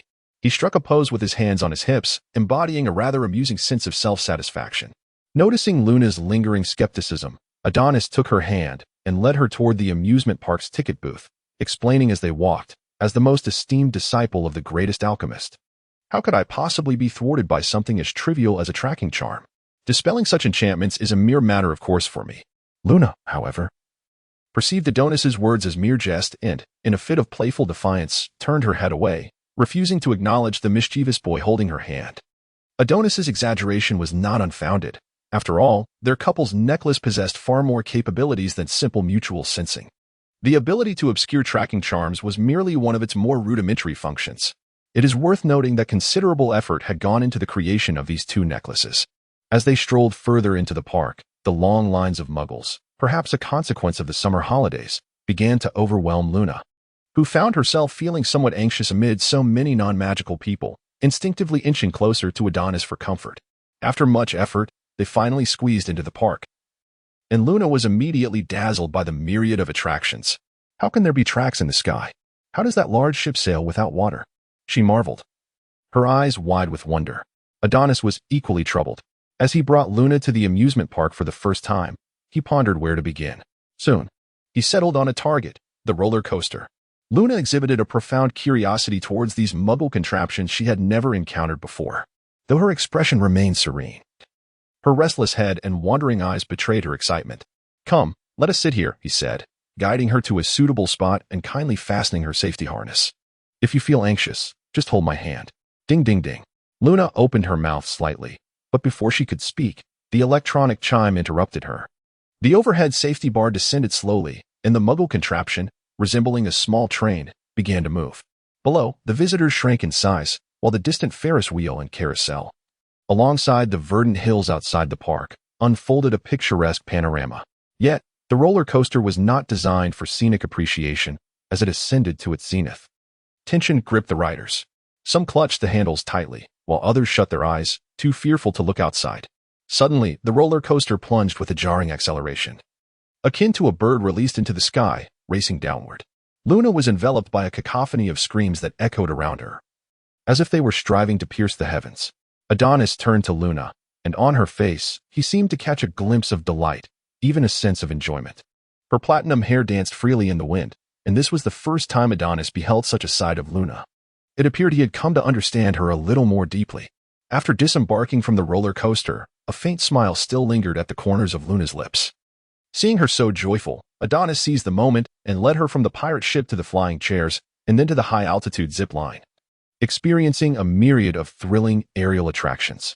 Ultimately, they ascended to the Ferris wheel. As the Ferris wheel turned slowly, it elevated them high above, offering a panoramic view of the city's splendor. The two sat quietly close together, savoring this rare moment of tranquility. The distant sky gradually transformed into hues of orange and red as the sun began its gentle descent. Their gazes were captivated by the breathtaking spectacle, as if time had ceased its flow. Together, they watched the sunset gradually fade beneath the horizon, their hearts brimming with sentiment and warmth. In this moment, they felt the harmony and emotional connection between them. Words were unnecessary. A single glance or a smile sufficed to convey their feelings. "Excuse me, sorry to interrupt." After stepping off the Ferris wheel, a man with a camera politely approached them, expressing his desire to capture their likeness. Encountering such a charming couple, "If I don't muster the courage to ask for a photo, I'd likely regret it while hiding under my covers tonight," he remarked. "All right. Now lean in a bit closer. Aren't you two a couple? Show a little more intimacy, and gentlemen, take the initiative. It won't hurt. Can the lady lean her head a bit on the gentleman's shoulder? Yes, just like that. Great. Now, look at the camera. 3, 2, 1. Say cheese. As the sun dipped below the horizon, the last remnants of twilight gradually vanished, and night descended upon London, the streets illuminated by streetlights that cast a soft, warm glow. The pair walked silently along the streets of London, as if the entire world had fallen into a hush, with only the sound of their footsteps and breaths intermingling. Immersed in their own thoughts, they spoke not a word, simply relishing the serenity of the moment. This chapter is not over. Please turn to the next page to continue reading. Adonis paused, a wave of inexplicable turmoil surging within him. Luna's unique silver eyes sparkled with curiosity and confusion. As if silently inquiring why he had abruptly halted, Adonis took a deep breath and softly called out, "Luna Lovegood." This marked the first occasion since their acquaintance that he addressed her by her full name in such a formal manner. Luna was momentarily taken aback, seemingly perplexed by Adonis's gesture. She blinked, a flicker of confusion passing through her eyes, before turning her gaze to meet Adonis's, where a glimmer of seriousness and a hint of struggle resided. "Will you regret it?" "What?" Adonis inhaled deeply, then exhaled slowly, striving to calm the tumultuous emotions within him. When he spoke again, his tone conveyed an unprecedented seriousness. "Will you regret intertwining your fate with mine, Luna? Voldemort will undoubtedly return, be it in a matter of days or years. At that time, the magical realm will once more descend into its darkest hour, and countless souls will suffer. Many will perish without understanding why. As a student of Dumbledore and a member of the Order of the Phoenix, my name is indubitably inscribed on Voldemort's kill list.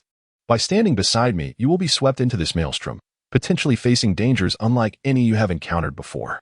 Yet, even so, would you still choose this path without regret?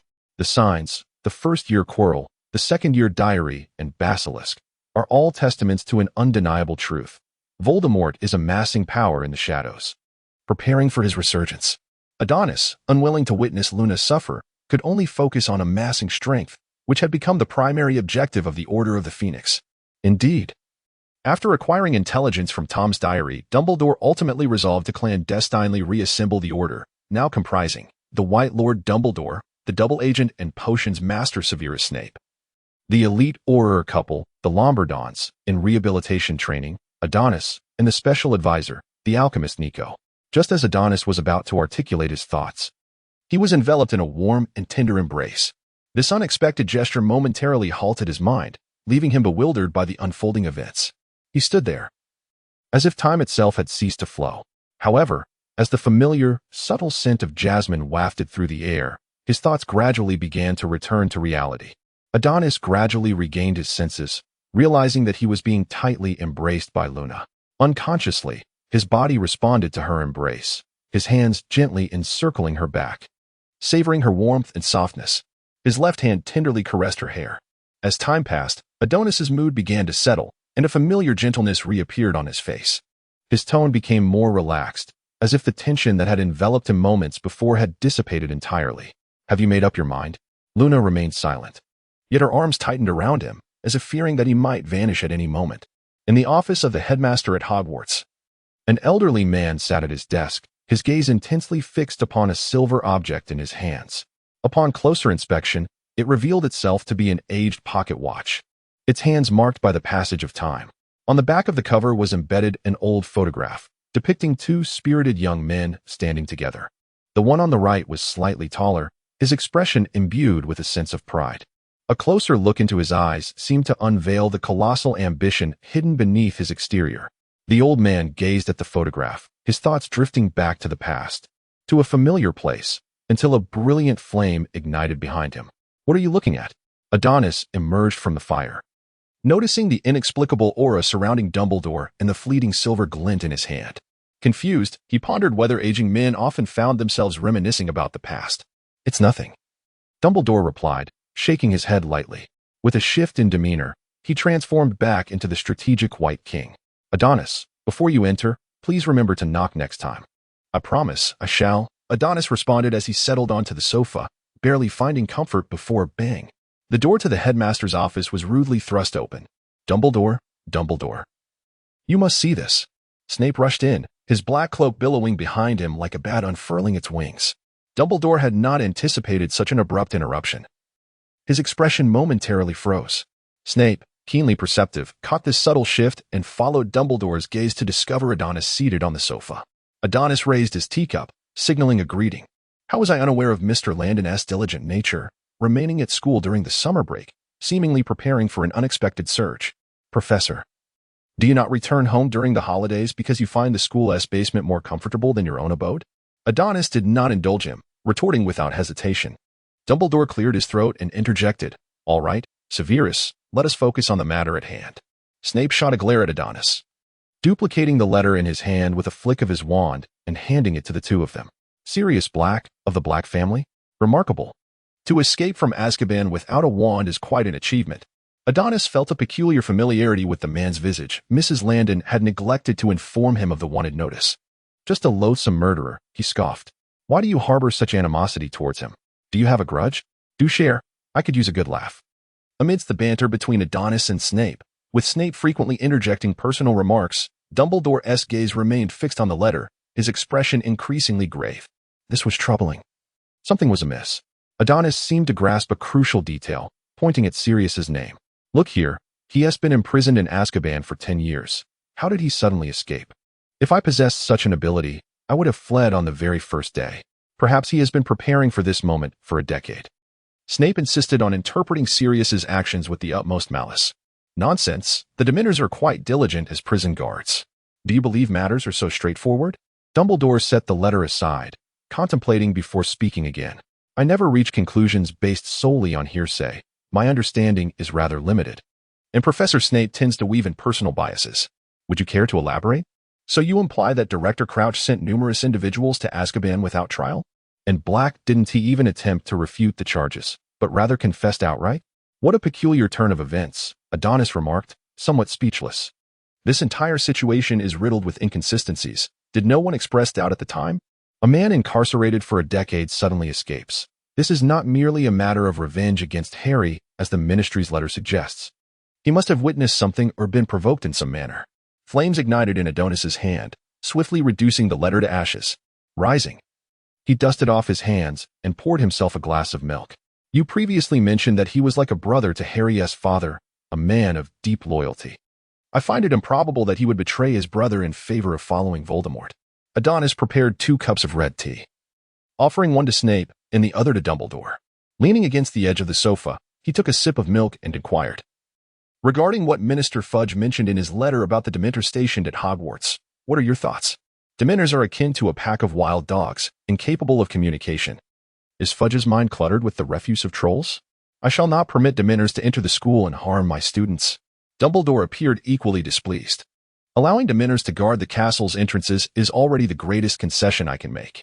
Have we found a professor for the defense against the dark arts for next academic year?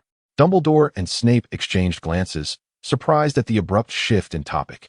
I have indeed found a suitable candidate, possessing both exceptional skills and character. I have personally written to invite him, and I expect a response shortly. Snape remarked, Dumbledore. Actually, I wish to know. You do not, Severus, Dumbledore interjected. Snape continued, Who is the new professor? Do I know him? Remus Lupin. An outstanding graduate of Hogwarts and a former member of the Order of the Phoenix, Dumbledore added. Severus, I may need your assistance in brewing the Wolfsbane potion, of course. All expenses will be covered by the school. You are indeed quite generous, Dumbledore. Adonis raised an eyebrow, his tone laced with incredulity.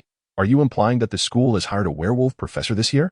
Adonis, having witnessed the unfortunate circumstances that had befallen Remus over the past few years, understood Dumbledore's unspoken message. I shall keep it confidential, Professor. Yet one cannot deny that paper cannot contain fire indefinitely. Should the students discover this, the pureblood families supporting them are not easily trifled with. I would prefer not to see you accused of negligence or abuse of power. Rest assured, Adonis. You are well aware of the situation, Dumbledore replied. And upon recognizing that the headmaster had made his decision, Adonis ceased his counsel.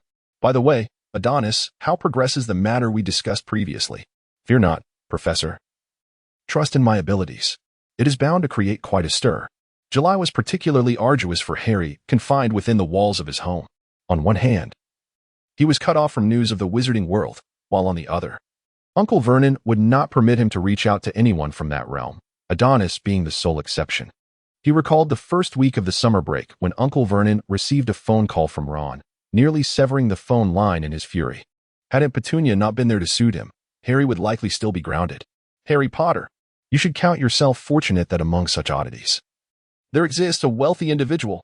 Harry overheard Uncle Vernon's bellowing before retreating to his room, presumably prompted by Aunt Petunia mentioning Adonis' name once again. Good heavens.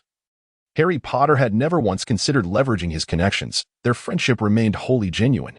Uncle Vernon, however, harbored hopes of capitalizing on Harry's relationship with Adonis to enhance his own drilling business through connections with the Landon family.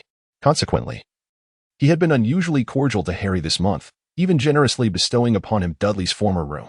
To Uncle Vernon's dismay, he discovered that Harry and Adonis had scarcely maintained contact over the summer, leading him to threaten locking away Harry's wand, textbooks, and summer assignments in the storage room.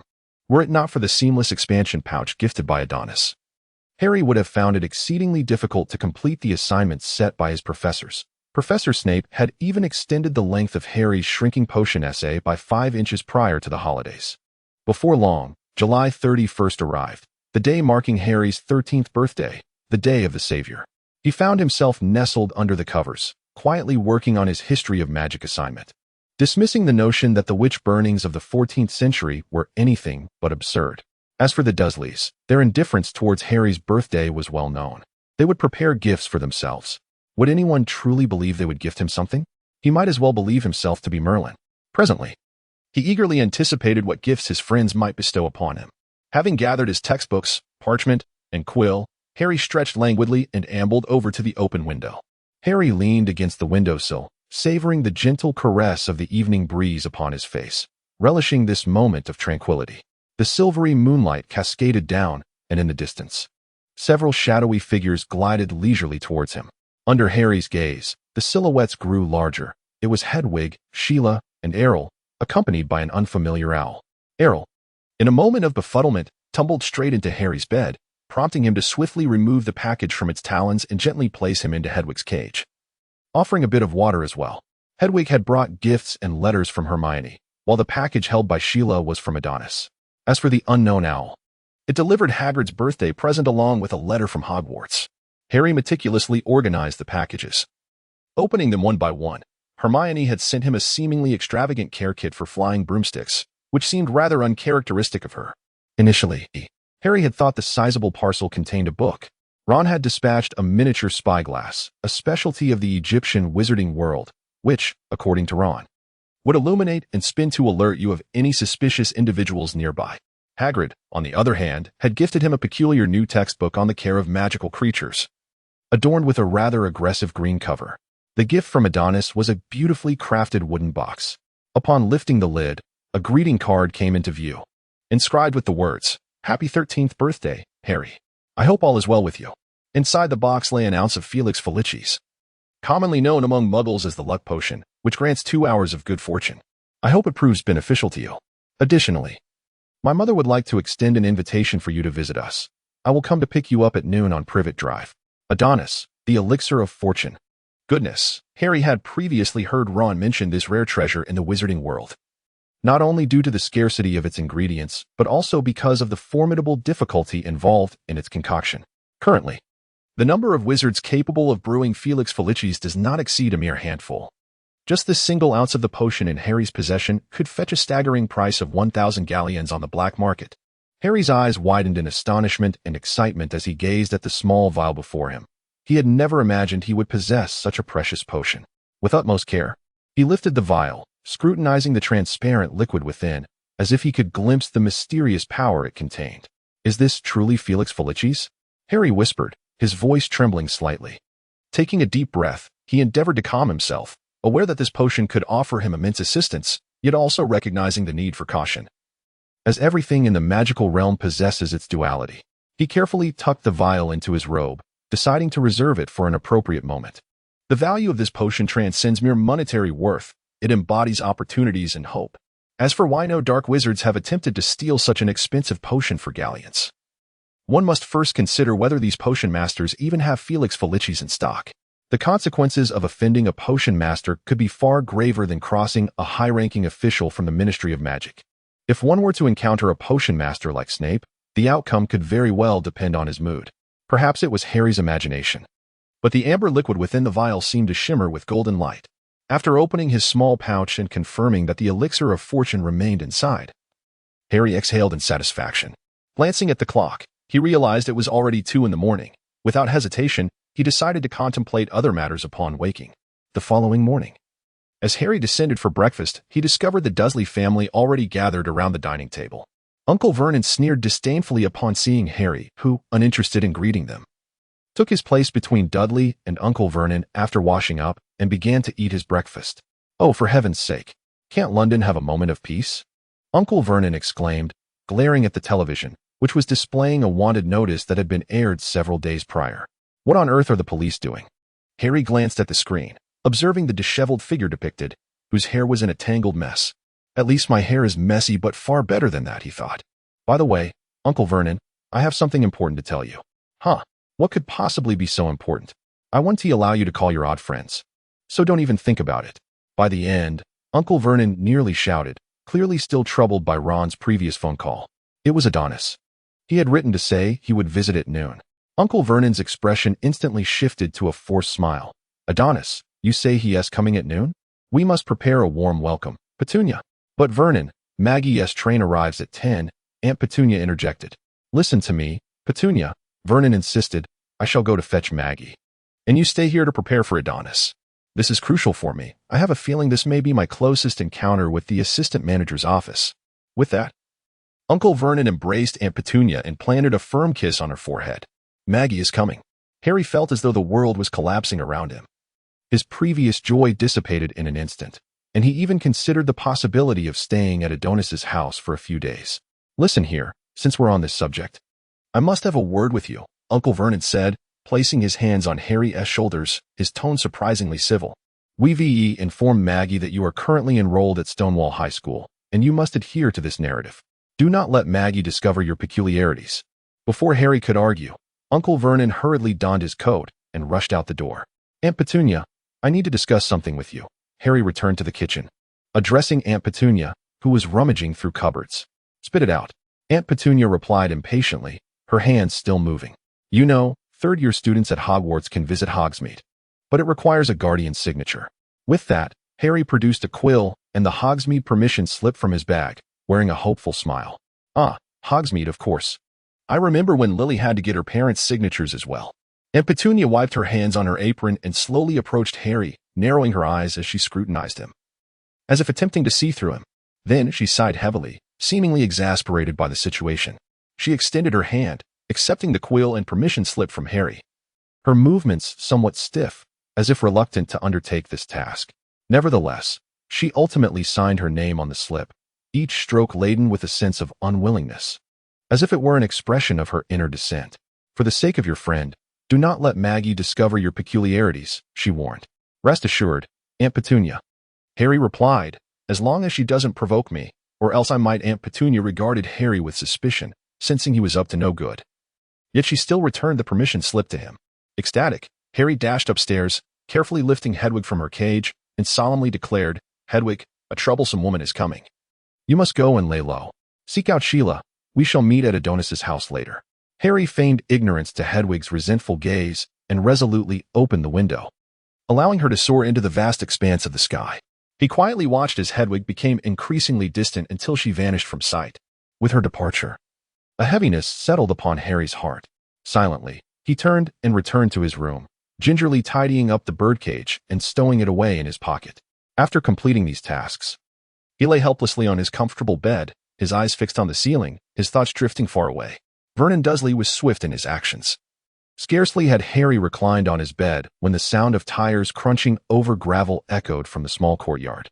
Reluctantly, Harry descended the stairs and opened the front door at Petunia's behest.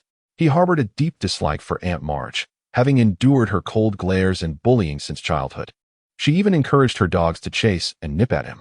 Soon, a woman resembling Vernon appeared at the doorstep, her voice booming as she called into the house. "Where's my beloved Dudley? Come here. Let Aunt Marge have a look." Upon hearing her summons, Dudley stood up, his ample belly swaying as he waddled over, where Aunt Marge enveloped him in a hearty embrace, planting a kiss on his cheek. As for Harry, he remained as unwelcome as ever in Aunt Marge's eyes. He was burdened with the oversized coat and suitcase she had tossed at him. Vernon brought up the rear, a broad grin on his face as he shut the door, as if something good were about to unfold.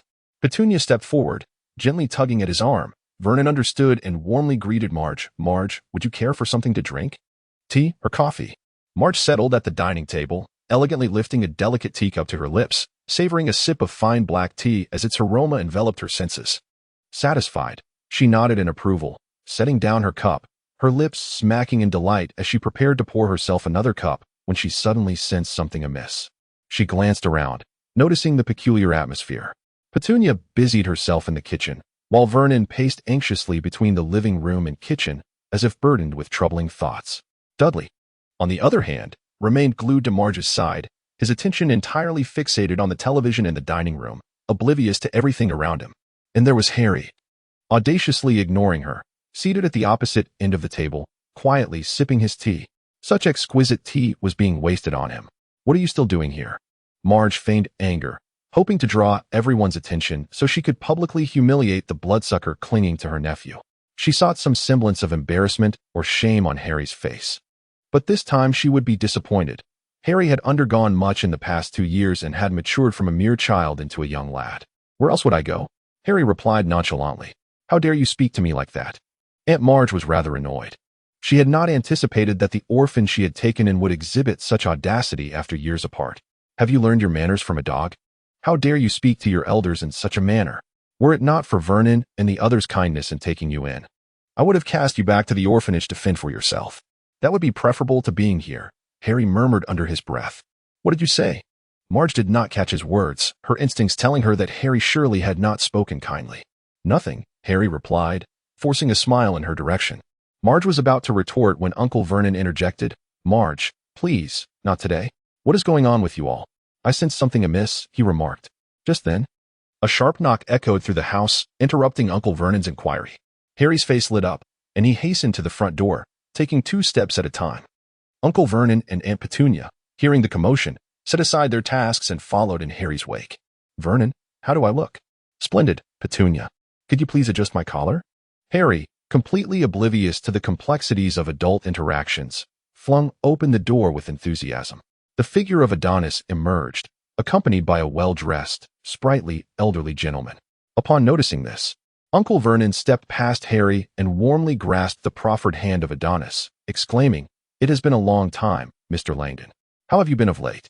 He then shifted his gaze to the elderly gentleman and inquired, "May I ask who this is?" The gentleman responded with a courteous and amiable smile, gracefully removing his hat and bowing in a gentlemanly manner to Uncle Vernon and Aunt Petunia. He introduced himself, saying, "It is a pleasure to make your acquaintance, Mr. Dudley.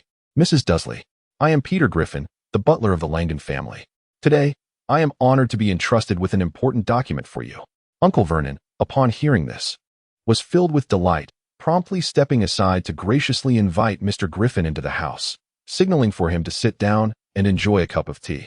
Adonis stood outside the door, seemingly reluctant to enter. He gently patted Harry on the shoulder before turning to lead him to the waiting car at the gate. "Adonis, I am absolutely delighted.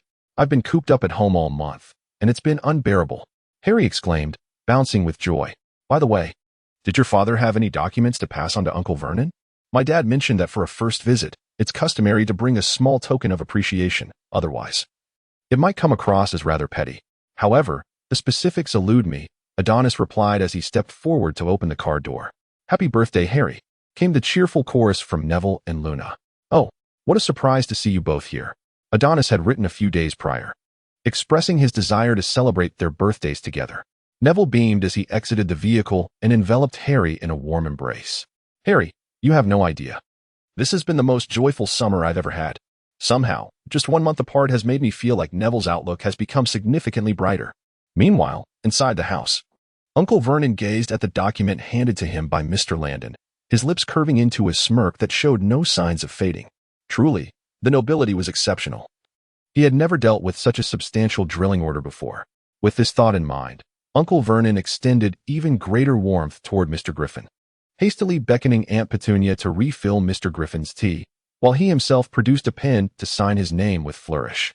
In that moment, Vernon felt as though the office of the assistant manager was beckoning him. "Adonis, aren't we heading to your house? Why have we come here?" Harry questioned. puzzled by the grimy, cramped confines of the leaky cauldron before him. "Don't ask, Harry. Just come with me. I'm taking you somewhere delicious," Neville exclaimed, tugging Harry's hand as they sprinted toward the entrance of the leaky cauldron. Adonis stood beside Luna, smiling as he clasped her hand. "Would you care to try the latest pudding concocted by Aunt Alice? I sampled it last time, and it was truly intriguing." "Intriguing?"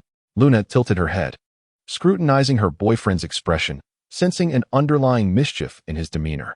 The quartet traversed the broken cauldron and halted before the entrance of a newly opened establishment, where Harry gazed about with curiosity.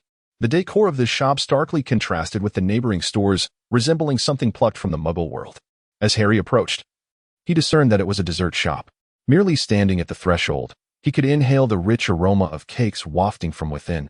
However, upon noticing the throngs of wizards packed inside, he hesitated and swiftly withdrew his left foot, which had been poised to step inside. "Neville, shall we perhaps find another establishment? This one appears quite crowded, and the Floor and Fizz ice cream shop next door beckons us, does it not?" "Why, Harry? I was eager to have you taste the volcano lava cake they offer. I assure you, it's delectable," Neville replied, dabbing at the tears that had escaped the corners of his eyes. Just as Harry was about to respond, Adonis patted his shoulder and pointed behind him, directing his attention to a sign hanging on the wall, a grand, ornate letter accompanied by the inscription below, "Longbottom." "Longbottom?"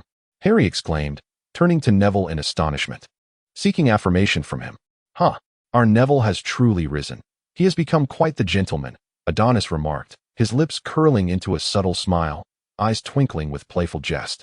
Neville, caught off guard by Adonis's teasing, felt a flush of embarrassment wash over him, scratching the back of his head as a bashful grin crept across his face. Adonis took Luna's hand and pushed open the door to the shop, exclaiming, "Harry, stop dawdling. Today's expenses are on Neville." Upon entering the dessert shop, they were greeted by a spacious and luminous lobby, ample enough to accommodate over 100 patrons. The natural light poured through the vast floor-to-ceiling windows, casting a warm glow upon the wooden floor. In the shadowy corners, numerous high stools were neatly arranged, evoking memories of cafes in London, which Harry had merely glimpsed from the outside, never having ventured inside. Each high stool was paired with a wooden table affixed to the wall, though they were already occupied by a plethora of wizards. Observing Adonis and Neville ascend to the second floor without pause, Harry hurriedly followed. His curiosity piqued about what awaited them above. Would it mirror the vibrancy of the ground floor? The second floor, however, bore a stark contrast to the bustling first. Here, the atmosphere was serene and intimate, characterized by semi-open private rooms, each adorned with its own distinctive decor, some exuding a cozy romance, others imbued with an air of mystery, and still others gleaming with opulence. In comparison, patrons on this level were sparse, with only a few rooms occupied, and all of them closed off, rendering the corridor eerily silent. This surprised Harry, who had anticipated a more lively ambience upstairs. The group ventured to the farthest corner, finally entering a room reminiscent of a pumpkin carriage, its walls painted a vibrant orange adorned with peculiar patterns that imparted an enigmatic aura. Inside, a round table was surrounded by several comfortable chairs, creating a pleasingly inviting atmosphere. "Wow, this place looks fantastic," Harry exclaimed as he settled into the plush sofa, taking in the surroundings. "Neville, this is the menu. See if anything catches your fancy," he said, as Neville picked up the menu from the table and leaned closer to Harry, engaging in discussion. Adonis, however, did not hesitate. He knew his girlfriend's fondness for pudding, and as for himself, he was open to anything, lightly ringing the bell on the coffee table. In a blink, a small figure in a neat suit appeared at the door of the room. "Dobby," Harry greeted with delight. "Harry Potter, long time no see." The diminutive figure was none other than Dobby, the house elf whom Harry had rescued at the end of the previous term. In the month since their last encounter, Dobby had undergone a remarkable transformation. Gone were the days of his tattered pillowcase and injuries, replaced now by a clean, well-fitted old suit. "Dobby, I'd like 2 servings of ghost milk pudding and 1 frozen lemon pudding, along with a glass of milk," Adonis ordered, glancing at Luna, who seamlessly interjected, "And a glass of milk for me as well." "Dobby, I'll have a serving of volcano lava cake and a glass of pumpkin juice," Neville added, turning to Harry and asking, "What would you like, Harry?" "I am uncertain. Everything appears to be quite delectable." Harry gazed at the menu in his hand, where the images of desserts were irresistibly enticing. Furthermore, the menu was designed with great consideration, categorizing the sweets and even accompanying each dessert with an illustrative picture. After a moment's hesitation, Harry ultimately resolved to trust his initial instinct and said to Dobby, "Please bring me a portion of the screaming cupcake and a glass of pumpkin juice." "Very well, your desserts will be ready shortly." With a snap of his fingers, Dobby vanished from sight. Neville, what is happening here? First, Neville's family suddenly opens a dessert shop, and now there's Dobby. In truth, these occurrences had all been reported in this month's Daily Prophet. Neville retrieved several copies of the newspaper from his bag. The topmost one bearing the headline, "The Mad Aurors Regain Their Senses After Over a Decade." What lies behind this revelation? The author was Rita Skeeter, so there was no cause for concern. The subsequent newspapers featured news about the impending opening of the Longbottom family's dessert shop, along with reports of its overwhelming success. You have been rather out of touch with the wizarding world for too long. I suggest that next time before your holiday, you remember to subscribe to 2 months' worth of newspapers. Although much of the news may be trivial, at least it will prevent you from being completely in the dark. Adonis, with a playful demeanor, wrapped his arm around Luna and rested his head on her shoulder, chuckling as he added, "The Prophet and the Weekly are quite commendable. Yet if you seek more delightful tales from the wizarding world, I would recommend singing Contrarian." Luna leaned her face against the crown of Adonis's head, savoring the softness of his hair. Her eyes narrowing slightly in contemplation of his words, yet a smile graced her lips. Harry and Neville observed the tender exchange between Luna and Adonis. Their mouths twitching in amusement. Even before dessert, they felt as though they had been satiated. However, Harry's attention soon shifted to the news on the newspaper. "Neville, your parents were Aurors?" Harry exclaimed, astonished, to which Neville replied, "It's all right, Harry, they've awakened. At least the outcome is positive, isn't it?" No wonder Neville had never mentioned his parents, Harry mused, suddenly feeling a pang of nostalgia for his own. A soft knock resonated as Dobby waited 2 seconds before opening the door to the private chamber, using magic to arrange the dishes on the large tray. Just as he was about to speak to Harry, the bell rang, prompting a hasty departure. Harry regarded the unremarkable biting cupcake before him with skepticism, pondering its uniqueness. For it bore no distinction from the cupcakes he had encountered at the Dursleys. Just as he leaned in to sniff it, a sudden, piercing scream echoed through the room. And to his horror, he discovered that the seemingly tranquil cupcake had opened its mouth and clamped down on his nose. Harry felt as though his very soul had been startled from him. Laughter erupted from Adonis and Neville at Harry's expense. After a considerable struggle, Harry finally extricated the cupcake from his nose, seething in irritation. Without hesitation, he retaliated with a bite. Though it did not hurt, it filled him with embarrassment. If Draco were to learn of this incident, he would undoubtedly mock him mercilessly, thought Harry, as he rubbed his nose and glared at the vexatious cupcake. Turning his attention away, he then noticed that the desserts of the others were equally distinctive. Before Adonis and Luna lay 2 adorable chibi white ghosts, who were playfully brandishing their little arms in an attempt to appear fearsome. Yet, their charming appearance was irresistibly endearing, provoking an overwhelming desire to pinch their cheeks. Meanwhile, Neville was engaged in a fierce battle with a small volcano-like cake, from which dark red chocolate lava occasionally erupted, splattering everywhere. Harry, noticing the frozen lemon pudding that Adonis had ordered, curiously inquired, "Adonis, is this delicious?" Adonis replied, "It's a new item. I haven't tried it either. Why don't you sample it first?" With a sense of intrigue, Harry scooped a spoonful of the pudding that Adonis had pushed towards him. The texture was peculiar, reminiscent of a slushie, yet it possessed the creamy consistency of pudding, albeit it was exceedingly cold. He hastily swallowed the pudding, only to be met with a sudden rush of frigidness that coursed from his throat throughout his entire body, causing him to shiver uncontrollably. Squinting to counteract the biting chill, Harry reopened his eyes, only to find the world before him blurred beyond recognition. Blinking in astonishment, he noticed something adhering to his eyelashes. Upon extending his hand to gently touch it, he discovered a delicate layer of tiny ice crystals. Turning to see Neville and Adonis struggling to suppress their laughter, Harry realized he had been the subject of a prank. "Adonis, don't blame me. You were the one who wanted to eat it, haha."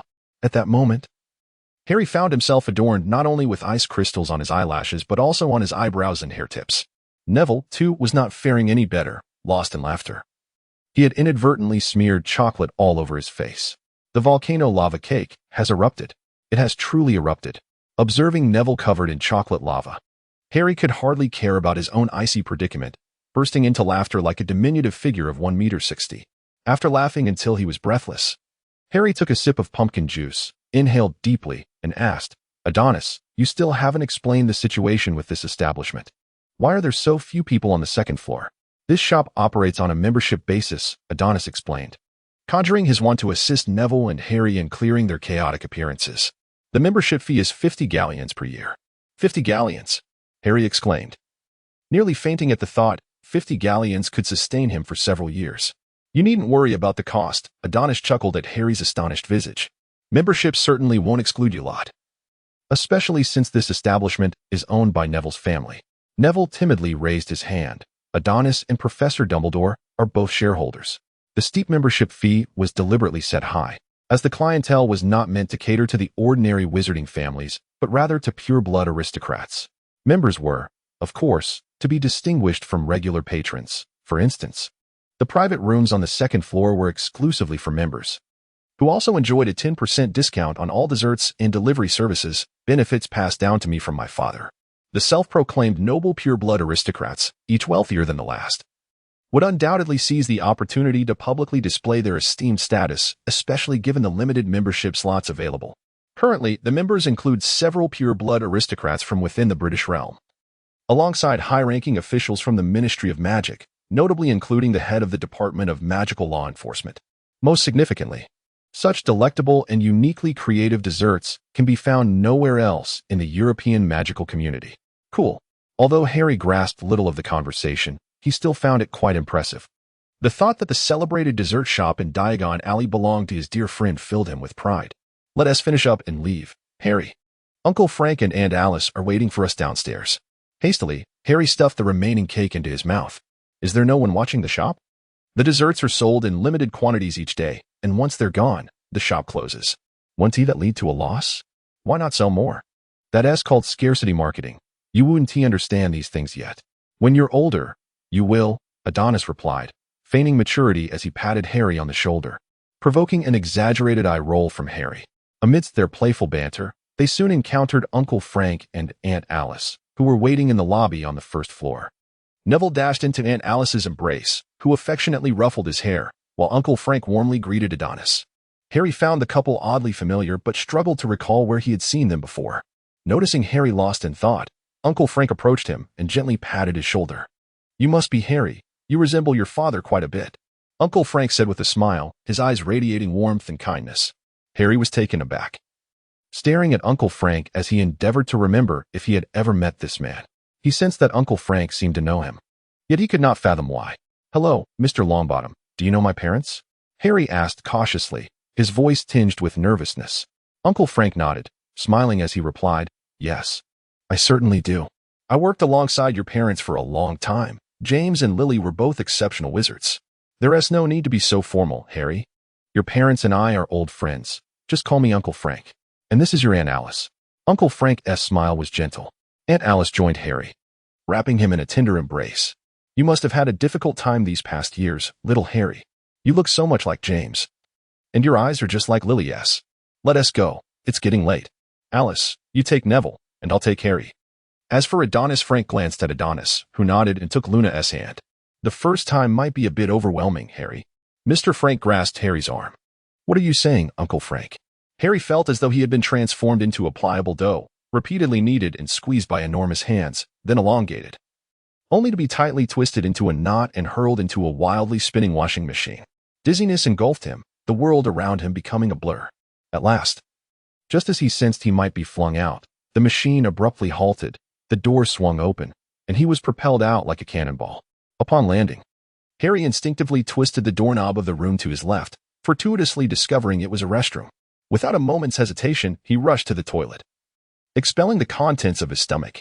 Ugh, yuck, cough, ugh. He felt as though a tumultuous sea churned within him, his very insides threatening to erupt.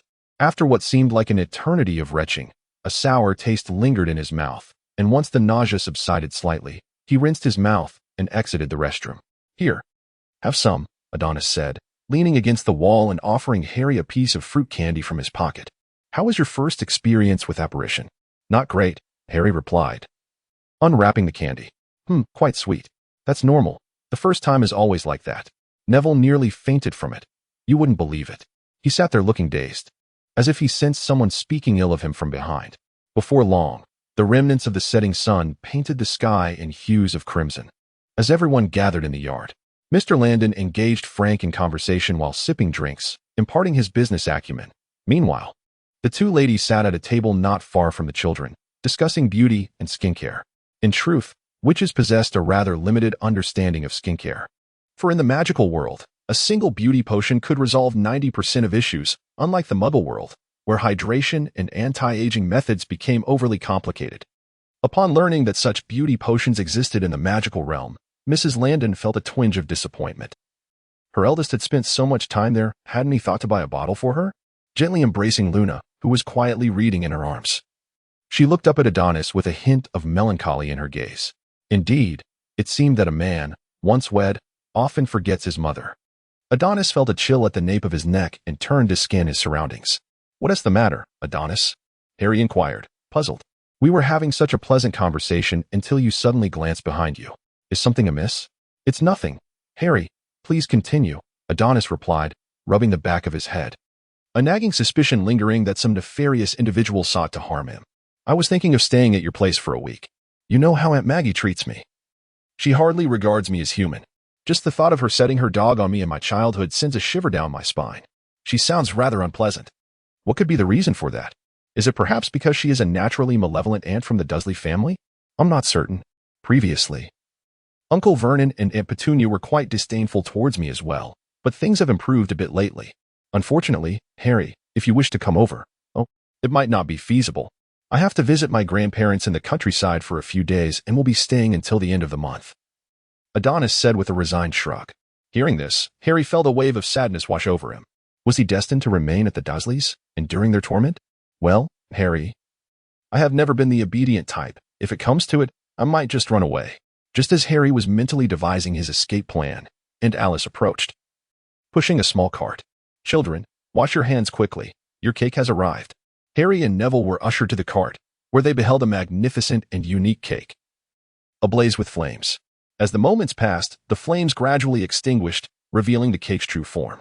The cake's body displayed a vibrant blend of red and yellow, reminiscent of a shield infused with passion and courage. On this shield, a meticulously carved, lifelike lion roared with fierce vitality. Adonis was the first to light the candles atop the cake, leading everyone in a harmonious rendition of the birthday song. The warm melodies resonated throughout the yard, infusing the atmosphere with a delightful coziness. The flickering candlelight illuminated Harry's face, his smile radiating brilliance, his eyes sparkling with joy. For he understood that this extraordinary birthday would forever be a cherished memory in his life. Time swiftly passed, and Harry's birthday was now a week in the past. Notably, since Adonis's visit, the Dursleys' attitude towards Harry had undergone a transformation. They no longer completely ignored him as before and occasionally engaged him in conversation. Although their demeanor remained somewhat cold, it was a marked improvement. This surprised Harry, and he hoped it was not merely a figment of his imagination. "Harry Potter, come down for dinner." It was Uncle Vernon, standing at the staircase, calling out to Harry's small room. "Coming." Harry tucked his wand into his bag, slipped on his shoes, and made his way downstairs. However, the household now included not just his uncle, but also Aunt Marge. Just as Harry entered the dining room, he heard Aunt Marge's snide remarks. "Oh, my dear brother is so kind, calling that boy for dinner every day. If it were me, he would be lucky to eat leftovers." Harry rolled his eyes, feigning ignorance to Aunt Marge's words, and walked into the kitchen to retrieve his utensils. He sat across from her, focusing intently on the steak on his plate. Seeing Harry's lack of reaction, Aunt Marge felt deeply insulted, her anger boiling within her. She had intended to make Harry feel embarrassed and uncomfortable to satisfy her twisted desires, yet he appeared completely unaffected by her words, which only fueled her fury. Her expression darkened, lips pressed tightly together, eyes glimmering with sparks of rage. "Rude little brat," Aunt Marge snapped, tapping Uncle Vernon's arm. "Don't blame yourself, Vernon. It's not your fault. Who taught him not to greet his elders? After living in my brother's house for so long, he has no sense of decorum. Truly an ungrateful wretch." Harry had no desire to argue with her. He merely wished to finish his dinner and retreat to his room to write his history of magic essay. However, seeing Harry remain motionless, Aunt Marge escalated her aggression, flinging her fork onto Harry's plate. "I'm talking to you, boy. The apple doesn't fall far from the tree, just like your deadbeat father. You can insult me all you want, but how dare you speak ill of my parents?" Harry's chest heaved violently as he clenched his fists, striving to suppress the fury surging within him. He was acutely aware that he must refrain from causing trouble, yet the tumultuous emotions threatened to overwhelm him. In his mind, he envisioned driving his wand forcefully into Aunt Marge's nostrils, as if that would offer him some solace. However, Aunt Marge appeared resolute in her intent, her words having an immediate effect, a smirk curling at the corners of her mouth. She then turned to Aunt Petunia and inquired, "Petunia, what does this boy's father do?" Her voice dripped with disdain and provocation. A vagrant, Aunt Petunia would certainly never utter the term wizard. Upon hearing this, Aunt Marge erupted into laughter, declaring, "He must surely be a drunkard. He is not a drunkard." If looks could kill, Aunt Marge would have been pierced by 1,000 arrows. Observing the impact of her words, Aunt Marge feigned elegance as she lifted her glass, casually remarking, "If he isn't a drunkard, how could he possibly have crashed and killed himself? And your sister, Petunia, what a disgrace. How could she have fallen for a worthless drunkard and met her end in that accident? Shut your mouth, you old hag. Just shut up." As Aunt Marge's words successfully provoked Harry, she reveled in her victory, as if humiliating him was her source of amusement. "They did die in a car crash, didn't they? Your drunken father killed your mother and abandoned you here, you little wretch." The more she spoke, the more animated she became, pointing an accusatory finger at Harry. "And you, ungrateful brat." Her voice was abruptly stifled, as though a hand had clamped tightly around her throat. The lights around Harry flickered ominously, his hair tousled by an unseen wind as he fixed a fierce gaze upon Aunt Marge. Before the terrified eyes of the Dursley family, Aunt Marge seemed to swell and grow, ultimately transforming into an enormous balloon, slowly rising from her chair and floating into the air. Her expression twisted, mouth agape as if to scream, yet no sound emerged. Her eyes widened in terror and astonishment, and in the next moment, she was hurtling out of the house. "Marge. No, Marge." Uncle Vernon sprang to his feet, attempting to pull back the floating Aunt Marge, ignoring the chaos that had erupted in the dining room. Harry turned and descended the stairs. He resolved to run away from home. Anywhere would suffice, as he could not bear to remain in the Dursley household for another moment. "Harry Potter." Uncle Vernon intercepted him at the staircase. "I believe I have been more than civil with you, but Marge is my sister. You must bring her back. She brought this upon herself. She had no right to slander my parents. You know it." Harry shouted in anger, brandishing his wand against Uncle Vernon's ample belly. "Now, step aside." Uncle Vernon, fully aware that Aunt Marge was in the wrong, reluctantly cleared the way, but not without delivering a parting threat. "Go ahead. Where can you possibly go? Step through that door, and you'll be homeless. Where there is no place for me, there will always be a place for me elsewhere." With a twist of his hand, Harry stepped through the door and emerged onto a dark, tranquil street. After traversing several avenues, Harry rubbed his aching ankle, even entertaining the absurd notion of soaring to London on his Firebolt 2000. However, the recollection of just having transformed Aunt Marge into a human balloon made him shudder at the thought of further breaching the decree for the reasonable restriction of underage sorcery, as it would surely lead into a grim fate in Azkaban. Reflecting on this, Harry felt a pang of regret. Had his decision to leave the Dursleys been too hasty? He truly wished to avoid troubling his friends over such trivial matters, yet the image of young Harry wandering alone in the vast Muggle world seemed utterly inappropriate. Given the circumstances, Harry had no choice but to seek assistance from a reliable source. He promptly retrieved a communication card from his pocket and addressed the silver stag depicted at its center, pleading, "I beseech you, connect me with Adonis." The stag, imbued with a semblance of sentience, nodded in acknowledgement, and the image on the card swiftly transformed into a stag chasing a phoenix. Moments later, Harry felt the card warm slightly, prompting a sigh of relief as he settled down onto the curb. A chill breeze swept past him, sending a shiver down his spine. Sensing something amiss, Harry gazed toward the street corner, where a disheveled, large black dog emerged from the shadow of a street lamp. Harry widened his eyes, straining to discern the figure from the darkness, when suddenly, a brilliant flash of fire erupted without warning, forcing him to squint.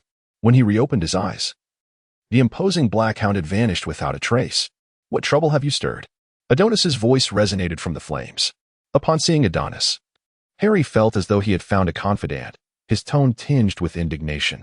"My aunt spoke ill of my parents, and when I lost control of my emotions, I turned her into a balloon. Adonis, am I to be expelled from Hogwarts and imprisoned in Azkaban by the Ministry of Magic?" Adonis gently patted Harry's shoulder, offering reassurance.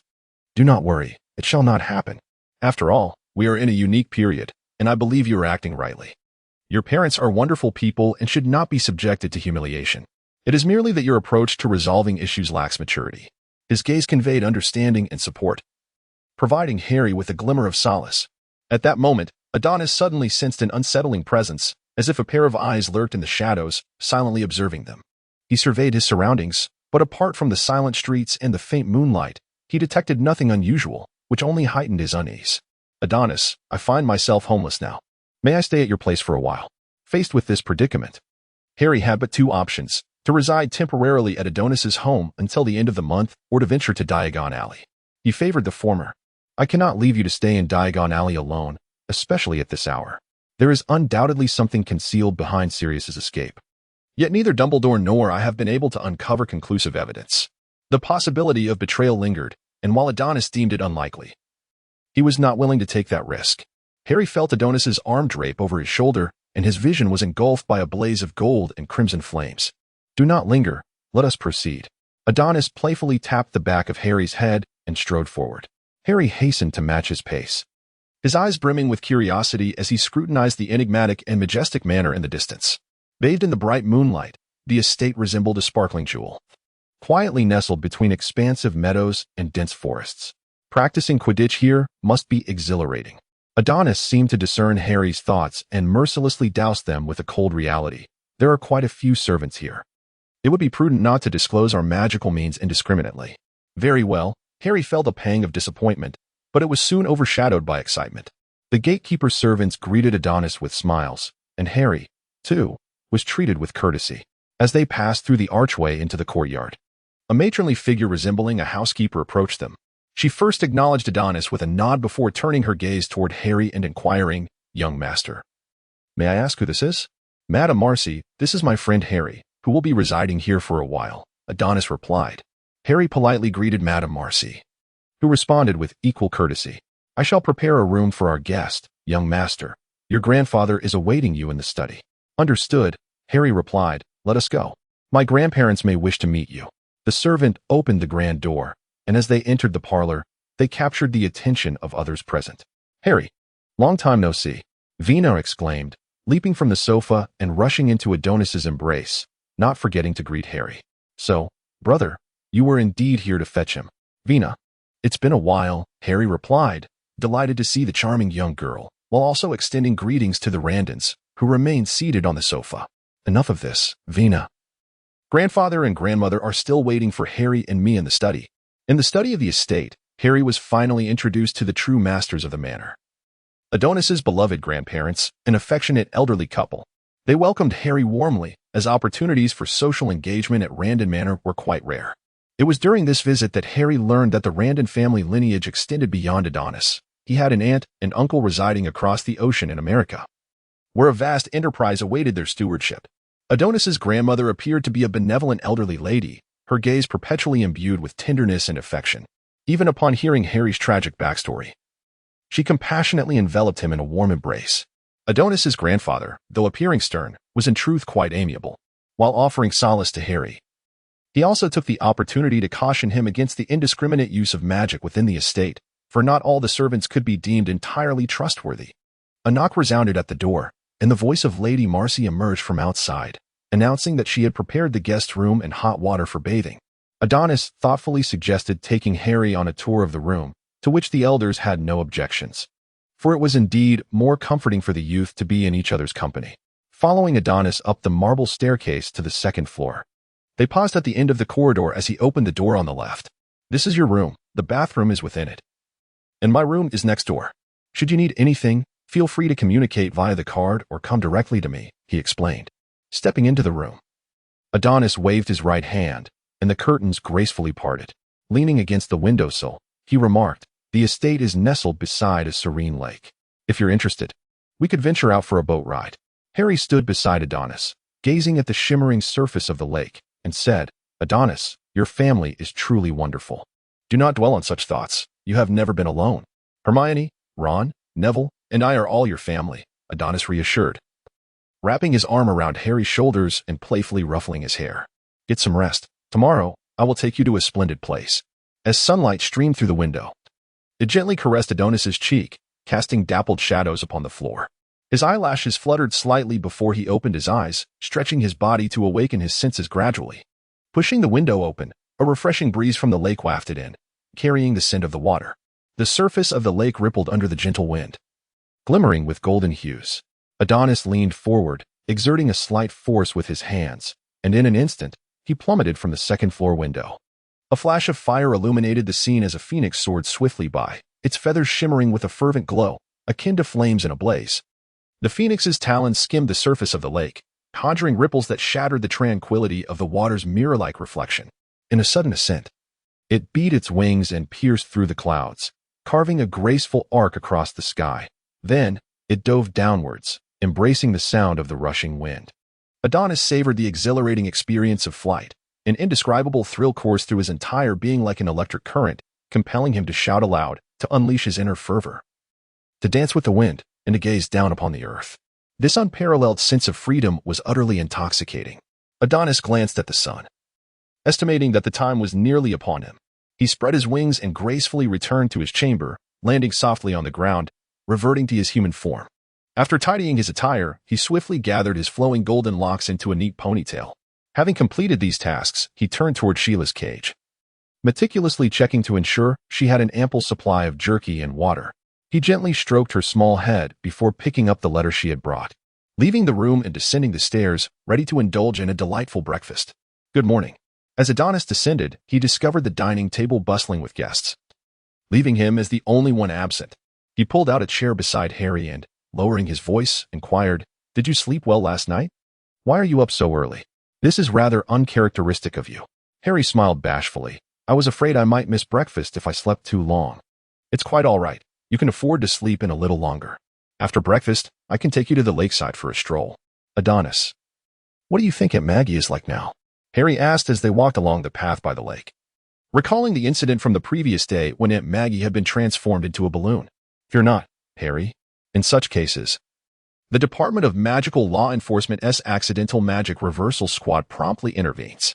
I believe they have already lifted your enchantment and modified her memory. Will I not face any repercussions?" As they entered the stone pavilion by the lake, Adonis set his suitcase aside and perched on the armrest, saying, "These are extraordinary times. The Ministry is more focused on protecting you than punishing you." He then produced a copy of the Daily Prophet from his pocket and handed it to Harry. "This is the person.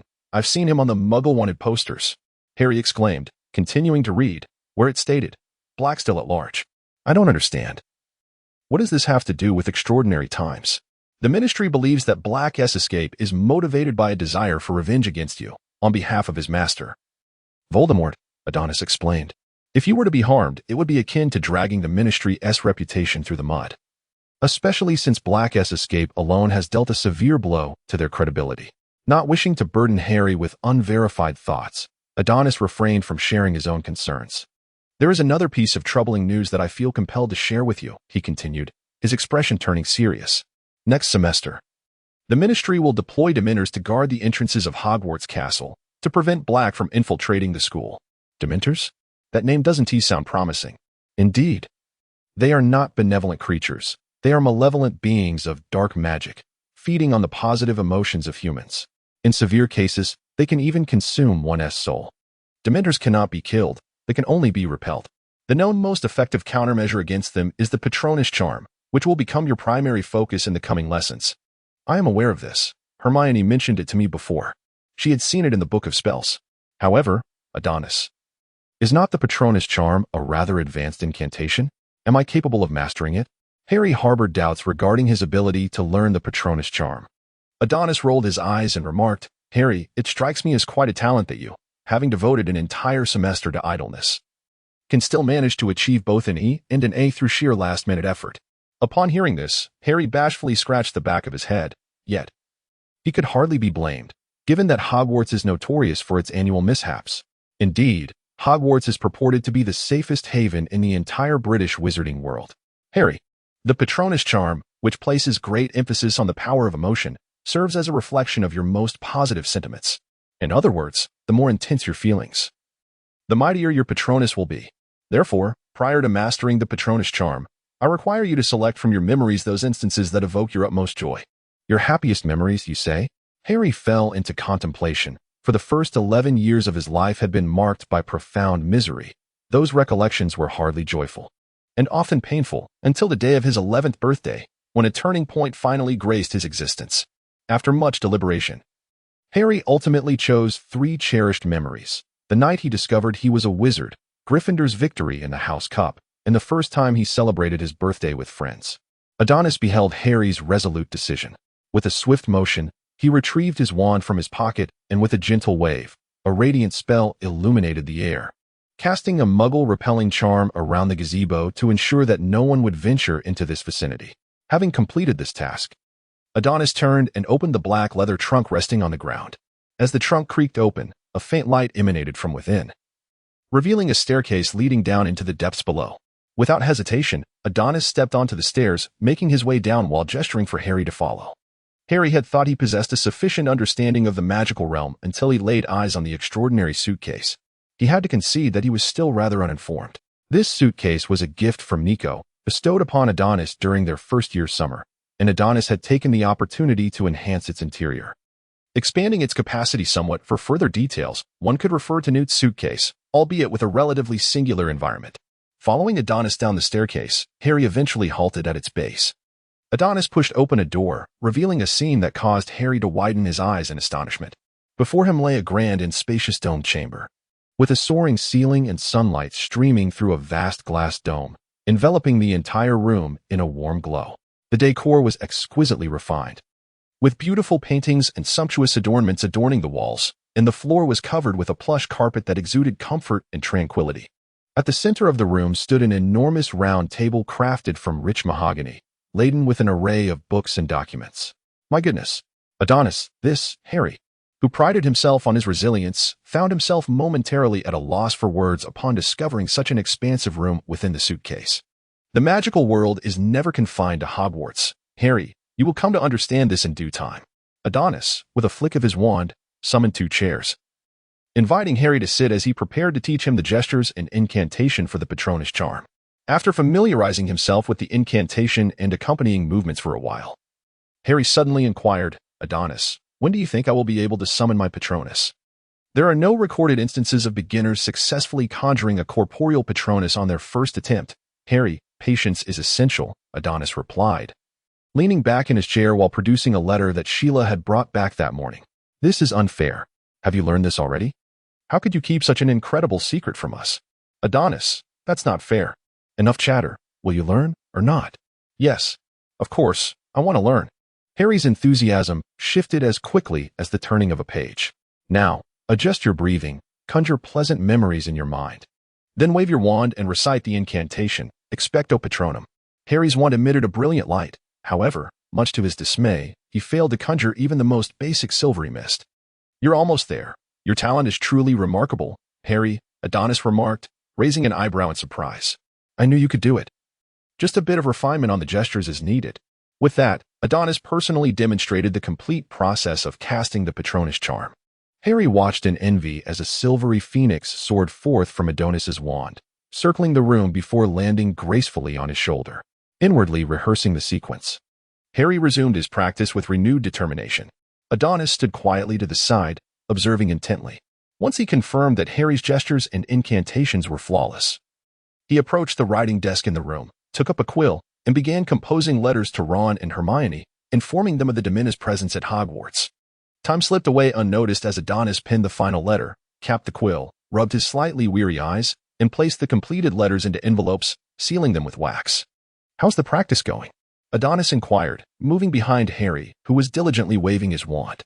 In contrast to the initial silvery glimmer, Harry had now managed to summon a delicate silver ribbon, yet it was still far from sufficient. I can't shake the feeling that something is missing. It's natural to feel that way. The Patronus charm is inherently challenging to master. Otherwise, it wouldn't be regarded as the most profound defensive magic, Adonis reassured him. Why not try altering your memories? We have ample time. Take it slow. With a stretch to relieve his stiff limbs from prolonged sitting, Harry replied, All right. Harry, Adonis called, approaching a small redwood door. Would you like to step outside for a flight and unwind? A flicker of anticipation surged within Harry. Could it be? As Harry's gaze brimmed with expectation, Adonis gently pushed open the exquisite redwood door. Instantly, radiant sunlight cascaded like a golden waterfall onto the pristine marble floor, bathing the entire room in a fiery glow. Harry dashed outside, exhilarated by the enchanting scene before him, as if he had entered another realm. An expansive meadow unfolded, the gentle breeze stirring ripples across the grass. A slanting ray of sunlight hung in the distant sky, tinting the clouds a deep crimson. Harry joyfully ran across the soft grass, reveling in the tranquility and beauty of the moment. He closed his eyes, inhaling deeply, savoring the fresh air. As the gentle breeze caressed his face, imparting a refreshing coolness that enveloped him in an unprecedented sense of freedom and relaxation. Years later, he would reflect in his diary that it was from that very day that he began to truly embrace the magical world. Life at Adonis's home was indeed simple. Mornings spent learning magic, afternoons riding broomsticks across the meadow, and evenings dedicated to completing holiday assignments in his room. Occasionally, he would join Adonis's family for boating on the lake. Notably, after 3 weeks of diligent study, Harry had become proficient in casting the Patronus charm, even managing to conjure a corporeal Patronus on several occasions, albeit for less than 3 seconds. Did this signify that he was finally catching up with Adonis? As Harry contemplated, a smile stretched across his face, reaching almost to his ears. Though his daily tasks were few, he still felt that this month had been remarkably fulfilling. Had he not sought Adonis's assistance, opting instead to soar on his broomstick to Diagon Alley, he would likely have found himself in a rather tedious predicament, even if he had managed to locate a hotel. Today marked the long-awaited day to visit Diagon Alley, and after an entire summer apart, he was finally to reunite with his beloved friends. Lost in thought, he was snapped back to reality by Adonis's voice, reminding him that it was time to depart. With a quickened pace, he dashed into the fireplace at Adonis's home, not forgetting to bid farewell to Adonis's family. A few days ago, Adonis corresponded with the Department of Magical Transportation subordinate, the Flu Network Authority, to facilitate certain connections, temporarily linking the fireplace of the Landon Manor with the confectionery shop of the Longbottoms. I ventured to Diagon Alley with Harry first, promising to return to see you all later. Adonis, clutching a handful of flu powder, exclaimed, "Confectionery shop." A brilliant flash of green light enveloped them, and in the blink of an eye, Hermione and Ron were transported to the Longbottom sweet shop. As they emerged from the fireplace on the second floor, Neville ascended the staircase leisurely, and the three of them coincidentally met, proceeding together to their exclusive pumpkin-themed room. Adonis felt his card tremble slightly. It was Luna calling for him. "What is it? Do you need me to accompany you on a stroll? All right, I'll wait for you at the dessert shop. Are you having pudding? Okay, I understand. Who is it?" "It's Luna. She went with Mr. Lovegood to buy books and will join us later." "What about Hermione and Ron?" "It's almost time for our meeting, and we haven't seen them yet." Harry glanced at the floor clock in the booth. "I think they should be over there. Look at that." Neville excitedly pointed out the window towards a magical creature shop on the southern side of Diagon Alley. Following his gaze, Harry spotted a furry figure standing by the window, engaged in a heated debate with a red-haired boy clutching a rat. Why, that's our Hermione and little Ron. They had only been inside for a short while when Ron rushed out, looking frantic, as though he were chasing something. It was too far for Adonis to see clearly. After a while, when Ron returned to the entrance of the magical creature shop, Hermione emerged, cradling a large, ginger-colored bundle. "Look, it seems they are bickering again," Adonis sighed, propping his chin on his hand. "Why can't they get along? They are such good friends." Harry and Neville were equally puzzled. Ron and Hermione had argued more times than the three of them combined. "Who knows?" Adonis replied with an enigmatic tone, but Harry and Neville, oblivious, failed to catch the nuance.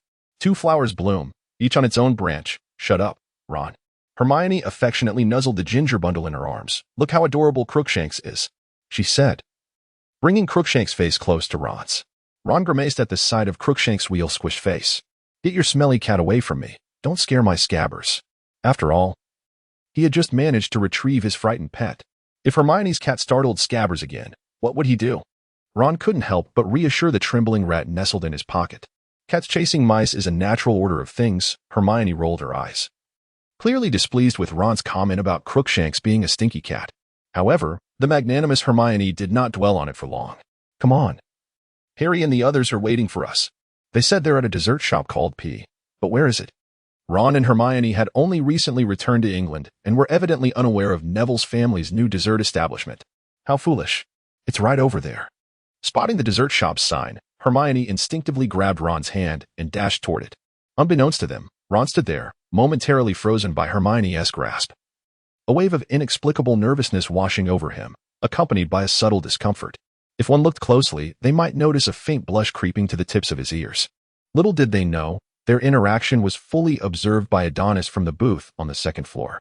How fresh and beautiful it is, Adonis mused, a gentle smile gracing his lips as he observed the two individuals below. Just then, the doorbell rang, and Hermione, pulling Ron along, entered the charming confectionery on the first floor. Wow, this truly feels like the Muggle world, Hermione exclaimed, noting the decor reminiscent of the sweet shops she had encountered back in the mundane realm. Had it not been for the floating plates gliding through the air, she could have easily believed she was back in London. Ron, however, was too captivated by the array of delectable pastries displayed in the counter to notice Hermione's grip on his hand. The enticing assortment looked absolutely scrumptious. But the prices were a different story. A slice of pudding cake cost 7 silver sickles. Ron grimaced, clutching his modest savings. The 2 galleons he had painstakingly saved felt like a cruel joke. My dear master, there is more to this chapter. Please turn to the next page for the continuation of this thrilling tale. Hermione, Ron, over here. The 2 friends, momentarily startled, looked up to see Harry waving enthusiastically. Harry, they both exclaimed in delight. Harry dashed down the stairs and enveloped them in a warm embrace. It's so wonderful to see you. I've missed you terribly. Hermione's expression shifted to one of seriousness as she recalled something. Harry, did you truly inflate your aunt into a balloon? Who does she think she is to insult my parents? This is no trivial matter. The ministry will reprimand you.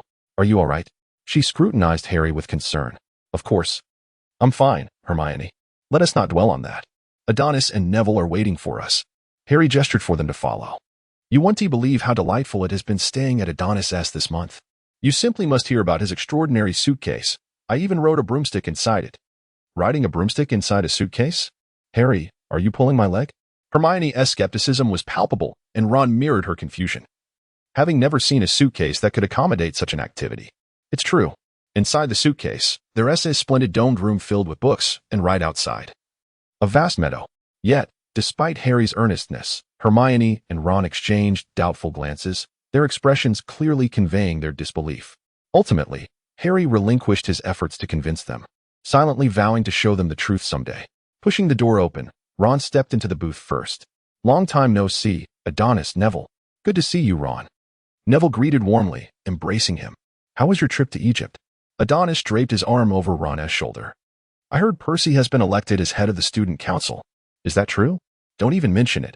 He is insufferably pompous at home, dictating everything. It's utterly exhausting.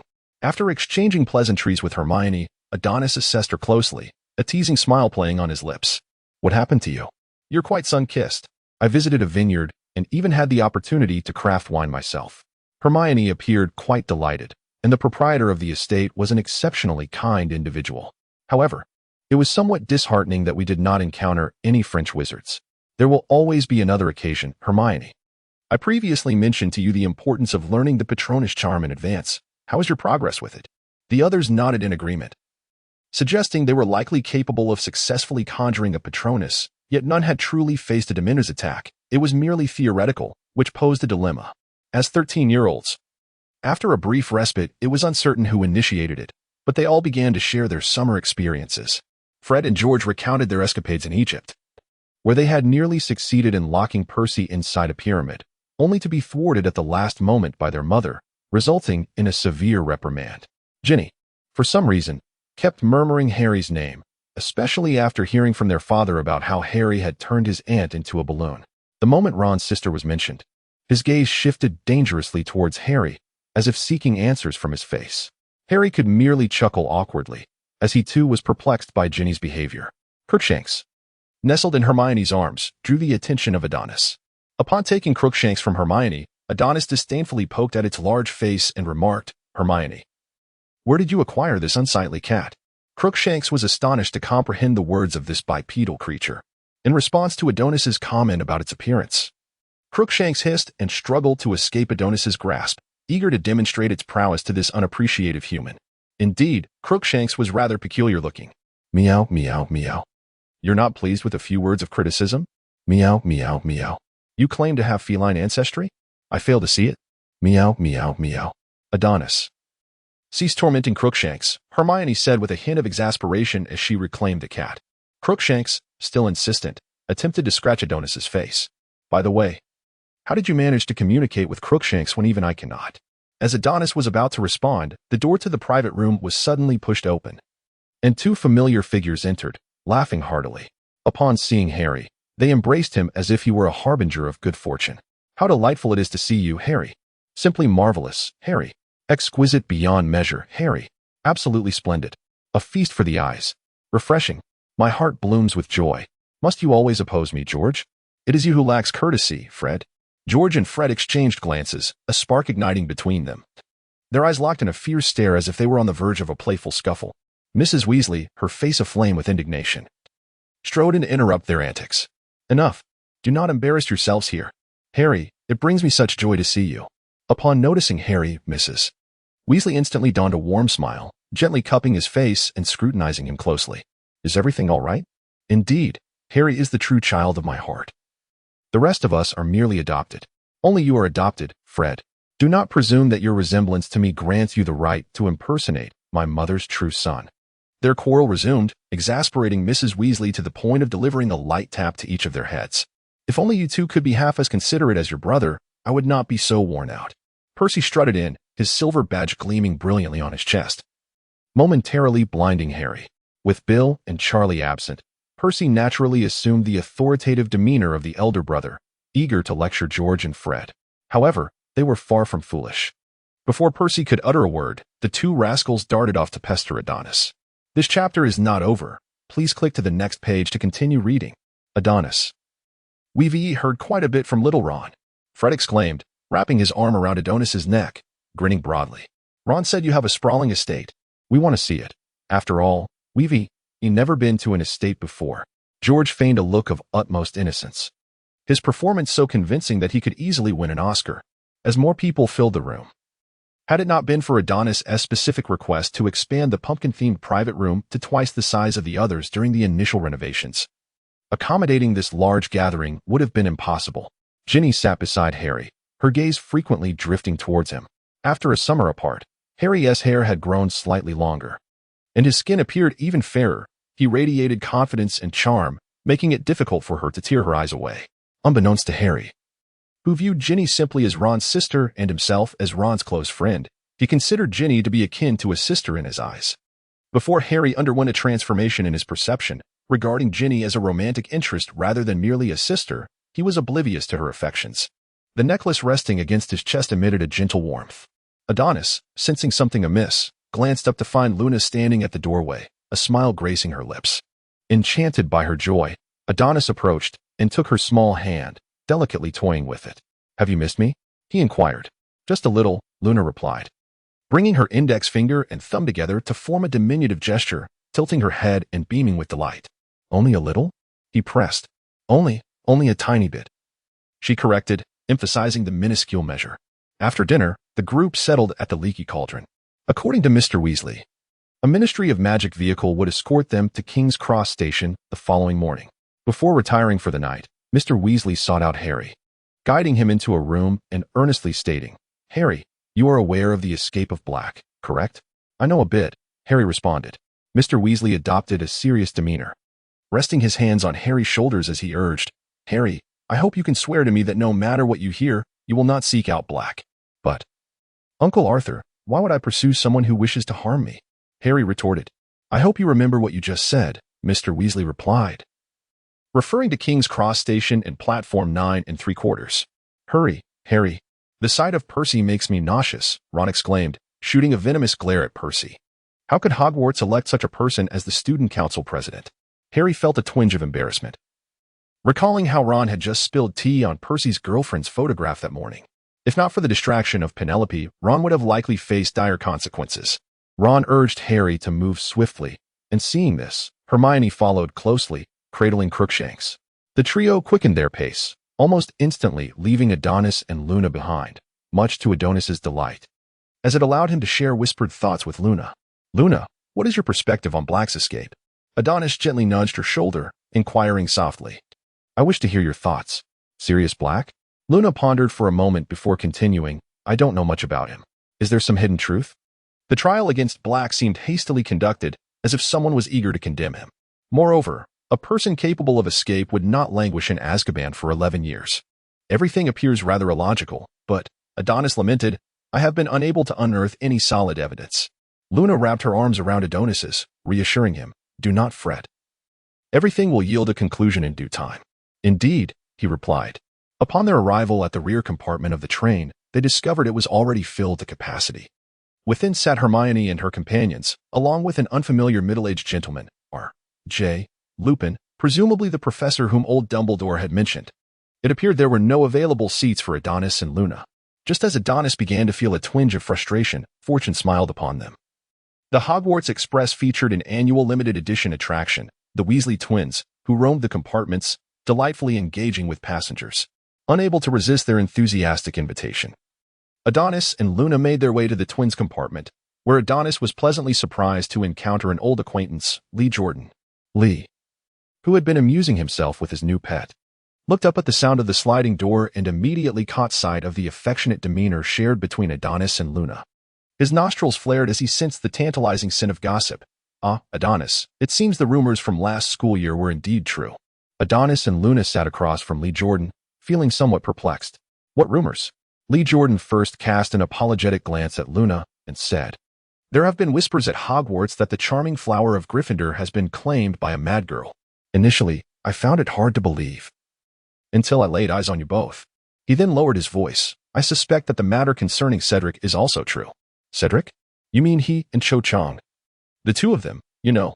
Lee Jordan, fearing Adonis might not grasp the reference, raised his thumb and pressed it against his other hand to form a gesture. Truly. Hogwarts is rife with gossip. Even Cedric's affairs are known. As far as Adonis knew, Cedric and Cho were still maintaining a secret romance, reminiscent of Percy and Penelope from a few years back. Had it not been for Ginny accidentally stumbling upon them sharing a kiss in the classroom, one could only wonder how long they could have kept it hidden. It was uncertain how many young girls would find themselves weeping quietly under their covers upon learning this news. Lee Jordan feigned a heart-wrenching sorrow, clutching his chest and lamenting for a full 3 seconds. Adonis, do you think I could seize this opportunity to become their gallant prince? I think that's unlikely. Prince Charming may be a stretch, but a dark horse prince, perhaps. Lee Jordan began indulging in his self-adoration once more. What should we do, George? Of course, we must give him a little Weasley shock. Just then, the twins burst through the door, catching the tail end of Lee Jordan's statement. They immediately descended upon him, pinning him down with their exuberance. With the twins' arrival, the atmosphere in the compartment became even more vibrant. However, Luna remained quietly nestled beside Adonis, intently observing the pages of Where to Find Magical Creatures. As time ticked by, the train unknowingly ventured into a curtain of rain, large droplets pounding against the windows with a rhythmic patter. For some inexplicable reason, as Adonis gazed at the distant dark clouds, a wave of inexplicable disdain washed over him. At that moment, a delicate, fair hand reached out before him, gently smoothing the slight furrow in his brow. Luna's soft voice floated to his ears, You seem rather unhappy. Adonis took a deep breath and slowly remarked, I just sense that this rain feels rather peculiar. His intuition had always been remarkably accurate, and perhaps something ominous was about to unfold. Upon hearing this, Gemini and Lee Jordan exchanged bewildered glances. After all, it was merely the impending rain. What could be particularly noteworthy about it? However, as they attuned themselves to the surroundings, they indeed detected certain anomalies. The temperature had plummeted excessively, chilling them to the bone, and George even noticed white mist escaping from Fred's mouth. Luna lifted her gaze, peering through the window at the sky. Adonis, she said, look over there. It seems as though something is amiss. Adonis squinted, his azure pupils transforming into a shimmering gold. Amidst the dense, ominous clouds, numerous vague silhouettes flickered in and out of view, resembling phantoms, intensifying the foreboding feeling within him. Suddenly, an unforeseen calamity struck. The train, which had been gliding smoothly, came to an abrupt halt, as if seized by an invisible hand. The young wizards aboard were thrown into a state of chaos by this unexpected disruption. The sound of sharp friction pierced the air, the wheels screeching against the tracks as if attempting to rend the very fabric of the world apart. The young wizards peered out from their compartments, the atmosphere thick with tension and confusion. George, why is it so cold? Fred stammered, shivering as he tightly clasped his arms around himself. A biting chill enveloped them from all directions, compelling Fred to huddle closer to George, hoping to absorb some warmth from him. A creaking noise emerged by the window, the sound of frost forming. A thin layer of ice began to creep from the edges, gradually cloaking the entire window. Moreover, the frost continued to spread, infiltrating every corner. Its frigid breath rendering even the cup that Lee Jordan had placed on the sill immobile with cold. Luna, seated by the window, felt the effects more acutely. Her body grew increasingly rigid, her fingers and toes losing sensation. At that moment, without hesitation, Adonis reached out, enveloping Luna in his embrace. His body radiated a gentle warmth, swiftly dispelling the chill that clung to her. There are a few unwelcome visitors approaching, George. Stay hidden in the compartment, Adonis warned, producing a phoenix feather and handing it to Fred. Fred, try infusing it with magic.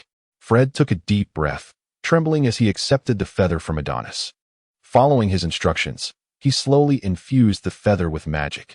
It glimmered with a golden red light, illuminating the entire compartment as the chill receded like a receding tide. The temperature gradually returning to normal. I'm a bit concerned about Harry and the others. I'll go check on them, Adonis declared, rising to his feet. Would you like to come along? Luna shook her head, understanding that although she had learned the Patronus charm, she was far from capable of warding off Dementors. And following him would only complicate matters for Adonis. Adonis, fully aware, pushed open the sliding door and reiterated his insistence not to step outside the compartment before making his way towards the rear of the carriage. George, is it merely my imagination? If Adonis weren't 2 years our junior, I would almost mistake him for my brother, Fred exclaimed, his hands incessantly tugging at George in astonishment. I share your sentiment, George replied, evidently growing impatient with Fred's antics. As he firmly grasped Fred, try tugging at me once more. Meanwhile, at the opposite end of the carriage, Adonis encountered a Dementor attempting to board the train. Faced with such a malevolent creature of dark magic, Adonis harbored no shred of fondness. Who permits you to board this train? Depart at once. The Dementor, with a brain reminiscent of a walnut, could scarcely comprehend how this child dared to obstruct its path, let alone speak so insolently. What audacity! It thought as it reached out to bestow a Dementor's kiss upon Adonis.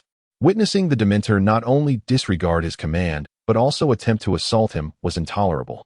Expecto Patronum, Adonis declared resolutely. The Dementor, unconvinced that this child, who appeared to be no more than a fourth-year Hogwarts student, could conjure a Patronus, was taken aback.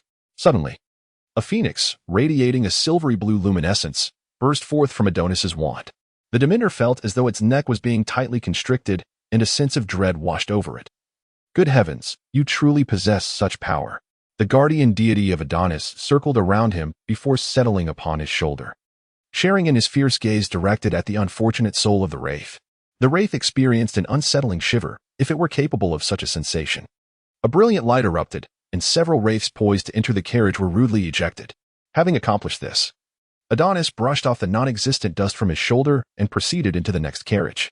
As time progressed, the latter carriages became enveloped in a dazzling radiance, causing several tattered remnants, resembling mere rags, to suddenly react as if confronted by an unspeakable horror, fleeing in a state of panic as if escaping an inescapable calamity. Adonis opened the door to the connecting carriage and locked eyes with the middle-aged man who was just emerging from the compartment. Lupin was evidently astonished that Adonis had arrived in this carriage unscathed. Coupled with the golden locks of his hair, he realized that this must be Adonis. As previously mentioned by Professor Dumbledore. Hello, Professor Lupin. It is a pleasure to make your acquaintance. I am Adonis Landon. Adonis recognized the man before him as Professor Lupin, who had been resting in the compartment. Greetings, Adonis. I am Remus Lupin. Lupin grasped the hand that Adonis extended towards him, having gleaned some information about Adonis from Dumbledore. Lupin did not regard him as merely a child. I must speak with the train conductor and take care of a few Dementors in the front carriage. Harry and the others are in your capable hands. After briefly explaining the situation, Professor Lupin hurriedly departed. Adonis walked to the end compartment and slid open the door, discovering Harry and Ginny seated together, their expressions dazed. Hermione and Ron appeared rather grim, while Neville seemed a bit shaken. Hey, am I not welcome? Shall I take my leave? Adonis leaned against the doorframe, a smile gracing his face as he observed the woeful assembly. Adonis, in that moment, I felt as though I would never experience happiness again. Hermione, possessing the best coping skills among them, still clutched her chest, haunted by the recent events. Ron and Neville nodded in agreement. After the Dementor's arrival, they were stunned to find themselves unable to recall even a single joyful memory, let alone conjure a Patronus. In truth, compared to Harry, who had been kissed by the Dementor, their symptoms were relatively mild. It was worth noting that Harry had just been slumped in his seat, convulsing. Those unaware might have thought he was seriously ill. Adonis hastily offered chocolate to several individuals, urging, "Please, indulge in this. It will surely bring you some comfort." Harry, bewildered, accepted the chocolate and brought it to his lips, taking a tentative bite. A warm sensation coursed through his limbs, instantly dispelling the pervasive chill that had enveloped him. Suddenly, a woman's scream pierced the air. What transpired on the train? He wondered aloud. "Harry, there is no reason to be alarmed." There was no scream. "And nothing has occurred," Adonis reassured him, leaving his sentence unfinished, prompting Harry to gaze at him expectantly, awaiting further clarification. Adonis smirked, teasingly remarking, "If you don't get up soon, Ginny might find herself in quite a predicament." "Ginny?" Harry murmured softly, his voice laden with confusion and bewilderment. A sudden movement from the backrest jolted him, sending a surge of electric alertness coursing through his body, instantly awakening his senses. The relaxed expression that once adorned his face abruptly froze, his eyes widened, and his mouth parted slightly, as if he could scarcely believe the unfolding reality. It was at that moment he realized he had been leaning against Ginny all along. Harry swiftly straightened himself, creating distance between himself and Ginny. His movements were somewhat frantic, even awkward, yet imbued with an inexplicable tension. After composing himself, he lowered his gaze, unable to meet Ginny's eyes. Meanwhile, Ginny's cheeks flushed a bright crimson, her shyness evident as the blush enveloped her entire face. Ron, observing their peculiar demeanor, looked utterly perplexed. "Ginny, why are you blushing? Are you feeling unwell? Should we take a break?" Little did he know, it was not discomfort that caused her blush. Adonis and Hermione exchanged glances, both unable to bear the evident display of Ginny's feelings, while Ron remained oblivious, mirroring Harry's own wooden demeanor. Fortunately, Professor Lupin returned to the compartment, shattering the bizarre atmosphere that had enveloped the group. "It seems quite a bit has transpired in my absence," he remarked, his words causing Harry to lower his head even further. From the side, Adonis noticed a hint of color on Harry's cheeks as well. The remainder of their journey was devoid of the Dementor's interference, sailing smoothly as the train swiftly approached Hogsmeade Station. According to a certain gentleman with the surname of Malfoy, numerous students had already pinned letters home complaining about the Dementor's search of the train, including several from pureblood families. It seemed Minister Fudge would be facing a rather challenging time ahead. However, what concern was it of Adonis? Due to the presence of the Dementors, the weather surrounding Hogwarts had turned abominable, torrential rain pouring down as a biting chill threatened to engulf everyone. The dismal weather incessantly sapped the spirits of the young witches and wizards. Harry, already feeling utterly fatigued, felt as though the rain had seeped into his very soul. The group sat in the carriage as it swayed ominously towards the castle, winding through the corridors amidst the throngs of students, ultimately coming to a halt before a resplendent marble staircase. "Potter and Granger, follow me." Professor McGonagall approached with an imposing demeanor, her wizarding hat quivering upon her head. Both Harry and Hermione felt a twinge of fear, racking their minds to recall if they had committed any transgressions. Only Adonis understood that Professor McGonagall's sternness was merely a manifestation of her concern, as she had even nodded gently at him while passing by. "Do you suppose they might have gotten themselves into some sort of trouble?" Ron nervously grasped Adonis's arm. "Calm yourself, Ron. Professor McGonagall merely wishes to speak with the two of you." As Adonis conversed with Ron, he made sure to bid farewell to Luna, who had already ventured towards the Ravenclaw team, preparing to enter the hall with him. A few observant upperclassmen noticed Adonis's initiative in saying goodbye to Luna, and they leaned in to whisper among themselves, occasionally gasping in surprise. Autumnshong, somewhat displeased, silenced them and took the initiative to pull Luna closer, engaging her in quiet conversation. Adonis felt considerably relieved and turned to briefly share his plans for the academic year with Ron and Neville. "You really didn't have to tell us so early," Ron lamented, leaning despondently against Neville. "Trust me, Ron. You will come to appreciate the thrill of competition in due time. Just look at Neville. He was quite the chubby little fellow in his first year." Suddenly, Adonis called upon himself, and Novice, with a smile, gently stroked the back of his head. This smile rendered someone unable to avert their gaze. "We shall discuss this matter at a later time. My intention is to gradually develop the romantic arcs within the third-year narrative, involving Novice and Hannah, Harry and Ginny, as well as the love triangle concerning Rowan. If the dear ones have any thoughts on the plot, they are welcome to comment, as I shall be able to see all of them." Harry and Hermione returned to the great hall just before the dinner commenced. The lively Hermione contrasted sharply with the gloomy Harry, accentuating the difference. Hermione plopped down beside Adonis, her smile nearly reaching the heavens. Adonis, I am absolutely thrilled. You cannot imagine what Professor McGonagall just bestowed upon me. Her eyes sparkled with excitement as she gently nudged Adonis with her elbow. Wait, don't tell me yet. Adonis interjected, revealing a playful grin. Let me guess, Professor McGonagall must have given you a time turner to ensure you attend your classes regularly, right? What? How do you know everything? Hermione pouted, her enthusiasm doused by a bucket of cold water. She playfully punched Adonis, saying, You must not tell Harry and Ron. If they find out, they might use the time turner for some reckless escapades. Relax, do you not trust me? Adonis chuckled, then adopted a serious demeanor. However, that is secondary. Hermione, I wish to ask you, are you truly prepared to enroll in all the courses? Hermione was taken aback by Adonis's question, then responded, What's wrong with that? I think it's splendid. They are all courses I am interested in, and I shall have a fulfilling academic year. Adonis, upon observing Hermione's somewhat naive demeanor, ceased his counsel and remarked, Although the time turner allows you to be present in multiple places simultaneously, the toll on your mental fortitude is very real. Do not overextend yourself. Hermione, rest assured, Adonis, she replied. At this moment, Dumbledore stood and approached the podium reserved for owls, surveying the room with a sweeping gaze that ultimately settled on Harry, accompanied by a gentle smile. It brings me great joy to see familiar faces returning to Hogwarts, and of course, we are also graced with many new students this year. On behalf of the entire faculty and staff of Hogwarts, I extend a warm welcome to you all. Dumbledore offered a slight bow, prompting a timely round of applause from the hall. Before we commence the feast, I have a few words to share, Dumbledore continued, turning slightly to address the assembly. First, let us welcome two new professors to the Hogwarts family.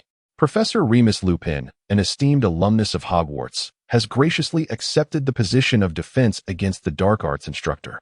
Additionally, we have our old acquaintance, the Keeper of Keys and Grounds, Rubeus Hagrid, who will be stepping into the role of the new Care of Magical Creatures professor, succeeding Professor Kettleburn. The applause in the hall was somewhat sparse, yet the clapping at the Gryffindor table was particularly fervent, with Ron and Harry nearly applauding their hands raw, and the twins even whistling, much to Percy's dismay and scolding. Hagrid appeared visibly moved, on the verge of tears, as he wiped his eyes with the tablecloth before him. Although Adonis had anticipated Hagrid's appointment to Professor Kettleburn's position, the moment still filled him with genuine happiness for Hagrid. Finally, he had made it. He had secured a position. We must eat quickly so we can congratulate Hagrid, Ron exclaimed excitedly, as the food began to appear on the table. Without delay, he seized 2 large chicken legs and began to devour them with fervor. Adonis turned his gaze towards the Ravenclaw table, silently mouthing to Luna, Shall we meet tonight? No, you should get to bed early this evening. Adonis flashed a grand OK sign, eager to engage Ron in conversation, only to turn and find himself surrounded by a circle of disdainful faces. Ron remarked, Adonis, kindly keep your distance. The saccharine scent of your romance is spoiling my enjoyment of this chicken leg. Hermione added, Adonis, why not take a seat at the Ravenclaw long table? Harry chimed in, Adonis, perhaps you should tone it down a bit. Neville concurred, I feel the same way. Adonis, how could you treat me this way? I am your beloved friend, your brother. The crowd, that comes at a different price. After extending their congratulations to Hagrid, a few individuals followed the Gryffindor line, traversing the marble staircases until they came to a halt before the fat lady. However, the fat lady appeared somewhat preoccupied. How should one articulate this? Even after becoming a portrait, she had not abandoned her aspirations of becoming a singer. The fat lady held a goblet aloft, and by the look on her face, it was evident that she intended to shatter the goblet with her resonant voice. Though it was somewhat noisy. Best wishes, madam. Just a moment, please. The fat lady displayed an unwavering determination, but circumstances rarely unfold as one anticipates. No matter how fervently she bellowed, the goblet showed no signs of yielding to her efforts. The young wizards grew increasingly impatient after a long day aboard the train. They were utterly fatigued and yearned to return to their dormitories for a well-deserved rest, feeling a bit embarrassed. The fat lady seized the opportunity while the young wizards were distracted, discreetly shattering the goblet and mustering a smile as she opened the grand door for them. This scenario repeated itself annually, and for 3 years running, the fat lady had yet to recognize her own limitations. Seamus was the first to step into the common room, engaging in light banter with Harry beside him. She simply cannot sing. Indeed, Harry, great minds think alike, Seamus replied as he led Harry and Ron up the spiral staircase. Come to my dormitory, I have something splendid to show you both. Adonis halted Hermione, who was preparing to retire for the evening. Hermione, I have something to discuss with you. Hermione had not intended to rest so early, considering it was merely 8 o'clock in the evening, a time when only young children would typically be asleep. What is it? Adonis glanced at his pocket watch and remarked, it is still early. I wish to seek out Hagrid, for our first Care of Magical Creatures class is scheduled for tomorrow afternoon. Then let us depart, he continued. Have you written to Hagrid recently? I mean after the holidays? Hermione produced a small notebook from her pocket and opened it, presenting it to Adonis. Within were several magical creatures she had contemplated for their first lesson following the conclusion of the previous academic year. I did not provide Hagrid with specific options. I merely advised him that the level of magical creatures suitable for the lower years should not exceed XXX. After all, most individuals lack the capability to handle dangerous magical creatures, much like Harry. What do you think of the puffskein or the erumpent? Adonis inquired. The puffskein is quite acceptable, but the erumpent is rather commonplace. The bowtruckle, the niffler, the fire lizard, and the puffskein are all excellent choices, he added. As they conversed, they made their way out of the castle, and not far from them lay Hagrid's quaint hut at the foot of a nearby hill. Hagrid welcomed their arrival with open arms, expressing his own anxiety regarding the class scheduled for the following afternoon. This is just what I needed. A bit of company to stave off my worries, he exclaimed merrily. Adonis and Hermione settled onto a sofa, accepting the milk that Hagrid handed them. Hermione inquired, Hagrid, what magical creature do you plan to introduce to us in class tomorrow? To be honest, I haven't quite decided, Hagrid admitted, a hint of nervousness in his voice. After all, this is my first lesson with students. Initially, I thought of introducing you to Buckbeak and his kin. Buckbeak, Hermione echoed, the name unfamiliar to her until now. He's a hippogriff, Hermione. If memory serves me correctly, Adonis interjected, his expression turning serious. But Hagrid, this may not be the wisest choice. I cannot speak for the other two houses, but do not expect those self-proclaimed pure-blood aristocrats to show Buckbeak any respect. A single misstep could lead to trouble for both Dumbledore and yourself. At that moment, Hagrid resembled a child caught in wrongdoing, stammering, Adonis, I didn't think it through. What should I do? Do not fret, relax, Hagrid. Hermione and I are here to help you, Adonis reassured him. Are there any magical creatures in the Forbidden Forest rated XXX or below that are non-aggressive? Hagrid pondered for a moment before responding. There are indeed many magical creatures rated XXX or below in the Forbidden Forest. However, it seems that only the bowtruckle and Buckbeak can be found near the outskirts.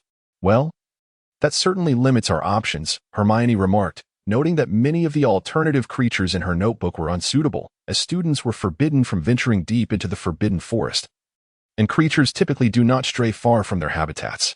If Hagrid were to lead them into the depths of the forest, it would surely result in a teaching disaster. What about fire lizards? Hermione suddenly recalled, remembering how Fred and George had stolen one a few years back and had even fed it fireworks, narrowly avoiding a disastrous explosion. Adonis felt a profound sense of agreement. The bowtruckle indeed poses a certain degree of danger. After all, should one provoke the little creature? Its threat to gouge out an eye is quite genuine. If Draco were to transform into a Cyclops, one wonders if Lucius would vocally demand the eradication of the entire bowtruckle population. How had I not considered this? Hagrid clapped his hands in approval of Hermione's suggestion, noting that the fire lizard is among the most innocuous of magical creatures. However, Hagrid, you must remember to inform the students to bring protective gloves and ointments for burns before class. Perhaps you could discuss this with Madame Pomfrey in advance. All right, Adonis. I will. Hagrid cheerfully sent the two little stars on their way, watching them enter the castle before retreating to his hut to contemplate some details. The divination class was located in the North Tower, a place the trio had never ventured to before, to prevent getting lost. They even set off half an hour early from the Great Hall, yet they still found themselves disoriented. Standing on the third floor of the main hall, they were at a loss as to which direction to take next. This posed quite the dilemma. Suddenly, a loud clatter echoed from behind them, akin to a heavy object hitting the ground. Hermione, quick to react, turned around first and discovered a diminutive knight seated on the floor. As if he had just tumbled off the back of a pony, his armor smeared with patches of grass and dirt. Embarrassed at having been seen in such a predicament by the young wizards, the little knight's face flushed, and he drew his sword, proclaiming in a loud voice, "Evil imp! How dare you trespass into the private domain of Sir Cadogan? Prepare to face judgment, sinner." The knight, self-identified as Sir Cadogan, attempted to draw his sword with a grave expression, Yet he seemed to have overlooked a crucial detail. His sword was far too long. This oversight caused him to lose his balance as he tried to unsheath it, resulting in a sudden lurch forward and, with a dull thud, he fell once more to the ground. Ouch! That looked painful. Meanwhile, as Harry and his friends were entangled with Sir Cadogan in the arithmancy classroom, Adonis chose a seat at the back and kindly reserved a spot for Hermione. The professor teaching the arithmancy course was Professor Septima Victor, a witch who appeared quite amiable, wearing a warm smile as she regarded the students seated before her.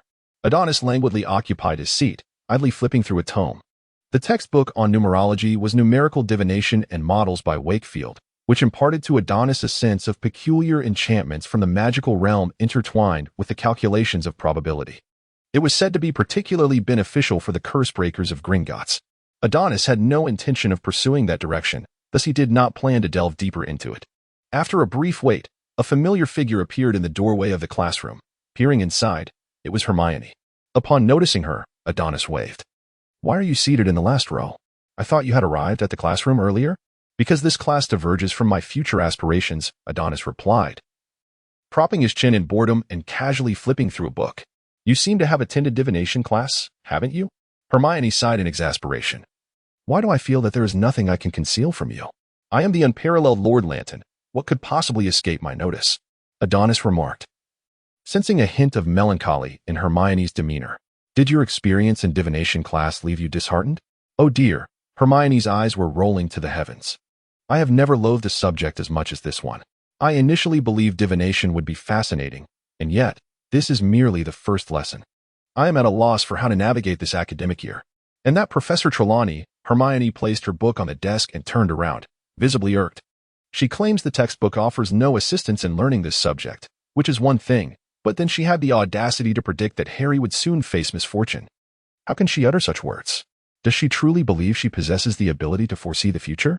What utter nonsense! Were you not aware of this previously?" Adonis queried, somewhat perplexed. "Fred mentioned to me that Professor Trelawney predicts the death of a student each year." "Hermione, has any of her predictions ever come true?" "Of course not. She seems quite eccentric. However, Hermione, I must correct you." Adonis tapped the desk with his finger. "Professor Trelawney is not entirely mistaken."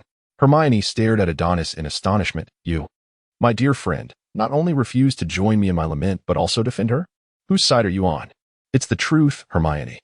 Divination is a discipline that heavily relies on innate talent.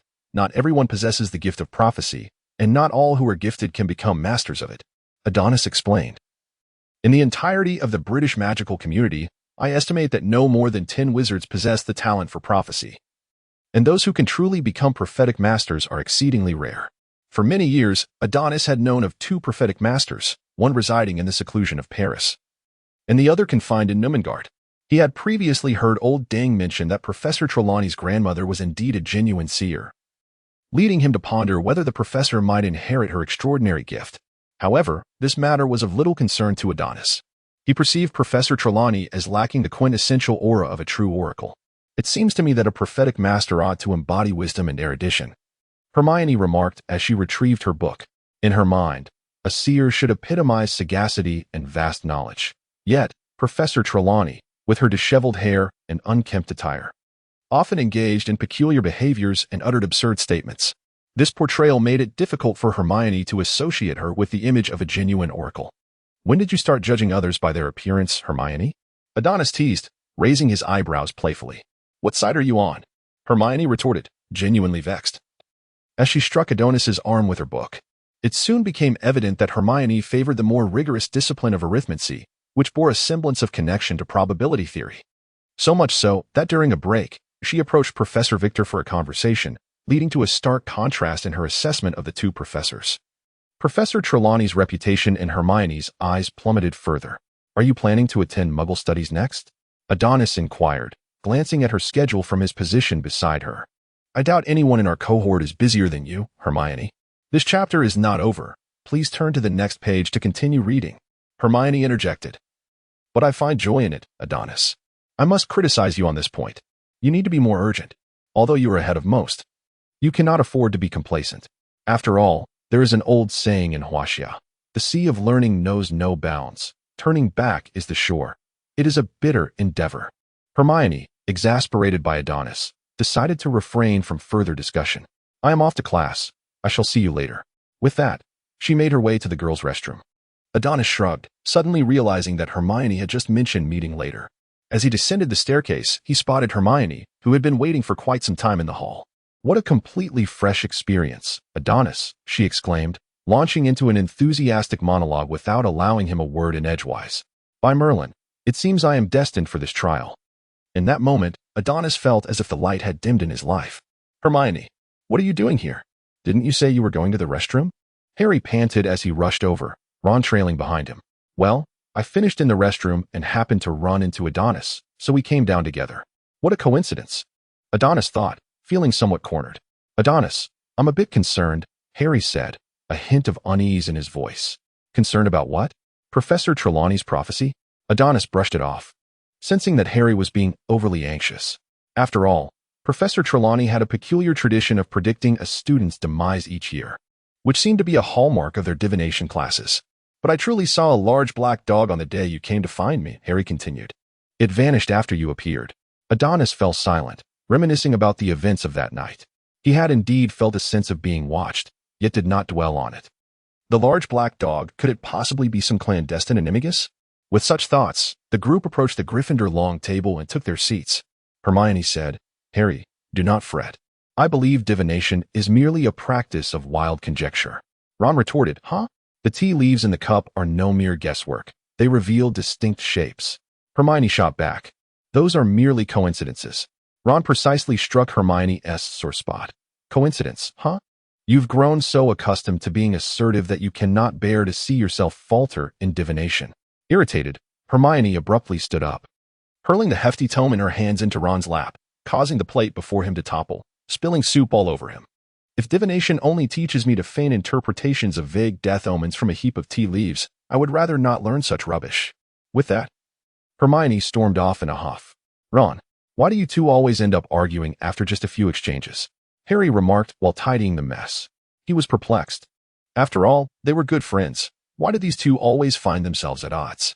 Once the area was cleaned, Adonis waved his wand to remove the remnants of food from Ron, just as he was about to speak when Ron queried, What is wrong with me? I merely stated the truth. Ron. Adonis felt a surge of irritation. We are friends, not foes. Such remarks will only hurt Hermione. Harry, Neville, I'm going after Hermione.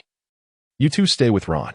With that, Adonis hurried in the direction Hermione had departed, unwilling to allow this trivial matter to create a rift between her and Ron. It occurred to him that throughout their time together, Ron had only ever seen Hermione as the exceptionally talented, confident, and independent individual she portrayed. Yet, he may have been oblivious to the insecurities and sensitivity that lay beneath her strong exterior. Coming from a Muggle background, with parents unable to assist her in the magical realm, Hermione felt utterly alone. This isolation drove her to strive for perfection in all endeavors. For only then could she validate her worth and rely on herself. She could brush aside the misunderstandings and ridicule from others, as they did not truly know her. However, when such sentiments came from her closest friend, it would undoubtedly wound her deeply. It had been 2 years, and Ron had shown no sign of growth. After a brief search, Adonis discovered Hermione quietly sobbing on a bench by the Black Lake, unsure of how to approach her. Just as he hesitated, a familiar small hand grasped his. Turning, he saw Luna, which eased his tension, releasing her hand and seizing the moment with no one around. He wrapped his arms around Luna's waist, resting his head gently on her shoulder, affectionately nudging his forehead against her cheek and murmuring, You truly are my little lucky star. Feeling the warmth of her boyfriend's closeness, Luna sensed a slight blush creeping to her ears. Following Adonis's gaze, she naturally spotted Hermione, who was seated and sobbing.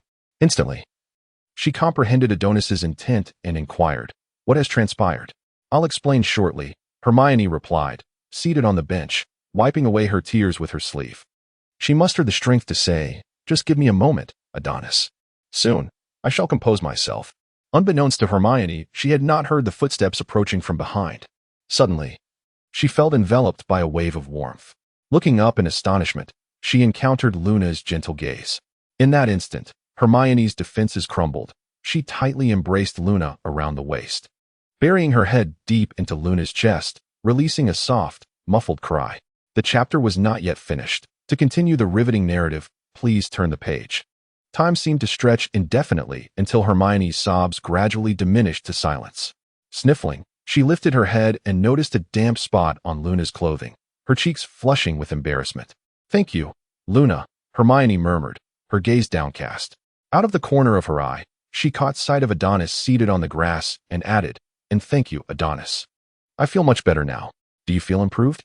Adonis inquired, rising once he received Hermione's affirmative response. He straightened his wizarding robe and approached, gently taking Luna's hand to wipe away the tears from her chest. With a considerate tone, he asked, "Are you hungry? Would you like something to eat?" Noticing that Adonis's attention was solely on Luna, Hermione felt a twinge of exasperation. "Hey, I'm still here. Why not inquire if I'm hungry too?" Adonis cast a disdainful glance at Hermione, questioning her choice to abandon the banquet in the Great Hall for the frigid winds by the Black Lake.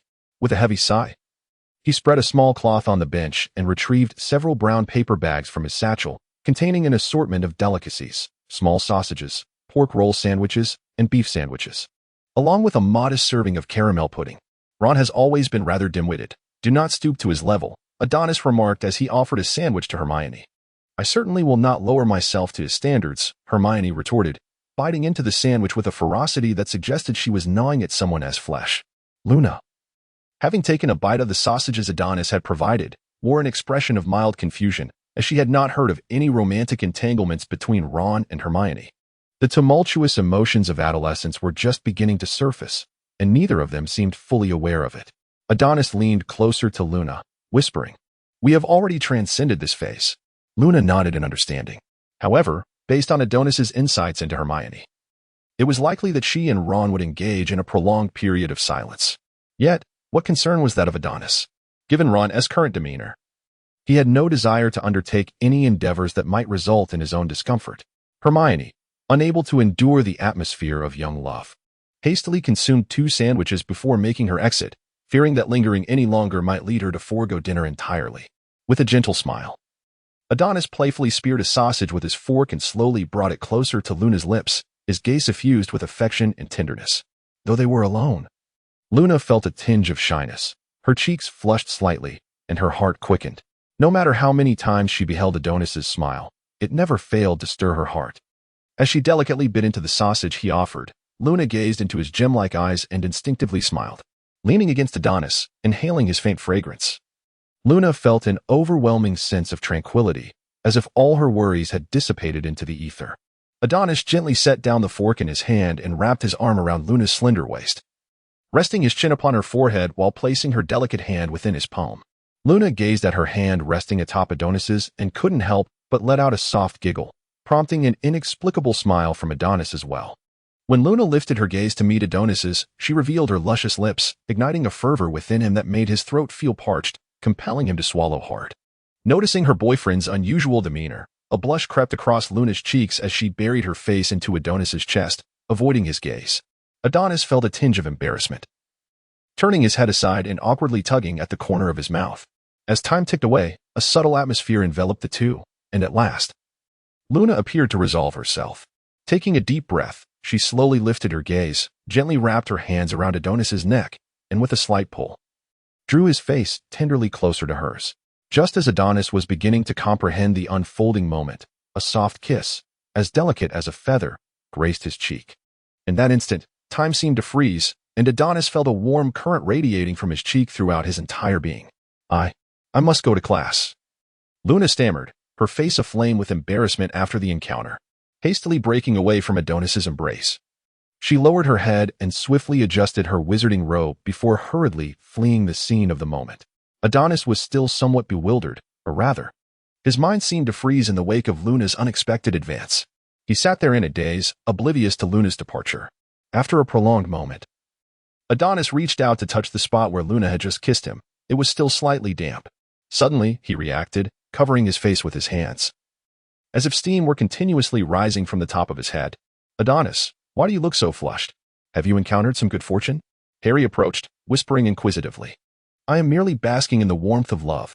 You are still too young to comprehend," Adonis replied, nudging Harry with his elbow.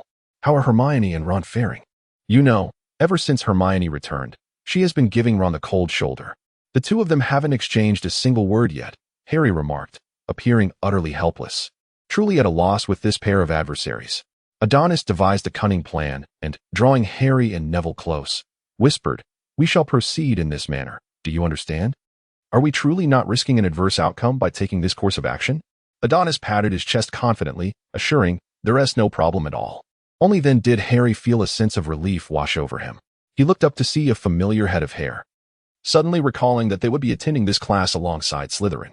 Draco, that little rascal, must be plotting something mischievous. The group gathered in the clearing before Hagrid's hut.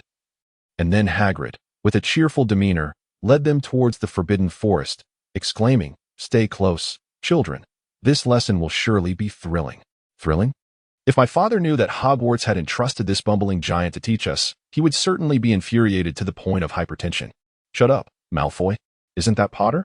Draco sneered at Harry, warning, "You'd better be careful not to get caught by this." Suddenly, Draco fell silent, noticing Adonis and Harry standing together, their expressions teasingly awaiting his response. If it weren't for his father repeatedly emphasizing during the summer not to provoke Adonis, he would have relished the opportunity to humiliate Potter and that wretched mudblood. It certainly wasn't out of lingering fear from the punch Adonis had delivered to him a few years back. Not at all. "Hurry up. Look, we've arrived." Hagrid's booming voice urged the young wizards to a spacious area at the edge of the forbidden forest, where a massive fire pit sat in the center. And something seemed to be moving within it. "Gather around, children. That's right," Hagrid said with a broad smile, clearly brimming with confidence about the upcoming lesson. "Today, I'd like you to meet these delightful creatures. Fire lizards?" Seamus ventured uncertainly. "Excellent. 5 points to Gryffindor." Hagrid sneaked a glance at his palm. Can anyone provide a brief introduction to the habits of fire lizards?" It appeared Hagrid had something hidden in his palm. Adonis leaned over and saw it was a small note. Did Hagrid prepare a cheat sheet in advance? As expected, Hermione raised her hand high, ready to enlighten everyone about fire lizards. "Very well said, Miss Granger. 10 points to Gryffindor," Hagrid said, leading the applause for Hermione. "In this lesson, we will learn how to extract blood from fire lizards without endangering their lives. Now, who wishes to assist me?" The little snakes looked on disdainfully, while the little lions were eager to participate. Ultimately, Hagrid chose one from the Gryffindor lot to ensure the demonstration proceeded smoothly. Adonis, when retrieving the fire lizard from the flames, must don gloves to prevent burns. As Hagrid spoke, he gestured for Adonis to take the lead and extract a fire lizard from the fire. Adonis donned his dragon hide gloves and carefully retrieved a fire lizard from the brazier, presenting it to Hagrid. Deprived of the nurturing flames, the fire lizard swiftly faded from its vibrant crimson hue to a lustrous alabaster, appearing particularly delicate and charming in Hagrid's rugged hands. "Observe my technique, children," Hagrid instructed, wielding a curved knife. He pinched the lizard's claw and gently made an incision, while Adonis adeptly positioned a vessel beneath the wound. In no time, they had gathered approximately 10 milliliters of the creature's blood. Remarkably, the fire lizard seemed utterly oblivious to the steady loss of its life essence, resting quietly in the expansive, calloused palm of Hagrid. It must be noted that although Hagrid's exterior exuded a roughness, he displayed an unexpected meticulousness in certain aspects. For the remainder of the session, your task is to collect 2 milliliters or more of blood without endangering the lizard's life, he instructed, returning the creature to the flames. He then addressed the young wizards. Pair up swiftly, completing 3 successful collections before class ends will yield special rewards. Harry quickly teamed up with Neville, while Seamus formed a group with Dean. Hermione scanned her surroundings, noting that her roommates Lavender and Parvati were already eager by the fire. The only one left unpartnered was Ron. Excellent, the plan was underway. As Harry and Dean extracted fire lizards from the brazier, he kept an eye on Hermione and Ron, who, despite their previous silence, now seemed to be working together harmoniously. Meanwhile, Adonis, how do you think I fared in today's lesson? Hagrid inquired, resembling a child yearning for praise. Very well, Hagrid, you did splendidly, though Adonis teased. It would have been even better without the need for a cheat sheet. Next time, I promise, Hagrid replied, somewhat awkwardly scratching the back of his head, his small beetle-like eyes darting. Shall we take a peek at the special rewards? He suggested, gesturing towards the lake behind them. What could be so mysteriously enticing? Adonis muttered as he brushed aside the obstructing foliage. The sight before him widened his eyes in astonishment. There stood several majestic hippogriffs by the lakeside, their enormous wings glimmering with golden light in the sun, playfully stretching their wings and frolicking with one another. Aren't they magnificent? Hagrid remarked, standing beside Adonis with a sense of wonder. Before Adonis had the chance to speak, A sudden gasp erupted from the crowd behind him. Startled, both Adonis and Hagrid swiftly turned to the fire pit, only to discover Draco, his face smeared with blood, and Goyle, who was struggling painfully with a fire lizard missing an arm. "What are you doing, Malfoy?"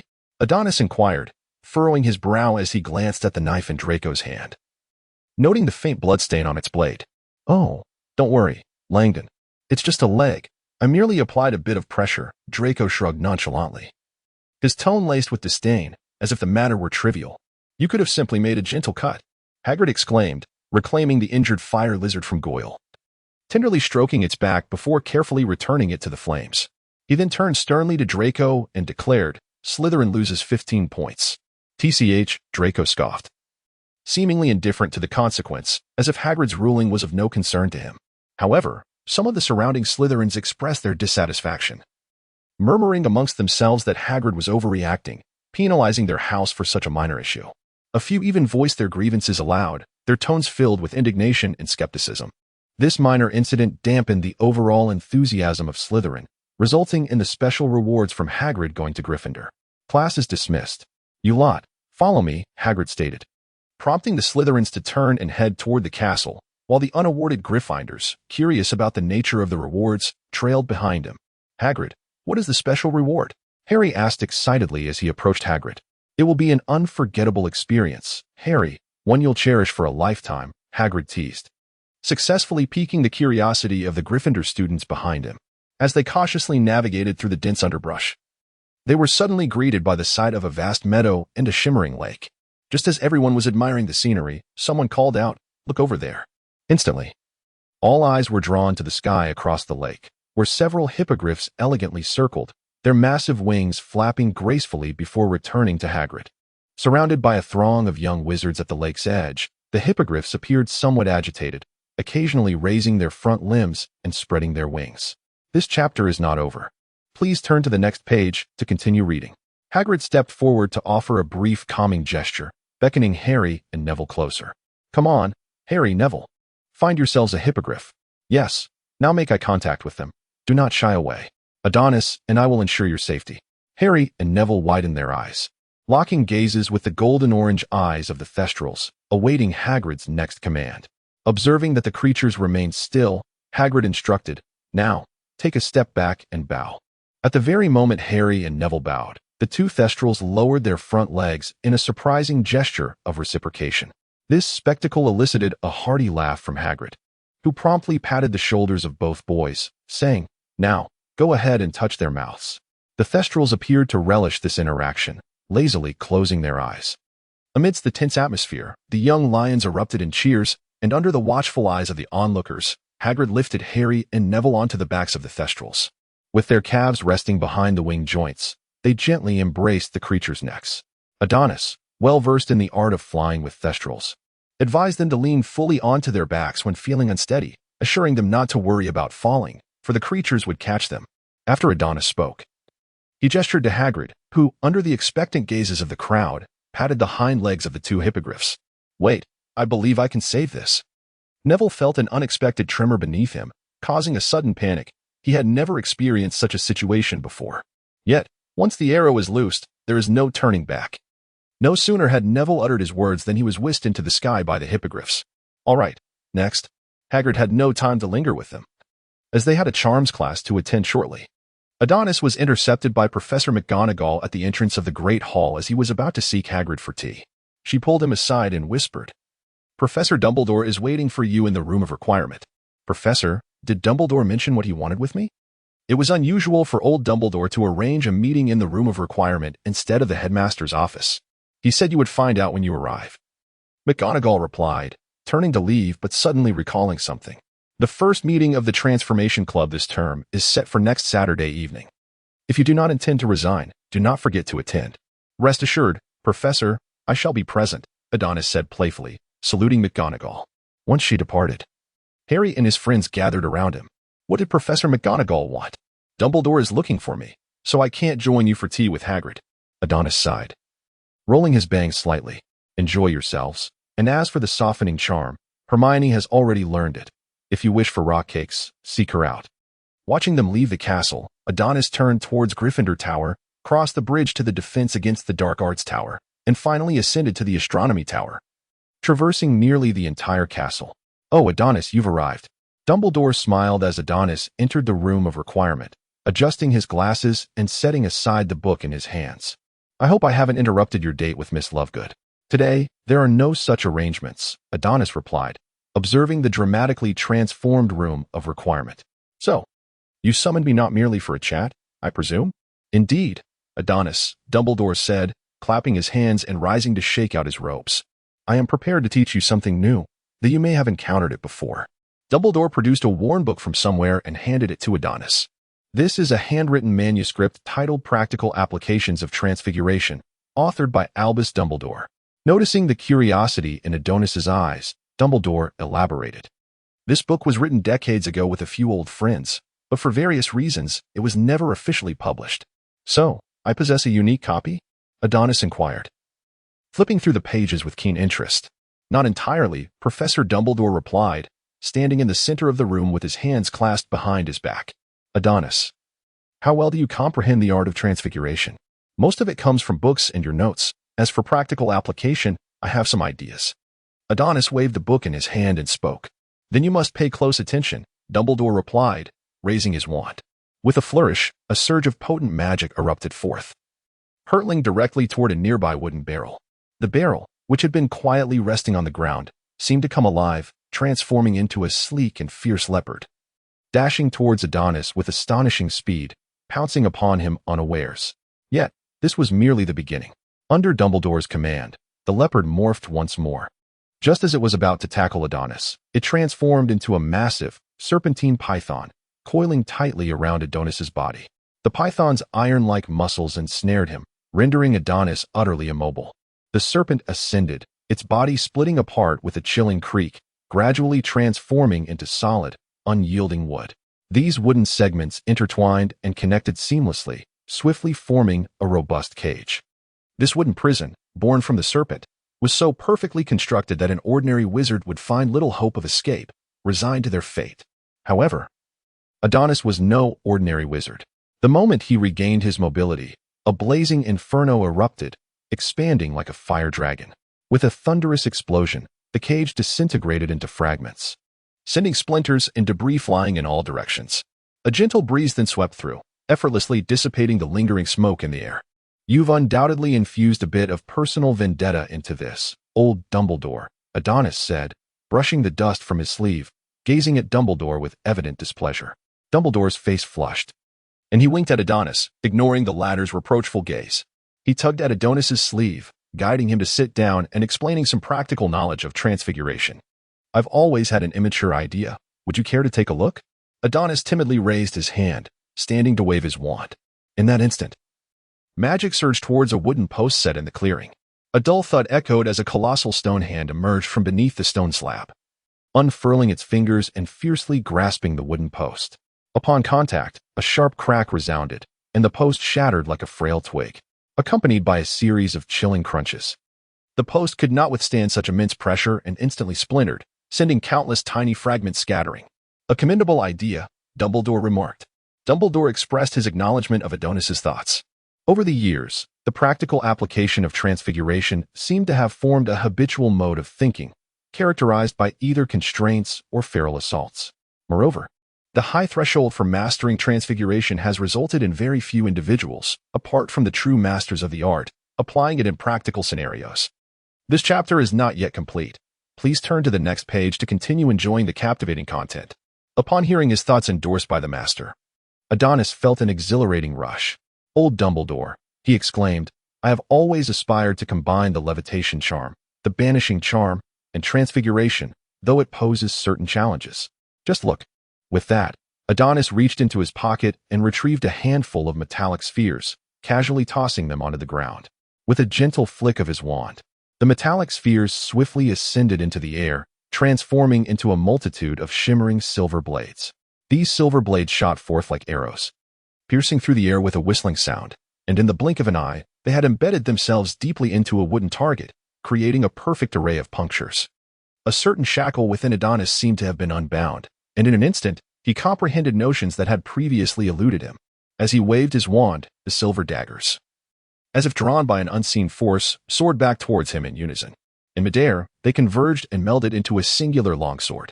Subsequently, the sword swelled with the wind, continuously expanding until, in the blink of an eye, it transformed into a colossal blade several meters in length. With a swift flick of his wand, Adonis sent the colossal sword slicing towards the battered wooden post, cleaving it effortlessly in two. It reminded me somewhat of a barrage of projectiles, Adonis.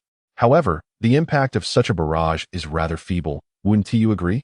As Adonis withdrew his magical energy, the great sword transformed instantly into a small orb, returning to the confines of his pocket. I believe there is much room for improvement. Foremost is the speed of spell casting. Adonis, I think a slight adjustment of your wrist while wielding the wand would yield better results. Dumbledore replicated Adonis' earlier motions, making subtle alterations in several details. And astonishingly, the overall speed increased by over 2 seconds. Wow, old Dumbledore, is this your special skill? I wish to learn it. Naturally, you are my sole apprentice now. If not you, then whom shall I pass it on to? Dumbledore replied with a smile, though Adonis sensed a hidden meaning in his words. This week has been utterly exhausting, 7 reports and a defense. I'm truly overwhelmed. In the early morning, within the Ravenclaw common room, the girls' dormitory, Luna slowly opened her eyes, gently stretching her body. As she rose, her platinum hair cascaded over her shoulders, the covers slipping away to reveal her water blue silk pajamas. It is noteworthy that Luna's current attire, along with all her bedding and even the various garments in her wardrobe, had been meticulously arranged by Mrs. Lanton. The tale begins from that day when Mr. Lovegood, at Mrs. Lanton's invitation, took Luna to the Lanton residence. Zeno, honestly, look at what you've done to dear Luna. Mrs. Lanton gently caressed Luna's cheek, her brow furrowed as her gaze swept over Luna before resting on Mr. Lovegood. A hint of exasperation in her eyes. After all, Mr. Lovegood, being a gentleman, could certainly provide for Luna, but to ensure she was well dressed was quite another matter. Were it not for Luna's pleasing appearance, she might not be able to do justice to the fine clothes you've purchased for her. With a twinge of compassion, Mrs. Lanton gathered Luna into her embrace. Come, dear, let Annie take you shopping. Without waiting for Luna's response, she took her hand and, along with Vina, exited the room.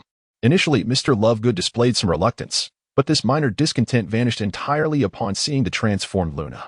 Luna, how is your skin so flawless? Just as Luna was changing her clothes, she heard an exclamation from behind her. Before she could react, a pair of mischievous little hands climbed onto her back. Uma. Luna was utterly flustered by the sudden assault from her roommate.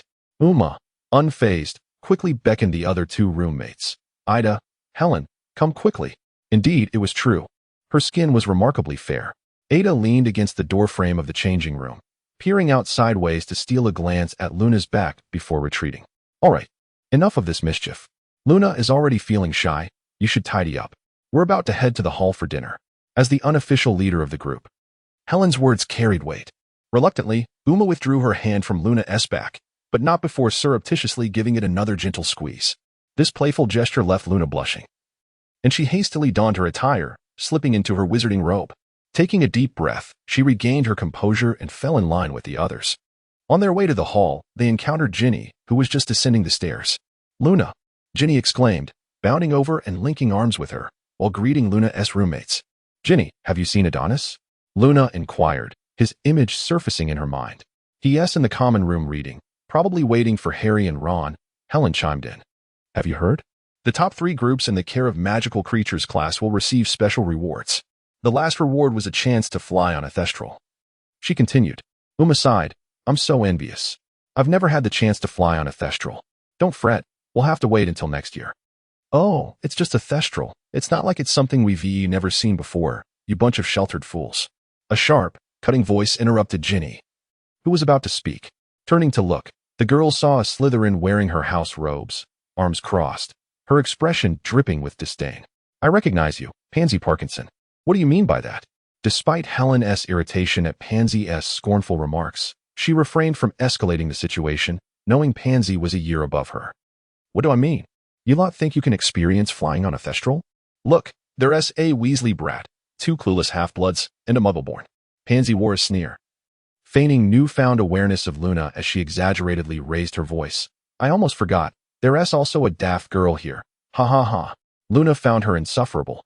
She detested Pansy's disparagement of her friends. "Shut your foul mouth, Pansy." Ginny glared at the obnoxious girl, her voice firm and unapologetic.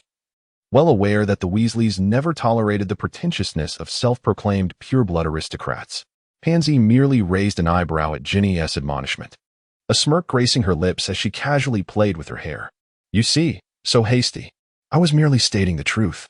So, have you ever ridden a thestral, Senior Parkinson?" Ada timidly inquired, seemingly striking a nerve, for she had indeed never ridden a hippogriff, of course not. "But I certainly have. However, the accolades won just days ago were exclusively from Gryffindor. Can I assume you have joined Gryffindor?" "Silence. You." Suddenly, someone broke down, though I shall refrain from revealing their identity. Ada, startled by Pansy's sharp retort, quickly sought refuge behind Helen. As the commotion drew the attention of those nearby in the hall, all eyes now fixated on Pansy. Pansy had initially intended to further confront Ada, but her gaze unexpectedly fell upon Snape's figure emerging around the corner, causing her to swallow back the insult that had been on the tip of her tongue. Instead, she shot Ada a venomous glare before turning to stride into the hall. "Phew, it's finally over, Ada." I was truly terrified. Uma seized the opportunity to embrace Ada from behind. "That Parkinson is notoriously vengeful. I shan't dare venture out alone again." While speaking, she couldn't help but fumble playfully. Dear reader, there is more to this chapter. Please turn to the next page to continue your enthralling journey. It appears that the breakfast in the hall does not suit your tastes, as you would rather endure hunger than step inside. Snape's voice resonated from behind, his piercing gaze fixed intently upon the group, his eyes sharp enough to seemingly penetrate the very soul. Yet today, Snape seemed disinclined to impose further distress upon these second-year girls. He merely cast a profound glance at Luna, his expression revealing an elusive complexity, before dramatically sweeping his black robes and striding into the hall without a backward glance. "You nearly frightened me to death. I thought we were about to lose points again." Helen exhaled deeply. "We should hasten inside. Lingering here is not a viable solution." As afternoon swiftly approached, Luna ambled along the path leading to the Black Lake. She had made arrangements with Adonis to relish afternoon tea on the verdant grass beside the lake, taking advantage of the splendid weather. The mere thought of soon meeting Adonis caused Luna to hum a cheerful tune, her spirits buoyed as she skipped along with heightened anticipation. Upon her arrival at the lakeshore, she found Adonis already having laid out a picnic blanket, reclining comfortably with his eyes closed, basking in the sunlight that seemed to favor him. It cast a warm glow upon the young man, who had nestled himself deep within her heart. Captivated, Luna found herself momentarily immobilized, lost in a reverie that felt like an eternity, though it may have only been a fleeting few seconds. Eventually, Adonis turned his head, catching her gaze, and his lips curled into a radiant smile as he gently waved her over. Luna seated herself beside Adonis, accepting a cup of tea from his hand. She took a delicate sip, her eyes lingering on the lake's surface, momentarily haunted by the venomous glance of Pansy earlier that day, stirring a hint of melancholy within her. Suddenly, she felt a hand resting upon her waist, applying a gentle pressure. Luna instinctively leaned back into a warm embrace, resting her head against Adonis's side. Just as she was about to speak, Adonis remarked, "Why do I feel that you seem a bit downcast? Is it about this morning?" Luna took Adonis's free hand and placed it in her palm, remaining silent. Understanding her unspoken feelings, Adonis smiled reassuringly, saying, "Do not fret. Parkinson and Draco are of a similar ilk, troublemakers who are also timid. Nothing will come of it." With that, the remnants of Luna's earlier discontent were swept away by a gentle spring breeze, a smile beginning to grace her lips as she relaxed into Adonis's embrace, finding solace in the rhythm of his heartbeat. After a while, Adonis playfully twirled a strand of her hair, and she heard him call her a fool. "Harry, do you think Professor Lupin will be anything like Quirrell or Lockhart?" she inquired. "Surely not," Harry replied, his tone somewhat uncertain. "Adonis, what do you think?" "We shall know after class," Adonis mused, engrossed in the book before him. However, when Harry and the others fell silent, he glanced up in confusion, meeting their stares. How utterly dismissive. "There is no love left between us, Adonis," Ron exclaimed, clutching his heart in mock agony, his face contorted as if tormented by an intense cramp. His exaggerated gestures elicited an eye roll from Hermione, who stood nearby. "Rest assured, Professor Lupin is indeed knowledgeable. You need not worry. However, I have yet to attend his class, so let us not raise our expectations too high." As they conversed, a group of students arrived at the door of the Defense Against the Dark Arts classroom. Harry and Ron eagerly anticipated Professor Lupin's forthcoming performance, while Neville and Seamus sat together, engrossed in their own discussion. Hermione, still in a cold war with Ron, glanced over at Adonis, who was absorbed in a book, leaving him at a loss for what to do but to flip through the well-studied textbook in his hands. After a while, Professor Lupin had yet to appear, and Hermione, feeling a tinge of boredom, turned her head to glimpse the book Adonis was reading, discovering it was a new edition she had never seen before. Curiously, she inquired, "Adonis, what book captivates you so?" "Practical Applications of Transfiguration, provided by Professor Dumbledore. It has offered me numerous insights," Adonis replied, closing the book just as the classroom door swung open and Professor Lupin strode in, an antiquated wardrobe floating behind him. "Good afternoon, everyone. It is a pleasure to see you in class," Professor Lupin greeted with a smile. "Now, please put away your textbooks and take out your wands." "Yes, just the wands." As the students complied, standing up and stowing their books, Professor Lupin waved his wand, causing the desks to levitate and soar to various corners of the classroom, ultimately aligning into a straight line. Subsequently, all gazes converged on the old wardrobe behind Professor Lupin, which was shaking incessantly. One could distinctly sense that a restless creature lurked within, repeatedly battering against the interior walls, making the entire wardrobe tremble violently and emit deep, ominous thuds, as if it might collapse at any moment. "What lies within? Fear not, for inside the wardrobe is a boggart," Professor Lupin raised his left hand and stated. "First question, what is a boggart?" Hermione, as if triggered by a keyword, immediately raised her hand as soon as Professor Lupin finished speaking. Upon receiving his nod, she stood and replied, "A boggart has no fixed shape. It transforms into whatever a person fears most by perceiving their innermost thoughts." 5 points to Gryffindor.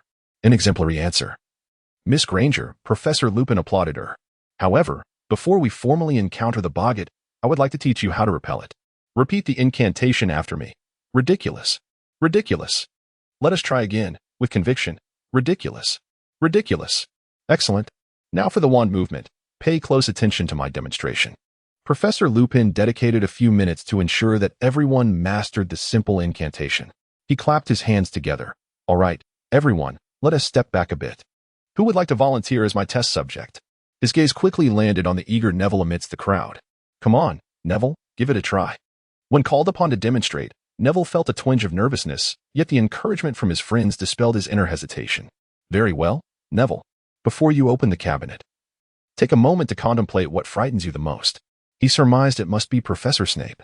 The mere thought of Snape's stern visage sent a chill down Neville's spine. "Ah, Professor Snape.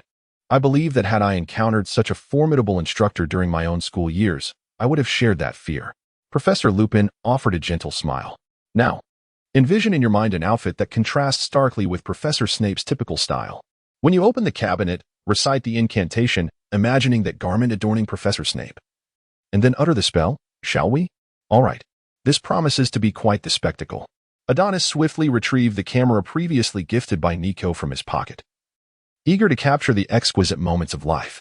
With a flick of his wand, Professor Lupin swiftly unlocked the cabinet, causing the boggart within to settle into a tranquil state.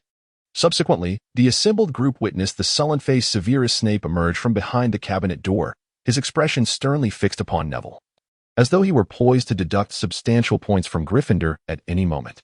"Neville, cast the spell," Professor Lupin quietly urged from behind him. In a comical reverie, Neville imagined the scenario as he waved his wand. Just as Snape took his final step, an astonishing spectacle unfolded before their eyes. His black robe shrank at a visibly rapid pace, the edges adorned with exquisite lace, while the dark lining began to transform, gradually shifting to a vibrant shade of pink. The abruptness of this transformation left everyone momentarily speechless, and before they could fully comprehend the situation, Snape had donned a pink princess gown. Even his wand had morphed into a shimmering fairy wand, its tip sparkling with a kaleidoscope of colors, and most astonishingly, a magnificent tiara had materialized atop Snape's head. The chapter had not yet concluded. To continue reading, please click the next page. This was nothing short of a magical girl transformation, Snape edition. The classroom erupted in uproarious laughter, and seizing the moment when no one was watching, Adonis successfully captured this splendid scene. The sight of Snape as a magical girl was likely a once-in-a-lifetime occurrence, and he felt it essential to document it. Snape's embarrassing history 1. Suppressing a chuckle, Professor Lupin called forth the next student. "Ron, it's your turn." Ron's boggart transformed into a roller-skating spider, while Seamus faced a ghostly woman, and Hermione, remarkably, found herself confronted by the stern Professor McGonagall, declaring her a 0 on her exam. Then it was Adonis's turn. He had his suspicions regarding his own boggart, though he hardly dared to entertain the thought as he approached it. As anticipated, the boggart swiftly melted into a shimmering puddle of silvery liquid, reminiscent of mercury, pooling upon the ground. Upon contact with the surface, this silvery substance immediately emitted a peculiar mist. Suddenly, the mist appeared to be guided by an unknown force, ceasing its erratic dispersal and instead rising in a rhythmic ascent. As time progressed, more and more fog coalesced, ultimately converging into a droplet of flowing light. Once again confronted with this scene, Adonis felt a mixture of trepidation and excitement, his right hand hidden within his sleeve, trembling slightly. Yet, before he could utter a spell, Boggart let out a piercing scream for reasons unknown, instantly shattering into countless wisps of smoke that dissipated into the air. The suddenness of this spectacle left everyone bewildered. While Harry, positioned behind Adonis, felt a sense of dismay. What about me, mate? I haven't even had the chance to experience your essence, and now you've vanished. Professor Lupin, witnessing the scene, could only offer consolation to Harry. At least this time, he would not have the opportunity to see what his Boggart resembled. All right, everyone. This lesson must come to a close. However, before we part ways, I must assign you some homework. It requires little effort. Just express your thoughts and succinctly summarize the chapter in the book that introduces Boggarts. Submit it by next Monday. That is all for today. Naturally, the enjoyment derived from this lesson did not wane with its conclusion. Rather, Professor Lupin's inaugural class in defense against the dark arts had made quite a name for itself, and one could only speculate how many awaited his next session. Only Harry felt a tinge of disappointment, as he had yet to encounter his own Boggart before it self-destructed, which, truth be told, spared Professor Lupin a considerable hassle, preventing the Boggart from transforming into a terrifying visage of Voldemort. Adonis, what is your Boggart? I've never seen anything like it, Hermione inquired, approaching him. A perilous entity. Hermione. She intended to ask further, but, noticing Adonis's reluctance to elaborate, refrained from doing so. After all, everyone harbors their secrets. In the late hours of the night, within Gryffindor Tower, a thunderclap suddenly echoed through the heavens, jolting the slumbering Adonis awake.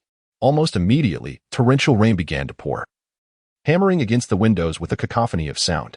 Adonis restlessly turned over in bed, striving to return to slumber.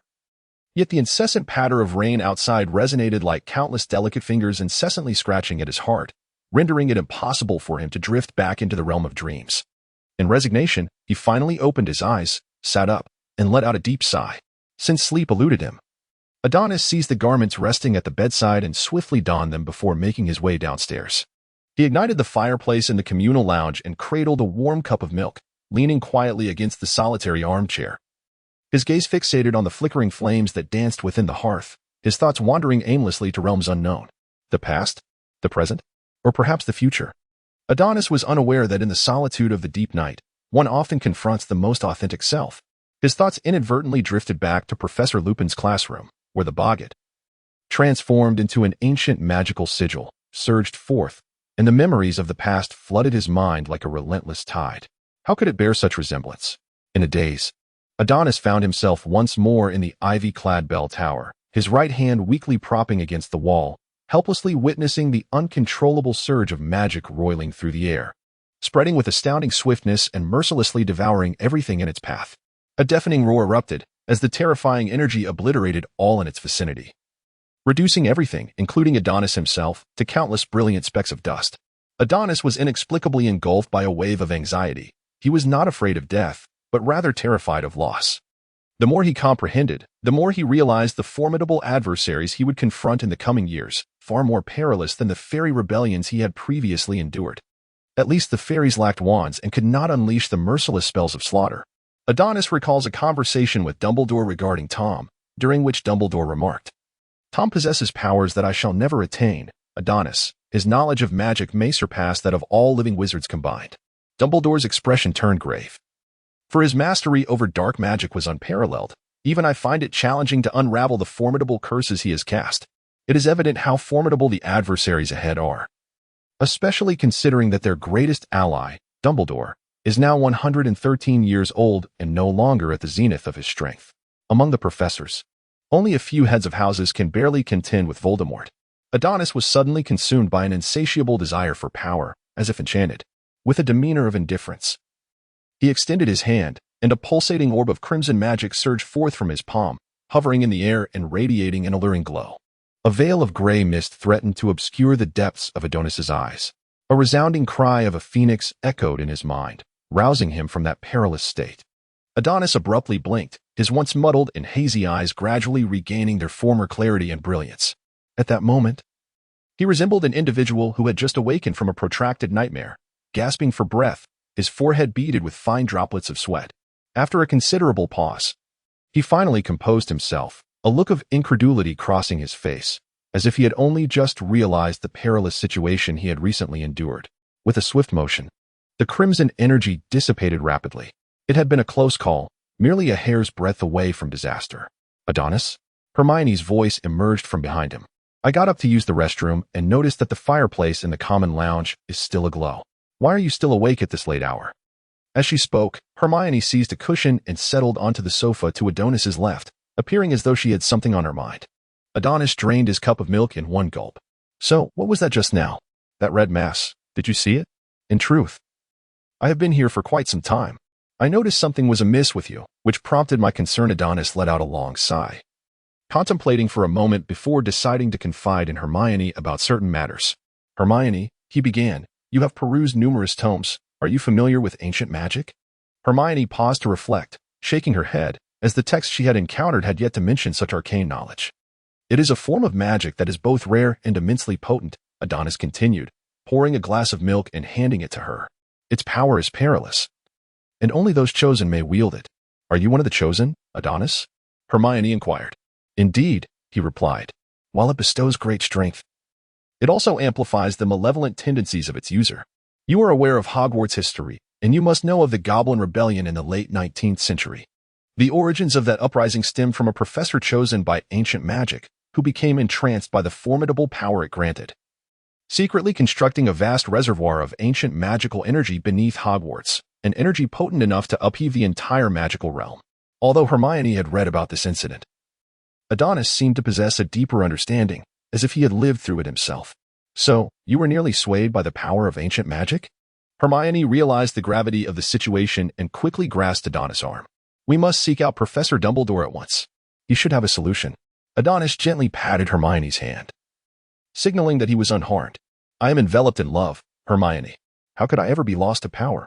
This chapter is not yet concluded. Please turn to the next page to continue reading. Adonis possessed a gaze so profound that Hermione could not discern whether the words were directed at her or intended for Adonis himself. Since their late-night conversation, the distance between Hermione and Adonis appeared to have diminished slightly. Previously, Hermione had always felt that a veil of mystery enveloped Adonis, obscuring her perception of him. However, it seemed that this veil had begun to lift ever so slightly. Adonis seems to have returned to his usual self, though he occasionally becomes elusive, leaving even Luna uncertain of his whereabouts. Life at Hogwarts, however, continues to unfold in an orderly manner. Professor Lupin, with his gentle demeanor and innovative defense against the dark arts classes, has naturally ascended to become the most beloved teacher in the entire school.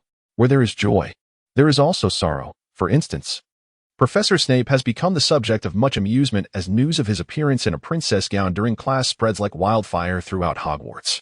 As a result, Neville finds himself on the receiving end of Snape's harsh treatment in potions class, where he is mercilessly tasked with handling snails and brewing potions. Should he falter, Snape would declare, even a troll could manage better than you. 5 points from Gryffindor. It feels as if I am witnessing a wild man concocting soup. 5 points from Gryffindor. Snape's deliberate vendetta has rendered Neville anxious at the mere mention of his name.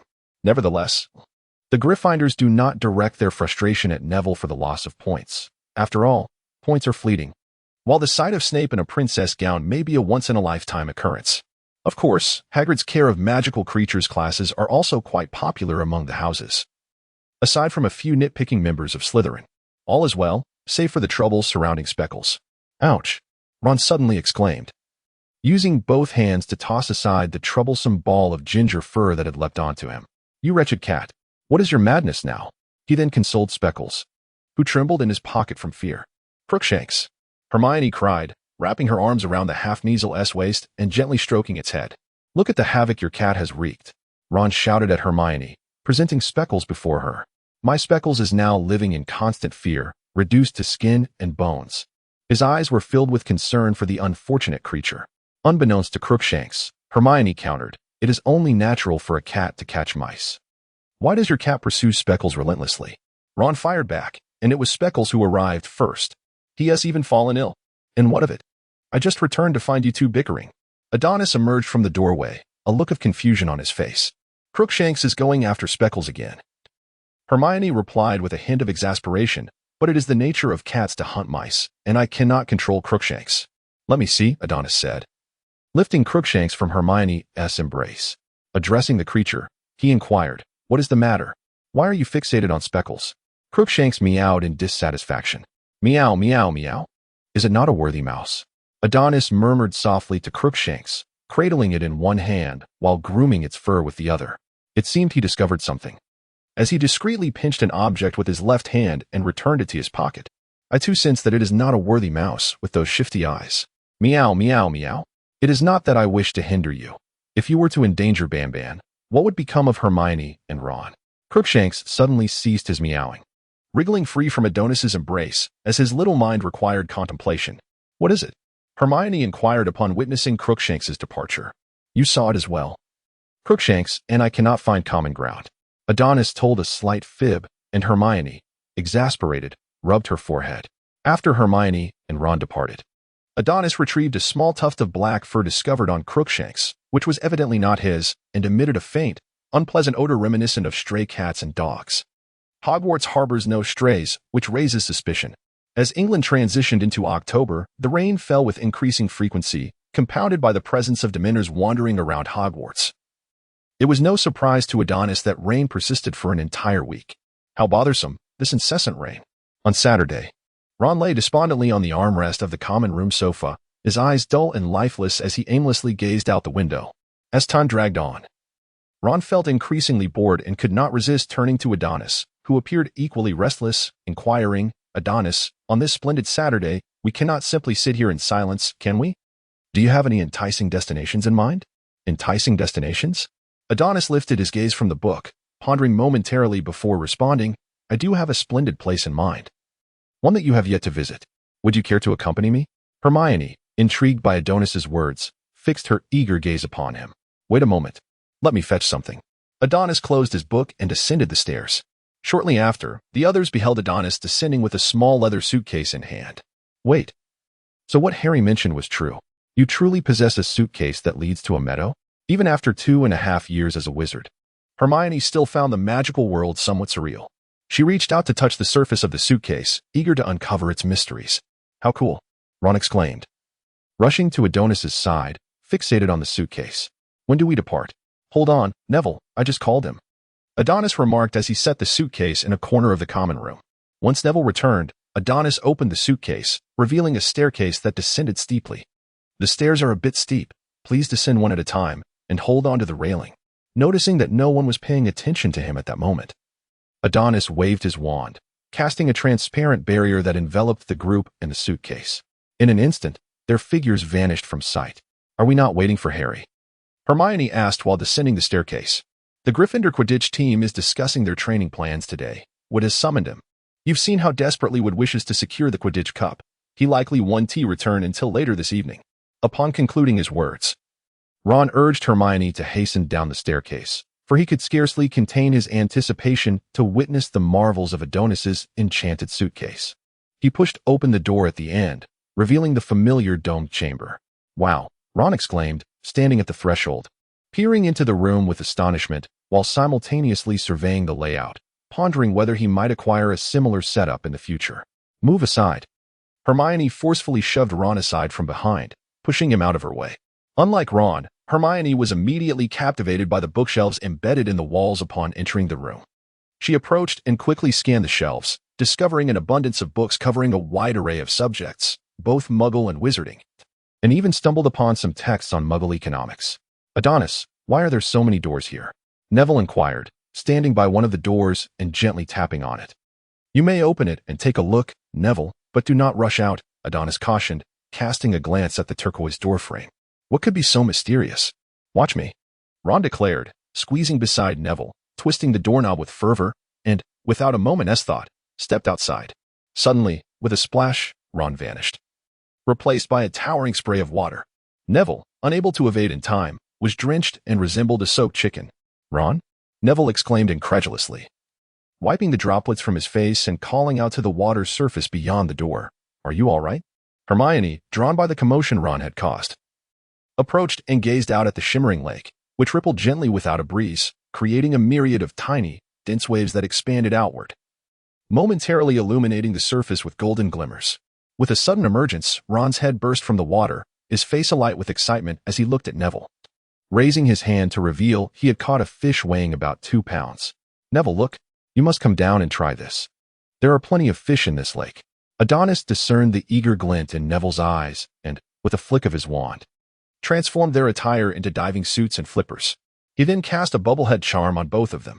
Upon seeing this, Neville immediately leaped into the water, followed closely by Ron, and the two of them somersaulted beneath the lake's surface, vanishing in the blink of an eye. Hermione, observing their exuberant play, sighed in mild exasperation as she pressed her forehead with her hand. "Aren't you going to join them? I've released a plethora of fish fry into the lake." She paused, contemplating. "Never mind. I'm not particularly interested." With that, Hermione retrieved a hefty tome from her bag, settled into a chair, and began to read with great interest. "Hermione, where do you acquire such substantial volumes?" Adonis inquired, noting that nearly every time he spotted Hermione engrossed in extracurricular reading, it was with a book of considerable size. "The library," she replied nonchalantly. "I borrowed it because I found it intriguing." "Intriguing?" Adonis remarked, glancing at the dense table of contents in Hermione's book, which was enough to induce a sense of dizziness. "Are you planning to use it as a weapon to bludgeon someone?" Hermione, hearing this, shot him a look of silent reproach, recalling how she had once struck Ron with a hefty tome. Acknowledging her own folly, she lowered her gaze and feigned interest in her reading. "I shall be in that room with the vine-covered doorframe if you need me," she announced. After exchanging pleasantries, Adonis pushed the door open, and a gentle breeze wafted into the room, carrying with it a faint scent of earth. Stepping outside, Adonis ambled across the meadow, stretching his arms wide to savor the delightful warmth of the setting sun upon his skin. Were it not for the Dementors wreaking havoc, he imagined he would be lounging in a secluded corner by the Black Lake, basking contentedly in the sunlight. Adonis, filled with a sense of longing, found a suitable patch of ground and unfurled his mat. He gently seated himself upon it and gradually reclined, his gaze drifting towards the white clouds that languidly floated across the sky. For reasons unbeknownst to him, he inexplicably extended his right hand towards the clouds, his fingers slightly curling as if attempting to grasp the seemingly close-at-hand formations. His palm remained open, yet the clouds remained unchanged. As time drifted by, a gentle breeze caressed Adonis's face, bringing with it a refreshing sense of comfort. Gradually, drowsiness began to envelop him, and his eyelids grew heavier until they finally closed. "What is this?" Upon descending the stairs, Adonis found the bulletin board surrounded by a throng, with excited chattering reminiscent of wild primates echoing through the air. Spotting Adonis, Harry pulled him aside and said, "The schedule for our first weekend trip to Hogsmeade has been announced, set for the end of this month, just before Halloween. Did the Dursleys sign for you?" Adonis loosened his ponytail and inquired of Harry. "Of course, Aunt Petunia signed it. I can go to Hogsmeade with you all. I've always wanted to try the pepper imps at Honeydukes," Harry replied, his expression filled with yearning. All right, you're going to drool all over me," Adonis said, feigning disgust as he pushed Harry's face away, just as he noticed Wood striding towards him with purpose. "Wood is here to find you for practice." "Oh no. Do you know Wood has truly lost his mind?" "He's just what?" Wood's voice interrupted Harry from behind. "Simply brilliant, isn't it, Wood? Let's hurry," Harry urged, nudging Wood away while winking at Adonis. Sighing, Adonis reflected on how everyone seemed occupied with their own affairs, leaving him feeling somewhat idle. With this thought in mind, he made his way to the Great Hall and took a seat at the Gryffindor table. Sipping hot milk, he perused the Practical Guide to Transfiguration. After finishing the chapter, he set down his cup, intending to seek out Luna. Before he could rise, a somewhat sycophantic voice called out from beside him, "Adonis!" The sound made Adonis's hair stand on end, and he quickly waved his hand to interrupt the spell. "George, we can discuss matters, but please do not repulse me." Fred suddenly appeared from nowhere, throwing an arm around Adonis's shoulder with a grin. "George and I wish to propose a business venture to you, a deal that will benefit us all." George took the initiative, glancing around and discerning that the auditorium was not an ideal venue for business discussions. Without further ado, he, alongside Fred, led Adonis out of the hall. After navigating through a labyrinth of corridors, they eventually settled in a secluded corner on the second floor, where the presence of others was minimal. George surveyed the area once more, ensuring their privacy, before delving directly into the matter at hand. Adonis, are you curious to learn the secret of how Fred and I managed to roam the night without being caught by Felch? May I express my disinterest? Adonis retorted. For Felch was, after all, a mere shadow of a wizard, devoid of magical prowess, and thus incapable of perceiving Adonis's illusionary spells. Adonis could even perform a few tricks right in front of Felch without raising suspicion. No, Adonis, you must listen, Fred interjected, suddenly adopting a sycophantic demeanor. Rest assured, Adonis. Given our friendship, I would never lead you astray. You know that Mother forbids us from using our prank props. And the modest savings Fred and I have painstakingly gathered are nearly depleted. We had no choice but to seek your assistance. George lamented, his tone imbued with a sense of injustice, as if he had endured some grievous wrong. Adonis has always been inclined to assist the Weasley family whenever possible. He patted George and Fred, signaling them to cease their pitiful demeanor. All right, let us discuss what kind of business you wish to embark upon. At this juncture, the twins' eyes sparkled with excitement as they produced an old piece of parchment, presenting it to Adonis as if it were a prized treasure. Although he was aware that George would not deceive him, he inquired, George, what purpose does this aged parchment serve? One cannot merely dismiss it. The twins exclaimed in unison. This little gem has imparted knowledge far surpassing what all the teachers at school could offer. Oh, George, do you remember our innocent days? You are indeed correct, Fred. Back then, we managed to ruffle Filch's feathers for some inexplicable reason. He summoned us to his office, and George and I were utterly terrified. As he threatened to confine us, we risked our lives to steal it. Fred pointed at the seemingly unremarkable parchment in Adonis's hand, took it from him, and tapped its surface with his wand, declaring, I solemnly swear that I am up to no good. Suddenly, a jet of black ink erupted from the tip of the wand, spreading across the parchment like a delicate web, intertwining and overlapping until it formed a map of Hogwarts Castle, intricately detailing every floor and most of the secret passages that Adonis had discovered during his nocturnal excursions. However, the area surrounding the headmaster's office remained a blank void, suggesting that the map's creator had ultimately failed to breach the headmaster's formidable defenses. Nevertheless, this was an impressive feat in itself. The map also bore numerous small black dots, each accompanied by finely inscribed names. To Adonis's astonishment, the map even employed the trace of human footsteps. It was only then that he noticed a prominent inscription in elegant green letters at the top of the blank section. Mooney, Wormtail, Padfoot, and Prongs, providing assistance to creators of magical mischief, proudly present the Marauder's map. Adonis scrutinized the map for a while, contemplating its potential as a rather practical alchemical tool. It could be surmised that the four creators were indeed prominent figures during their school days. Setting aside the advanced application of the human presence-revealing spell, it is noteworthy that alchemy courses at Hogwarts are only available as an elective in the 6th year, a challenging endeavor. Due to its complexity and exclusion from the O.W.L. syllabus, the number of students pursuing this subject is exceedingly limited. Having merely 2 students in a year is considered fortunate. This chapter is not yet complete. Please turn to the next page to continue enjoying the captivating content. Observing Adonis's keen interest in the matter, Fred quickly seized the opportunity. What do you think? We hand over the Marauder's map to you, and in return, you fund our venture. It's a win-win deal. It is indeed a possibility, but I have a stipulation, Adonis replied. Recognizing the scarcity of entertainment within the wizarding world, he perceived this as a prime opportunity to seize market share. I would like to invest as a shareholder and become the 3rd major partner in your prank item business. So you are in agreement? Adonis nodded, recognizing that, in accordance with the Gemini's innovative ideas regarding whimsical props, there was little concern about profitability. Moreover, these 2 individuals seemed to possess a fascination with alchemy, as Fred had remarked, ensuring that both parties would emerge unscathed. Ultimately, this venture concluded with Adonis securing a 2% stake. Displaying remarkable generosity, Adonis provided a substantial sum. Whereas the Geminis had hoped to acquire 30 galleons, Adonis handed over a bag of galleons, conservatively estimated to contain at least 100. Furthermore, he agreed to fund the subsequent development of the products while opting out of any managerial responsibilities. This delighted the Geminis to no end, almost prompting them to express their joy directly to Adonis's face. Before they joyfully bounded away, they informed Adonis of the method to close the map. With little else to occupy his time, Adonis returned to the common room.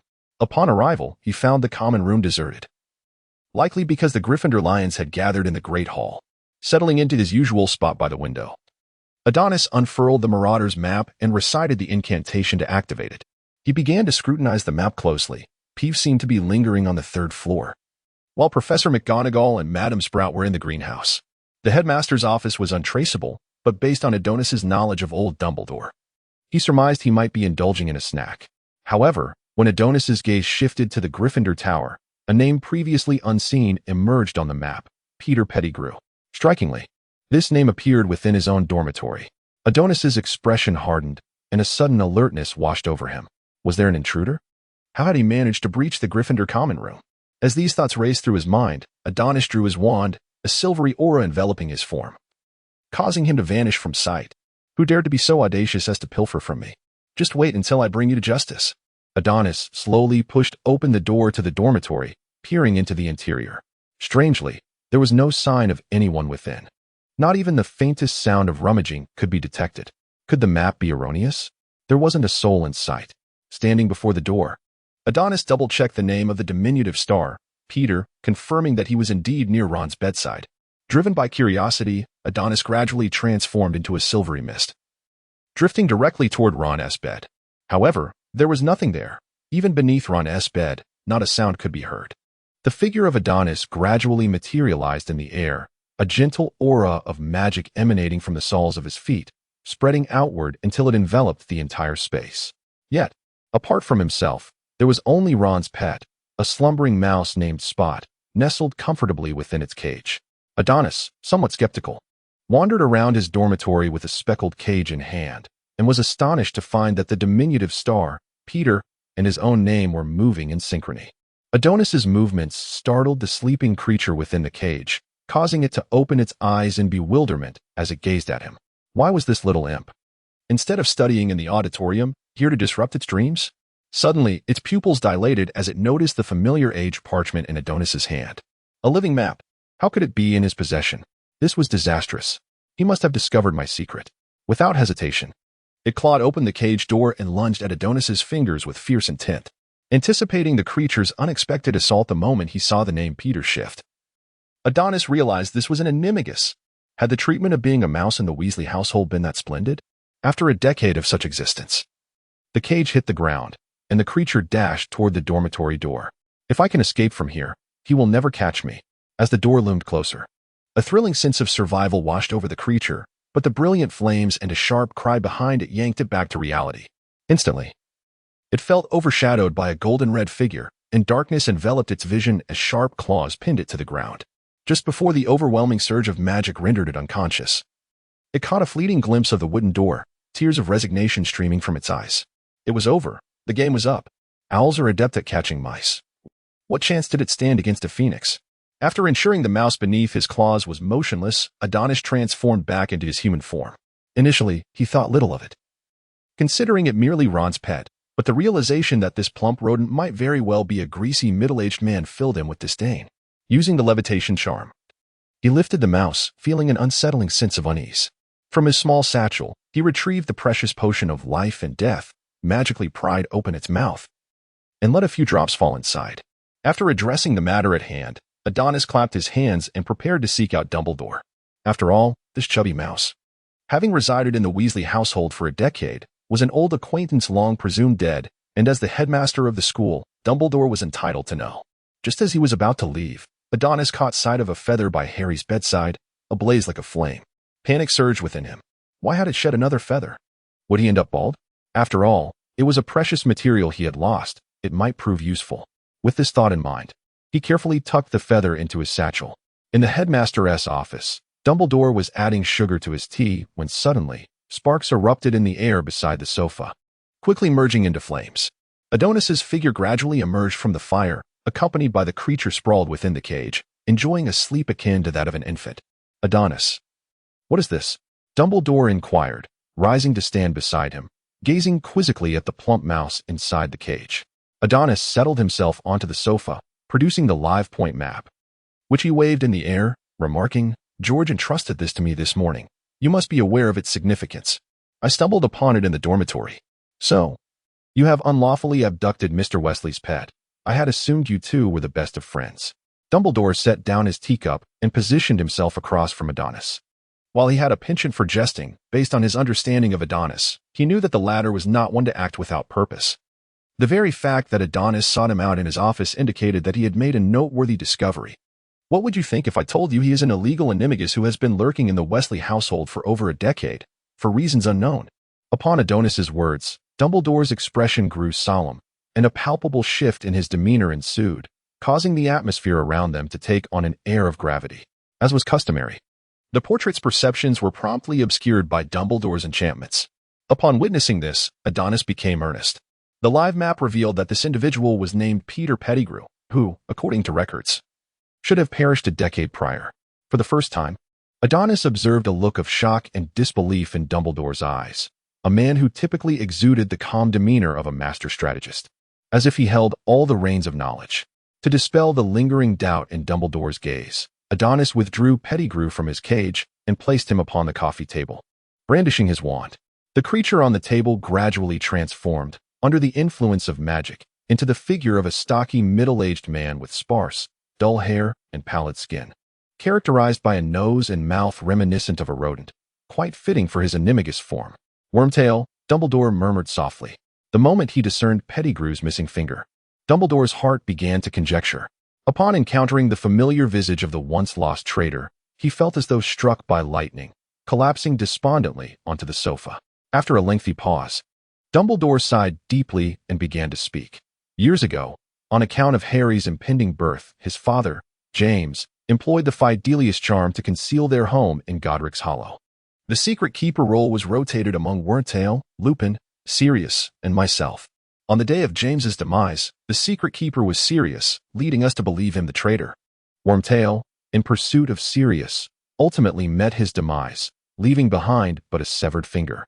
The fact that Peter Pettigrew faked his own death suggests that the events of that fateful day were shrouded in deeper mysteries, does it not?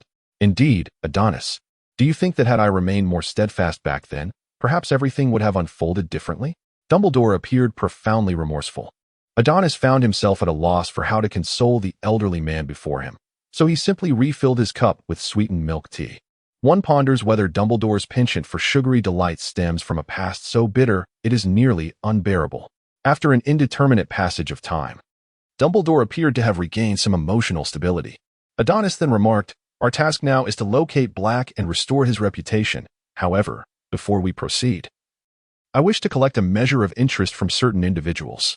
Dumbledore, feeling somewhat fatigued, waved his hand, signaling Adonis to proceed as he saw fit. Adonis pointed his wand at Peter's forehead, and a silver thread flowed from the tip, slowly piercing Peter's brow and striking at his very soul. The diminutive Peter felt as though his body was on the brink of transformation. Initially, his consciousness sank into slumber, accompanied by a barely perceptible sensation, a subtle tugging that meandered through his limbs. However, this feeling soon intensified. He gradually became aware that his extremities were ensnared by delicate yet resilient threads, tightening their grip with each passing moment, leaving him no chance of escape. Ultimately, he found himself suspended in midair, akin to a marionette stripped of autonomy, forcibly lifted by these enigmatic strands. The sudden onset of weightlessness struck him like a heavy hammer, crashing down upon his heart, causing it to constrict sharply. And his consciousness began to awaken. As he struggled to open his eyes, he was greeted by a wholly unfamiliar scene. Beneath him lay a pitch-black lake, akin to a vast mirror of darkness, eerily calm yet exuding a chilling aura. Above, a moon hung ominously, casting an eerie silver luminescence upon the water's surface, rendering everything around him profoundly sinister. What is this ghastly spectacle? The threads entwining around the diminutive Peter continued to tighten at an agonizingly slow pace, as if an irresistible force were constricting his body, threatening to wrench his soul from its corporeal vessel. With each inch the threads retracted. He felt as though his skin were being sliced by countless sharp blades, each layer tearing away, the excruciating pain surging like a relentless tide, engulfing all his senses and awareness. Unable to endure such inhumane torment, Peter emitted a piercing scream, yet regardless of how he struggled or cried out, he could not alter his dire predicament. His limbs were pulled taut by the overwhelming force, rendering even the slightest bend to alleviate his suffering an unattainable luxury. Each attempt to twist his body intensified the sensation of tearing. His eyes bulged, bloodshot and wide, while his mouth hung slightly ajar, drool occasionally escaping the corners. As the little dwarf succumbed to pain and slipped into unconsciousness, the threads that once ensnared him gradually retracted, merging into his form and coalescing at his back, outlining an ancient magical sigil. This was a curse that Adonis had learned from the tomes, one he had yet to wield. The little dwarf was the first wizard of this century to be tormented by such a spell. The curse bore a singular effect, gnawing at the caster's consciousness through the torment of their soul, manifesting as a debilitating weakness, rendering the afflicted lethargic and spiritless. Should the curse remain unbroken, the little dwarf would, during a future transformation into an animagus, find his human awareness utterly devoured, irrevocably reduced to mere rodent form. After executing this dark deed, Adonis felt his consciousness return to his body, overwhelmed by a wave of fatigue, followed by a severe dizziness and blurred vision. Forcing himself to endure the discomfort as he settled onto the sofa.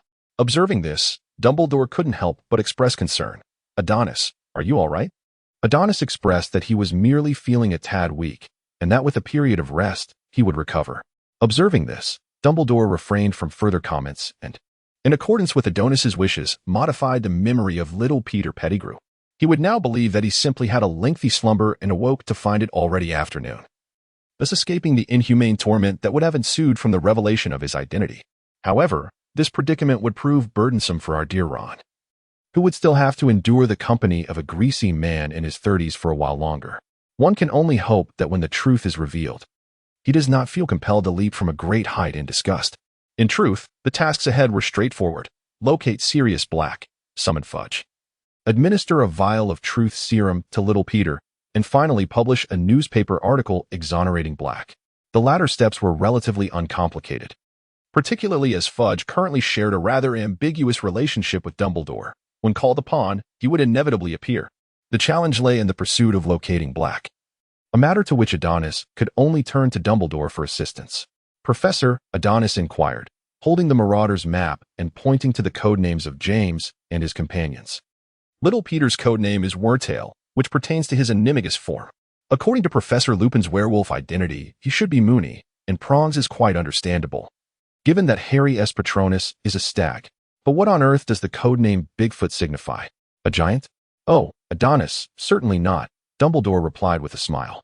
Prongs and Bigfoot refer to their respective animagus forms. James's animagus is indeed a stag, while Bigfoot is a large black dog. A large black dog? Everything began to connect. The black dog encountered by Harry, the ominous predictions of the teacup, even the dog hair found on Crookshanks. Goodness.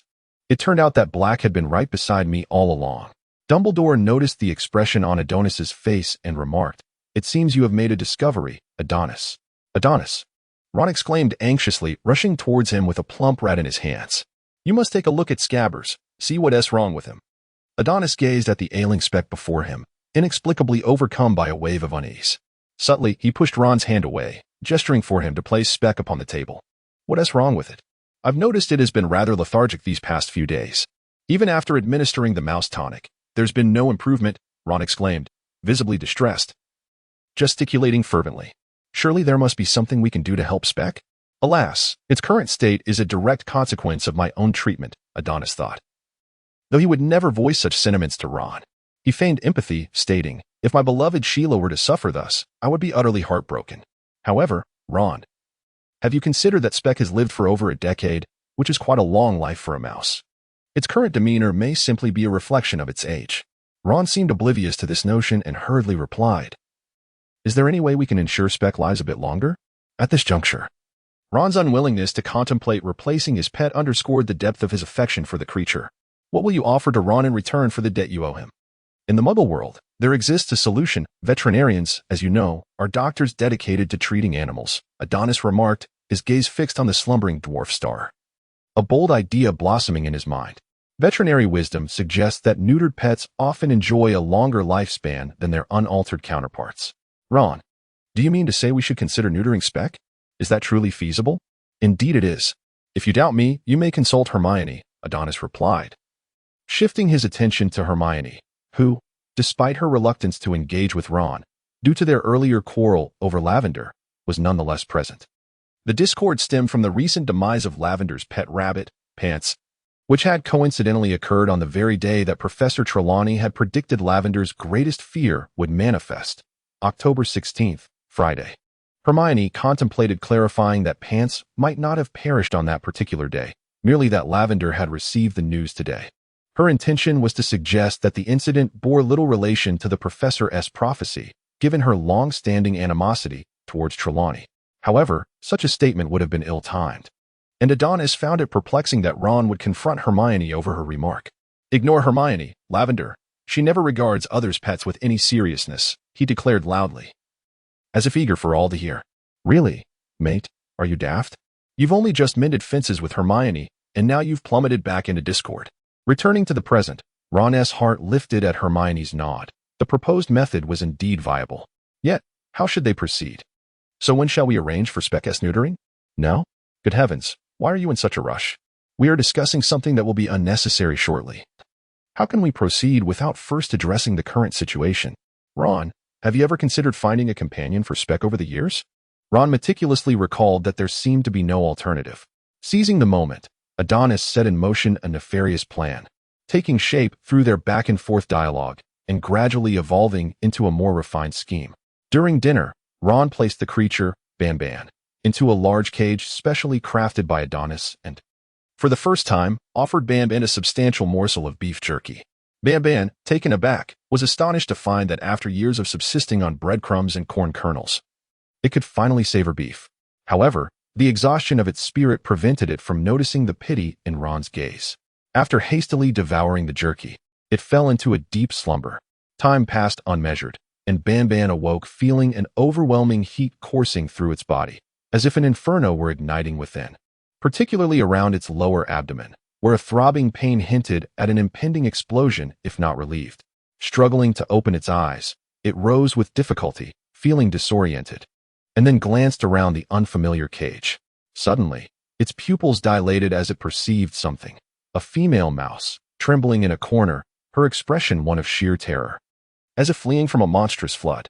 For reasons unknown, Ban-Ban's gaze upon the female mouse ignited a parched thirst within, and a potent wave of desire flooded its mind. Under the dual influences of a curse and an aphrodisiac, Ban-Ban found the mouse to be unusually alluring. In a moment of unbridled impulse, desire obliterated reason, and with a frantic cry, it lunged towards her. As time ticked away, Ban-Ban lost track of how long it had spent in fervor. The once dim surroundings began to brighten, revealing a faint light on the horizon. Just as it stood to ease its aching body, it suddenly froze and collapsed, losing consciousness. "Is everything all right, Adonis?" Ron inquired as he opened the cage, his brow furrowed at the chaos and foul odor within. He conjured a cleaning spell to restore order before awkwardly levitating Ban-Ban out of the cage, noting its visibly diminished weight. "Do not worry. I shall return a vigorous Ban-Ban to you," Adonis assured, as he delicately touched the tip of his wand to the cage's top, drawing forth a silver thread that he solemnly placed into a vial. Suddenly feeling nauseous, he hastily tossed it into his bag. "Harry, assist Ron in administering the elixir of life to Ban-Ban while I search for scissors and a stimulant potion." The group quickly prepared a makeshift operating table for Ban-Ban, who remained blissfully unaware, tightly bound to a wooden plank. Due to the effects of the elixir, it felt nothing of the impending events. "Here, take this, Harry. Once I finish sterilizing the scissors, apply a few drops after I cut," Adonis instructed, handing over the stimulant potion. "All right, let us proceed." Adonis cautiously positioned the scissors against the little creature, ensuring the alignment was precise before making the decisive cut. He swiftly confiscated the instrument of its mischief. During its slumber, the creature experienced excruciating pain, instinctively writhing as a thin stream of blood gushed forth from between its legs. Harry promptly administered a few drops of a rejuvenating potion. Under its influence, the wound healed rapidly, and soon the skin appeared flawlessly smooth, devoid of any trace of the incision. Task accomplished. Adonis discarded the scissors into the waste bin and drew forth his wand, conjuring a flame that instantly incinerated the severed flesh. Clapping his hands, he turned to Ron, saying, "Trust me, Ron, once it awakens, it will be as lively as ever. However, be cautious of its potentially volatile demeanor. My suggestion is to confine it in a cage for a few days of observation." Adonis added as an afterthought. The creature merely felt as though it had traversed a lengthy dream, in which it had engaged in unspeakable acts with a female mouse. Upon this realization, it abruptly flipped over and stood upright, gasping for air. As it gazed through the bars of the cage at the familiar surroundings of the Gryffindor dormitory, it dawned on it that it had merely been a dream. Contemplating this, the creature shook its body, feeling oddly faint and a chill beneath its tail. Looking down, it beheld the smooth expanse between its legs and the neighboring female mouse soundly asleep beside the cage. Its heart sank, and it anxiously darted about within the confines of the cage. "Look, Ron, the creature has truly come to life. You must see this," Harry exclaimed, beckoning Ron, who was seated across from him. "Awesome. It seems Adonis was indeed correct. Neutering can extend a pet's lifespan," Ron exclaimed, rushing to the cage, fixated on the lively creature.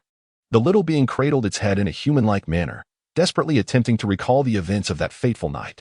Unfortunately, no matter how hard it tried, all it could remember was extending its claws toward a female mouse, leaving it utterly perplexed about the transformation it had undergone.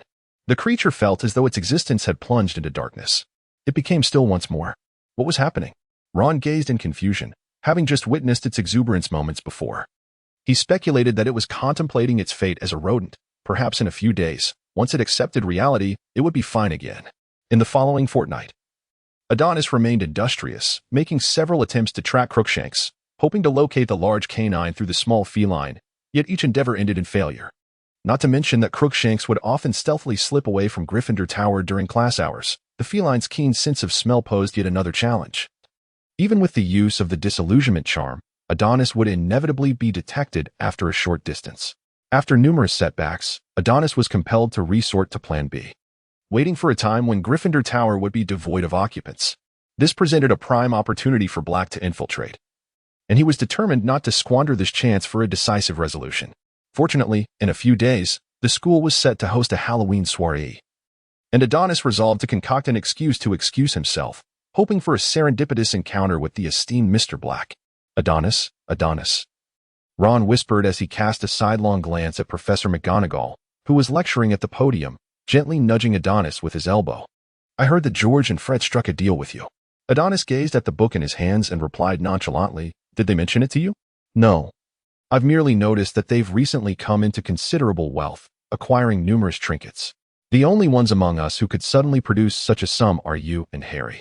After a prolonged silence without a response from Adonis, Ron, puzzled, nudged him and inquired, "Did you hear what I just said?" Adonis still had not responded to Ron. And even Ron, despite his usual foolishness, sensed something amiss at that moment.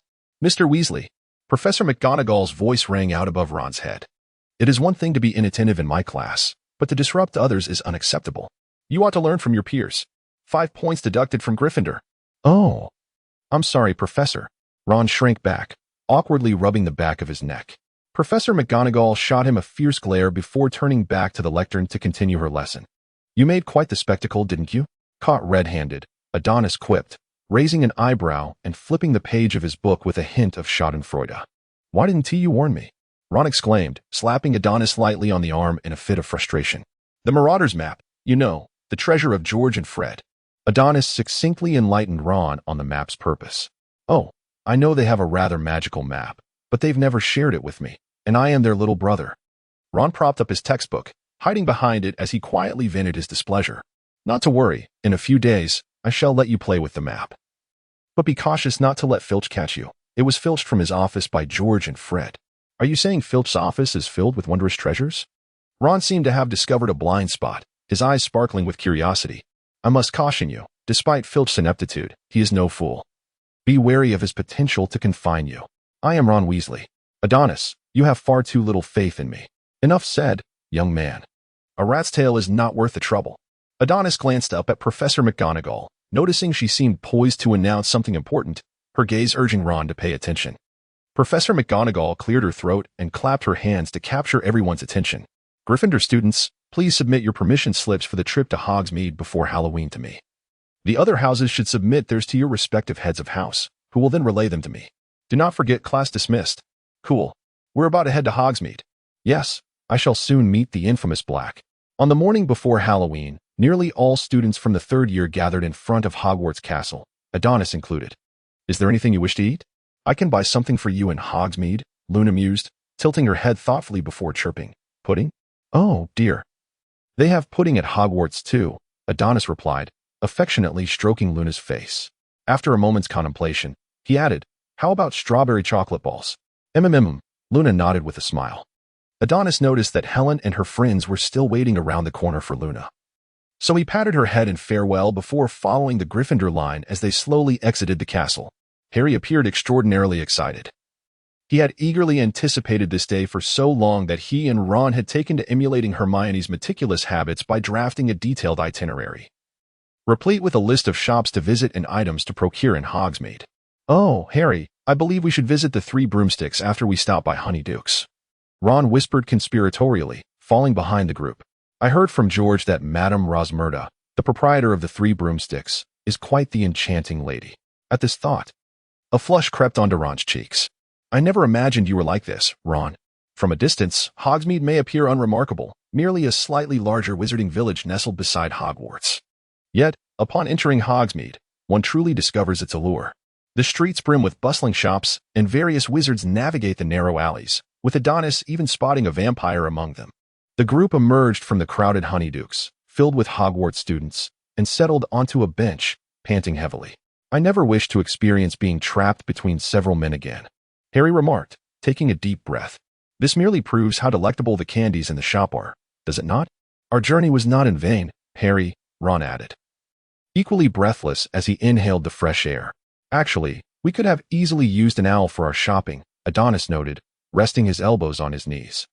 "I saw a dedicated delivery window for owls at the left side of the shop. Since the sweet shop in Diagon Alley became a sensation, many similar establishments have followed suit, offering delivery services. While their popularity may not rival that of the sweet shop, they at least provide considerable convenience." Ron tore open a packet of ice mice and popped one into his mouth. "How about we head to the Three Broomsticks for some butterbeer?" he suggested. The proposal was met with unanimous agreement, and several individuals crossed the street, soon finding themselves inside a quaint little pub. This time, George refrained from teasing Ron. Madame Rosmerta, the proprietress of the Three Broomsticks, was indeed a captivating middle-aged woman. Since entering the pub, Ron's gaze had been unwaveringly fixed upon Madame Rosmerta, his eyes nearly glazing over. When she arrived with their butterbeers, Ron, flustered and anxious, nearly fumbled the drink, almost making a fool of himself. It was evident to everyone that Ron harbored a fondness for Madame Rosmerta. After all, men often have their peculiar infatuations, and this was readily understood by most. However, not everyone shared this understanding. Take Hermione, for instance. Upon witnessing Ron's infatuated stare directed at Madame Rosmerta, Hermione's expression darkened, resembling a storm cloud, and even Harry, seated beside her, found himself ensnared in her ire, cautiously sipping his butterbeer, fearful of provoking her further. Yet, Ron remained oblivious, preoccupied with his admiration for Madame Rosmerta. Adonis could no longer withstand the oppressive atmosphere surrounding Hermione and voluntarily suggested they retreat to the common room for a brief respite, especially with the Halloween feast approaching. Harry and Neville wholeheartedly agreed, while Ron lingered with a hint of reluctance. Hermione, aware that Adonis was providing her with an opportunity to escape, gathered her belongings from the table and departed the Three Broomsticks, leaving behind the tumultuous scene. Time passed swiftly, and upon their return to the common room, they barely settled onto the sofas before hearing Percy calling from the hall, beckoning the young Gryffindors to the Great Hall. "Hurry up. The feast starts in 10 minutes. And George, put down your fireworks." Percy attempted to assert his authority as an older brother, yet his efforts fell flat. George and Fred paid him no mind, surreptitiously stashing several of their specially crafted Halloween fireworks within their robes. In keeping with the Halloween spirit, the decorations in the Great Hall had been transformed. The floating candles had been replaced with jack-o'-lanterns, and a swarm of bats flitted about beneath the enchanted ceiling. As the students gathered, Dumbledore, seated at the head table, raised his glass and stood to deliver a few words of blessing, wishing the young witches and wizards a joyous celebration and expressing hopes for Hogwarts' continued prosperity. Adonis paid little attention to what Dumbledore was saying. His gaze frequently darted towards the Marauder's map beneath the table, fixated on Gryffindor Tower. If he spotted Black's name, he would have bolted at once. "What is the matter? I assure you, these meatballs are delectable. If you're not going to eat yours, do share it with me," said Harry, sitting beside Adonis, puzzled by his behavior. Why was he so distracted during dinner, fixated on that map? Adonis abruptly folded the map and addressed Harry, saying, "You may take my share to enjoy. I have left something in the common room that requires my attention." With that, he rose and exited the hall. Adonis is quite eager for his first encounter with Blake. As Adonis stepped into the Gryffindor Tower, he was met with the piercing shriek of the fat lady overhead. It appeared that her practiced soprano had proven quite effective in moments of urgency, at least enough for Adonis to discern that Sirius Black stood before her. With this thought in mind, Adonis quickened his pace. Upon reaching the corner of the second floor, the fat lady emitted an unprecedented, harrowing scream, followed by the sound of canvas being torn. As he rounded the corner, he was just in time to witness a large black dog descending from the air, glaring furiously at the portrait of the fat lady, who had vanished without a trace. The dog sniffed the air, detecting the presence of a living being, and instantly became alert. Upon turning to face Adonis, it crouched slightly, emitting a low growl as if poised to pounce. Whoa, calm down, Adonis thought. Fully aware that while Black was wrongfully imprisoned, after enduring years of demented torment, one could hardly predict Sirius's mental state. He extended his hands in a gesture of peace. Speaking in a soothing tone, "I mean no harm, Mr. Black. Would you mind having a chat with me?" Sirius was not easily swayed by Adonis's words and appeared ready to attack. Adonis hastily added, "I am a student of Dumbledore and a friend of Harry." The moment the names Dumbledore and Harry were uttered, Sirius's expression flickered with hesitation. Seizing the opportunity, Adonis pressed on, "My name is Adonis Langdon. I believe you may have heard of me. I know you were wronged, and I possess a way to clear your name. For Harry's sake. Would you trust me just this once?" Sirius, though still dubious, transformed back into his human form, his gaze fixated intently on Adonis. Relieved to have garnered a measure of trust from Black, Adonis exhaled softly. However, he felt it prudent to inform Professor Dumbledore of the situation to avoid any unnecessary panic. With that, and under Sirius's watchful eye, Adonis summoned his Patronus, whispering something into its ear. The ethereal creature nodded in a human-like manner before taking flight down the stairs. Upon witnessing Adonis's Patronus, which bore a resemblance to Dumbledore's, Sirius's belief in Adonis's claim solidified. When he observed the Patronus delivering a message to the Order of the Phoenix, his trust in Adonis deepened further. Noticing Sirius's lack of aggression, Adonis cautiously approached the torn portrait, tapping the left side of the frame and addressing the figure within. "Excuse me, could you kindly open the door to the common room? The password is Fortuna Major." The witch in the portrait initially feigned ignorance, but, recognizing Adonis's good reputation, hesitated for a moment before stepping through the torn canvas to open the door for him, on behalf of the fat lady. Adonis emerged from the entrance, shortly reappearing before Blake, holding a cage in which lay their target for this incursion into Hogwarts, the creature known as Spot. Adonis has prepared a specially designed cage for the mouse, one that no matter how hard it struggles, cannot be opened from within. Moreover, Adonis had rendered the creature unconscious upon their meeting, and now it lies peacefully asleep inside the cage. Upon seeing the familiar mouse, Blake could no longer contain his murderous intent and reached out to seize the cage. "Hey, what are you doing?" Adonis swiftly concealed the cage behind his back. "Murder will not resolve any issues, Mr. Blake. The mouse still has a role to play. Harry has endured great suffering, Mr. Blake. He has long yearned for paternal affection. As his godfather, you are perhaps the only one in this world who can provide him with that love. I wish to restore your honor, allowing you to stand beside Harry as a father, rather than as a criminal."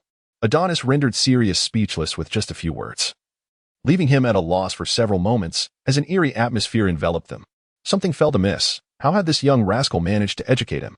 The more Sirius pondered, the more unsettling it became. Just as he was about to speak, his peripheral vision caught sight of a familiar figure hastily emerging from around the corner, causing him to swallow his words once more. It was Dumbledore.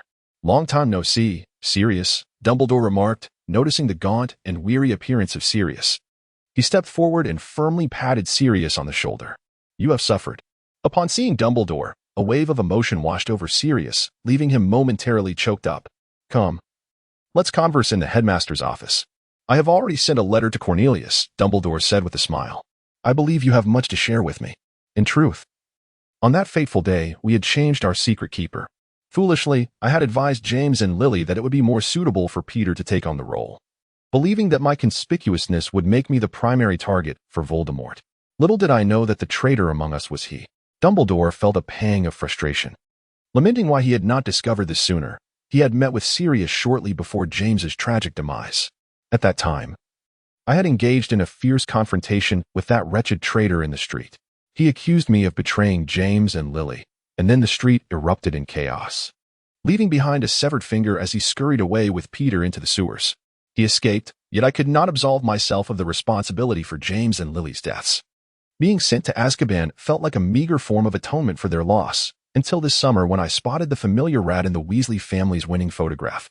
Indeed, the thought of him being responsible for James and Lily's demise filled me with a wrath that wished to rend him limb from limb. Sirius exclaimed, contemplating the idea of extracting Pettigrew from his cage to exact his vengeance. This chapter is not yet concluded. Please turn to the next page to continue experiencing the captivating narrative. As Adonis was about to speak, the fireplace in the principal's office suddenly flared to life, from which emerged two Aurors, Kingsley Shacklebolt and John Dawlish, trusted confidants of Minister Fudge. Kingsley, a seasoned member of the Order of the Phoenix, exchanged a knowing glance with Dumbledore upon his arrival. Dumbledore, what brings you here? Seize him. Minister Fudge had just stepped from the fireplace, still dusted with soot, when he caught sight of the grimy Sirius sitting beside the sofa. Upon hearing this, Kingsley and Dawlish swiftly drew their wands, prompting Dumbledore to interpose himself protectively in front of Sirius. Calm down, Cornelius. Black has been wrongfully accused. Dumbledore's influence was undeniably significant upon hearing his words. The two Aurors hesitated. Wrongfully accused? Fudge furrowed his brow. Dumbledore, the Ministry demands evidence. You cannot merely speak without substantiation. Of course, Cornelius, I have evidence. Might I ask your Aurors to lower their wands? With a subtle gesture, Fudge signaled Kingsley and Dawlish to lower their wands. Under Dumbledore's guidance, he awkwardly took a seat opposite Adonis and Sirius, while the two Aurors positioned themselves behind him, readying quill and parchment to document the ensuing dialogue. Woken from slumber, Peter Pettigrew blinked to find Dumbledore and Minister Fudge intently scrutinizing him. Instinctively, he considered fleeing, only to turn and confront the gaunt, yet menacing figure of Sirius behind him. It was then he realized he had regained his human form, ensnared by a throng of people. Here, the truth serum, Adonis proclaimed, producing a vial from his pocket and handing it to Kingsley. Despite Pettigrew's desperate struggles, he was forcibly administered the potion. Dumbledore, in the presence of all, posed several pivotal questions to clarify details of past events, inciting a deep-seated anger within him at Pettigrew's cowardice. He dealt a forceful blow, rendering the traitor unconscious. The Elder Wand's magic shall surely keep him in a deep slumber for several days, far from Azkaban's confines. I believe we should exonerate Black, Cornelius. He has suffered unjustly for 12 years. We owe him that much. I understand, but this concerns the reputation of the Ministry. I must consider the implications. Fudge appeared visibly distressed. Ever since Sirius's escape, the credibility of the British Ministry of Magic had plummeted within the magical community. What use is a ministry that cannot even apprehend an escaped convict? They have been under relentless attack from unscrupulous journalists for months, notably Rita Skeeter. We can revoke the arrest warrant and clear his name, but it must be done in secrecy. If this were to become public, what would become of the ministry's image? Yet, if conducted in secrecy, wouldn't all of Adonis's efforts be rendered futile? This is unacceptable. We might consider a different perspective, Minister, Adonis interjected. At the time of Mr. Blake's trial, the Minister of Magic was Millicent Bagnold, which implies that this miscarriage of justice is entirely unrelated to you. Upon hearing Adonis's words, Fudge's interest was piqued. Mr. Landon, could you elaborate? Adonis smiled faintly and continued, with this premise established, the rectification of this wrongful conviction during your tenure, coupled with the apprehension of the true culprit, starkly illustrates that your capabilities far exceed those of your predecessor, Minister Baglow. You could effortlessly announce in the Daily Prophet that the escape of Mr. Black was orchestrated by you, asserting that you had everything under control, all in pursuit of unveiling the hidden perpetrator behind this case and vindicating Mr. Black. Ultimately, the facts would affirm that your approach was entirely justified. This not only restores the reputation of the Ministry of Magic, but also showcases your prowess, while simultaneously exonerating Mr. Black, truly a trifecta of success. The more Fudge listened, the brighter his eyes shone. He was acutely aware of the prevailing public sentiment during this period, and he felt nearly overwhelmed by criticism. Those more radical wizards seemed eager to point fingers at him. If he were to heed Adonis's counsel, wouldn't his reputation rebound spectacularly? What a remarkable trifecta indeed. Mr. Landon is truly a prodigious talent. Fudge chuckled, his face creasing with delight as he affectionately draped an arm around Adonis's shoulder. You flatter me, Minister. Ultimately, after a thorough discussion among Adonis, Dumbledore, and Fudge, they reached a consensus before the evening's conclusion. Fudge then returned to the Ministry of Magic to prepare for the following day's newspaper publication. With time still ample, Adonis estimated that in the brief period of Fudge's absence, he had already secured the headline for the Daily Prophet. One must never underestimate a politician's regard for their reputation. Adonis was at a loss for how to broach the subject with him. Should he really divulge that the pet mouse he had shared his bed with for several years was, in truth, a greasy middle-aged man? Who could possibly accept such a revelation? Fudge's movements were swift, perhaps due to the implications for his own career, which caused him to be particularly diligent. Thus, while Adonis was quietly reading in the great hall that morning, Sheila flew in through the window alongside the other owls, bringing with her the latest edition of the Daily Prophet. What a good girl, Adonis thought as he stroked Sheila's head, retrieving a small piece of jerky from his pocket as a reward. Upon opening the newspaper, the most striking feature was an enormous animated image of Fudge, accompanied by the headline, Minister Fudge Solves Wrongful Conviction. Succinct and to the point, the mere mention of Fudge's name served as an enticing hook. Not to mention that the article emphasized how the recent serious black jailbreak incident was propelled by Fudge's steadfastness and wise leadership despite external pressures, all in pursuit of uncovering the true perpetrator. The article concluded by noting how Fudge personally cleared Sirius's name, along with official documentation from the Ministry of Magic. Were it not for the article's unabashed flattery of Fudge, Adonis might have deemed it the best news headline of the month, though admittedly, this month had not yielded many memorable stories. A chorus of gasps erupted in the great hall. Who could have anticipated that a criminal from Azkaban would transform into a figure of noble sacrifice? Such a narrative typically resides solely within the pages of novels. Along with the newspaper came a letter from Sirius, expressing gratitude to Adonis and sympathy for Ron's plight, indicating he would personally visit Hogwarts that afternoon to meet Harry and provide an explanation to Ron. Adonis. Ron's anxious voice rang out at the entrance of the great hall, accompanied by Harry and Hermione. Upon spotting Adonis, Ron rushed over, exclaiming, "Have you seen Scabbers? I've searched the entire common room and can't find him. Even the cage is missing." "Scabbers, now, Ron, remain calm. He is likely in Azkaban," Adonis replied. "What? Azkaban?" Ron gasped, taken aback. How could Scabbers end up in such a place? "See, you're getting agitated," Adonis said as he poured a glass of milk for both Harry and Ron. "Do you trust me, Ron?" "Of course," Ron replied without hesitation, though a sense of foreboding began to stir within him. "Why do you ask?" "Because what I am about to tell you may completely alter your perspective," Adonis said, patting Ron's shoulder. "In truth, Scabbers is an illegal animagus, a greasy, balding middle-aged man masquerading as a rat." Ron attempted several times to articulate a coherent thought, yet it was Harry who first regained his composure and inquired, "Adonis, are you serious? Is Scabbers truly an illegal animagus?" It could not be more true. Did Hermione not read the newspaper this morning? Adonis placed the Daily Prophet on the table, sliding it towards Ron while pointing at the headline with his index finger. After reading, Ron fell silent. And even Harry's expression darkened, especially upon seeing the last photograph taken of Peter Pettigrew before his incarceration. His appearance struck Ron like a slap. The realization that he had been sleeping with this creature for years made Ron's stomach churn violently. He doubled over, retching, "Adonis, oh no." He hastily exited the hall in search of the nearest restroom. "Oh dear, I truly feel for Ron," Harry remarked with a mix of relief and schadenfreude. "Do not rejoice too soon, Harry.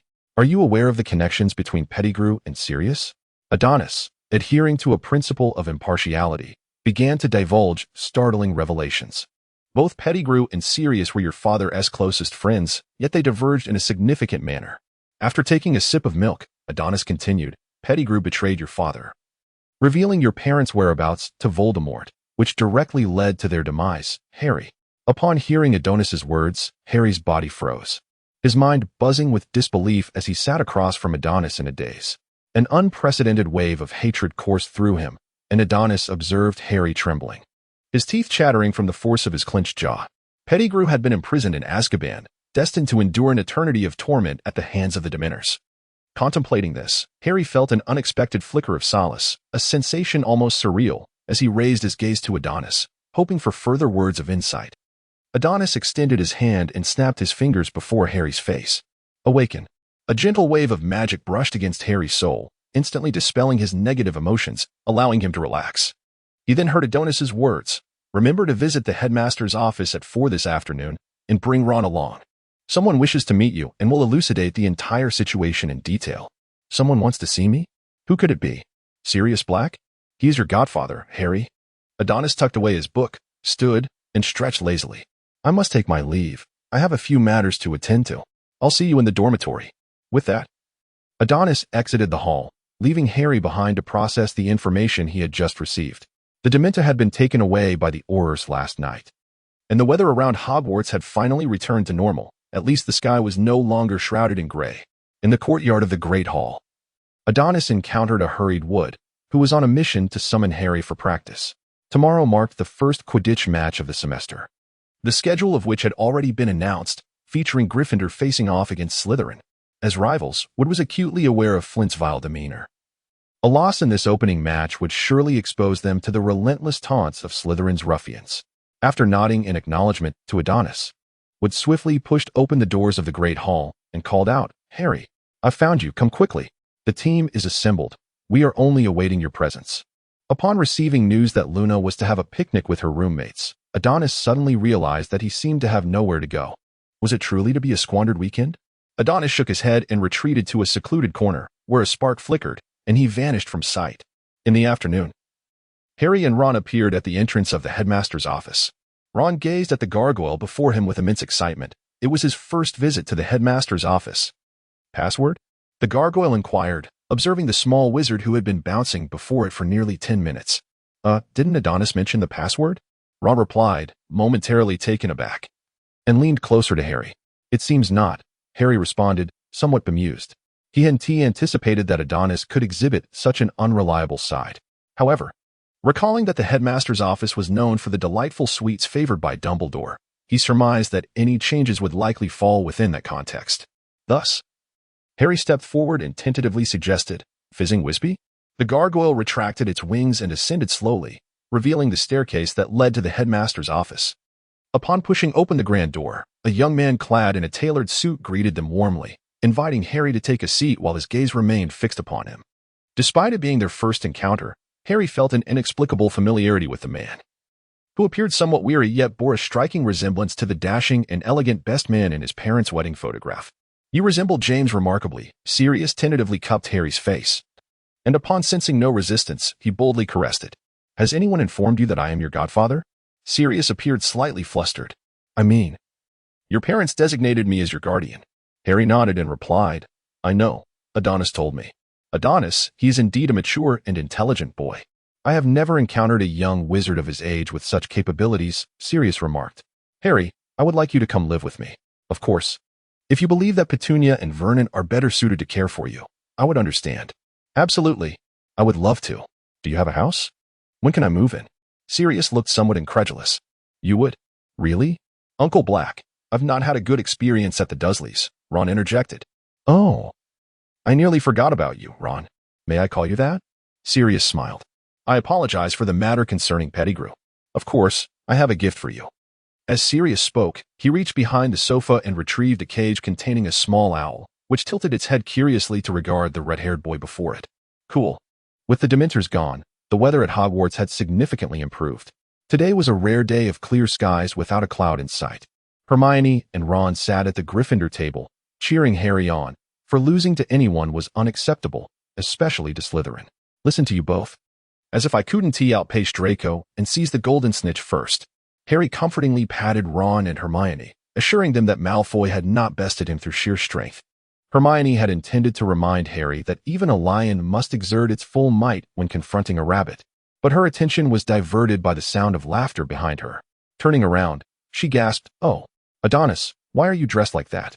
There stood Adonis, somewhat awkwardly, donning a striking lion's headpiece, his mouth agape in a mock roar. I told you this was not suitable, he shyly murmured, glancing sideways at those behind him. I think it's quite adorable, Luna chimed in, peering out from beside Adonis as she greeted him and the trio with warmth. Upon hearing Luna's compliment of his adorableness, Adonis suddenly contemplated that donning the lion's head might not be such a bad idea after all. How dashing, Adonis, he mused. Angelina and Elia entered the hall through a small door, and upon spotting Adonis's lion hat, Angelina gave a thumbs up, exclaiming, with your enthusiastic support, it would be a challenge for us to lose. Where's the camera? Hermione interjected at that moment. Adonis, quickly retrieve your camera. Let us capture a pre-match photograph together. Adonis previously expressed a desire to capture moments with his friends at Hogwarts through the lens of a camera, so that decades later, they could reminisce about the past. Hurry. Hurry, Harry, Angelina, and Elia, stand in the middle. Ginny, you two, come and stand beside me, Ron urged swiftly. Naturally, Ron and Harry positioned themselves together, allowing Ginny to seize the opportunity to stand close to Harry, casting a shy glance at his beaming face before lowering her head bashfully. Are we all set? Ready to face the camera? Adonis commanded as he wielded his wand, guiding the camera to hover into the perfect position, wrapping an arm around Luna. I'm about to take the picture. 1, 2, 3. The click of the shutter resonated, and a photograph fluttered out from the side of the camera, gently landing in Adonis's hand. Adonis, which company manufactured this camera? It seems quite different from those used by journalists, Angelina inquired after receiving his permission to examine the device. This is a gift from my teacher, originally modeled after a Muggle film camera. However, as you know, Muggle electronics are rendered inoperable in the wizarding world. So he made a series of modifications, Adonis explained. Angelina felt a twinge of disappointment at this revelation, but she quickly brushed it aside, glancing around before whispering. Wood must have received the latest news from somewhere. The Hufflepuff Quidditch team has a new seeker and captain, Cedric Diggory. Oh, really? A few of the girls seem particularly interested. Is he that tall, handsome chap from Hufflepuff? I heard that Sirius will come to watch your match. Seizing a moment while the girls chatted, Adonis gently nudged Harry. Yes, he mentioned it when he visited me a few days ago. Harry, suddenly awakening to the thought, replied with a hint of discontent. I had completely forgotten about that. Now that you remind me, I feel a bit anxious. What if I don't perform well? You are the Star Seeker of Gryffindor. If you're nervous, what will Wood do? He might devour you. Angelina interjected with a laugh. We should be off, Harry. Wood still has to deliver his pre-match speech, and I don't want to be late and face his wrath. How bold of you to say that. Well, I wish you all victory. Go Gryffindor. After bidding farewell to Harry, the remaining friends settled back down to continue their conversation. Do you think Harry will spend Christmas with Sirius this year? Adonis mused, seemingly recalling something as he leaned his head against Luna's shoulder and softly remarked, This Christmas, I plan to spend it in Paris, so I might not be able to join you. I'll leave the door key with you. If you miss me, we can meet. If Harry doesn't stay at school, then I'll go home for Christmas. Damn it, I really don't want to spend 2 weeks with Percy. It will drive me mad. Ron was grumbling, but before he could continue, Hermione hastily interrupted him. Percy's here. Let's head to the Quidditch pitch first. Upon hearing this, Ron abandoned his thoughts and followed Hermione out. Luna, do you think those two will end up together? Adonis remarked, observing Hermione and Ron as they departed. Luna shook her head, indicating her uncertainty. Not everyone possesses the courage to invest their hearts as she and Adonis do, yet she considers herself fortunate. At the Quidditch pitch, in the Gryffindor section, Hagrid burst into hearty laughter upon spotting Adonis's lion headpiece, even giving Luna a thumbs up. Hagrid, I feel like apart from the players on the field, I'm the most conspicuous one here. Adonis, be more confident. Just let go of that feeling, Simon chimed in mockingly. Can your lion head even roar? Adonis cast a glance at him and activated a mechanism, causing the lion above to spring to life. Its massive jaws opening wide as it let out a furious roar directed at Simon. My lord, there is more to this chapter. Please turn the page to continue reading. The best is yet to come. Roar. Oh. Simon appeared undaunted, instead brimming with excitement. Cool. This headpiece is absolutely magnificent. May I try it on? Absolutely not. It is mine alone. No way, only he can wear it. Simon found himself bewildered by their banter, awkwardly scratching the back of his head. Observing this, Adonis clarified. This headpiece belongs to Luna. In the midst of their conversation, a sharp whistle from Madame Hawk caught their attention, signaling the commencement of the match between Gryffindor and Slytherin.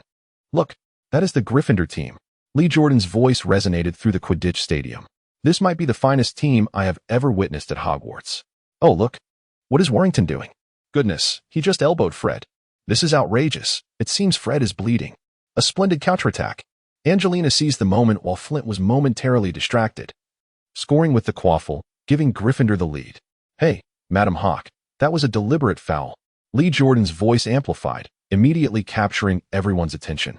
As they witnessed Flint viciously collide with Angelina's broom while she basked in Gryffindor's cheers, nearly sending her tumbling.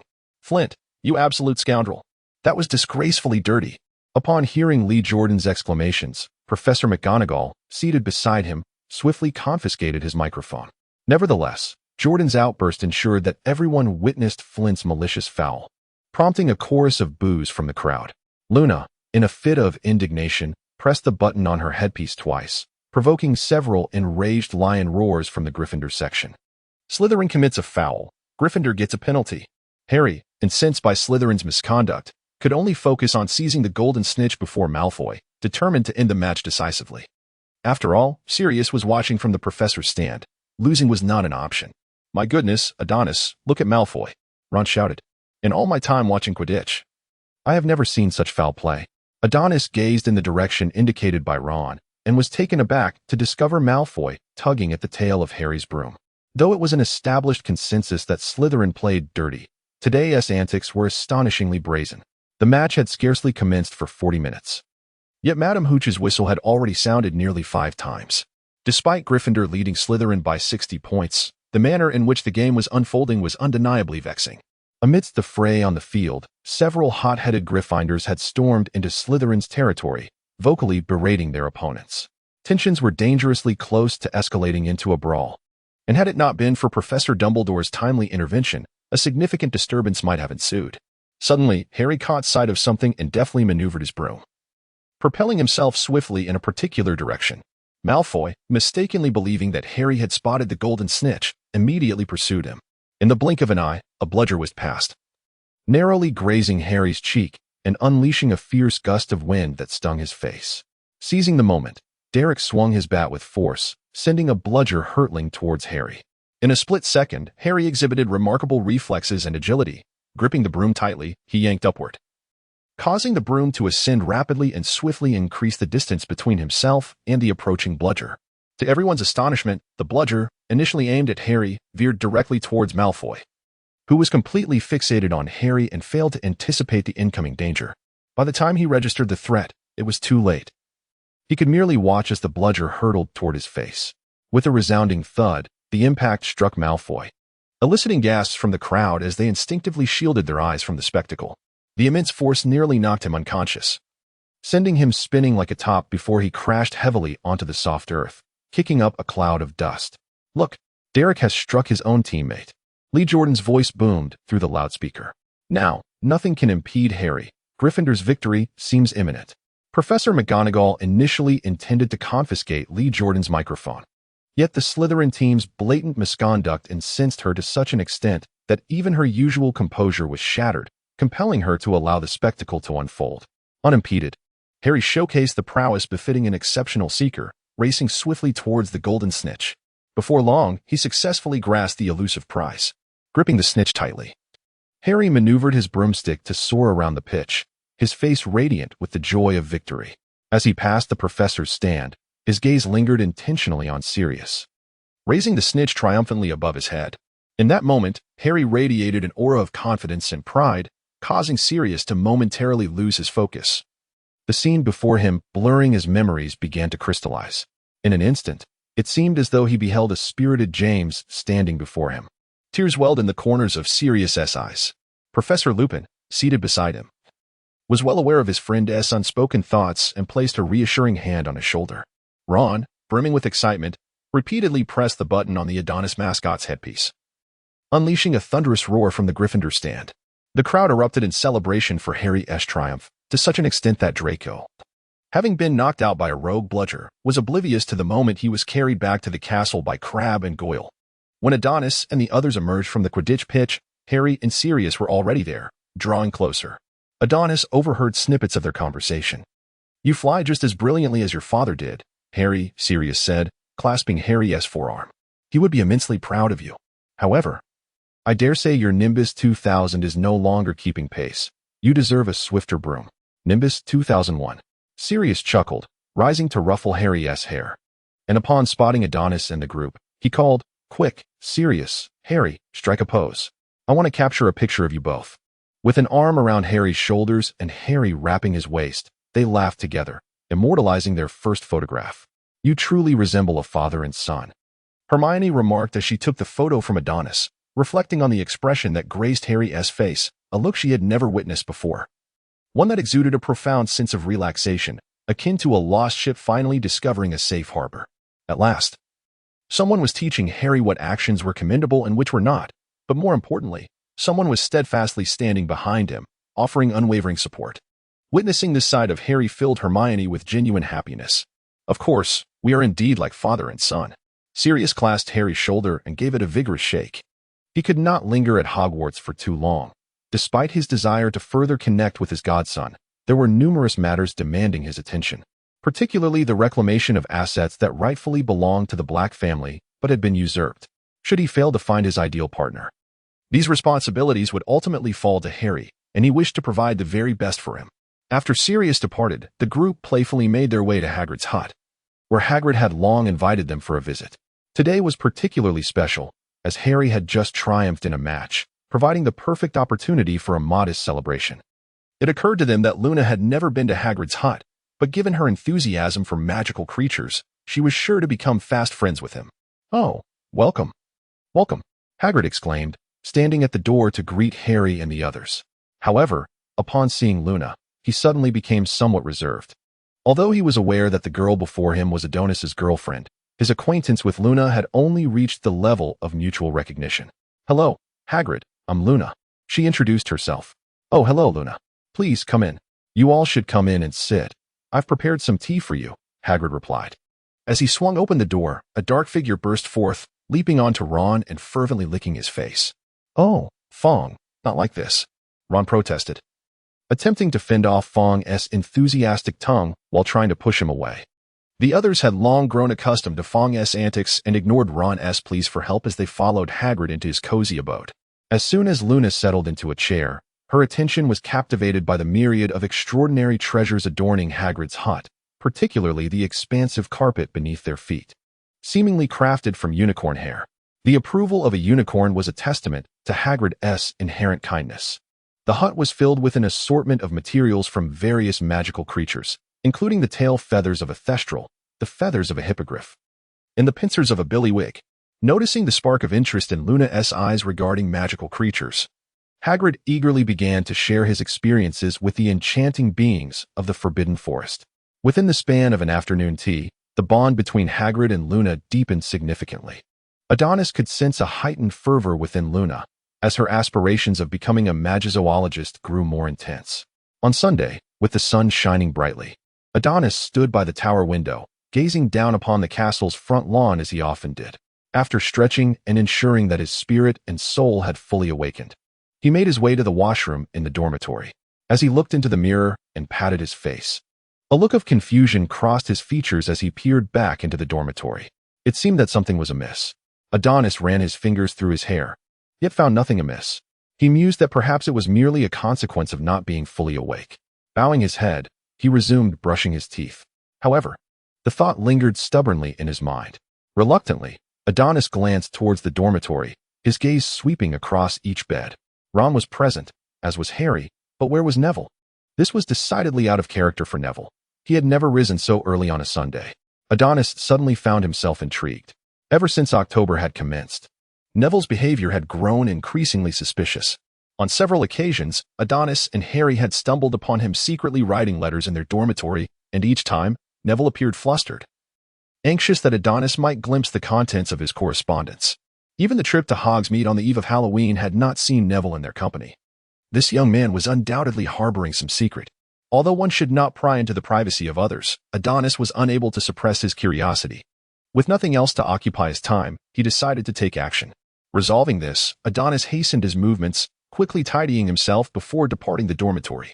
Just as Adonis was about to step outside, the entrance door swung open, revealing Hermione, who was making her way down the corridor. Adonis promptly grasped Hermione's arm and exclaimed, "There's no time for explanations, Hermione. Come with me." Wait, where are we going?" Hermione stumbled slightly from Adonis's sudden pull. "We're going to catch Neville." "Catch Neville? For what purpose?" "Oh, come on. Can't you think of anything beyond your studies? Don't you find it odd that Neville has been distancing himself from the group lately?" As she pondered this, Hermione began to see his point. "But what does that have to do with us catching Neville? There's something going on with him." "Hermione." Adonis turned to her earnestly. "He must have a crush. As Neville's close friend and you as his dear sister, shouldn't we keep a watchful eye on him? What if he falls prey to a deceitful woman? But Adonis, is this really the right thing to do?" "Hermione." Setting aside the moral implications, Aren't you even a little curious? Well, when you put it that way, Hermione conceded, realizing the truth in his words. After all, having spent 2.5 years with Neville, he had never expressed any interest in the opposite sex, nor had he shown any signs of attraction. Thus, this situation appeared as extraordinary to Adonis and Hermione as a tree blooming in iron. Adonis produced a living map and, wielding his wand, tapped the parchment, proclaiming with solemnity, "I hereby swear to engage in no virtuous deeds." Instantly, the intricate layout of the castle and the names of its inhabitants materialized upon the map. Adonis and Hermione widened their eyes in search of Neville's name. There it was. Hermione pointed towards the area near the covered bridge, where Neville's name was moving in that direction. The clock tower district was generally devoid of crowds, while the covered bridge offered a splendid view of the Black Lake nearby and the distant mountains, making it indeed one of the finest rendezvous spots at Hogwarts. Adonis and Hermione approached the corridor bridge, spotting Neville seated on a bench, accompanied by a Badger House girl with 2 golden braids. "See, I told you Neville had something going on," Adonis exclaimed proudly, hands on his hips as he lifted his chin. Hermione, annoyed by Adonis's antics, gave him a sharp nudge and pulled him to a vantage point where they could observe Neville without being seen. "Oh, it's a Hufflepuff girl. Do you know her, Hermione? Hannah Abbott. I believe you should remember her. Isn't she the one who burst under pressure during finals? Looks like she's the one pursuing Neville," Adonis remarked, cupping his hands to form a telescope, attempting to gain a clearer view. Indeed, he noticed Hannah's bashful demeanor and her restless hands, which several times attempted to grasp Neville's. But the distance between them was so vast that even Harry could have squeezed in. For reasons unknown, the widening space between them became increasingly glaring to Adonis, who murmured, "Since we're here, I feel compelled to take action." With that, he drew his wand. Under Hermione's curious gaze, Adonis pointed his wand at Neville and gently traced a circle. As Neville chattered away, he felt a sudden gust of wind sweep through, unexpectedly nudging him closer to Hannah. Another gust followed, and Hannah found herself nestled into his embrace. "Neville, Merlin, is this magic?" The abrupt turn of events left both Neville and Hannah frozen, their faces flushed. Adonis hastily took out his camera to capture this tender moment. Though Neville and Hannah had known each other for the past 2.5 months since the start of school, the act of holding her so intimately felt a bit presumptuous. Just as he intended to retreat, he felt an unexpected resistance at his waist. Neville noticed the hands encircling him, visibly reddening, steam seemingly rising from his head as he realized Hannah had boldly wrapped her arms around him. Hannah, too, became aware of her audacious act and felt a flutter of panic. "Will he think I'm a frivolous woman? Will he come to dislike me?" she fretted. "Oh, Hannah, why couldn't you hold back?" The two individuals remained in a stalemate for an indeterminate period until they gradually regained their composure. After a stuttering farewell, Neville hastily retreated to the Gryffindor common room. Unbeknownst to him, a more challenging situation awaited within. Standing before the fat lady, he adjusted his wizarding robes and steadied his flustered emotions before uttering the password. The sound of the common room door opening naturally drew the attention of Adonis and Hermione, who sat by the fireplace. Hermione, abandoning her book, eagerly focused on the corridor. Upon entering the common room, Neville immediately sensed the intensity of 2 piercing gazes fixated upon him, causing a flutter of unease within. Had they discovered something? He awkwardly took a seat opposite Adonis, brushing his fingers against the corner of his mouth, wondering why they were staring so intently. Was there something amiss on his face? Adonis tucked his pocket watch into his pocket, assuming a serious demeanor, and inquired, "Pray tell, what compelled you to rise so early?" "I went to the hall for breakfast," replied Neville, his expression slightly awkward despite the confident words. "Then why did I not see you in the hall?" The first lie was swiftly dismantled, leaving Neville's carefully prepared responses in tatters. He stiffened, muttering, "Perhaps I had already departed by the time you arrived. Yet you returned later than I," Adonis noted. Neville fell silent, casting a forlorn glance at Adonis, while Hermione, unable to contain herself, interjected, "Oh, come now, stop teasing him, Neville. Adonis and I witnessed your rendezvous with Hannah." You, what?" Neville was at a loss for words, incredulous that they would speak so candidly. "How did you even find out?" "Well, you know," Hermione replied with a knowing smile, her thumbs pressed together. Adonis seized a cushion, placing it upon his lap, leaning forward with keen interest. It was during that herbology class after the term commenced. She encountered a mishap while handling the Horcrux juice, and I lent her a hand. And where do you stand now? We just embraced today. Wait, it's you." Neville finally realized that the mischievous wind was indeed the work of Adonis. "As a wingman, I am quite the expert," Adonis chuckled. Hannah clearly harbors feelings for you. The girl has shown her interest. Why have you not reciprocated? Reciprocate what? Neville questioned, bewildered, as this was his first experience with such matters. Why confess your feelings? You both harbor affections for one another and know each other well enough. Why not boldly take the next step? Adonis urged. Trust me, find a picturesque spot. Wait for fair weather, invite her over, and remember, fortune favors the brave, Neville. On that Monday morning, all was tranquil as usual, save for Neville, who fidgeted restlessly as if ants were crawling beneath his skin. His mind was consumed with Adonis's words from the previous day regarding the necessity of expressing his feelings to Hannah. This matter he could only navigate in his own way. Adonis had provided ample support, and should it ultimately falter, it would be nothing short of Neville's misfortune. Adonis reflected briefly and realized that since entering the 3rd grade, his previously vague affections had gradually crystallized. Many young boys and girls had developed crushes or embarked on tender romances, much like Neville and Hannah, and even Malfoy. He himself had entered a relationship with Pansy Parkinson, the Slytherin girl known for her sharp sarcasm and resembling a pug. Is it true? Malfoy is really with Parkinson? Harry was astounded upon hearing this news. Wow, this is just, wow. Let us hope she keeps to herself and doesn't meddle with others, Ron mumbled, tossing a piece of chocolate into his mouth. I heard someone wrote Ginny a love letter. What? She is only 12. Good heavens, do you know who it is? Adonis. Tell me, I'll make sure he understands what the Weasley family tradition entails. Does he think his face is harder than my fist? Ron appeared incensed, chocolate crumbs spraying onto Harry's face. I need to teach him a lesson. Without waiting for Adonis to respond, Ron hurried off. What has gotten into him? Hermione had just returned from the Ollery after sending a letter and noticed Ron storming away. Someone wrote Ginny a love letter, Adonis said, handing Hermione a glass of milk. Ron was furious when he found out and is shouting about teaching the culprit a lesson, yet he doesn't even know who it is. Sounds just like something Ron would do, Hermione shrugged helplessly, pulling out a copy of the Daily Prophet from her bag and placing it on the table. As she opened the first page, her expression shifted to one of shock, and she pushed the newspaper towards Adonis.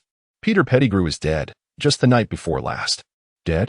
Adonis took the newspaper from Hermione's hands, perplexed, and saw the report in the corner about the mysterious demise of Peter Pettigrew. How could he have died after only being in prison for 2 months? Adonis sensed the curse he had left within the small star body, only to find it still in effect. Something was amiss. Indeed, it was 100% unsettling. The fact that it could be published in the Daily Prophet implied that the report was authentic. They had indeed discovered a body in Azkaban. But whose could it be? Perhaps a Death Eater? I must first seek out Professor Dumbledore. Hermione, please excuse me from McGonagall's Transfiguration class later. Adonis drained his cup of milk, wiped his mouth, and departed the great hall. Something is afoot, old Dumbledore. Adonis gasped as he pushed open the door to the headmaster's office, where Dumbledore sat comfortably in an armchair, gleefully perusing the day's newspaper. Take your time, Dumbledore remarked with a smile upon noticing Adonis's disheveled state, and with a wave of his hand. A teacup filled with water floated gently before Adonis. You are referring to the small star incident, I presume? I have already submitted a request to the Ministry of Magic for a visit. Kingsley will be back shortly to take us to Azkaban. Small star is not dead, Dumbledore, Adonis said, taking a large sip of water. The one who perished in Azkaban is someone else entirely. I suspect Small Star has already left Britain. How can you be so certain? Dumbledore inquired. The mark I placed upon his soul the day we first captured him has not faded. Dumbledore fell into contemplation upon hearing Adonis's words, but was soon interrupted by the arrival of green flames in the fireplace. Kingsley emerged, grinning as he greeted them. Good morning, Professor and Adonis. The minister has sent me to take you to Azkaban. We can discuss any issues on the way. Kingsley gestured for them to follow, and they first made their way to the fireplace nearest to Azkaban before proceeding to the dock to take a boat across. Standing at the dock of an uncharted island in the North Sea, Adonis gazed at the imposing fortress that loomed silently on the horizon, feeling an inexplicable sense of desolation. I felt the same way when I first laid eyes on Azkaban, Kingsley said, patting Adonis on the shoulder. It emanates an aura of despair that is truly unsettling. At that moment, having just become an Auror, I was informed that I would be guarding Azkaban for a week, and I felt as though the sky were collapsing upon me. Fortunately, one is not required to remain inside Azkaban at all times. Routine patrols every other day suffice. Had I been confined there continuously, I dare say I would have attempted an escape on my very first day. Adonis shivered slightly, dispelling the icy sensation that had enveloped him. Has anyone visited Small Star recently? Oh, yes. Mrs. Pettigrew visited him not long ago. You know how it is, faced with a grieving mother. We find ourselves in a difficult position, Kingsley replied, his expression darkening. Moreover, Mrs. Pettigrew applied for a private visit when she met with Minister Fudge. Initially, the minister was opposed, but upon learning that she intended to donate her entire fortune to the ministry, Connolly's greed prevailed, and he consented to her request. Dumbledore's tone bore a hint of exasperation. Such profound maternal love, truly, one would sacrifice everything for their child, even their own life, Adonis reflected. This chapter is not yet complete. Please turn to the next page to continue enjoying the riveting content. What does it mean? Kingsley expressed his disdain for riddlers. If I am not mistaken, the visitation took place the night before last, for in the dimness of the night, no one could discern the peculiarities of the little star and Mrs. Peter. Professor, what exactly were you and Adonis discussing? During her private visit with the little star, Mrs. Peter used a polyjuice potion to swap their appearances and garments, allowing her to perish in place of the little star at Azkaban. Once the polyjuice potion is consumed and death ensues, the altered visage cannot be restored, hence we shall behold the corpse of the little star. Oh. I shall send someone to the Peter residence to apprehend the little star. Spare your efforts, Kingsley, Dumbledore interjected.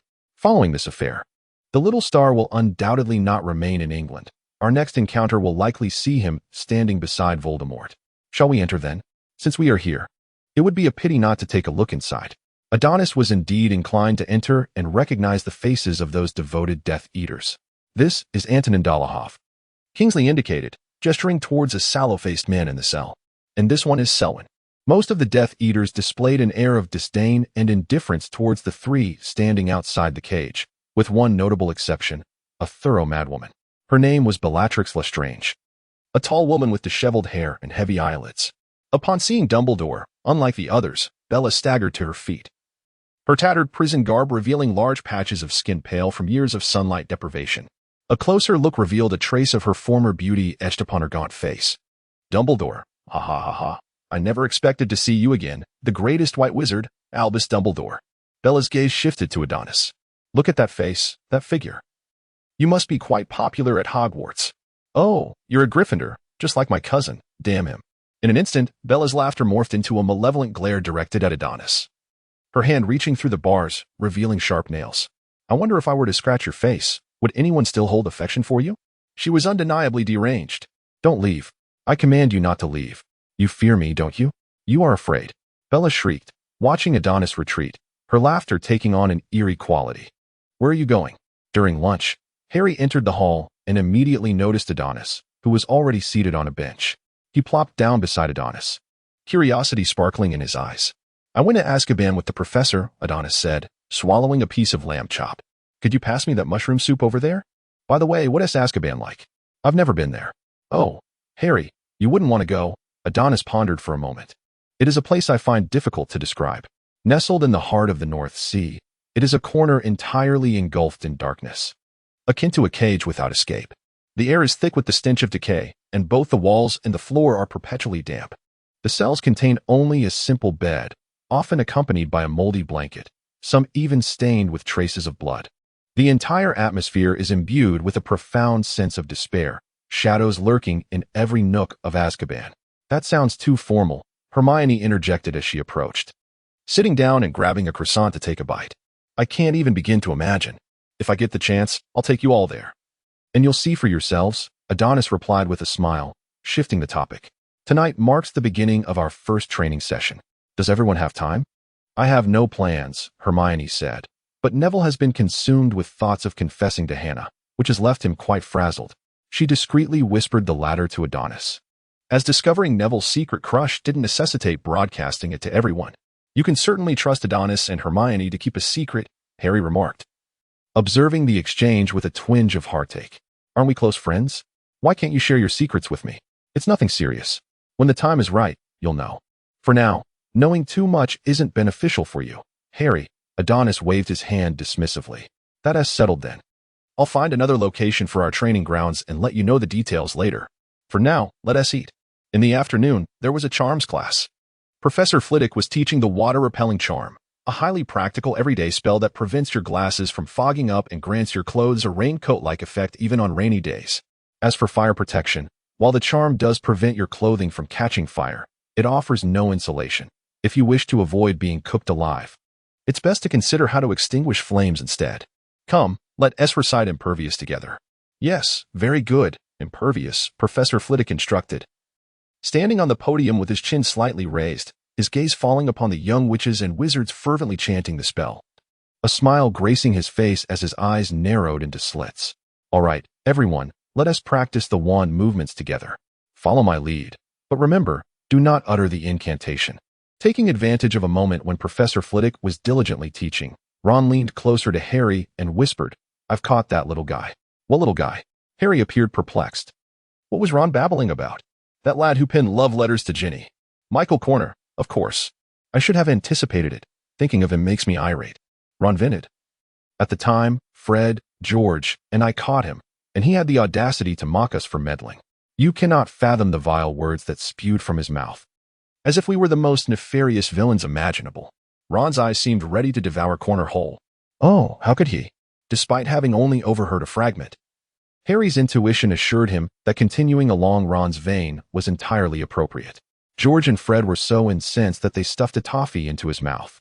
So, that is why the hourglass in our common room suddenly shortened, was it? Caught by the professor? Adonis inclined his head slightly to the left, leaning closer to Ron and Harry. Don't even mention it. George and Fred were caught red-handed by Professor McGonagall, losing 20 points in the process. However, that lad is not faring any better. He now resembles a swollen pig's head and has been taken to the hospital wing by McGonagall. Let us see if he dares to write love letters to Ginny again. Hey, Ron, Ginny cannot remain homebound and loveless forever. She must be allowed to choose for herself, rather than have you make decisions for her. As Adonis spoke, he suddenly recalled his own sister, Vina, having previously neglected to deal with that pestering Jack who harassed her. It seemed time to address that matter. Yet, Ginny is still only 12. She has not matured yet. In Ron's mind, Ginny has always been that adorable little girl trailing behind him, calling him brother. Reflecting on the fact that Luna had been dating him for over 6 months, and that Luna was the same age as Ginny, Adonis felt a pang of guilt. No, I must not think that way. It is far too troubling. Fortunately, this is England, where the precocity of adolescence is a commonplace occurrence.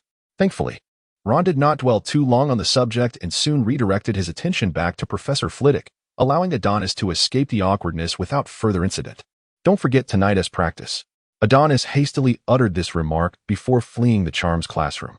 He needed to make a swift exit before Ron could formulate a response, lest he find himself in an uncomfortable situation. Adonis made his way to the courtyard located at the rear entrance of the hall, where he finally came to a halt. He selected a chair positioned at a higher elevation, took a moment to steady his breath, and gazed dreamily at the clouds above. Time seemed to elapse unnoticed until a warm body nestled into Adonis's embrace, bringing him back to reality. The familiar scent enveloped him, prompting Adonis to slightly bend his arm and pull the enchanting figure closer, tenderly nuzzling the crown of her head. This evening, I am to conduct a practical lesson for Harry and the others. You should join us, he suggested, playfully twirling a lock of Luna's hair around his fingers. Luna, with her eyes half closed, relaxed against Adonis like a contented kitten, eventually responding to him with a soft Observing the situation, Adonis refrained from further conversation, slightly adjusting his posture to allow Luna to lean in more comfortably, for it was not only Luna who required recharging. After dinner, at the astronomy tower of Hogwarts, on the 8th floor, before the tapestry of the troll striking the hapless Barnaby, Adonis stood before the tapestry, accompanied by several companions, and addressed the assembly. In light of the forthcoming training, we require a more versatile training ground. The former secret base within the Dark Magic Tower has proven somewhat inadequate. Therefore, I am pleased to introduce to you a brand new secret sanctuary. Ladies and gentlemen, welcome to the House of All Desires. As Adonis's words lingered in the air, he sensed an unusual shift around him. Turning his head, he discovered that, apart from Luna, the other 4 individuals were staring at him with wide eyes, their expressions betraying a sense of disbelief. It is essential to note that this corridor was exceedingly familiar to them, for by ascending the staircase at the far end of the tapestry, one could easily reach the astronomy classroom of Hogwarts, and further climbing would lead to the astronomical tower. Yet, after all this time, none of the third-year students had noticed that behind this seemingly ordinary marble wall lay a room that grants every wish. Well, you all better pay attention, Adonis declared, extending his right hand and gently pressing his palm against the smooth, mirror-like marble wall opposite the tapestry. In that instant, it was as though a mysterious force had been awakened, as several inky black tendrils, like serpents, swiftly emerged from Adonis's palm. These dark lines danced elegantly across the wall, intertwining and coiling, gradually outlining the shape of a door. With the colors deepening, the door's form became increasingly apparent, revealing exquisite carvings and intricate patterns. With a soft click, the previously closed door began to swing inward, as if unveiling the entrance to a mystical realm. As the gap widened, a warm and radiant light cascaded forth, illuminating the dimly lit space before the door. When the entrance fully opened, a spacious and luminous hall unfolded before Harry. His gaze was immediately captivated by a colossal phoenix statue at the center of the hall. The phoenix held its head high, wings unfurled, exuding an aura of majesty and sanctity. Unable to resist, Harry took a step closer to the statue, extending his hand to cautiously touch the phoenix's talon, exclaiming in excitement, "Adonis, how did you discover so many wondrous places within the castle?" "By wandering, observing, and contemplating," Adonis replied playfully. "The method to access the room of requirement is quite simple. One merely needs to silently wish for the desired room and walk back and forth before the wall 3 times, and the door will manifest. Should you ever need it, feel free to return. The secrecy of this place far surpasses that of the secret base. If the user wishes to remain undetected, the entrance to the room of requirement will vanish and can change at any moment. Come along, everyone. Let us proceed this way." Adonis beckoned, gently pushing open a seemingly aged small door. Following him, the group soon discovered that they had entered a compact arena, surrounded evenly by numerous braziers. As the crowd's footsteps echoed, the once tranquil fire pits suddenly ignited with a vitality as if they had been bestowed with life, their flames leaping fiercely and illuminating every corner of the arena in an instant. Before commencing the training in earnest, I deemed it necessary to arrange a couple of one-on-one duels.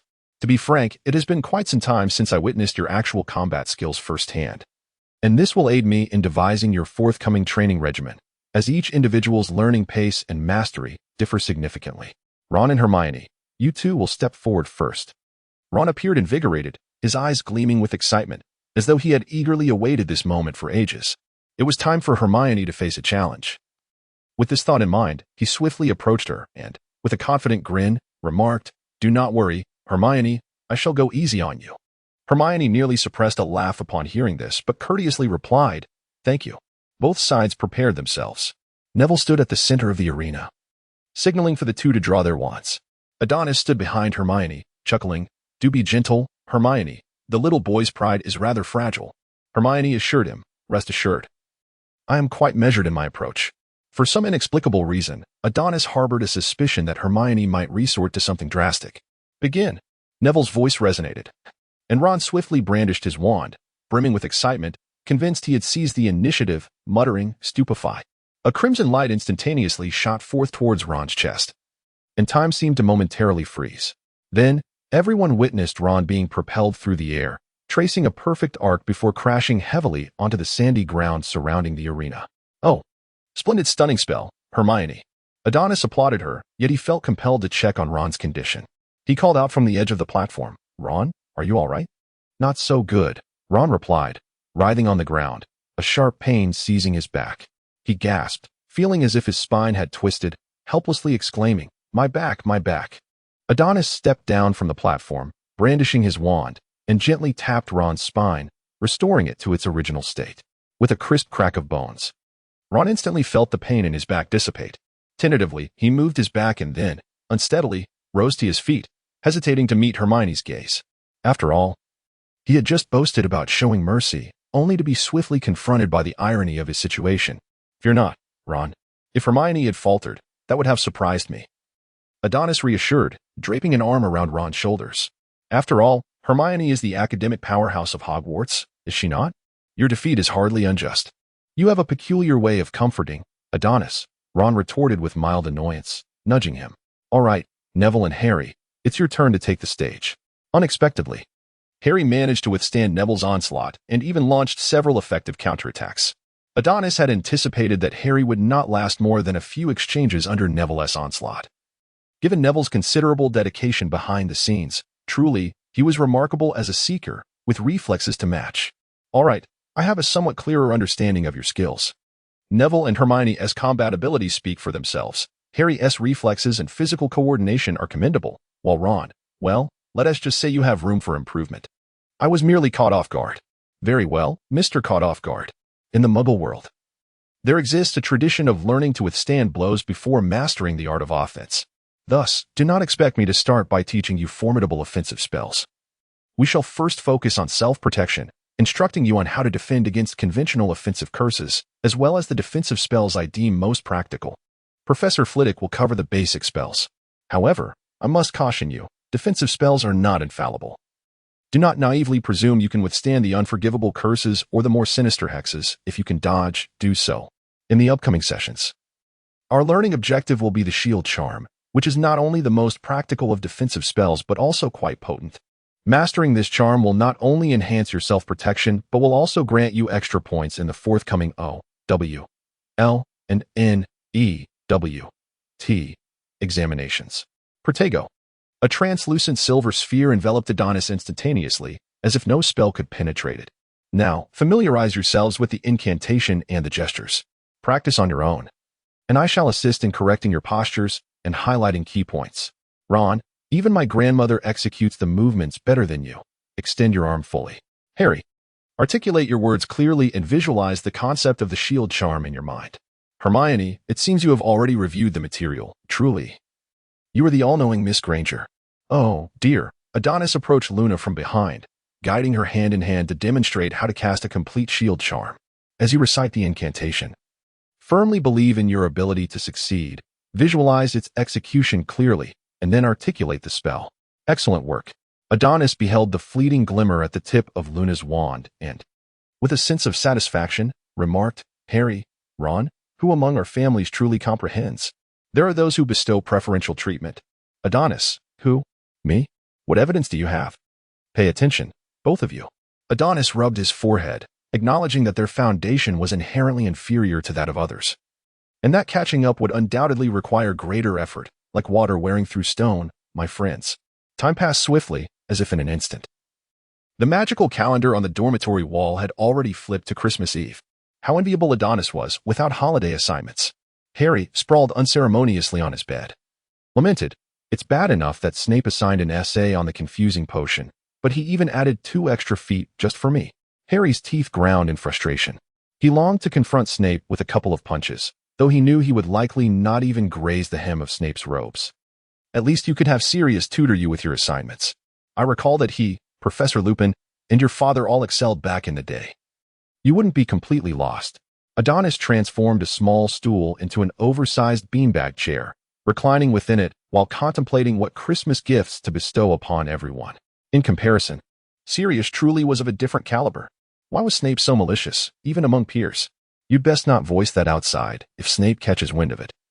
Your potion assignment will likely be doubled, Harry, Adonis remarked, glancing at his pocket watch. He stretched and added, Come on, time is slipping away. Is there any way to escape writing the potion assignment? Not really. You can't just go and punch Snape, can you? However, I suggest you send him a prank toy for Christmas, Adonis emphasized, but do not use Hedwig and make sure not to sign your name. Don't let Snape discover it was from you. Will that work? Will Snape even open it? Who would ignore a Christmas gift? Adonis replied, suddenly recalling the numerous love potion chocolates he had received during his first-year Christmas, causing him to shiver involuntarily. Not necessarily, but it's worth a try, Harry. All right. I'll ask Sirius about it then. A spark ignited in Harry's eyes. This would be the first shot in his rebellion against Snape's tyranny. Good luck, Harry. Adonis glanced at the spirited Harry, sincerely hoping he wouldn't get caught by Snape. Otherwise, Gryffindor would lose 20 points.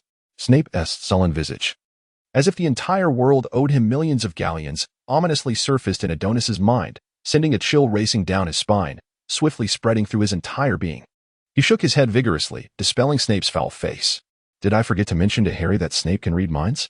Glancing back at Harry, who was humming cheerfully, Adonis chose not to dampen his enthusiasm.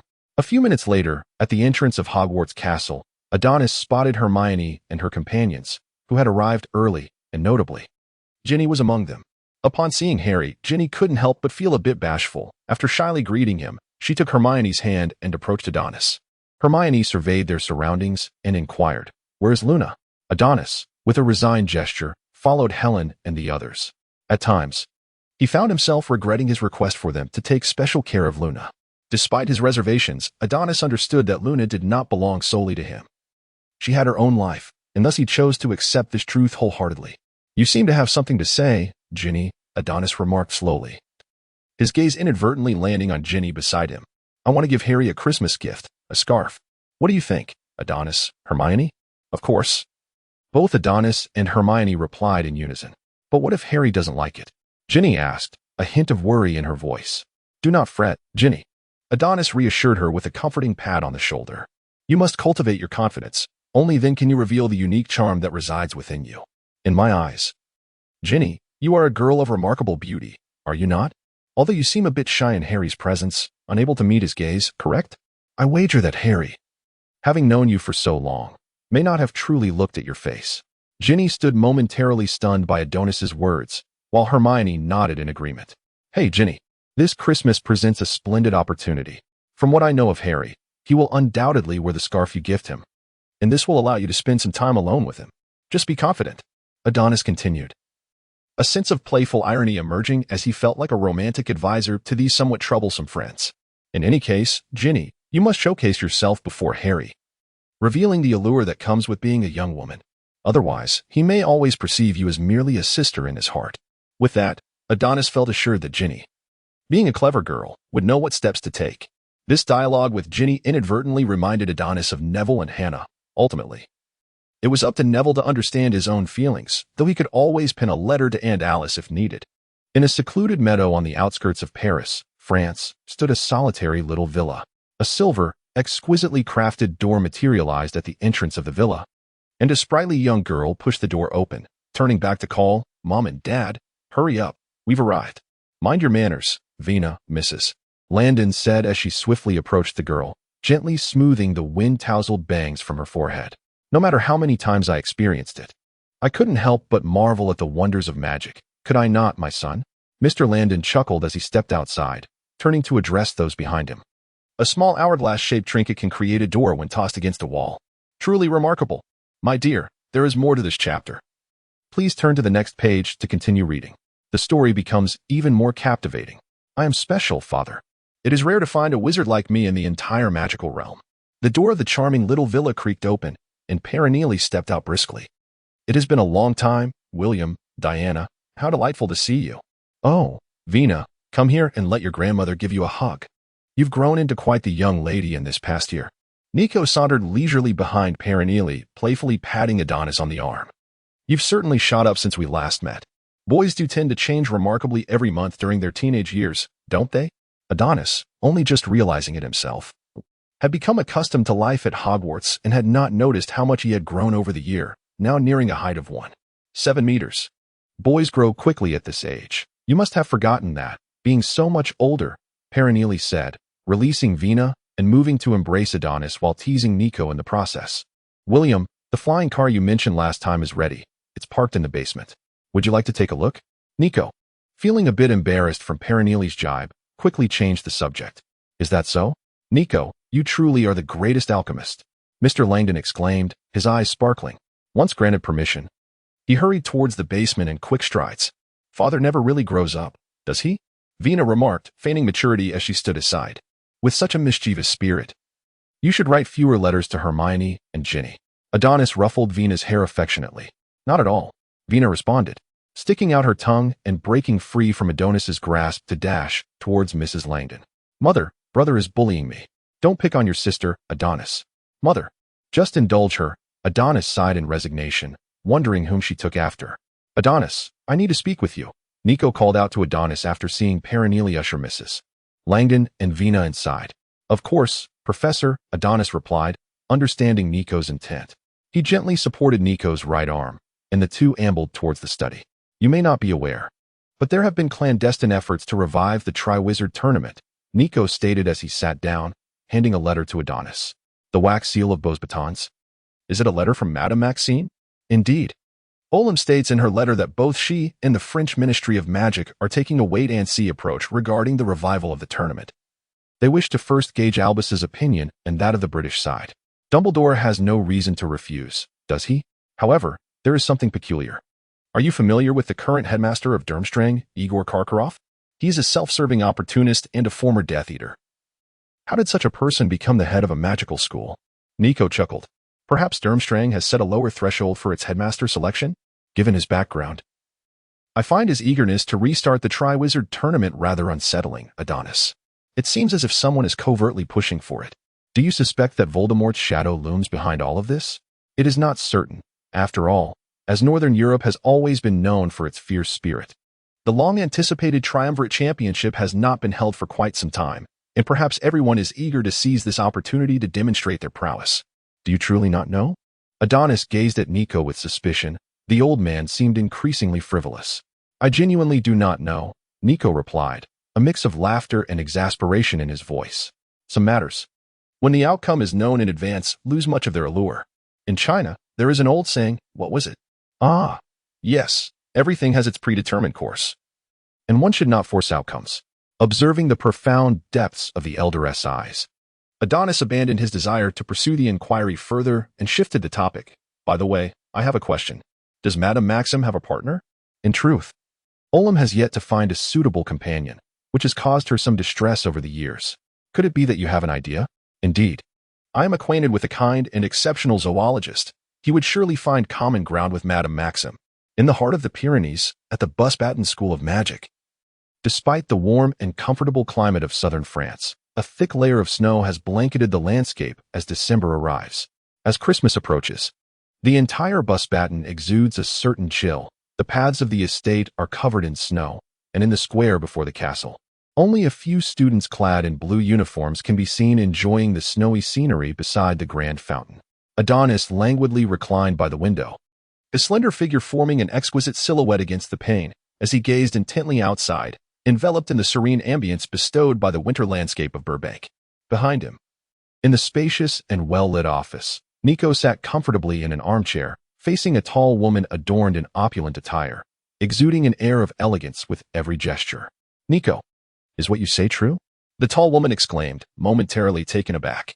After a slight cough to regain her composure, she continued, you mean the mysterious figure, Voldemort, is truly not dead? Indeed, it is a certainty. Olam, last year, they discovered Voldemort's Horcruxes at Hogwarts. Albus believes that given Voldemort's nature, there must be more than one Horcrux. As long as the Horcruxes endure, he remains immortal. Madame Maxim inhaled sharply, astonished by the news that Nico had brought. Only those who lived through that era understood the peril Voldemort posed. The threat level of a gifted madman was exceedingly high. Voldemort was unlike Grindelwald. While Grindelwald was a radical revolutionary who would only strike at his enemies, Voldemort was indiscriminate in his violence, even slaying his own followers in a fit of rage. If Grindelwald attracted his followers through political ideals and charisma, Voldemort's methods were utterly despicable. Will you join us? If you refuse, I shall torment you first and then annihilate your entire family. It was sheer terror. It was no wonder Madame Maxim lost her composure. Anyone hearing the news of Voldemort's return would first respond with disbelief, even mockery. Had it not been for the esteemed Nico sitting before her, she would have dismissed even a single letter of the claim. Nico, I agree to ally with you, but you understand that if Voldemort truly returns, my capacity to assist will be limited, as I must consider the safety of my students. I understand, Olam. Nico comfortingly patted Madame Maxim's hand. With the business at hand concluded, he added, Olam, Adonis has some personal matters to discuss with you. Personal matters? Madame Maxim regarded Adonis with curiosity, unable to fathom what personal issues he might wish to address. It is thus, Madame Maxim. I have a friend who has long admired you and wishes to make your acquaintance. What do you think? And who is this friend? Rubius Hagrid, the current professor of care of magical creatures at Hogwarts, a warm-hearted and kind-hearted magizoologist with a wealth of knowledge about magical creatures. Oh, is that so? Madame Maxim's interest was piqued, for she had a keen fascination with magical creatures, as her own school housed numerous thestrals in its stables. Adonis, perceiving Madame Maxim's interest, seized the moment to expound on Hagrid's virtues and his benevolent nature. After considerable effort, he succeeded in creating a favorable initial impression of Hagrid in Madame Maxim's mind. However, the ensuing developments would hinge solely on Hagrid's own fortunes. It is hoped that Hagrid can win over this elegant French noblewoman with his unique blend of strength and tenderness. As time was of the essence, he announced, I must organize the Christmas banquet in the hall. It is unacceptable for the headmaster to be absent. Shall I escort you? Madame Maxim, glancing at the clock on the wall, rose and spoke up. However, Nico shook her head and replied, "There is no need for such trouble, Olam. Adonis and I will stroll around the school before returning." As Nico finished speaking, she slightly raised her right hand, and Adonis understood, promptly stepping forward to assist her. Despite Nico's polite refusal of Madame Maxim's offer, she chose to accompany them to the castle's grand entrance. Madame Maxim stood quietly, watching as Adonis and Nico entered the courtyard of Beauxbatons, seemingly able to hear the distant exchange between the two. "Nico, why do you think Beauxbatons has erected such a grand statue in your honor?" Adonis inquired. "It signifies the school's acknowledgement of my contributions and is a part of my honor. You didn't bribe the school, did you?" "We're back," Adonis announced as he pushed open the wooden door, beckoning to the interior while stepping aside for Nico to enter first. Once the door was closed, blocking the biting cold wind, he waved his finger lightly, and their coats animatedly leaped onto the hooks nearby. "It seems Abus has not concealed any secrets from you. Perhaps it is merely my exceptional talent," Adonis chuckled. "Do not jest with your teacher. It is unbecoming," Lady Landon reproached, lightly tapping Adonis's hand. "Dinner will soon be ready. You must hurry to the cellar and call your sister and that troublesome father of yours. I shall ensure the task is accomplished," Adonis replied with a playful bow, pulling open the cellar door. As he descended the stairs, he seemed to hear Mr. Landon's excited exclamations, accompanied by Vina's laughter. Descending the lengthy spiral staircase, Adonis caught sight of a red Ferrari soaring through the air. Pointing his wand at his throat, he called out, "Come down, Mother is calling you for dinner." The sports car gracefully descended, coming to a halt beside Adonis, with Mr. Landon wearing an expression of lingering excitement, a blush spreading across Vina's cheeks. "Adonis, do you think I could drive around London like this?" Mr. Landon inquired. "I doubt it, Father. You are not a wizard. If anything goes awry, you lack the means to resolve it." "You make a valid point." Mr. Landon felt doused with cold water by his son's words, a touch of reluctance in his demeanor. Yet he had to concede. However, extraordinary circumstances call for extraordinary measures. Should real danger arise, I believe activating the car's invisibility feature may not be out of the question. So it was settled. Mr. Langdon, brimming with excitement, caressed the door of the Ferrari, a splendid magical vehicle that had materialized from his childhood dreams. Effortlessly realized after more than a decade of marriage. If it weren't for the need for discretion, he would undoubtedly have relished the opportunity to boast before his close friends. "Look, my new car," he would declare. His friends would respond, "So what?" As if anyone couldn't afford it. "What kind of car is this? Can it fly?" Every Christmas brings its own unique surprises, and this year was no exception. At least, that was what Adonis thought before he descended to the living room. There, he beheld an elderly gentleman adorned in a regal purple wizard's robe, intricately embroidered with silver star patterns, seated comfortably on a single armchair, sipping hot tea, while occasionally engaging in conversation with Nicodemus. It was none other than Dumbledore himself. "Why are you so busy with your affairs, wandering away from Hogwarts to Paris?" Adonis inquired. "Oh, you know, Nicodemus and I always have much to discuss. In my old age, I find myself reminiscing about the past," Dumbledore chuckled, setting down his teacup and gesturing for Adonis to join him. "But I have come specifically to find you, Adonis." "Me? Come on, it's Christmas. I'm eager to unwrap my gifts," Adonis exclaimed, plopping onto the sofa and lifting a waffle to his lips. "Gifts can wait," Dumbledore said, patting Adonis on the shoulder as he delved into the matter at hand. "Recently, I visited Professor Horace Slughorn." "Oh, did you glean any useful information?" Adonis knew that the mention of Slughorn's name was inevitably tied to Horcruxes. No. In Horace's recollections, he had no conversation with Tom regarding Horcruxes. "I suspect he has altered his memory," Dumbledore sighed. "However, as an old friend, I cannot and do not wish to press him. It may be a painful memory for Horace." Upon concluding his statement, Dumbledore produced a crystal vial from his sleeve, waving it before Adonis and Nicodemus. "Nevertheless, I have obtained something of value. This contains the memory of Bob Ogden, who, as the head of the magical law enforcement squad, visited the Gaunt residence. I believe there may be clues regarding Horcruxes within. Then let us proceed to my meditation chamber. My pensive is large enough to accommodate the three of us," Nickel proposed. After some twists and turns, Dumbledore entered Nickel's meditation chamber and poured the memories of Ogden from a vial into the pensieve. The liquid within the basin mingled with the silvery memories, creating a mesmerizing chemical reaction that emitted a gentle luminescence. At Dumbledore's subtle gesture, Adonis leaned forward and plunged into the pensieve. His vision darkened momentarily, soon to be replaced by blinding sunlight. Narrowing his eyes, Adonis took a moment to adjust, only to find himself standing on a quaint country lane. Before him stood a short, plump man with thick glasses, tilting his head in contemplation as he gazed at a wooden signpost jutting out from a thicket on the left. Little Hangleton?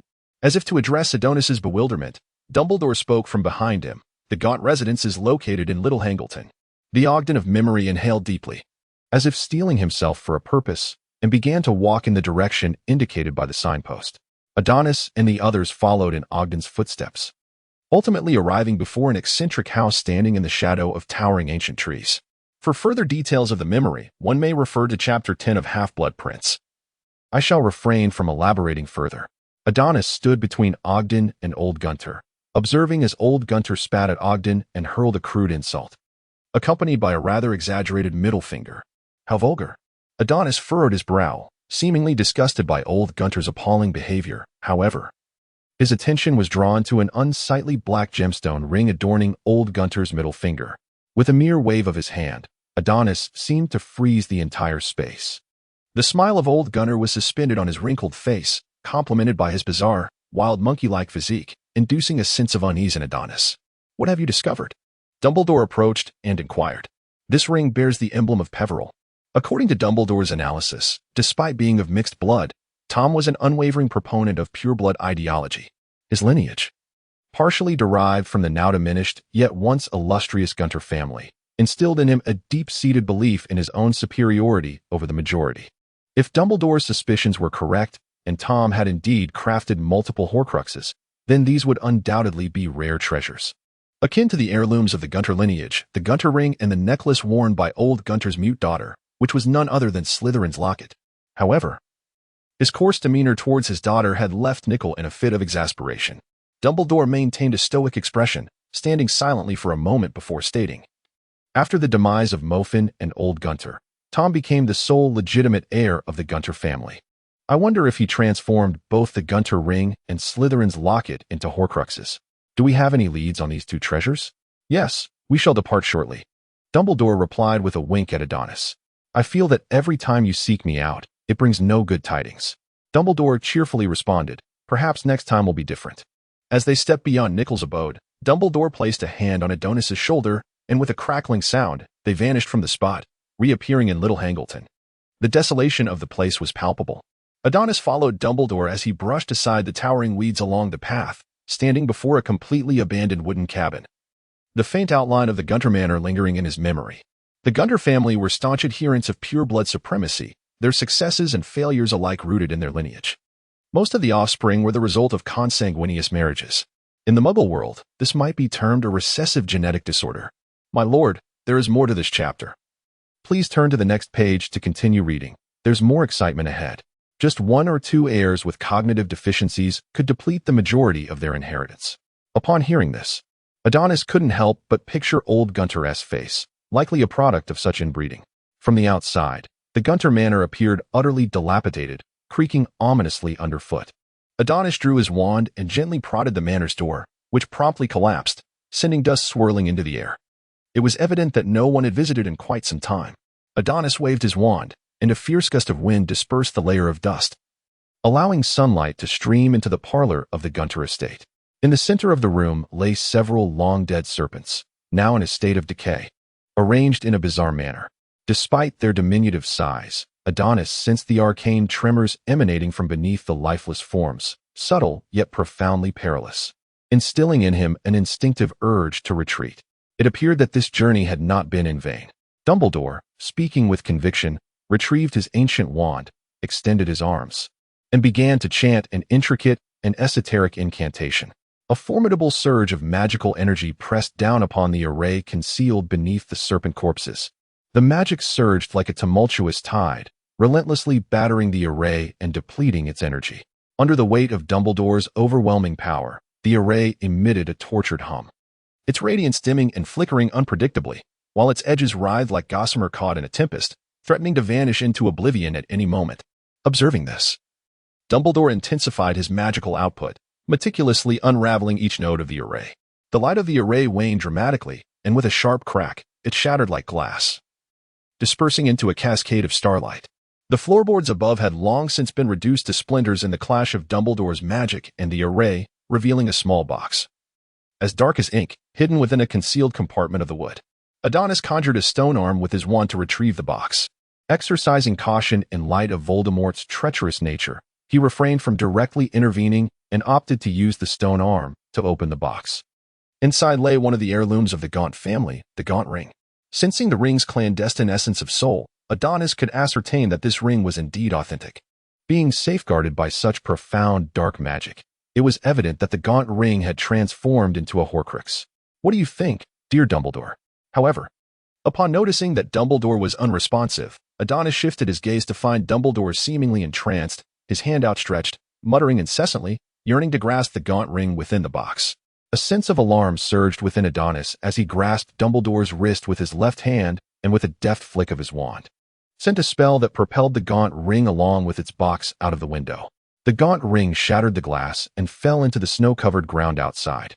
A visible plume of black mist emanated from the ring, swiftly corrupting the once pristine white snow, which began to sprout ominous black spots. These spots seemed to possess a life of their own, voraciously devouring everything in their vicinity. Where they spread, the snow crackled and hissed, rapidly melting into a pool of foul-smelling black water. In mere moments, a shocking black pit marred the previously immaculate snow, from which eerie black smoke continued to rise. Adonis inhaled sharply, contemplating the potential consequences if such a mist were to envelop a person. The thought was too daunting for him to bear. Dumbledore, seemingly regaining his composure, parted his lips as if something had constricted his throat. His previously rosy complexion had turned somewhat pallid, and beads of perspiration began to form on his forehead, trickling down his temples. "What are you doing?" Adonis inquired, his voice tinged with frustration. "Alas, I am simply growing old, Adonis," Dumbledore lamented, his words trailing off as he stepped outside, his gaze intensely fixated on the Gaunt ring embedded in the earth. He meticulously examined the ring several times to ascertain whether any lingering enchantments remained. Once assured of its safety, he retrieved the ring from the charred soil and scrutinized the black gemstone under the sun's rays. "The resurrection stone indeed possesses a beguiling power," Dumbledore murmured. "To prevent you from acting foolishly again, I shall keep the Gaunt ring safe." Having regained his composure, Adonis abruptly seized the Gaunt ring from Dumbledore's grasp, casting a fierce glare at him. Suddenly, golden red flames erupted from his palm, enveloping the ring as it ascended gently into the air. In that instant, a piercing shriek echoed in their ears as a mass of black mist coalesced into a colossal serpent, attempting to breach the fiery barricade. Had Voldemort himself been present, repelling the two would have posed little challenge. However, this was merely a fragment of his lingering essence, lacking even the memory to awaken a semblance of independent consciousness. Any attempt at escape would be futile. Should he succeed, Adonis would not hesitate to hurl himself against a wall. Before long, the black mist dissipated, and the Gaunt ring returned to Adonis's palm. He found a box to safeguard it properly. The two men, each harboring their own thoughts, walked in silence on their way back, neither daring to break the quiet. Dumbledore's azure eyes appeared dim and lifeless, his thoughts drifting back to a painful and heart-wrenching memory of his long-lost sister. Each recollection of her stirred an ocean of sorrow and guilt within him. Meanwhile, Adonis, with his head bowed and brow furrowed, found himself haunted by the words spoken by Nico before their departure. Those words struck him like a heavy hammer, igniting a sense of anxiety within his heart. "Adonis, once you find the resurrection stone, you must keep a close watch on Albus." The scene of his conversation with Nico replayed vividly in his mind. "Why?" Adonis had asked. "Albus harbors an obsession. I cannot divulge too much." Nico paused, casting a deep glance at the Dumbledore ahead of them, and continued, "If the Gaunt ring has truly become a Horcrux, Voldemort would undoubtedly have left a contingency within it. Exercise utmost caution." Upon contemplating this, Adonis gently tilted his head, allowing his gaze to linger on Dumbledore. The venerable elder, weathered by the trials of time, stood quietly in that moment, his profound eyes seemingly concealing countless untold stories and ineffable regrets. Adonis instinctively reached into his pocket and discovered the exquisite little box. With great care, he opened it and extended his fingers, gently touching the resurrection stone on the Gaunt ring, savoring its delicate texture and warm feel. The moment his fingertip made contact with the stone, a peculiar sensation surged within him. Adonis couldn't help but ponder. Would I also have many regrets in the future? Once this thought took root, it spread wildly in his mind like rampant weeds. Are you thinking about Miss Lovegood again? Dumbledore teased, pulling Adonis from his reverie as he noticed Adonis's thoughts drifting away. Naturally, Adonis quickly regained his composure, refraining from revealing his true feelings to Dumbledore. Instead, he playfully chastised. It's all your fault, old Dumbledore. I was supposed to unwrap my Christmas gift this morning, and I was quite eager to see what Luna had prepared for me. Oh, the bond you share is truly touching, Adonis, Dumbledore remarked. Stop being cheeky and hurry up, we'll miss lunch otherwise. Prompted by Adonis. The two swiftly returned to Nico's quaint cottage, only to find Nico sitting at the entrance, his gaze fixed intently on the gate. Upon seeing Adonis and Dumbledore return together, Nico let out a long sigh of relief. I thought I'd see you return missing an arm or a leg, he said, stepping forward to grasp Dumbledore's hand and giving it a gentle pat. Rest assured, our future is still bright. With that, Dumbledore and Nico shared a hearty laugh, while Adonis, unable to endure the inexplicable atmosphere between them, cast a disdainful glance and entered the house first. Mr. and Mrs. Landon had never met Dumbledore before, but upon hearing Adonis introduce him as the headmaster of Hogwarts, their perception of him instantly transformed into one of towering respect. The headmaster of Hogwarts. He must wield considerable influence in the magical world. With this thought in mind, Mr. Landon became increasingly enthusiastic towards Dumbledore, showering him with pleasantries about his dull-witted son and expressing his gratitude for Dumbledore's care, which brought a smile to the headmaster's face, crinkling it with joy. Vina, however, was somewhat shy. Standing beside Adonis, she timidly held his hand, occasionally darting behind him whenever Dumbledore's gaze turned in her direction. Yet, she soon found herself won over by the assortment of candies Dumbledore carried. To her astonishment, she even spotted the elderly gentleman's portrait on a chocolate frog card. What kind of wicked person could possibly appear on a chocolate frog card? She mused. Needless to say, Dumbledore removed a gem bracelet from his wrist and gifted it to Vina as a Christmas present. Under the increasingly indulgent influence of Adonis and Madame Landon, Vina had acquired a slight penchant for material wealth, and Dumbledore's charming gestures delighted her immensely, instantly breaking the ice as she affectionately called him Grandpa Albus. It is no wonder Dumbledore had a way with children. However, Nicholas felt a twinge of envy at Dumbledore's finesse. His beard bristled with indignation. The two old rascals exchanged glances, each recognizing a hint of rivalry in the other's eyes. Fueled by their competitive spirits, before Vina could grasp the situation, she found herself besieged by the extravagant attentions of the two centenarians. Nicholas, this is the bracelet I prepared for you. Far more splendid than what your Grandpa Albus has given, Nicholas proclaimed, slipping a golden bracelet onto Vina's wrist. Do not heed Nicholas's nonsense, Vina. This ring is from your Grandpa Albus. Come, wear it, Dumbledore countered, equally determined, as he rummaged through his pocket and placed a ruby ring on Vina's pinky. Before long, Vina's wrists, earlobes, and fingers were adorned with a myriad of jewels, exuding an aura of opulence with every movement. Adonis seized the opportunity, brandishing a camera and capturing a series of 10 rapid shots of Vina, whose smile appeared slightly strained under the weight of so much jewelry. Madame Landon stood behind her, bemused, while Dumbledore and Nicholas engaged in a silent stare-down.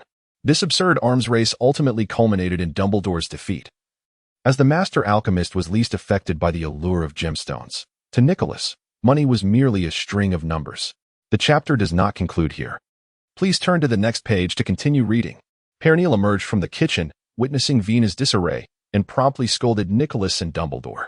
However, she was not so heartless as to deny Dumbledore his lunch. At least he returned to Hogwarts with a full stomach. Approaching the Christmas tree in the living room, he sifted through the mountainous pile of gifts and unearthed a rather unremarkable gift box, sensing it must surely be from Luna.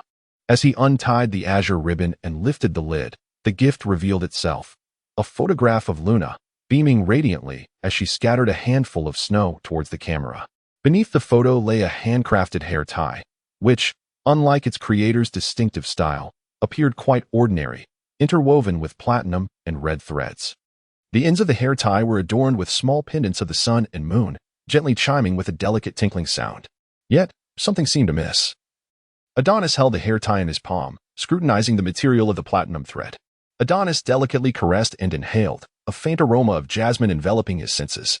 It dawned upon him that it was indeed Luna's hair, albeit enchanted with some spell that granted it elasticity. What a foolish girl, he mused, As he reached behind his head and gently tugged, the cascading golden locks flowed down like a waterfall. Adonis carefully tucked away the original hair tie, gathered the long strands at the back, deftly arranged a few wisps of bangs, and secured the remainder into a low ponytail. With a gentle shake of his head, the sound of clinking pendants filled the air, provoking an inexplicable chuckle from him as he hummed a melody he couldn't quite place, while unwrapping the remaining gifts. This scene elicited an unexpected smile from Mrs. Landon, who secretly resolved to share the sight of Adonis's endearing foolishness with her daughter-in-law. The Christmas holiday was fleeting, seemingly shorter than the days spent at the Nichols' home, when Adonis received a letter from Dumbledore urging his return to Hogwarts. Instead of taking a carriage or using the main entrance, Adonis emerged directly from the fireplace in the headmaster's office, startling Fawkes, who was dozing nearby, nearly causing him to stumble.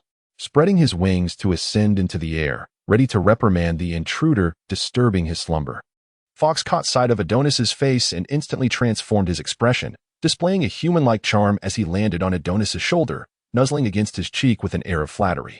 Adonis playfully hooked his finger under Fawkes's chin, surveying the headmaster's office. He found no trace of Dumbledore, but instead, the portraits of former headmasters adorned the walls, greeting him with a sense of familiarity. "Hey, young Landon, come a bit closer," a voice beckoned, and Adonis turned to see Phineas gesturing for him to approach. "Though I am somewhat reluctant, I must express my gratitude to you, Landon, for absolving my descendants of their disgrace." Phineas, feeling a twinge of obligation towards a younger kin, said with a hint of pride, "What do you desire? A galleon? Property? Or perhaps a treasure? You may choose any one of my Blake family's possessions." Adonis mused to himself that he could easily take advantage of this situation. He imagined that if he broached the subject with Sirius, he would not be met with refusal. Not long into their conversation, the spiral staircase leading from the gargoyles stirred, and soon Dumbledore entered the office, followed closely by Snape, whose aura exuded a chilling intensity. "What is going on?" Took a break and returned in a foul mood. Adonis approached Snape, scrutinizing his expression, curious about what Harry had sent him that caused such ire. "Some self-proclaimed jesters, better left unmentioned," Snape replied tersely, his gaze fixated on Adonis's face, seeking to decipher any subtle shifts in his demeanor. Yet, this matter was of little concern to Adonis. At most, he could be considered an instigator of Harry's mischief. With his characteristic audacity, he met Snape's gaze without a hint of discomfort. Snape swiftly dismissed any suspicion towards Adonis, knowing that, true to his nature, he would never resort to such juvenile antics as pranking with gifts. If Adonis harbored grievances, he would likely express them directly and forthrightly. "Adonis, I am grateful for your trust, Severus." The palpable tension surrounding Snape reveals the resounding success of Harry's prank. Now, as long as he remains undetected by Snape, victory is assured. However, within the entirety of Hogwarts, few possess the audacity and resentment towards Snape, predominantly among Gryffindor. For the young lions undoubtedly represent the bravest cohort in the school. Moreover, one must not overlook Snape's ability to read minds. A mere glance exchanged with him would unveil even the color of Harry's undergarments. Yet, Harry relishes these moments of eye contact, claiming it to be a silent confrontation between them. "Harry, may you find solace in a realm where Snape does not exist."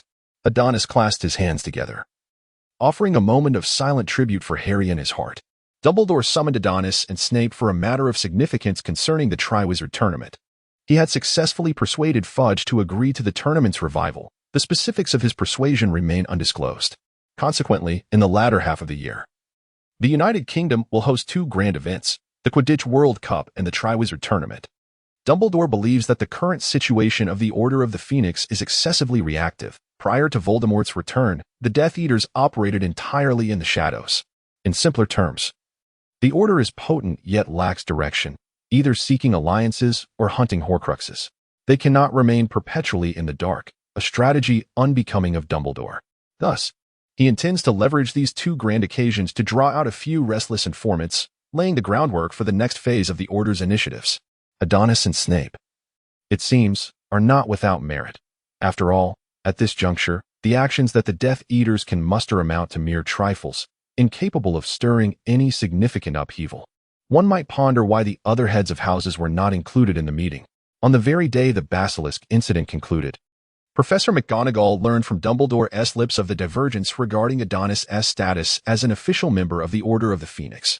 Adonis is still merely an exceptionally gifted child, Albus.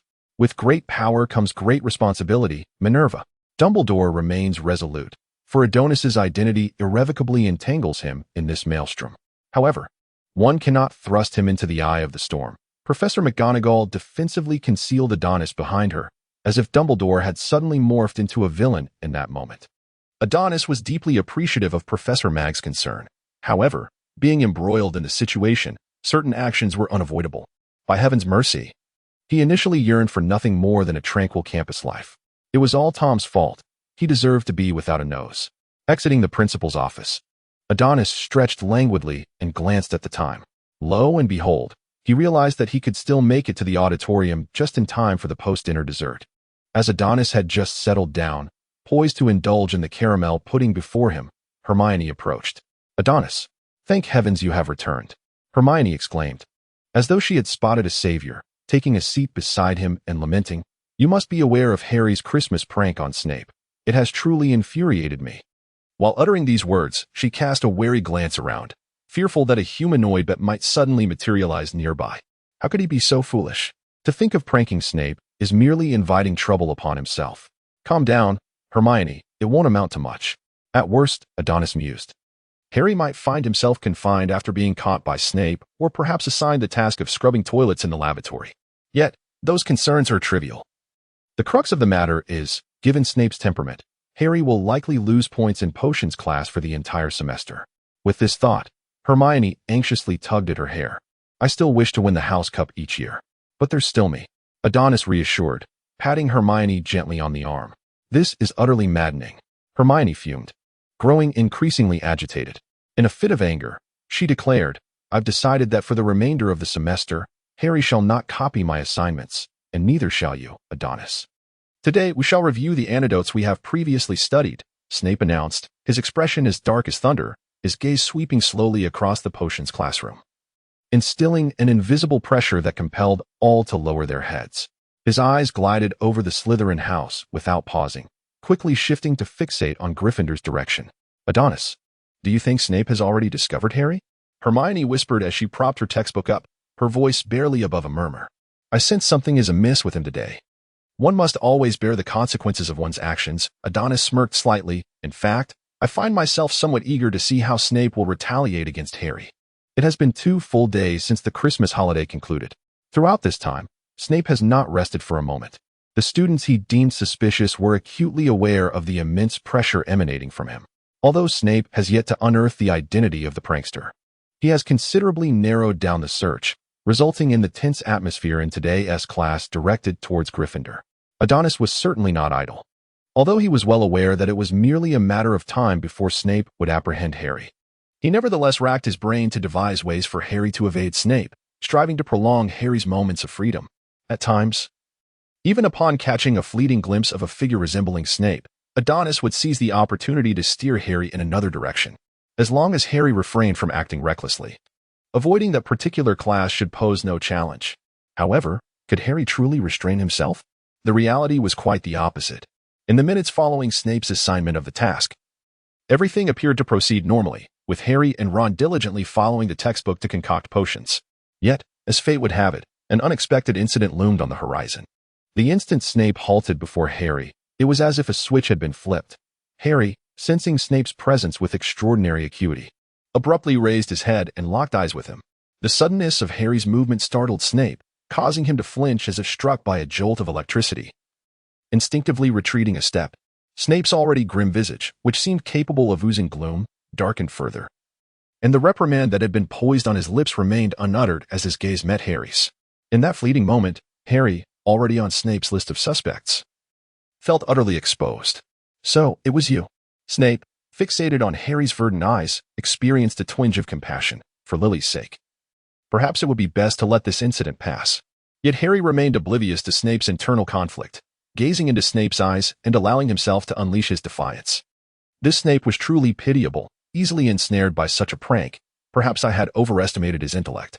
This revelation extinguished the last vestiges of Snape's lingering compassion. Meanwhile, Adonis and Hermione, seated at the front of Harry's desk, felt an icy chill creep down their spines. With Hermione's hand trembling so violently that she inadvertently dumped an entire spoonful of mandrake root powder into the cauldron, Adonis's eyes widened in astonishment as the tranquil potion suddenly began to boil violently, threatening to erupt. Without a moment's hesitation, he seized a slug and tossed it into the cauldron. As the creature dissolved within the mixture, the tumultuous potion calmed, allowing Adonis to exhale in relief. Hermione, he murmured in exasperation. Apologies, Hermione replied with a sheepish smile. When the two turned to check on Harry's situation, they found that Snape had already vanished without a trace. Harry, what was Snape doing here just now? Adonis inquired. I have no idea, Harry shrugged. He was just trying to provoke me. But I gave him a glare in return. Adonis was taken aback by Harry's statement, his jaw nearly dropping in disbelief. I didn't quite catch that. Did you just say you frightened Snape away? Indeed. What of it? Adonis, exasperated, rubbed his forehead, hoping for Harry to survive a few more days. Only to find Harry had inadvertently detonated the situation. He wished for a peaceful time ahead for them all. Harry, bewildered by Adonis's cryptic words, moved his lips, about to inquire what Adonis meant. Potter, it seems you possess considerable insight into potion making, thinking yourself capable of directing Granger and Longbottom? Snape had reappeared behind Harry, perfectly positioned in the blind spot between Harry and Ron, nearly startling Ron out of his wits. Snape cast a sidelong glance at Ron before addressing Harry. Private conversations during class are strictly prohibited, 10 points deducted from Gryffindor. Professor, I haven't even spoken. That indicates an attempt to speak. Potter, Snape's gaze turned increasingly frigid. Do not disturb others. Harry felt a surge of frustration, a fire igniting within him, yet he was powerless to act, resorting to stamping his foot in resignation while muttering under his breath. However, Snape was not inclined to let him off easily. With a flick of his right hand, Snape's cloak arced gracefully through the air, brushing past Harry's nose as he briskly returned to the front of the classroom. He surveyed the room with a penetrating gaze, ultimately resting his eyes upon Harry, insinuatingly remarking, "Every move you make in my classroom does not escape my notice, gentlemen. Sometimes, I truly question whether certain individuals among you have ever paid attention in my lessons." He paused, enunciating deliberately. Or perhaps you expend all your energy on trivial adventures and seeking attention. Potter, yes, I am addressing you. Have you ever truly engaged with the material? Malfoy seized the opportunity to mock Harry, turning to him with an infuriating grin. Shut it, Malfoy, Harry shot back, glaring at him. Use less hair gel. For your own sake, you're practically balding. Watch it, Scarhead. Malfoy retorted. The hairline is Malfoy's Achilles heel, had it not been for the repercussions. Malfoy would have engaged in a heated exchange with Harry on the spot. Despite gaining an overwhelming advantage in their verbal sparring, this did not alter Harry's impending fate. Provoking the ultimate antagonist, Snape, invariably incurs a significant cost. For a considerable duration thereafter, Snape stood silently behind Harry and Ron, his presence casting a shadow over the two young men, rendering the atmosphere palpably tense. The depths of Snape's dark eyes fixated on every move of Harry and Ron, as if he awaited their inevitable blunder. No young wizard could successfully brew a potion under Snape's scrutinizing gaze. Not even Adonis could withstand the immense pressure he exerted, leaving Ron too intimidated to breathe freely. Perhaps due to his anxiety, Harry, who intended to add mandrake powder, accidentally included mandrake leaves instead. One could scarcely describe the chilling smile that graced Snape's face at that moment, enough to silence a child's cries. Are you truly going, Adonis? You are aware that this ancient magical uprising is unlike any other. The elderly man gazed at the young one hastily packing his belongings, a wave of sorrow washing over him. You know, my dear teacher, that the ministry's old guard lacks the capacity to resolve this matter. Otherwise, they would not have deigned to seek my assistance. Observing the frail figure before him, Adonis's eyes reflected reluctance. He paused before continuing. Moreover, if this uprising is not swiftly addressed, it will undoubtedly attract the attention of Muggles, leading to catastrophic consequences. However, this rebellion is particularly perilous, and one misstep could prove disastrous. Tears began to cascade down the elder's cheeks. It is all right, teacher. This is also my mission. Have you not always taught me that one must bear the weight of the crown? With that, he opened his arms and enveloped the grieving elder in a comforting embrace. For a mind as clear as his, death is merely another grand adventure. Adonis hesitated, his tone growing more melancholic. Yet this time, the student may need to pave the way for you, dear elder. Tears streamed from the man's eyes as he wiped them with his sleeve. Looking at the elder who had mentored him for a decade, he forced a smile, though it appeared grotesque in the elder's eyes. I entrust Mia to your care. With that, the young man turned and retrieved a bag resembling a piece of luggage. Grasping its opening with both hands, he unfurled it, and a magnificent phoenix soared out, circling the room before finally landing on Adonis's shoulder, affectionately nuzzling his cheek. Adonis gently stroked the creature's head, saying, "While I am away, be sure to heed the words of Professor Nickel and Mistress Perenelle." Mia was unaware of the unfolding events, yet she sensed her master's sorrow and nodded slightly. The young man grasped his wand, embraced the elder once more with fervor, and then stepped away, making his way toward the door. In that fleeting moment, the elder seemed to age a century, sitting silently on the sofa, lost in despair. As Adonis opened the door, he was greeted by the sight of an elderly woman standing there, her eyes brimming with tears. "My dear child, must you truly depart?" Upon seeing Adonis emerge, the woman displayed a tender smile, stepping forward to adjust his collar. She then gently caressed his face with both hands, as if wishing to etch that visage into her memory. "You know, dear matron, I have compelling reasons that necessitate my departure." Adonis gently enveloped the woman's hands with his own, drawing his face closer still. "I fear that in the days to come, it shall be just you and the teacher." The woman's tears flowed uncontrollably once more, prompting Adonis to offer solace. "Mia will always remain by your side, just as I have always been with you." Adonis gently wiped away the woman's tears and offered her a heartfelt embrace before departing. He made his way to the open space in the courtyard, took out his wand, and with a delicate flick, he vanished from sight. The elderly woman appeared to lose all her strength, collapsing to the ground, where an old man caught her, allowing her to weep freely in his arms. "Nico, Adonis is not merely your student. I have always regarded him as my grandson." I know. I too have considered him my grandson." Listening to his wife's sobs, Nico could no longer contain his emotions, and tears streamed down his face. Meanwhile, Adonis reappeared before the entrance of the French Ministry of Magic. Regaining his composure, he stepped forward and pushed open the ancient, heavy door. A few wizards were already waiting for his arrival, silent in their apprehension, aware of the perilous nature of the magical disturbance they were about to confront. Even the most experienced wizards faced dire consequences in such situations, let alone the young sorcerer standing before them, barely in his 20s and at the height of his youth. It was Adonis who broke the silence. "Let us face this. We must confront it, after all." With a faint, bittersweet smile, he spoke, and upon witnessing it, the ministry staff could not lift their heads in shame. Ultimately, the responsibility of addressing the magical upheaval and shielding the magical world from Muggle eyes fell upon the ministry. Yet this time it was their incompetence that had led to such a crisis. In silence, Adonis traversed the international flow network and arrived at the Italian Ministry of Magic, situated beneath Rome, where frantic activity engulfed the entire establishment. Everyone seemed on the brink of combustion, the flames in the fireplaces never ceasing, casting a green glow throughout the ministry's grand hall, giving the impression that an Avada Kedavra competition was underway. A figure approached him, confirming his identity as Adonis, and immediately grasped his arm, hurriedly explaining the urgency of the situation, imploring his understanding of the lack of time for pleasantries, leading him to a tattered Martin boot. He elaborated, "We have set up a port key near the site of the disturbance. We can teleport directly there." Without waiting for Adonis's response, he touched the boot, and in an instant, the world spun around them. When they opened their eyes again, they found themselves hovering above a dilapidated castle. The magnitude of this magical upheaval was undeniable. Even in the air, Adonis could sense the overwhelming magical energy. Upon landing, the potent force seemed poised to consume everything around it, with the robes of the ministry personnel billowing in the gusts of wind. The leader, upon seeing Adonis, appeared as if he had just received an elixir of life at the brink of death, seizing Adonis and asking, "What do you think? Do you have a solution?"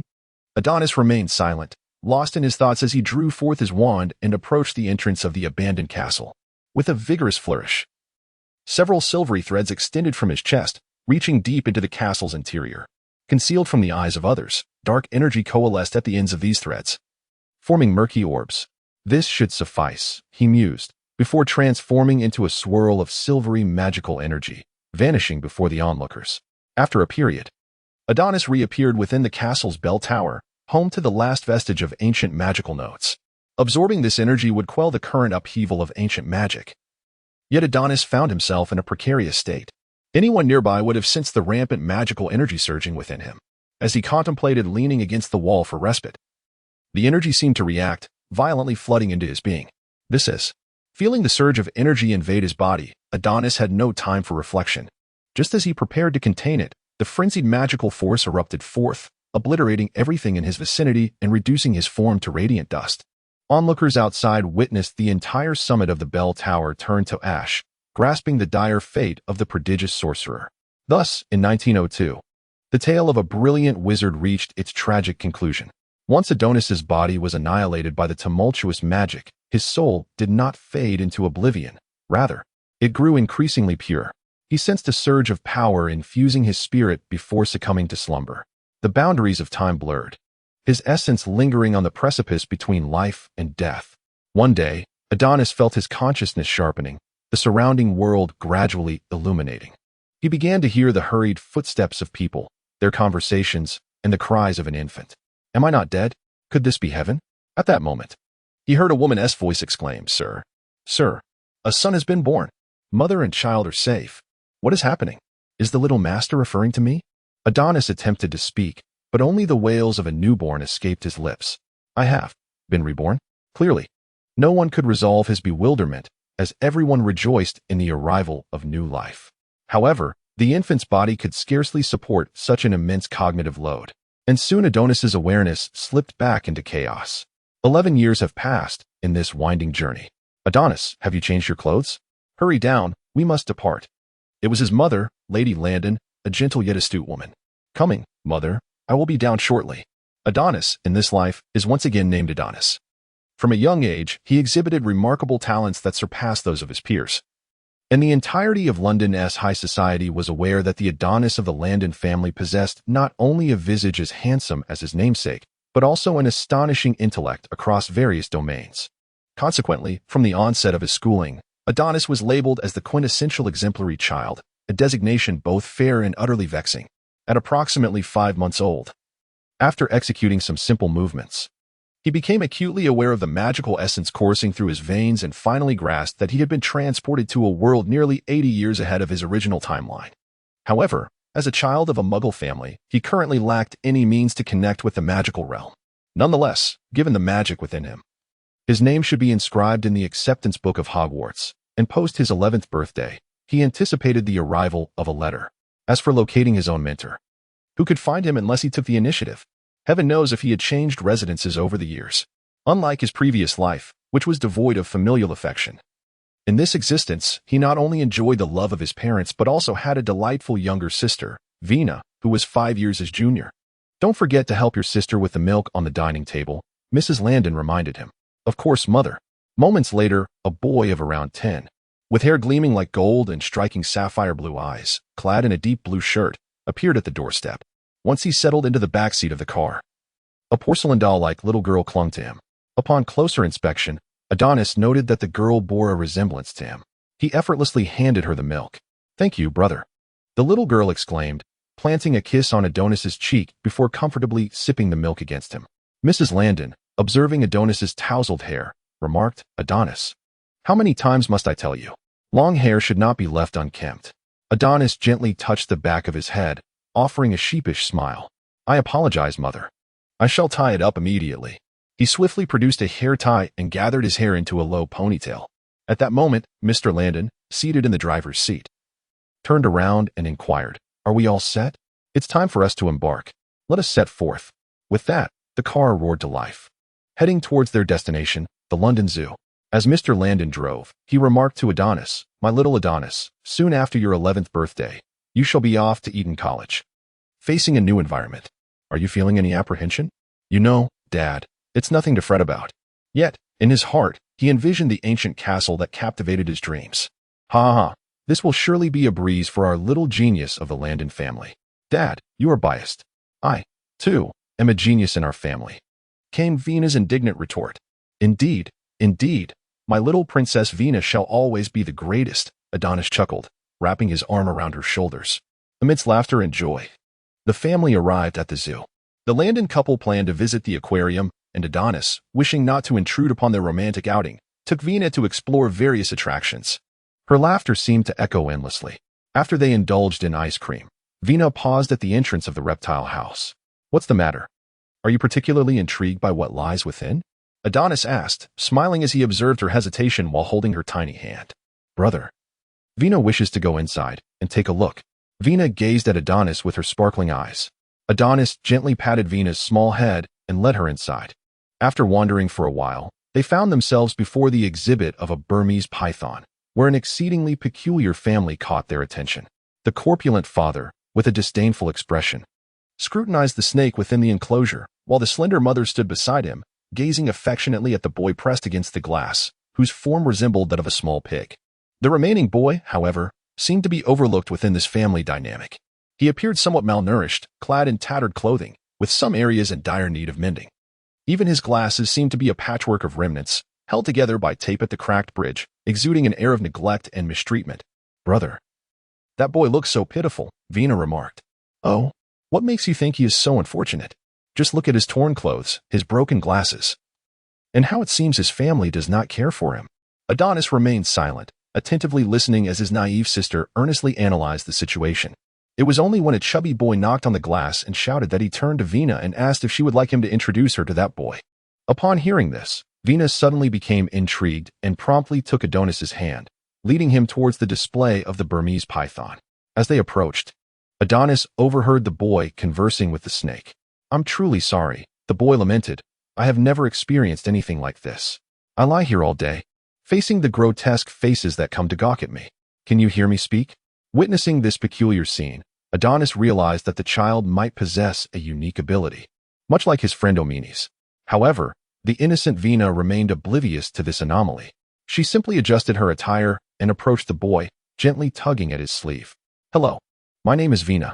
May I ask what your name is?" Startled by the girl's voice while he was engrossed in his conversation with the python, the boy exclaimed,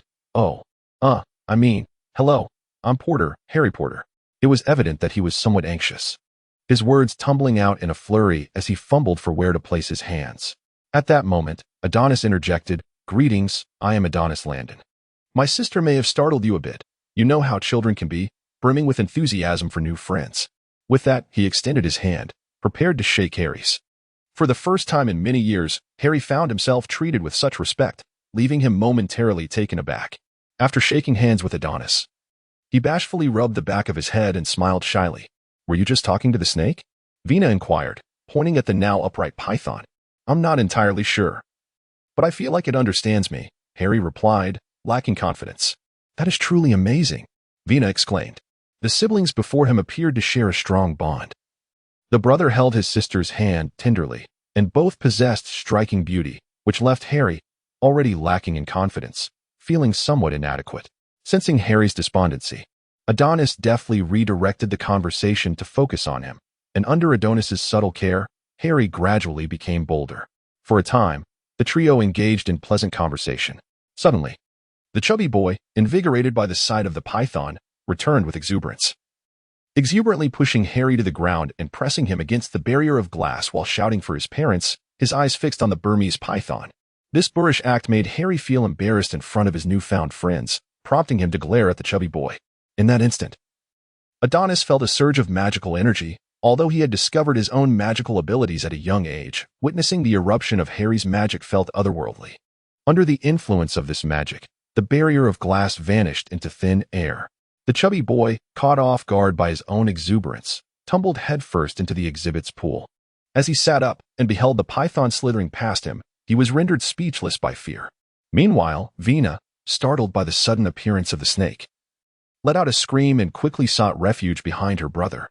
Sensing his sister's trepidation, Adonis enveloped Vina in his embrace, gently patting her back while his gaze remained fixed on the rejuvenated python. Should it entertain any malevolent thoughts, it would face dire consequences. The python made no unnecessary movements, merely acknowledging Harry with a casual remark as it passed. Adonis pondered whether this little creature was a descendant of the Gunder family. The panic caused by the escaped python thwarted their subsequent plans. Harry was whisked away by his irate aunt and uncle, likely to face a scolding, and he waved goodbye to his new friends, though he doubted he would have the chance to see them again. Mrs. Landon was beside herself with worry. Although she held great trust in Adonis, the presence of such a large python was alarming. Vina was hardly enough to satisfy its appetite. While comforting Vina, she shot an angry glare at Adonis, admonishing him for taking his sister to such a perilous place. Adonis chuckled helplessly, pondering how it could be mere coincidence that they found themselves at the Burmese python exhibit. encountering a little sorcerer whose magic had inexplicably gone awry. Mr. Landon, standing nearby, sought to absolve Adonis, remarking that no one could have foreseen the decrepit state of the zoo's facilities leading to the escape of a serpent. My dear creatures are unharmed, so please do not be upset, he reassured, only to elicit a fierce glare from Mrs. Landon, who promptly decreed that he should spend the next fortnight in the study. On a Saturday morning, with the household staff having taken their leave for the day, Adonis was playfully tussling with Vina in the living room. Mrs. Landon, observing this tender scene, felt a deep sense of contentment, until a thought struck her. Adonis, pause your play for a moment and check the mailbox for any correspondence. Upon hearing this, Adonis set down the little princess perched on his back and made his way to the mailbox at the gate. He retrieved a few letters, an invitation to a tea party for his mother, this month's utility bills, and, sensing something noteworthy, he glanced up as a small dark speck approached from a distance, growing larger in his line of sight. It was an owl. Noticing Adonis lingering in the yard, the owl hastened its flight, dropping a letter into Adonis's hands as it neared. This was a letter he recognized all too well. Sealed in heavy parchment with a wax insignia depicting a shield, encircled by a lion, an eagle, a badger, and a snake, with a capital emblazoned prominently. The reverse bore the address, Mr. Landon, 2nd floor guest room, 1021, Grosvenor Square, Mayfield District. The letter began, to the esteemed Mr. Landon, we are delighted to inform you that you have been accepted to Hogwarts School of Witchcraft and Wizardry.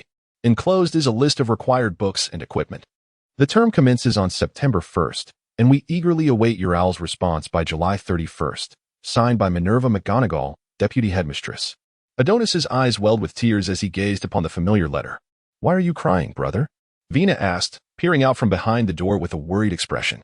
Adonis smiled through his tears, wiped them away, and scooped Vina into his arms, turning to Mrs. Landon in the living room. Mother, I might not be able to attend Eton. Mr. Landon, abruptly summoned back from his office by his wife, had yet to take a sip of water before he was compelled to examine the mysterious letter. After reading it, he looked thoroughly perplexed and inquired, so, little Adonis intends to attend this Hogwarts School of Witchcraft and Wizardry mentioned in the letter? He shook the acceptance notice in his hand, glancing at his wife. Diana, do you find this letter credible? Should we verify its authenticity with the police? William, perhaps we should notify the authorities. The sender of this letter seems to possess an unsettlingly thorough knowledge of our dear Adonis. We ought to seek protection. As his parents ventured further into increasingly absurd topics, Adonis promptly intervened to steer their attention back. I believe I might possess some insights. The Landon couple's eyes lit up with curiosity, eager to fetch a camera to document evidence. Adonis felt a wave of exasperation wash over him and quickly redirected them, demonstrating a fragment of his magical prowess by making a vase levitate from the living room to the kitchen. This spectacle left his parents momentarily speechless, utterly astonished. Meanwhile, Vina, his younger sister, was utterly captivated by her brother's tricks, clapping enthusiastically and demanding another performance.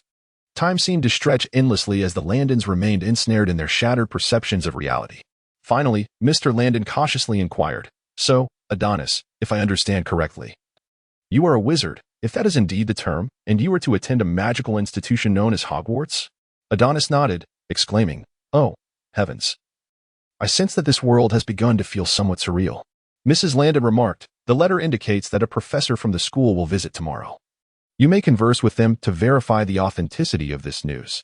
As Sunday afternoon arrived, Mr. Landon intentionally declined numerous invitations from friends for drinks, believing that his son's education was far more significant than indulging with a few rascals.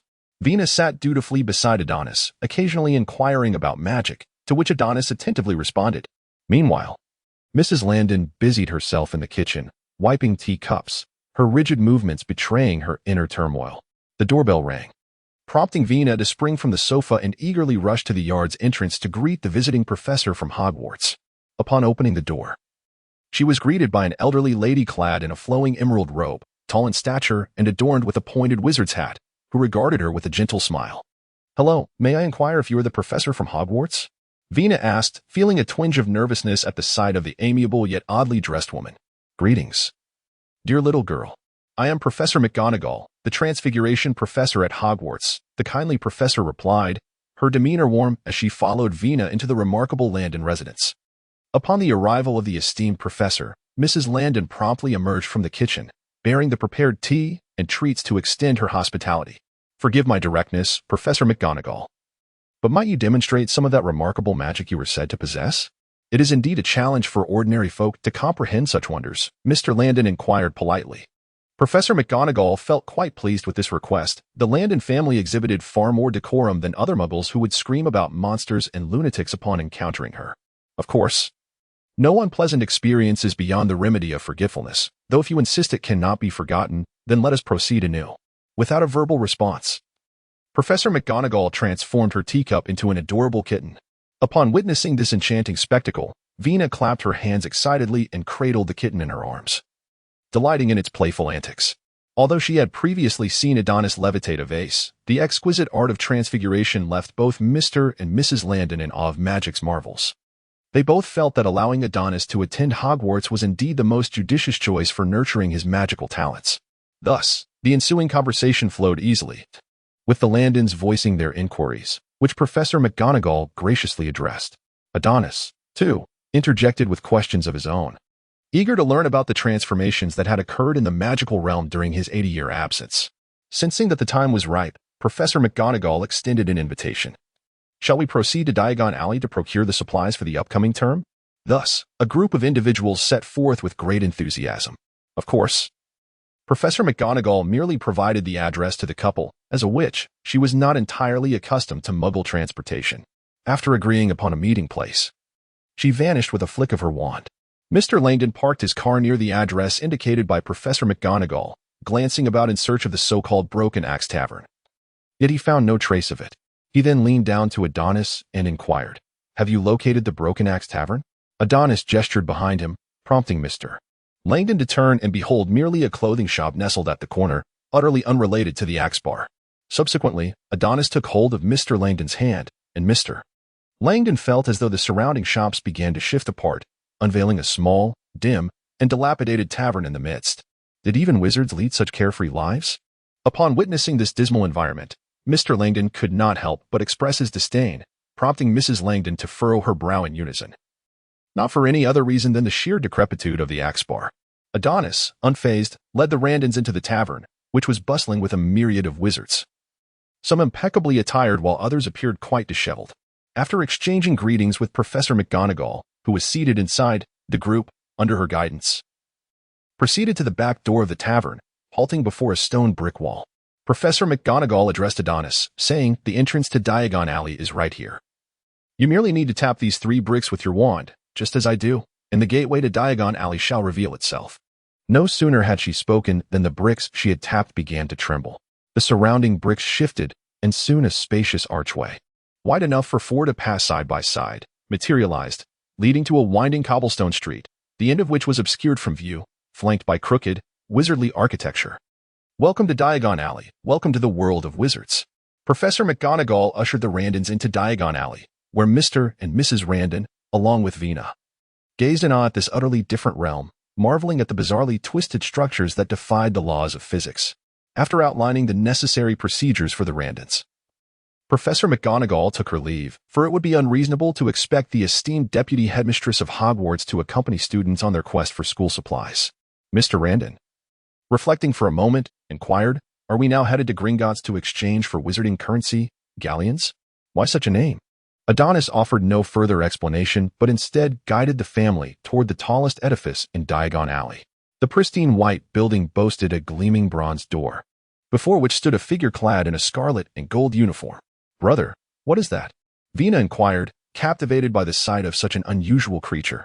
Adonis harbored little fondness for fairies, for many of these avaricious beings had once coveted the power of ancient magic, nearly bringing destruction upon Hogwarts. "They are fairies, creatures both greedy and arrogant." Vina nodded, her understanding somewhat elusive, while the Landon couple stood entranced by the warning inscribed at the entrance of Gringotts, "Enter, stranger. But beware of the fate that befalls the greedy." Adonis guided them by the hand towards the grand entrance, where 2 fairies bowed elegantly and ushered them into an expansive marble hall. Approximately 100 fairies were seated behind a lengthy counter, some hastily recording transactions and ledgers, others weighing gold coins on scales, while yet others scrutinized gemstones through magnifying lenses. Adonis swiftly escorted Mr. Landon to the innermost counter. Addressing the attendant with a hint of urgency, The first-year students from Hogwarts wish to exchange for galleons.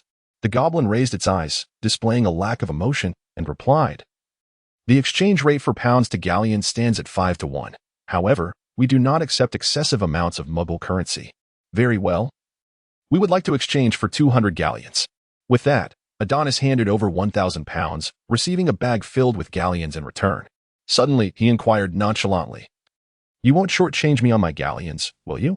"You can trust in the integrity of Gringotts," the goblin responded, seemingly taken aback by such a query.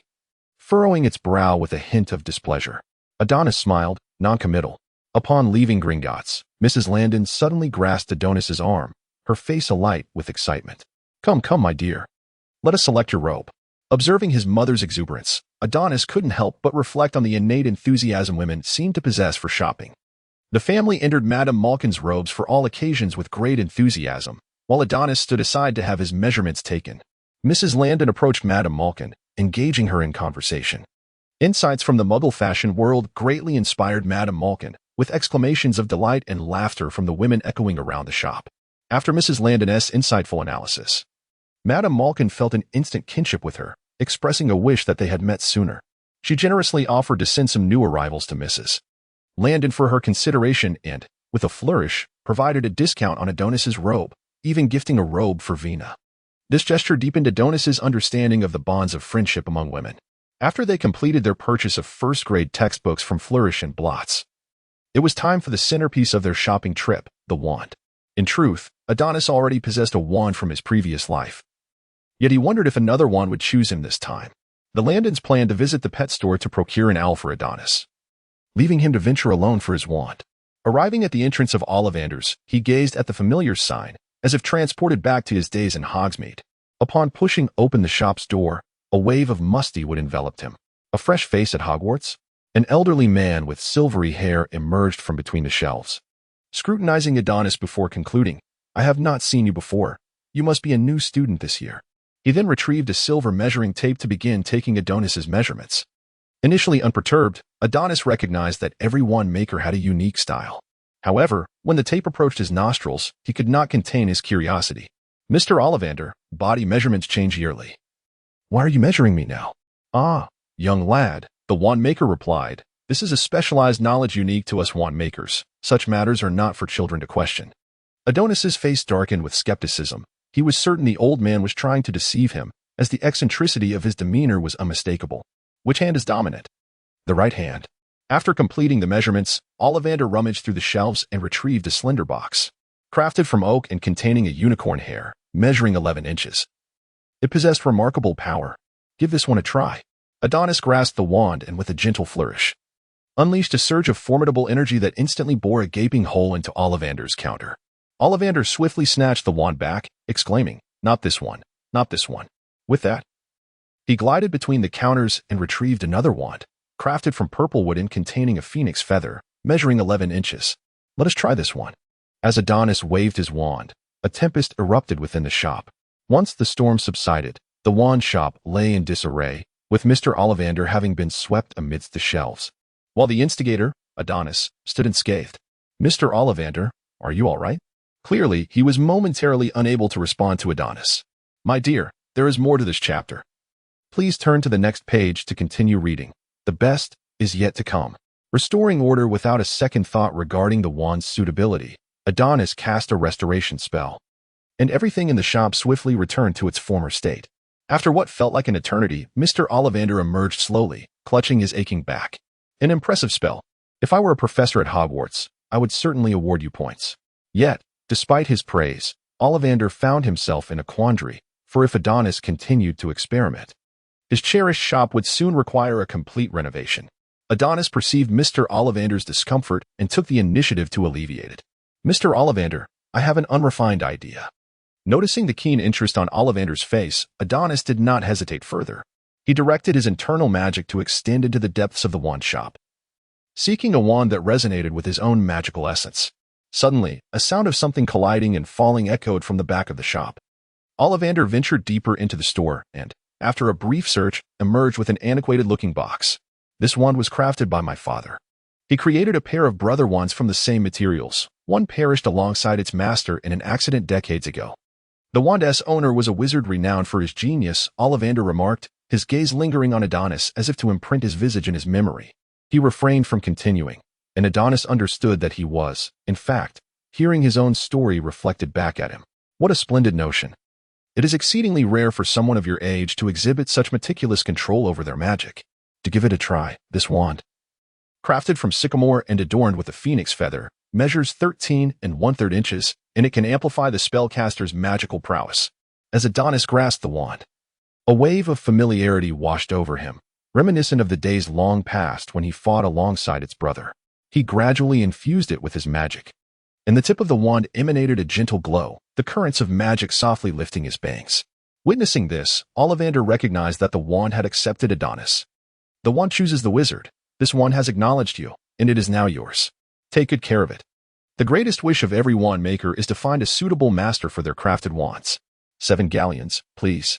After bidding farewell to Ollivander, Adonis also acquired a wand maintenance kit. Mr. Landon waved to Adonis outside the pet shop. Once the family reunited, Vina, holding a birdcage, exclaimed, "Brother, look. This is the owl I chose. Aren't I impressive?" Adonis smiled as he gently patted the little head of Vina, proclaiming her to be the finest. He then turned his gaze to the snowy owl in the cage and inquired, "Is this a girl?" Upon receiving the affirmative, he decided to name her Hera. Soon, the day of school arrival dawned. For Adonis, the academic burdens had lessened considerably. His primary focus was to relish the tranquil and beautiful life at Hogwarts. After all, during his 5th year, he had been overwhelmed with the affairs concerning the fairies, and in the 6th and 7th years, he had been preoccupied with the chaos of ancient magical uprisings. This time, Adonis resolved to truly enjoy his school experience. During his time at home, Adonis did not remain idle. Besides spending time with family, he made a special trip to Leaky Cauldron to purchase books documenting significant events in the magical world over the last 3 decades. He also wished to revisit his studies in alchemy, although many concepts had become somewhat hazy due to the passage of time. He would have to gradually reacquaint himself with them upon returning to Hogwarts. At King's Cross Station, Adonis was bidding farewell to his family. The Landons felt a twinge of reluctance at the thought of their child venturing into the unknown. Vina, in particular, felt the weight of this negative emotion, as her brother, who had always been by her side, would be departing for a distant place, leaving her for an extended period. The sadness nearly brought her to tears. Fortunately, Adonis managed to negotiate a compromise, aided by a persuasive discussion in the allure of a magical candy gift bag. Mrs. Landon adjusted Adonis's collar and said, "If anyone bothers you over there, do not be afraid, just retaliate. A child of the Landon family must not suffer in silence." Adonis could only nod in agreement, pondering to himself how he could possibly suffer any losses. He had to recognize that standing before him was the colossal destroyer, the nightmare of fairies, the bane of dark wizards, and the butcher of spiders. After bidding farewell to his family, Adonis set forth with his canvas bag. "What? You inquire about luggage?" As the esteemed student of the greatest alchemist, Nicholas Flamel, how could he be thwarted by a mere undetectable extension charm? Adonis dismissed it with a wave of his hand. However, upon entering the station, Adonis found himself in a quandary. Although he possessed a ticket, he was uncertain of how to gain entry. Indeed, during his time at Hogwarts, he had either traveled by the night bus, ridden in a horse-drawn carriage, or soared on a broomstick.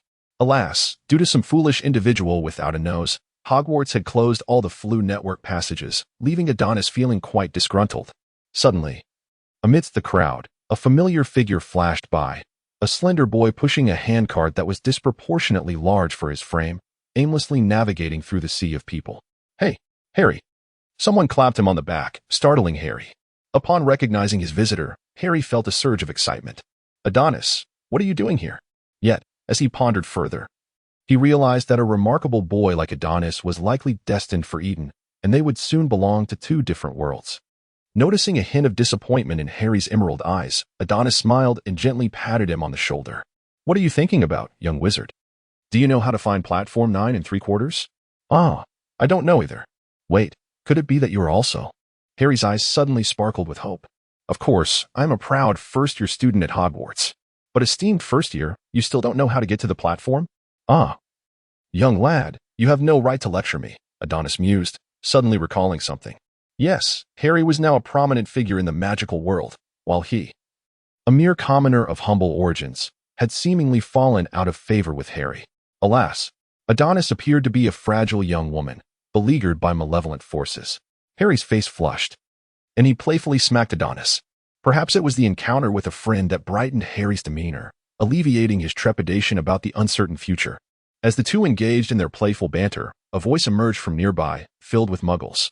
They quickly turned their gaze toward the source of the sound, discovering a short, plump woman conversing with four boys with flaming red hair, each pushing a cart similar to Harry's, alongside several cages containing owls. Seizing the glimmer of hope, Harry and Adonis hurriedly followed, observing the woman lead her children to a pillar by the platform, whispering something to the eldest boy. To their astonishment, the boy pushed his cart and vanished through the wall. Harry rubbed his eyes, unable to believe the enchanting scene before him. Noticing Harry's astonishment, Adonis patted his shoulder. Harry, you are a burgeoning young wizard. Do not always appear so wide-eyed and inexperienced. Seeing Adonis's mature expression, Harry felt a wave of embarrassment wash over him. Meanwhile, the twin brothers from the red-haired family had already entered the platform, prompting Harry to quickly push his cart forward. Excuse me, may I interrupt? He ventured. Oh, dear. The plump woman responded, her demeanor exuding warmth. Is this your first time at Hogwarts? My son Ron is also a newcomer. She gestured to her youngest son, who nodded shyly at Harry. Though he seemed a bit clumsy, his freckled face was endearing, marred only by a smudge on his nose. Yes, but we are unsure how to. Harry began, nudging his cart forward, revealing Adonis behind it. The little girl from the red-haired family appeared shy, seemingly captivated by the handsome boy, quickly retreating behind her mother. The woman noticed Adonis's charm and smiled, saying, unsure how to reach the platform? Simply run straight toward the barrier between platforms 9 and 10. Do not fear, you will not collide with the wall. You may go ahead, Ron will follow you. This chapter is not yet concluded. Please turn to the next page to continue reading. However, Harry still felt a tinge of apprehension. At that moment, Adonis placed his hand on Harry's cart. On the count of 3, we'll charge through together. As Harry prepared himself, he suddenly heard Adonis call out a 1, followed by a powerful force from his palm that nearly sent Harry tumbling forward. The wall loomed closer, and instinctively, Harry shut his eyes. Suddenly, the thunderous roar of a steam engine echoed in his ears. When he opened his eyes, he beheld a deep crimson locomotive resting beside a platform teeming with passengers. Its sign declaring it was the Hogwarts Express. Turning back, he noticed the station sign inscribed with Platform 9 3/4. Various patterned cats weaved through the crowd's feet, their voices mingling with heartfelt farewells and the train's clamor. The carriages ahead appeared brimming with people, and Adonis led Harry to the last carriage, selecting an empty compartment. Observing Harry struggling to hoist his hefty suitcase onto the train, repeatedly dropping it due to lack of strength, Adonis, with a resigned touch to his forehead, waved his wand and chanted, Wingardium Leviosa, effortlessly levitating Harry's luggage to the corner of the compartment. Cool, Harry exclaimed. Harry, we are friends. Do not hesitate to seek my assistance, Adonis reassured. Having spent years alone, Harry found the notion of friendship somewhat unfamiliar. He shyly scratched the back of his head and smiled. As the train began to move, Harry noticed the red-haired woman waving goodbye to her children while holding a little girl's hand. He stood up to express his gratitude to her, and Adonis also rose to wave. Once Harry settled back down, eager to share his joy of leaving his uncle's home with Adonis, the compartment door swung open, and the smallest of the red-haired children stepped inside, pointing to the remaining seat and cautiously asking, May I sit here? The other compartments seemed to be full. Adonis smiled courteously and invited them in. The child nodded at them, and just as he settled down, the compartment door swung open again, revealing a pair of red-haired twins who entered. Hey, Ron, we're off to see the bag spiders brought by Lee Jordan. Are you interested? My apologies. We didn't notice you there. Allow us to introduce ourselves. We are Fred and George Weasley, and this is our youngest brother, Ron Weasley.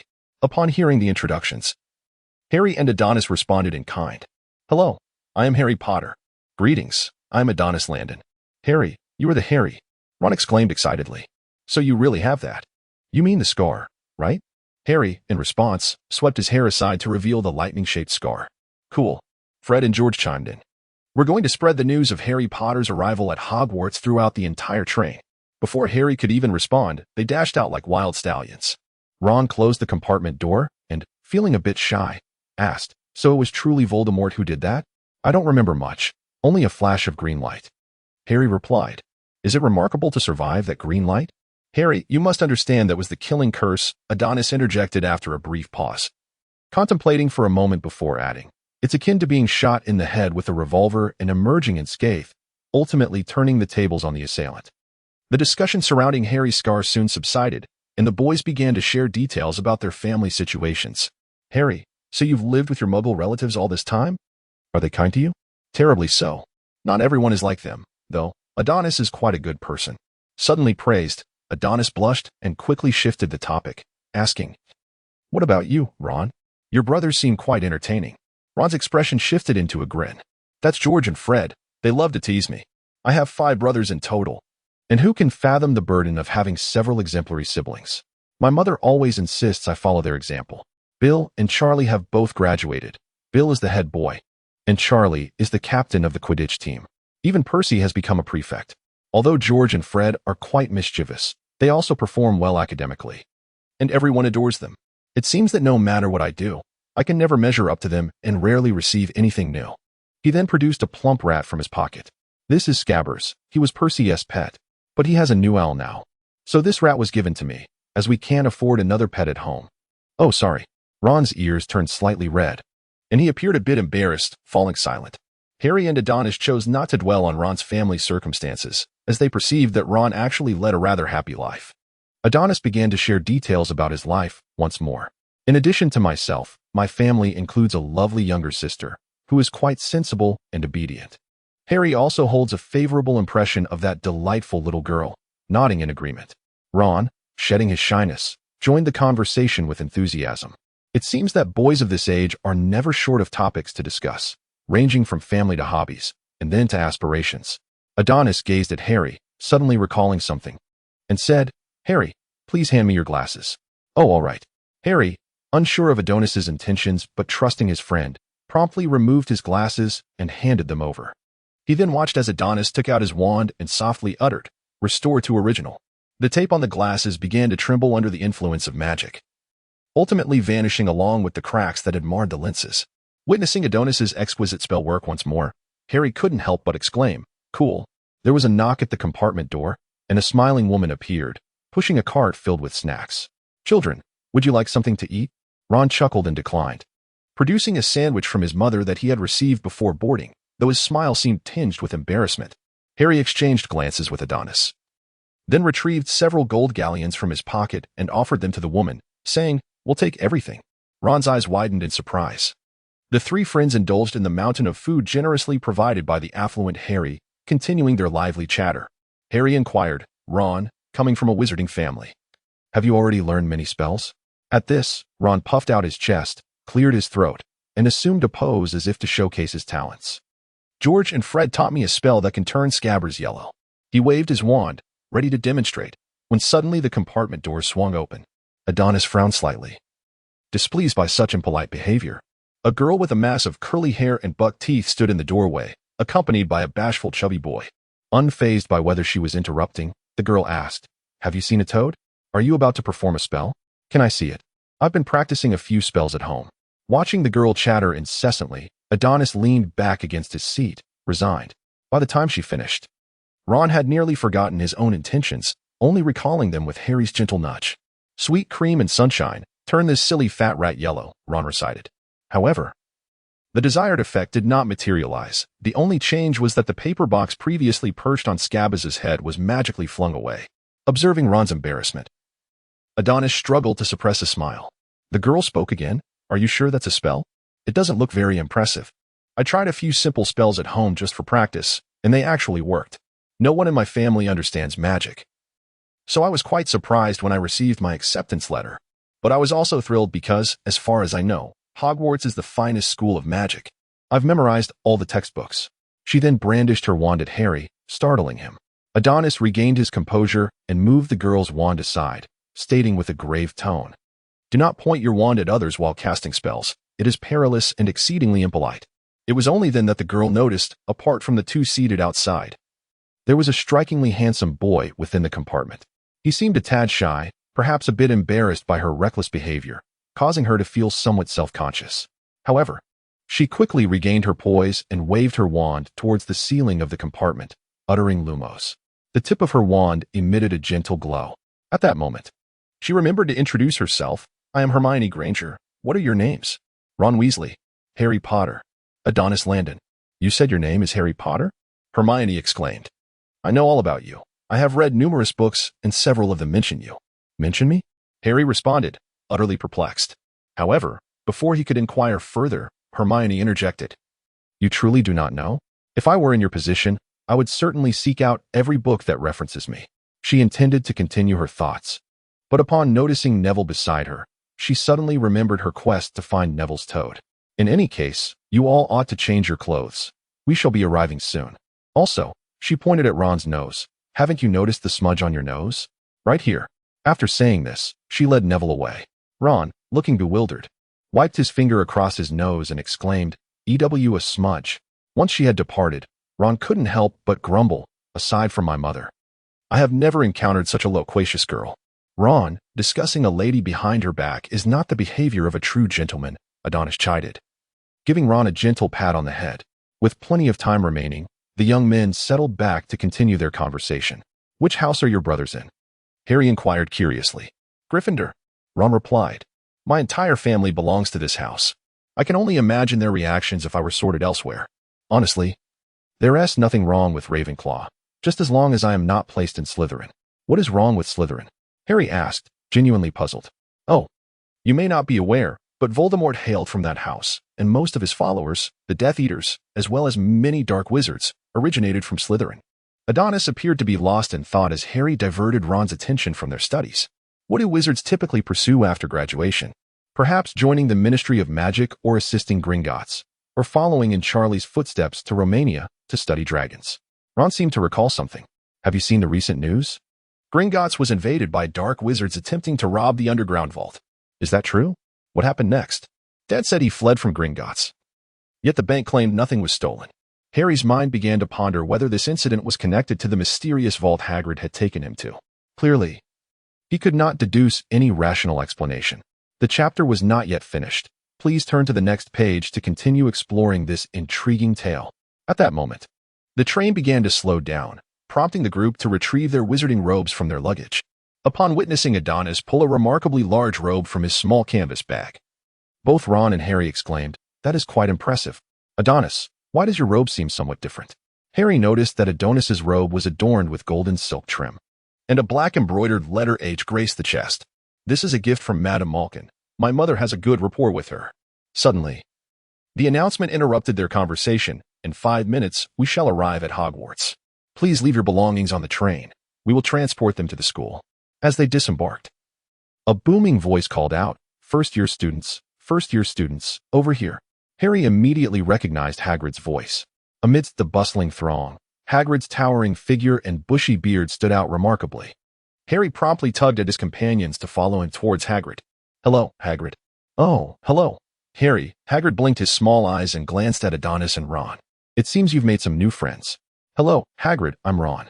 Ron, astonished at the sight of such a towering person, exclaimed, "Hello, Hagrid, I'm Adonis." "Greetings, little ones." As the crowd gathered, Hagrid addressed them. "Come along now. Follow me. We shall take boats to Hogwarts. Watch your step. Don't slip." They followed Hagrid, sliding and stumbling, each young wizard displaying impatience. Yet Adonis felt a sense of warmth as he gazed at the distant Hogwarts castle, a wave of joy washing over him. "No more than 4 in each boat," Hagrid bellowed, gesturing towards the small boats by the lake. "Come on, Harry, Ron, let us choose this one." Adonis leaped into the nearest boat. One by one, the boats glided across the serene surface of the lake, all eyes fixed on the towering castle that loomed above. Gasps of awe echoing through the air. "Duck." Hagrid suddenly remarked that it was only he who needed to bow his head.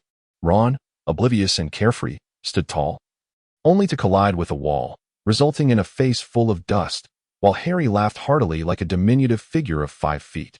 Adonis sensed a resonance between his soul and the magical vibrations of Hogwarts Castle, as if the castle itself was welcoming him back.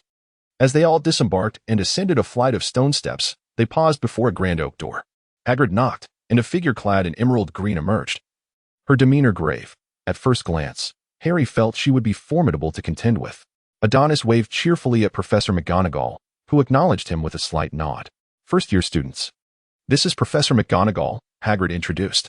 "Thank you, Hagrid," Professor McGonagall replied before addressing the newcomers. "The welcoming feast is about to commence. But before you take your seats in the Great Hall, you must first undergo the sorting ceremony. Please wait here quietly. I shall escort you inside shortly." With that, she and Hagrid entered the hall. "I heard the sorting ceremony involves battling a troll. They say if you fail, you will be expelled," one voice exclaimed. "Is that true?" "Luckily, I reviewed the first-year textbooks in advance. Passing the exam should pose no problem," Hermione chimed in, her confidence unmistakable. Adonis couldn't help but chuckle at the absurd speculations. Just then, an untimely voice broke through the air. It was an arrogant blonde boy accompanied by two burly lackeys, who strode directly towards Harry. They proclaimed that Harry Potter had come to Hogwarts, and it seemed he was the one they were speaking of. "Allow me to introduce myself. I am Malfoy, Draco Malfoy." Ron let out a soft snicker, prompting Draco to glare at him. "Do you find my name amusing?" He sneered.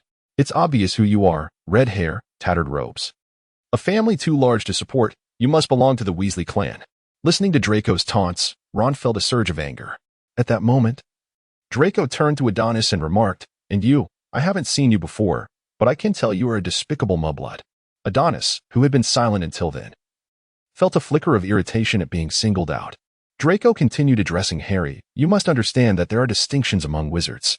If I were you, Potter, I wouldn't associate with such unsavory company." No sooner had he finished speaking than a fist, the size of a sandbag, came hurtling towards him. With a resounding thud, Draco felt the world spin, and upon regaining consciousness, he found himself sprawled on the ground, a sharp pain radiating from his face, causing him to scream. Meanwhile, Goyle and Crabbe hesitated to assist, their courage evaporating under Adonis's fierce gaze, as if they had encountered something truly terrifying. They remained rooted in place, leaving Draco to clutch his face and wail, "I will tell my father you hit me. My father is a governor. I will have you expelled."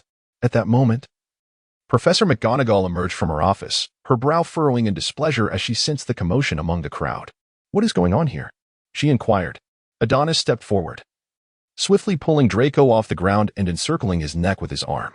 In that instant, Draco fell silent, for he had no desire to endure another blow from this madman. The voice of Adonis echoed in his ear. "Which do you think would earn you the professor's wrath, a punch from me or your insult, branding me as a mudblood?" Draco stammered, rendered speechless. And then he beheld the mirthful expression on Adonis's face. "Mr. Malfoy, I presume you would prefer that the professor remains oblivious to your slander?" Upon seeing Draco nod, Adonis turned to Professor McGonagall with a smile. "Professor, Mr. Malfoy had an unfortunate fall, and I merely helped him up. There is nothing to worry about." "Indeed. That is the case, Professor." Professor McGonagall, however, was not so easily deceived. She discerned the truth at a glance. Given the circumstances, she chose not to comment further. "Quickly tidy yourselves. We are preparing to enter." Adonis returned to Harry's side, and Ron, with a look of admiration, exclaimed, "Wow, Adonis, you were truly magnificent just now. That punch filled me with exhilaration." Adonis smiled quietly, feeling the gaze of numerous new students converge upon him. Professor McGonagall opened the door and turned to the newcomers, stating, "Welcome to Hogwarts. Your sorting ceremony is about to commence." As the new students entered the Great Hall, they were awestruck by the floating candles and the magnificent starry sky above. No matter how many times he had witnessed it, each time the Great Hall door swung open, Adonis couldn't help but marvel at its beauty. Professor McGonagall clapped her hands and continued, explaining that Hogwarts was divided into 4 houses: Gryffindor, Hufflepuff, Ravenclaw, and Slytherin. Each house boasted its own illustrious history and had nurtured exceptional wizards. After the sorting, students' commendable behavior would earn points for their houses, while any misconduct would result in point deductions. At the end of the academic year, the house with the highest score would be awarded the House Cup, a highly esteemed honor. She raised her voice, instructing, "Now, please form a single line and step forward." Once the students had arranged themselves, Professor McGonagall approached the front of the staff table and retrieved an old hat, placing it on a nearby stool. Adonis wondered if the hat might conjure a rabbit, only to witness it contorting and splitting open with a wide seam, resembling a mouth. To his astonishment, the hat began to sing before the crowd. Here, 300 words are omitted. As the song concluded, thunderous applause erupted throughout the hall, and the hat bowed to the audience, becoming still like an ordinary hat. "It seems all we need to do is wear this hat," Ron lamented. "I must get back at Fred." He made it sound like the sorting ceremony involved a duel with a troll. Adonis chuckled. After all, donning a hat was far simpler than conjuring a rabbit. "Now, when I call your name, please put on the hat and take a seat," Professor McGonagall announced, holding the list. Hannah Abbott. A rosy-cheeked girl with 2 golden braids stumbled forward, donned the hat, and as it barely obscured her eyes, it promptly declared, Hufflepuff. The table to her right erupted in applause and cheers. The sorting ceremony progressed swiftly. Typically, the sorting hat would quickly announce the house name, though at times it might hesitate for a few minutes. However, upon seeing Hermione sorted into Gryffindor, Adonis felt perplexed. In his mind, she seemed more suited to Ravenclaw. Soon after, Neville, the boy who had lost his toad, was also sorted into Gryffindor. Next, it was Adonis Landon's turn. Professor McGonagall's voice echoed once more, as Adonis leisurely adjusted his robes and stepped out of the line. An audible gasp rippled through the long tables, emanating from several upperclasswomen, who boldly scrutinized the strikingly handsome young man. Their predatory gazes seemed to devour Adonis, while some had already begun inquiring about his personal details. Adonis perched upon a high stool beside Professor McGonagall, who placed the sorting hat atop his head. Suddenly, the voice of the hat resonated. Is it merely an illusion? Or do I find you strikingly familiar, as though I have once sorted you before? Adonis smiled without offering a reply, as the hat's voice continued its musings. Am I simply growing old and forgetful? Yet, I am merely a hat. Age should not pertain to me. He sighed. Let me observe. You possess the adventurous spirit of Gryffindor, the immense thirst for knowledge of Ravenclaw, and the loyalty and amiability of Hufflepuff. Strangely absent, however, is the ambition characteristic of Slytherin. How peculiar indeed. Perhaps Gryffindor would be a fitting choice. Very few have addressed me as hat, sir. When was the last time that occurred? The sorting hat, relinquishing its reminiscence, acquiesced to Adonis's suggestion. Gryffindor. Adonis removed the hat and placed it solemnly on the high stool, whispering, Thank you, hat sir, before smiling gently and proceeding towards the Gryffindor table. When it was Draco's turn, the sorting hat had barely touched his head before declaring Slytherin. He appeared quite proud of his placement in Slytherin.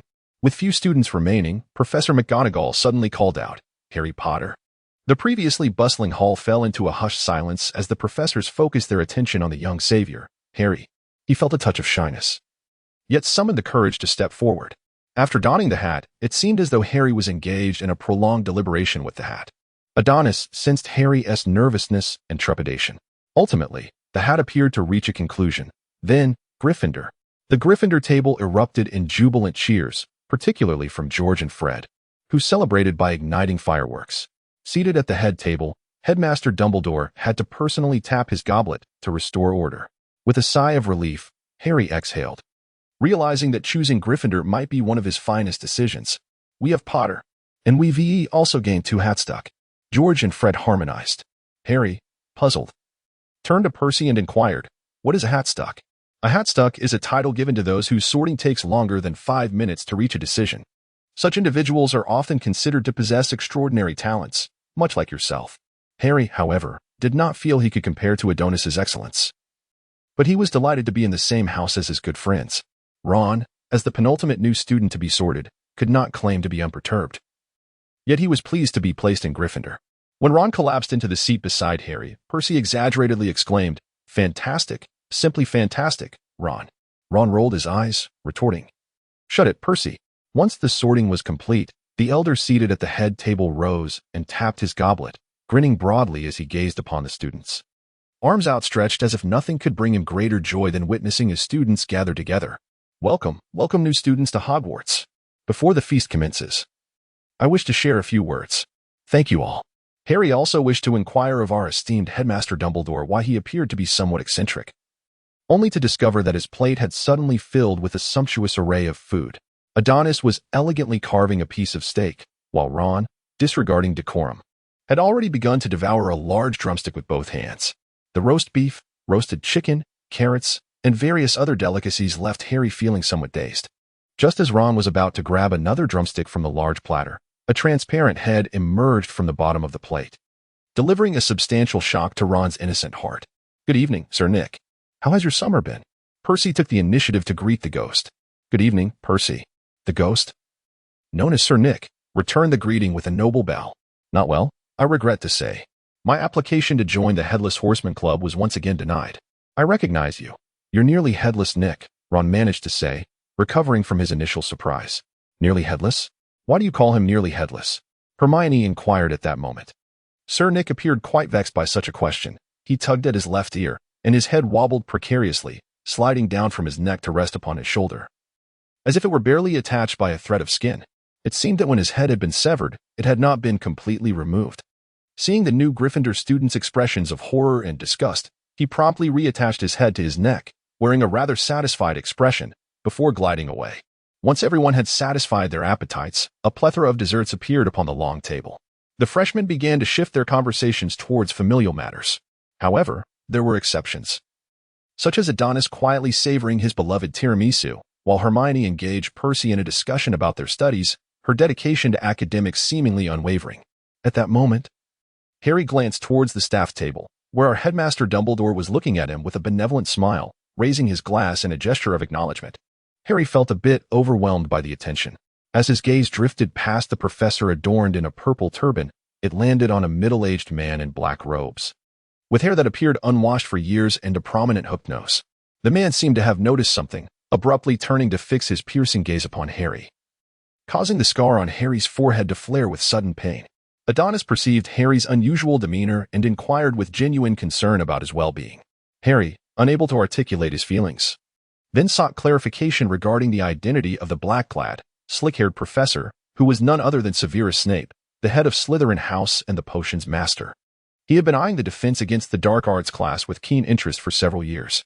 Beside him stood the newly appointed professor of defense against the dark arts, Professor Quirrell. Adonis also noticed Snape's gaze, sensing a mixture of nostalgia and revulsion in his eyes as he looked at Harry. A chill coursed through Adonis. What a peculiar sentiment.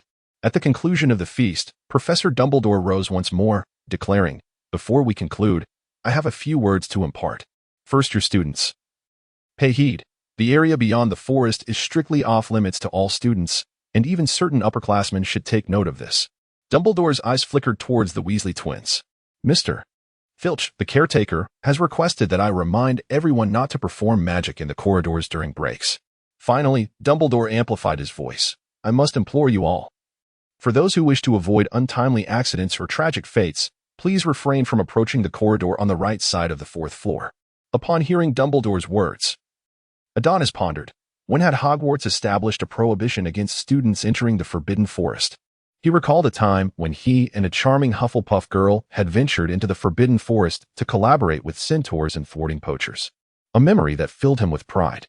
After the Weasley twins concluded the Hogwarts anthem with a funeral march, Percy led the first years to their dormitory, while Harry began to envision the delightful life awaiting him at Hogwarts. Suddenly, a bundle of wands floated in midair. It was Peeves. Percy warned the first years that he delighted in mischief, advising them to remain vigilant. He then shouted at the center of the wands, "Enough, Peeves. Do I need to have a word with the Bloody Baron? Such a tiresome Gryffindor," Peeves retorted. A rotund ghost in a ludicrous outfit suddenly appeared above Neville's head, tapping him lightly with a wand before soaring away. "You should be wary of him," Percy cautioned the newcomers. "Peeves fears no one except the professors and the Bloody Baron." With that, he continued guiding the first years to the end of a corridor, where a large portrait hung, depicting a plump lady in a pink dress. "Password?" she inquired. "Dragon dung," Percy replied. He then instructed the first years, "The password changes each term. Do not forget it, and certainly do not disclose it. Under no circumstances are students from other houses permitted in the common room. Remember, that means any." The warning tone in his voice was unmistakable. Upon entering the common room, they found a cozy, circular chamber filled with plush armchairs. At the far end, 2 staircases led upward. Percy first escorted the girls to their dormitory before leading the boys toward the other staircase, clearly within a tower. They soon arrived at the dormitory, and Harry felt a surge of excitement at the prospect of sharing a room with Ron and Adonis, along with Neville. Adonis approached his bed, retrieving his belongings from the canvas bag.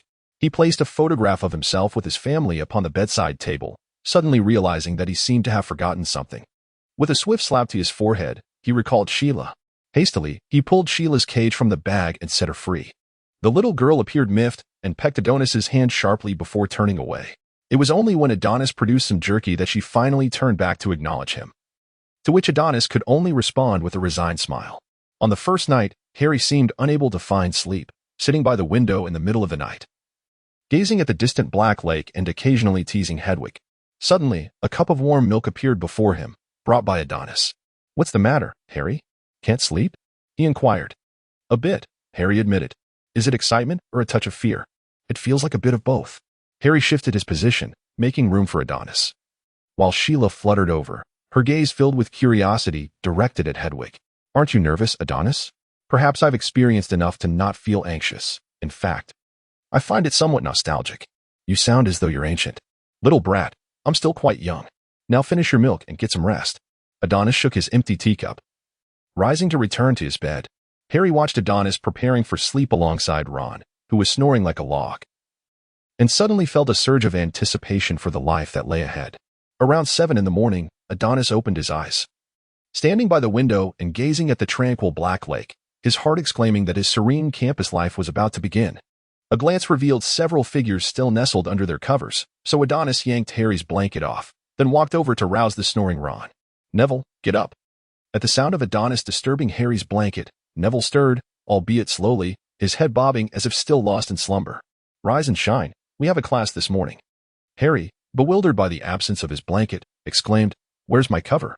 Ron merely rolled over, mumbling, I know, let me sleep a bit longer. Seeing this, Adonis decided to leave Ron be and took Neville and Harry to freshen up. Staring at his disheveled reflection in the mirror, Adonis shook his head, producing the red hair tie that Vina had solemnly given him before he left, as if it would serve as her companion for him. After combing his hair and tying it into a simple low ponytail, Adonis couldn't help but admire his appearance in the mirror. Once Neville and Harry had also completed their brief grooming, the three of them headed to the Great Hall together. As they entered, the hall was still sparsely populated due to the early hour, and Adonis immediately spotted a fuzzy figure by the Gryffindor table. Good morning, Hermione. The three took a seat across from her. Good morning, Adonis, and to Harry and Neville as well. Hermione paused her chatter, vaguely greeting her companions. After finally swallowing the morsel of food, the young witch resumed her enthusiastic discourse.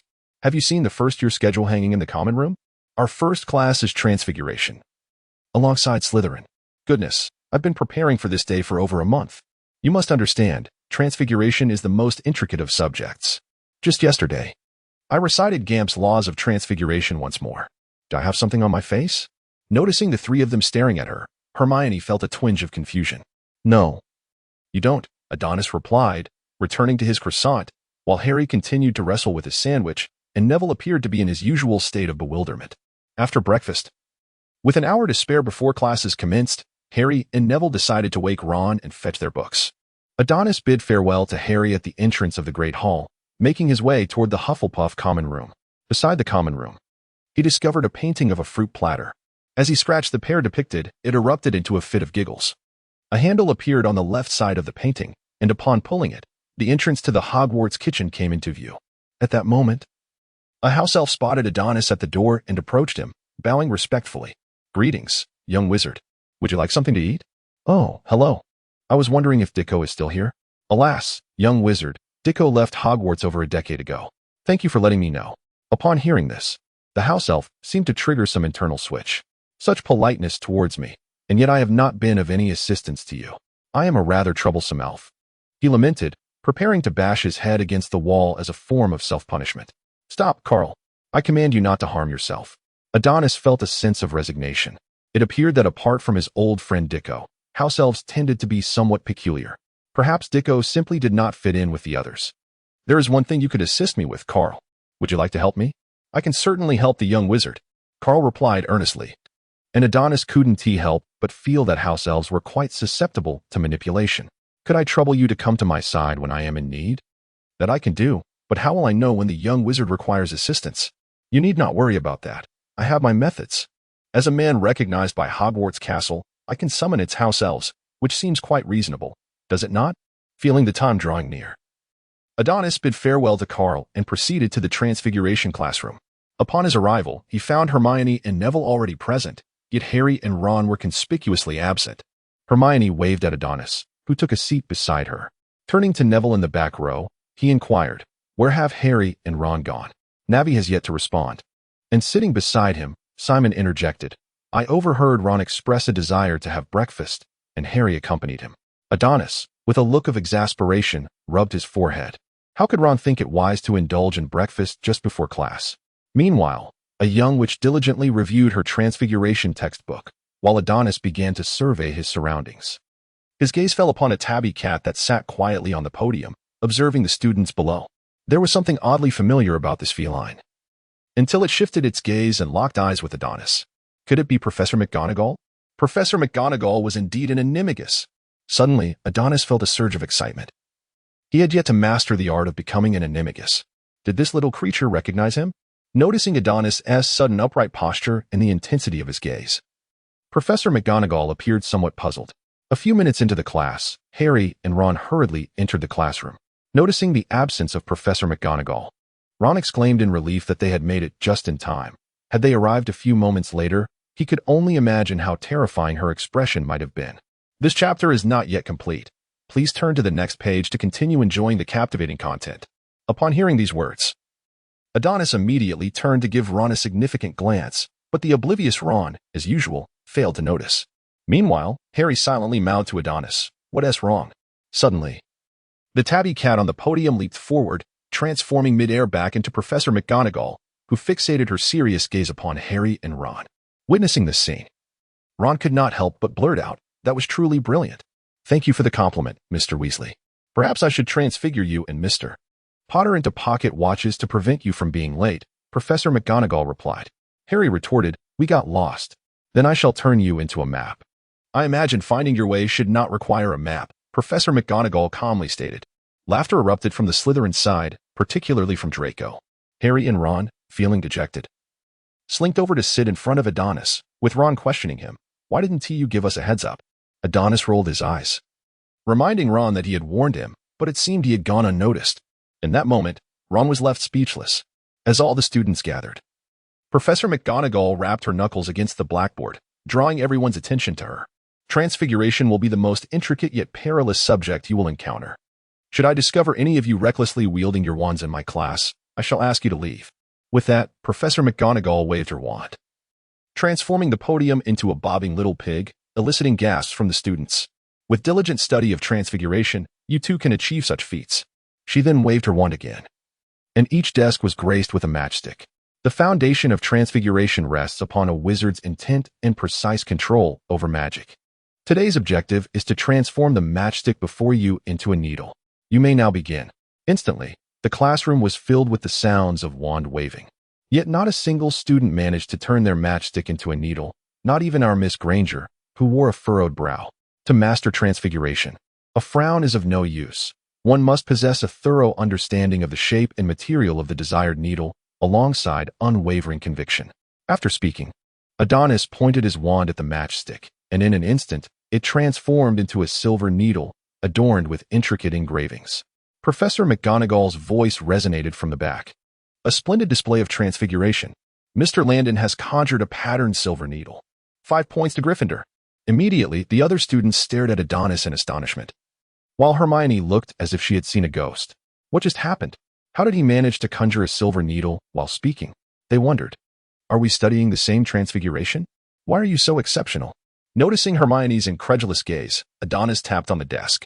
"Hermione, reflect on what I said." It wasn't until the end of class that Hermione managed to transform her matchstick into a silver needle, earning 5 points for Gryffindor. "Mr. Landon, please stay for a moment." Professor McGonagall addressed Adonis as the class concluded. "Is there something you wish to discuss, Professor?" Adonis inquired, somewhat puzzled. "Mr. Landon, you possess an extraordinary talent for transfiguration. I implore you not to become complacent, but to continue your studies with humility." "Rest assured, Professor McGonagall, I am the most modest little wizard," Adonis proclaimed, puffing out his chest with pride. Upon hearing such a response, Professor McGonagall's expression darkened. "Mr. Landon, I would like to invite you to join my Transfiguration Club in your second year, so I hope you will immerse yourself in your studies." "Count on it, Professor McGonagall." Observing Adonis's somewhat foolish demeanor, she chose not to press further and ushered him out of the classroom. Soon after, Hermione approached him. "Did Professor McGonagall call you for something?" "She said I have great talent and urged me to keep striving." Adonis wore a foolish grin, prompting Hermione to roll her eyes in disbelief. Just then, Ron and Harry rushed over. Ron, upon seeing Adonis, immediately began to lament, "You have no idea how unfortunate Harry and I have been. We got lost in the moving staircase and inadvertently wandered into the 4th-floor corridor mentioned by Professor Dumbledore, only to be caught by Filch." He paused for a moment, adding, "If it weren't for Professor Quirrell coming to our rescue, Filch would have locked us up." Hermione interjected, "That's only because you overslept. Harry woke up early." and you dragged him into tardiness. Ron almost retorted, but the truth of Hermione's words left him momentarily speechless, his face flushed with embarrassment.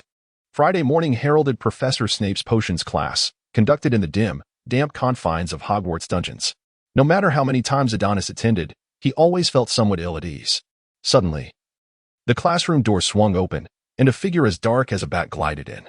As he walked, he proclaimed, "Wands must not be waved recklessly in my classroom, nor should incantations be uttered without purpose." He ascended the podium, flicking his cloak, and surveyed the class. "In truth, I doubt many of you grasp the profound science and intricate craft of potion making. However," he raised his voice slightly, "for those few exceptional students truly interested, I shall teach you how to wield magic upon the mind, how to garner fame, brew brilliance, and even concoct the elixir of immortality." Such words left our naive Malfoy momentarily stunned, yet it was clear that our Professor Snape, as the youngest master of potions, possessed the expertise to back his claims. Moreover, he continued, "Some among you arrived at Hogwarts with considerable renown, to the extent of arrogance, believing they need not attend my lessons." Hermione, sensing Snape's gaze fixated on Harry, hurriedly nudged him, who had been scribbling on his parchment. Harry lifted his head, his eyes locking onto Snape's. Feelings of nostalgia mingled with revulsion coursing through Adonis, causing him to shiver. Snape boomed, "Mr. Potter, our celebrity, I pose a question to you. What would result from adding powdered daffodil root to wormwood stem liquid?" Hermione abruptly raised her right hand, while Harry, oblivious to the answer, replied, "I don't know, Professor." Snape pressed on, "If I require Dunkstone, where might I procure it?" Harry repeated, "I don't know, Professor." "What distinguishes wolfsbane from aconite?" "I don't know, Professor." Regrettably, Snape remarked, "It seems that fame does not equate to knowledge, Mr. Potter." Hermione kept her hand raised, and Harry, exasperated, wondered why Snape did not pose his questions to her instead. Upon hearing these words, Adonis couldn't help but touch his forehead. "What are you trying to accomplish? Do you not comprehend that Snape is targeting you?" "My poor little Harry." Snape, slightly displeased by such remarks, retorted, "It seems your relatives have not properly instilled in you the importance of respecting your elders." 5 points deducted from Gryffindor. And Miss Granger, if you believe that merely skimming the surface of knowledge qualifies you to show off, you have succeeded splendidly. Mr. Landon, observing Adonis's bewildered expression, Snape furrowed his brow and demanded, "You shall answer the previous question." Suddenly called upon, Adonis found himself at a loss for words. "Why must your quarrels involve me?" "The addition of powdered daffodil root to wormwood juice yields the elixir of life, a potent soporific. One must seek out dung stones from the stomach of a sheep. There is no distinction between wolfsbane and aconite. They are both bane." Adonis's response was impeccable, yet Snape offered no praise, instead deriding, mere recitation. He then turned to the others and bellowed, "Did you not hear Mr. Landon's answer? Why do you not take note of it? Have you all mastered this subject?" The potions lesson had only just begun, yet Harry felt he could hardly endure another moment. Subsequently, Snape divided them into pairs to collaboratively brew a simple potion for treating boils. He himself roamed the classroom, his black cloak trailing behind him, capable of cleaning the very floor of the potions classroom. In a mere moment, it seemed as though the dust on the floor had vanished under Snape's watchful gaze.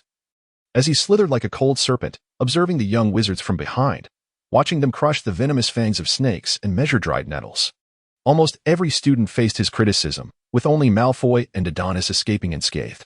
Adonis required no further elucidation, yet it was evident to all that Snape favored Malfoy.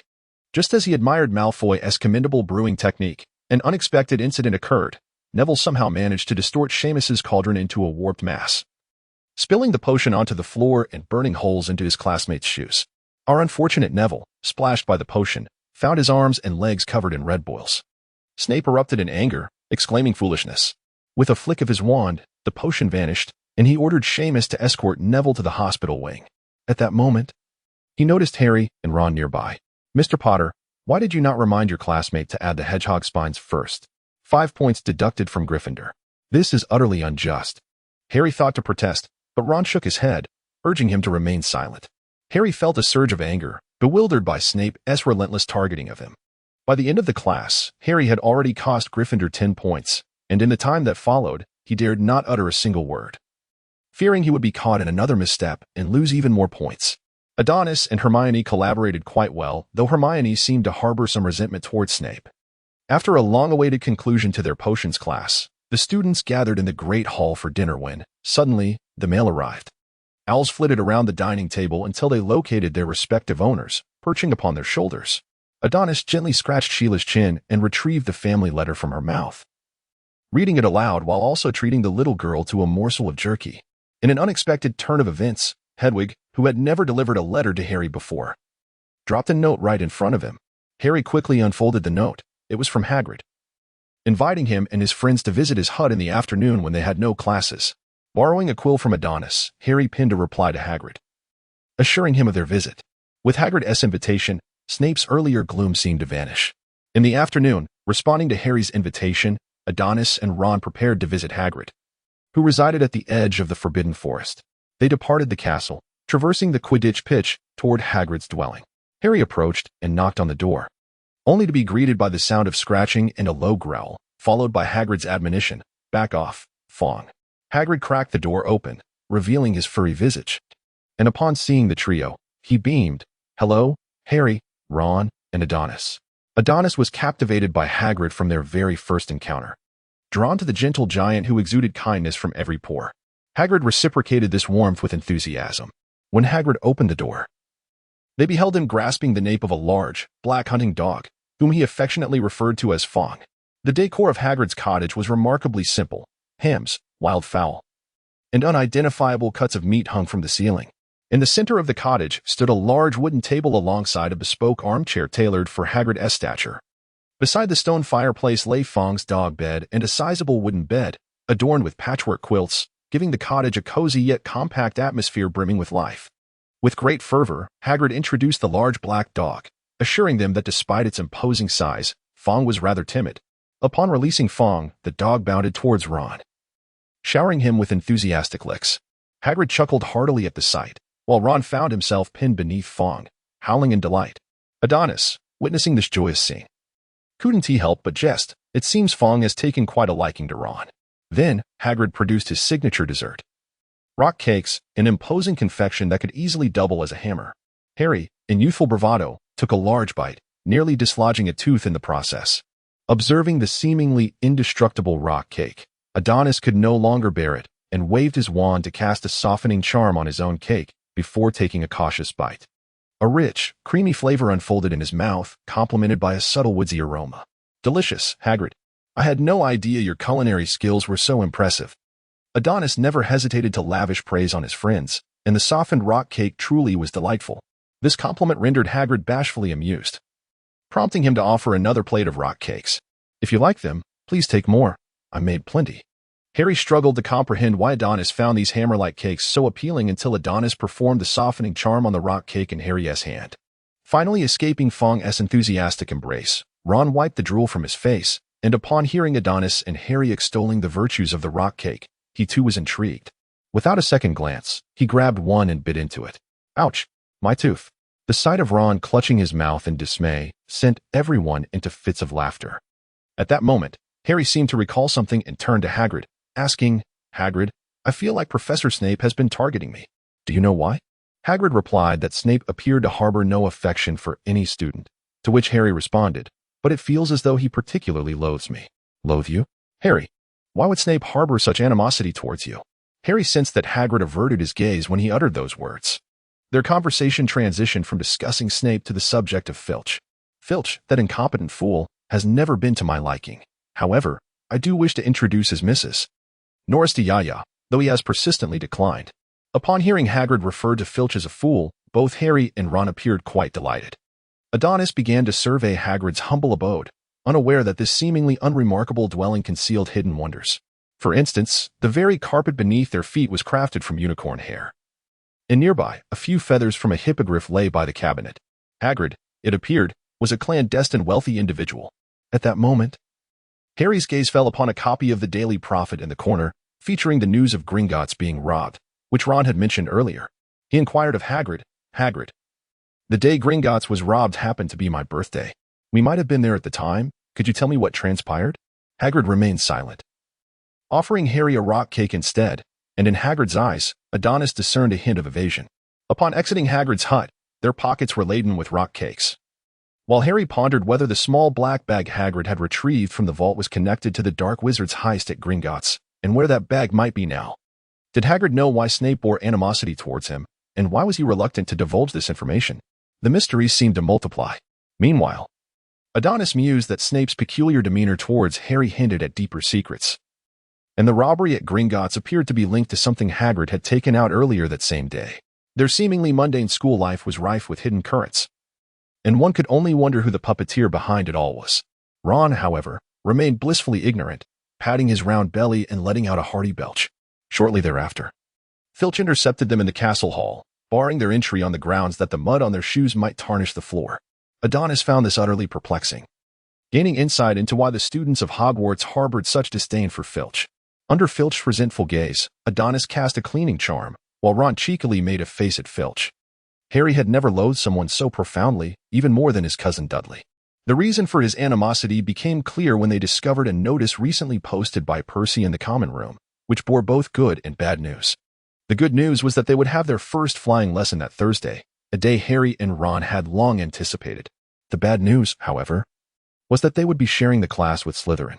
That Wednesday evening, Harry lamented to Adonis in the common room. What bad luck. Am I really expected to make a fool of myself flying a broomstick in front of Malfoy? Do not fret, Harry, Adonis replied, lifting his gaze from the advanced transfiguration guide before him to regard the dejected Harry. Malfoy may merely be boasting. The truth is, he likely cannot ride a broomstick at all. After taking a sip of the warm milk from the table, Harry poured himself a cup as well. Ron, standing nearby, offered some comforting words. Believe in yourself, Harry, perhaps you possess extraordinary talents. Yet, such reassurance seemed to provide little solace. For Harry had long yearned for the thrill of flight, a desire that even surpassed his wish to escape the Dursleys. On Thursday noon, everyone was engaged in their own activities within the great hall when the owl swooped in. Hedwig, as usual, did not bring Harry any letters, and he couldn't help but feel a twinge of disappointment. Ron and Hermione, however, received letters from home. Neville's grandmother had even sent him a memory ball. Look, Neville received a memory ball, someone exclaimed. I've read that if you forget something, the memory ball will turn red to remind you. Hermione chimed in. But Neville scratched his head and replied, but I don't remember what I've forgotten. At that moment, a robe draped over Neville's head, and Adonis's voice came from nearby. Of course, you don't remember what you've forgotten, for it is currently perched upon your head. Neville removed the robe from his head and gazed at the now transparent memory ball in his hands, exclaiming, So, I forgot to wear my robe. Thank you, Adonis. Adonis waved his hand dismissively, accepting the letter that Sheila had brought over, and began to read it earnestly, occasionally jotting down responses with a quill. In the afternoon, our Harry, filled with a mix of excitement and trepidation, made his way to the grounds outside the castle.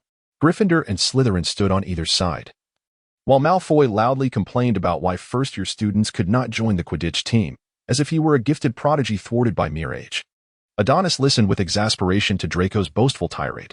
Madame Hooch approached, a woman with sharp, hawk-like eyes, exuding an air of authority that could instill pressure merely by her presence. Standing to the left of the broomsticks, she commanded, Up. With great emotion, a chorus of rising up resonated through the crowd. Harry, indeed gifted at flying, was the first to grasp a broomstick, his joy evident. Next came Draco.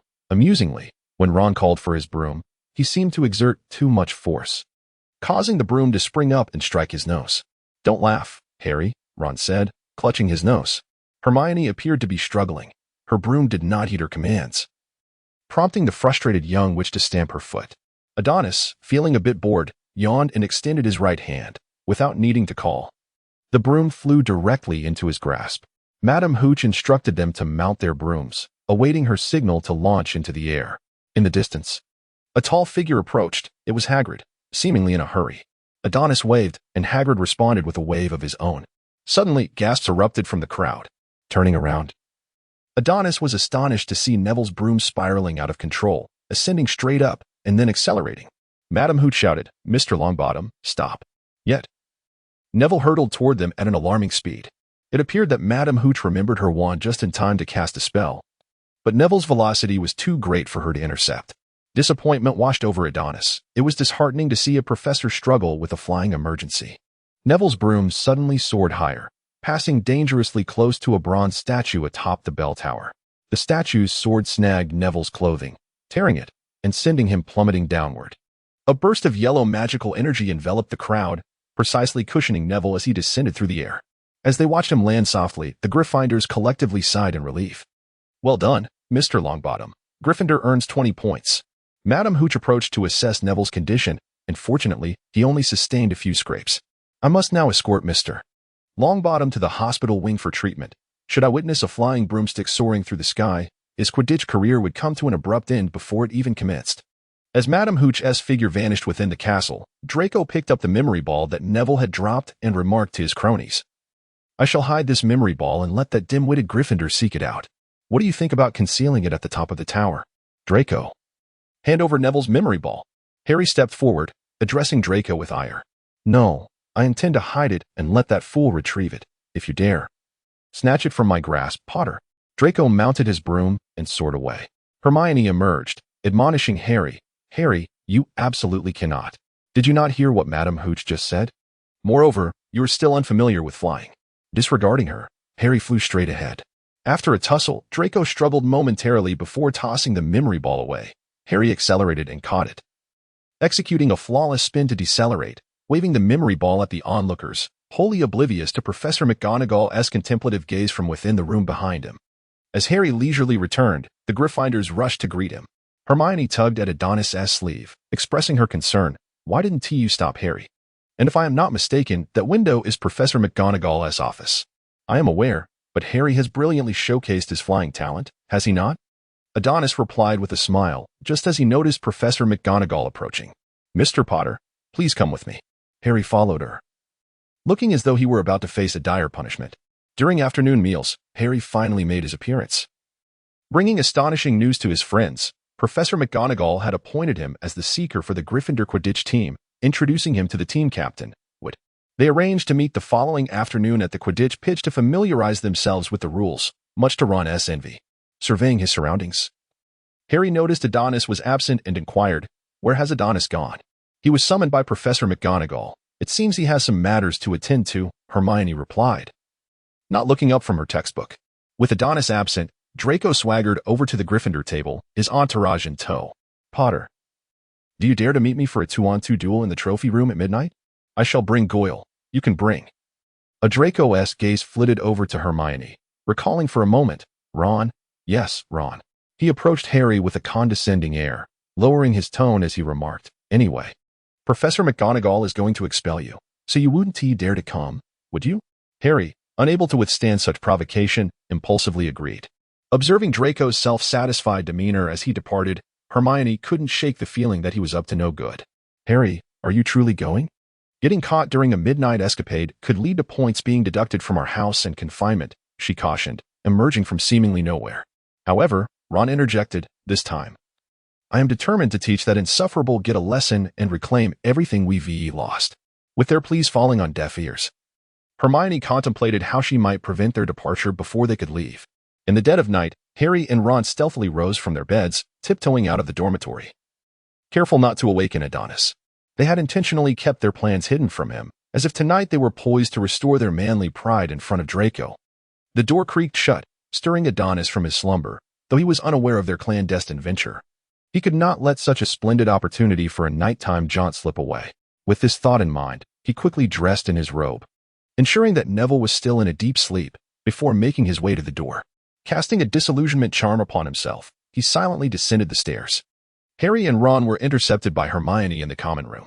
Positioned at a distance and speaking in hushed tones, Adonis could not discern what they were saying. Ultimately, it seemed that Hermione relented, joining the two as they exited the lounge together. Adonis gently pushed aside the portrait of the plump lady, who, at this hour, seemed to have ventured out and was absent from the campus. He descended the staircase, navigating through a labyrinthine path until he beheld the tapestry depicting the giant striking the foolish Barnabas. The amusing scene brought a smile to Adonis's face. Before him stood the wall opposite the tapestry. He reached out to touch the stone bricks, channeling the ancient magic within him in an attempt to connect with the Room of Wishes. The entire wall began to undulate, and a grand door adorned with exquisite reliefs materialized from thin air. As he caressed the familiar embellishments of the door, long-buried memories surged forth, prompting Adonis to exhale deeply before he pushed the door open. As Adonis entered the room of requirement, Harry and his companions encountered an unexpected predicament. Draco had deceived them and even reported to Filch. Now, They were frantically fleeing to evade the capture of both Filch and Mrs. Norris. Upon reaching the moving staircase, it abruptly began to shift without warning, leading them toward a dark corridor. The sound of Mrs. Norris's calls drew nearer, leaving them no time for reflection as they dashed into the dimly lit passageway. Upon emerging on the other side, Adonis caressed the familiar decor within the room of requirement. The joyous memories of yesteryears vividly resurfacing. A tremendous surge of magic emanated from Adonis, gathering at the tip of his wand. With a flick of his wrist, the entire room transformed. In mere moments, all the antiquated objects vanished, replaced by an entirely different array of items. The previously shadowy room of requirement brightened, with moonlight streaming through the glass ceiling. Satisfied with the revitalized space before him, Adonis prepared to depart. Shortly thereafter, Harry and his friends stood at the entrance of the Gryffindor common room, exhaling deeply. That was a three-headed dog. Why would the school place such a perilous creature on the fourth floor? Ron, calming his nerves, recalled the beast's enormous form, shuddering involuntarily. What are your eyes for if you couldn't see where it was standing? It was perched atop a trapdoor, clearly guarding something. Hermione, slightly irked, was at a loss for her own emotions. If you hadn't noticed, it had 3 heads. I hardly had time to focus on its feet. Good evening, Adonis. Ron greeted as he stepped into the hall, spotting Adonis leisurely sipping hot milk by the fireplace. Harry, breaking free from his thoughts, felt a twinge of embarrassment upon seeing Adonis. It seems Mr. Malfoy is an illegal animagus, or rather a 3-headed dog. This is an unprecedented transformation of a magical creature. I've got to jot this down, Adonis remarked half-jokingly. That's not how it happened, Hermione began to clarify. But Adonis waved his hand to interrupt. Friends, I am unaware of the events you faced this evening, but it is quite late now. Have some warm milk to fortify yourselves, and then return to your slumber. He yawned at that moment, as if he had not been the first to return. As they watched Adonis's figure disappear around the bend of the staircase, the trio lost their appetite for milk. If you don't mind, I'm off to bed. Who knows what other brilliant schemes you might concoct that could lead to our demise, or worse, expulsion, Hermione declared before heading into the girls' dormitory. Harry and Ron exchanged glances, and Ron quipped, Does she not grasp the gravity of the situation? Harry nodded and took Ron back to their dormitory to rest. The handsome and accomplished boys have always been the focal point of attention for girls, seemingly captivating the gaze of numerous admirers wherever they go. This is true in the Muggle world, but it seems even more pronounced in the Wizarding realm. Hermione shares this sentiment, as she often overhears the girls from Gryffindor discreetly discussing Adonis in the Great Hall and Common Room, particularly in his absence, accompanied by their peals of laughter. Just a few days ago, she witnessed a bold Slytherin senior presenting Adonis with chocolate, though it remains uncertain whether the confection contained any enchanted ingredients. This chocolate was left in a corner of Adonis's dormitory, and its true nature remained a mystery until yesterday, when our unfortunate Ron, succumbing to temptation, accidentally consumed a small piece. Instantaneously, he became animated, dancing exuberantly in the common room while calling out the name of the Slytherin girl. Ultimately determined to seek her out in the Slytherin common room. Understanding the full context, Adonis was incensed. He believed that love should arise from mutual attraction and develop naturally, rather than being pursued through such unscrupulous means.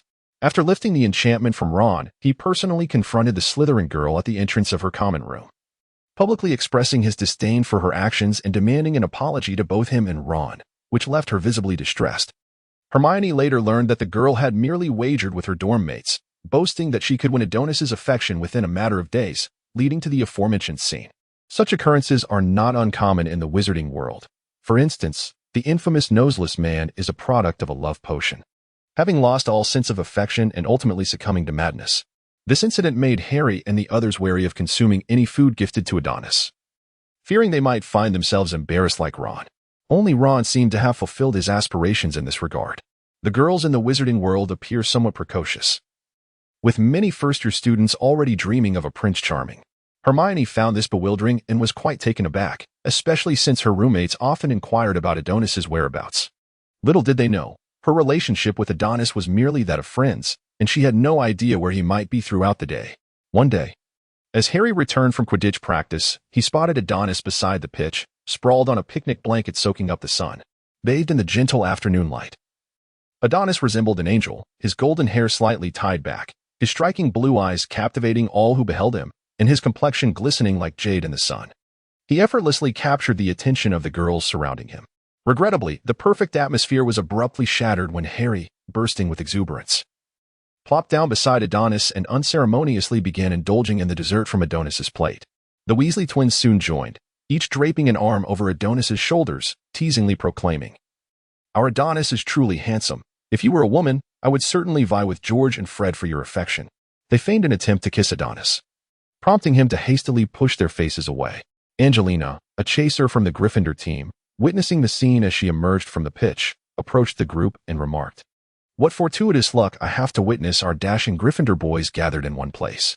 She then winked at Adonis, adding wistfully, "If only Adonis were a bit older, I would undoubtedly pursue you." "Oh, Angelina, you mustn't," Fred suddenly lamented.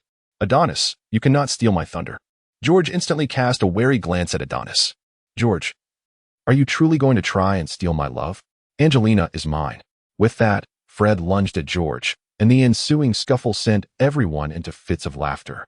Another chaser, Aaliyah, drawn by the merriment, approached and teased Adonis. "Honestly, Adonis, ever since you firmly rejected that Slytherin girl recently, everyone has been speculating who will ultimately win your heart." She shot a playful glance at him. "Enough with the jokes, Aaliyah. I'm still just a first year." Adonis rolled his eyes. Angelina, unabashed, wrapped her arms around Adonis's neck and inquired, "Come now, share with your senior, since we're all Gryffindors." "Don't be shy. Do you have a crush on anyone?" The question piqued everyone's interest, for gossip knows no gender boundaries. "What are you discussing? Let me in on it." Wood chimed in. "Am I the only one here who isn't on the team?" Adonis, feeling overwhelmed, cleared his throat and replied, "I have yet to meet anyone I fancy." At this, a collective groan erupted from the group, with Angelina persistently asking, "What about Hermione? Besides her, I haven't seen you close to any other girls." "Oh dear." "Hermione is my friend," Adonis exclaimed, bewildered by their reasoning. Meanwhile, Hermione, the young witch, observed that Adonis was an exceptionally gifted wizard. Yet she had never spotted him in the library, which she deemed a waste of talent. One day, seizing the opportunity after class, she tugged at Adonis's sleeve, saying, "Adonis, wait a moment. What is it? Did you not understand what Professor McGonagall said?" he inquired. "Not that matter." The little witch appeared somewhat anxious, yet uncertain of how to express herself. After stamping her foot, she finally spoke. "Adonis, I implore you not to squander your talents. You ought to frequent the library and deepen your knowledge." Observing the little witch as she spoke with an air of wisdom beyond her years, Adonis couldn't help but chuckle. "I possess a certain ability," he began, prompting Hermione to pause her conversation. Then, with a hint of jest, Adonis continued, "It enables me to accomplish tasks that might take you considerable time and effort to achieve." Adonis paused momentarily, a grin spreading across his face as he declared, "I shall deem it a talent." With that, he turned on his heel and departed without hesitation, leaving the young witch alone, ensnared in her own bewilderment amidst the wind. What a calamity! Hermione's wizarding boots had lost durability. As for why Hermione had never encountered Adonis in the library, it was no jest. The comforting ambience of the room of requirement was certainly preferable to the library, where Madame Pants, the librarian, was rather fearsome. The final lesson of Halloween was Charms class, where Seamus sat with Harry, followed by Ron and Hermione, while our somewhat dazed Neville was pulled by Adonis to occupy a seat nearer to the periphery. Our Charms professor, Professor Flitwick, possessed a lineage of fairy blood, rendering him somewhat diminutive in stature. However, to underestimate him based on this would be a grave error, for his prowess in dueling was indeed formidable. Today, we were to learn the levitation charm. Repeat after me, Wingardium Leviosa, as the classroom reverberated with a cacophony of incantations. Professor Flitwick raised his hands, signaling that students could commence their practice freely, while reminding them to recall the wand movements we had been rehearsing over the past few days. Flitwick emphasized, "Remember the gestures." Neville struggled to retain the information. "It's Wingardium Leviosa, not Wingardium Levilev," Adonis kindly interjected. "Come, Neville, let us practice it a few more times together." Meanwhile, Ron was vigorously waving his wand, though the incantation he uttered was far from correct. At that moment, Hermione halted Ron's erratic wand movements, exclaiming, "Stop. Are you trying to poke someone's eye out?" Hermione's intentions were good, yet her words, perceived by Ron as a display of superiority, irked him slightly. "If you're so brilliant, why don't you give it a try?" he retorted. Soon after, he witnessed Hermione execute the levitation charm flawlessly, her wand movements precise and her incantation clear, successfully levitating an object and earning 5 points for Gryffindor, which left Ron feeling quite disheartened, resting his head on his book in defeat. Under Adonis's repeated corrections, Neville eventually managed to cast the levitation charm as well. Albeit his magical output remained unstable, causing the feather to rise just a tad before descending once more. Nevertheless, this achievement imbued Neville with newfound confidence. Ah, a commendable attempt. Mr. Longbottom. 5 points to Gryffindor. Upon hearing Professor Flitwick's voice, Neville shyly lowered his gaze. Our resident potions prodigy, Seamus, never failed to impress. He managed to infuse the levitation charm with an explosive flare. Had he mastered the blasting curse? One could only imagine the spectacle that would ensue, a thought Adonis dared not entertain further. After class, Ron, along with Harry and Seamus, lamented Hermione's performance. It's Leviosa, not Leviolef. Ron incessantly echoed Hermione's words, displaying a countenance of disdain, utterly oblivious to the fact that Hermione was trailing closely behind him. His remarks pierced Hermione's heart profoundly, prompting the young witch to shove Ron aside, her expression a blend of anger and grievance. In that moment, Ron felt as though he had been caught gossiping behind someone's back, yet he was predominantly engulfed by a sense of bewilderment. After a while, Adonis and Neville emerged from the classroom. Professor Flitwick believed that Neville's unstable magical output was not due to any deficiency on Neville's part, but rather the fault of his wand. Neville disclosed that the wand belonged to his father, who was currently hospitalized at St. Mungo's. The mention of his father cast a shadow over Neville's spirits, prompting Adonis to place a comforting arm around his shoulder. As the Halloween feast commenced, Hermione was conspicuously absent, which piqued Adonis's curiosity. He inquired with Hermione's roommate, Lavender, who revealed that Hermione had inexplicably spent the entire afternoon weeping in the restroom adjacent to the dungeon classroom. At that moment, Professor Quirrell burst into the hall, exclaiming loudly, "There's a troll in the dungeon." After sharing this alarming news, he staggered and fainted. Panic erupted within the hall, yet Adonis remained seated, unconvinced that Hogwarts's defense against the dark arts professor, particularly one from Ravenclaw, could effectively contend with a troll. In the midst of his contemplation, Dumbledore had already regained control of the situation. Casting a sidelong glance at the small wizard who had remained unfazed by the news of the troll, the prefects escorted the students back to the common room, instructing the professors to follow suit. Everyone tacitly ignored the incapacitated Professor Quirrell, who had been rendered foolish by excessive garlic, with not a soul attempting to assist him. Harry and Ron, recalling something significant, discreetly broke away from the group and headed toward the dungeon classroom. Meanwhile, Adonis meticulously pondered the inconsistencies in Quirrell's behavior. Upon reaching the girls' restroom in the dungeon, they were met with Hermione's piercing scream and the troll's furious roars. Without a moment's hesitation, Harry and Ron charged inside. Witnessing the troll wreaking havoc, swinging its club and demolishing the bathroom stalls, while Hermione desperately sought refuge, crying out for help, Harry shouted, "Hermione, run!" as he seized a nearby wooden plank and hurled it at the troll's head. Though this action was undeniably reckless, it remarkably succeeded in diverting the troll's attention, granting Hermione a fleeting moment of respite. However, they underestimated the peril the troll posed to inexperienced young wizards such as themselves.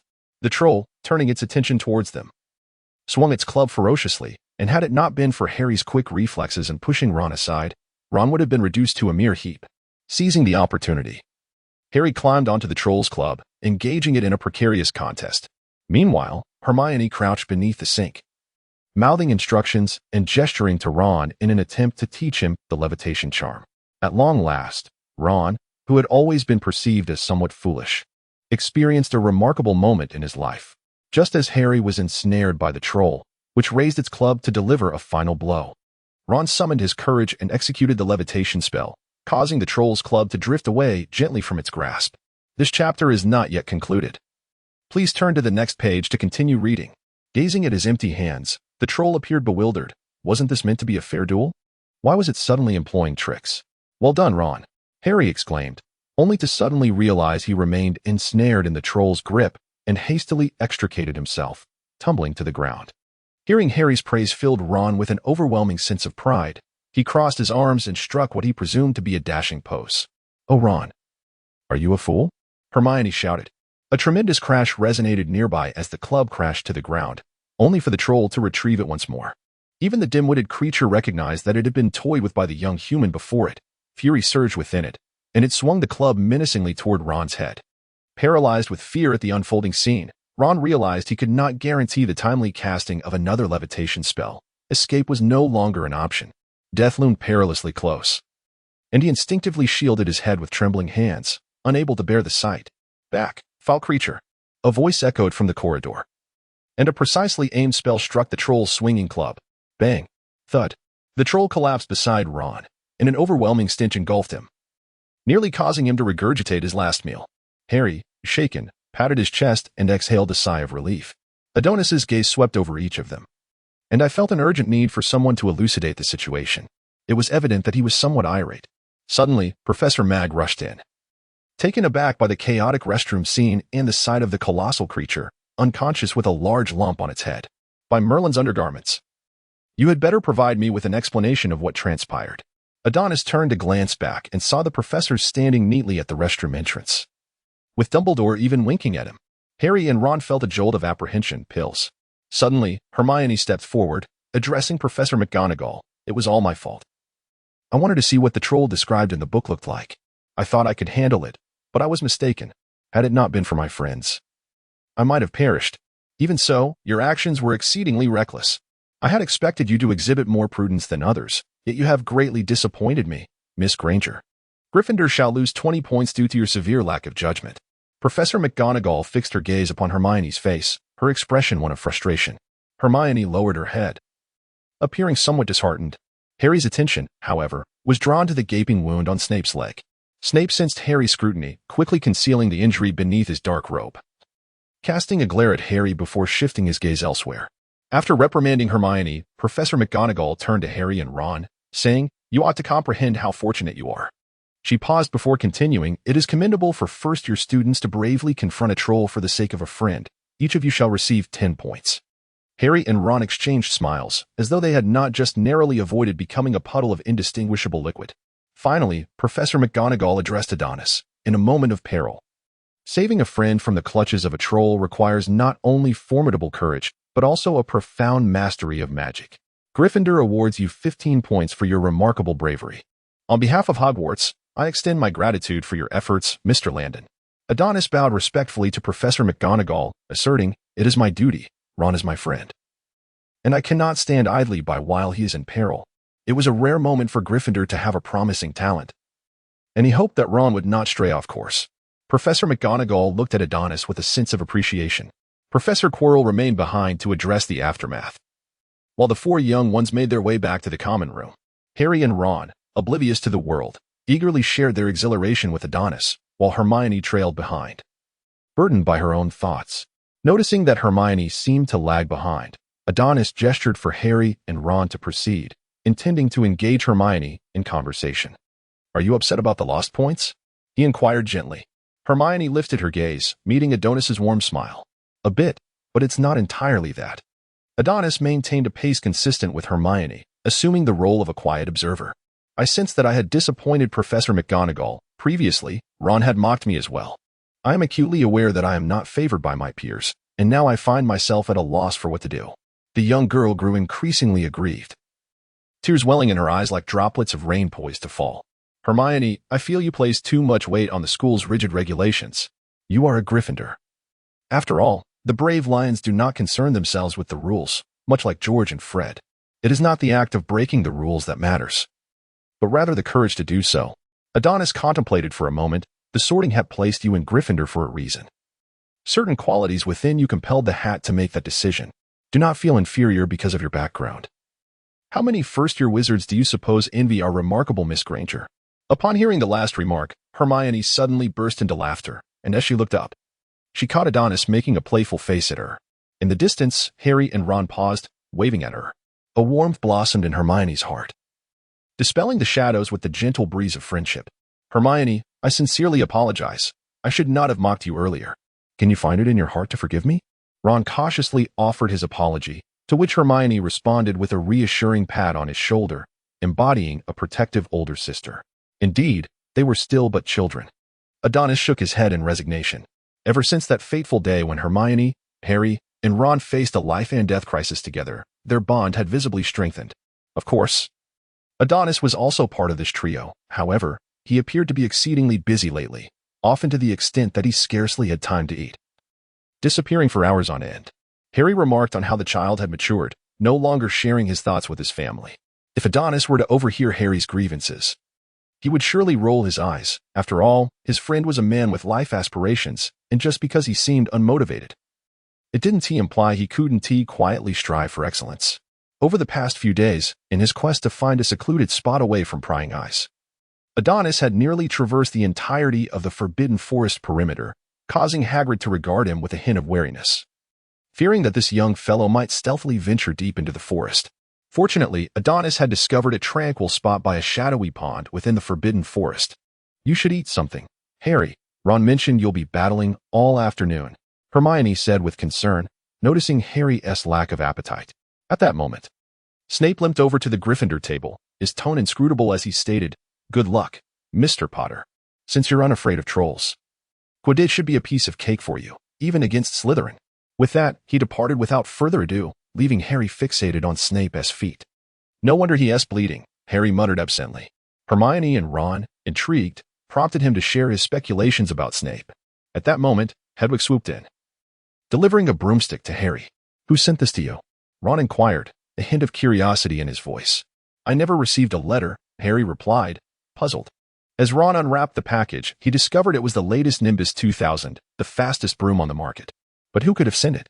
Harry wondered, scanning the surroundings until he spotted Professor McGonagall, who was playfully interacting with Hedwig. Noticing Harry's gaze, she returned his look with a warm smile. Unlike Harry's elation over the broomstick, Adonis was currently in the room of requirement, feeling frustrated as he grappled with the intricacies of transfiguration.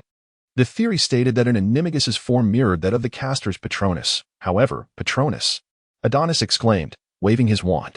A brilliant silver light erupted from the tip, coalescing in the air into a majestic creature, an imposing griffin with the body of a lion and the wings of an eagle. It was indeed impressive. Yet therein lay the dilemma. Those who truly understood animagus transformations knew that no comprehensive records existed of anyone's animagus form being a magical creature, which underscored the inherent dangers of transforming into such beings. Adonis helplessly scratched his head. The requirements for transforming into fantastic creatures were exceedingly stringent. With his meager magical prowess, he feared that he would be drained after merely a third of the transformation. "Oh, how I long for you, dear teacher." Adonis sighed and resolved to take things one step at a time. From a distance in the stands of the Quidditch pitch, he spotted Hagrid's unmistakable towering figure. "Excuse me. Thank you. You stepped on my foot." "Who just touched my backside?" Adonis suddenly turned, glaring at the crowd. A few girls averted their gaze, their cheeks flushed, hastily bowing their heads. After scanning the area and finding no suspicious individuals, Adonis continued his approach towards Hagrid. "Hello, Hagrid." After navigating through the throng, Adonis finally reached him and gave Hagrid a friendly pat on the hand. "Oh, hello, Adonis. You've arrived a bit late," Hagrid greeted with a hearty smile. "Let us not dwell on it. It was rather an unpleasant experience. Where have you been? I didn't see you during dinner." Hermione appeared somewhat displeased with Adonis for frequently straying from the group. Adonis raised a finger to his lips, signaling for silence. The allure of a man lies in his secrets, and children ought not to inquire. Infuriated, Hermione stamped on his foot, causing Adonis to grimace in pain, while Ron attempted to mediate the situation. Meanwhile, Neville and Seamus had slyly retrieved Ron's bed sheets and enlisted Percy to transfigure them into a banner that read "Go Harry." Poor Ron remained blissfully unaware of this scheme. Welcome to the season's inaugural Quidditch match at Hogwarts. I am your commentator, Lee Jordan. Today's contest features Gryffindor against Slytherin. The students in the stands erupted in cheers, and Hagrid's face glowed with excitement.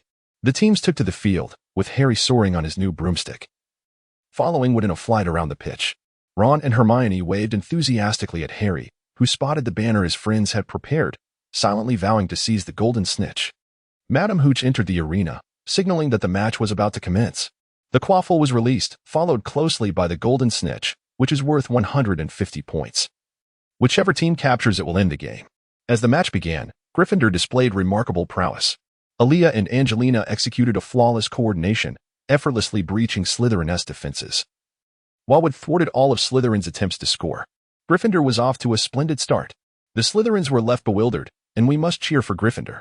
Lee Jordan, commentating from the faculty stand, was immensely enthusiastic, while Professor McGonagall, though pleased, felt the commentary should remain impartial. She tugged at Lee's sleeve, signaling him to temper his excitement. As the score gap widened, Slytherin resorted to their unscrupulous tactics.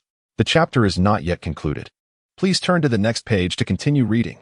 Now, it was Slytherin's turn to launch an offensive, while the other players drew Wood's attention towards the goal. Marcus seized the opportunity to snatch the beater's bat and struck the oncoming bludger with ferocity, but his target was not the hoop, it was Wood himself. Wood was caught off guard by Slytherin's sudden aggression. Before he could react, the bludger struck him, rendering him unconscious as he plummeted to the ground. It appeared he was destined for a prolonged stay in the hospital wing, eliciting boos and curses from the Gryffindor supporters. The other Gryffindor players also faced varying degrees of assault from Slytherin. Angelina was pinned between two opponents and crashed into the stands, losing her ability to continue the match. Aaliyah was similarly ensnared, unable to make a move. Only the remaining Weasley twins and one chaser struggled to fend off Slytherin's advances, who began scoring repeatedly. Met with an ever louder chorus of boos from the spectators. Despicable and shameless. This is a foul. This is cheating. Slytherin, I curse you. Observing the agitated Lee Jordan. Professor McGonagall swiftly snatched the microphone from his hands, covering his mouth in fear of his impassioned outburst. Despite Professor McGonagall's disdain for such conduct, Mrs. Hooch refrained from blowing the whistle, leaving her powerless. Harry anxiously watched his injured teammates leave the field while Slytherin continued to score. A golden figure flashed before his eyes, and he looked closer, filled with delight. It was the Golden Snitch. He immediately urged his broom forward, and Slytherin's Seeker, noticing Harry's movement, followed suit. Just as Harry was about to seize the snitch, his broom suddenly spiraled out of control, oscillating violently. Startled by the abrupt disturbance, Harry realized too late that he was losing his balance, his legs barely able to grip the broom. The broom's erratic movements intensified, and the frequency increased, making it nearly impossible for him to hold on. The spectators were taken aback by the sudden spectacle, while Adonis, wand in hand, stood ready to intervene and save Harry. What was happening? Adonis pondered, realizing it was Snape casting a spell on Harry. I must stop him, Hermione exclaimed, shoving the borrowed telescope from Hagrid into Adonis's hands. Adonis raised his telescope towards the professor's table, observing that Snape was indeed muttering incantations, yet it did not appear that he was casting malevolent spells. Rather, it seemed he might be performing a counter-curse. Adonis felt a twinge of uncertainty. Then he noticed Quirrell lurking behind Snape, whose expression was no longer the timid and wooden demeanor previously exhibited, but rather a fierce intensity as he fixated on Harry's broomstick. Both Snape and Quirrell seemed to harbor suspicions, yet there was no time for further contemplation, as Harry was perilously close to falling from his broom. Just as Adonis prepared to brandish his wand, a commotion erupted at the professor's table, and Harry's broom regained its composure. Peering through the telescope, Adonis was astonished to see Snape's dark robes aflame. Was this some hidden spectacle? Hermione setting Snape on fire? Upon witnessing his broom returning to normal, Harry quickly climbed back on. Once he caught his breath, the Slytherin Seeker was nearly upon the Golden Snitch, prompting Harry to adjust his focus and pursue. As he drew near, the snitch suddenly accelerated towards the ground, causing the Slytherin Seeker to abandon his pursuit, fearing the risk of flying low. It was now time for Gryffindor to shine. Harry maintained his pace behind the snitch, gradually standing upright on his swiftly moving broom. The spectators held their breath, sensing the moment was ripe. With a sudden lunge, Harry dove forward, tumbling onto the ground. Oh, it appeared to be painful. After a few seconds, Harry slowly rose. Clutching his stomach and beginning to retch, he seemed on the verge of vomiting. Adonis remarked to Hagrid and Ron. Abruptly, Harry expelled a golden object into his hands. It was the Golden Snitch. Lee Jordan, with his keen eyes, recognized it immediately. The hero of Gryffindor, Harry Potter, had captured the Golden Snitch, concluding the match with a score of 180 to 80 in favor of Gryffindor. Madame Hooch timely blew her whistle and subsequently announced Gryffindor's victory. The Weasley twins and Alicia hovered beside Harry, applauding and cheering, and the entire stadium erupted in a thunderous ovation. Standing at the center of the field, Harry reveled in the resounding applause that surged like a tidal wave, his heart brimming with exhilaration. Professor McGonagall also rose to applaud Harry, her expression one of overwhelming emotion. On the verge of tears, Adonis raised his wand towards the sky, unleashing a magnificent firework that burst into a dazzling display, the sparks coalescing to form Harry's name, eliciting even more fervent cheers from the crowd. The Gryffindors began to chant Harry's name with great enthusiasm. Once the spectacle concluded, Harry, along with his two friends and Hagrid, exited the pitch.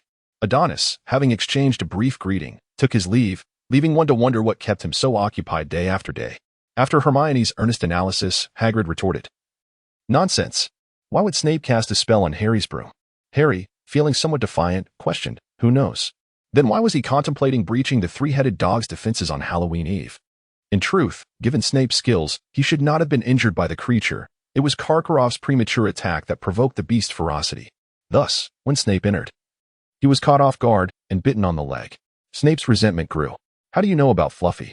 Hagrid inquired, astonished. "Fluffy? That beast has a name?" Ron replied, puzzled. "Of course it does. It's mine. I bought it from an Irishman last year to lend to Dumbledore for guarding," Hagrid explained. "What?" Hermione seized upon the critical point that Hagrid's three-headed dog was guarding something for Dumbledore. "Did I tell you that?" Hagrid exclaimed, realizing his blunder. "I can't say. Don't ask me again, Hermione. This is top secret." Hagrid lamented his loose tongue. "But Hagrid, no matter what it is, Snape aims to steal it." "Why do you suspect Snape?" Hagrid implored. "Listen, you lot. Professor Snape is a teacher at this school. He would never commit such an act." Hagrid endeavored to dissuade the trio from their suspicions about Snape, but then they recalled that Snape had just cast a spell on Harry. "Enough. You needn't concern yourselves with this," Hagrid said, his demeanor turning serious. "The matter Fluffy guards is known only to me, Dumbledore, and Nicholas Flamel." "Nicholas Flamel? Oh, Merlin's beard. I shouldn't have said that. I truly shouldn't have let that slip." Hagrid regretted divulging so much, lamenting the disobedience of today's youth. Armed with this crucial information, the trio quickly bid farewell to Hagrid and made their way to the library to conduct further research.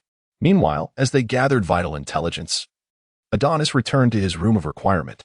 Utilizing transfiguration, he conjured a large board, morphing the faces of those involved onto it. He then interwove his gathered information with magical threads, and soon, a magical version of a detective's record board materialized. Adonis called for Carl to bring hot milk and some chocolate, as he sat before the board, meticulously organizing his intel. It was rumored that Professor Snape had once been a student at Hogwarts, and as for his age, Adonis reflected for a moment, and considering Harry's age, concluded that Snape must be of a similar age to Harry's parents. Thus, the peculiar feeling Snape harbored towards Harry might actually be a projection of his sentiments for Harry's parents. What then could be the nature of this unsettling blend of disgust and nostalgia?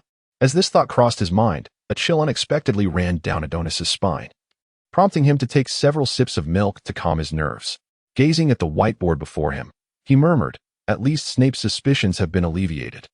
Most of the professors had long tenures at Hogwarts. If there were anything amiss, the most illustrious wizard of our century, Headmaster Dumbledore, would certainly not fail to notice." Adonis settled onto the sofa, resting his chin on his left hand while his right hand stirred the milk in his cup with a spoon. Adonis waved his hand, causing the avatars of others to scatter in all directions. Thus, what remained was the portrait of the Defense Against the Dark Arts professor, who changes annually at Hogwarts. Ultimately, we were left with the image of our stammering Professor Quirrell. From the outset, I harbored suspicions regarding Professor Quirrell. A graduate of Ravenclaw should be incapable of merely reciting from a textbook in class, let alone doing so with a stutter. Moreover, he had been selected by Dumbledore himself, suggesting that he must have performed commendably during his time at Hogwarts. Yet, here he was, reduced to fainting at the mere sight of a troll. Adonis transformed the empty teacup in his hand into a dagger, flinging it with force so that it pierced Professor Quirrell's forehead. The truth is invariably singular. The culprit is you. It appeared that Professor Quirrell sought to deceive others with his stuttering and seemingly innocuous demeanor, concealing his true intentions. But what, pray tell, were those intentions? As Adonis rested his chin on his hand, he pondered this perplexing question. Earlier, during a casual conversation with George and the others, George had criticized Dumbledore's remarks at the beginning of the term, recalling that in the past, there had been little within the castle worthy of the headmaster's specific warnings. Yet this year had proven to be rife with incidents. A sudden epiphany struck Adonis, and he adjusted his non-existent spectacles, chuckling to himself, "I understand now. Professor Quirrell has gone to great lengths to disguise himself for something concealed within the fourth-floor corridor. It seemed he might have a future in culinary arts. However, how did this relate to his attack on Harry? Harry navigated life with carefree oblivion, resembling a simpleton, and had little interaction with Quirrell. The thread of clues seemed to fray here, and Adonis felt a twinge of frustration, yet progress had undeniably been made. Glancing at the clock on the wall, he noted it was already 7:30. "Is it that late already?" Adonis exclaimed, hastily gathering his belongings for Harry's celebratory feast in the common room that evening. Hermione had specifically reminded him not to be tardy. Ever since witnessing the young witch's audacious act of setting Snape ablaze, Adonis had developed a modicum of respect for Hermione. Fearing that one day he might provoke her wrath, he departed the room of requirement, hurriedly making his way to the Gryffindor common room, unbeknownst to Adonis. A figure lingered in the shadows, observing his exit, their crescent-shaped glasses reflecting the flickering flames. Inside the Gryffindor common room, George and Fred tossed Harry into the air, catching him once more amidst a chorus of laughter and playful banter.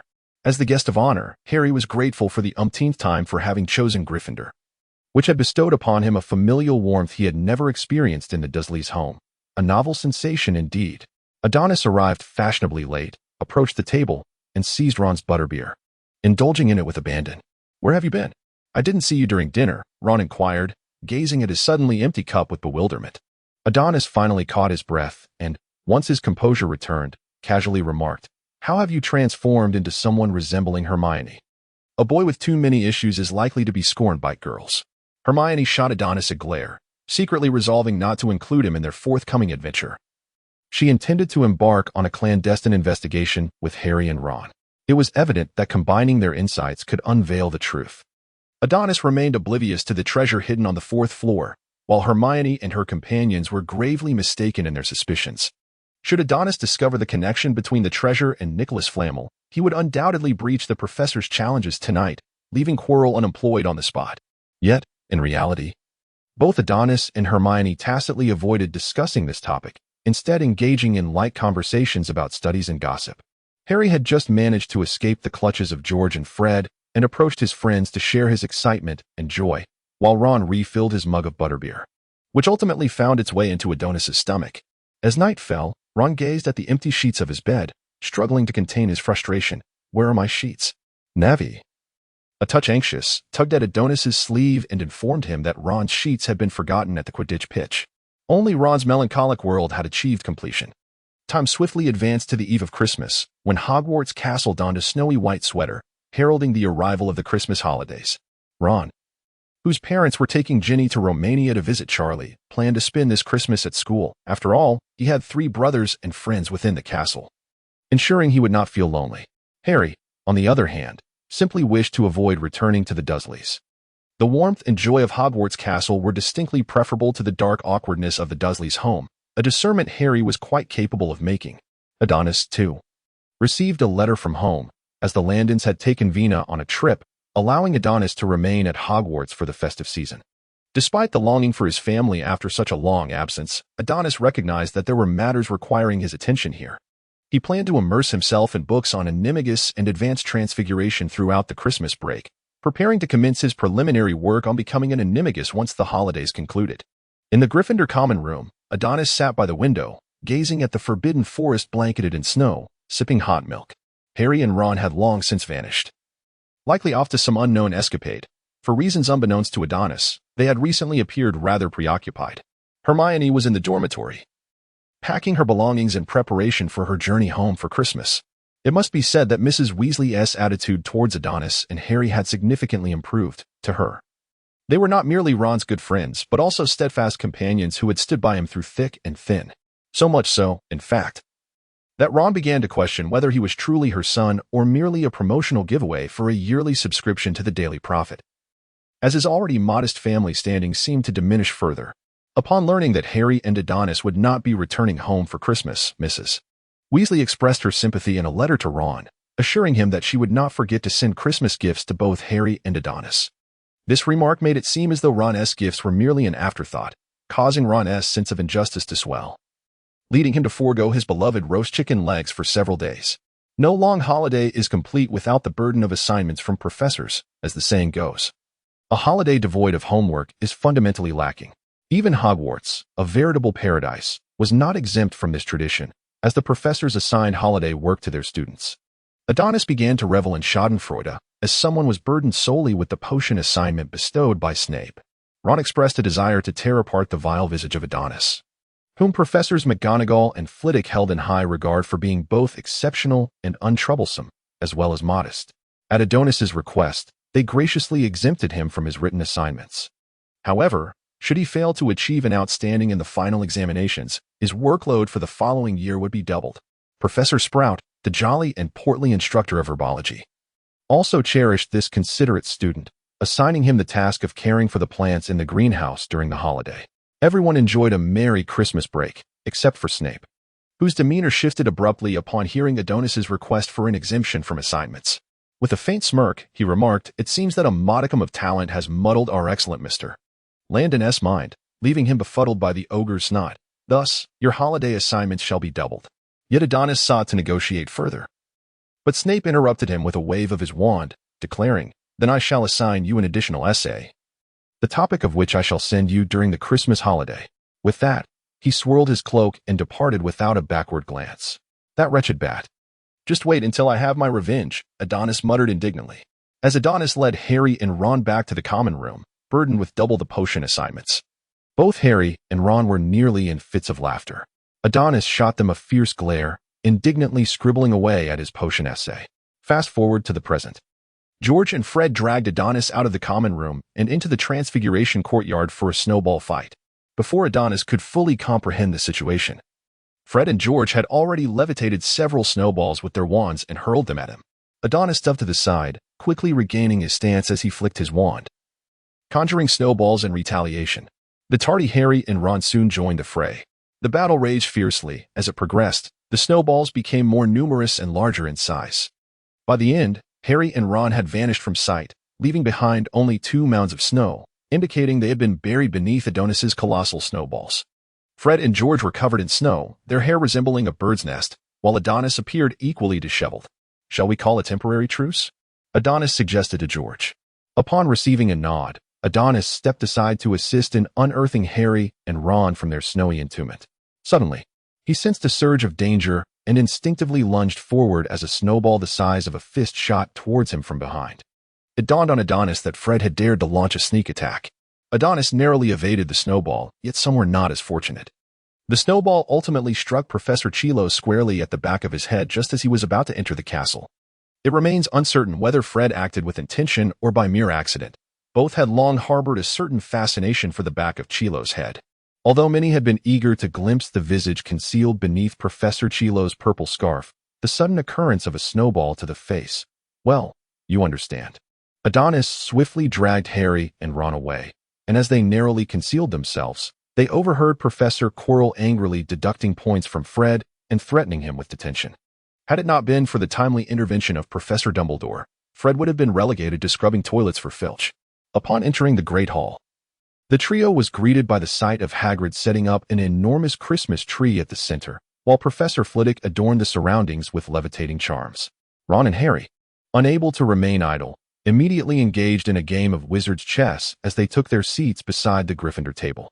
The match was dominated by Ron, who relentlessly outmaneuvered Harry, leaving one to wonder what enjoyment could be derived from such a one-sided contest. Perhaps Harry harbored a penchant for the thrill of defeat. Adonis exchanged greetings with Professor Flitwick, volunteering to assist in adorning the hall. "Mr. Landon, your aptitude for charms is truly remarkable," Professor Flitwick praised, observing Adonis skillfully executing the silent levitation charm. "Thank you for your kind words, Professor Flitwick.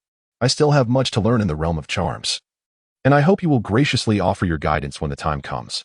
Flitwick appeared increasingly pleased with Adonis. Such a talented young wizard surely belonged in Ravenclaw. It must have been a mistake by the Sorting Hat. I must find the opportunity to have a thorough discussion with him. Meanwhile, in the headmaster's office, the Sorting Hat suddenly felt a chill run down its back. Is there a miscreant plotting against me? At that moment, Hermione entered the hall, carrying her luggage. Spotting Adonis, she approached and gently patted his shoulder. "Wishing you a Merry Christmas in advance." "Don't forget my Christmas gift," Hermione said with a smile. "Rest assured, I won't forget." "Especially not after forgetting Ron's," Adonis replied. "You wouldn't really forget my Christmas gift, would you?" Ron's voice chimed in from behind, and Adonis turned to find Ron glaring at him with a look of deep grievance, much like a scorned spouse. Adonis felt a twinge of embarrassment, akin to being caught gossiping behind someone's back. He scratched the back of his head, then affectionately draped his arms around Hermione and Ron's shoulders, playfully remarking, "How could I possibly forget? You are my cherished friends, my brothers." The light-hearted banter elicited laughter from both Ron and Hermione. Witnessing this camaraderie, Harry found himself filled with an increasing anticipation for the forthcoming Christmas holiday. Before departing, Hermione mysteriously advised Harry and Ron that if they could not find news of Nicholas Flamel in the library, they should check the restricted section. On Christmas Day, Ron, usually fond of sleeping in, astonishingly rose early. The thought of unwrapping gifts filled him with excitement, prompting him to leap out of bed. Meanwhile, Harry remained blissfully asleep. As Ron surveyed his surroundings, he noticed Adonis was absent. Slipping on his slippers, he exited the dormitory, and upon descending the stairs, he spotted Adonis seated by a window, engrossed in a book that Ron would never consider reading, flipping through its pages. "Merry Christmas, Adonis," Ron greeted, noticing that Adonis had not yet acknowledged his presence. Adonis, upon hearing a commotion, looked up to see Ron's beaming face. "Merry Christmas, Ron." Ron joyfully rushed to the table and sat down, eagerly accepting the glass of warm milk that Adonis offered. "Why do you drink warm milk every day?" Ron pondered for a moment, recalling how he often basked in the sun on the grass. "What do you know? Drinking milk and soaking up the sun helps one grow. If you don't drink it, you can leave it for Harry." Adonis lifted his eyelids slightly. "Drink? Why not? I want to grow too. Your presents are over there." Adonis pointed towards the packages beside the Christmas tree. Instantly, Ron's excitement surged. He rushed over without even taking a sip of his milk, grabbed the largest package on top, and tore it open. Inside, he found 3 sweaters and a letter. As he read the letter, he cradled the sweaters and returned to the table, saying, "These are for Mom. She mentioned there are sweaters for you and Harry as well." Adonis set aside the book and found a sweater adorned with an emotive, which fit unexpectedly well. It was remarkably tailored. "Do remember to include my gratitude when writing home.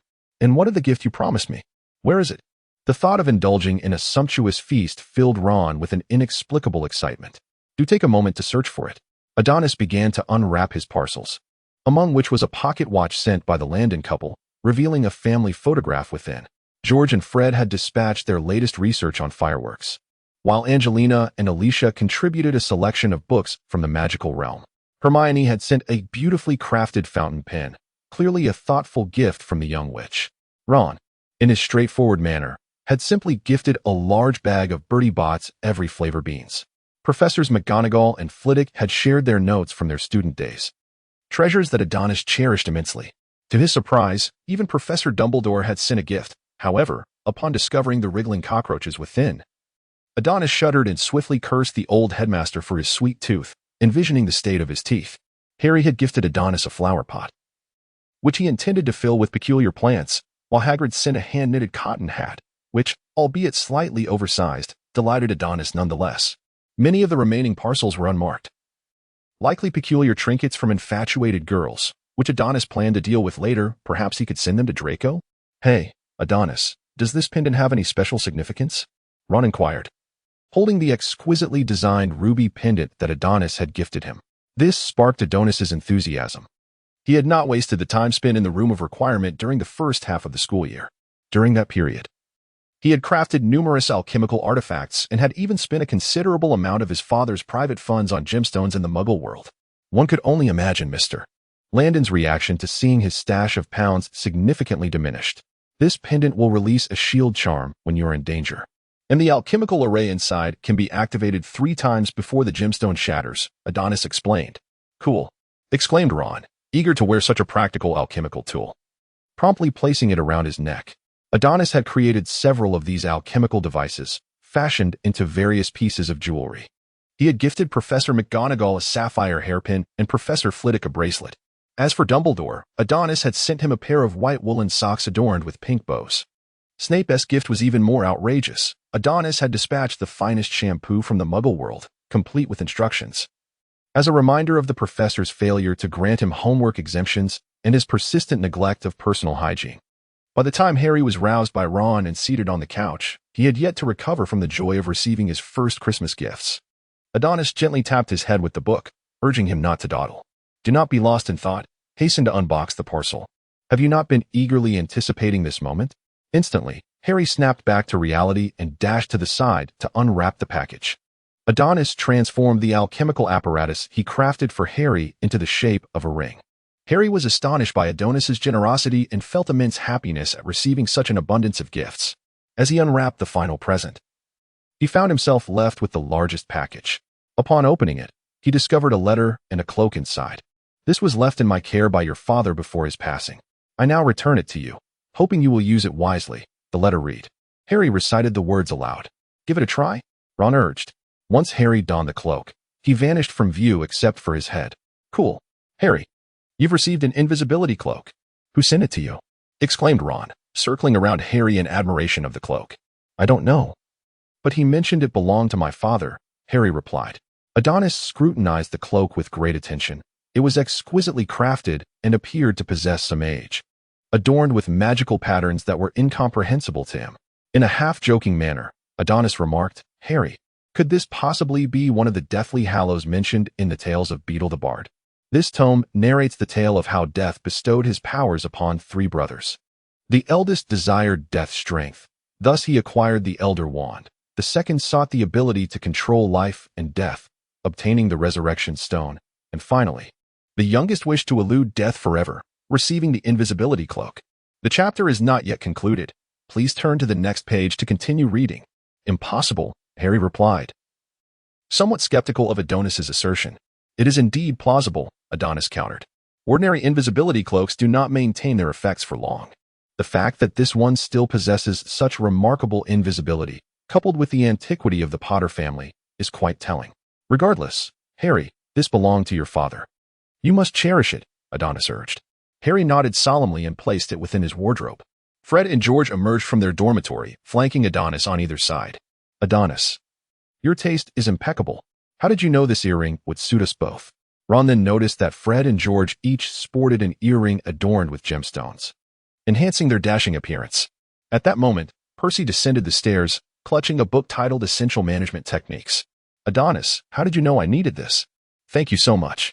Upon witnessing Percy's delighted expression, Adonis extricated himself from the twins' grasp and explained, I mentioned your situation to my father, and he recommended it. You know, my family has numerous enterprises in the Muggle world. This book has truly inspired me. If I ever get the chance, I must personally thank your father, Percy said, enthusiastically grasping Adonis's hand, his excitement palpable. I'm glad you like it, Adonis replied, feeling slightly disconcerted by Percy's exuberance. Oh, it seems Percy wishes to become Adonis's older brother. George suddenly feigned a weepy demeanor. Percy doesn't want us anymore, Fred quickly joined in, wrapping his arms around George as they both pretended to sob. Hearing their banter, Percy blushed, cleared his throat, and returned to his usual composure, glaring at the twins before hastily exiting the common room, presumably to share his joy with his girlfriend, Penelope. Harry conferred with Ron, deciding that Harry would don the invisibility cloak that evening to venture into the restricted section, while Adonis would employ the dark arts detector to meticulously scan the unnamed packages. To his fortune, he indeed uncovered several dark magical artifacts, which he gathered with a scowl and ignited into flames, creating a purifying blaze that momentarily cleared the world around him. I casually ventured to the Ollery and selected 2 owls to send a token of affection from the senior girls to Draco. The following noon, Ron, holding a letter from home, addressed Adonis, saying, Adonis, my mother expressed her delight in the culinary guide you sent. She is eager to experiment with new recipes. My father also appreciated the Muggle encyclopedia you gifted him and inquired when you might visit our home. Ron looked up in disbelief. You even sent a gift to Ginny? Adonis found himself at a loss for words. Even the house elves at school received brand new silk pillowcases from him.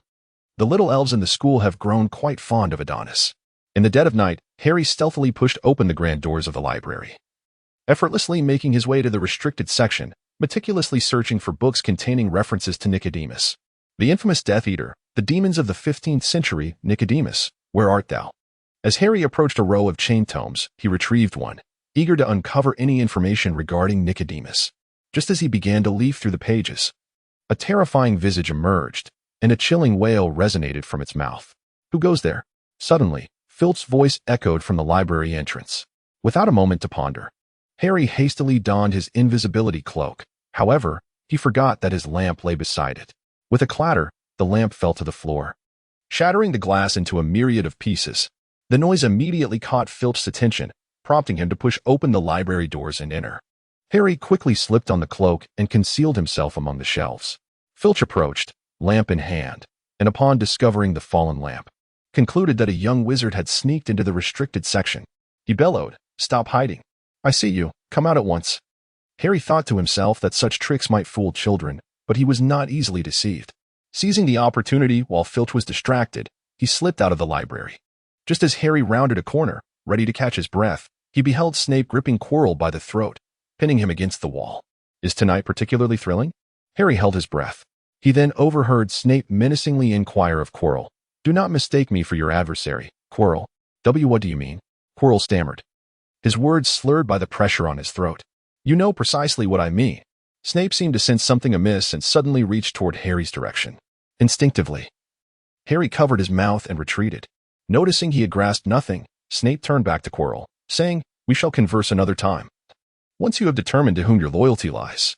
Filch approached, and upon seeing this, Snape promptly released Quirrell. Professors, I discovered this in the restricted section, Filch announced, lifting the broken lamp. It is still warm, indicating that a young wizard has indeed slipped out of bed. Upon hearing these words, Snape's expression shifted dramatically as he promptly made his way towards the library, with Quirrell adjusting his robes and following closely behind. Unbeknownst to them, a door in the nearby vicinity had quietly opened and closed. Harry surveyed the vast emptiness of the room. He was uncertain whether the three outside had departed, compelling him to delve deeper within. Ultimately, he stumbled upon an enormous mirror nestled in the depths of the chamber.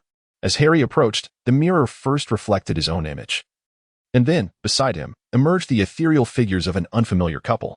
They gently rested their hands upon Harry's shoulders, with the woman bestowing upon him a warm smile.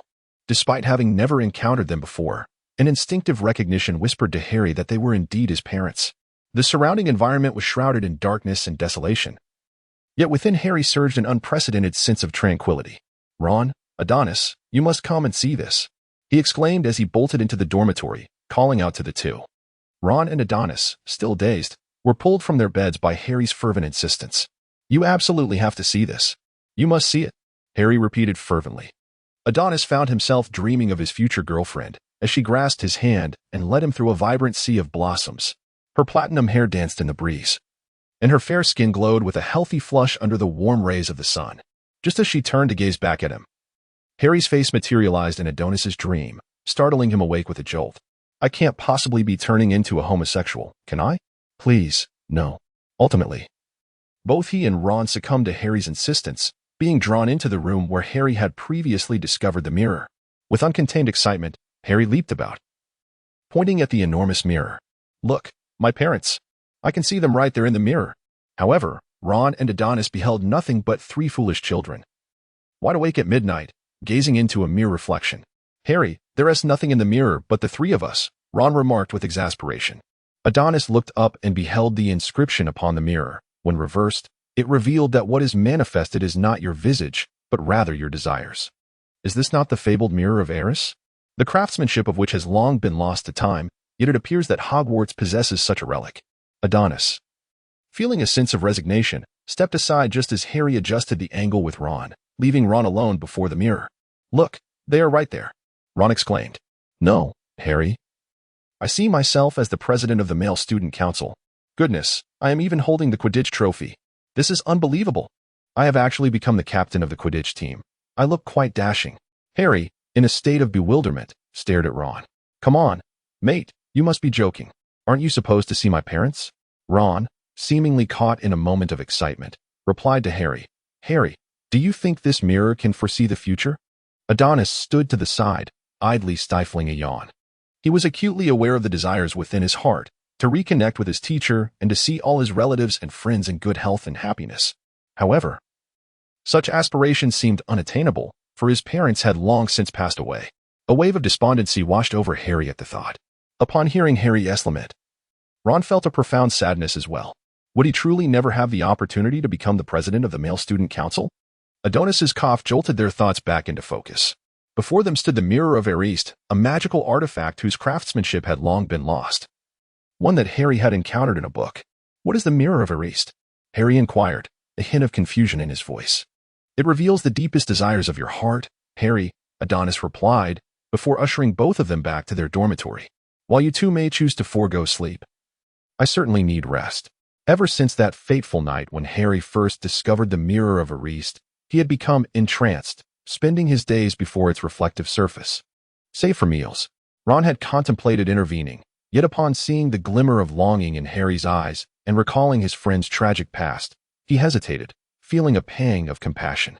This state of affairs had persisted for several days, prompting Ron to discuss the matter with Adonis, urging him to persuade Harry to take care of himself. Thus, In the stillness of a late night, Adonis approached Harry, who sat entranced before the mirror. "It's quite comforting, isn't it?" Adonis remarked, taking a seat beside Harry. The atmosphere felt familiar, as if they had always been by his side. Harry crossed his arms over his chest, gently tracing his shoulders. "Harry." Adonis's tone shifted to one of gravity as he grasped Harry's shoulders, locking eyes with him. One must never dwell in the past or in fantasies. For what has transpired is irrevocable, and illusions, no matter how vivid, remain mere illusions. "But I wish to see them again," Harry confessed. "Harry, this mirror does not bestow knowledge or truth. It merely ensnares you in a quagmire, preventing any progress. Indulging in ethereal dreams while neglecting the realities of life is of no benefit.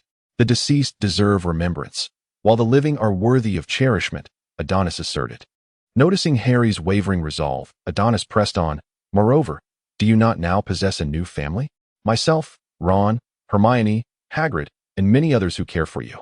"Well said, Mr. Landon," a familiar voice chimed from behind them. Adonis turned around to find Dumbledore gazing at them with a cheerful smile. Harry immediately scrambled to his feet, lowering his head like a child caught in wrongdoing, unable to meet Dumbledore's eyes. Adonis, however, remained unperturbed, for nighttime wanderings were a cherished tradition at Hogwarts. Harry and Dumbledore paused, momentarily at a loss for words, feeling as though all that needed to be said had already been articulated by Adonis. When you look into the mirror of East and see only yourself, remember to tell yourself that, in that moment, you are the happiest. Dumbledore winked at Harry and continued, "I intend to relocate the mirror of East to a new location. Harry, I implore you not to seek it out, if you happen upon it again someday. Reflect on the words of Mr. Langdon and myself." Harry, somewhat bewildered, nodded, suddenly curious about the professor. "So, what did you see in the mirror?" I saw myself holding a thick pair of woolen socks." "It seems that an old man can never have enough socks," Dumbledore responded, seemingly taken aback by Harry's inquiry. Chuckling as he spoke, "Every Christmas, people persist in sending me books, and this year, I received a pair of woolen socks. It appears I must send you a few more pairs." Adonis muttered, "Just no more bows, Mr. Langdon."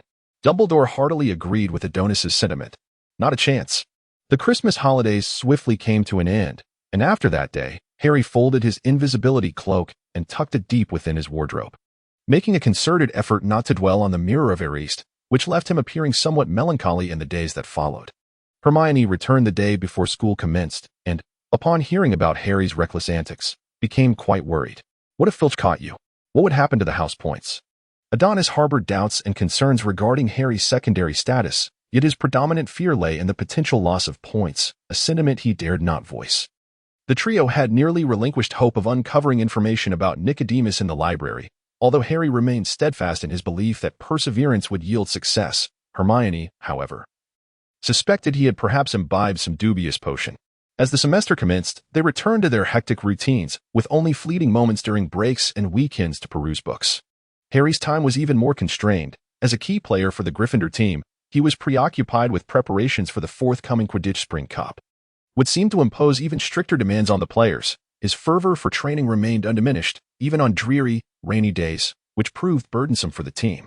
The Weasley twins covertly mocked Wood's transformation into a training fanatic, only to be discovered, leaving them to anticipate a rather challenging period ahead.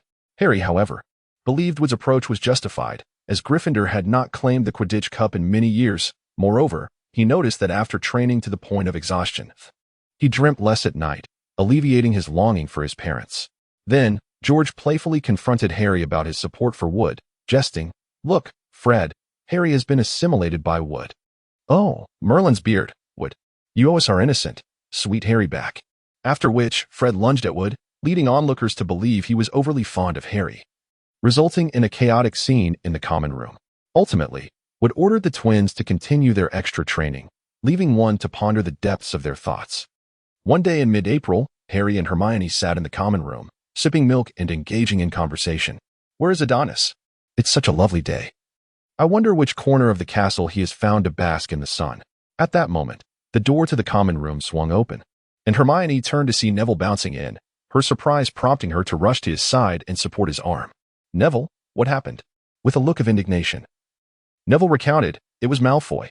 He was practicing the leg locker curse at the library entrance, and I happened to walk by, and he stopped me. It's outrageous." Hermione immediately lifted the curse from Neville. We must report this to Professor McGonagall. Harry expressed his discontent regarding Malfoy's bullying behavior.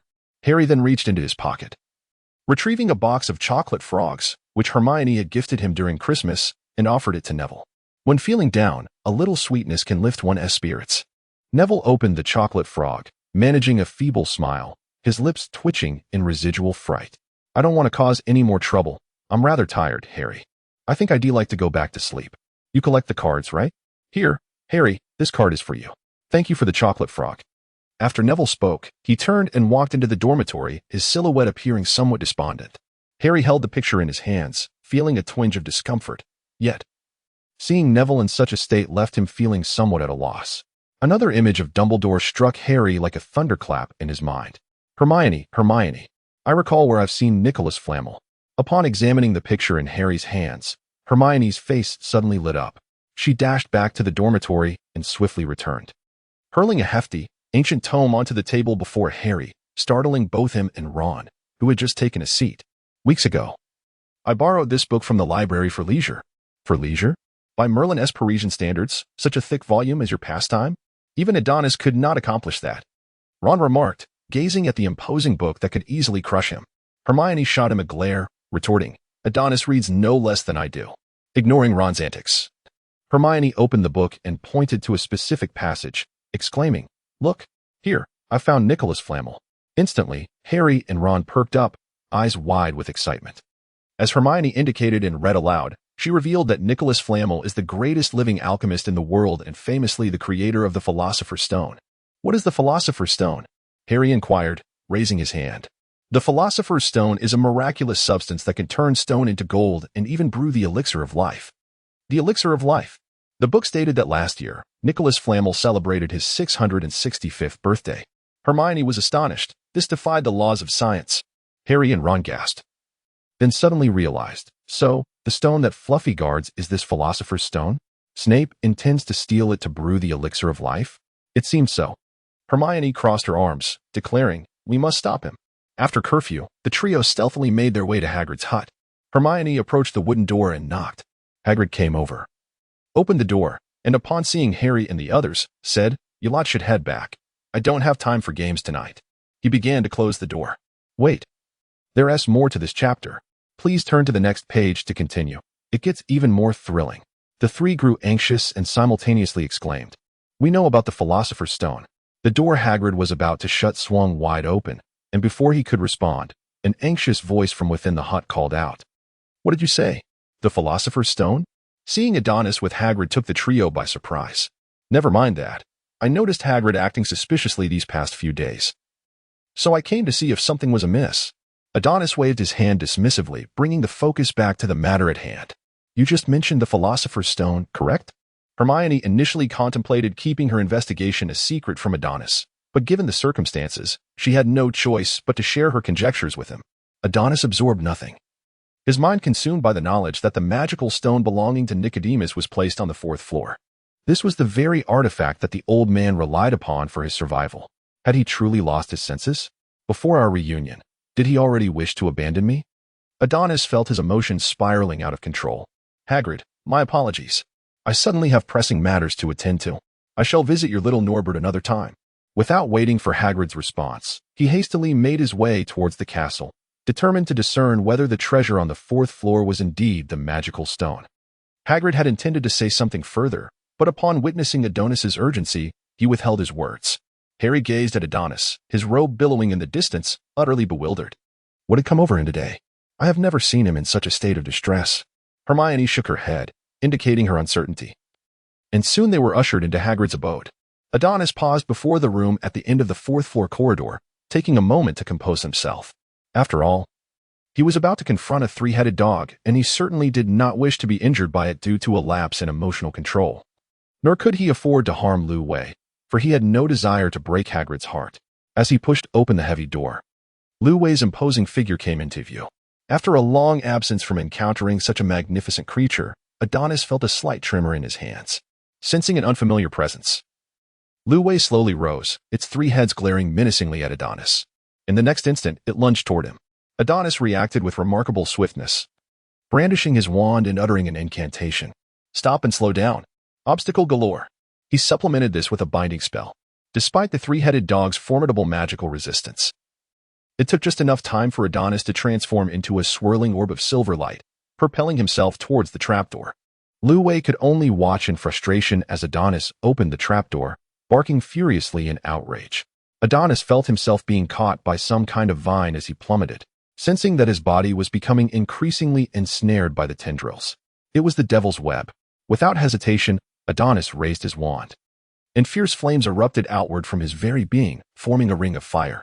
In an instant, the infernal web retreated hastily, and Adonis found himself unceremoniously collapsing onto the floor, clutching his sore posterior, inwardly lamenting who had designed such a high trap beneath the devilish net. A certain herbology professor from Hufflepuff firmly disclaimed any responsibility for this predicament. As he pushed open the grand door at the end of the passage, a buzz of wings resonated above him. A swarm of dragonflies flitted near the ceiling. No, they were not dragonflies. Rather, they were a multitude of keys, adorned with wings. Not far off stood an antiquated wooden door, exuding an air of age. He approached the door directly and, pointing his wand at the lock, found it unyielding, evidently ensnared by a counter-curse to the unlocking spell. In response, Adonis reached into his small satchel and retrieved the Swiss Army knife that Mr. Landon had bestowed upon him prior to the school year. If magic could not resolve the issue, surely a lockpick could. The architect of this challenge would never have anticipated that someone would deviate from conventional methods, bypassing the key acquisition stage entirely in favor of lockpicking. Ultimately, their lack of foresight was evident. Adonis expressed his disbelief, pondering whether anyone would truly ride that old broom to retrieve the keys. Surely, no one could be so foolish. Could they? The antiquated lock could be easily pried open, with a mere click resounding as the door swung ajar before the keys could react. As he witnessed the swarm of keys rushing towards him, Adonis hastily stepped out, shutting the door behind him.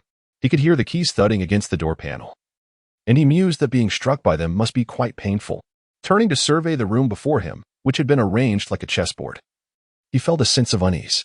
Throughout his journey to this point, it seemed that, aside from Ru Wei's chamber, the other rooms were not designed for the purpose of guarding the magical stone. Rather, it appeared as though they were crafted as trials for novice wizards. Could it be that these challenges were never intended to protect the magical stone at all? Adonis suddenly experienced a moment of clarity and promptly resolved to bypass the trial, just as he had done in the previous chamber, intending to open the door directly. However, as he approached the chessboard, the soldier pieces drew their long swords and brandished them before him. It seemed that they would not permit him to pass so easily. Adonis promptly turned, appearing ready to return to the trials. Just as the pawn soldiers retracted their longswords, clearing the path, Adonis suddenly struck. He swiftly cast a powerful immobilization spell, rendering the pawns completely still, and then leisurely traversed the chessboard, opening the door and slipping inside. The pawns could only watch helplessly as Adonis passed by. Is there truly no one to intervene when such blatant cheating occurs? As soon as he closed the door behind him, a wave of foul stench nearly overwhelmed Adonis. After casting a bubblehead charm to alleviate the noxious odor, he regained his composure. Before him lay a sleeping giant, and his disgust was nearly palpable. Just as he contemplated unleashing ancient magic to scorch the creature to a crisp, he reconsidered. After all, eliminating the giant would disrupt the trial. And although the purpose of the trial remained unclear, it was best to remain undetected. The chapter is not yet finished. Please click the next page to continue reading. Upon crossing the threshold into the next chamber, purple flames suddenly erupted behind Adonis, encircling the entire room. The exit to the next trial was also engulfed in black flames, trapping Adonis in the center. This trial appeared to be a potion riddle, as the central table held a piece of parchment and several vials of potion. This must be a challenge set by Snape, following Professor McGonagall's last trial. Approaching the ominous black flames, Adonis marveled at Snape's cunning. The flames, though intimidating in appearance, posed no real threat to a young wizard. At most, one would experience a fierce burning sensation when attempting to pass through them. Adonis redirected his attention to the parchment and discovered that it presented a remarkably simple logical analysis problem, one so straightforward that even Ron could not impede his progress. It soon became evident that Adonis had overestimated Ron's capabilities. Upon deciphering the riddle, Adonis was astonished to find that the potion before him was sufficient for only one individual to pass through. Severus Snape was indeed quite stingy. Perhaps he should consider gifting him a few bottles of shampoo. Ever since the Christmas gift of a shampoo bottle to Snape, Adonis had been subjected to relentless scrutiny in potions class, which had become increasingly tiresome. Watching Snape's hair grow ever more unruly, Adonis felt a surge of irritation. How despicable it was for that old bat to use his belongings while still attempting to undermine him. He then transformed into a shimmering entity of silver light, traversing the raging black flames. Upon reaching the final chamber, he was taken aback to discover that the Mirror of Erised, which Dumbledore had taken, constituted the ultimate challenge. It could be said that Dumbledore was indeed a clever old fox, full of cunning ideas. Only those who did not wish to possess the Philosopher's Stone could claim it, presenting an insurmountable dilemma. As he stepped forward, his reflection gradually emerged within the mirror, followed by the figures of the Langdon couple, Vina, Harry, Ron, and a certain irritable young witch alongside the bewildered Neville. The images within the mirror multiplied, revealing the professors of Hogwarts, along with Nicholas and Perenelle, all standing affectionately beside Adonis. His true desire remained the safety of all. Suddenly, an anomaly occurred. The mirror erupted with a powerful wave of magical energy, dispelling all reflections save for Adonis. Darkness began to engulf the surroundings. What was happening? Adonis felt as though he were groping his way through an infinite abyss of darkness.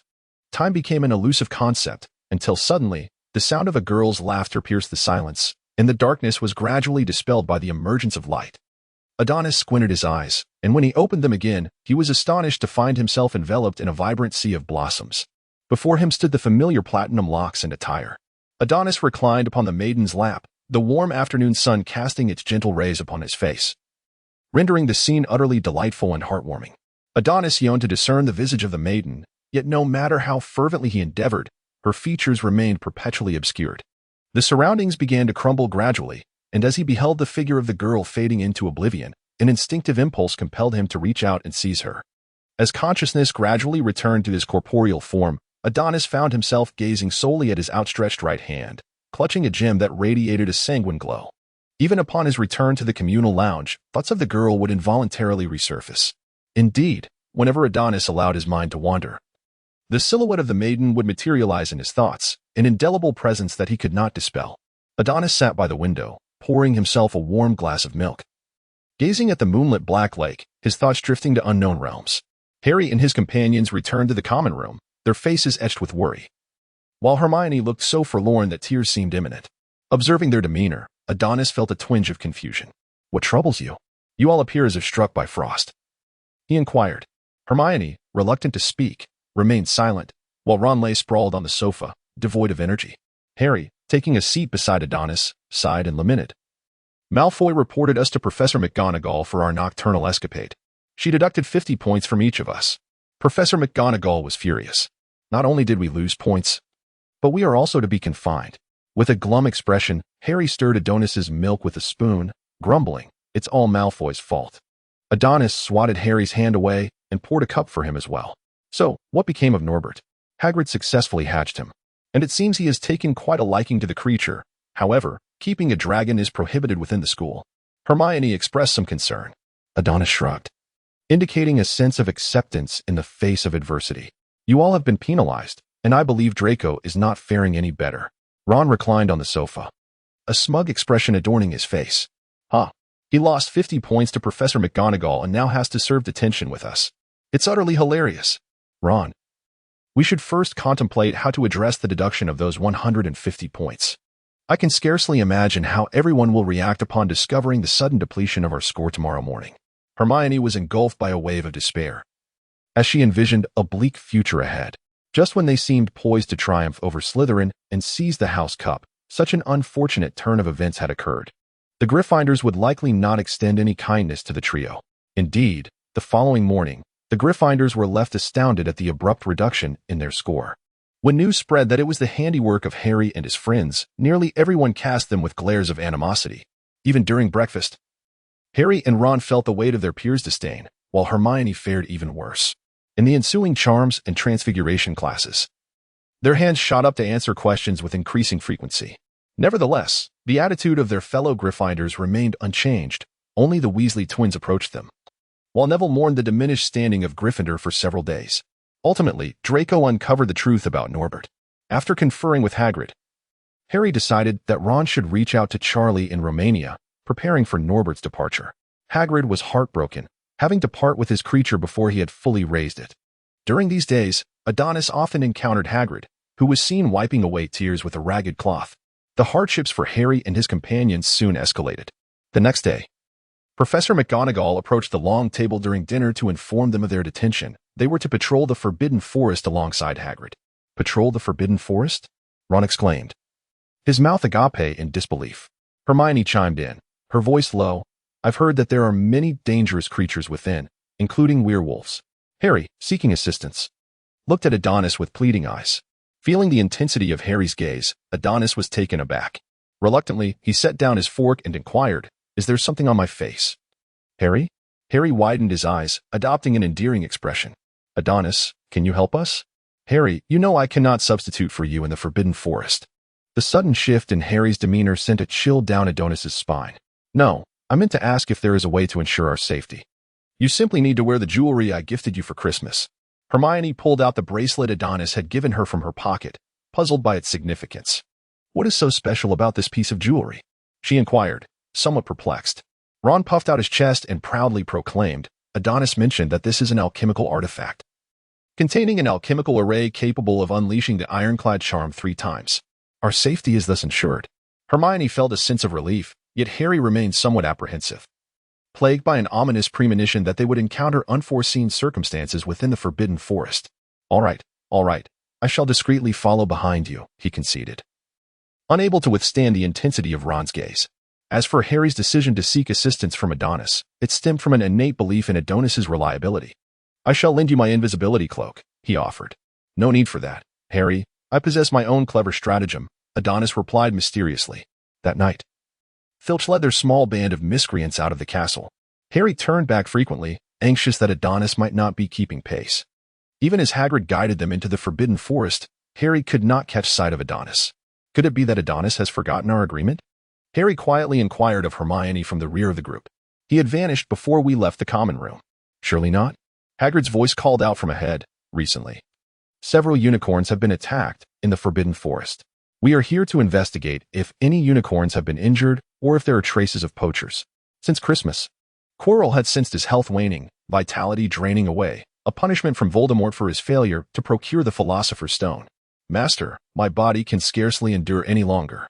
There are unicorns in the forest. Procure a bit of their blood, Voldemort commanded, his tone devoid of emotion, as if discussing a matter of little consequence.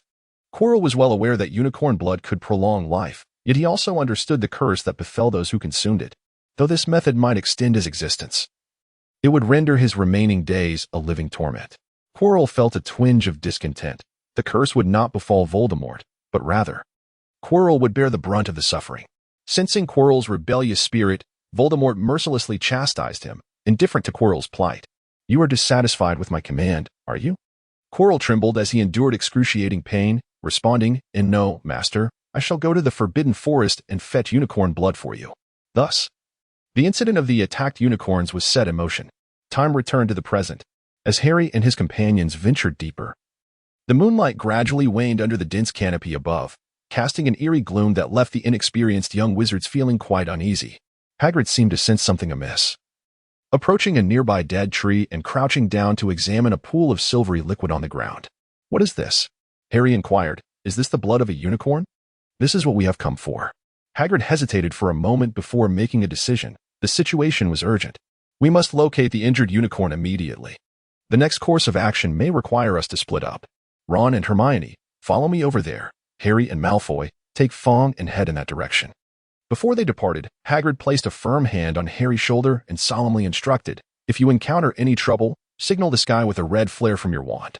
After Hagrid reminded Ron and Hermione to stay safe, he led them in one direction.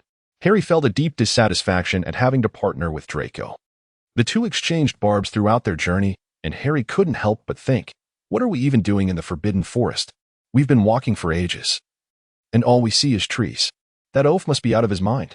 Draco, holding a lantern, walked ahead, grumbling, shut up, Malfoy. What concern is it of yours? Harry retorted, Scarhead, I must have been cursed for 8 generations to be stuck doing servant work with you. You must be terrified, Malfoy. Harry scoffed.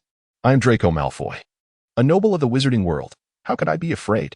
Perhaps you should worry about yourself, you filthy muggle. Draco muttered, turning his back and continuing forward. After some time, Draco suddenly halted, as if he had seen something dreadful, his face paling. Harry sensed Draco's unease and followed his gaze. In the moonlight, a unicorn lay on the ground, a dark figure hunched over its pure white form, seemingly greedily sucking something, occasionally emitting satisfied murmurs.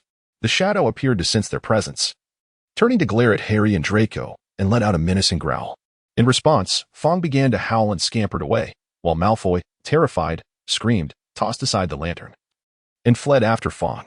Harry felt the dark figure's gaze fixed intently upon him, fear rendering him immobile. His lips quivered, and the burning sensation of his scar served as a constant reminder of the identity of the cloaked figure, Voldemort. The shadow in the distance stretched out its arms, slowly drifting toward Harry. Ultimately, instinct triumphed over fear. Harry, trembling, began to retreat, only to trip over a protruding tree root and fall to the ground. As the dark figure drew nearer, Harry, in terror, covered his head with his hands. In an instant, a shimmering blade of energy shot past him, slicing the ground and leaving a crack in its wake. The cloaked figure swiftly dodged the attack. Harry felt a rush of wind pass by. The anticipated pain never came. Gradually lowering his arms, he observed the distance between himself and the dark figure widen, feeling puzzled. A familiar voice resonated in Harry's ear. "I'm sorry, but I cannot allow you to harm my friends." Startled, Harry turned to see Adonis standing beside him, hands clasped behind his back. His elongated wand held like a short sword. "Adonis!"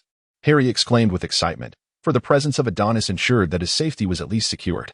Adonis remained silent, acutely aware of the malevolent aura emanating from the figure clad in black robes before him, compelling him to heighten his vigilance. This individual was certainly no benign presence. As the dark-robed figure raised a hand, seemingly preparing for its next move, Adonis seized the moment.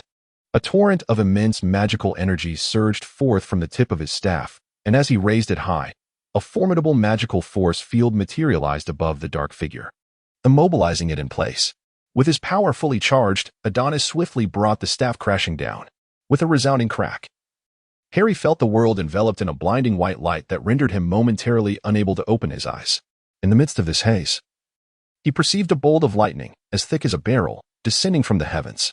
The world seemed to plunge into an eerie silence, only to be shattered by a colossal wave of magical force that propelled Harry backward, causing him to roll a considerable distance, his robes flapping wildly in the gust.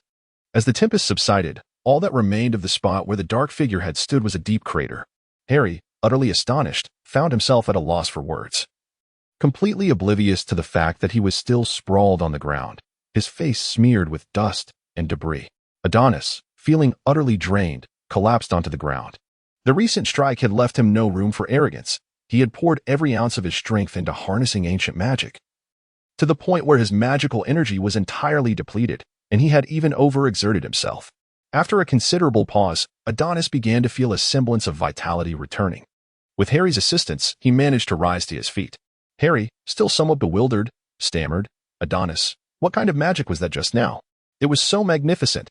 Adonis gestured for Harry to refrain from further inquiries, and soon after, he heard Harry exclaim, "What a splendid country!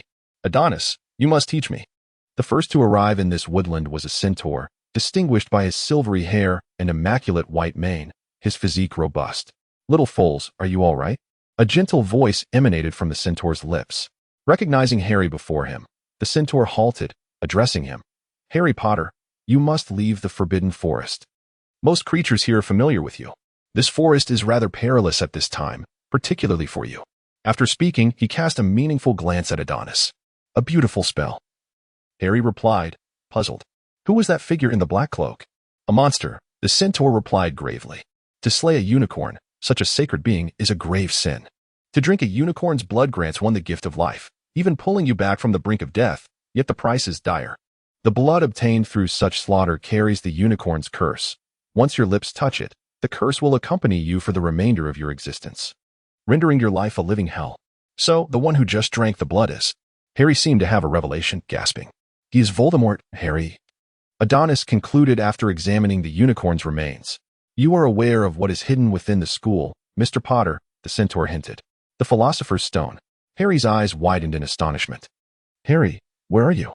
Hagrid's voice called from nearby. Having spotted the bright flash of lightning in the forest, fearing for Harry's safety, and hurried over. Malfoy and Fong were by his side, evidently brought along by Fong. As Hagrid approached, he was taken aback by the dark pit emitting black smoke before him. Ron and Hermione rushed to Adonis and Harry's side, anxiously inquiring about their well-being. Upon learning that they were unharmed, both sighed in relief.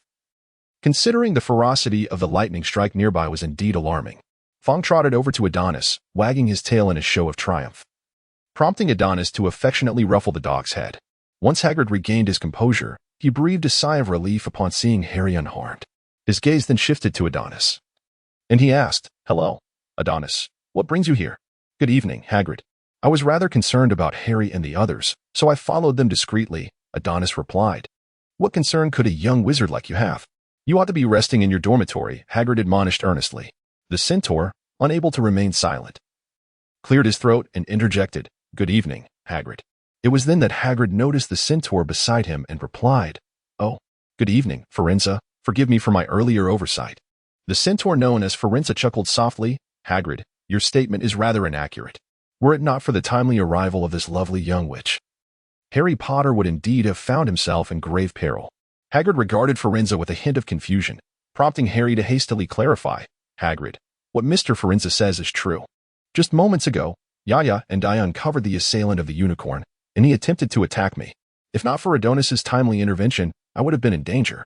Upon hearing this, Hagrid felt a twinge of embarrassment and said to Harry, "I'm sorry, I nearly let you. This is hardly the time for apologies, Hagrid." "Another unicorn has perished," Adonis interjected. Hagrid approached the lifeless body of the unicorn, gazing at the two deep puncture wounds on its neck, engulfed in sorrow. "I too arrived only upon hearing the unicorn's cries for help, yet I was regrettably too late," Forenza lamented. "Hagrid, the stars above have begun to exhibit unpredictable changes. The Forbidden Forest shall not remain tranquil for long. You must quickly escort the foals away." Hagrid, wiping away his tears, appeared incredulous. "Even the centaurs cannot foresee this?" Forenza shook his head and whispered, "Hagrid, please convey to Professor Dumbledore that the dark flames of the fire signs have descended, and the future has become shrouded in uncertainty." It was evident that Forenza, much like Dumbledore, spoke in riddles. Hagrid nodded, assuring that he would pass on the message. Upon returning to the common room, the group gathered around a coffee table, reflecting on their recent expedition into the Forbidden Forest. Harry seemed particularly exhilarated, exclaiming, "Adonis was absolutely magnificent. Ron, Hermione, you cannot fathom just how impressive he was." Ron and Hermione exchanged puzzled glances with Harry. "As that shadow drew closer to me, I was utterly terrified. Feeling as though I was on the brink of being slain," Harry continued, turning to Adonis with palpable excitement. Then, with a swift gust of energy, he repelled the assailant. And Adonis suddenly appeared before me. By Merlin's floral trousers, you cannot imagine how dashing he looked. I felt as though I could fall in love with him. Adonis gently patted Harry's head, urging him to desist from his banter. At that moment, Hermione raised her hand, and upon catching the attention of both Adonis and Harry, she voiced her inquiry, "What was that lightning all about?" Adonis' magic, Harry recalled, was astonishing. The moment the lightning struck, it left him utterly astounded. Reflecting on that scene seemed to invigorate Harry, while Ron exclaimed, "Blimey, Adonis, you absolutely must teach me." Hermione, her expression one of disbelief, pondered why. Despite being in the same year, their teachers and textbooks appeared identical, yet Adonis excelled so remarkably. The enigma surrounding Adonis deepened, and though she opened her mouth to speak, words eluded her. "Have you figured out who that cloaked figure was?" Ron inquired. "It was Voldemort." "Voldemort?" Ron's eyes widened in terror. Hermione, coming from a Muggle background, remained unaware of the profound fear Voldemort instilled in the wizarding world. Adonis, however, seemed unfazed, asserting, "After all, even if the sky were to fall, we have our greatest wizard, Professor Dumbledore, to support us. There is no cause for concern. We were mistaken. Snape's intention to steal the Philosopher's Stone wasn't for himself, but rather to resurrect his master," Harry stated earnestly. "Regardless, even if the sky were to fall, there is always someone tall to hold it up. You lot needn't worry." "No, Adonis, the professors are unaware of this. We must inform them," Harry countered. "But the professors won't believe us," Hermione replied with a resigned shrug. "What shall we do?" Harry felt as though a bucket of cold water had been thrown over him. "But we still have Professor Dumbledore. He is the greatest white wizard." Under his watchful gaze, "Voldemort cannot steal the Philosopher's Stone." Adonis refrained from mentioning Snape, for despite Snape's constant meddling, he was not entirely to blame. A week later, having thoroughly reviewed his texts and committed the necessary steps to memory, Adonis felt prepared to commence the preliminary work for becoming an animagus. Seizing the opportunity after herbology class, he approached Professor Sprout. "Professor, may I have a moment of your time?" Of course, dear, she replied, clearly fond of the exceptional young wizard in her class. May I obtain a leaf of mandrake from you? Certainly. There are plenty of mandrakes in the greenhouse at the back. But you must first tell me what you intend to do with it. I wish to study the various effects of mandrake. Adonis blinked, attempting to feign innocence. Professor Sprout did not inquire further, as the leaves of the mandrake posed no real danger. After acquiring the mandrake leaves, Adonis mentally reaffirmed the process of becoming an animagus. First, on a night of the full moon, he must hold the mandrake leaves in his mouth without damaging, spitting out, or swallowing them until the next full moon. Then, he would expel them into a glass vial, adding a strand of his own hair and dew, which he had previously discovered by a nearby pond. Finally, he would incorporate the pupa of a demiguise, placing the mixture in a location devoid of sunlight and living creatures. On a stormy night, he would retrieve it, and the potion would be complete. As for the origin of the demiguise pupa, Adonis assured that it was entirely above board. Though Snape pondered deeply, considering the considerable loss of potion ingredients from his cabinet, Adonis felt as though he were sipping on his own fermented saliva. He could hardly fathom what the very first wizard to achieve animagus transformation must have endured to devise such a convoluted series of steps. The mere thought sent a shiver down his spine. Within the notes gifted by Professor McGonagall, she shared her research and insights regarding animagi. For instance, she posited that the realization of animagus transformation is intricately linked to one's magical essence and soul. The metamorphosis process demands a substantial reservoir of magical energy and also places certain expectations on the strength of the soul. Recognizing his own formidable soul power, he pondered that perhaps he might be able to attempt the transformation into a fantastic creature. Adonis harbored a sense of uncertainty within, contemplating the necessity of preliminary efforts before preserving the potion for transformation with Nico's assistance. Time swiftly elapsed, and the conclusion of the semester approached with great haste. Hermione had diligently prepared for the final examinations, resolutely declaring to herself, "This time, I must prevail and reclaim all that I have lost." With this determination, she cast a glance at Adonis, her eyes brimming with the spirit of combat. Harry and Ron, too, invested considerable effort in fostering their alliance with Hermione. Confident that with her academic prowess, passing the exams would pose no significant challenge. However, in Harry's perspective, these matters paled in comparison to his growing concern for Adonis, who had recently exhibited peculiar behavior, seldom speaking during conversations and eating sparingly, even neglecting his beloved hot milk. On several occasions, Hermione inquired if he was feeling unwell, but he remained silent. Harry harbored a persistent suspicion that Adonis was clandestinely engaged in significant undertakings, as such occurrences were not unfamiliar to them. If Adonis possessed the ability to read minds and caught wind of Harry's thoughts, he would undoubtedly administer a sharp reprimand to awaken him from his folly. What weighty matter is this? It is merely a form of self-torment. The first-year final examinations at Hogwarts are soon to conclude, as the subjects undertaken in the first year are not particularly numerous. Harry, grasping Adonis's hand, resolved to visit Hagrid's hut for a chat, not merely because, aside from Adonis, they were incapable of performing the softening charm and thus unable to indulge in Hagrid's delectable rock cakes.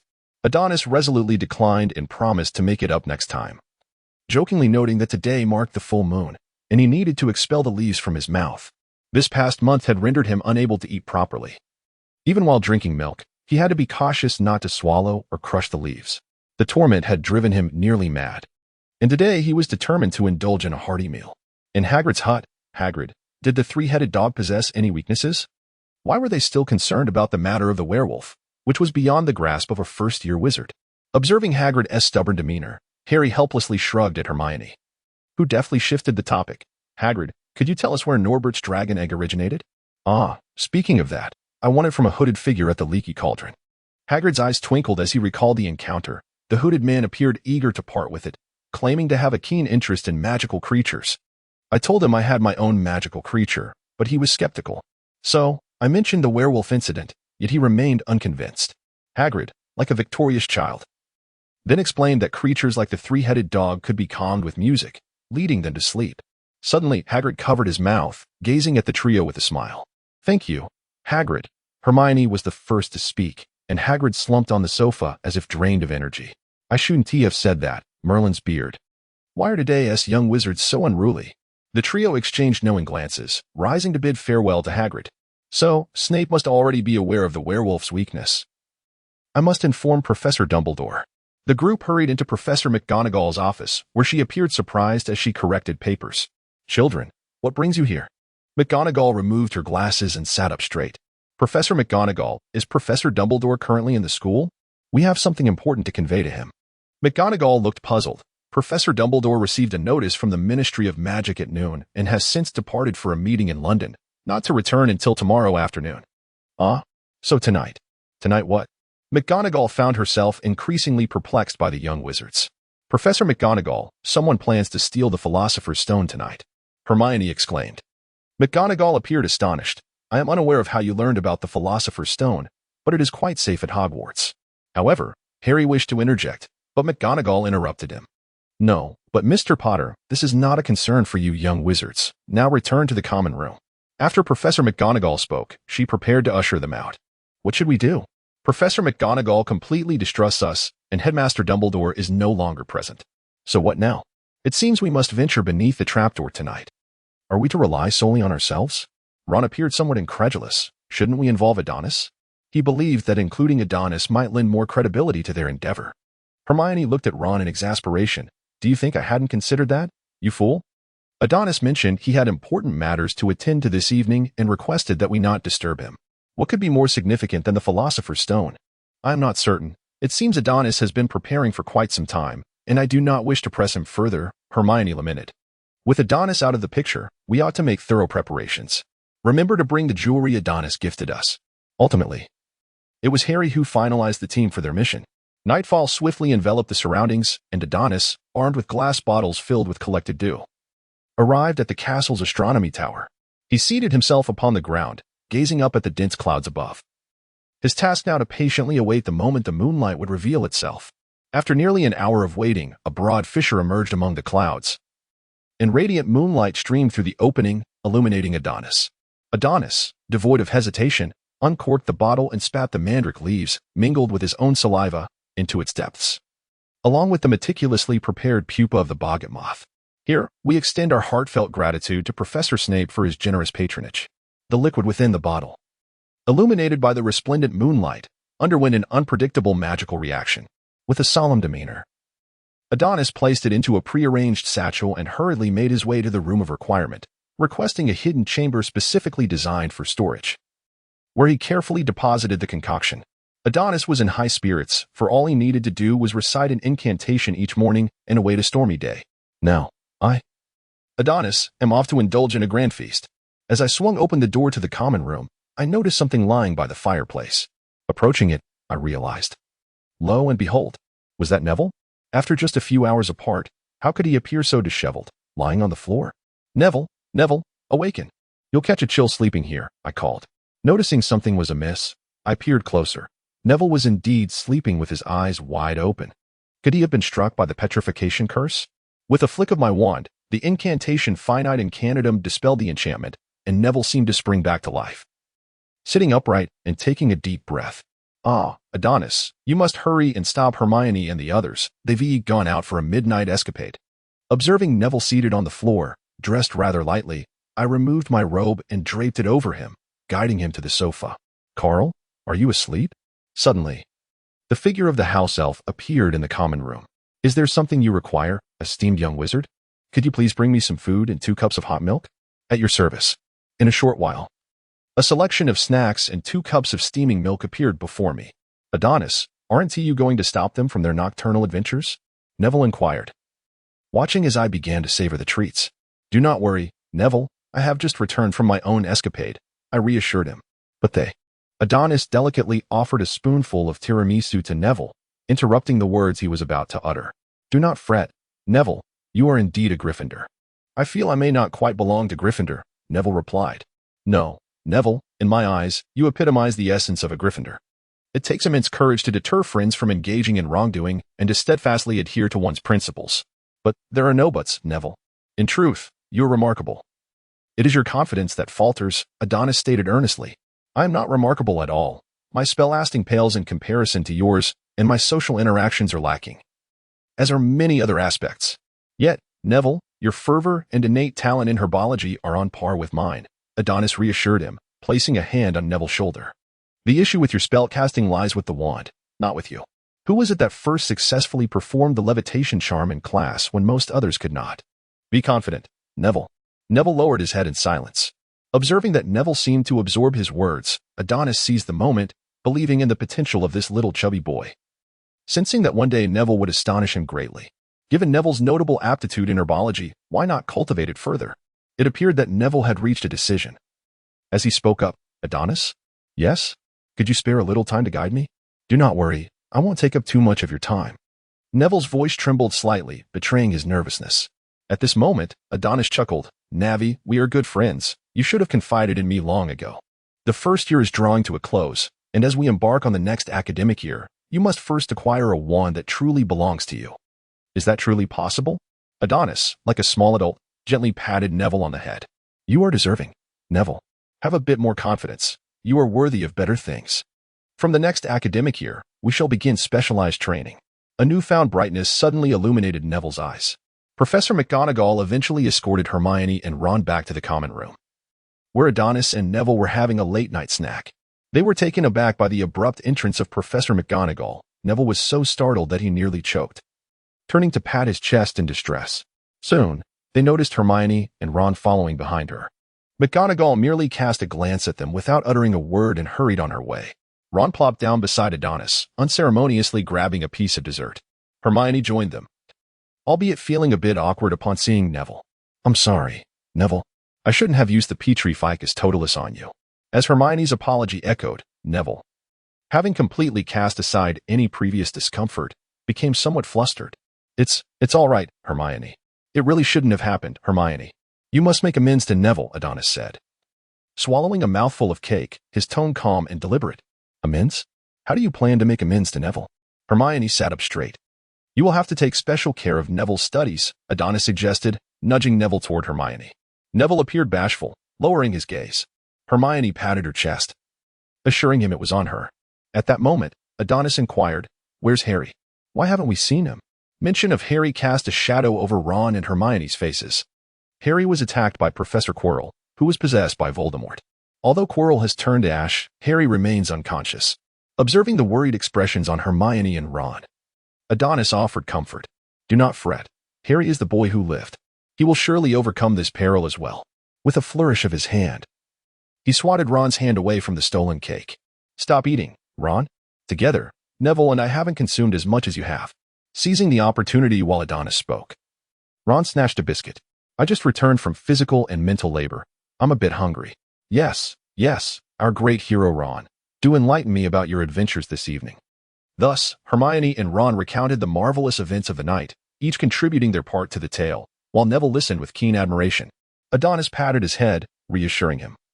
There will be opportunities for you, Neville. Ron particularly expressed gratitude to Adonis, stating that if it weren't for the alchemical tool Adonis had provided, which had intercepted the final blow from their opponent's queen at a crucial moment, he would likely be recovering in the hospital wing alongside Harry. After some time spent in conversation, they realized it was late and retired to their dormitory for rest. The following morning, Adonis quietly exited the dormitory after casting a spell on himself with his wand. He first sought out Hera, placing his letter for ordering sweets and a gallon into his small parcel for her to deliver to Honeydukes and Hogsmeade. He then exited the castle to pay a visit to Hagrid. Adonis approached the wooden cabin and knocked gently on the door. Please wait a moment, came Hagrid's voice, followed by the creaking of the door as it swung open. Upon seeing Adonis, Hagrid was somewhat taken aback. Adonis, what brings you here so early today? I missed your rock cakes, so I thought I might come over early to see if I could have a taste, Adonis replied, beaming a broad smile at Hagrid. Hagrid clearly appreciated this sentiment, as he promptly retrieved several rock cakes from his small cupboard and poured a glass of milk for Adonis, knowing well that it was his favorite. Thank you, Adonis said, taking a sip of the milk before addressing the gentle giant. Hagrid, do you remember the gift I gave you for Christmas? Oh, you mean that? Hagrid responded as he rummaged through a nearby drawer. After a moment, he produced an exquisitely crafted wooden box, stating, The ring you gifted me seems a bit off in size. It's too long. I've been meaning to mention it, but I still appreciate your gift. Seeing Hagrid's earnest expression, Adonis couldn't help but chuckle. Hagrid, that's a thumb ring. It's meant to be worn on your thumb. Naturally, it wouldn't fit on your other fingers. My apologies, Adonis. I had no idea. This is the first time anyone has ever given me jewelry, Hagrid admitted, scratching the back of his head.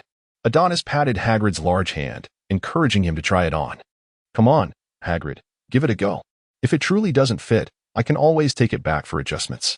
Hagrid hastily donned the ring, astonished by how unexpectedly well it suited him. It fits perfectly, Adonis. I really like it. Then don't take it off. The ring is imbued with protective magic and can cast the shield charm 3 times. Upon hearing this, Hagrid quickly understood the value of the item and began to remove it, eager to return it to Adonis. Such a precious item, I cannot accept it. Hagrid. There's no need to worry. Harry and Hermione both have one. The dangers you face in the Forbidden Forest far exceed anything we encounter. You certainly need it more than we do. Hagrid hesitated, still wishing to decline, but Adonis feigned anger, saying, Hagrid, do you not consider me a friend? This is a gift from me to you as a friend. Caught off guard by Adonis's words, Hagrid, under his friend's gaze, finally put the ring back on. That's the spirit. The two shared a mutual understanding, choosing not to mention the events of the previous night. As time passed, Ron began to stir from his slumber. Adonis bid farewell to Hagrid, saying, Until next time. I must return to the common room now. Oh, goodbye, Adonis. Until we meet again. Adonis returned to the common room, where Sheila had already brought back the snack package he had ordered. Ron and Hermione were seated on the sofa, while even Neville had risen from his bed. Noticing that everyone had gathered, Adonis addressed them. Hey, guys, let's go see Harry. The hospital wing was not far from Gryffindor common room, situated just above it. Hermione led the way, followed by Adonis and Neville, with Ron trailing behind, burdened with snacks for their visit. Why'd I have to carry so many snacks? Ron lamented, his expression one of despair. Well, you brought it upon yourself by sneaking a bite, Hermione teased, sticking her tongue out at him. Patients need their rest. It's not appropriate to have so many visitors, Madame Pomfrey, the nurse of the hospital wing, stopped them at the door. Previously, George had boasted in the common room that the hospital wing was a sanctum even Dumbledore could not breach. Some claimed that Madame Pomfrey was a powerful figure who had grown weary of the deceptions of the wizarding world and had chosen to live a humble life as a nurse at Hogwarts. In any case, the hospital wing was indeed a place steeped in legend. Fred had remarked, Please, Madame Pomfrey, Harry is unconscious, and we are genuinely concerned for him. Adonis implored, blinking innocently, putting on a charming facade. Behind him, Ron and Neville struggled to suppress their laughter, while Hermione buried her face in her hands, unable to bear the sight. Ultimately, Madame Pomfrey relented, though it was not solely due to Adonis' adorable antics. Stop laughing, Ron, or I'll tear your mouth apart. Adonis warned. Sorry, Adonis, but I can't help it. Haha. Just as Adonis was about to provide Ron with an unforgettable experience, Madame Pomfrey's voice cut through the air. Be quiet. If you continue to make noise, I will have to escort you out. Ron immediately clamped his mouth shut, resembling a duck caught by the throat, trying desperately not to burst into laughter. Neville and Hermione, seeing him struggle to contain his mirth, turned red-faced, also unable to stifle their giggles. The group approached Harry's bedside, gazing at him in his unconscious state, each feeling an indescribable mix of emotions. Adonis sat beside Harry, gripping his wrist to sense his condition, noting only a slight depletion of energy. With a day or two of rest, he would be fine. Suddenly, Dumbledore's voice resonated from behind them. Children, there is no need to worry excessively about Harry. He shall awaken tomorrow. The sudden appearance of Headmaster Dumbledore startled everyone, causing Ron to jump and fall to the floor, inadvertently pulling a startled Hermione down with him. She promptly delivered a few sharp taps to him, while the instigator of the commotion chuckled, remarking, youth still possesses such vigor, unlike this old man. As Dumbledore was about to reach for the comforting gift intended for Harry, Adonis cleared his throat. However, the old man seemed oblivious, as he took out a box of Bertie Bott's every flavor beans and began to savor them with delight. Adonis cast an exasperated glance at the headmaster. Do you have time this evening, Mr. Landon? Dumbledore inquired. Might you join this old man in the headmaster's office for a chat? Adonis pondered the inevitability of Dumbledore discovering his acquisition of the Philosopher's Stone. With a decisive nod, he acquiesced. Very well, Professor. Observing Adonis's agreement, Dumbledore approached him and whispered, The password to my office is Lemon Drop. He then produced a Bertie Bott's every flavor bean, leaving the rest in Adonis's hand before departing. What flavor did he consume to elicit such a reaction? As night fell, Adonis's figure appeared before the gargoyle outside the headmaster's office. Password, Lemon Drop. The gargoyle stepped aside, revealing a spiral staircase that extended down to Adonis's feet. He ascended the staircase, arriving at the door to the headmaster's office, where he knocked gently. Enter. came Dumbledore's voice from within. Upon entering the office, the portraits of former headmasters, upon noticing the strikingly handsome young wizard, began to murmur among themselves. However, Phineas Nigellus remained unusually silent, feeling a peculiar familiarity towards this young sorcerer. "Ah, a Gryffindor wizard has arrived," exclaimed the Sorting Hat. "I remember you, the courteous young wizard." "Greetings, Hat," Adonis replied. At that moment, Dumbledore approached with a set of cups, smiling at Adonis as he inquired, "Would you care for something to drink?" "Just some warm milk, please, Professor." Once they settled onto the sofa, an awkward silence enveloped the room. Observing Adonis leisurely sipping his warm milk with an air of tranquility, Dumbledore could not help but employ legilimency, yet he could only discern vague images. Such a young age, yet he has mastered the mental occlusion charm. Dumbledore's earlier suspicions were further solidified. With a wave of his hand, he conjured a barrier to shield the portrait's perceptions. Leaning forward with a serious expression, he inquired, "How should I address you? Mr. Landon, or—" Both were astute individuals. Upon hearing this, Adonis recognized Dumbledore's skepticism regarding his identity. He set down his cup of milk, crossed his arms, and met Dumbledore's gaze. After a prolonged silence, Adonis finally responded, "Professor Dumbledore, I am simply myself. Adonis of the Landon family, a Gryffindor." Upon hearing Adonis's reply, Dumbledore broke into a smile, stroking his long, white beard, and remarked, "I hope you can forgive this old man's 100-year-old curiosity." He then habitually winked. "After all, we are in extraordinary times, as you know." "I understand, Professor. Otherwise, you would not have used the Philosopher's Stone as bait, knowing its immense value." Having spoken, Adonis retrieved the blood-red gem from his pocket, idly toying with it for a moment before returning it to its resting place. Dumbledore, observing this, refrained from commenting and instead chose to steer the conversation in a different direction. "You are not feeling overwhelmed by your studies, are you?" "That is difficult to ascertain," Adonis replied, his eyes flickering thoughtfully. "The curriculum at school does not pose significant pressure. However, I must confess that my knowledge of magic remains rather rudimentary, and I have a long journey ahead of me." The two engaged in a casual exchange, their dialogue weaving in and out effortlessly. After a while, Dumbledore seemed to sense something, setting down his teacup. "There is a rather special guest who wishes to see you. He shall be arriving shortly." "A special guest? Could it be?"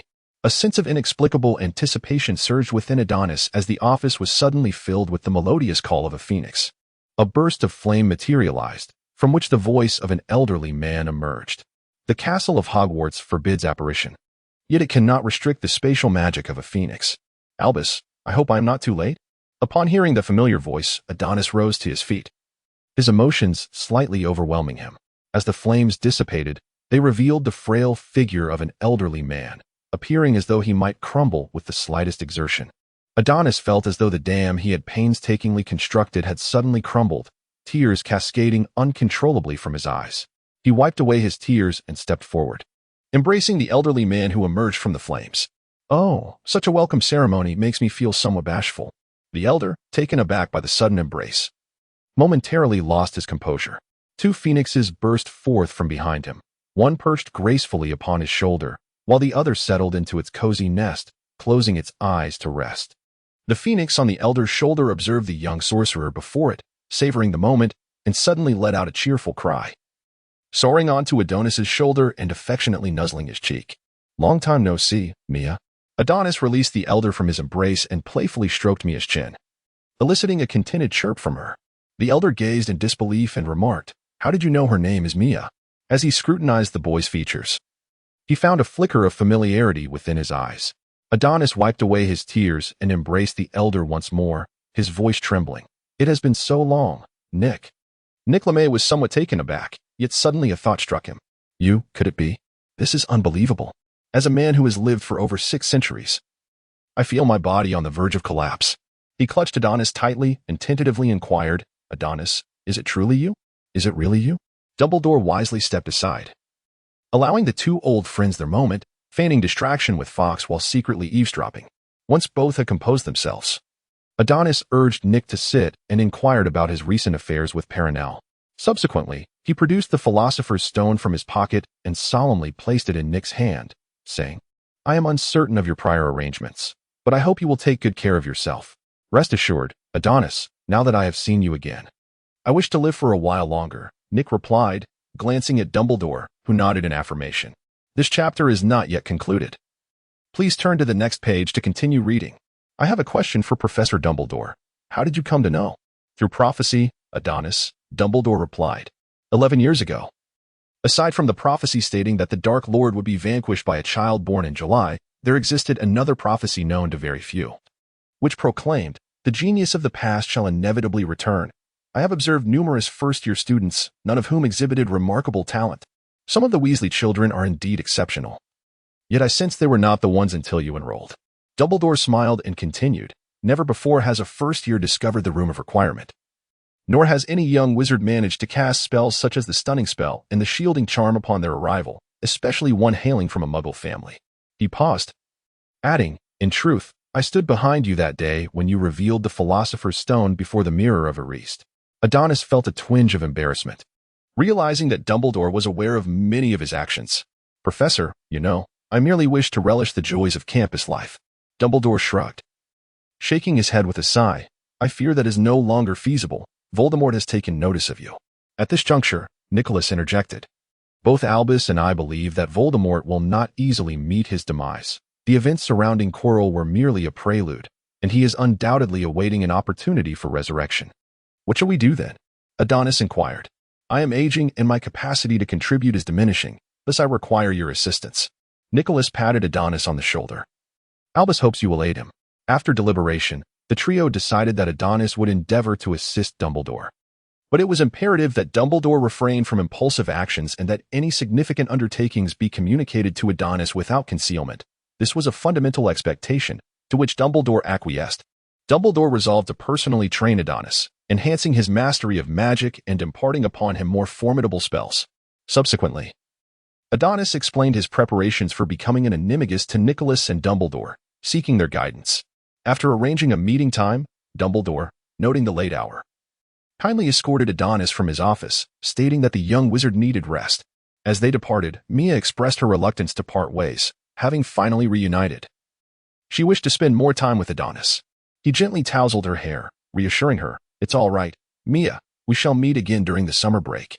Once Adonis departed, Nicholas turned to Dumbledore, saying, Adonis currently lacks the capability to stand on his own, Albus. Dumbledore nodded in agreement, and Nicholas continued, I feel somewhat distant from France. I hope you can look after Adonis well. Dumbledore placed a reassuring hand on Nicholas's shoulder. Adonis shall also be my student. As a teacher, how could I not care for my students? Both elders chuckled heartily, disregarding their dignified appearances, while Fawkes, nestled in his cozy abode, found their noise rather bothersome. The following day at noon, Harry awakened to find that Hermione had heard Dumbledore had visited the hospital wing upon his awakening. Yet no one knew the content of their conversation. Time was of the essence. Harry hurried to the Great Hall, where Professor McGonagall had just arrived to inform the Gryffindors that the end-of-year feast was about to commence. Upon reaching the entrance of the Great Hall, Hermione held Ron back on the steps, waiting for Harry. Adonis, accompanied by Neville, entered ahead, intending to speak with George and Fred about organizing a welcome celebration for Harry. Indeed, though initially, only a select few were aware of Harry and his friends' brave endeavors in overcoming the challenges set by the professors to thwart Voldemort's schemes, Ron, with his well-known propensity for chatter, clearly struggled to contain his excitement. The following day, Ron, seemingly in casual conversation but with a keen awareness, inadvertently revealed the exploits of himself, Harry, and Hermione to Seamus. Through Seamus's unintentional dissemination, it wasn't long before the trio's reputation soared, elevating them to the status of heroes in the eyes of their fellow Gryffindors. Our behind-the-scenes orchestrator, Ron, basked in the accolades, receiving secret gifts of chocolate from several girls in his year, which left him quite pleased with himself, flaunting his newfound popularity before Hermione. This, in turn, resulted in Hermione bestowing him with a rather frosty demeanor for several days. Neville observed Ron's boastful behavior with a tinge of envy, though he primarily felt a sense of embarrassment on Ron's behalf. After a clandestine agreement with the Weasley twins, Adonis eagerly announced that they had a grand surprise in store for Harry. As the heavy wooden doors of the Great Hall swung open, the unmistakable sound echoed throughout, drawing everyone's attention and plunging the hall into a profound silence.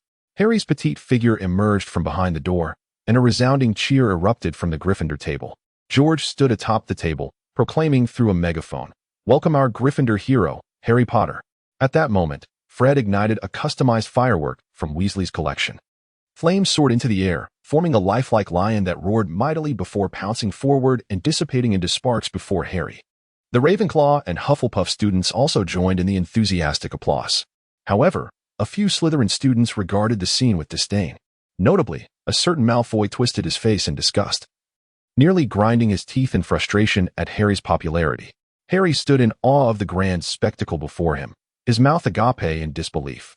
Upon regaining his composure, he realized that George and Fred had approached and were now hoisting him up, parading him amidst the cheers of the Gryffindors to his place at the long table. The professors offered gentle applause, and Dumbledore's expression radiated joy at the sight. As Harry took his seat, he felt a sense of unreality wash over him. Turning to find Adonis grinning mischievously and playfully punching him. "Was this your doing? I am nearly mortified." Adonis, feigning injury from Harry's playful jab, replied, "Now that you are a renowned figure, I find myself unworthy of your company. Have you taken to hitting me now? Oh, woe is me. Enough of this." Harry felt a bit embarrassed by Adonis's antics, and Ron and Neville, hearing the commotion, couldn't help but chuckle.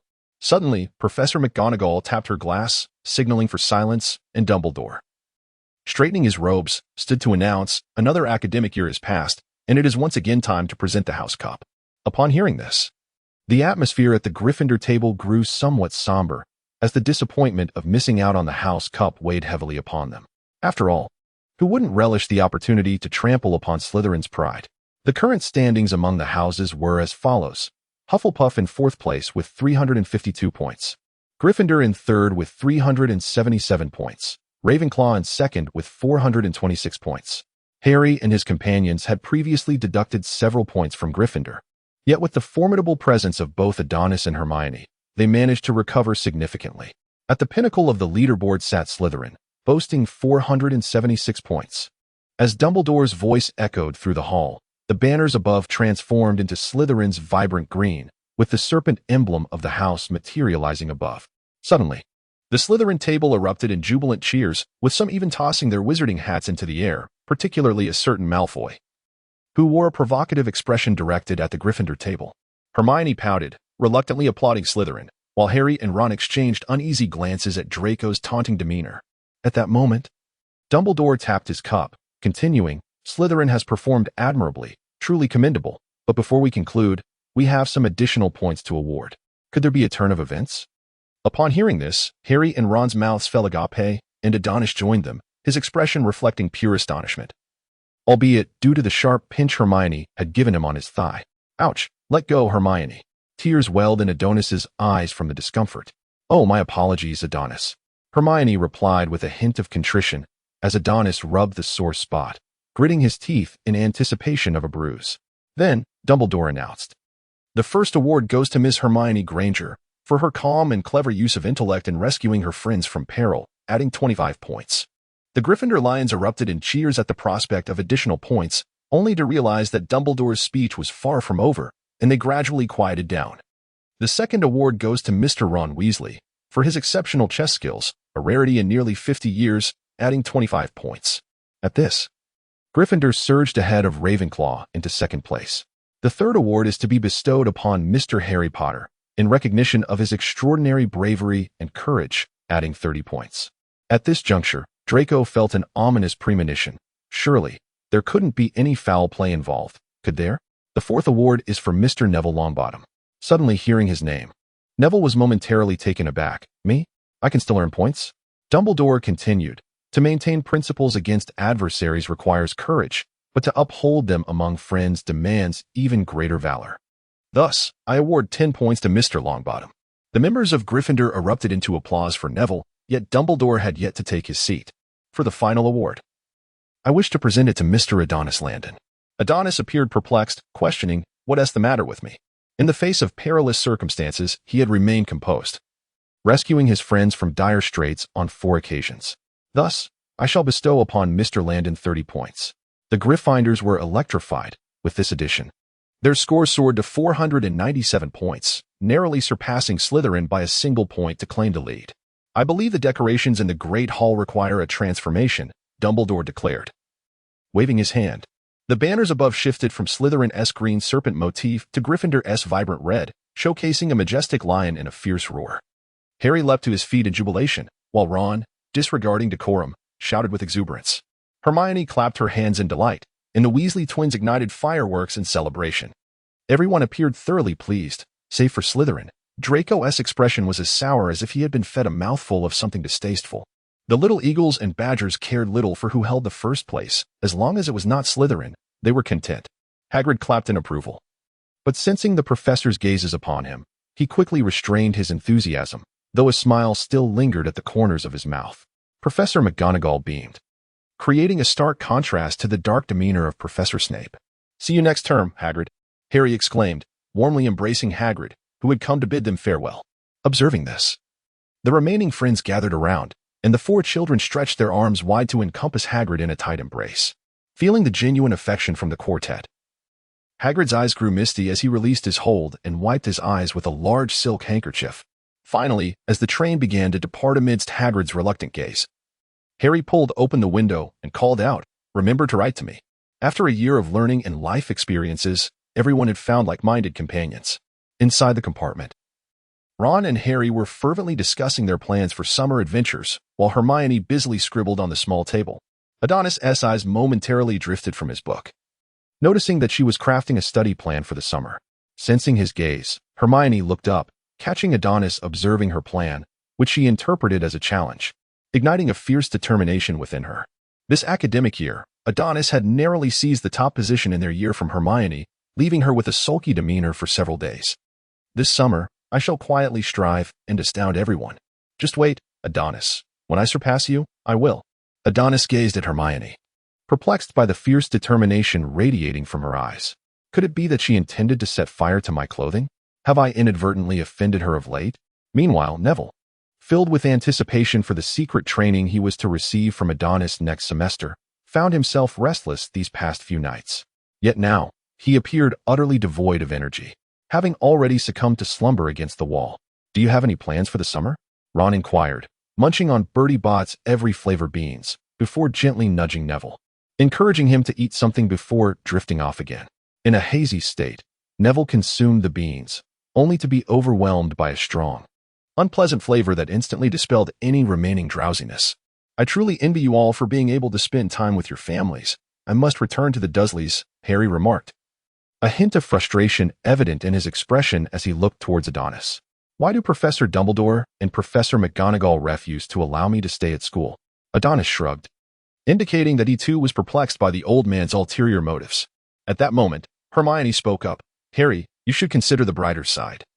You can write to us during the summer, or come visit either my house or Adonis's." Harry suddenly lit up with excitement, but Adonis, observing his eager demeanor, doused his enthusiasm with a splash of cold reality. "This upcoming fortnight poses no issues, but thereafter, I must journey to France and may not return until a week before school resumes." "It was truly a pity, as I had hoped to spend a few more days at your home," Adonis remarked. Harry appeared profoundly regretful, as though he believed he would never see Adonis again. Adonis could no longer bear the sight and playfully tapped Harry's head with a book, saying, "It's not as if there won't be future opportunities. Why act this way?" Hermione, seizing upon the key phrase, inquired, "What are your intentions in France?" Adonis, with an air of smugness, proclaimed, "I am poised to receive clandestine tutoring from the professor." "Envy me." The irate young witch pinched Adonis's arm with considerable force. "Harry, you are welcome to visit my home. Ginny has inquired about you on several occasions, for she is your most ardent admirer," Ron said with a smile. Harry, upon hearing Ron's words, offered a bashful grin. Adonis regarded Harry with a teasing expression, wondering how this fellow had quietly captivated Ron's sister. As Adonis leaned in closer, Harry hastily pushed him away, blushing slightly as he remarked, "Don't look at me like that. Adonis, we're both men. Why should I feel embarrassed?" Laughter erupted from those in the compartment. Hermione, however, wore a frown, contemplating the quality of her companions. Time swiftly passed amidst the joyous banter, and soon the train announced its imminent arrival at King's Cross Station, originally scheduled to arrive around 2 in the afternoon. Unforeseen circumstances delayed their disembarkation until 4 o'clock. Before leaving, Adonis shot a fierce glare at the old wizard guarding the platform. As they emerged, anxious parents rushed forward. Mrs. Weasley, ever warm-hearted, greeted Harry and Adonis with enthusiastic hugs, expressing her gratitude for their acceptance of Ron and their care for her silly son. Ron stood to the side, slightly miffed, feeling as though his mother favored Adonis and Harry over him. Ginny and Hermione engaged in a lively conversation about matters pertaining to young women. Mr. Weasley pulled Adonis aside, eager to ask questions, having gained a fresh perspective on the Muggle world from the encyclopedia Adonis had previously gifted him. Brother. Adonis heard a familiar voice call from a short distance. It was Vina, waving at him. He opened his arms wide, and with a delightful thud, a small figure leapt into his embrace. Adonis lifted Vina, affectionately kissing her cheek. Did you miss your brother? He inquired. I did, she exclaimed, planting a kiss on his face. Vina seemed to have grown taller. Soon, she would be too big for him to carry. Adonis chuckled. Then Vina must not grow up. She needs to be held by her brother every day. The Landon and Granger couples approached, chatting amiably as if they had known each other for ages. Mr. Landon patted Adonis on the shoulder, while Mrs. Landon gazed at her now-grown son, pulling him into a warm embrace. After a brief exchange of pleasantries among the families, Adonis introduced his parents and sister to the Weasley family. Upon learning they hailed from a wizarding family, Mr. Landon's interest piqued, and he promptly engaged Mr. Weasley in conversation. For Mr. Weasley was among the few wizards who held a deep fascination for the Muggle world. This connection delighted Mr. Landon, as he made new Muggle friends. Meanwhile, Mrs. Landon and Mrs. Weasley discussed their families, each woman offering her unique insights, creating a harmonious atmosphere. Initially shy, Vina hesitated before Adonis's friends, but after his gentle introduction, she timidly greeted them. The young girl felt a surge of excitement upon seeing Harry. She vividly remembered the tall boy she had encountered at the zoo. Ginny appeared to take a liking to Vina, and before long, they had become quite familiar, culminating in Ginny draping an arm around Vina's shoulder, exuding an air of sisterly protection. Neville was whisked away by his hurried grandmother, Mrs. Longbottom, but not before he exchanged farewells with his friends, promising to write to them. It is often said that the bonds of male friendship can be quite peculiar. In no time, Mr. Landon was engaging in brotherly camaraderie with Mr. Weasley, while Mrs. Landon warmly invited the Weasley family and the Grangers to join them for dinner that very evening.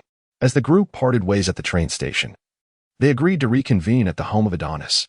Upon exiting the station, Harry spotted the tardy Uncle Vernon, who wore an unwilling expression, seemingly eager to leave without delay, rudely pulling Harry's arm towards the car. When Harry expressed his desire to dine at Adonis's home, Uncle Vernon halted, noticing the family standing nearby. He stood frozen for a moment, his face a portrait of shock, before quickly masking it with a sycophantic smile and enthusiastically shaking hands with Mr. Landon. After exchanging pleasantries, Uncle Vernon volunteered to let Harry go to Adonis's house first, promising to collect him later in the evening. Harry was perplexed by his uncle's sudden obsequiousness in front of Mr. Landon, as if he had suddenly climbed a social ladder, which altered the way he regarded Harry. With these questions swirling in his mind, Harry followed Mr. Landon to a car that exuded a sense of affluence. Though Harry had little experience, he could discern that their destination was the affluent district of London that Aunt Petunia had always longed for. As he gazed at the understatedly luxurious villa, Harry felt a sense of surrealism wash over him. Comparing it to his uncle's home, he finally understood why Uncle Vernon was so eager to curry favor with Mr. Landon. Observing Harry's momentary pause at the entrance, Mrs. Landon approached him, gently taking his hand. "What is the matter, Harry?" she inquired with a soft smile. "It's nothing, ma'am," Harry replied, appearing somewhat anxious. "Just call me Aunt Diana, Harry. Don't be nervous. Think of this place as your own home." Before Harry could respond, she led him into the garden. Since the household typically had few inhabitants, the Landons had not employed many servants, relying instead on a butler and a maid, which meant that the hosts often took care of many simple tasks themselves. Considering the number of guests this time, Mr. Landon had even hired several chefs to prepare the meal. After a while, a gasp echoed from the villa's entrance. "Wow, Fred, look at this place," George exclaimed, as if he had stumbled upon something extraordinary. "I don't know, George," Fred replied. Fred's mouth fell open in astonishment. "Stop fooling around, George," Mrs. Weasley exclaimed, giving both of the rascals a firm tap on the head, feeling as if her dignity was being eroded by their antics. Hearing commotion at the door, Harry rushed to the courtyard to let them in, followed closely by Adonis. "Welcome, welcome. Your presence truly brightens our humble abode." Adonis offered a slight bow, but his gesture was short-lived as George and Fred seized him, ushering him inside. "Adonis, you must give us a proper tour of your home." "Indeed. Who would have thought you were a little tycoon? You'd better look after me in the future," Fred added with a mischievous grin, rubbing his fingers together playfully. It seemed the Weasley family was only missing Percy. Mrs. Weasley mentioned he was preoccupied with some matters, but Fred quickly sold him out. Our beloved Percy is too busy on a date with his girlfriend to spare a moment. This remark earned Fred a swift knock on the head from Mrs. Weasley. Hermione soon arrived with her family. The women gathered to chat while the men engaged in boastful banter, completely disregarding their adult personas. They exchanged numerous gifts, with Mr. Weasley presenting several magical trinkets, which left the two older boys in awe. Mr. Granger decided to send Mr. Weasley a dental care set upon returning home, albeit uncertain if the electric device would function in the magical realm. After dinner, the children dispersed to play. Adonis pulled Harry and Ron into the courtyard for a chat, while the Weasley twins, having received Mrs. Landon's permission, began to examine the television in the living room, hoping their curiosity wouldn't lead them to dismantle it. By the end of the evening, it was unclear how much the men had consumed, but Mr. Granger had succumbed to slumber on the dining table, while Mr. Landon and Mr. Weasley appeared quite spirited, linking arms as they ambled toward the Landon garage to admire Mr. Landon's treasures. "My dear friend, Mr. Weasley expressed with a hint of reluctance before departing, "I may not wield magic or understand your world, but I shall do my utmost to provide you with some means of protection." With that, he slipped a box into Mr. Weasley's hands. If Adonis wasn't mistaken, his father had just gifted Mr. Weasley an M1911. If Harry were to lay eyes on it, he would surely exclaim, "This contraption is more effective than a wand." Mr.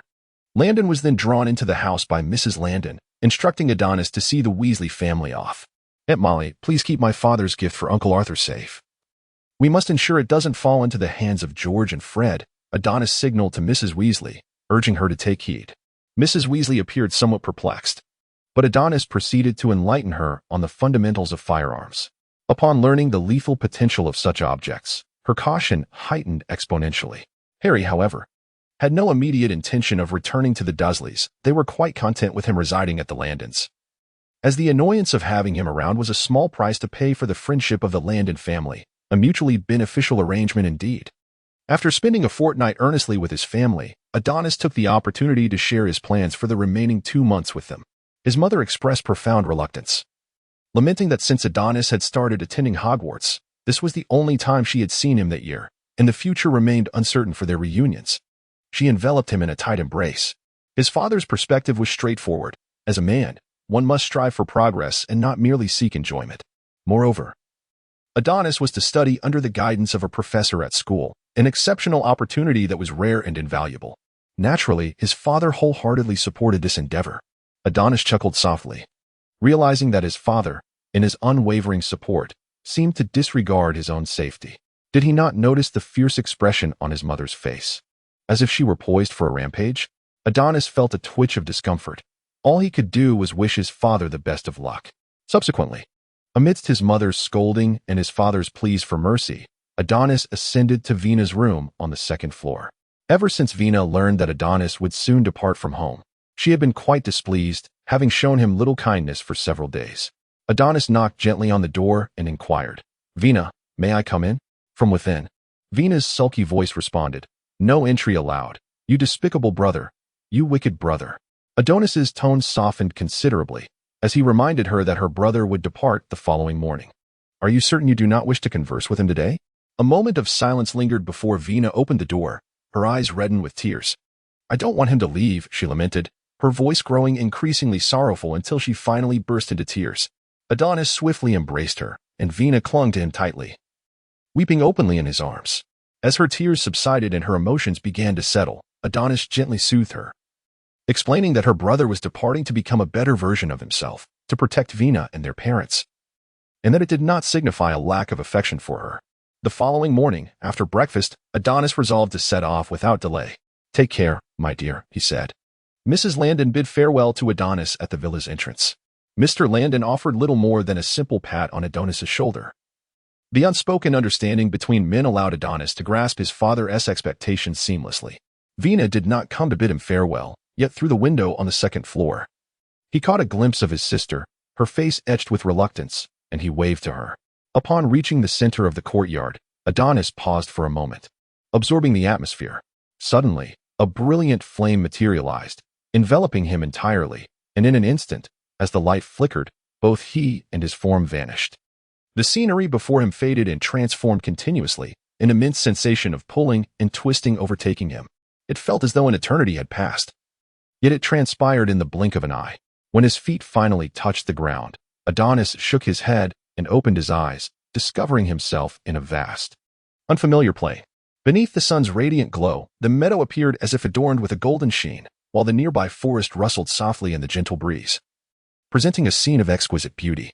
The call of a phoenix echoed above, and in a flash of crimson, Mia alighted upon Adonis's shoulder, affectionately nuzzling his cheek. "Thank you for coming to fetch me," he said, reaching out to scratch Mia's chin. She let out a joyful cry before transforming into flames and vanishing. Following a narrow path ahead, at its end stood a wooden cottage that did not conform to the standards of wizards, yet for muggles.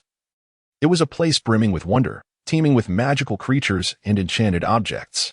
It appeared to be at least 4 stories high, constructed in a haphazard manner that defied all principles of mechanics.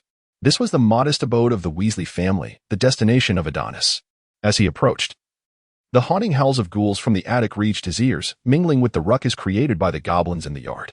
They seemed to disdain the tranquil atmosphere surrounding the dwelling, determined to create a cacophony. It seemed Adonis had arrived a tad early, from a distance. It appeared that only Aunt Molly had risen, bustling about in the kitchen. Upon pushing open the gate to the yard, the bell attached to the door chimed. Mrs. Weasley, hearing the sound, peered through the kitchen window and spotted Adonis at the entrance, greeting him warmly. "Oh, good morning, dear." "Good morning, Aunt Molly," Adonis replied as he stepped into the humble home, keenly observing the decor within. The wall clock was unlike any ordinary timepiece. It did not indicate the hour, but rather displayed the whereabouts and statuses of each member of the Weasley family. 9 hands adorned the clock, each terminating in a visage of a family member. Where numbers would typically be found, there were inscriptions detailing various locations or states: home, school, work, on the way, missing, hospital, prison, and in mortal danger. Currently, apart from Mrs. Weasley's visage pointing towards the kitchen, the others overlapped, suggesting they were still in their rooms. The Weasley living room was a cozy space, furnished with a sofa and several chairs, a grand fireplace, and a large wooden radio, though some aspects appeared quite worn. The warmth of home permeated every corner. "Have you had breakfast, Adonis? Would you like to join us?" came the voice of Mr. Weasley from the side, accompanied by the sound of polished shoes echoing against the wooden stairs and the creaking of the floorboards. "Good morning, Molly," Mr. Weasley called from the staircase. Mrs. Weasley responded affectionately, and as Mr. Weasley's figure appeared in the living room, Adonis greeted him enthusiastically. "Good morning, Uncle Arthur." "Oh, good morning, Adonis. Welcome, welcome," Mr. Weasley replied, giving Adonis a friendly pat on the shoulder before guiding him to the dining table with a beaming smile. "You've arrived just in time. Your Aunt Molly's culinary skills are truly exceptional. You must try them." Hearing her husband's praise, Mrs. Weasley's cheeks flushed slightly as she playfully swatted his arm and continued preparing breakfast. Noticing the time, Mr. Weasley called up the stairs, "Children, it's time to get up for breakfast. And don't forget, your friend is here today." Shortly thereafter, a cacophony of chaos erupted from upstairs. "George, don't hog the bathroom. Ron, that's Fred. Stop dumping everything on my head, and you ought to learn some respect for your elder brother. Percy, pass me the towel." At this, the 3 individuals seated at the dining table could not help but burst into laughter. "Good morning, George and Ron," Adonis greeted, spotting Ron and George, who had swiftly resolved the morning skirmish. "Wow, how did you know I was George? Even Mum can't tell us apart." George, taken aback, remarked, "You're still wearing the ear cuff I gifted you." Ron approached Adonis, performing some ambiguous gestures, to which Adonis responded with a hint of acknowledgement. The last to arrive was Ginny, who appeared somewhat astonished upon seeing Adonis. She approached him to inquire about Vina, as the two had been exchanging letters frequently during this period. Their delightful conversation, however, left our poor Sheila in a state of distress, having lost considerable weight from the ordeal, and now, upon seeing Vina, she would dart around in a frenzy. The day spent at the Weasley residence was notably fulfilling. After breakfast, Ron whisked everyone outside, where they engaged in a spirited contest to manage the mischief-making goblins in the yard. In this playful venture, they temporarily abandoned their wizarding identities, running about the garden. Ron managed to capture a goblin attempting to burrow away, seizing its exposed, wiggling little legs and yanking it from the earth with a satisfying pop. Just as Adonis pondered how Ron intended to deal with the goblin, Ron had already made his choice. Gripping the goblin's short legs, he began to spin in place. As he sensed the moment was right, he released his hold, sending the goblin soaring out of the yard. The poor creature suffered such unfair treatment at Ron's hands, yet Ron was not faring much better after several spins. He lost his balance and tumbled to the ground, stars dancing before his eyes, eliciting hearty laughter from George and Fred. Around midday, Adonis approached Mr. Weasley with the proposal of teaching the use of firearms, to which Mr. Weasley readily acquiesced. Outside his humble abode, Adonis sought a level patch of ground, employing transfiguration to transform several rocks into stone platforms of varying heights. He then retrieved a few glass bottles from his satchel and placed them atop the stone surfaces. At that moment, Mr. Weasley emerged from his home, having unearthed a concealed gun case. Upon witnessing his father extract the Muggle artifact previously retrieved from Adonis's residence, George and the others extinguished their playful spirits and joined Mr. Weasley at the clearing, with Ginny trailing behind out of curiosity. With the gun case in hand, Adonis commenced a discourse on the fundamentals of firearms, elucidating the safety switch, shooting techniques, and essential precautions. Subsequently, he opened the case to reveal the M1911 pistol. Having previously cautioned Mrs. Weasley about the dangers of such a weapon, this marked the first occasion that Mr. Weasley laid eyes on the firearm. Its silver body gleaming softly under the sun, while the mahogany grip added a layer of elegance to its overall appearance. Adonis proceeded to demonstrate the loading of the weapon, disengaging the safety before affixing live ammunition, inviting Mr. Weasley to attempt a shot. Following Adonis's instructions, Mr. Weasley gripped the gun with both hands, aimed at the distant glass bottle, and squeezed the trigger. A thunderous crack shattered the surrounding stillness, startling a flock of birds nearby. Ron and George stood in stunned silence, their mouths agape as they witnessed the bottle shatter in an instant. The visceral power of the firearm instilled in Mr. Weasley a profound respect for it. Fred, in a moment of reckless bravado, inquired of Adonis whether he could procure another for his collection, only to be swiftly reprimanded by Mr. Weasley, receiving a sharp reprimand in return. Had it not been for Mrs. Weasley reminding them of the impending lunch, Fred might have found himself on the receiving end of his father's formidable paternal affection. After sharing a meal with the Weasley family, Adonis noted the passage of time and gracefully expressed his intention to take his leave, despite Mrs. Weasley's earnest desire to extend his stay for a few more days. Adonis had a prior engagement with Dumbledore that necessitated his departure, prompting him to politely decline her generous invitation. Adonis stepped into the courtyard and, once he stood still, cried out to the sky, invoking Mia. In an instant, a familiar blaze enveloped him. How astonishing! Ron exclaimed, feeling as though his jaw had dropped in awe. Meanwhile, in the headmaster's office, Dumbledore, who was amusing Fawkes, felt a familiar surge of magical energy and turned to see Adonis's figure suddenly materialize beside the sofa. Is everything prepared? We only lack the potion now. I must visit the room of requirement, Adonis declared before hastily exiting the office. When Adonis next set foot on solid ground, both he and Dumbledore found themselves within the British Ministry of Magic. Returning here after many years, it seemed that time had not altered the ministry's appearance significantly. It remained as it always had been. Before Adonis could take a closer look, Dumbledore had already made his way towards the Department of Magical Transportation to secure their international flu network licenses. One cannot underestimate the advantages of fame and power. Adonis had barely settled into his seat when a figure cordially approached Dumbledore, seemingly the head of the department. This director wore a sycophantic smile as he enthusiastically grasped Dumbledore's hand, leaving Adonis feeling a shiver run down his spine. Fortunately, under the director's personal supervision, the approval process proceeded smoothly. Had it slowed any further, Dumbledore might have been encircled by ministry officials before his line of sight was obscured by the flickering flames of the fireplace. Adonis caught a glimpse of a plump figure being surrounded by a throng of admirers at the distant staircase. Upon stepping out of the fireplace at the French Ministry of Magic, Dumbledore seemed to encounter an acquaintance. Adonis, allow me to introduce you to Damocles Belby, the renowned potion master. Greetings, Mr. Belby. I am Adonis Landon. Adonis responded promptly, bowing slightly in respect. Damocles was momentarily taken aback as to why Dumbledore would make a point of introducing him to a seemingly novice student. Perhaps this young lad possessed remarkable talent? Nevertheless, Damocles did not dwell on it for long and, after conversing with Dumbledore for a brief period, excused himself. I have heard that Damocles is currently researching a potion aimed at alleviating the plight of half-blood werewolves, Dumbledore whispered. Half-blood werewolves are wizards who, under involuntary circumstances, are bitten or scratched by pure-blood werewolves and subsequently transformed. Compared to their pure-blood counterparts, they are more closely aligned with wizards. Yet their inability to control the bloodthirst that accompanies their transformations places them in a dire situation. Should Damocles succeed in developing this potion, his reputation within the wizarding community would soar to unprecedented heights, albeit accompanied by the peril of being hunted by pureblood werewolves.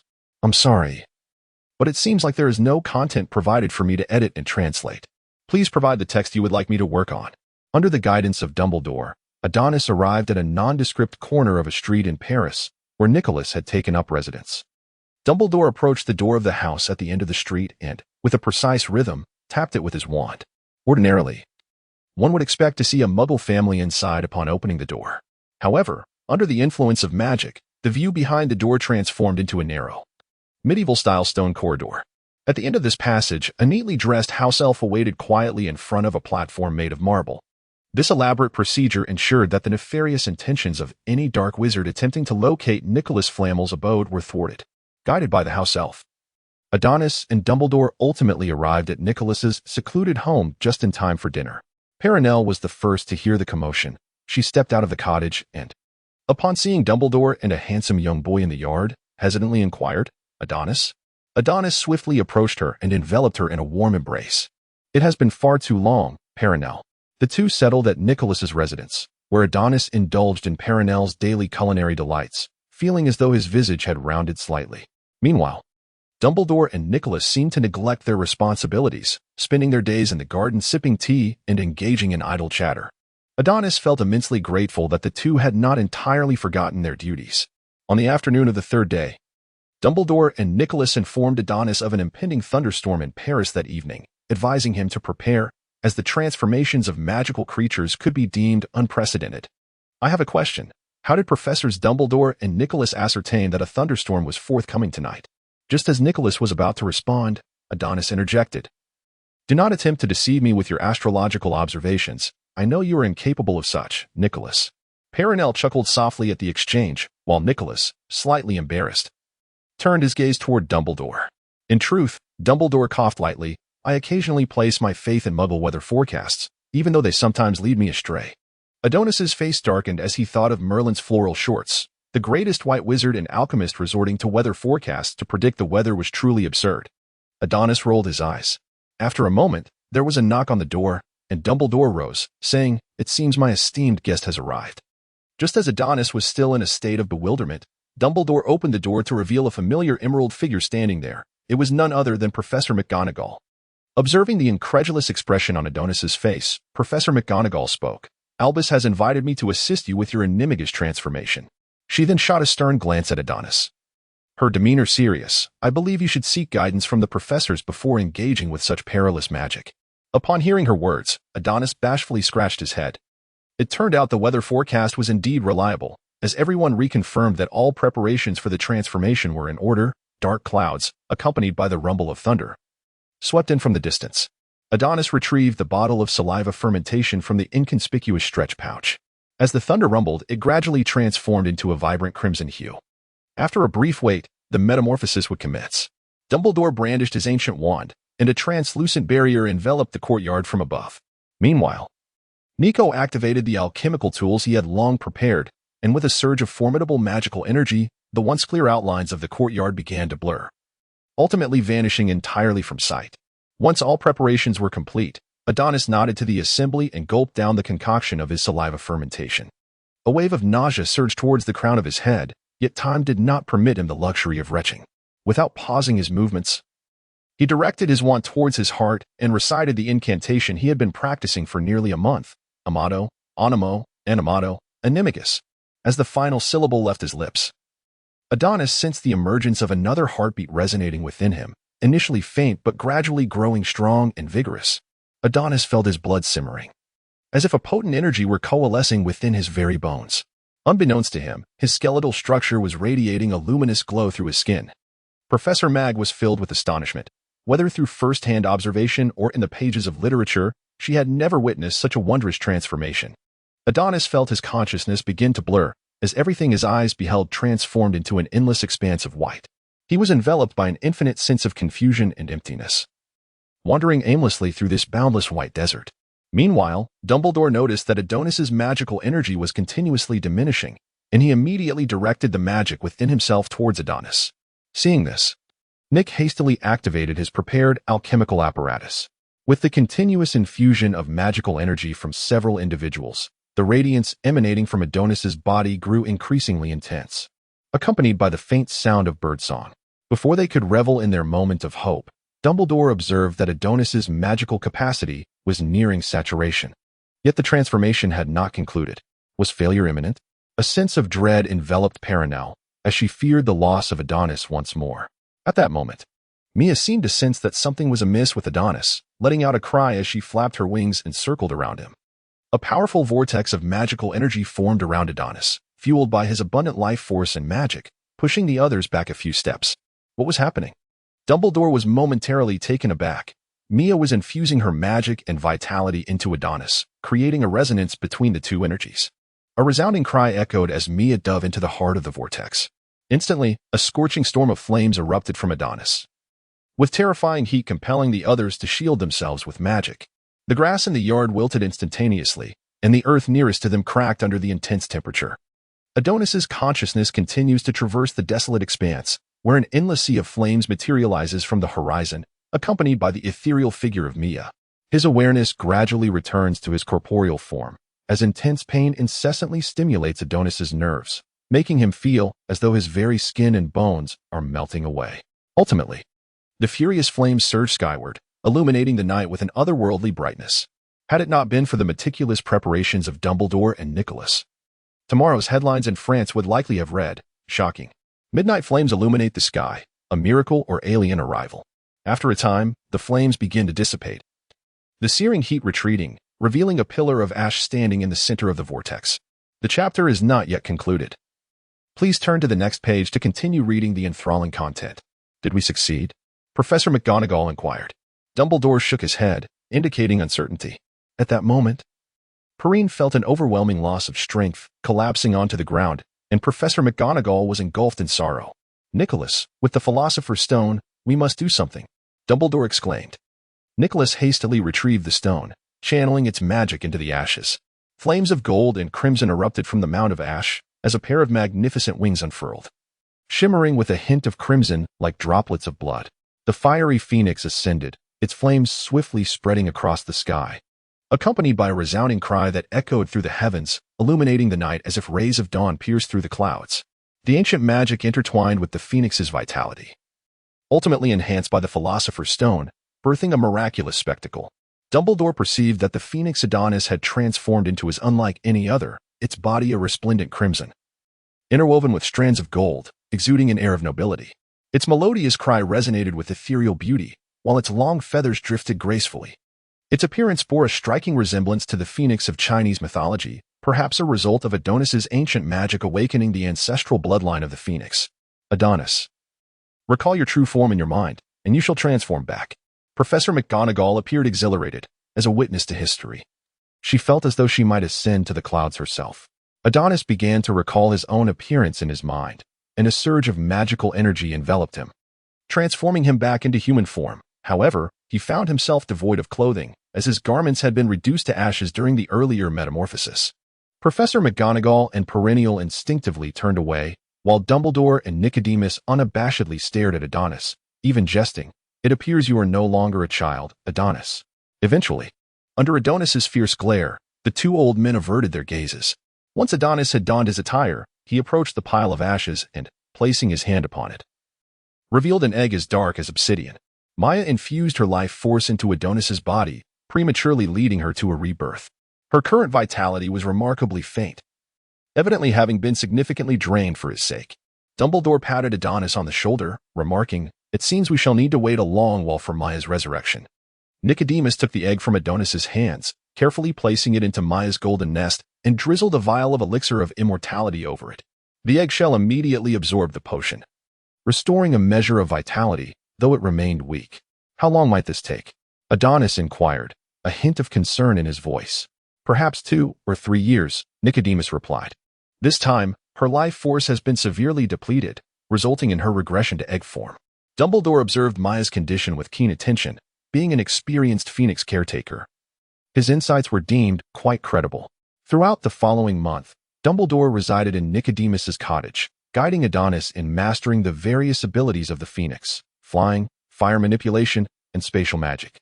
After this period of rigorous training, Adonis had attained the capability to maintain human form while utilizing the Phoenix's powers for medium to long-range teleportation. Concurrently, Adonis sensed his command over fire magic becoming increasingly adept.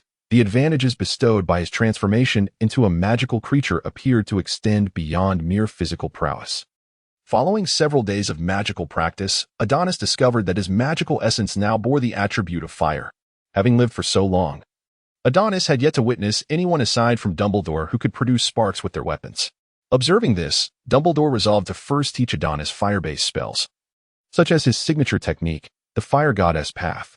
While training progressed vigorously, Nicodemus was also busy preparing to publicly announce Adonis as his apprentice.